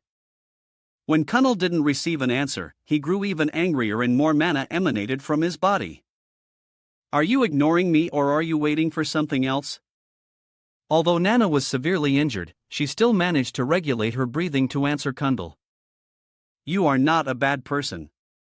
Nana doesn't attack good people." Kundal tilted his head and looked at her. Confused by the person in front of him, "How could you know that?" "I can smell a gentle scent."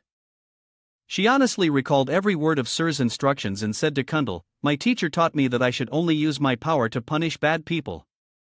But Kundal was unrelenting. He continued to channel mana into his arm, reaching out as if to crush Nana. Alright, then tell me more about this teacher. Another magic spell was created. Kungla looked up at her and said sternly, "Is that the teacher who brought an unclean thing like you into the academy? Is that the teacher you're talking about?" Nana felt the threat and her body began to transform. She gritted her teeth, trying to affirm once more against Kundal's insult. Nana is not a bad person. The wings on her back spread out and the energy in her body surged. Papa said Nana is a good girl. Kundal didn't listen to the explanation.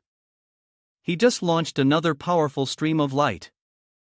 Stellar judgment. But this time, Nana was able to dodge it thanks to her true form. She flew to one side, letting Kundal's judgment blow away the stone pillars he had just erected. He continued to control the magic circles to pursue her, cornering her. "I won't let you escape." Another storm of attacks was launched. The target still being the small Nana. This time, the light came very close. It was indeed very difficult for Nana to escape this blow. She could only use her own strength to try to block it, but her injured body seemed not to allow it. "I can't take any more of this." She threw a powerful blow behind her and all of Kundal's attacks were deflected back. But the next moment, just as Nana looked up, a hand was right in front of her face. Ganda struck Nana directly in the head. Another blow with immense destructive power. Giant's kick. This time, she couldn't dodge it, taking the full force of the damage. Coughing. Blood as she fell backward. Small hands pounded on the shield, her voice frustrated and resentful at this rate. "She's going to die." Rezima stood behind, watching Aaron's desperate state, unable to do anything. "It's no use, princess." He didn't dare to look directly at the battle inside, only able to speak the truth. "That is a magic barrier that the headmaster himself created." Of course, Aaron stopped hitting the magic barrier. She thought of someone, Instructor Sir. Rezimus looked at her, startled and confused. Aaron hurriedly repeated, "We have to call Instructor Sokka." She turned around urgently and impatiently, speaking loudly to Regiment, who was standing behind her. "She's close to Shaun, so she might be willing to bend a few rules." At that moment, a pair of black shoes appeared in the hallway, and a voice cut through Aaron's conversation. "No need to call for me." Sokka stood there with a frown. Followed by Brian and a large crowd of students who had come to see the commotion. "Instructor Sokka, it's hard not to notice this chaos." Brian noticed the students behind him. The whole crowd made him wary. "What the hell? What's going on here? There are too many prying eyes here." He took the opportunity while they weren't paying attention to slam the door shut, then used his body to block it, preventing anyone from entering. "I'll block the entrance here and keep the students out."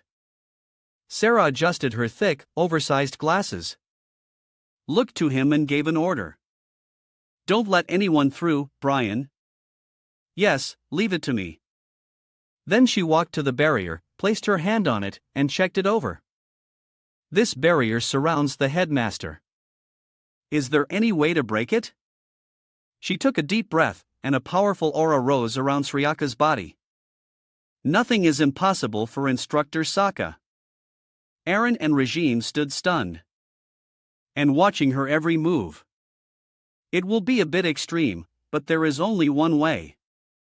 Soraka suddenly transformed. The horns grew on her head, and her right hand turned black with long claws. Secret skill, Demon Fusion. Forget everything you are about to see. Before acting, she glanced at the other two and gave them a warning, or you will die.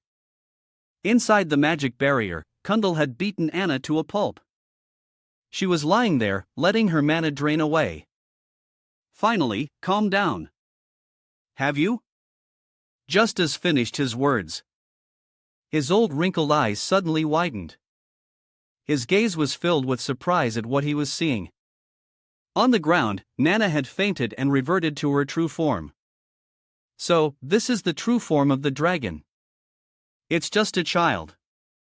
When he realized the dragon he had been fighting was just a child, a loud noise came from the mansion's window. Miss Slash. The person quickly arrived downstairs, sliding to a stop on the ground. Soraka, fused with the demon, held twin blades protectively in front of Nana, facing Kundal and saying, "I'm sorry, Lord Kundal. Please don't harm this child."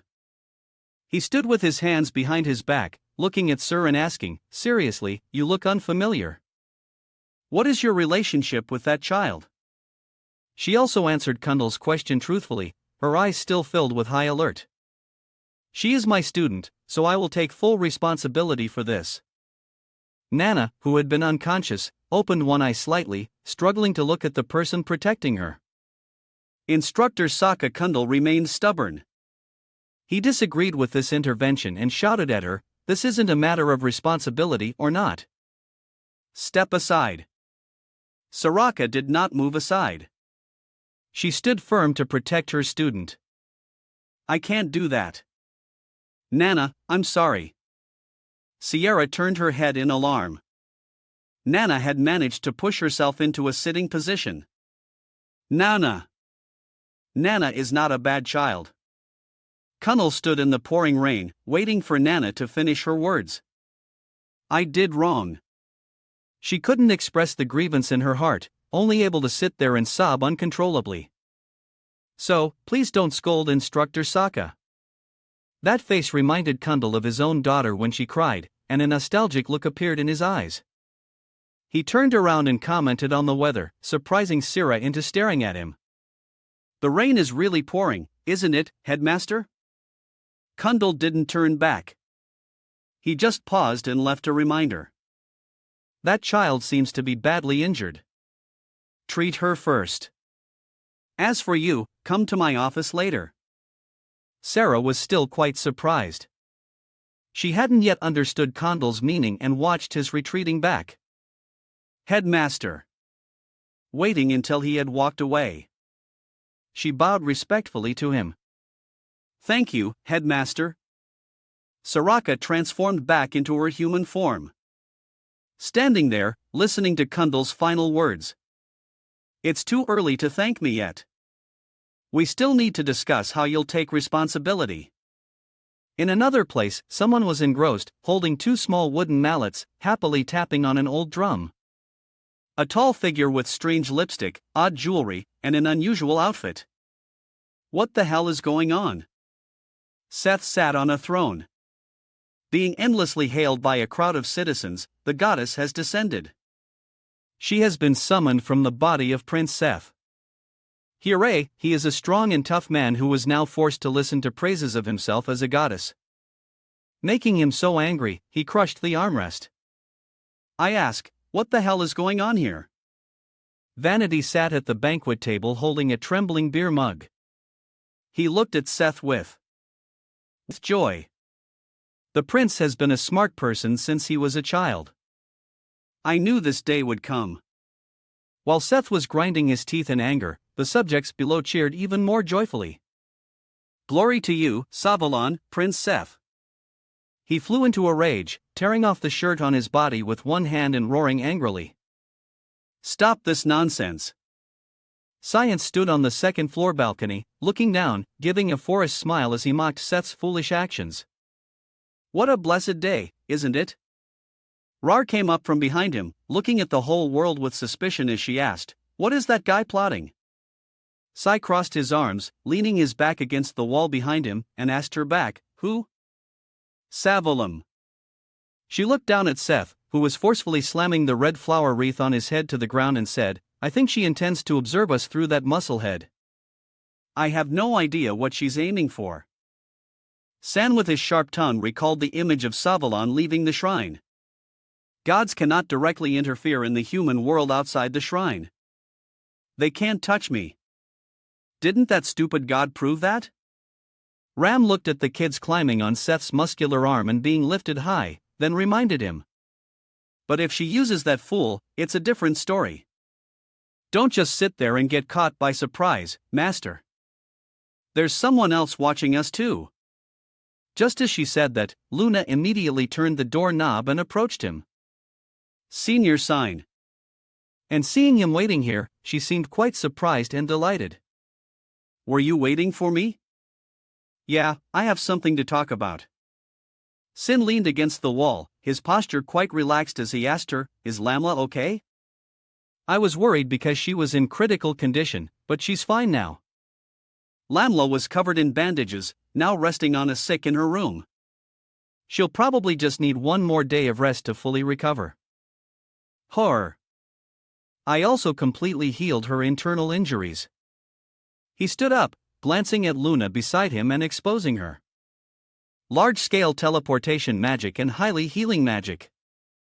Revival Jr., you've really grown. Hearing this, she let out a soft sigh. Her voice no longer as enthusiastic as before. So, it was about that. I was wondering why you hadn't asked yet. Luna placed her hand on the book at her hip, which was glowing with the red of mysterious mana, and looked down at it, saying, How did you get the grimoire? Scene change at the Academy's mansion. Headmaster Kundal's office. Soraka was already present before his desk. All right, tell me. Kundal glanced at her, his expression strict as he asked Soraka.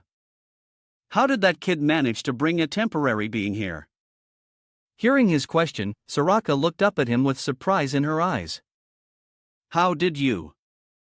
Kundal began to analyze Nana for her based on his battle earlier. The potential to withstand my attacks. There's no one else in the academy who could handle a creature like that except him. Soraka looked behind him, her eyes worried as she asked word by word, What punishment will you impose?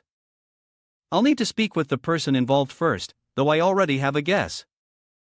What will the expression and attitude of that sliced S be like when he deals with him? Will you help? That's what they're about to discuss. Sokka bowed her head, looking down as she slowly accepted the blame. As their teacher, I will also take responsibility. That's enough. Kill stopped her from continuing. He glanced at her sincere expression. Are you planning to leave the academy? He began his lecture for Soraka. The illustration was very intuitive, with one side resembling an angel and the other a devil. The world clearly distinguishes between good and evil. And what is considered evil is often despised and shunned. He acknowledged Sur's ability to fuse with demons, acknowledging her act of daring to protect others. You possess a power called odor. Yet you used it to protect others. That is what I believe is your true nature. Camus glanced at her. His voice became even lower, his eyes as if understanding her very soul. It doesn't matter if you're a part of Misha. Isn't that better than being a hypocrite? Soraka looked straight at him in surprise. She couldn't seem to believe that those words came from him. Headmaster Kundal continued his story. He placed his hands on the table and walked a few steps around it. A great crisis will soon befall the Empire. I have tried to prevent it, but I cannot stop this tide. He placed a hand on Sriaka's shoulder, gently and trustingly. Video của mình ấy thì chủ yếu là mang tính chia sẻ cá nhân thôi. Mọi người nghe và cùng tham khảo với mình nhé.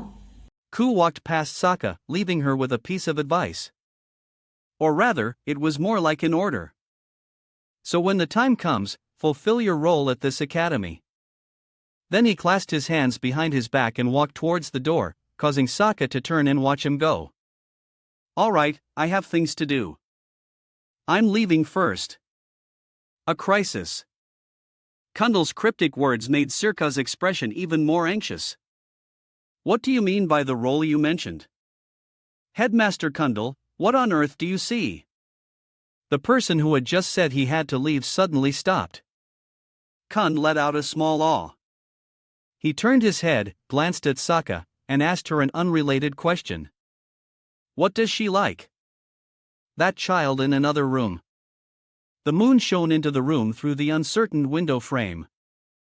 Nana, with her wounds bandaged, was resting on the sick, but her eyebrows couldn't relax.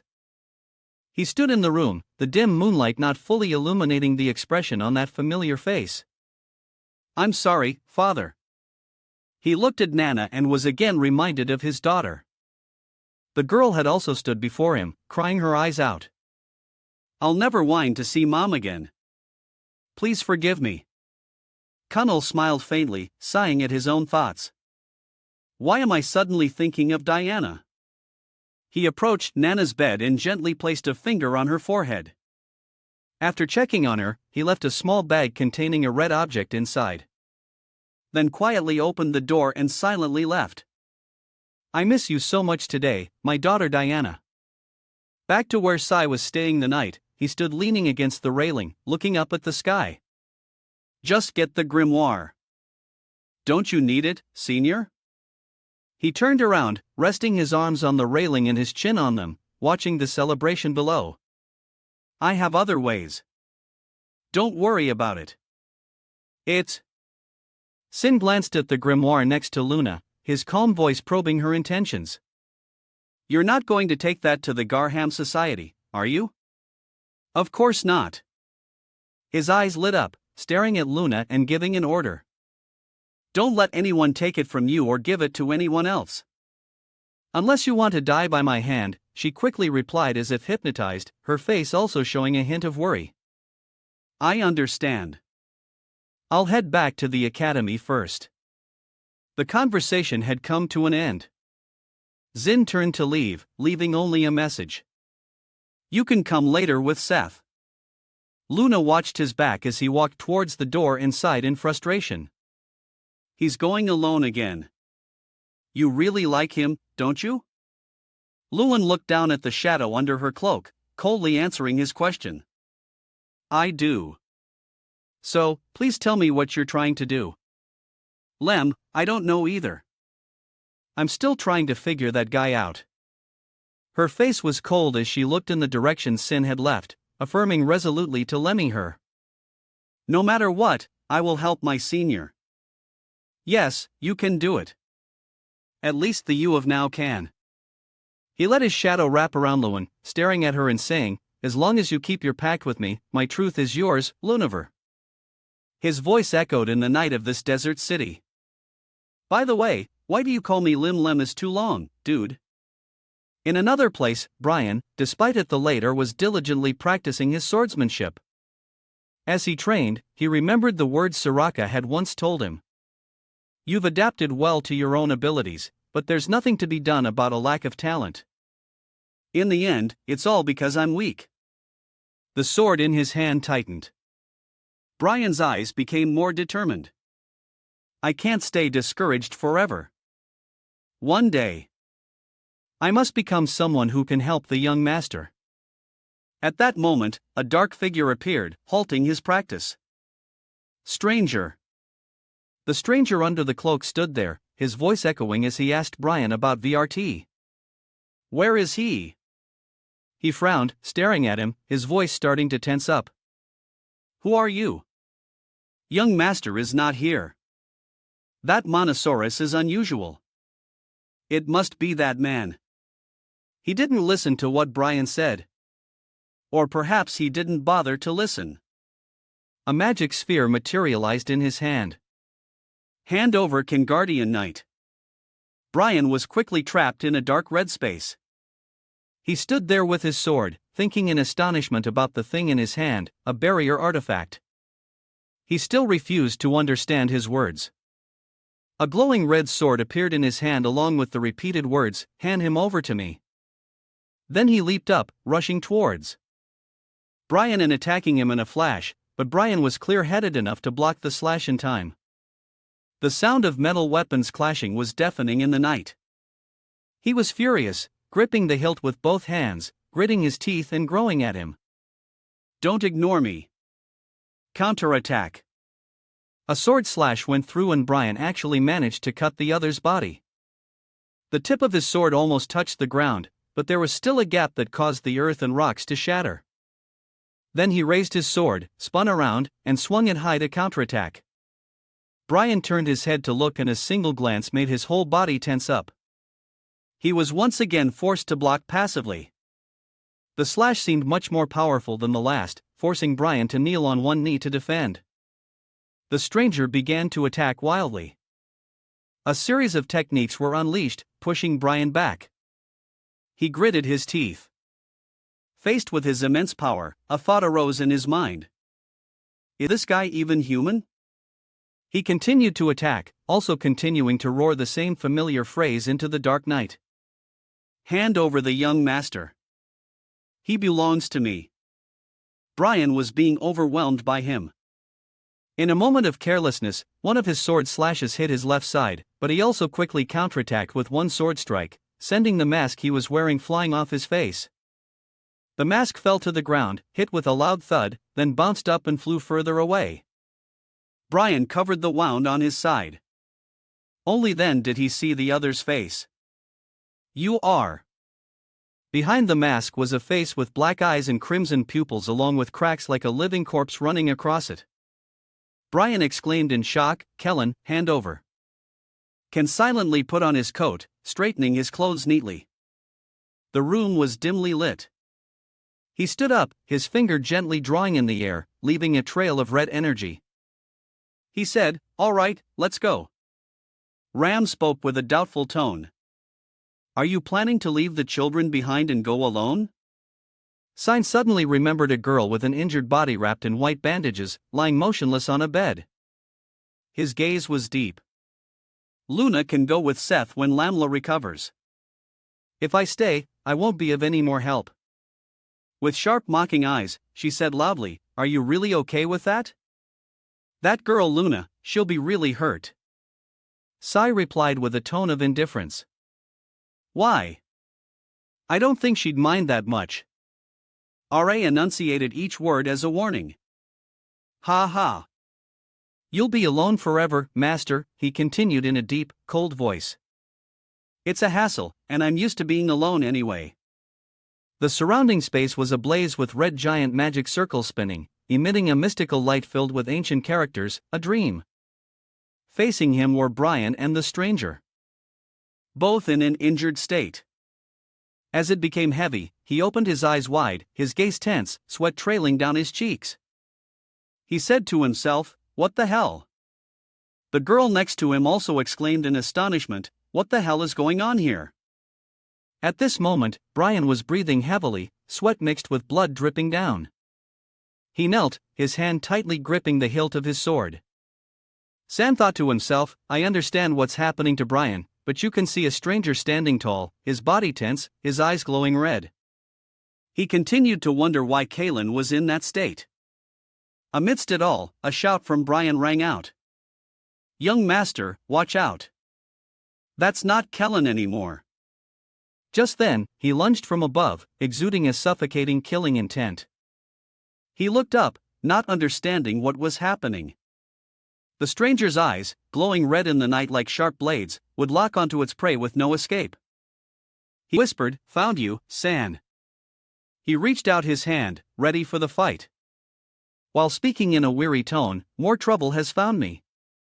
As fast as lightning, he used his sword to create deadly vortexes, executing his technique, Sword Art Storm. After Sion's attack, he was sent flying, blood spurting from his mouth and leaving a long trail on the ground. At this moment, the injured Brian was sitting in a corner. He looked on with admiration.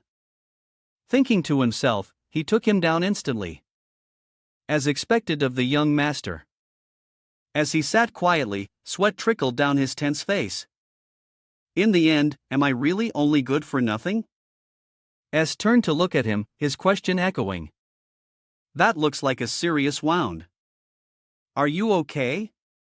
He replied, Yes, I'm fine. He spoke with certainty.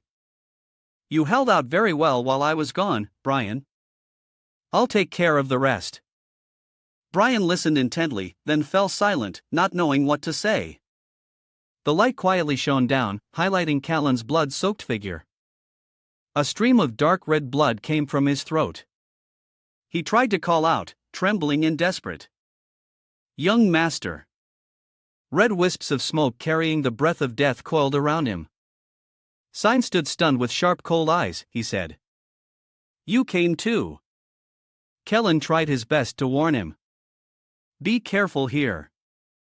Kellen's body and soul were gradually fading away. He struggled to say to Aaron Boris. They have found the location of the holy sword. His eyes flashed with a sharp gaze, thoughts swirling in his mind. It's happening faster than in my past life. Everything is becoming more and more unpredictable. A cold wind blew, carrying in the thick smell of blood. He whispered weakly, "Be careful." Sign spoke softly, "Rest now, Kellen." The sky was a deep blue. He stood silently, his eyes looking into the endless void. A voice echoing in his head. They turned Kellen into a puppet. I don't even have to guess who did it. Just then, Brian ran to his side, asking why Kellen had ended up like this. Immediately, he knelt beside Kellen's body, searching for something. I think it's because of this, Sin found a black spherical stone. Its surface cracked, emitting rays of light and swirling black smoke, the inversion seal. He continued in a low, cold voice, an ancient spell. He used his shadow self to make it turn against its master. Sin recalled memories from the past. When he fought Boris, he seethed with hatred. I should have killed you back then, Boris. As long as he's alive, things like this will continue to happen. He clenched the inversion seal tightly, his eyes sharp and cold. He resolved. I will not sit idly by like in my past life. Eth remembered his face tonight. A single thought echoed in his head. I have to finish him now against the purple blue night sky. Feeling serene, he walked while speaking to Brian behind him. Pack your things, Brian. Brian was surprised.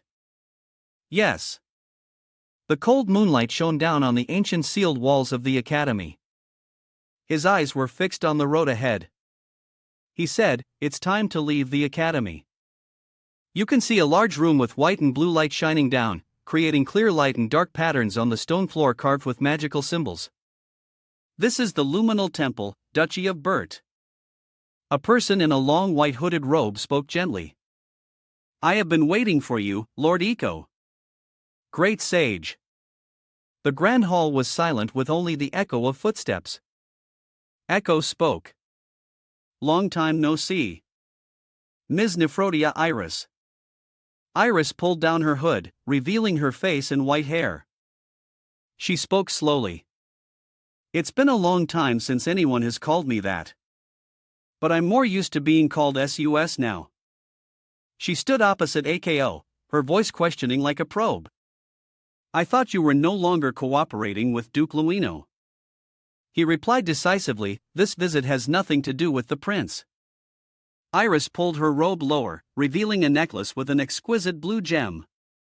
She said softly, Oh my, so the rumors are true that you are now cooperating with Princess Violet. The cold light seeped through the cracks, shining on his wide-open eyes. His gaze was sharp as he listened to her explanation.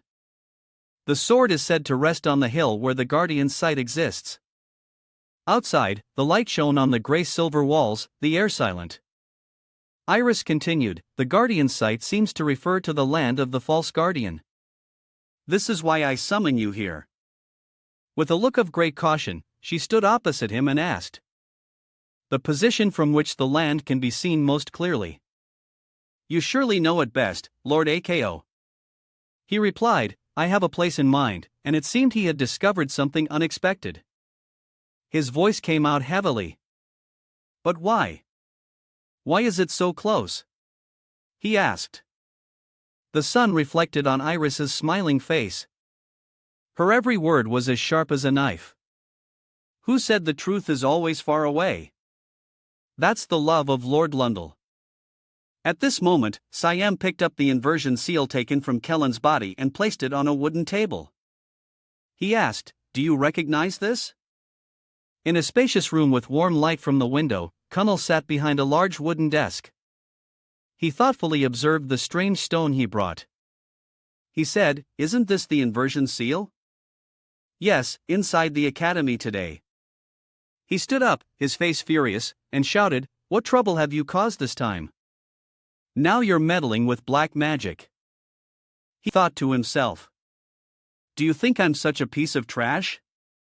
His face was covered in sweat as he said. It's not me. It's you who's trying to hide the fact that you brought a beastman into the academy. Connell bent down slightly as if caught doing something. He whispered, I've been found out. Suddenly, he shouted like thunder. My tolerance has its limits. If you keep behaving like this, then leave this place. The air in the room seemed to freeze when Shaun's voice rang out decisively. Very well. I'll do just that. Standing there, his figure straight in his neat uniform, he said, things will be harder to control from now on as long as I remain in this academy. After a few seconds of silence, his eyes half closed. He asked, You're suddenly being obedient. It's suspicious. What's the reason? Then Ka looked down at the cracked inversion seal. He continued to reveal the owner of that inversion seal as one of the key figures in the blood feast. Of course, eyes radiated a sharp killing intent, he exclaimed. I have to be the one to stop him. If I don't, he will continue to cause trouble around me. Noticing the shift in his mood, thoughts flashed through his mind. A formidable amount of killing intent. What happened to make him so angry? He stared at the inversion seal and asked softly. Let me tell you something interesting about the inversion seal. Do you know what its transformation method is similar to? Connell thought for a few seconds and replied. That's why some believe the two minerals have the same origin. He put forward a theory about a connection to the Black Blood clan. Although that clan was believed to have been wiped out, as the room was silent enough to hear a breath, Kundal continued to reveal information. There are rumors that some survived in the slums of Exilium near the capital. Hearing that, he broke out in a sweat and immediately asked back, Why are you telling me this? Then Sin reached out to take it from his hand. He suddenly warned, You fool. Don't carry everything on your own. And listen here, he said, but still handed it to him. He said with certainty, the peace of the bygone era is on the brink of collapse. If it collapses, the academy will follow. Connell stroked his white beard while instructing him very carefully. So do your part. I will do mine. The light shone into the room, illuminating the figures of the teacher and students standing opposite each other. He said gently, Let me give you some advice. Listen. Connell pondered with the expression of an experienced man who understood life all too well. He shared with him, You won't hear anything comforting there. Whether it's a trial or a harsh fate, it's a life that won't benefit you at all. Sin wistfully remembered his past memories. He thought to himself, That's what it means to be someone else's dog. In my previous life, the warning was right. Leaving the room, he walked lightly while thinking about the conclusions he had drawn. Don't carry everything yourself. Perhaps that's the advice for this life. Leaning lightly against the wall, one hand adjusting his glasses as if thinking about something. You're planning to pursue Boris Lamb, aren't you? You heard everything. The last rays of sun stretched into streaks of light on the tiled floor. Z approached, hands in his pockets. Cyrilla stood with her arms crossed, looking relaxed. More or less. He's a target that needs to be eliminated, so it's only logical. He tilted his head, his voice echoing with a probing tone. Are you also going as a leader? She replied decisively, No, as a leader, I also want to go. Behind her, the figure of Kundal appeared, exuding an invisible pressure. She said softly, But for now, I must stay here as an instructor. The headmaster has a hold on my weakness. San with a worried face spoke up. Don't tell me he's found out our identities. In response, San received a faint smile, the corners of her lips curling up with hidden meaning. No, it's more like he's known for a long time. They turned their heads to look towards the hen's room. Ram suddenly appeared, whispering cautiously. He's not the headmaster for nothing. We shouldn't underestimate him. After a few seconds of silence, her eyes focused. She suddenly spoke. It seems he has a plan. This time I'll leave it to you. Just tell Boris for me. The space seemed to be swallowed by a gloomy red color. Soraka took off her glasses, her lips slightly curled to go to hell. The atmosphere suddenly filled with killing intent. He was determined. "I'll make sure he feels hell before he gets there." Ram whispered quietly beside him. "Make him wish he were in hell." The scene changes to an empty plot of land located on the road leading into the city. The sky is clear blue with brilliant morning sunlight. In the distance, sharp rooftops appear faintly. Somewhere in the douche of Bert. Inside an arena, in the center of a giant magic circle, a blinding light erupted. Many large shattered rocks were scattered everywhere. A voice broke the silence. "Impossible to think we could find it near the main hall." Echo, while reaching for his sword, said in amazement, "Is this really the holy sword?" Iris exclaimed as if she couldn't believe her eyes. "It's shining just like in the myths." He touched the hilt of the sword and a blinding light emanated from the weapon being summoned. Golden rays of light swirled around his body. He shouted powerfully and decisively, "Answer my call, Duran will see." At this time, she stood behind him, her eyes following the blinding light. She said, "However, the way the holy sword is stuck slanted in the ground is a bit unsettling." "It will be fine, right?" Suddenly, a hand with swirling golden white light reached towards Achu. His eyes widened as if he couldn't believe what was happening. A majestic voice spoke.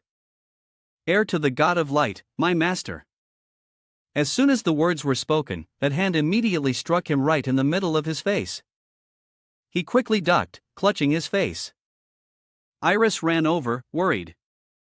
"Lord Ako," she stood in the middle of the light. Her lips pursed tightly, her voice echoing with anger. "Why were you so late?" Durand was enveloped in brilliant rays of light. She shouted powerfully and majestically. "You're too late, you fool." She continued to scream as if she had been bottling it up for a long time. "How dare you make me suffer such humiliation? Unforgivable." Her finger pointing at him trembled with rage. "You bastard." Echo and Iris stood side by side observing. He was surprised. "Have a child," she added. "It must be the spirit form of Durand. But I didn't expect it to have such a form." Durand pointed both hands at her own face. It was indignant. "You find me funny. It's all his fault now. Here." Archer silently rubbed his sore face while Iris kept talking. How could it have found out? Durand kept rambling with Iris beside her looking helpless. Was he born with heavenly eyes? Or something? She felt wronged, her eyes welling up with tears as she said, "Damn it, never mind. She won't have anything." She remembered the image of Sin holding the sword, his fierce smiling face and blazing red eyes. Beside him was Ram. She growled each word. "The master of the demon blade. That bastard stole my power." Then she screamed, a cry that made the ground tremble. "I can't bear this humiliation any longer. Give it back to me, you damn heir of light."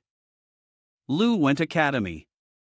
The morning sun cast pale golden rays on the pristine white walls of the room. On the pristine white bed, Nana lay quietly. There were bandage wounds on her face and body. Science stood beside her and said to himself, "It's a good thing it ended like this." Sans suddenly recalled the image of Kundal with his deep eyes, his voice echoing in his head. "You confronted the strongest archeage on the continent and still survived." To be honest, I'm a little surprised, too. He approached and gently touched Nana's pink hair, thinking, "You've grown so much that you don't need me anymore." Suddenly, a voice broke the silence. "It's so shameful, young master." He spoke with a questioning tone. "For what?" Brian replied decisively. "Because I keep disappointing you." With tense shoulders, he confessed. "I have not fulfilled my duty as a guardian." Contrary to Brian's thoughts, he wasn't angry at all. "Well, if you know that, then do better. Brian was too surprised, only managing to say, huh? After speaking, Sham began to walk away, saying, I have things to do, so I'll be leaving first. He immediately replied, Then, I will prepare the luggage as you instructed. As it suddenly became tense, Brian quickly asked, By the way, where are we going this time? He stood near the window, his gaze sharp. I know a place in the outskirts of Lewin. Lady Cyr will explain the details, so you go ahead. After speaking, Sin quickly walked out of the room. He ran after him, calling out, Aren't you coming with us? He replied decisively, I'll come later. He clenched his hand into a fist. Understood? Leave it to me. And before leaving, he didn't forget to turn to him and say a word of appreciation. Without you, Nana wouldn't have been able to come this far. It was beyond my abilities. He said gently, You did very well, Brian. He was surprised and confused. Why are you saying that? Brian was also confused. He turned his face and walked away quickly.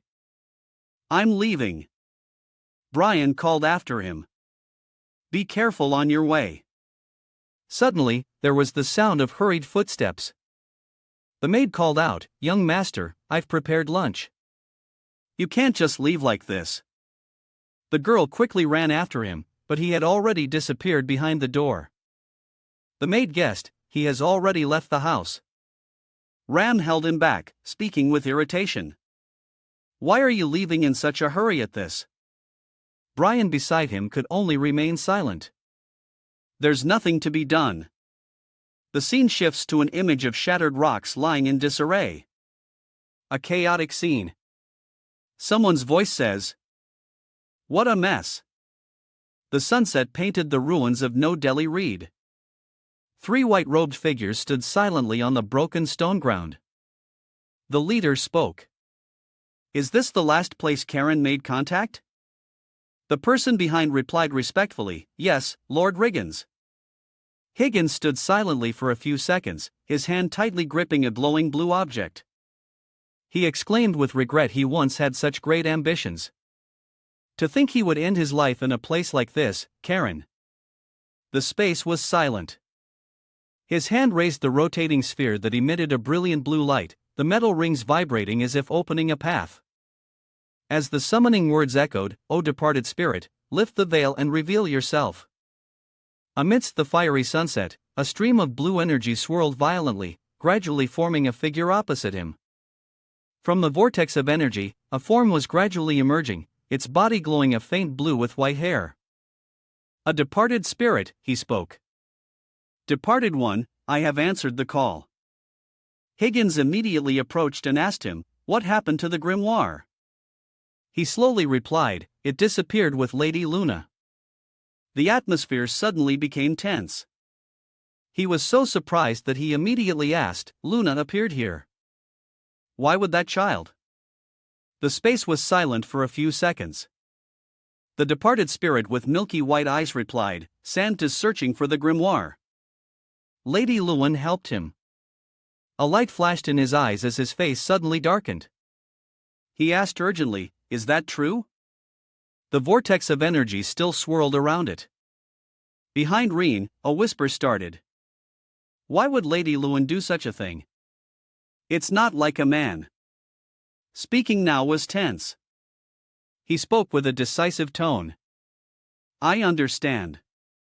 Go now. Then the energy vortex continued to spin, and the departed spirit gradually vanished. Higgins bowed his head, a stream of purple-black energy enveloping him. He ordered, What are you still standing there for? Bring Luna to me. Immediately, somewhere in the sewer system beneath Exilium, faint light pierced through the cracks in the waterway. Phi sat on the stone steps and spoke, Phi, can't you go any faster? The large figure sitting amidst a pile of glowing purple crystals replied, I'm going as fast as I can. Don't rush me, Tobian. The person in the black shirt standing behind him was casually leaning against the wall and spoke. The magic power is terrifying. An ordinary person certainly couldn't withstand it, right?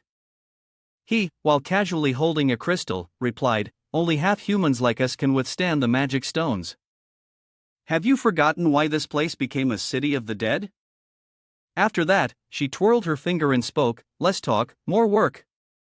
Boris is waiting." He started. Still with relaxed posture, leaning against the wall, he teased, "Acting like you're the only captain here." Suddenly, he was attacked. A sharp red blade suddenly appeared at Toby's neck. He was so surprised he could only exclaim, "Huh?" Red blood. Crimson blood splattered everywhere. If I only had time to bare his fangs and roar fiercely, Toby. The dim light illuminated where he lay motionless in a pool of blood. Beside him was a mysterious person in a black robe. A growl echoed, "Who the hell are you?" She immediately raised her hand to summon a fireball. She roared. Blazing flame burst. The fireball transformed into a massive blinding yellow energy stream, attacking the person in the black robe. The mysterious person leaped and swung their sword forward, cutting through the energy stream.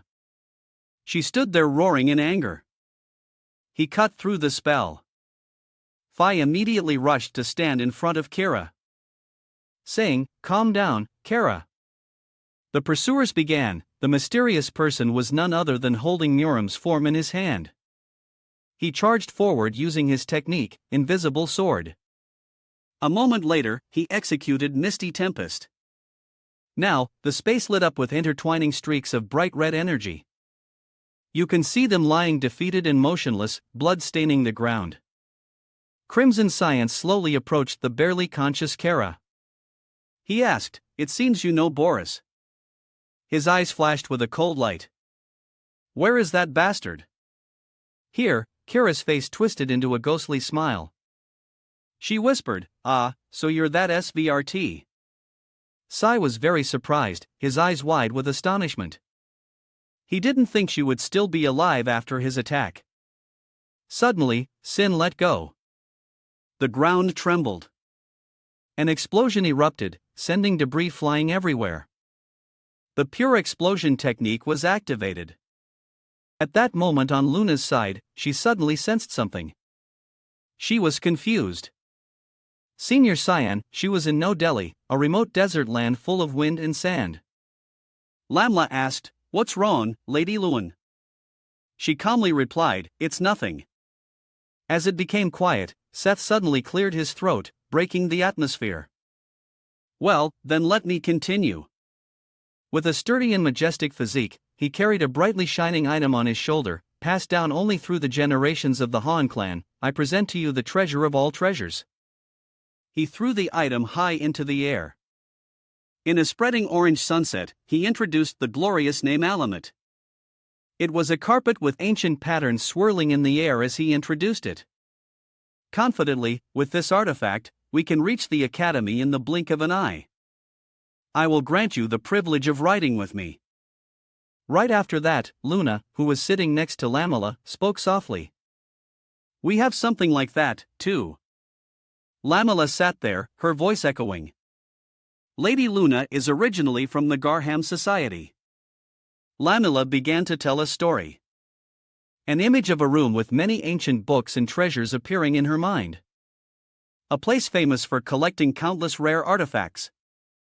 An item like Alamet is quite common for them. After the story, Seth stood with his back turned, sulking. Lma asked, "Are you going separately?" Without another word. The three of them sat on Luna's mount and soared into the blue sky. The wind whistled past her ears, the blue sky a blur in her vision. Her eyes hardened as she told herself, "We have to hurry." Bang! She shot forward at a speed that tore through the air. Luna's heart filled with anxiety and restlessness. But something must have happened to Senior Cyan at that time. An exilium. The scenery was utterly desolate with smoke, fire, and rubble everywhere. Science sat on the ground, seemingly having realized something. I didn't expect someone to use explosion magic in a place like this. Raram beside him couldn't understand either. It's no different from a suicide attack. Ram's gaze was directed at the purple stones hidden within the normal brown earth. She informs, this entire place is connected to mono-infused magic stones. You know, as long as they are artificially placed and not extinguished, the fire will continue to erupt. Sai didn't reply. He stood up and created a magic circle on his hand air. Then purple magic energy slowly escaped from the circle and quickly enveloped the magic stones. At that moment, a wind rose and all the magic stones eerily began to emit a purple gas. Ram still thought he was just showing off. She teased. How noble. Hearing that, Sanuli replied, look again. Following his gaze indeed, the magic stones had gradually turned dark and the fire had lessened somewhat. I don't see them anymore. The two of them jumped down to investigate. Ram wondered, haven't they burned to ashes? Sin didn't think so. They couldn't have burned in such a short time. He guessed, it seems they fled in that direction. At this, Ram grew even more curious. Didn't everyone except that woman die earlier? S walked straight towards the large cave. Let's just go confirm. At that moment, a different voice suddenly echoed from behind. What the hell? It's just a human brat. It was a group of inhabitants from this place. They were surrounding the pit. A demon man shouted, why did a human come here? The one next to him was no better. Get lost, human. Their attitude made Ram furious. Is she repeated irritably, what the hell, you even put out the fire and this is the attitude you get? Dai's face showed no emotion at all. Only his sharp eyes had seen through everything. They just don't want me here. After a moment, an image of a peaceful village appeared in his mind. He recounted a long time ago this place was a small peaceful village. However, that scene was quickly shrouded in the red of death. Dai's voice dropped slightly, but the holy war, the demons, and the attack of the Leviathan tore that peace apart. Fortunately, thanks to the hero Liza, the servant of the god of light, they were able to defeat the dragon. In this song, San's voice suddenly deepened, filled with an unclear emotion. But the tragedy didn't end there. The corrupted magic stones left behind by the dragon made things worse. After that, it was the images of magic stones, just as the two were seen now. Because of the powerful mana emitted from those magic stones, the Exilium area became a barren, lifeless land. The inhabitants here transformed into half-human, half-beast forms. Zion continued, it is said that the bodies of those transformed by mana are called demon men. They still live here mining magic stones. Back to the present, representing them were the demon men surrounding, cursing humans for treating them like monsters. The demon men were constantly shouting, how dare you set foot here? Get out of here. Now throughout the whole story, Ram still couldn't sympathize with them. She spoke up, should I kill them? But San just quietly pulled his hood over his head. Too much trouble, he told me. Go. So I'll go. So before the eyes of the demon men, San indeed left, but through that large cave. At that moment, in another corner, a pair of hairy hands was carrying a barrel of magic stone. He reported. I could only gather this much. The meager amount of magic stones drove Kira mad. She gritted her teeth and roared. What a waste of effort. All this chaos for just one brat. Phi, putting down the barrel of magic stones, said, it could have been worse. Toby seemed to agree. You're right. It was very bad. He grimaced, rubbing his neck, which was still emitting a bit of red magic energy. If not for the power Boris gave us, we would have died at the hands of that guy. While the three were talking, a voice suddenly interrupted. Damn it, everyone got hurt because of me. The person who came when he said that, Carrera, still feeling a loss, loudly retorted, why are you apologizing? He's the one who's wrong. Behind her, Vice seemed to feel the same way. He spoke up, he started it first. Kira added, that Psy guy was the one who attacked first. I know. She pointed to the wound on her neck. her voice still a bit shaky. I didn't even realize I was attacked until my head was off my neck. He's definitely very strong seeing them like that. Boris put on a remorseful expression and took the blame. I shouldn't have dragged you into this. This just happened to hit Kara's soft spot. She quickly denied it. Don't say that. We had a chance to. In the end, Toby and fell silent. Only Kara stood with her hands on her hips, looking at Boris excitedly. If it weren't for the money you sent by working at the palace, we would have starved to death long ago. Now we can finally repay you. So stop complaining and just rely on us when you need to. Boris was very pleased with their reaction, but on the surface he showed a look of resignation. All right, please don't overdo it. Then if I picked up the barrel of magic stone? Kara beside him confidently vowed, we'll make sure that bastard pays for what he did to you. Taking the barrel of magic stones from Phi's hands, Boris acted as if he too was caught up in the enthusiastic atmosphere. For everyone's sake, I will ensure this ritual is a success. Not long after, Boris reached a dark corner. He poured out all the magic stones from the barrel. Then, Boris turned his back to the pile of magic stones and recited the incantation loudly. Begin the ritual. Then, Boris drew out yellow magic energy from Iskria's place. A magic circle appeared from under his feet, the energy radiating from it like a vortex swirling around Boris. Iskria urged, hurry up, Boris. Hearing that, he was skeptical. Miss Heiska. Boris still didn't understand, so she had to say it. He's here. Thus, Kara, who was guarding outside, also sensed something strange in the darkness before her. A pair of red eyes was slowly approaching them. Kara spoke cautiously. Something's coming. But before Kara could see clearly, that thing had already lunged towards her. In the midst of Kara's daze, Phi quickly pushed her away while simultaneously blocking San with his hands, using them to block the blade. He roared. I won't be fooled the second time, San VRT. With the blade blocked, San remained unusually calm. He looked at them curiously.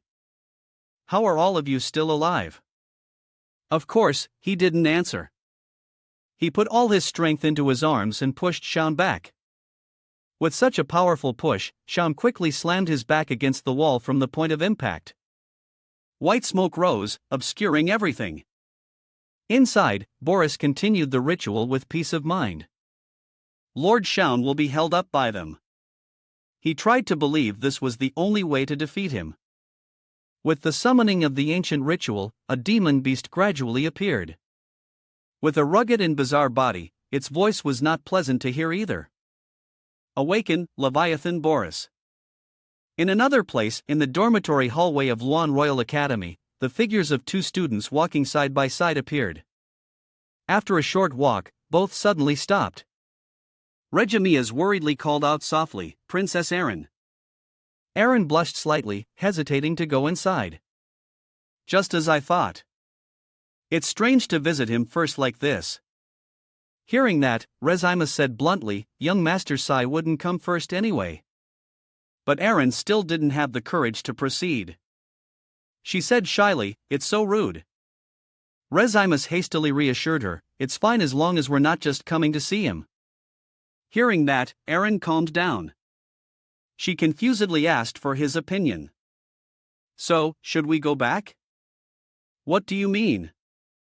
At this point, the clever Remus immediately suggested. We're just coming to check if Nana is okay. Erin quickly nodded. That's right.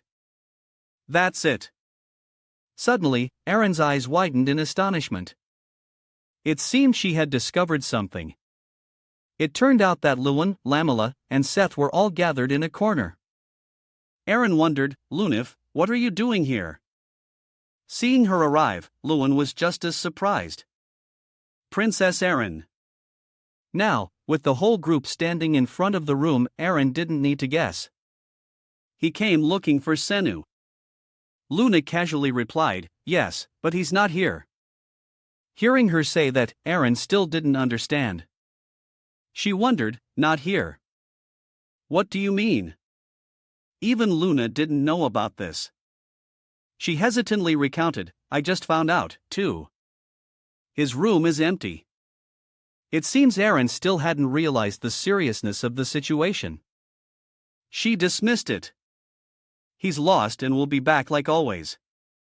Luna immediately denied it. No, this time it's different. She gently touched her special nose. She spoke tensely. I can sense his scent has completely vanished. Maybe this time he'll never come back. Only then did Aaron believe it was true and her whole body broke out in a sweat. She thought. His scent disappeared. Her nose is super sensitive. The surrounding atmosphere unconsciously became strangely quiet. Seeing this, Seth spoke up. It's all my fault. His body suddenly trembled with sorrow till tears welled up in the corners of Seth's eyes. I asked him to spar too much. I just wanted to be friends with him, but I guess that was a bit too much for him. Among the group, Aaron regained her composure the fastest. She quickly asked, any idea where he might have gone? Luna then snapped back to reality. We'll start investigating now. Then Aaron used her authority as a princess to give an order. Check every place in the academy. Seth at the side quickly joined in. All right, I'll help too. Luan tilted her head and said to Lamla behind her.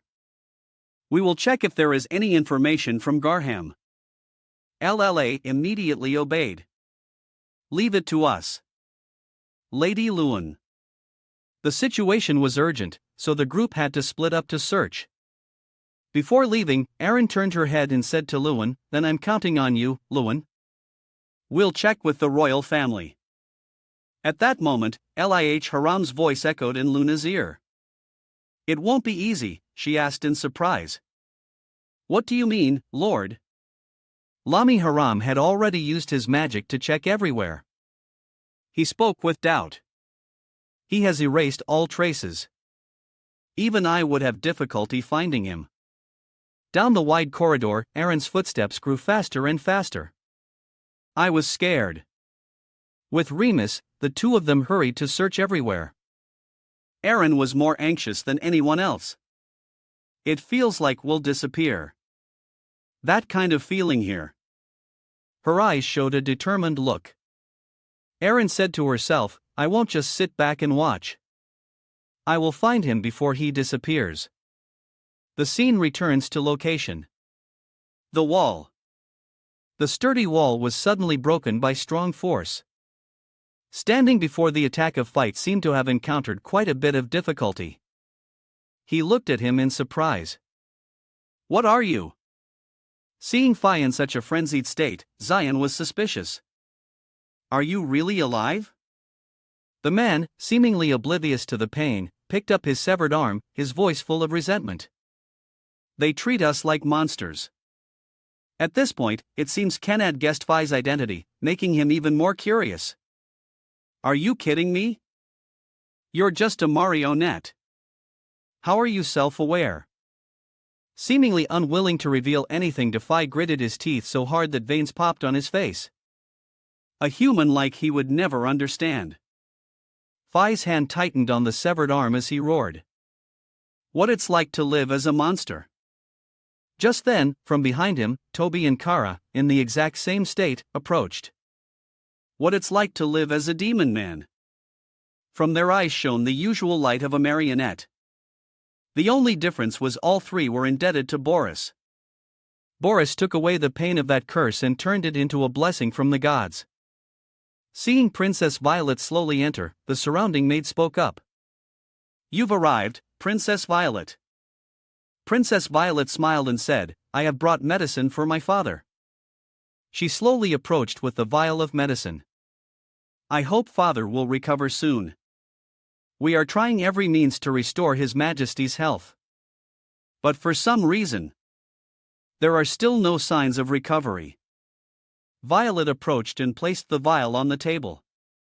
The Duke from behind spoke up. How sincere. The Duke looked at Violet and continued preparing the medicine herself. Violet smiled gently and said, "It is only the natural duty of a child." Then she pretended to wipe away tears with her hand, but her lips revealed the sly look as she continued, "The situation is too chaotic right now. I just hope Father gets well soon as before." On the bed, His Majesty had been unconscious for a long time. The Duke gently bowed his head respectfully and replied, "His Majesty would surely be very pleased to know. We will take our leave." With that, they left the room, leaving only Violet and the maid behind. Seeing that everyone had left, the princess carefully picked up the vial of medicine and slowly poured it into the emperor's mouth, thinking, "Father, don't you worry." Violet's eyes glowed red, her face revealing a wicked side. She thought smugly, "I will take good care of the empire. So please continue your eternal sleep." Her eyes were full of smug calculation. "As for my dear older brother Juno, I have already sent him ahead." The scene shifts to a fierce battle. In front is a person groaning as they are crushed by large rocks. It is the great prince pinned under a collapsed building but not yet dead. He tried to slowly crawl out from the rubble, crawling and leaning against the collapsed walls, angrily cursing. "Useless bastards!" His face contorted. He gritted his teeth and said furiously, "How dare you humiliate me like this? All because you couldn't handle one brat." At the same time, Princess Violet's men were searching for survivors of the battle. A soldier spoke up. "There might still be survivors. Search more thoroughly." Seeing a lifeline, the prince quickly called for help. "Over here." In response to his call for help were the hateful gazes of everyone. Violet curled her lip and said, "Oh my, he's truly stubborn and hard to kill." Prince Louis, now still not understanding what was happening, asked, "You? Why are you here?" Violet smiled confidently and looked at him, saying, "Since you are the one who brought such shame upon the empire, the least I can do is clean up the aftermath. After all, I've always been the one cleaning up after you." Louis now gritted his teeth and retorted, "Stop babbling and take me back to the palace. I need to be treated and rest properly." Violet arrogantly refused Louis Wisnell's request. "That will be a bit difficult." "Don't you think so?" Hearing this, he was stunned and couldn't believe it, exclaiming, "What?" Violet turned away, her face pleased with a devilish smile, and said, "Because what I have to clean up and bring back from brand new today is your corpse." Dear brother Juno. As soon as she finished speaking, the guards immediately surrounded and pointed their swords at Prince Louis. "No, surrounded." He shouted in anger, "What? You're planning to?" At this point, Violet's face became even more wicked. Her eyes glowed red. Her smile widened terrifyingly as she said to Louis Nell, "But I've changed my mind. I'll say that your body couldn't be found." Hearing that, Louis Nell roared in fury. "Violet, you damn bee." As soon as the words left his mouth, the guard's sword immediately severed his head. Louis Nell's head was sent flying while his body was torn to shreds by the soldiers who had long hated him. Returning to the present, Duke Willius was walking and talking with the swordsman Ianan. The Duke said, "The medicine from the second princess. What do you think of it?" Swordsman Ian Ken frowned and replied, "Quite suspicious." Duke Willius looked into the distance. "You think so too?" Remembering the vial Violet brought earlier, Ian analyzed the shape of the vial and the color of the medicine. It strongly resembles the elixir called Blessing of the Maven. Iakan continued, "But I feel a strange magical energy that can only be found in the demon world." Hearing this, Willius immediately ordered, "Send someone to watch the second princess and monitor her closely." Willius's gaze became sharper. "No matter how important the front line is, you must report directly to me on this matter, especially concerning says Aaron's safety." Swordsman Ianka replied, "Yes, my lord." After the brand new incident caused unprecedented casualties, the people soon gathered to restore the land. Prince Juno and Duke Essel were declared missing. Despite countless rumors and questions spreading throughout the empire, the people still remember that day as follows. Both had fallen in the battle against Scene VRT, who had gone mad with evil power. They had witnessed the battle with their own eyes, the despair of Scene VRT with celestial wings, and even when the demon landed the finishing blow on him. In the end, Scene had to face the wrath of the heavens and died at the hands of a divine messenger. The Giants of Light, in addition to calm the turmoil of the empire. While the emperor grew increasingly ill, a provisional empire led by the second princess began. That was the logical course of action based on the princess's past contributions to humanitarian. Although that whole story was completely different from what I knew, I still chose to remain silent because silence is the only way now for me to protect him. Scene VRT. My fiancé is not dead yet. Time passed in a flash. At this moment, in the Grand Hall of Lewin Academy, students were engrossed in the ceremony. A voice declared, "Aaron Sylvanus, choose your path." Aaron approached and placed her hand on a magic book with a golden light. "You have chosen the grimoire. May the wisdom and clarity of Lord Lemonal guide your future." Soraka approached and presented the diploma to the princess. "Here, please accept your graduation certificate." Aaron reached out to take it. "Thank you, instructor." Sarah. "With this, we declare you have graduated from Lewin Academy." Aaron held the diploma, one hand on her chest, her face full of pride as she vowed, "I will become a light that illuminates the academy." After the awards ceremony ended, Soraka went to Chancellor Connell's office to report. Hearing the news, Headmaster Connell turned to ask Sokka. "Princess Aaron chose the grimoire. I thought the princess would choose a sword or a staff." "What a surprise!" Soraka replied, "Yes. I thought the exact same thing." The headmaster turned towards the window with a thoughtful expression. 3 years have passed since that day. Princess Aaron has been searching for clues about the Giants of Light ever since. Sierra, hearing that, immediately wondered, "Giants of Light? You mean those giants that attacked Scene back then?" Kundal calmly explained, "They are collectively called the Nephilim, messengers of light, sent down at the human world by the supreme gods, Zungmendel." Soraka's eyes widened in astonishment. Isn't that a direct intervention of a god in the human world? Why in the world? Kunnel's voice became deeper. "I don't know the reason either, whether the Nephilim are classified as gods or humans. There are almost no records of them." Then he turned to look at Sierra and continued.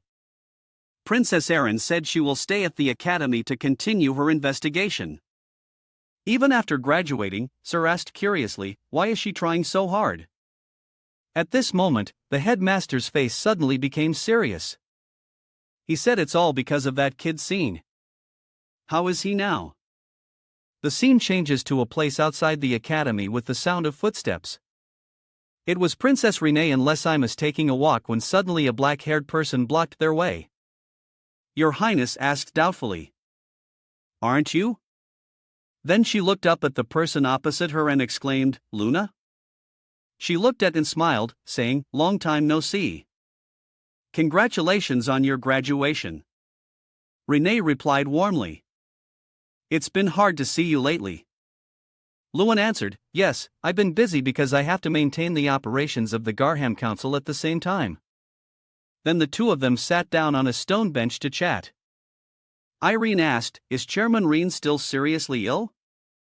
Lewin replied softly, "He's much better, but his internal injuries haven't fully recovered yet." Aaron looked at Luna with a concerned expression and said softly, "That must worry you a lot, right?" Faced with that question, Luna just replied coldly, "Not at all." Then her eyes became more frightening. "I took this opportunity to teach him a lesson for daring to touch what's mine. So, I'm completely satisfied." Then, Lunar turned to ask Princess Aaron, "How's the search for Senior Scene going?" Hearing that question, Aaron's face became extremely worried. She bowed her head sadly and said, "I've tried my best, but there's been no progress at all. You know, apart from the clue that the Giants of Light are actually Nephilim." There's nothing else, but I won't give up. Lunar turned to look at Eren with a terrifying gaze. Yes, do your best. At this rate, I might find him before you do. Luna's eyes gradually emitted a strange purple light.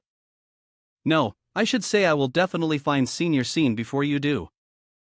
Then their eyes met. And the atmosphere became incredibly tense. Green resolved in her heart. I will not lose. Then Eren replied softly to Lewin. All right, let's both do our best then, Lewin. Lemus stood watching the two of them, his heart trembling. So scary. Lewin also said cheerfully, yes, I will do my best to help you until we find Senior Scene. In the hen's office, Kunnel stood by the window. He was calmly observing everything with a thoughtful expression. The scene shifts to an endless space with dazzling mystical light. Voices echo continuously. Scene VRT. You have crossed the boundary that a mortal should keep. Before him now was a giant goddess speaking to San. You are not worthy to exist in the world I rule. Keep struggling. San, with a muscular build and sweat pouring down his forehead, gritted his teeth and looked at the goddess. The goddess swung her spear towards San. And said, and face a pain greater than anything a human can endure. The giant rained down judgments upon San. You are not worthy to exist in the world I control, so pay the price. San angrily gritted his teeth, sweat dripping. The giant continued, you will experience a torture that no human has ever gone through. Not admitting defeat so easily, San launched himself towards the giant of light. He relentlessly unleashed slashes at the giant, but they had no effect. Sion's eyes narrowed. He clenched his teeth and said angrily, attacks like probably don't even faze him. The giant immediately seized the opportunity and swung his hand to retaliate against San, who gripped his demon sword tightly and stabbed it hard into his armor. Then he made a vertical slash up his arm. Stopping there, he continued to spin, creating spheres to relentlessly attack the giant. Void sphere separation. The giant's entire body was covered by countless spheres. But he easily avoided them with a little effort. He said arrogantly, it's useless, you insect. Then the giant turned to attack again. No power in the world can surpass the power of a god. Was pushed back by the giant's aura. Another attack from the giant came, stunning. Just then, Seth jumped in from nowhere, blocking in front of and saying, don't be afraid, my good friend. Seth, with a confident smile, said loudly, I'm here to help. Before he could finish his sentence, Seth was punched straight in the body by the giant. The powerful punch also sent flying. In the distance, the shock waves created by the battle were still incredibly terrifying. Kundal had to use a barrier to protect Eren and Lunar. He struggled to hold on, thinking, what incredible power. Facing such a fierce presence is like an egg hitting a rock. Luna and Eren were fearfully squeezing their eyes shut. Khmel thought to himself. It seems I'll have to continue protecting the princess and Luna. The giants were surrounding Sahin. They stood motionless looking at him. Suddenly, from below the ground, something pierced up, instantly impaling the giant's body. A giant hand emerged from Seth's just destroyed body. Seeing this, Sin said confidently, I forgot to introduce this friend of mine. He then smiled smugly and said, get acquainted with Savalum, the desert god, will you? A sandstorm rose and Seth's body slowly recovered. Seth smiled. Smiled and spoke, how dare you attack this child? It seems you want to die. Without further delay, Seth and his new body immediately unleashed his power. Divine Fist of the Desert Abus from underground. Sand serpents shot up attacking the giants and taking them down. Seth turned to look at Cyan and said, so the prophecy has come true. Now you have no chance of winning this battle. I will hold them off so you can escape. Sin asked skeptically. Why are you helping me? What do you gain from this? In response, the desert goddess in Seth's body just smiled and replied. I'm not doing this for any reward. Just keep your promise. Sin asked, puzzled. My promise? The goddess continued. You said that whoever dares to stand in your way, you will be able to achieve. You would still kill that person even if they were a god. Sin thought helplessly. That's not what I meant back. Then the goddess gave an order. If you understand, then go. I can't handle all of these guys by myself. Just as he finished his sentence, a giant leaped towards Can. Just as the spear was about to pierce, someone jumped in, deflected the attack, and shouted, "Don't bully Papa." San looked at that person and doubtfully exclaimed, "Nana." Nana exhaled the puff. Breath that blew the giant away.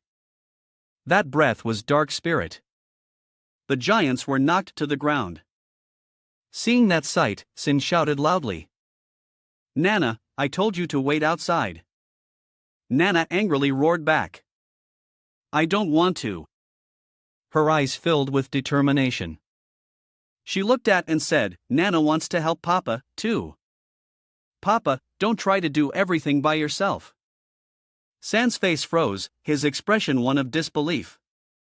Did this kid just talk back to me? Is she at her rebellious age already? Then he asked Nana, "Who let you in here?" Nana slung the sword over her shoulder and smiled arrogantly, saying, "Your leader. You're a super troublemaker. You know that?" Nana immediately gave an order. "Go protect the heir." Nana's subordinate replied, "As you command." Without another word, they quickly ran up, surrounded, and held off the giants in front. Sin clutched the wound on his arm and looked at Nana, saying, "They can't fight against the giants of holy light." Nana calmly replied, "I know, but more importantly, you look like you can't even move." Sin looked at Nana helplessly and thought, truly, nothing escapes the eyes of Misha's leader. I can't even lift a finger anymore, and Ram has fallen into a deep sleep. Soraka observed a bit more than spoke in a cold voice, "Nana, bring him back." Before Shaun could react, he was lifted up. The two of them quickly dashed off. Nana asserted that if there's no perfect plan, running is the best option. As she ran, she called out, "Open the space gate, Arrow." She heard and immediately opened the space gate, quickly throwing Sign inside. Right after the space gate was closed swiftly, Kundal, seeing the scene, felt a bit relieved, thinking they disappeared in a flash. So now, what should we do with these giants? But right after, he suddenly exclaimed, "What?" Looking, the opponent was gradually fading away right before his eyes. He couldn't hide his astonishment. They're disappearing. At this moment, standing by the window, looking outside, Kundal's face became even more grim. The Nephilim disappeared right as Shaun vanished. He recalled that it was clear he had been marked in some way, so he has to live separated from the world. Something like that also meant he was labeled a traitor to the Empire. At the same time, in the Gus of Empire, his council had assessed. The Royal Council was holding an internal meeting. Princess Violet was chairing it. She spoke. "I am very grateful for everyone's dedication even though the Empire is in chaos. The fact that the traitor at the center of attention is just a brat. It's truly unbelievable." She confidently placed her hands on the table and smiled. "Now then, before we continue our deeper discussion, allow me to introduce the royal sorcerer who will assist me in ruling." Hearing this, everyone was extremely surprised. A man was the first to speak up. "Royal sorcerer. You mean Headmaster Cussel will return to serve the royal family?" A woman followed. "I thought he had resolved to dedicate his life to the academy." Violet smiled and replied, "It would indeed be great if he returned to assist me, but I'm afraid that would be a bit difficult." Recalling how Kundal had coldly turned his back before, telling her, "I do not wish to be a pawn for your ambition, but I will not interfere either. If you leave Princess Erin and S alone, Violet will not be a pawn for your ambition." Violet was extremely surprised by this and quickly asked back, "My ambition? So, you're planning to just stand by while the Empire is in chaos?" But Kundal remained firm, replying, "I will not repeat myself. Leave the two children alone, and you will be free to write history as you wish." Hearing that, she couldn't say anything more, but it was clear that she was very displeased. Returning to the present, the other person appeared very worried. "But what can we do?" "He has always been a very resolute person," Violet then confidently added. "And besides, a very suitable person for this role has appeared." The crowd immediately looked over, then gasped in astonishment. "That is impossible." He immediately shot to his feet, exclaiming, "This person should be dead." Violet smiled and replied, "That's right. He has returned."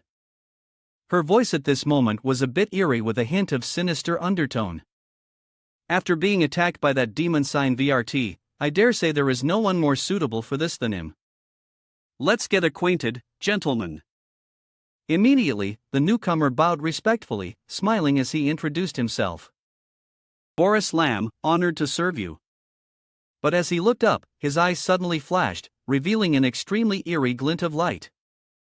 The white-haired man with two-toned hair seemed pleased. "Boris can cast 8-star magic. We couldn't find a more suitable candidate for the royal sorcerer." He replied cheerfully, "You're the kind, Your Highness." But the expression of the white-haired man with two-toned hair was now one of clear astonishment. Looking at the smiling person before her, but behind him seemed to be an incredibly terrifying power, she couldn't help but think, there's something behind him. Seeing the white-haired man with two-toned hair distracted, his colleague beside him quickly called out, "Your Highness." She was still rubbing her eyes, wondering, what was that? He was dazed, and she was even more confused. Did I see it wrong?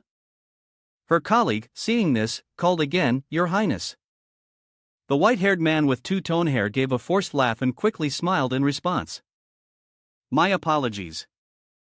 I was a bit confused by your new appearance. Shall we begin our discussion now?" Of course, he didn't refuse. He smiled and replied gently with pleasure. "I look forward to serving you, Your Highness."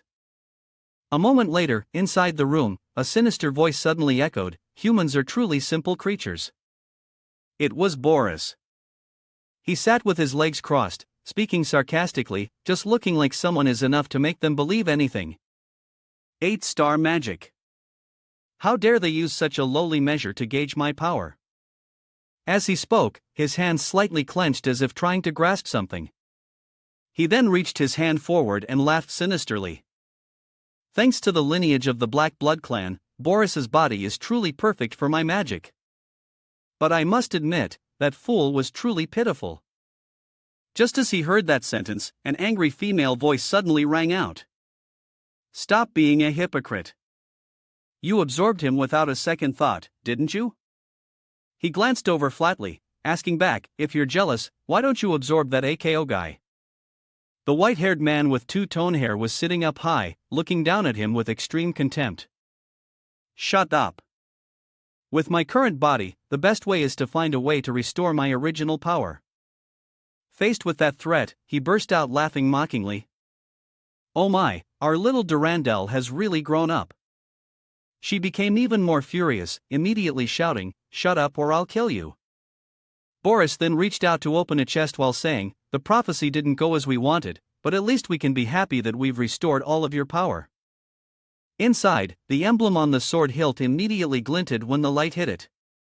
Durand also calmed down. She crossed her arms and asked, "So, what's the plan now?" He answered, "Honestly, I'm still a bit hesitant." Hearing that, Durand couldn't help but frown. Hesitant about what?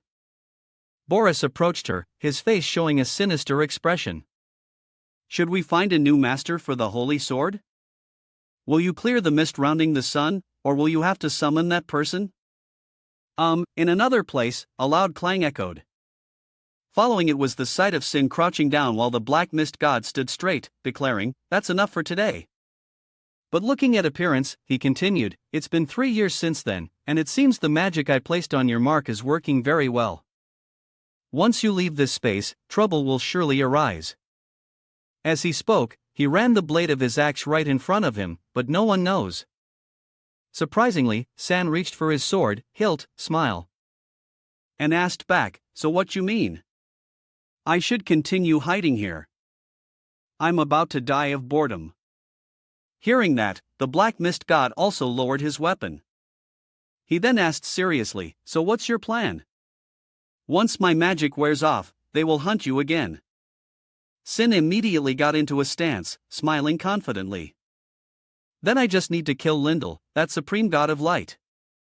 Immediately a voice appeared, asking him with a sarcastic tone, "Then why don't you start by killing him?" The black mist god seemed to agree. "The kid is right. We've been here for 3 years.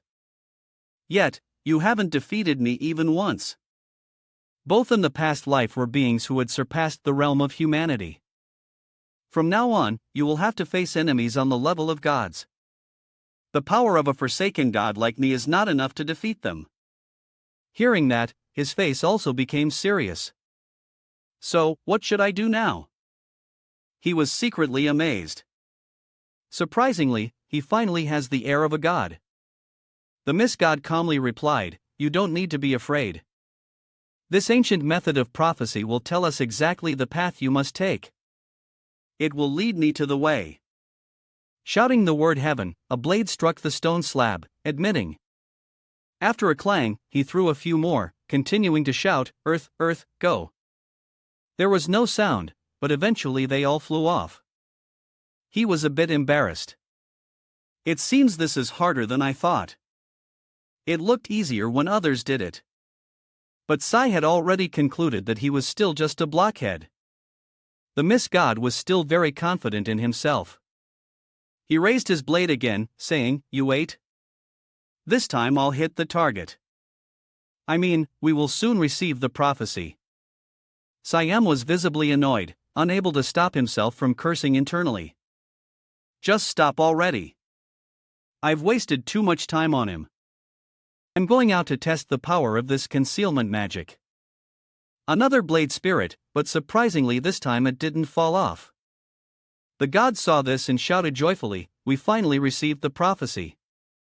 He knelt down, shouting with sincerity, reverently, "Receive your prophecy." But before he could finish, the person behind him had disappeared. In a certain hallway, Sir Kriti was walking with heavy steps. Kanakuso's words kept echoing in her head. "Please take care of Princess Erin. For the past 3 years, she has locked herself in her room, studying every ancient text she can find. She took care of her, raising a hand to knock on the door. Her mind was still wondering if she's going to this extent just to find. I can't just stand by and watch the door." The door creaked open, revealing Erin's haggard face. "Kriti." Kriti couldn't help but feel uneasy. How could she become so haggard in just one day? She spoke. "Greetings, Princess. I thought Regan would be the one to open the door." Erin replied wearily. He went to do a task I assigned him." "What brings you here?" Kriti gently adjusted her glasses and replied with a smile. "I heard you needed help. It seems you've been collecting a lot of ancient texts lately." She didn't show any expression, just replied indifferently, "I appreciate it, but I think I can do it myself." She looked up again, her eyes showing clear determination. "Don't you want to find out? If so, I can help." Hearing that, Erin's movements paused for a moment. Then she replied, "Come." Inside, on the floor, were countless books scattered about. Erin immediately said, "Sorry for this mess." Nakriti had already taken a look around the room, unable to hide her surprise. "That pattern." She saw the pattern redrawn on a board. Erin didn't hide anything and told her. "Everything. I found it while researching a forgotten history of the continent. This pattern always appears whenever it's related to the Holy Light Giants. Have you ever seen it before?" Actually, Nikki remembered the pattern on Science Chest, but she quickly waved her hand. "No, never." In her heart, she marveled that the princess knew more than she thought. Renee moved to another spot, saying there were also many interesting texts here. Picking up a book, she recounted that the holy light giants appearing in Brenyu were called Nephilim, creations of the supreme god Lindel, or other sources also called them messengers of the god.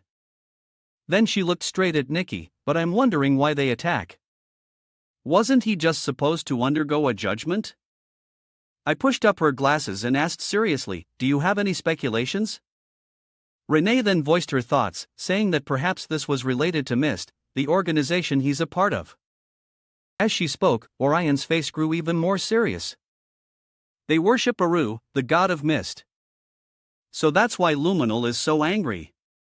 So could it be that S wasn't accepting the judgment, but used the power of mist to escape? Nikiti was a bit startled. Truly impressive, princess. She cautiously replied. To be honest, I'm not sure. I hadn't thought that far ahead. Neen seemed disappointed. She looked away, replying. I see. That's a shame.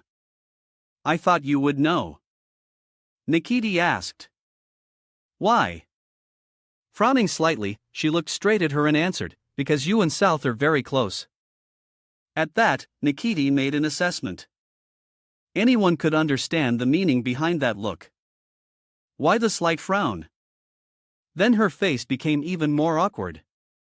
This kid is jealous of me. She let out an awkward laugh. What? No, we're not that close. Hearing that, Renee immediately turned away sulky, replying that's good then, watching her. Mitty thought to herself that it seemed she would have to keep a closer eye on the girl from now on. That brat San. The next time I see him, I'll hit him on the head. As she thought this, she tried to suppress the intense anger welling up inside her. Right then, she wanted to hit him on the head. In the frozen lands of Brina, a surprised voice rang out. He was gazing at the ancient tree in front of him, thinking that if the black mist were to disappear, all that would remain would be a brilliant light. His gaze drifted high up, and he wondered, but could we endure such a world? Elsewhere, Sin had passed through a space gate to another place. He smiled and looked around, remarking that it had been a long time since he last entered Sriaka's laboratory, and even the tables had been replaced. He recalled being a child when he had once held a teacup. Laughed and asked innocently, is there poison in the tea?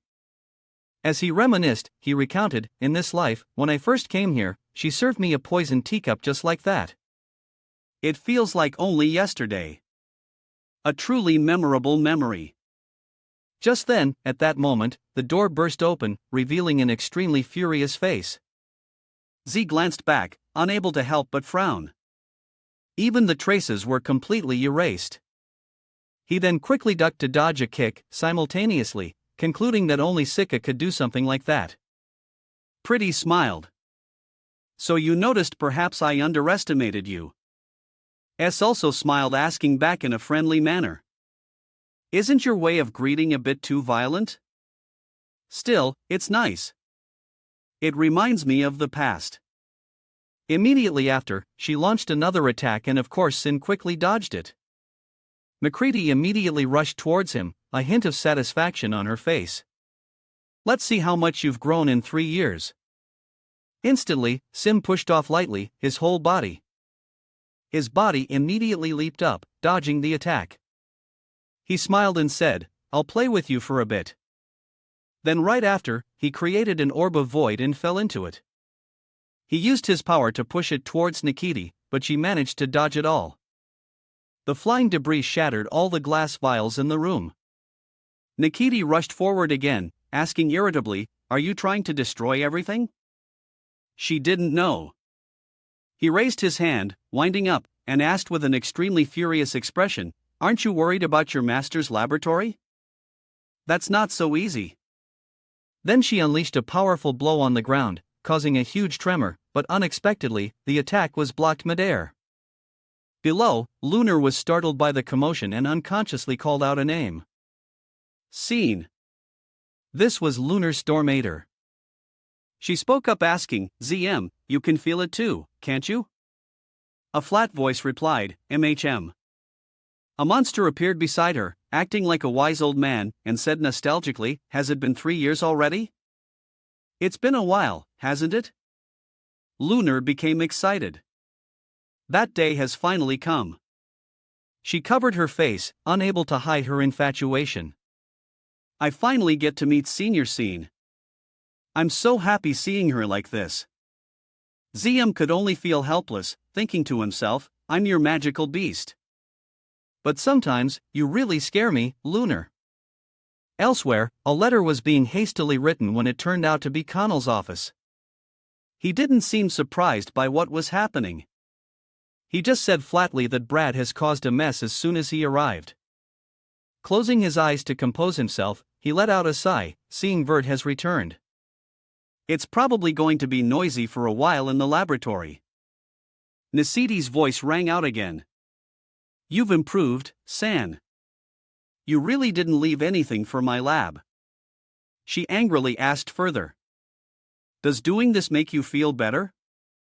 San immediately retorted. You were the one who attacked first.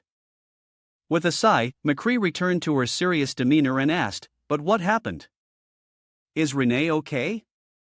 Sin also regained his composure, seriously replying, No, I'm just doing what I want. Thanks to Ryan's perception manipulation ability, the mark didn't activate for almost a day. But since I've been wandering around everywhere, my day feels complete now.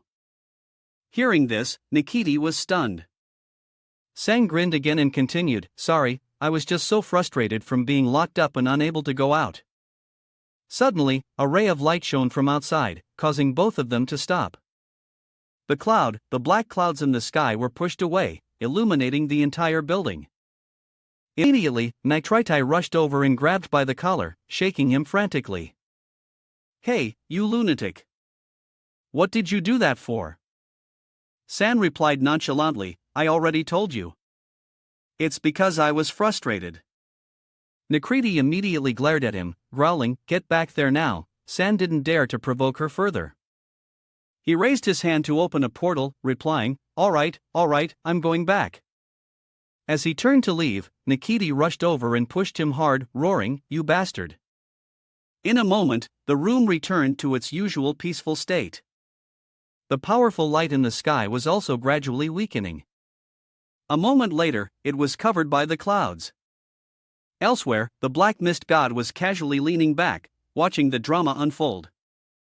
Meanwhile, Nick's furious voice was still echoing. If the giants appear again, what are you going to do? Do you want to destroy the entire academy?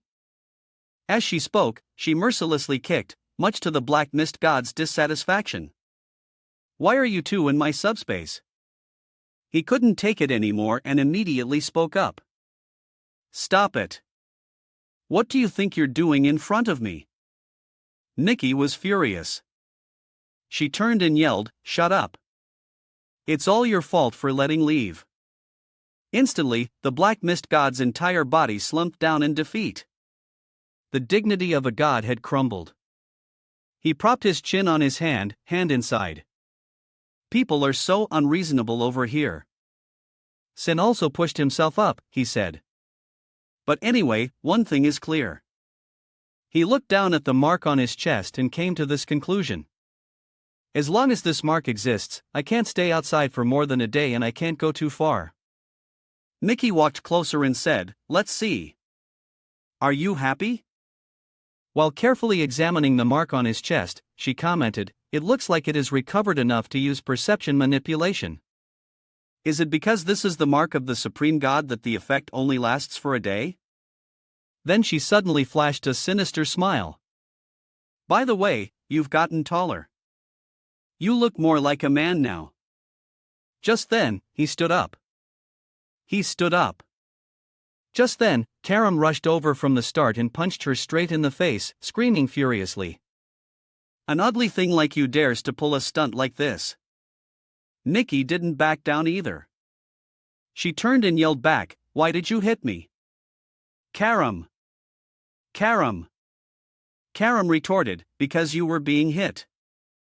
Meanwhile, Scan's mind was a mess, and he asked in confusion, What's wrong with her? While the other two were still fighting, a very mysterious voice spoke up from behind. Receive the prophecy, successor. The Mist God was now pointing directly at Cyan and said, "Go to Bruna, the land of ice. Find the prophet who is waiting for you." He looked completely fed up, recalling how he had used up a lifetime's worth of luck to throw the dagger. A prophecy. I've already seen it all. But just then, a stream of energy shot out, striking the mark on his chest. Seeing the commotion, Nikki immediately stopped and looked up in astonishment. What was that? The mark's energy just disappeared. The Black Mist God, seeing Cyan struggling to get up, commented, 3 years ago, your body couldn't handle it. So, I didn't use perception manipulation, but now it's fine, he said. He added, in the next 2 weeks, you will become stronger. It won't take much time to get to Bruna, and it's better than being tied down all day. Remember this well, within the next 2 weeks, death will once again chase after you. Hearing this, Sin was shocked and quickly looked down at the energy seeping into his mark. The Mist God stood up straight and added, during that time you must change your own destiny and find the prophet. Seeing this, couldn't contain his amazement. He's like a real god when he's in serious mode. I thought he was just a foolish god, but when he's serious at this moment he was just a foolish god. Hey, the three of them come and needy all had the same thought at once. This is so irritating. The Mist God at this moment was very pleased with himself. As expected, I look so cool right now. At that time, in the eastern part of Duquin district, 2 men had entered a building. The 2 guards at the gate looked extremely tired. One couldn't help but sigh, I just want to go back to my hometown. Why do I have to be transferred to another area to work? The other glanced over and kindly reminded him, don't complain too much, kid. Don't you know this is for the Garham Academy? He turned around. You mean since Reagan's caused that disturbance 3 years ago? No one wants to come here anymore. The other man pointed out, but we can't let such a large network facility be abandoned. The prosperity of Garham Academy must not fall into the hands of ISEF or other forces. The young man said again, but old man, but before he could finish, the older man quickly waved his hand to signal someone's coming.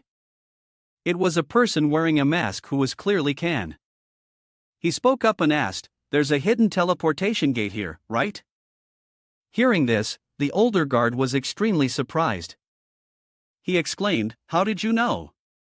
He quickly said to the young guard, he's no ordinary person. Draw your sword. He immediately followed the order, replying, yes, old man. The young guard, he is no ordinary person. The older guard immediately gathered his energy, his eyes glowing as he said, I have no choice but to use my power. You in the mask. It's your fault for running into me. Siam was not afraid at all, just standing there indifferently, saying, oh. And then in just the blink of an eye, the other guard was knocked out. Hey, hey. Flying right beside him, he seriously asked, the Academy's teleportation gate has that, too? He explained, it's a magic tool commonly used by Reen's Rain River. This is the first time I've seen it. If I want to get to Bruna in 2 weeks, I have no other choice, even if it's dangerous. And in a mysterious room, the magic device was still active, looking like a living asteroid. After defeating the enemy, Sin threw open the door.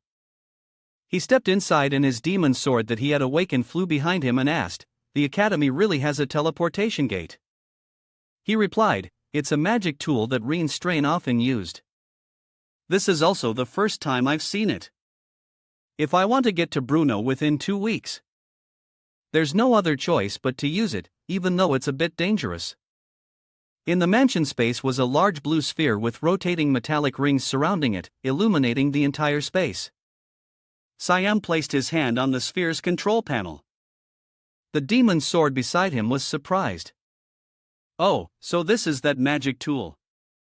Do the items emit their own magic power? S performed a spell and explained the demon sword. How could there be magic tools 300 years ago? This is a magic core releasing its energy. The magic circle is formed from ancient language and completes the magic. In any case, one has to admire humanity's intelligence. The sphere began to rotate, emitting flashes of lightning. The sphere made a sound. Please set the destination, Science said. North of Brina. The fireball emitted brilliant flashes of lightning everywhere. The system began to speak. Settings complete. Opening the gate to the north of Bruna. The sword wondered, isn't this the gate we went through before? It should have been open, but it feels very different now. Demon sword, the sword asked, what do you mean? S replied that gate has closed, which means another gate has been opened. The door burst open with a blue light. The demon sword looked outside and said in surprise, this is it, really is. Bruna S walked quickly ahead. If you don't hurry up, I'll leave you behind. The demon sword, by the door, panicked and scolded, hey, wait for me, you brat, and suddenly asked, is this your first time in Bruna? The demon sword angrily replied, do you know how long I've lived? Of course, I've been here before. He was suspicious, but I haven't brought you here in this life. Maybe you came here with your old master. The demon sword. The sword shyly turned its face away. Maybe so. Sin felt a doubt in his heart. What's wrong? Did something happen? Something happened with your old master. The demon sword suddenly detected something. Wait, there's a son of blood. I can feel it nearby, too. Now things are getting a little interesting. Sai smiled. A sword with a red glow appearing in his hand. It's been a while. Maybe I should stretch my muscles a bit. Elsewhere, the holy woman Nepheri appeared through a summoning device, she said. You said an intruder entered the teleportation gate. The two subordinates bowed their heads and replied, I have no excuse. Unexpectedly, he defeated the Thunder King of the Gurumi Guild, the fairy of the council. The brown-haired subordinate said worriedly, he was an opponent that even I found difficult to deal with. He covered his face with a mask and a hooded robe, so I couldn't see his face clearly. In that terrifying black mist, the image of San appeared in the brown-haired subordinate's mind. He was surrounded by a red murderous aura, his sword dripping with blood. The subordinate firmly asserted. It's definitely the assassin organization mist. It's not Murray's fault. The black-haired man next to him spoke up. It's all my responsibility. The holy woman Nifer asked, what did he smell like my scent? What was that person's scent like? Both were worried. I don't know for sure that Sam was. She continued to ask, where did the teleportation gate connect to? The teleportation gate connects to the north of Bruna. The land of ice. We will go there, please. Continued to monitor the portal. The brown-haired man asked, are you going to Bruna? Immediately. The woman smiled and replied, I think it's someone I know. The white snow was stained red with human blood. The soldiers had all fallen. The battle seemed to be over. The Holy Night Knights and the White Elves wondered what reason would cause these two sides to confront each other. It seems that I finally encountered an accurate prophecy. I don't want to admit it, but in any case, the cause of this battle seems to be over there. The demon sword asked, are you sure you want to go in there? The corpses are guarding the cave. It's brighter inside than I thought. The demon sword said worriedly, be careful, San. It's easy to get lost in this structure. You're right. I've returned to the entrance. We just walked straight and didn't feel any magic power. The demon sword hypothesized it could be an illusion if this is the land of spirits. It's very likely. In that case, then I'll have to check. Sin launched a move, shattering the rock. There it is. He found a new passage through. The demon's sword was still worried. Wasn't that a bit too easy to find? Calmly replied. I just happened to learn about this in my past life. In that case, should we investigate what they're hiding? Demon sword missed fall extinction. Sion's move caused the door to open. A path leading to the light gradually appeared. It seemed to be the real path. The seal vanished and although faint, magic power could be detected. Sin asked, what is this strange magic power? The demon's sword beside him answered, "It's a sacred tree." Sin asked, "What is this strange magic power?" San still didn't know. "A sacred tree? What's that?" The demon's sword explained more clearly. "It begins in the past and ends on the leaves of the future. It's a tree where everything in this world is recorded." Underneath the sacred tree, a white-haired girl was sitting. She whispered, "The seal has finally been broken." "Does that mean the guardians of this place have also been defeated?" Then, for everyone's sake. With no other choice, the white-haired girl held a dagger straight to her own neck. S threw something at the dagger. But why were the people outside targeting this place? "Can you tell me before you commit suicide?" The little spirit's hands trembled, tears streaming down her cheeks. Falling to the ground, she stepped forward towards him. He wondered, "What's wrong with this kid?" He asked, "What's wrong with this kid?" The little girl reached out and took his hand, predicting, "You will reach out and take his hand. You're about to die." S blurted out, "I saw it." Sin said, "Is this telepathy? But why say that all of a sudden? How do you know who I am?"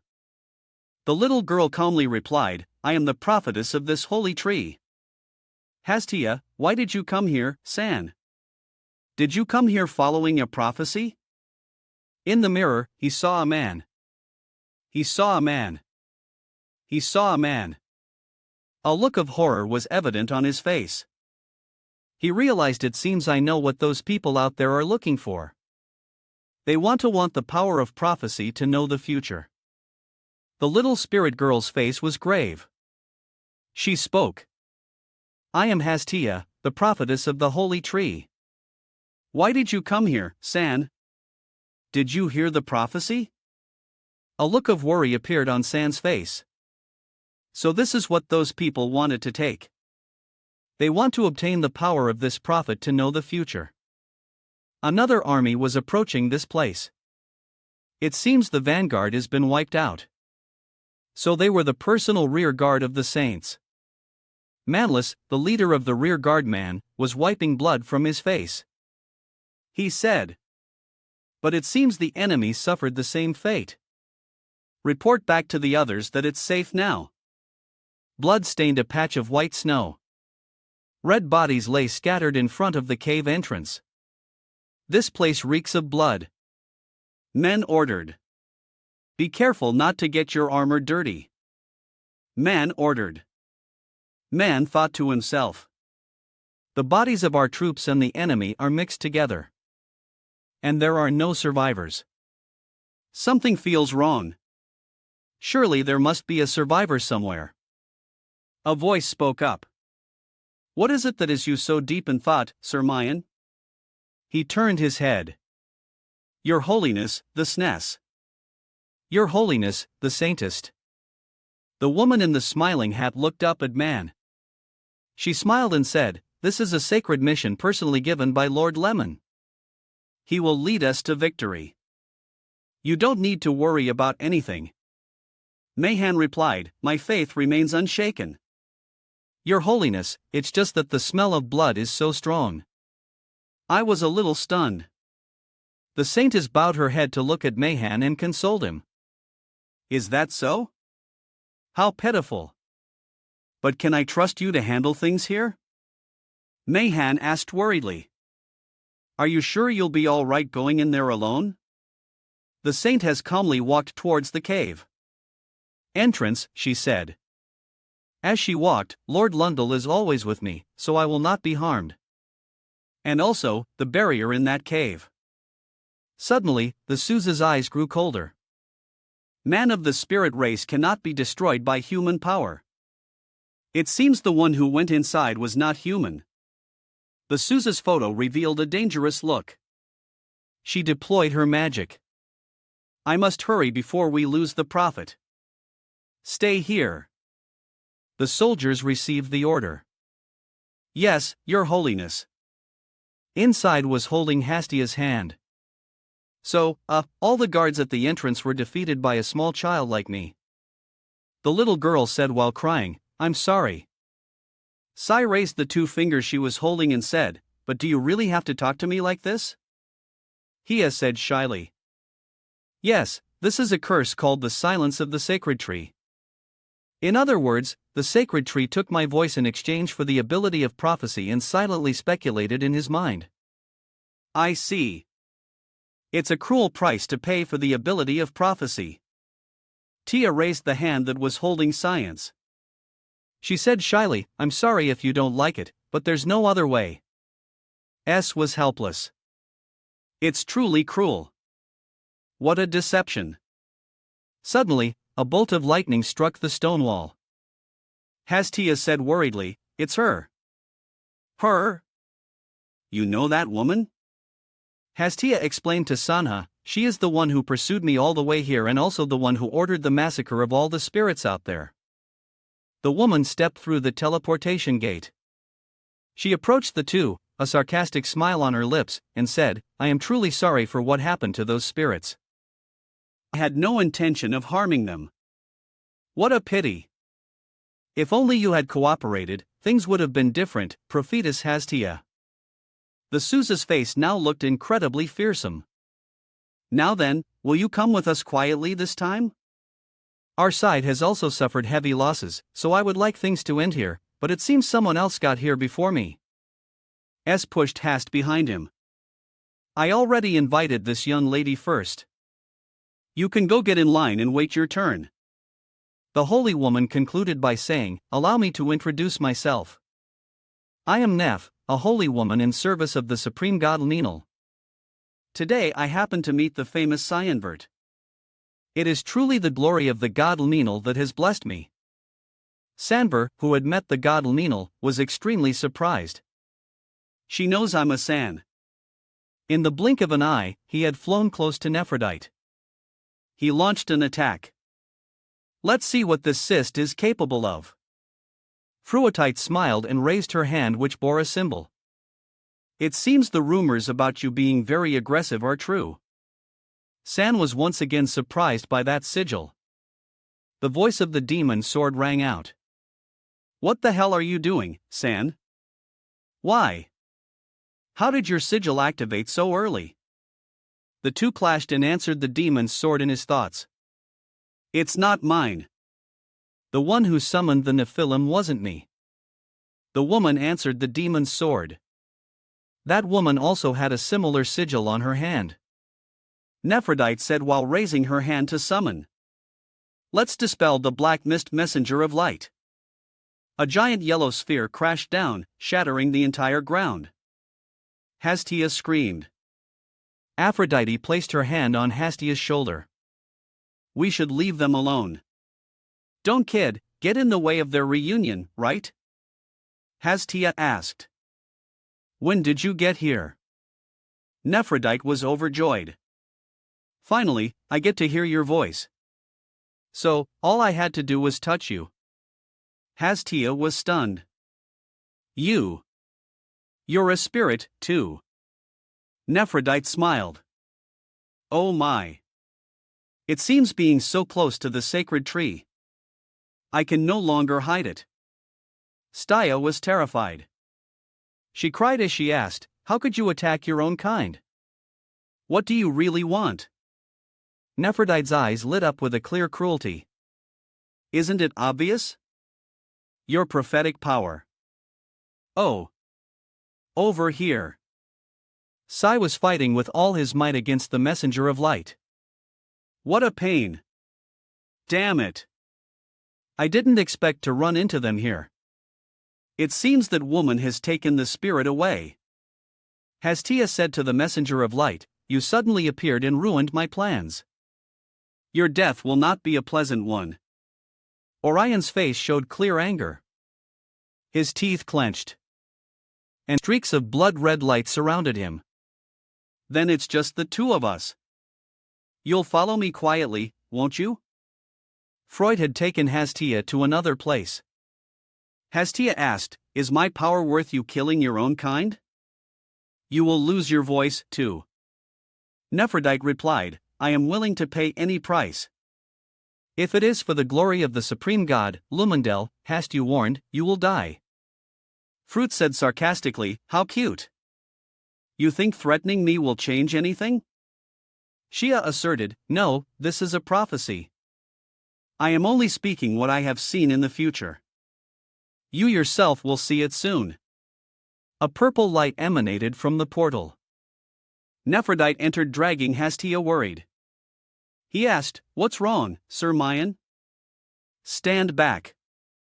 Saint Punishment Holy Lance far away.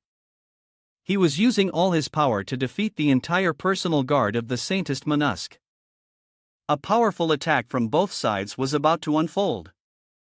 And then Guion pressed his lips together. His cold eyes focused on his opponent. After that, a foot stomped down with great force, causing the ground to shake and rocks to fly everywhere. Guion's attack radiated with a powerful force that overwhelmed everyone around. On one side, he also launched attacks on the target with precision and great power. Manhatsos observed the fight at that time with some apprehension. Not bad for a spirit. He just did something that should have been impossible. Recalling Guion's recent block made Manhatsos marvel. Right before my technique hit him, he stomped his foot to raise the ground and block it. Manhatsos still couldn't believe it. How can someone do that? Pausing the fight, Manhatsos stood there as if to call for a truce and introduce himself. I am Mihatsos. What is your name, John? However, didn't want that. He said bluntly. I see no reason to give my name to someone who was about to die. This made the man a little annoyed. This guy is surprisingly arrogant. Hatsos, as if wanting to intimidate him, spoke of what he knew. Spirits are famous for their skill with bows and magic. So very few of you train physically or choose combat-oriented classes. After that, he looked seriously at Volcarin. The technique you just used to block my holy lance. It didn't seem like magic. But he still replied bluntly, it was magic. Hearing that, Manhatsos was confused. What? But I didn't feel it. Of course, it was still gloomy and certain. It was magic. But when Manhatsos watched him say that, he wondered, why were the ears of that muscular guy drooping like that? Suddenly, the denying voice of a woman drew the attention of both men. I don't think he can use magic. Man Hasselhoff asked back in confusion. You know him? The girl revealed his identity as she spoke. His name is Guion, although he can't use magic. He is the strongest warrior among the White Elves. After that, she shared what she knew. I heard he was in seclusion deep in the frozen valley. I didn't expect him to come out here.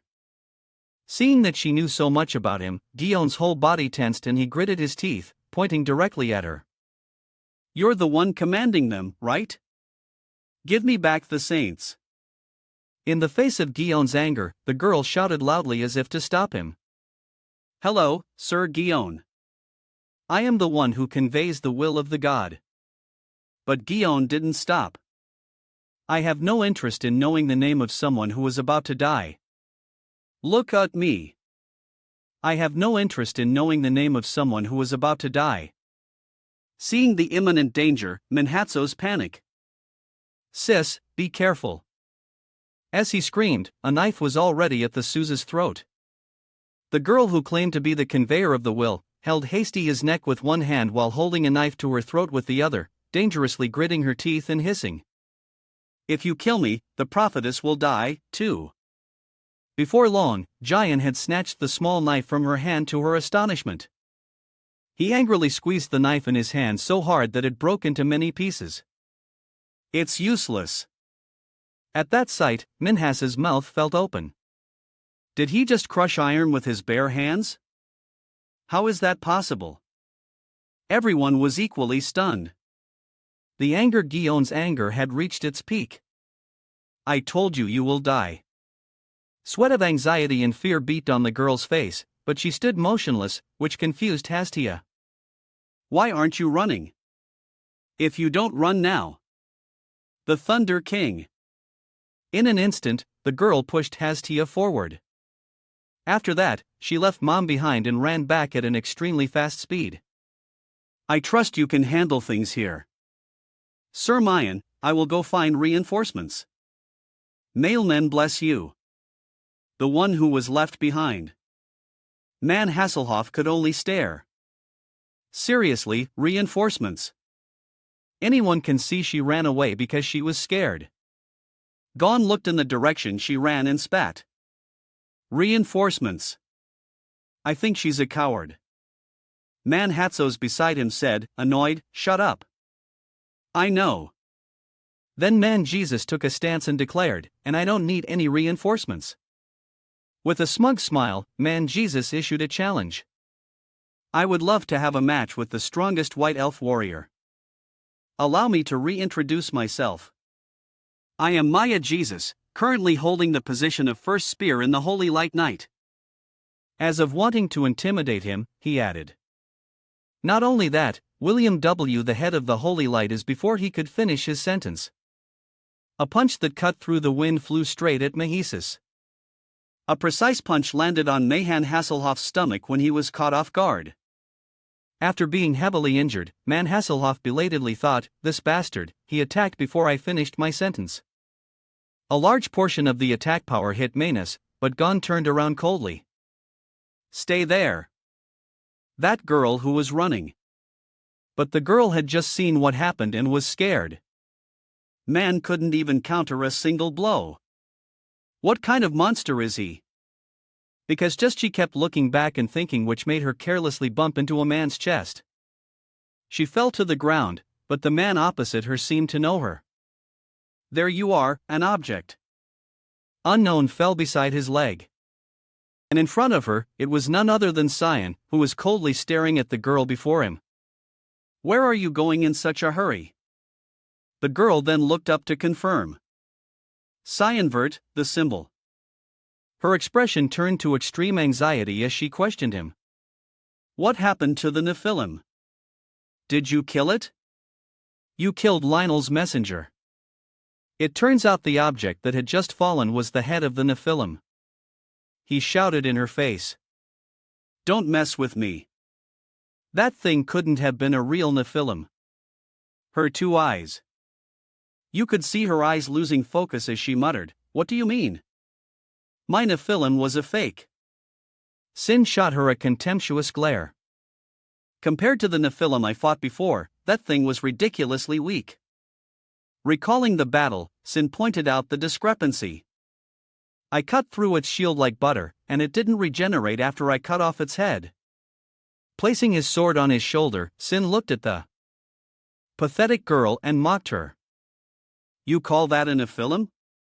If you were going to trick me, you should have done a better job. Just now, rubbing her wrist to ease the pain.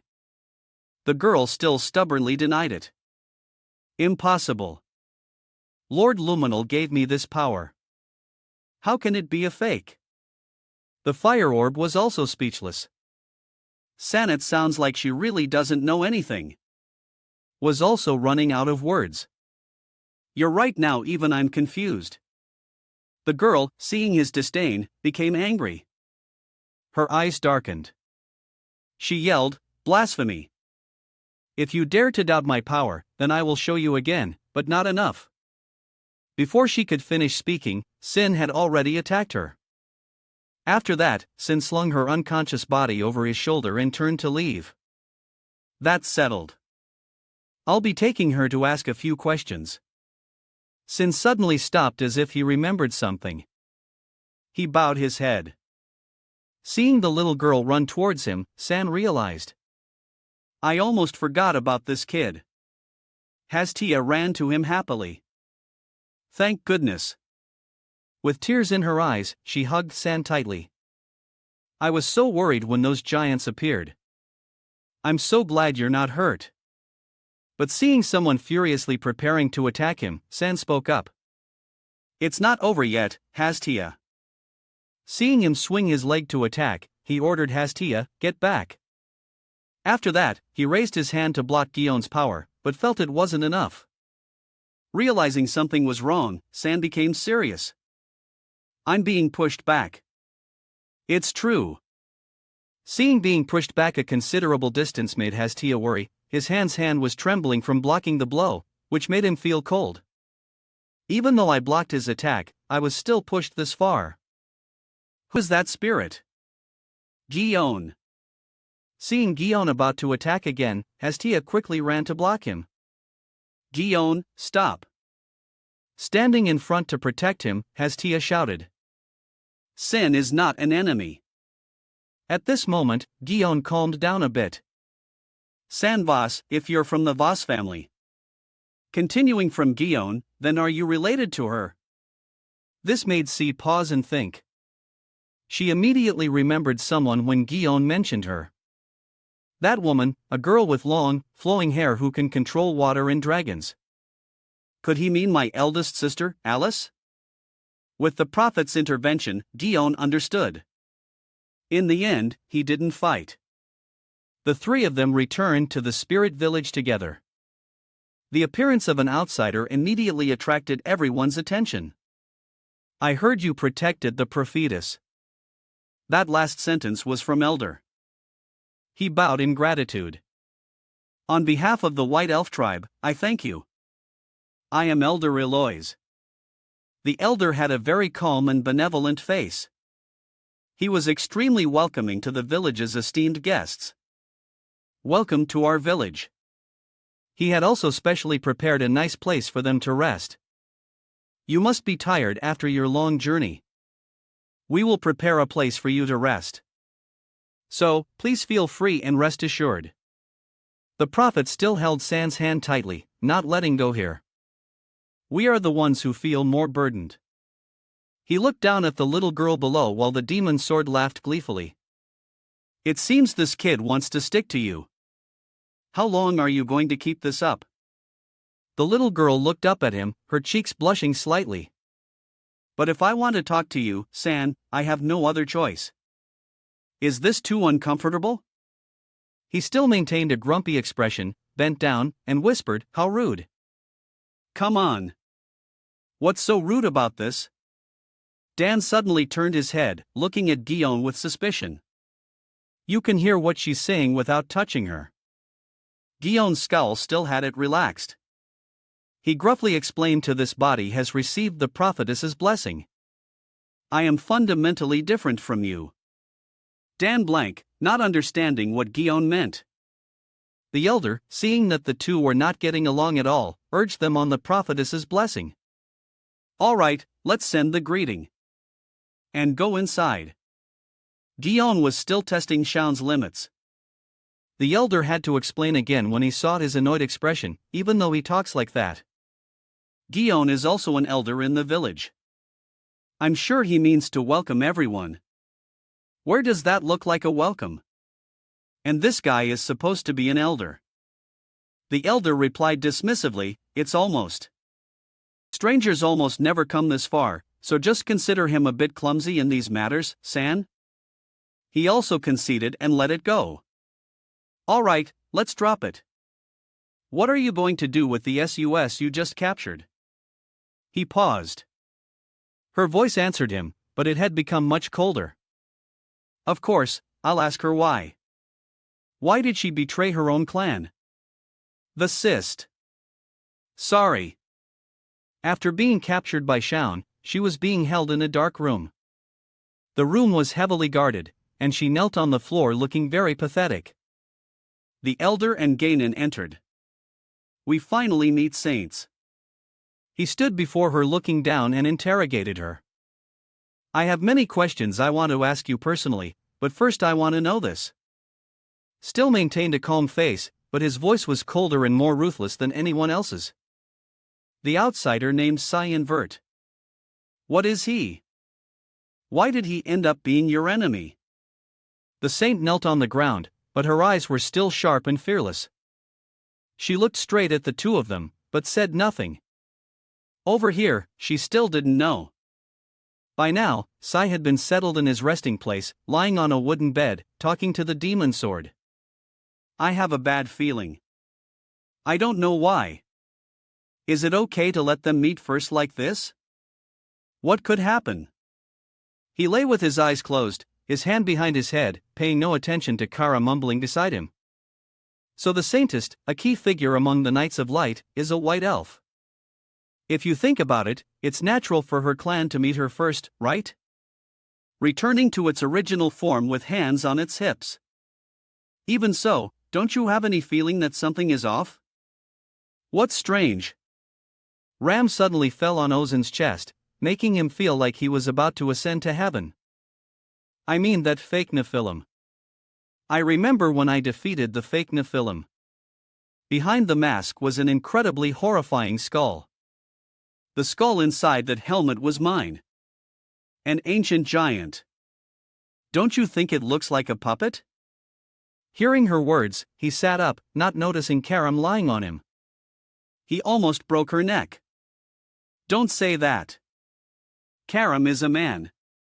She gave him a sharp glare. I already said it. It leaves a strange feeling. Back in the dark room where the cyst was being interrogated, the elder asked about true identity. Is that man the Black Mist God? The one who defeated the successor of Lumen and Del turns out to be that outsider. Is this also the guidance that the prophecy spoke of? The woman lowered her face. Until recently, that's exactly what I believed. I was sure that the voice I heard was Luminel's himself. She clutched her skirt tightly, her voice hesitant. But now I can't be sure anymore. Her words didn't convince the two of them. Ganon crossed his arms and rebuked her. It's too late to say such things now. You have sent many of your own people to their deaths. The elder. His face was grim. You said your name was Nephrodite among the White Elves. No one has ever used that name. He asked in a growl. The murderer's intent in his words palpable. What is your real name? My name is. Just then, a hoarse venomous voice rang out that only the saint could hear. I will grant you a new prophecy. The saint is her face. Her face immediately turned pale. Her eyes could not hide her terror, which also confused the other two. They quickly asked, Are you all right? Your face has suddenly turned pale. Listen. The Sousa's whole body and voice trembled uncontrollably.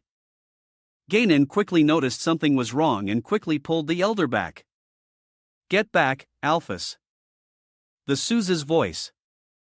That voice continued to ring out, but much more terrifying, the sis could only sit frozen. The eyes-shaped sigil on her hand glowing with a brilliant red light. The prophetess kill that person. And then a horrifying scene unfolded from within the sigil. A giant skeletal monster emerged. The pressure was immense. Its eyes glowing brightly. Ganon quickly used his body to shield Elder. Ganon's power had been attained. The monster's terrifying power caused the room to explode and flames erupted. Ganon was also blown out of the room and the monster did not let up. Its entire body was glowing red and flames blazed. The monster leaped outside causing the floor to crack and then the monster would not step out. It let out an angry roar shaking the entire building. Ganon hadn't had time to calm down yet holding the elder in his arms who looked to be in pain. What is that terrifying monster? Not now. The elves in the village are in danger. The floor was cracking faster and faster. He angrily cursed. Damn it. The supports behind them had begun to collapse. The situation was critical. People were dying. The elf villagers below were also in a panic, screaming in terror. Suddenly, a large rock fell right where they were. Fortunately, Ganon jumped down a block it in time. The elder quickly took the lead in commanding the villagers to evacuate everyone. Evacuate in this direction, he said, urging them on. We won't be able to hold out much longer. Hurry up. The creature was still standing on the upper floor, screaming that it wanted to see the prophetess. Prophetess, where are you? Where can I find you? Then the monster looked down at the ruined scene below. It decided to use a move to force the prophetess to appear. A fireball was launched. It was obvious it wanted to burn this place down. If I destroy everything, you will have to appear. Hey, you will have to appear. However, it never expected San Can to appear in time, launching a fatal attack from behind. The monster couldn't react and was taken down just like that. Void Sword Ignition Flower Shock Dance. Can's eyes burned with fire.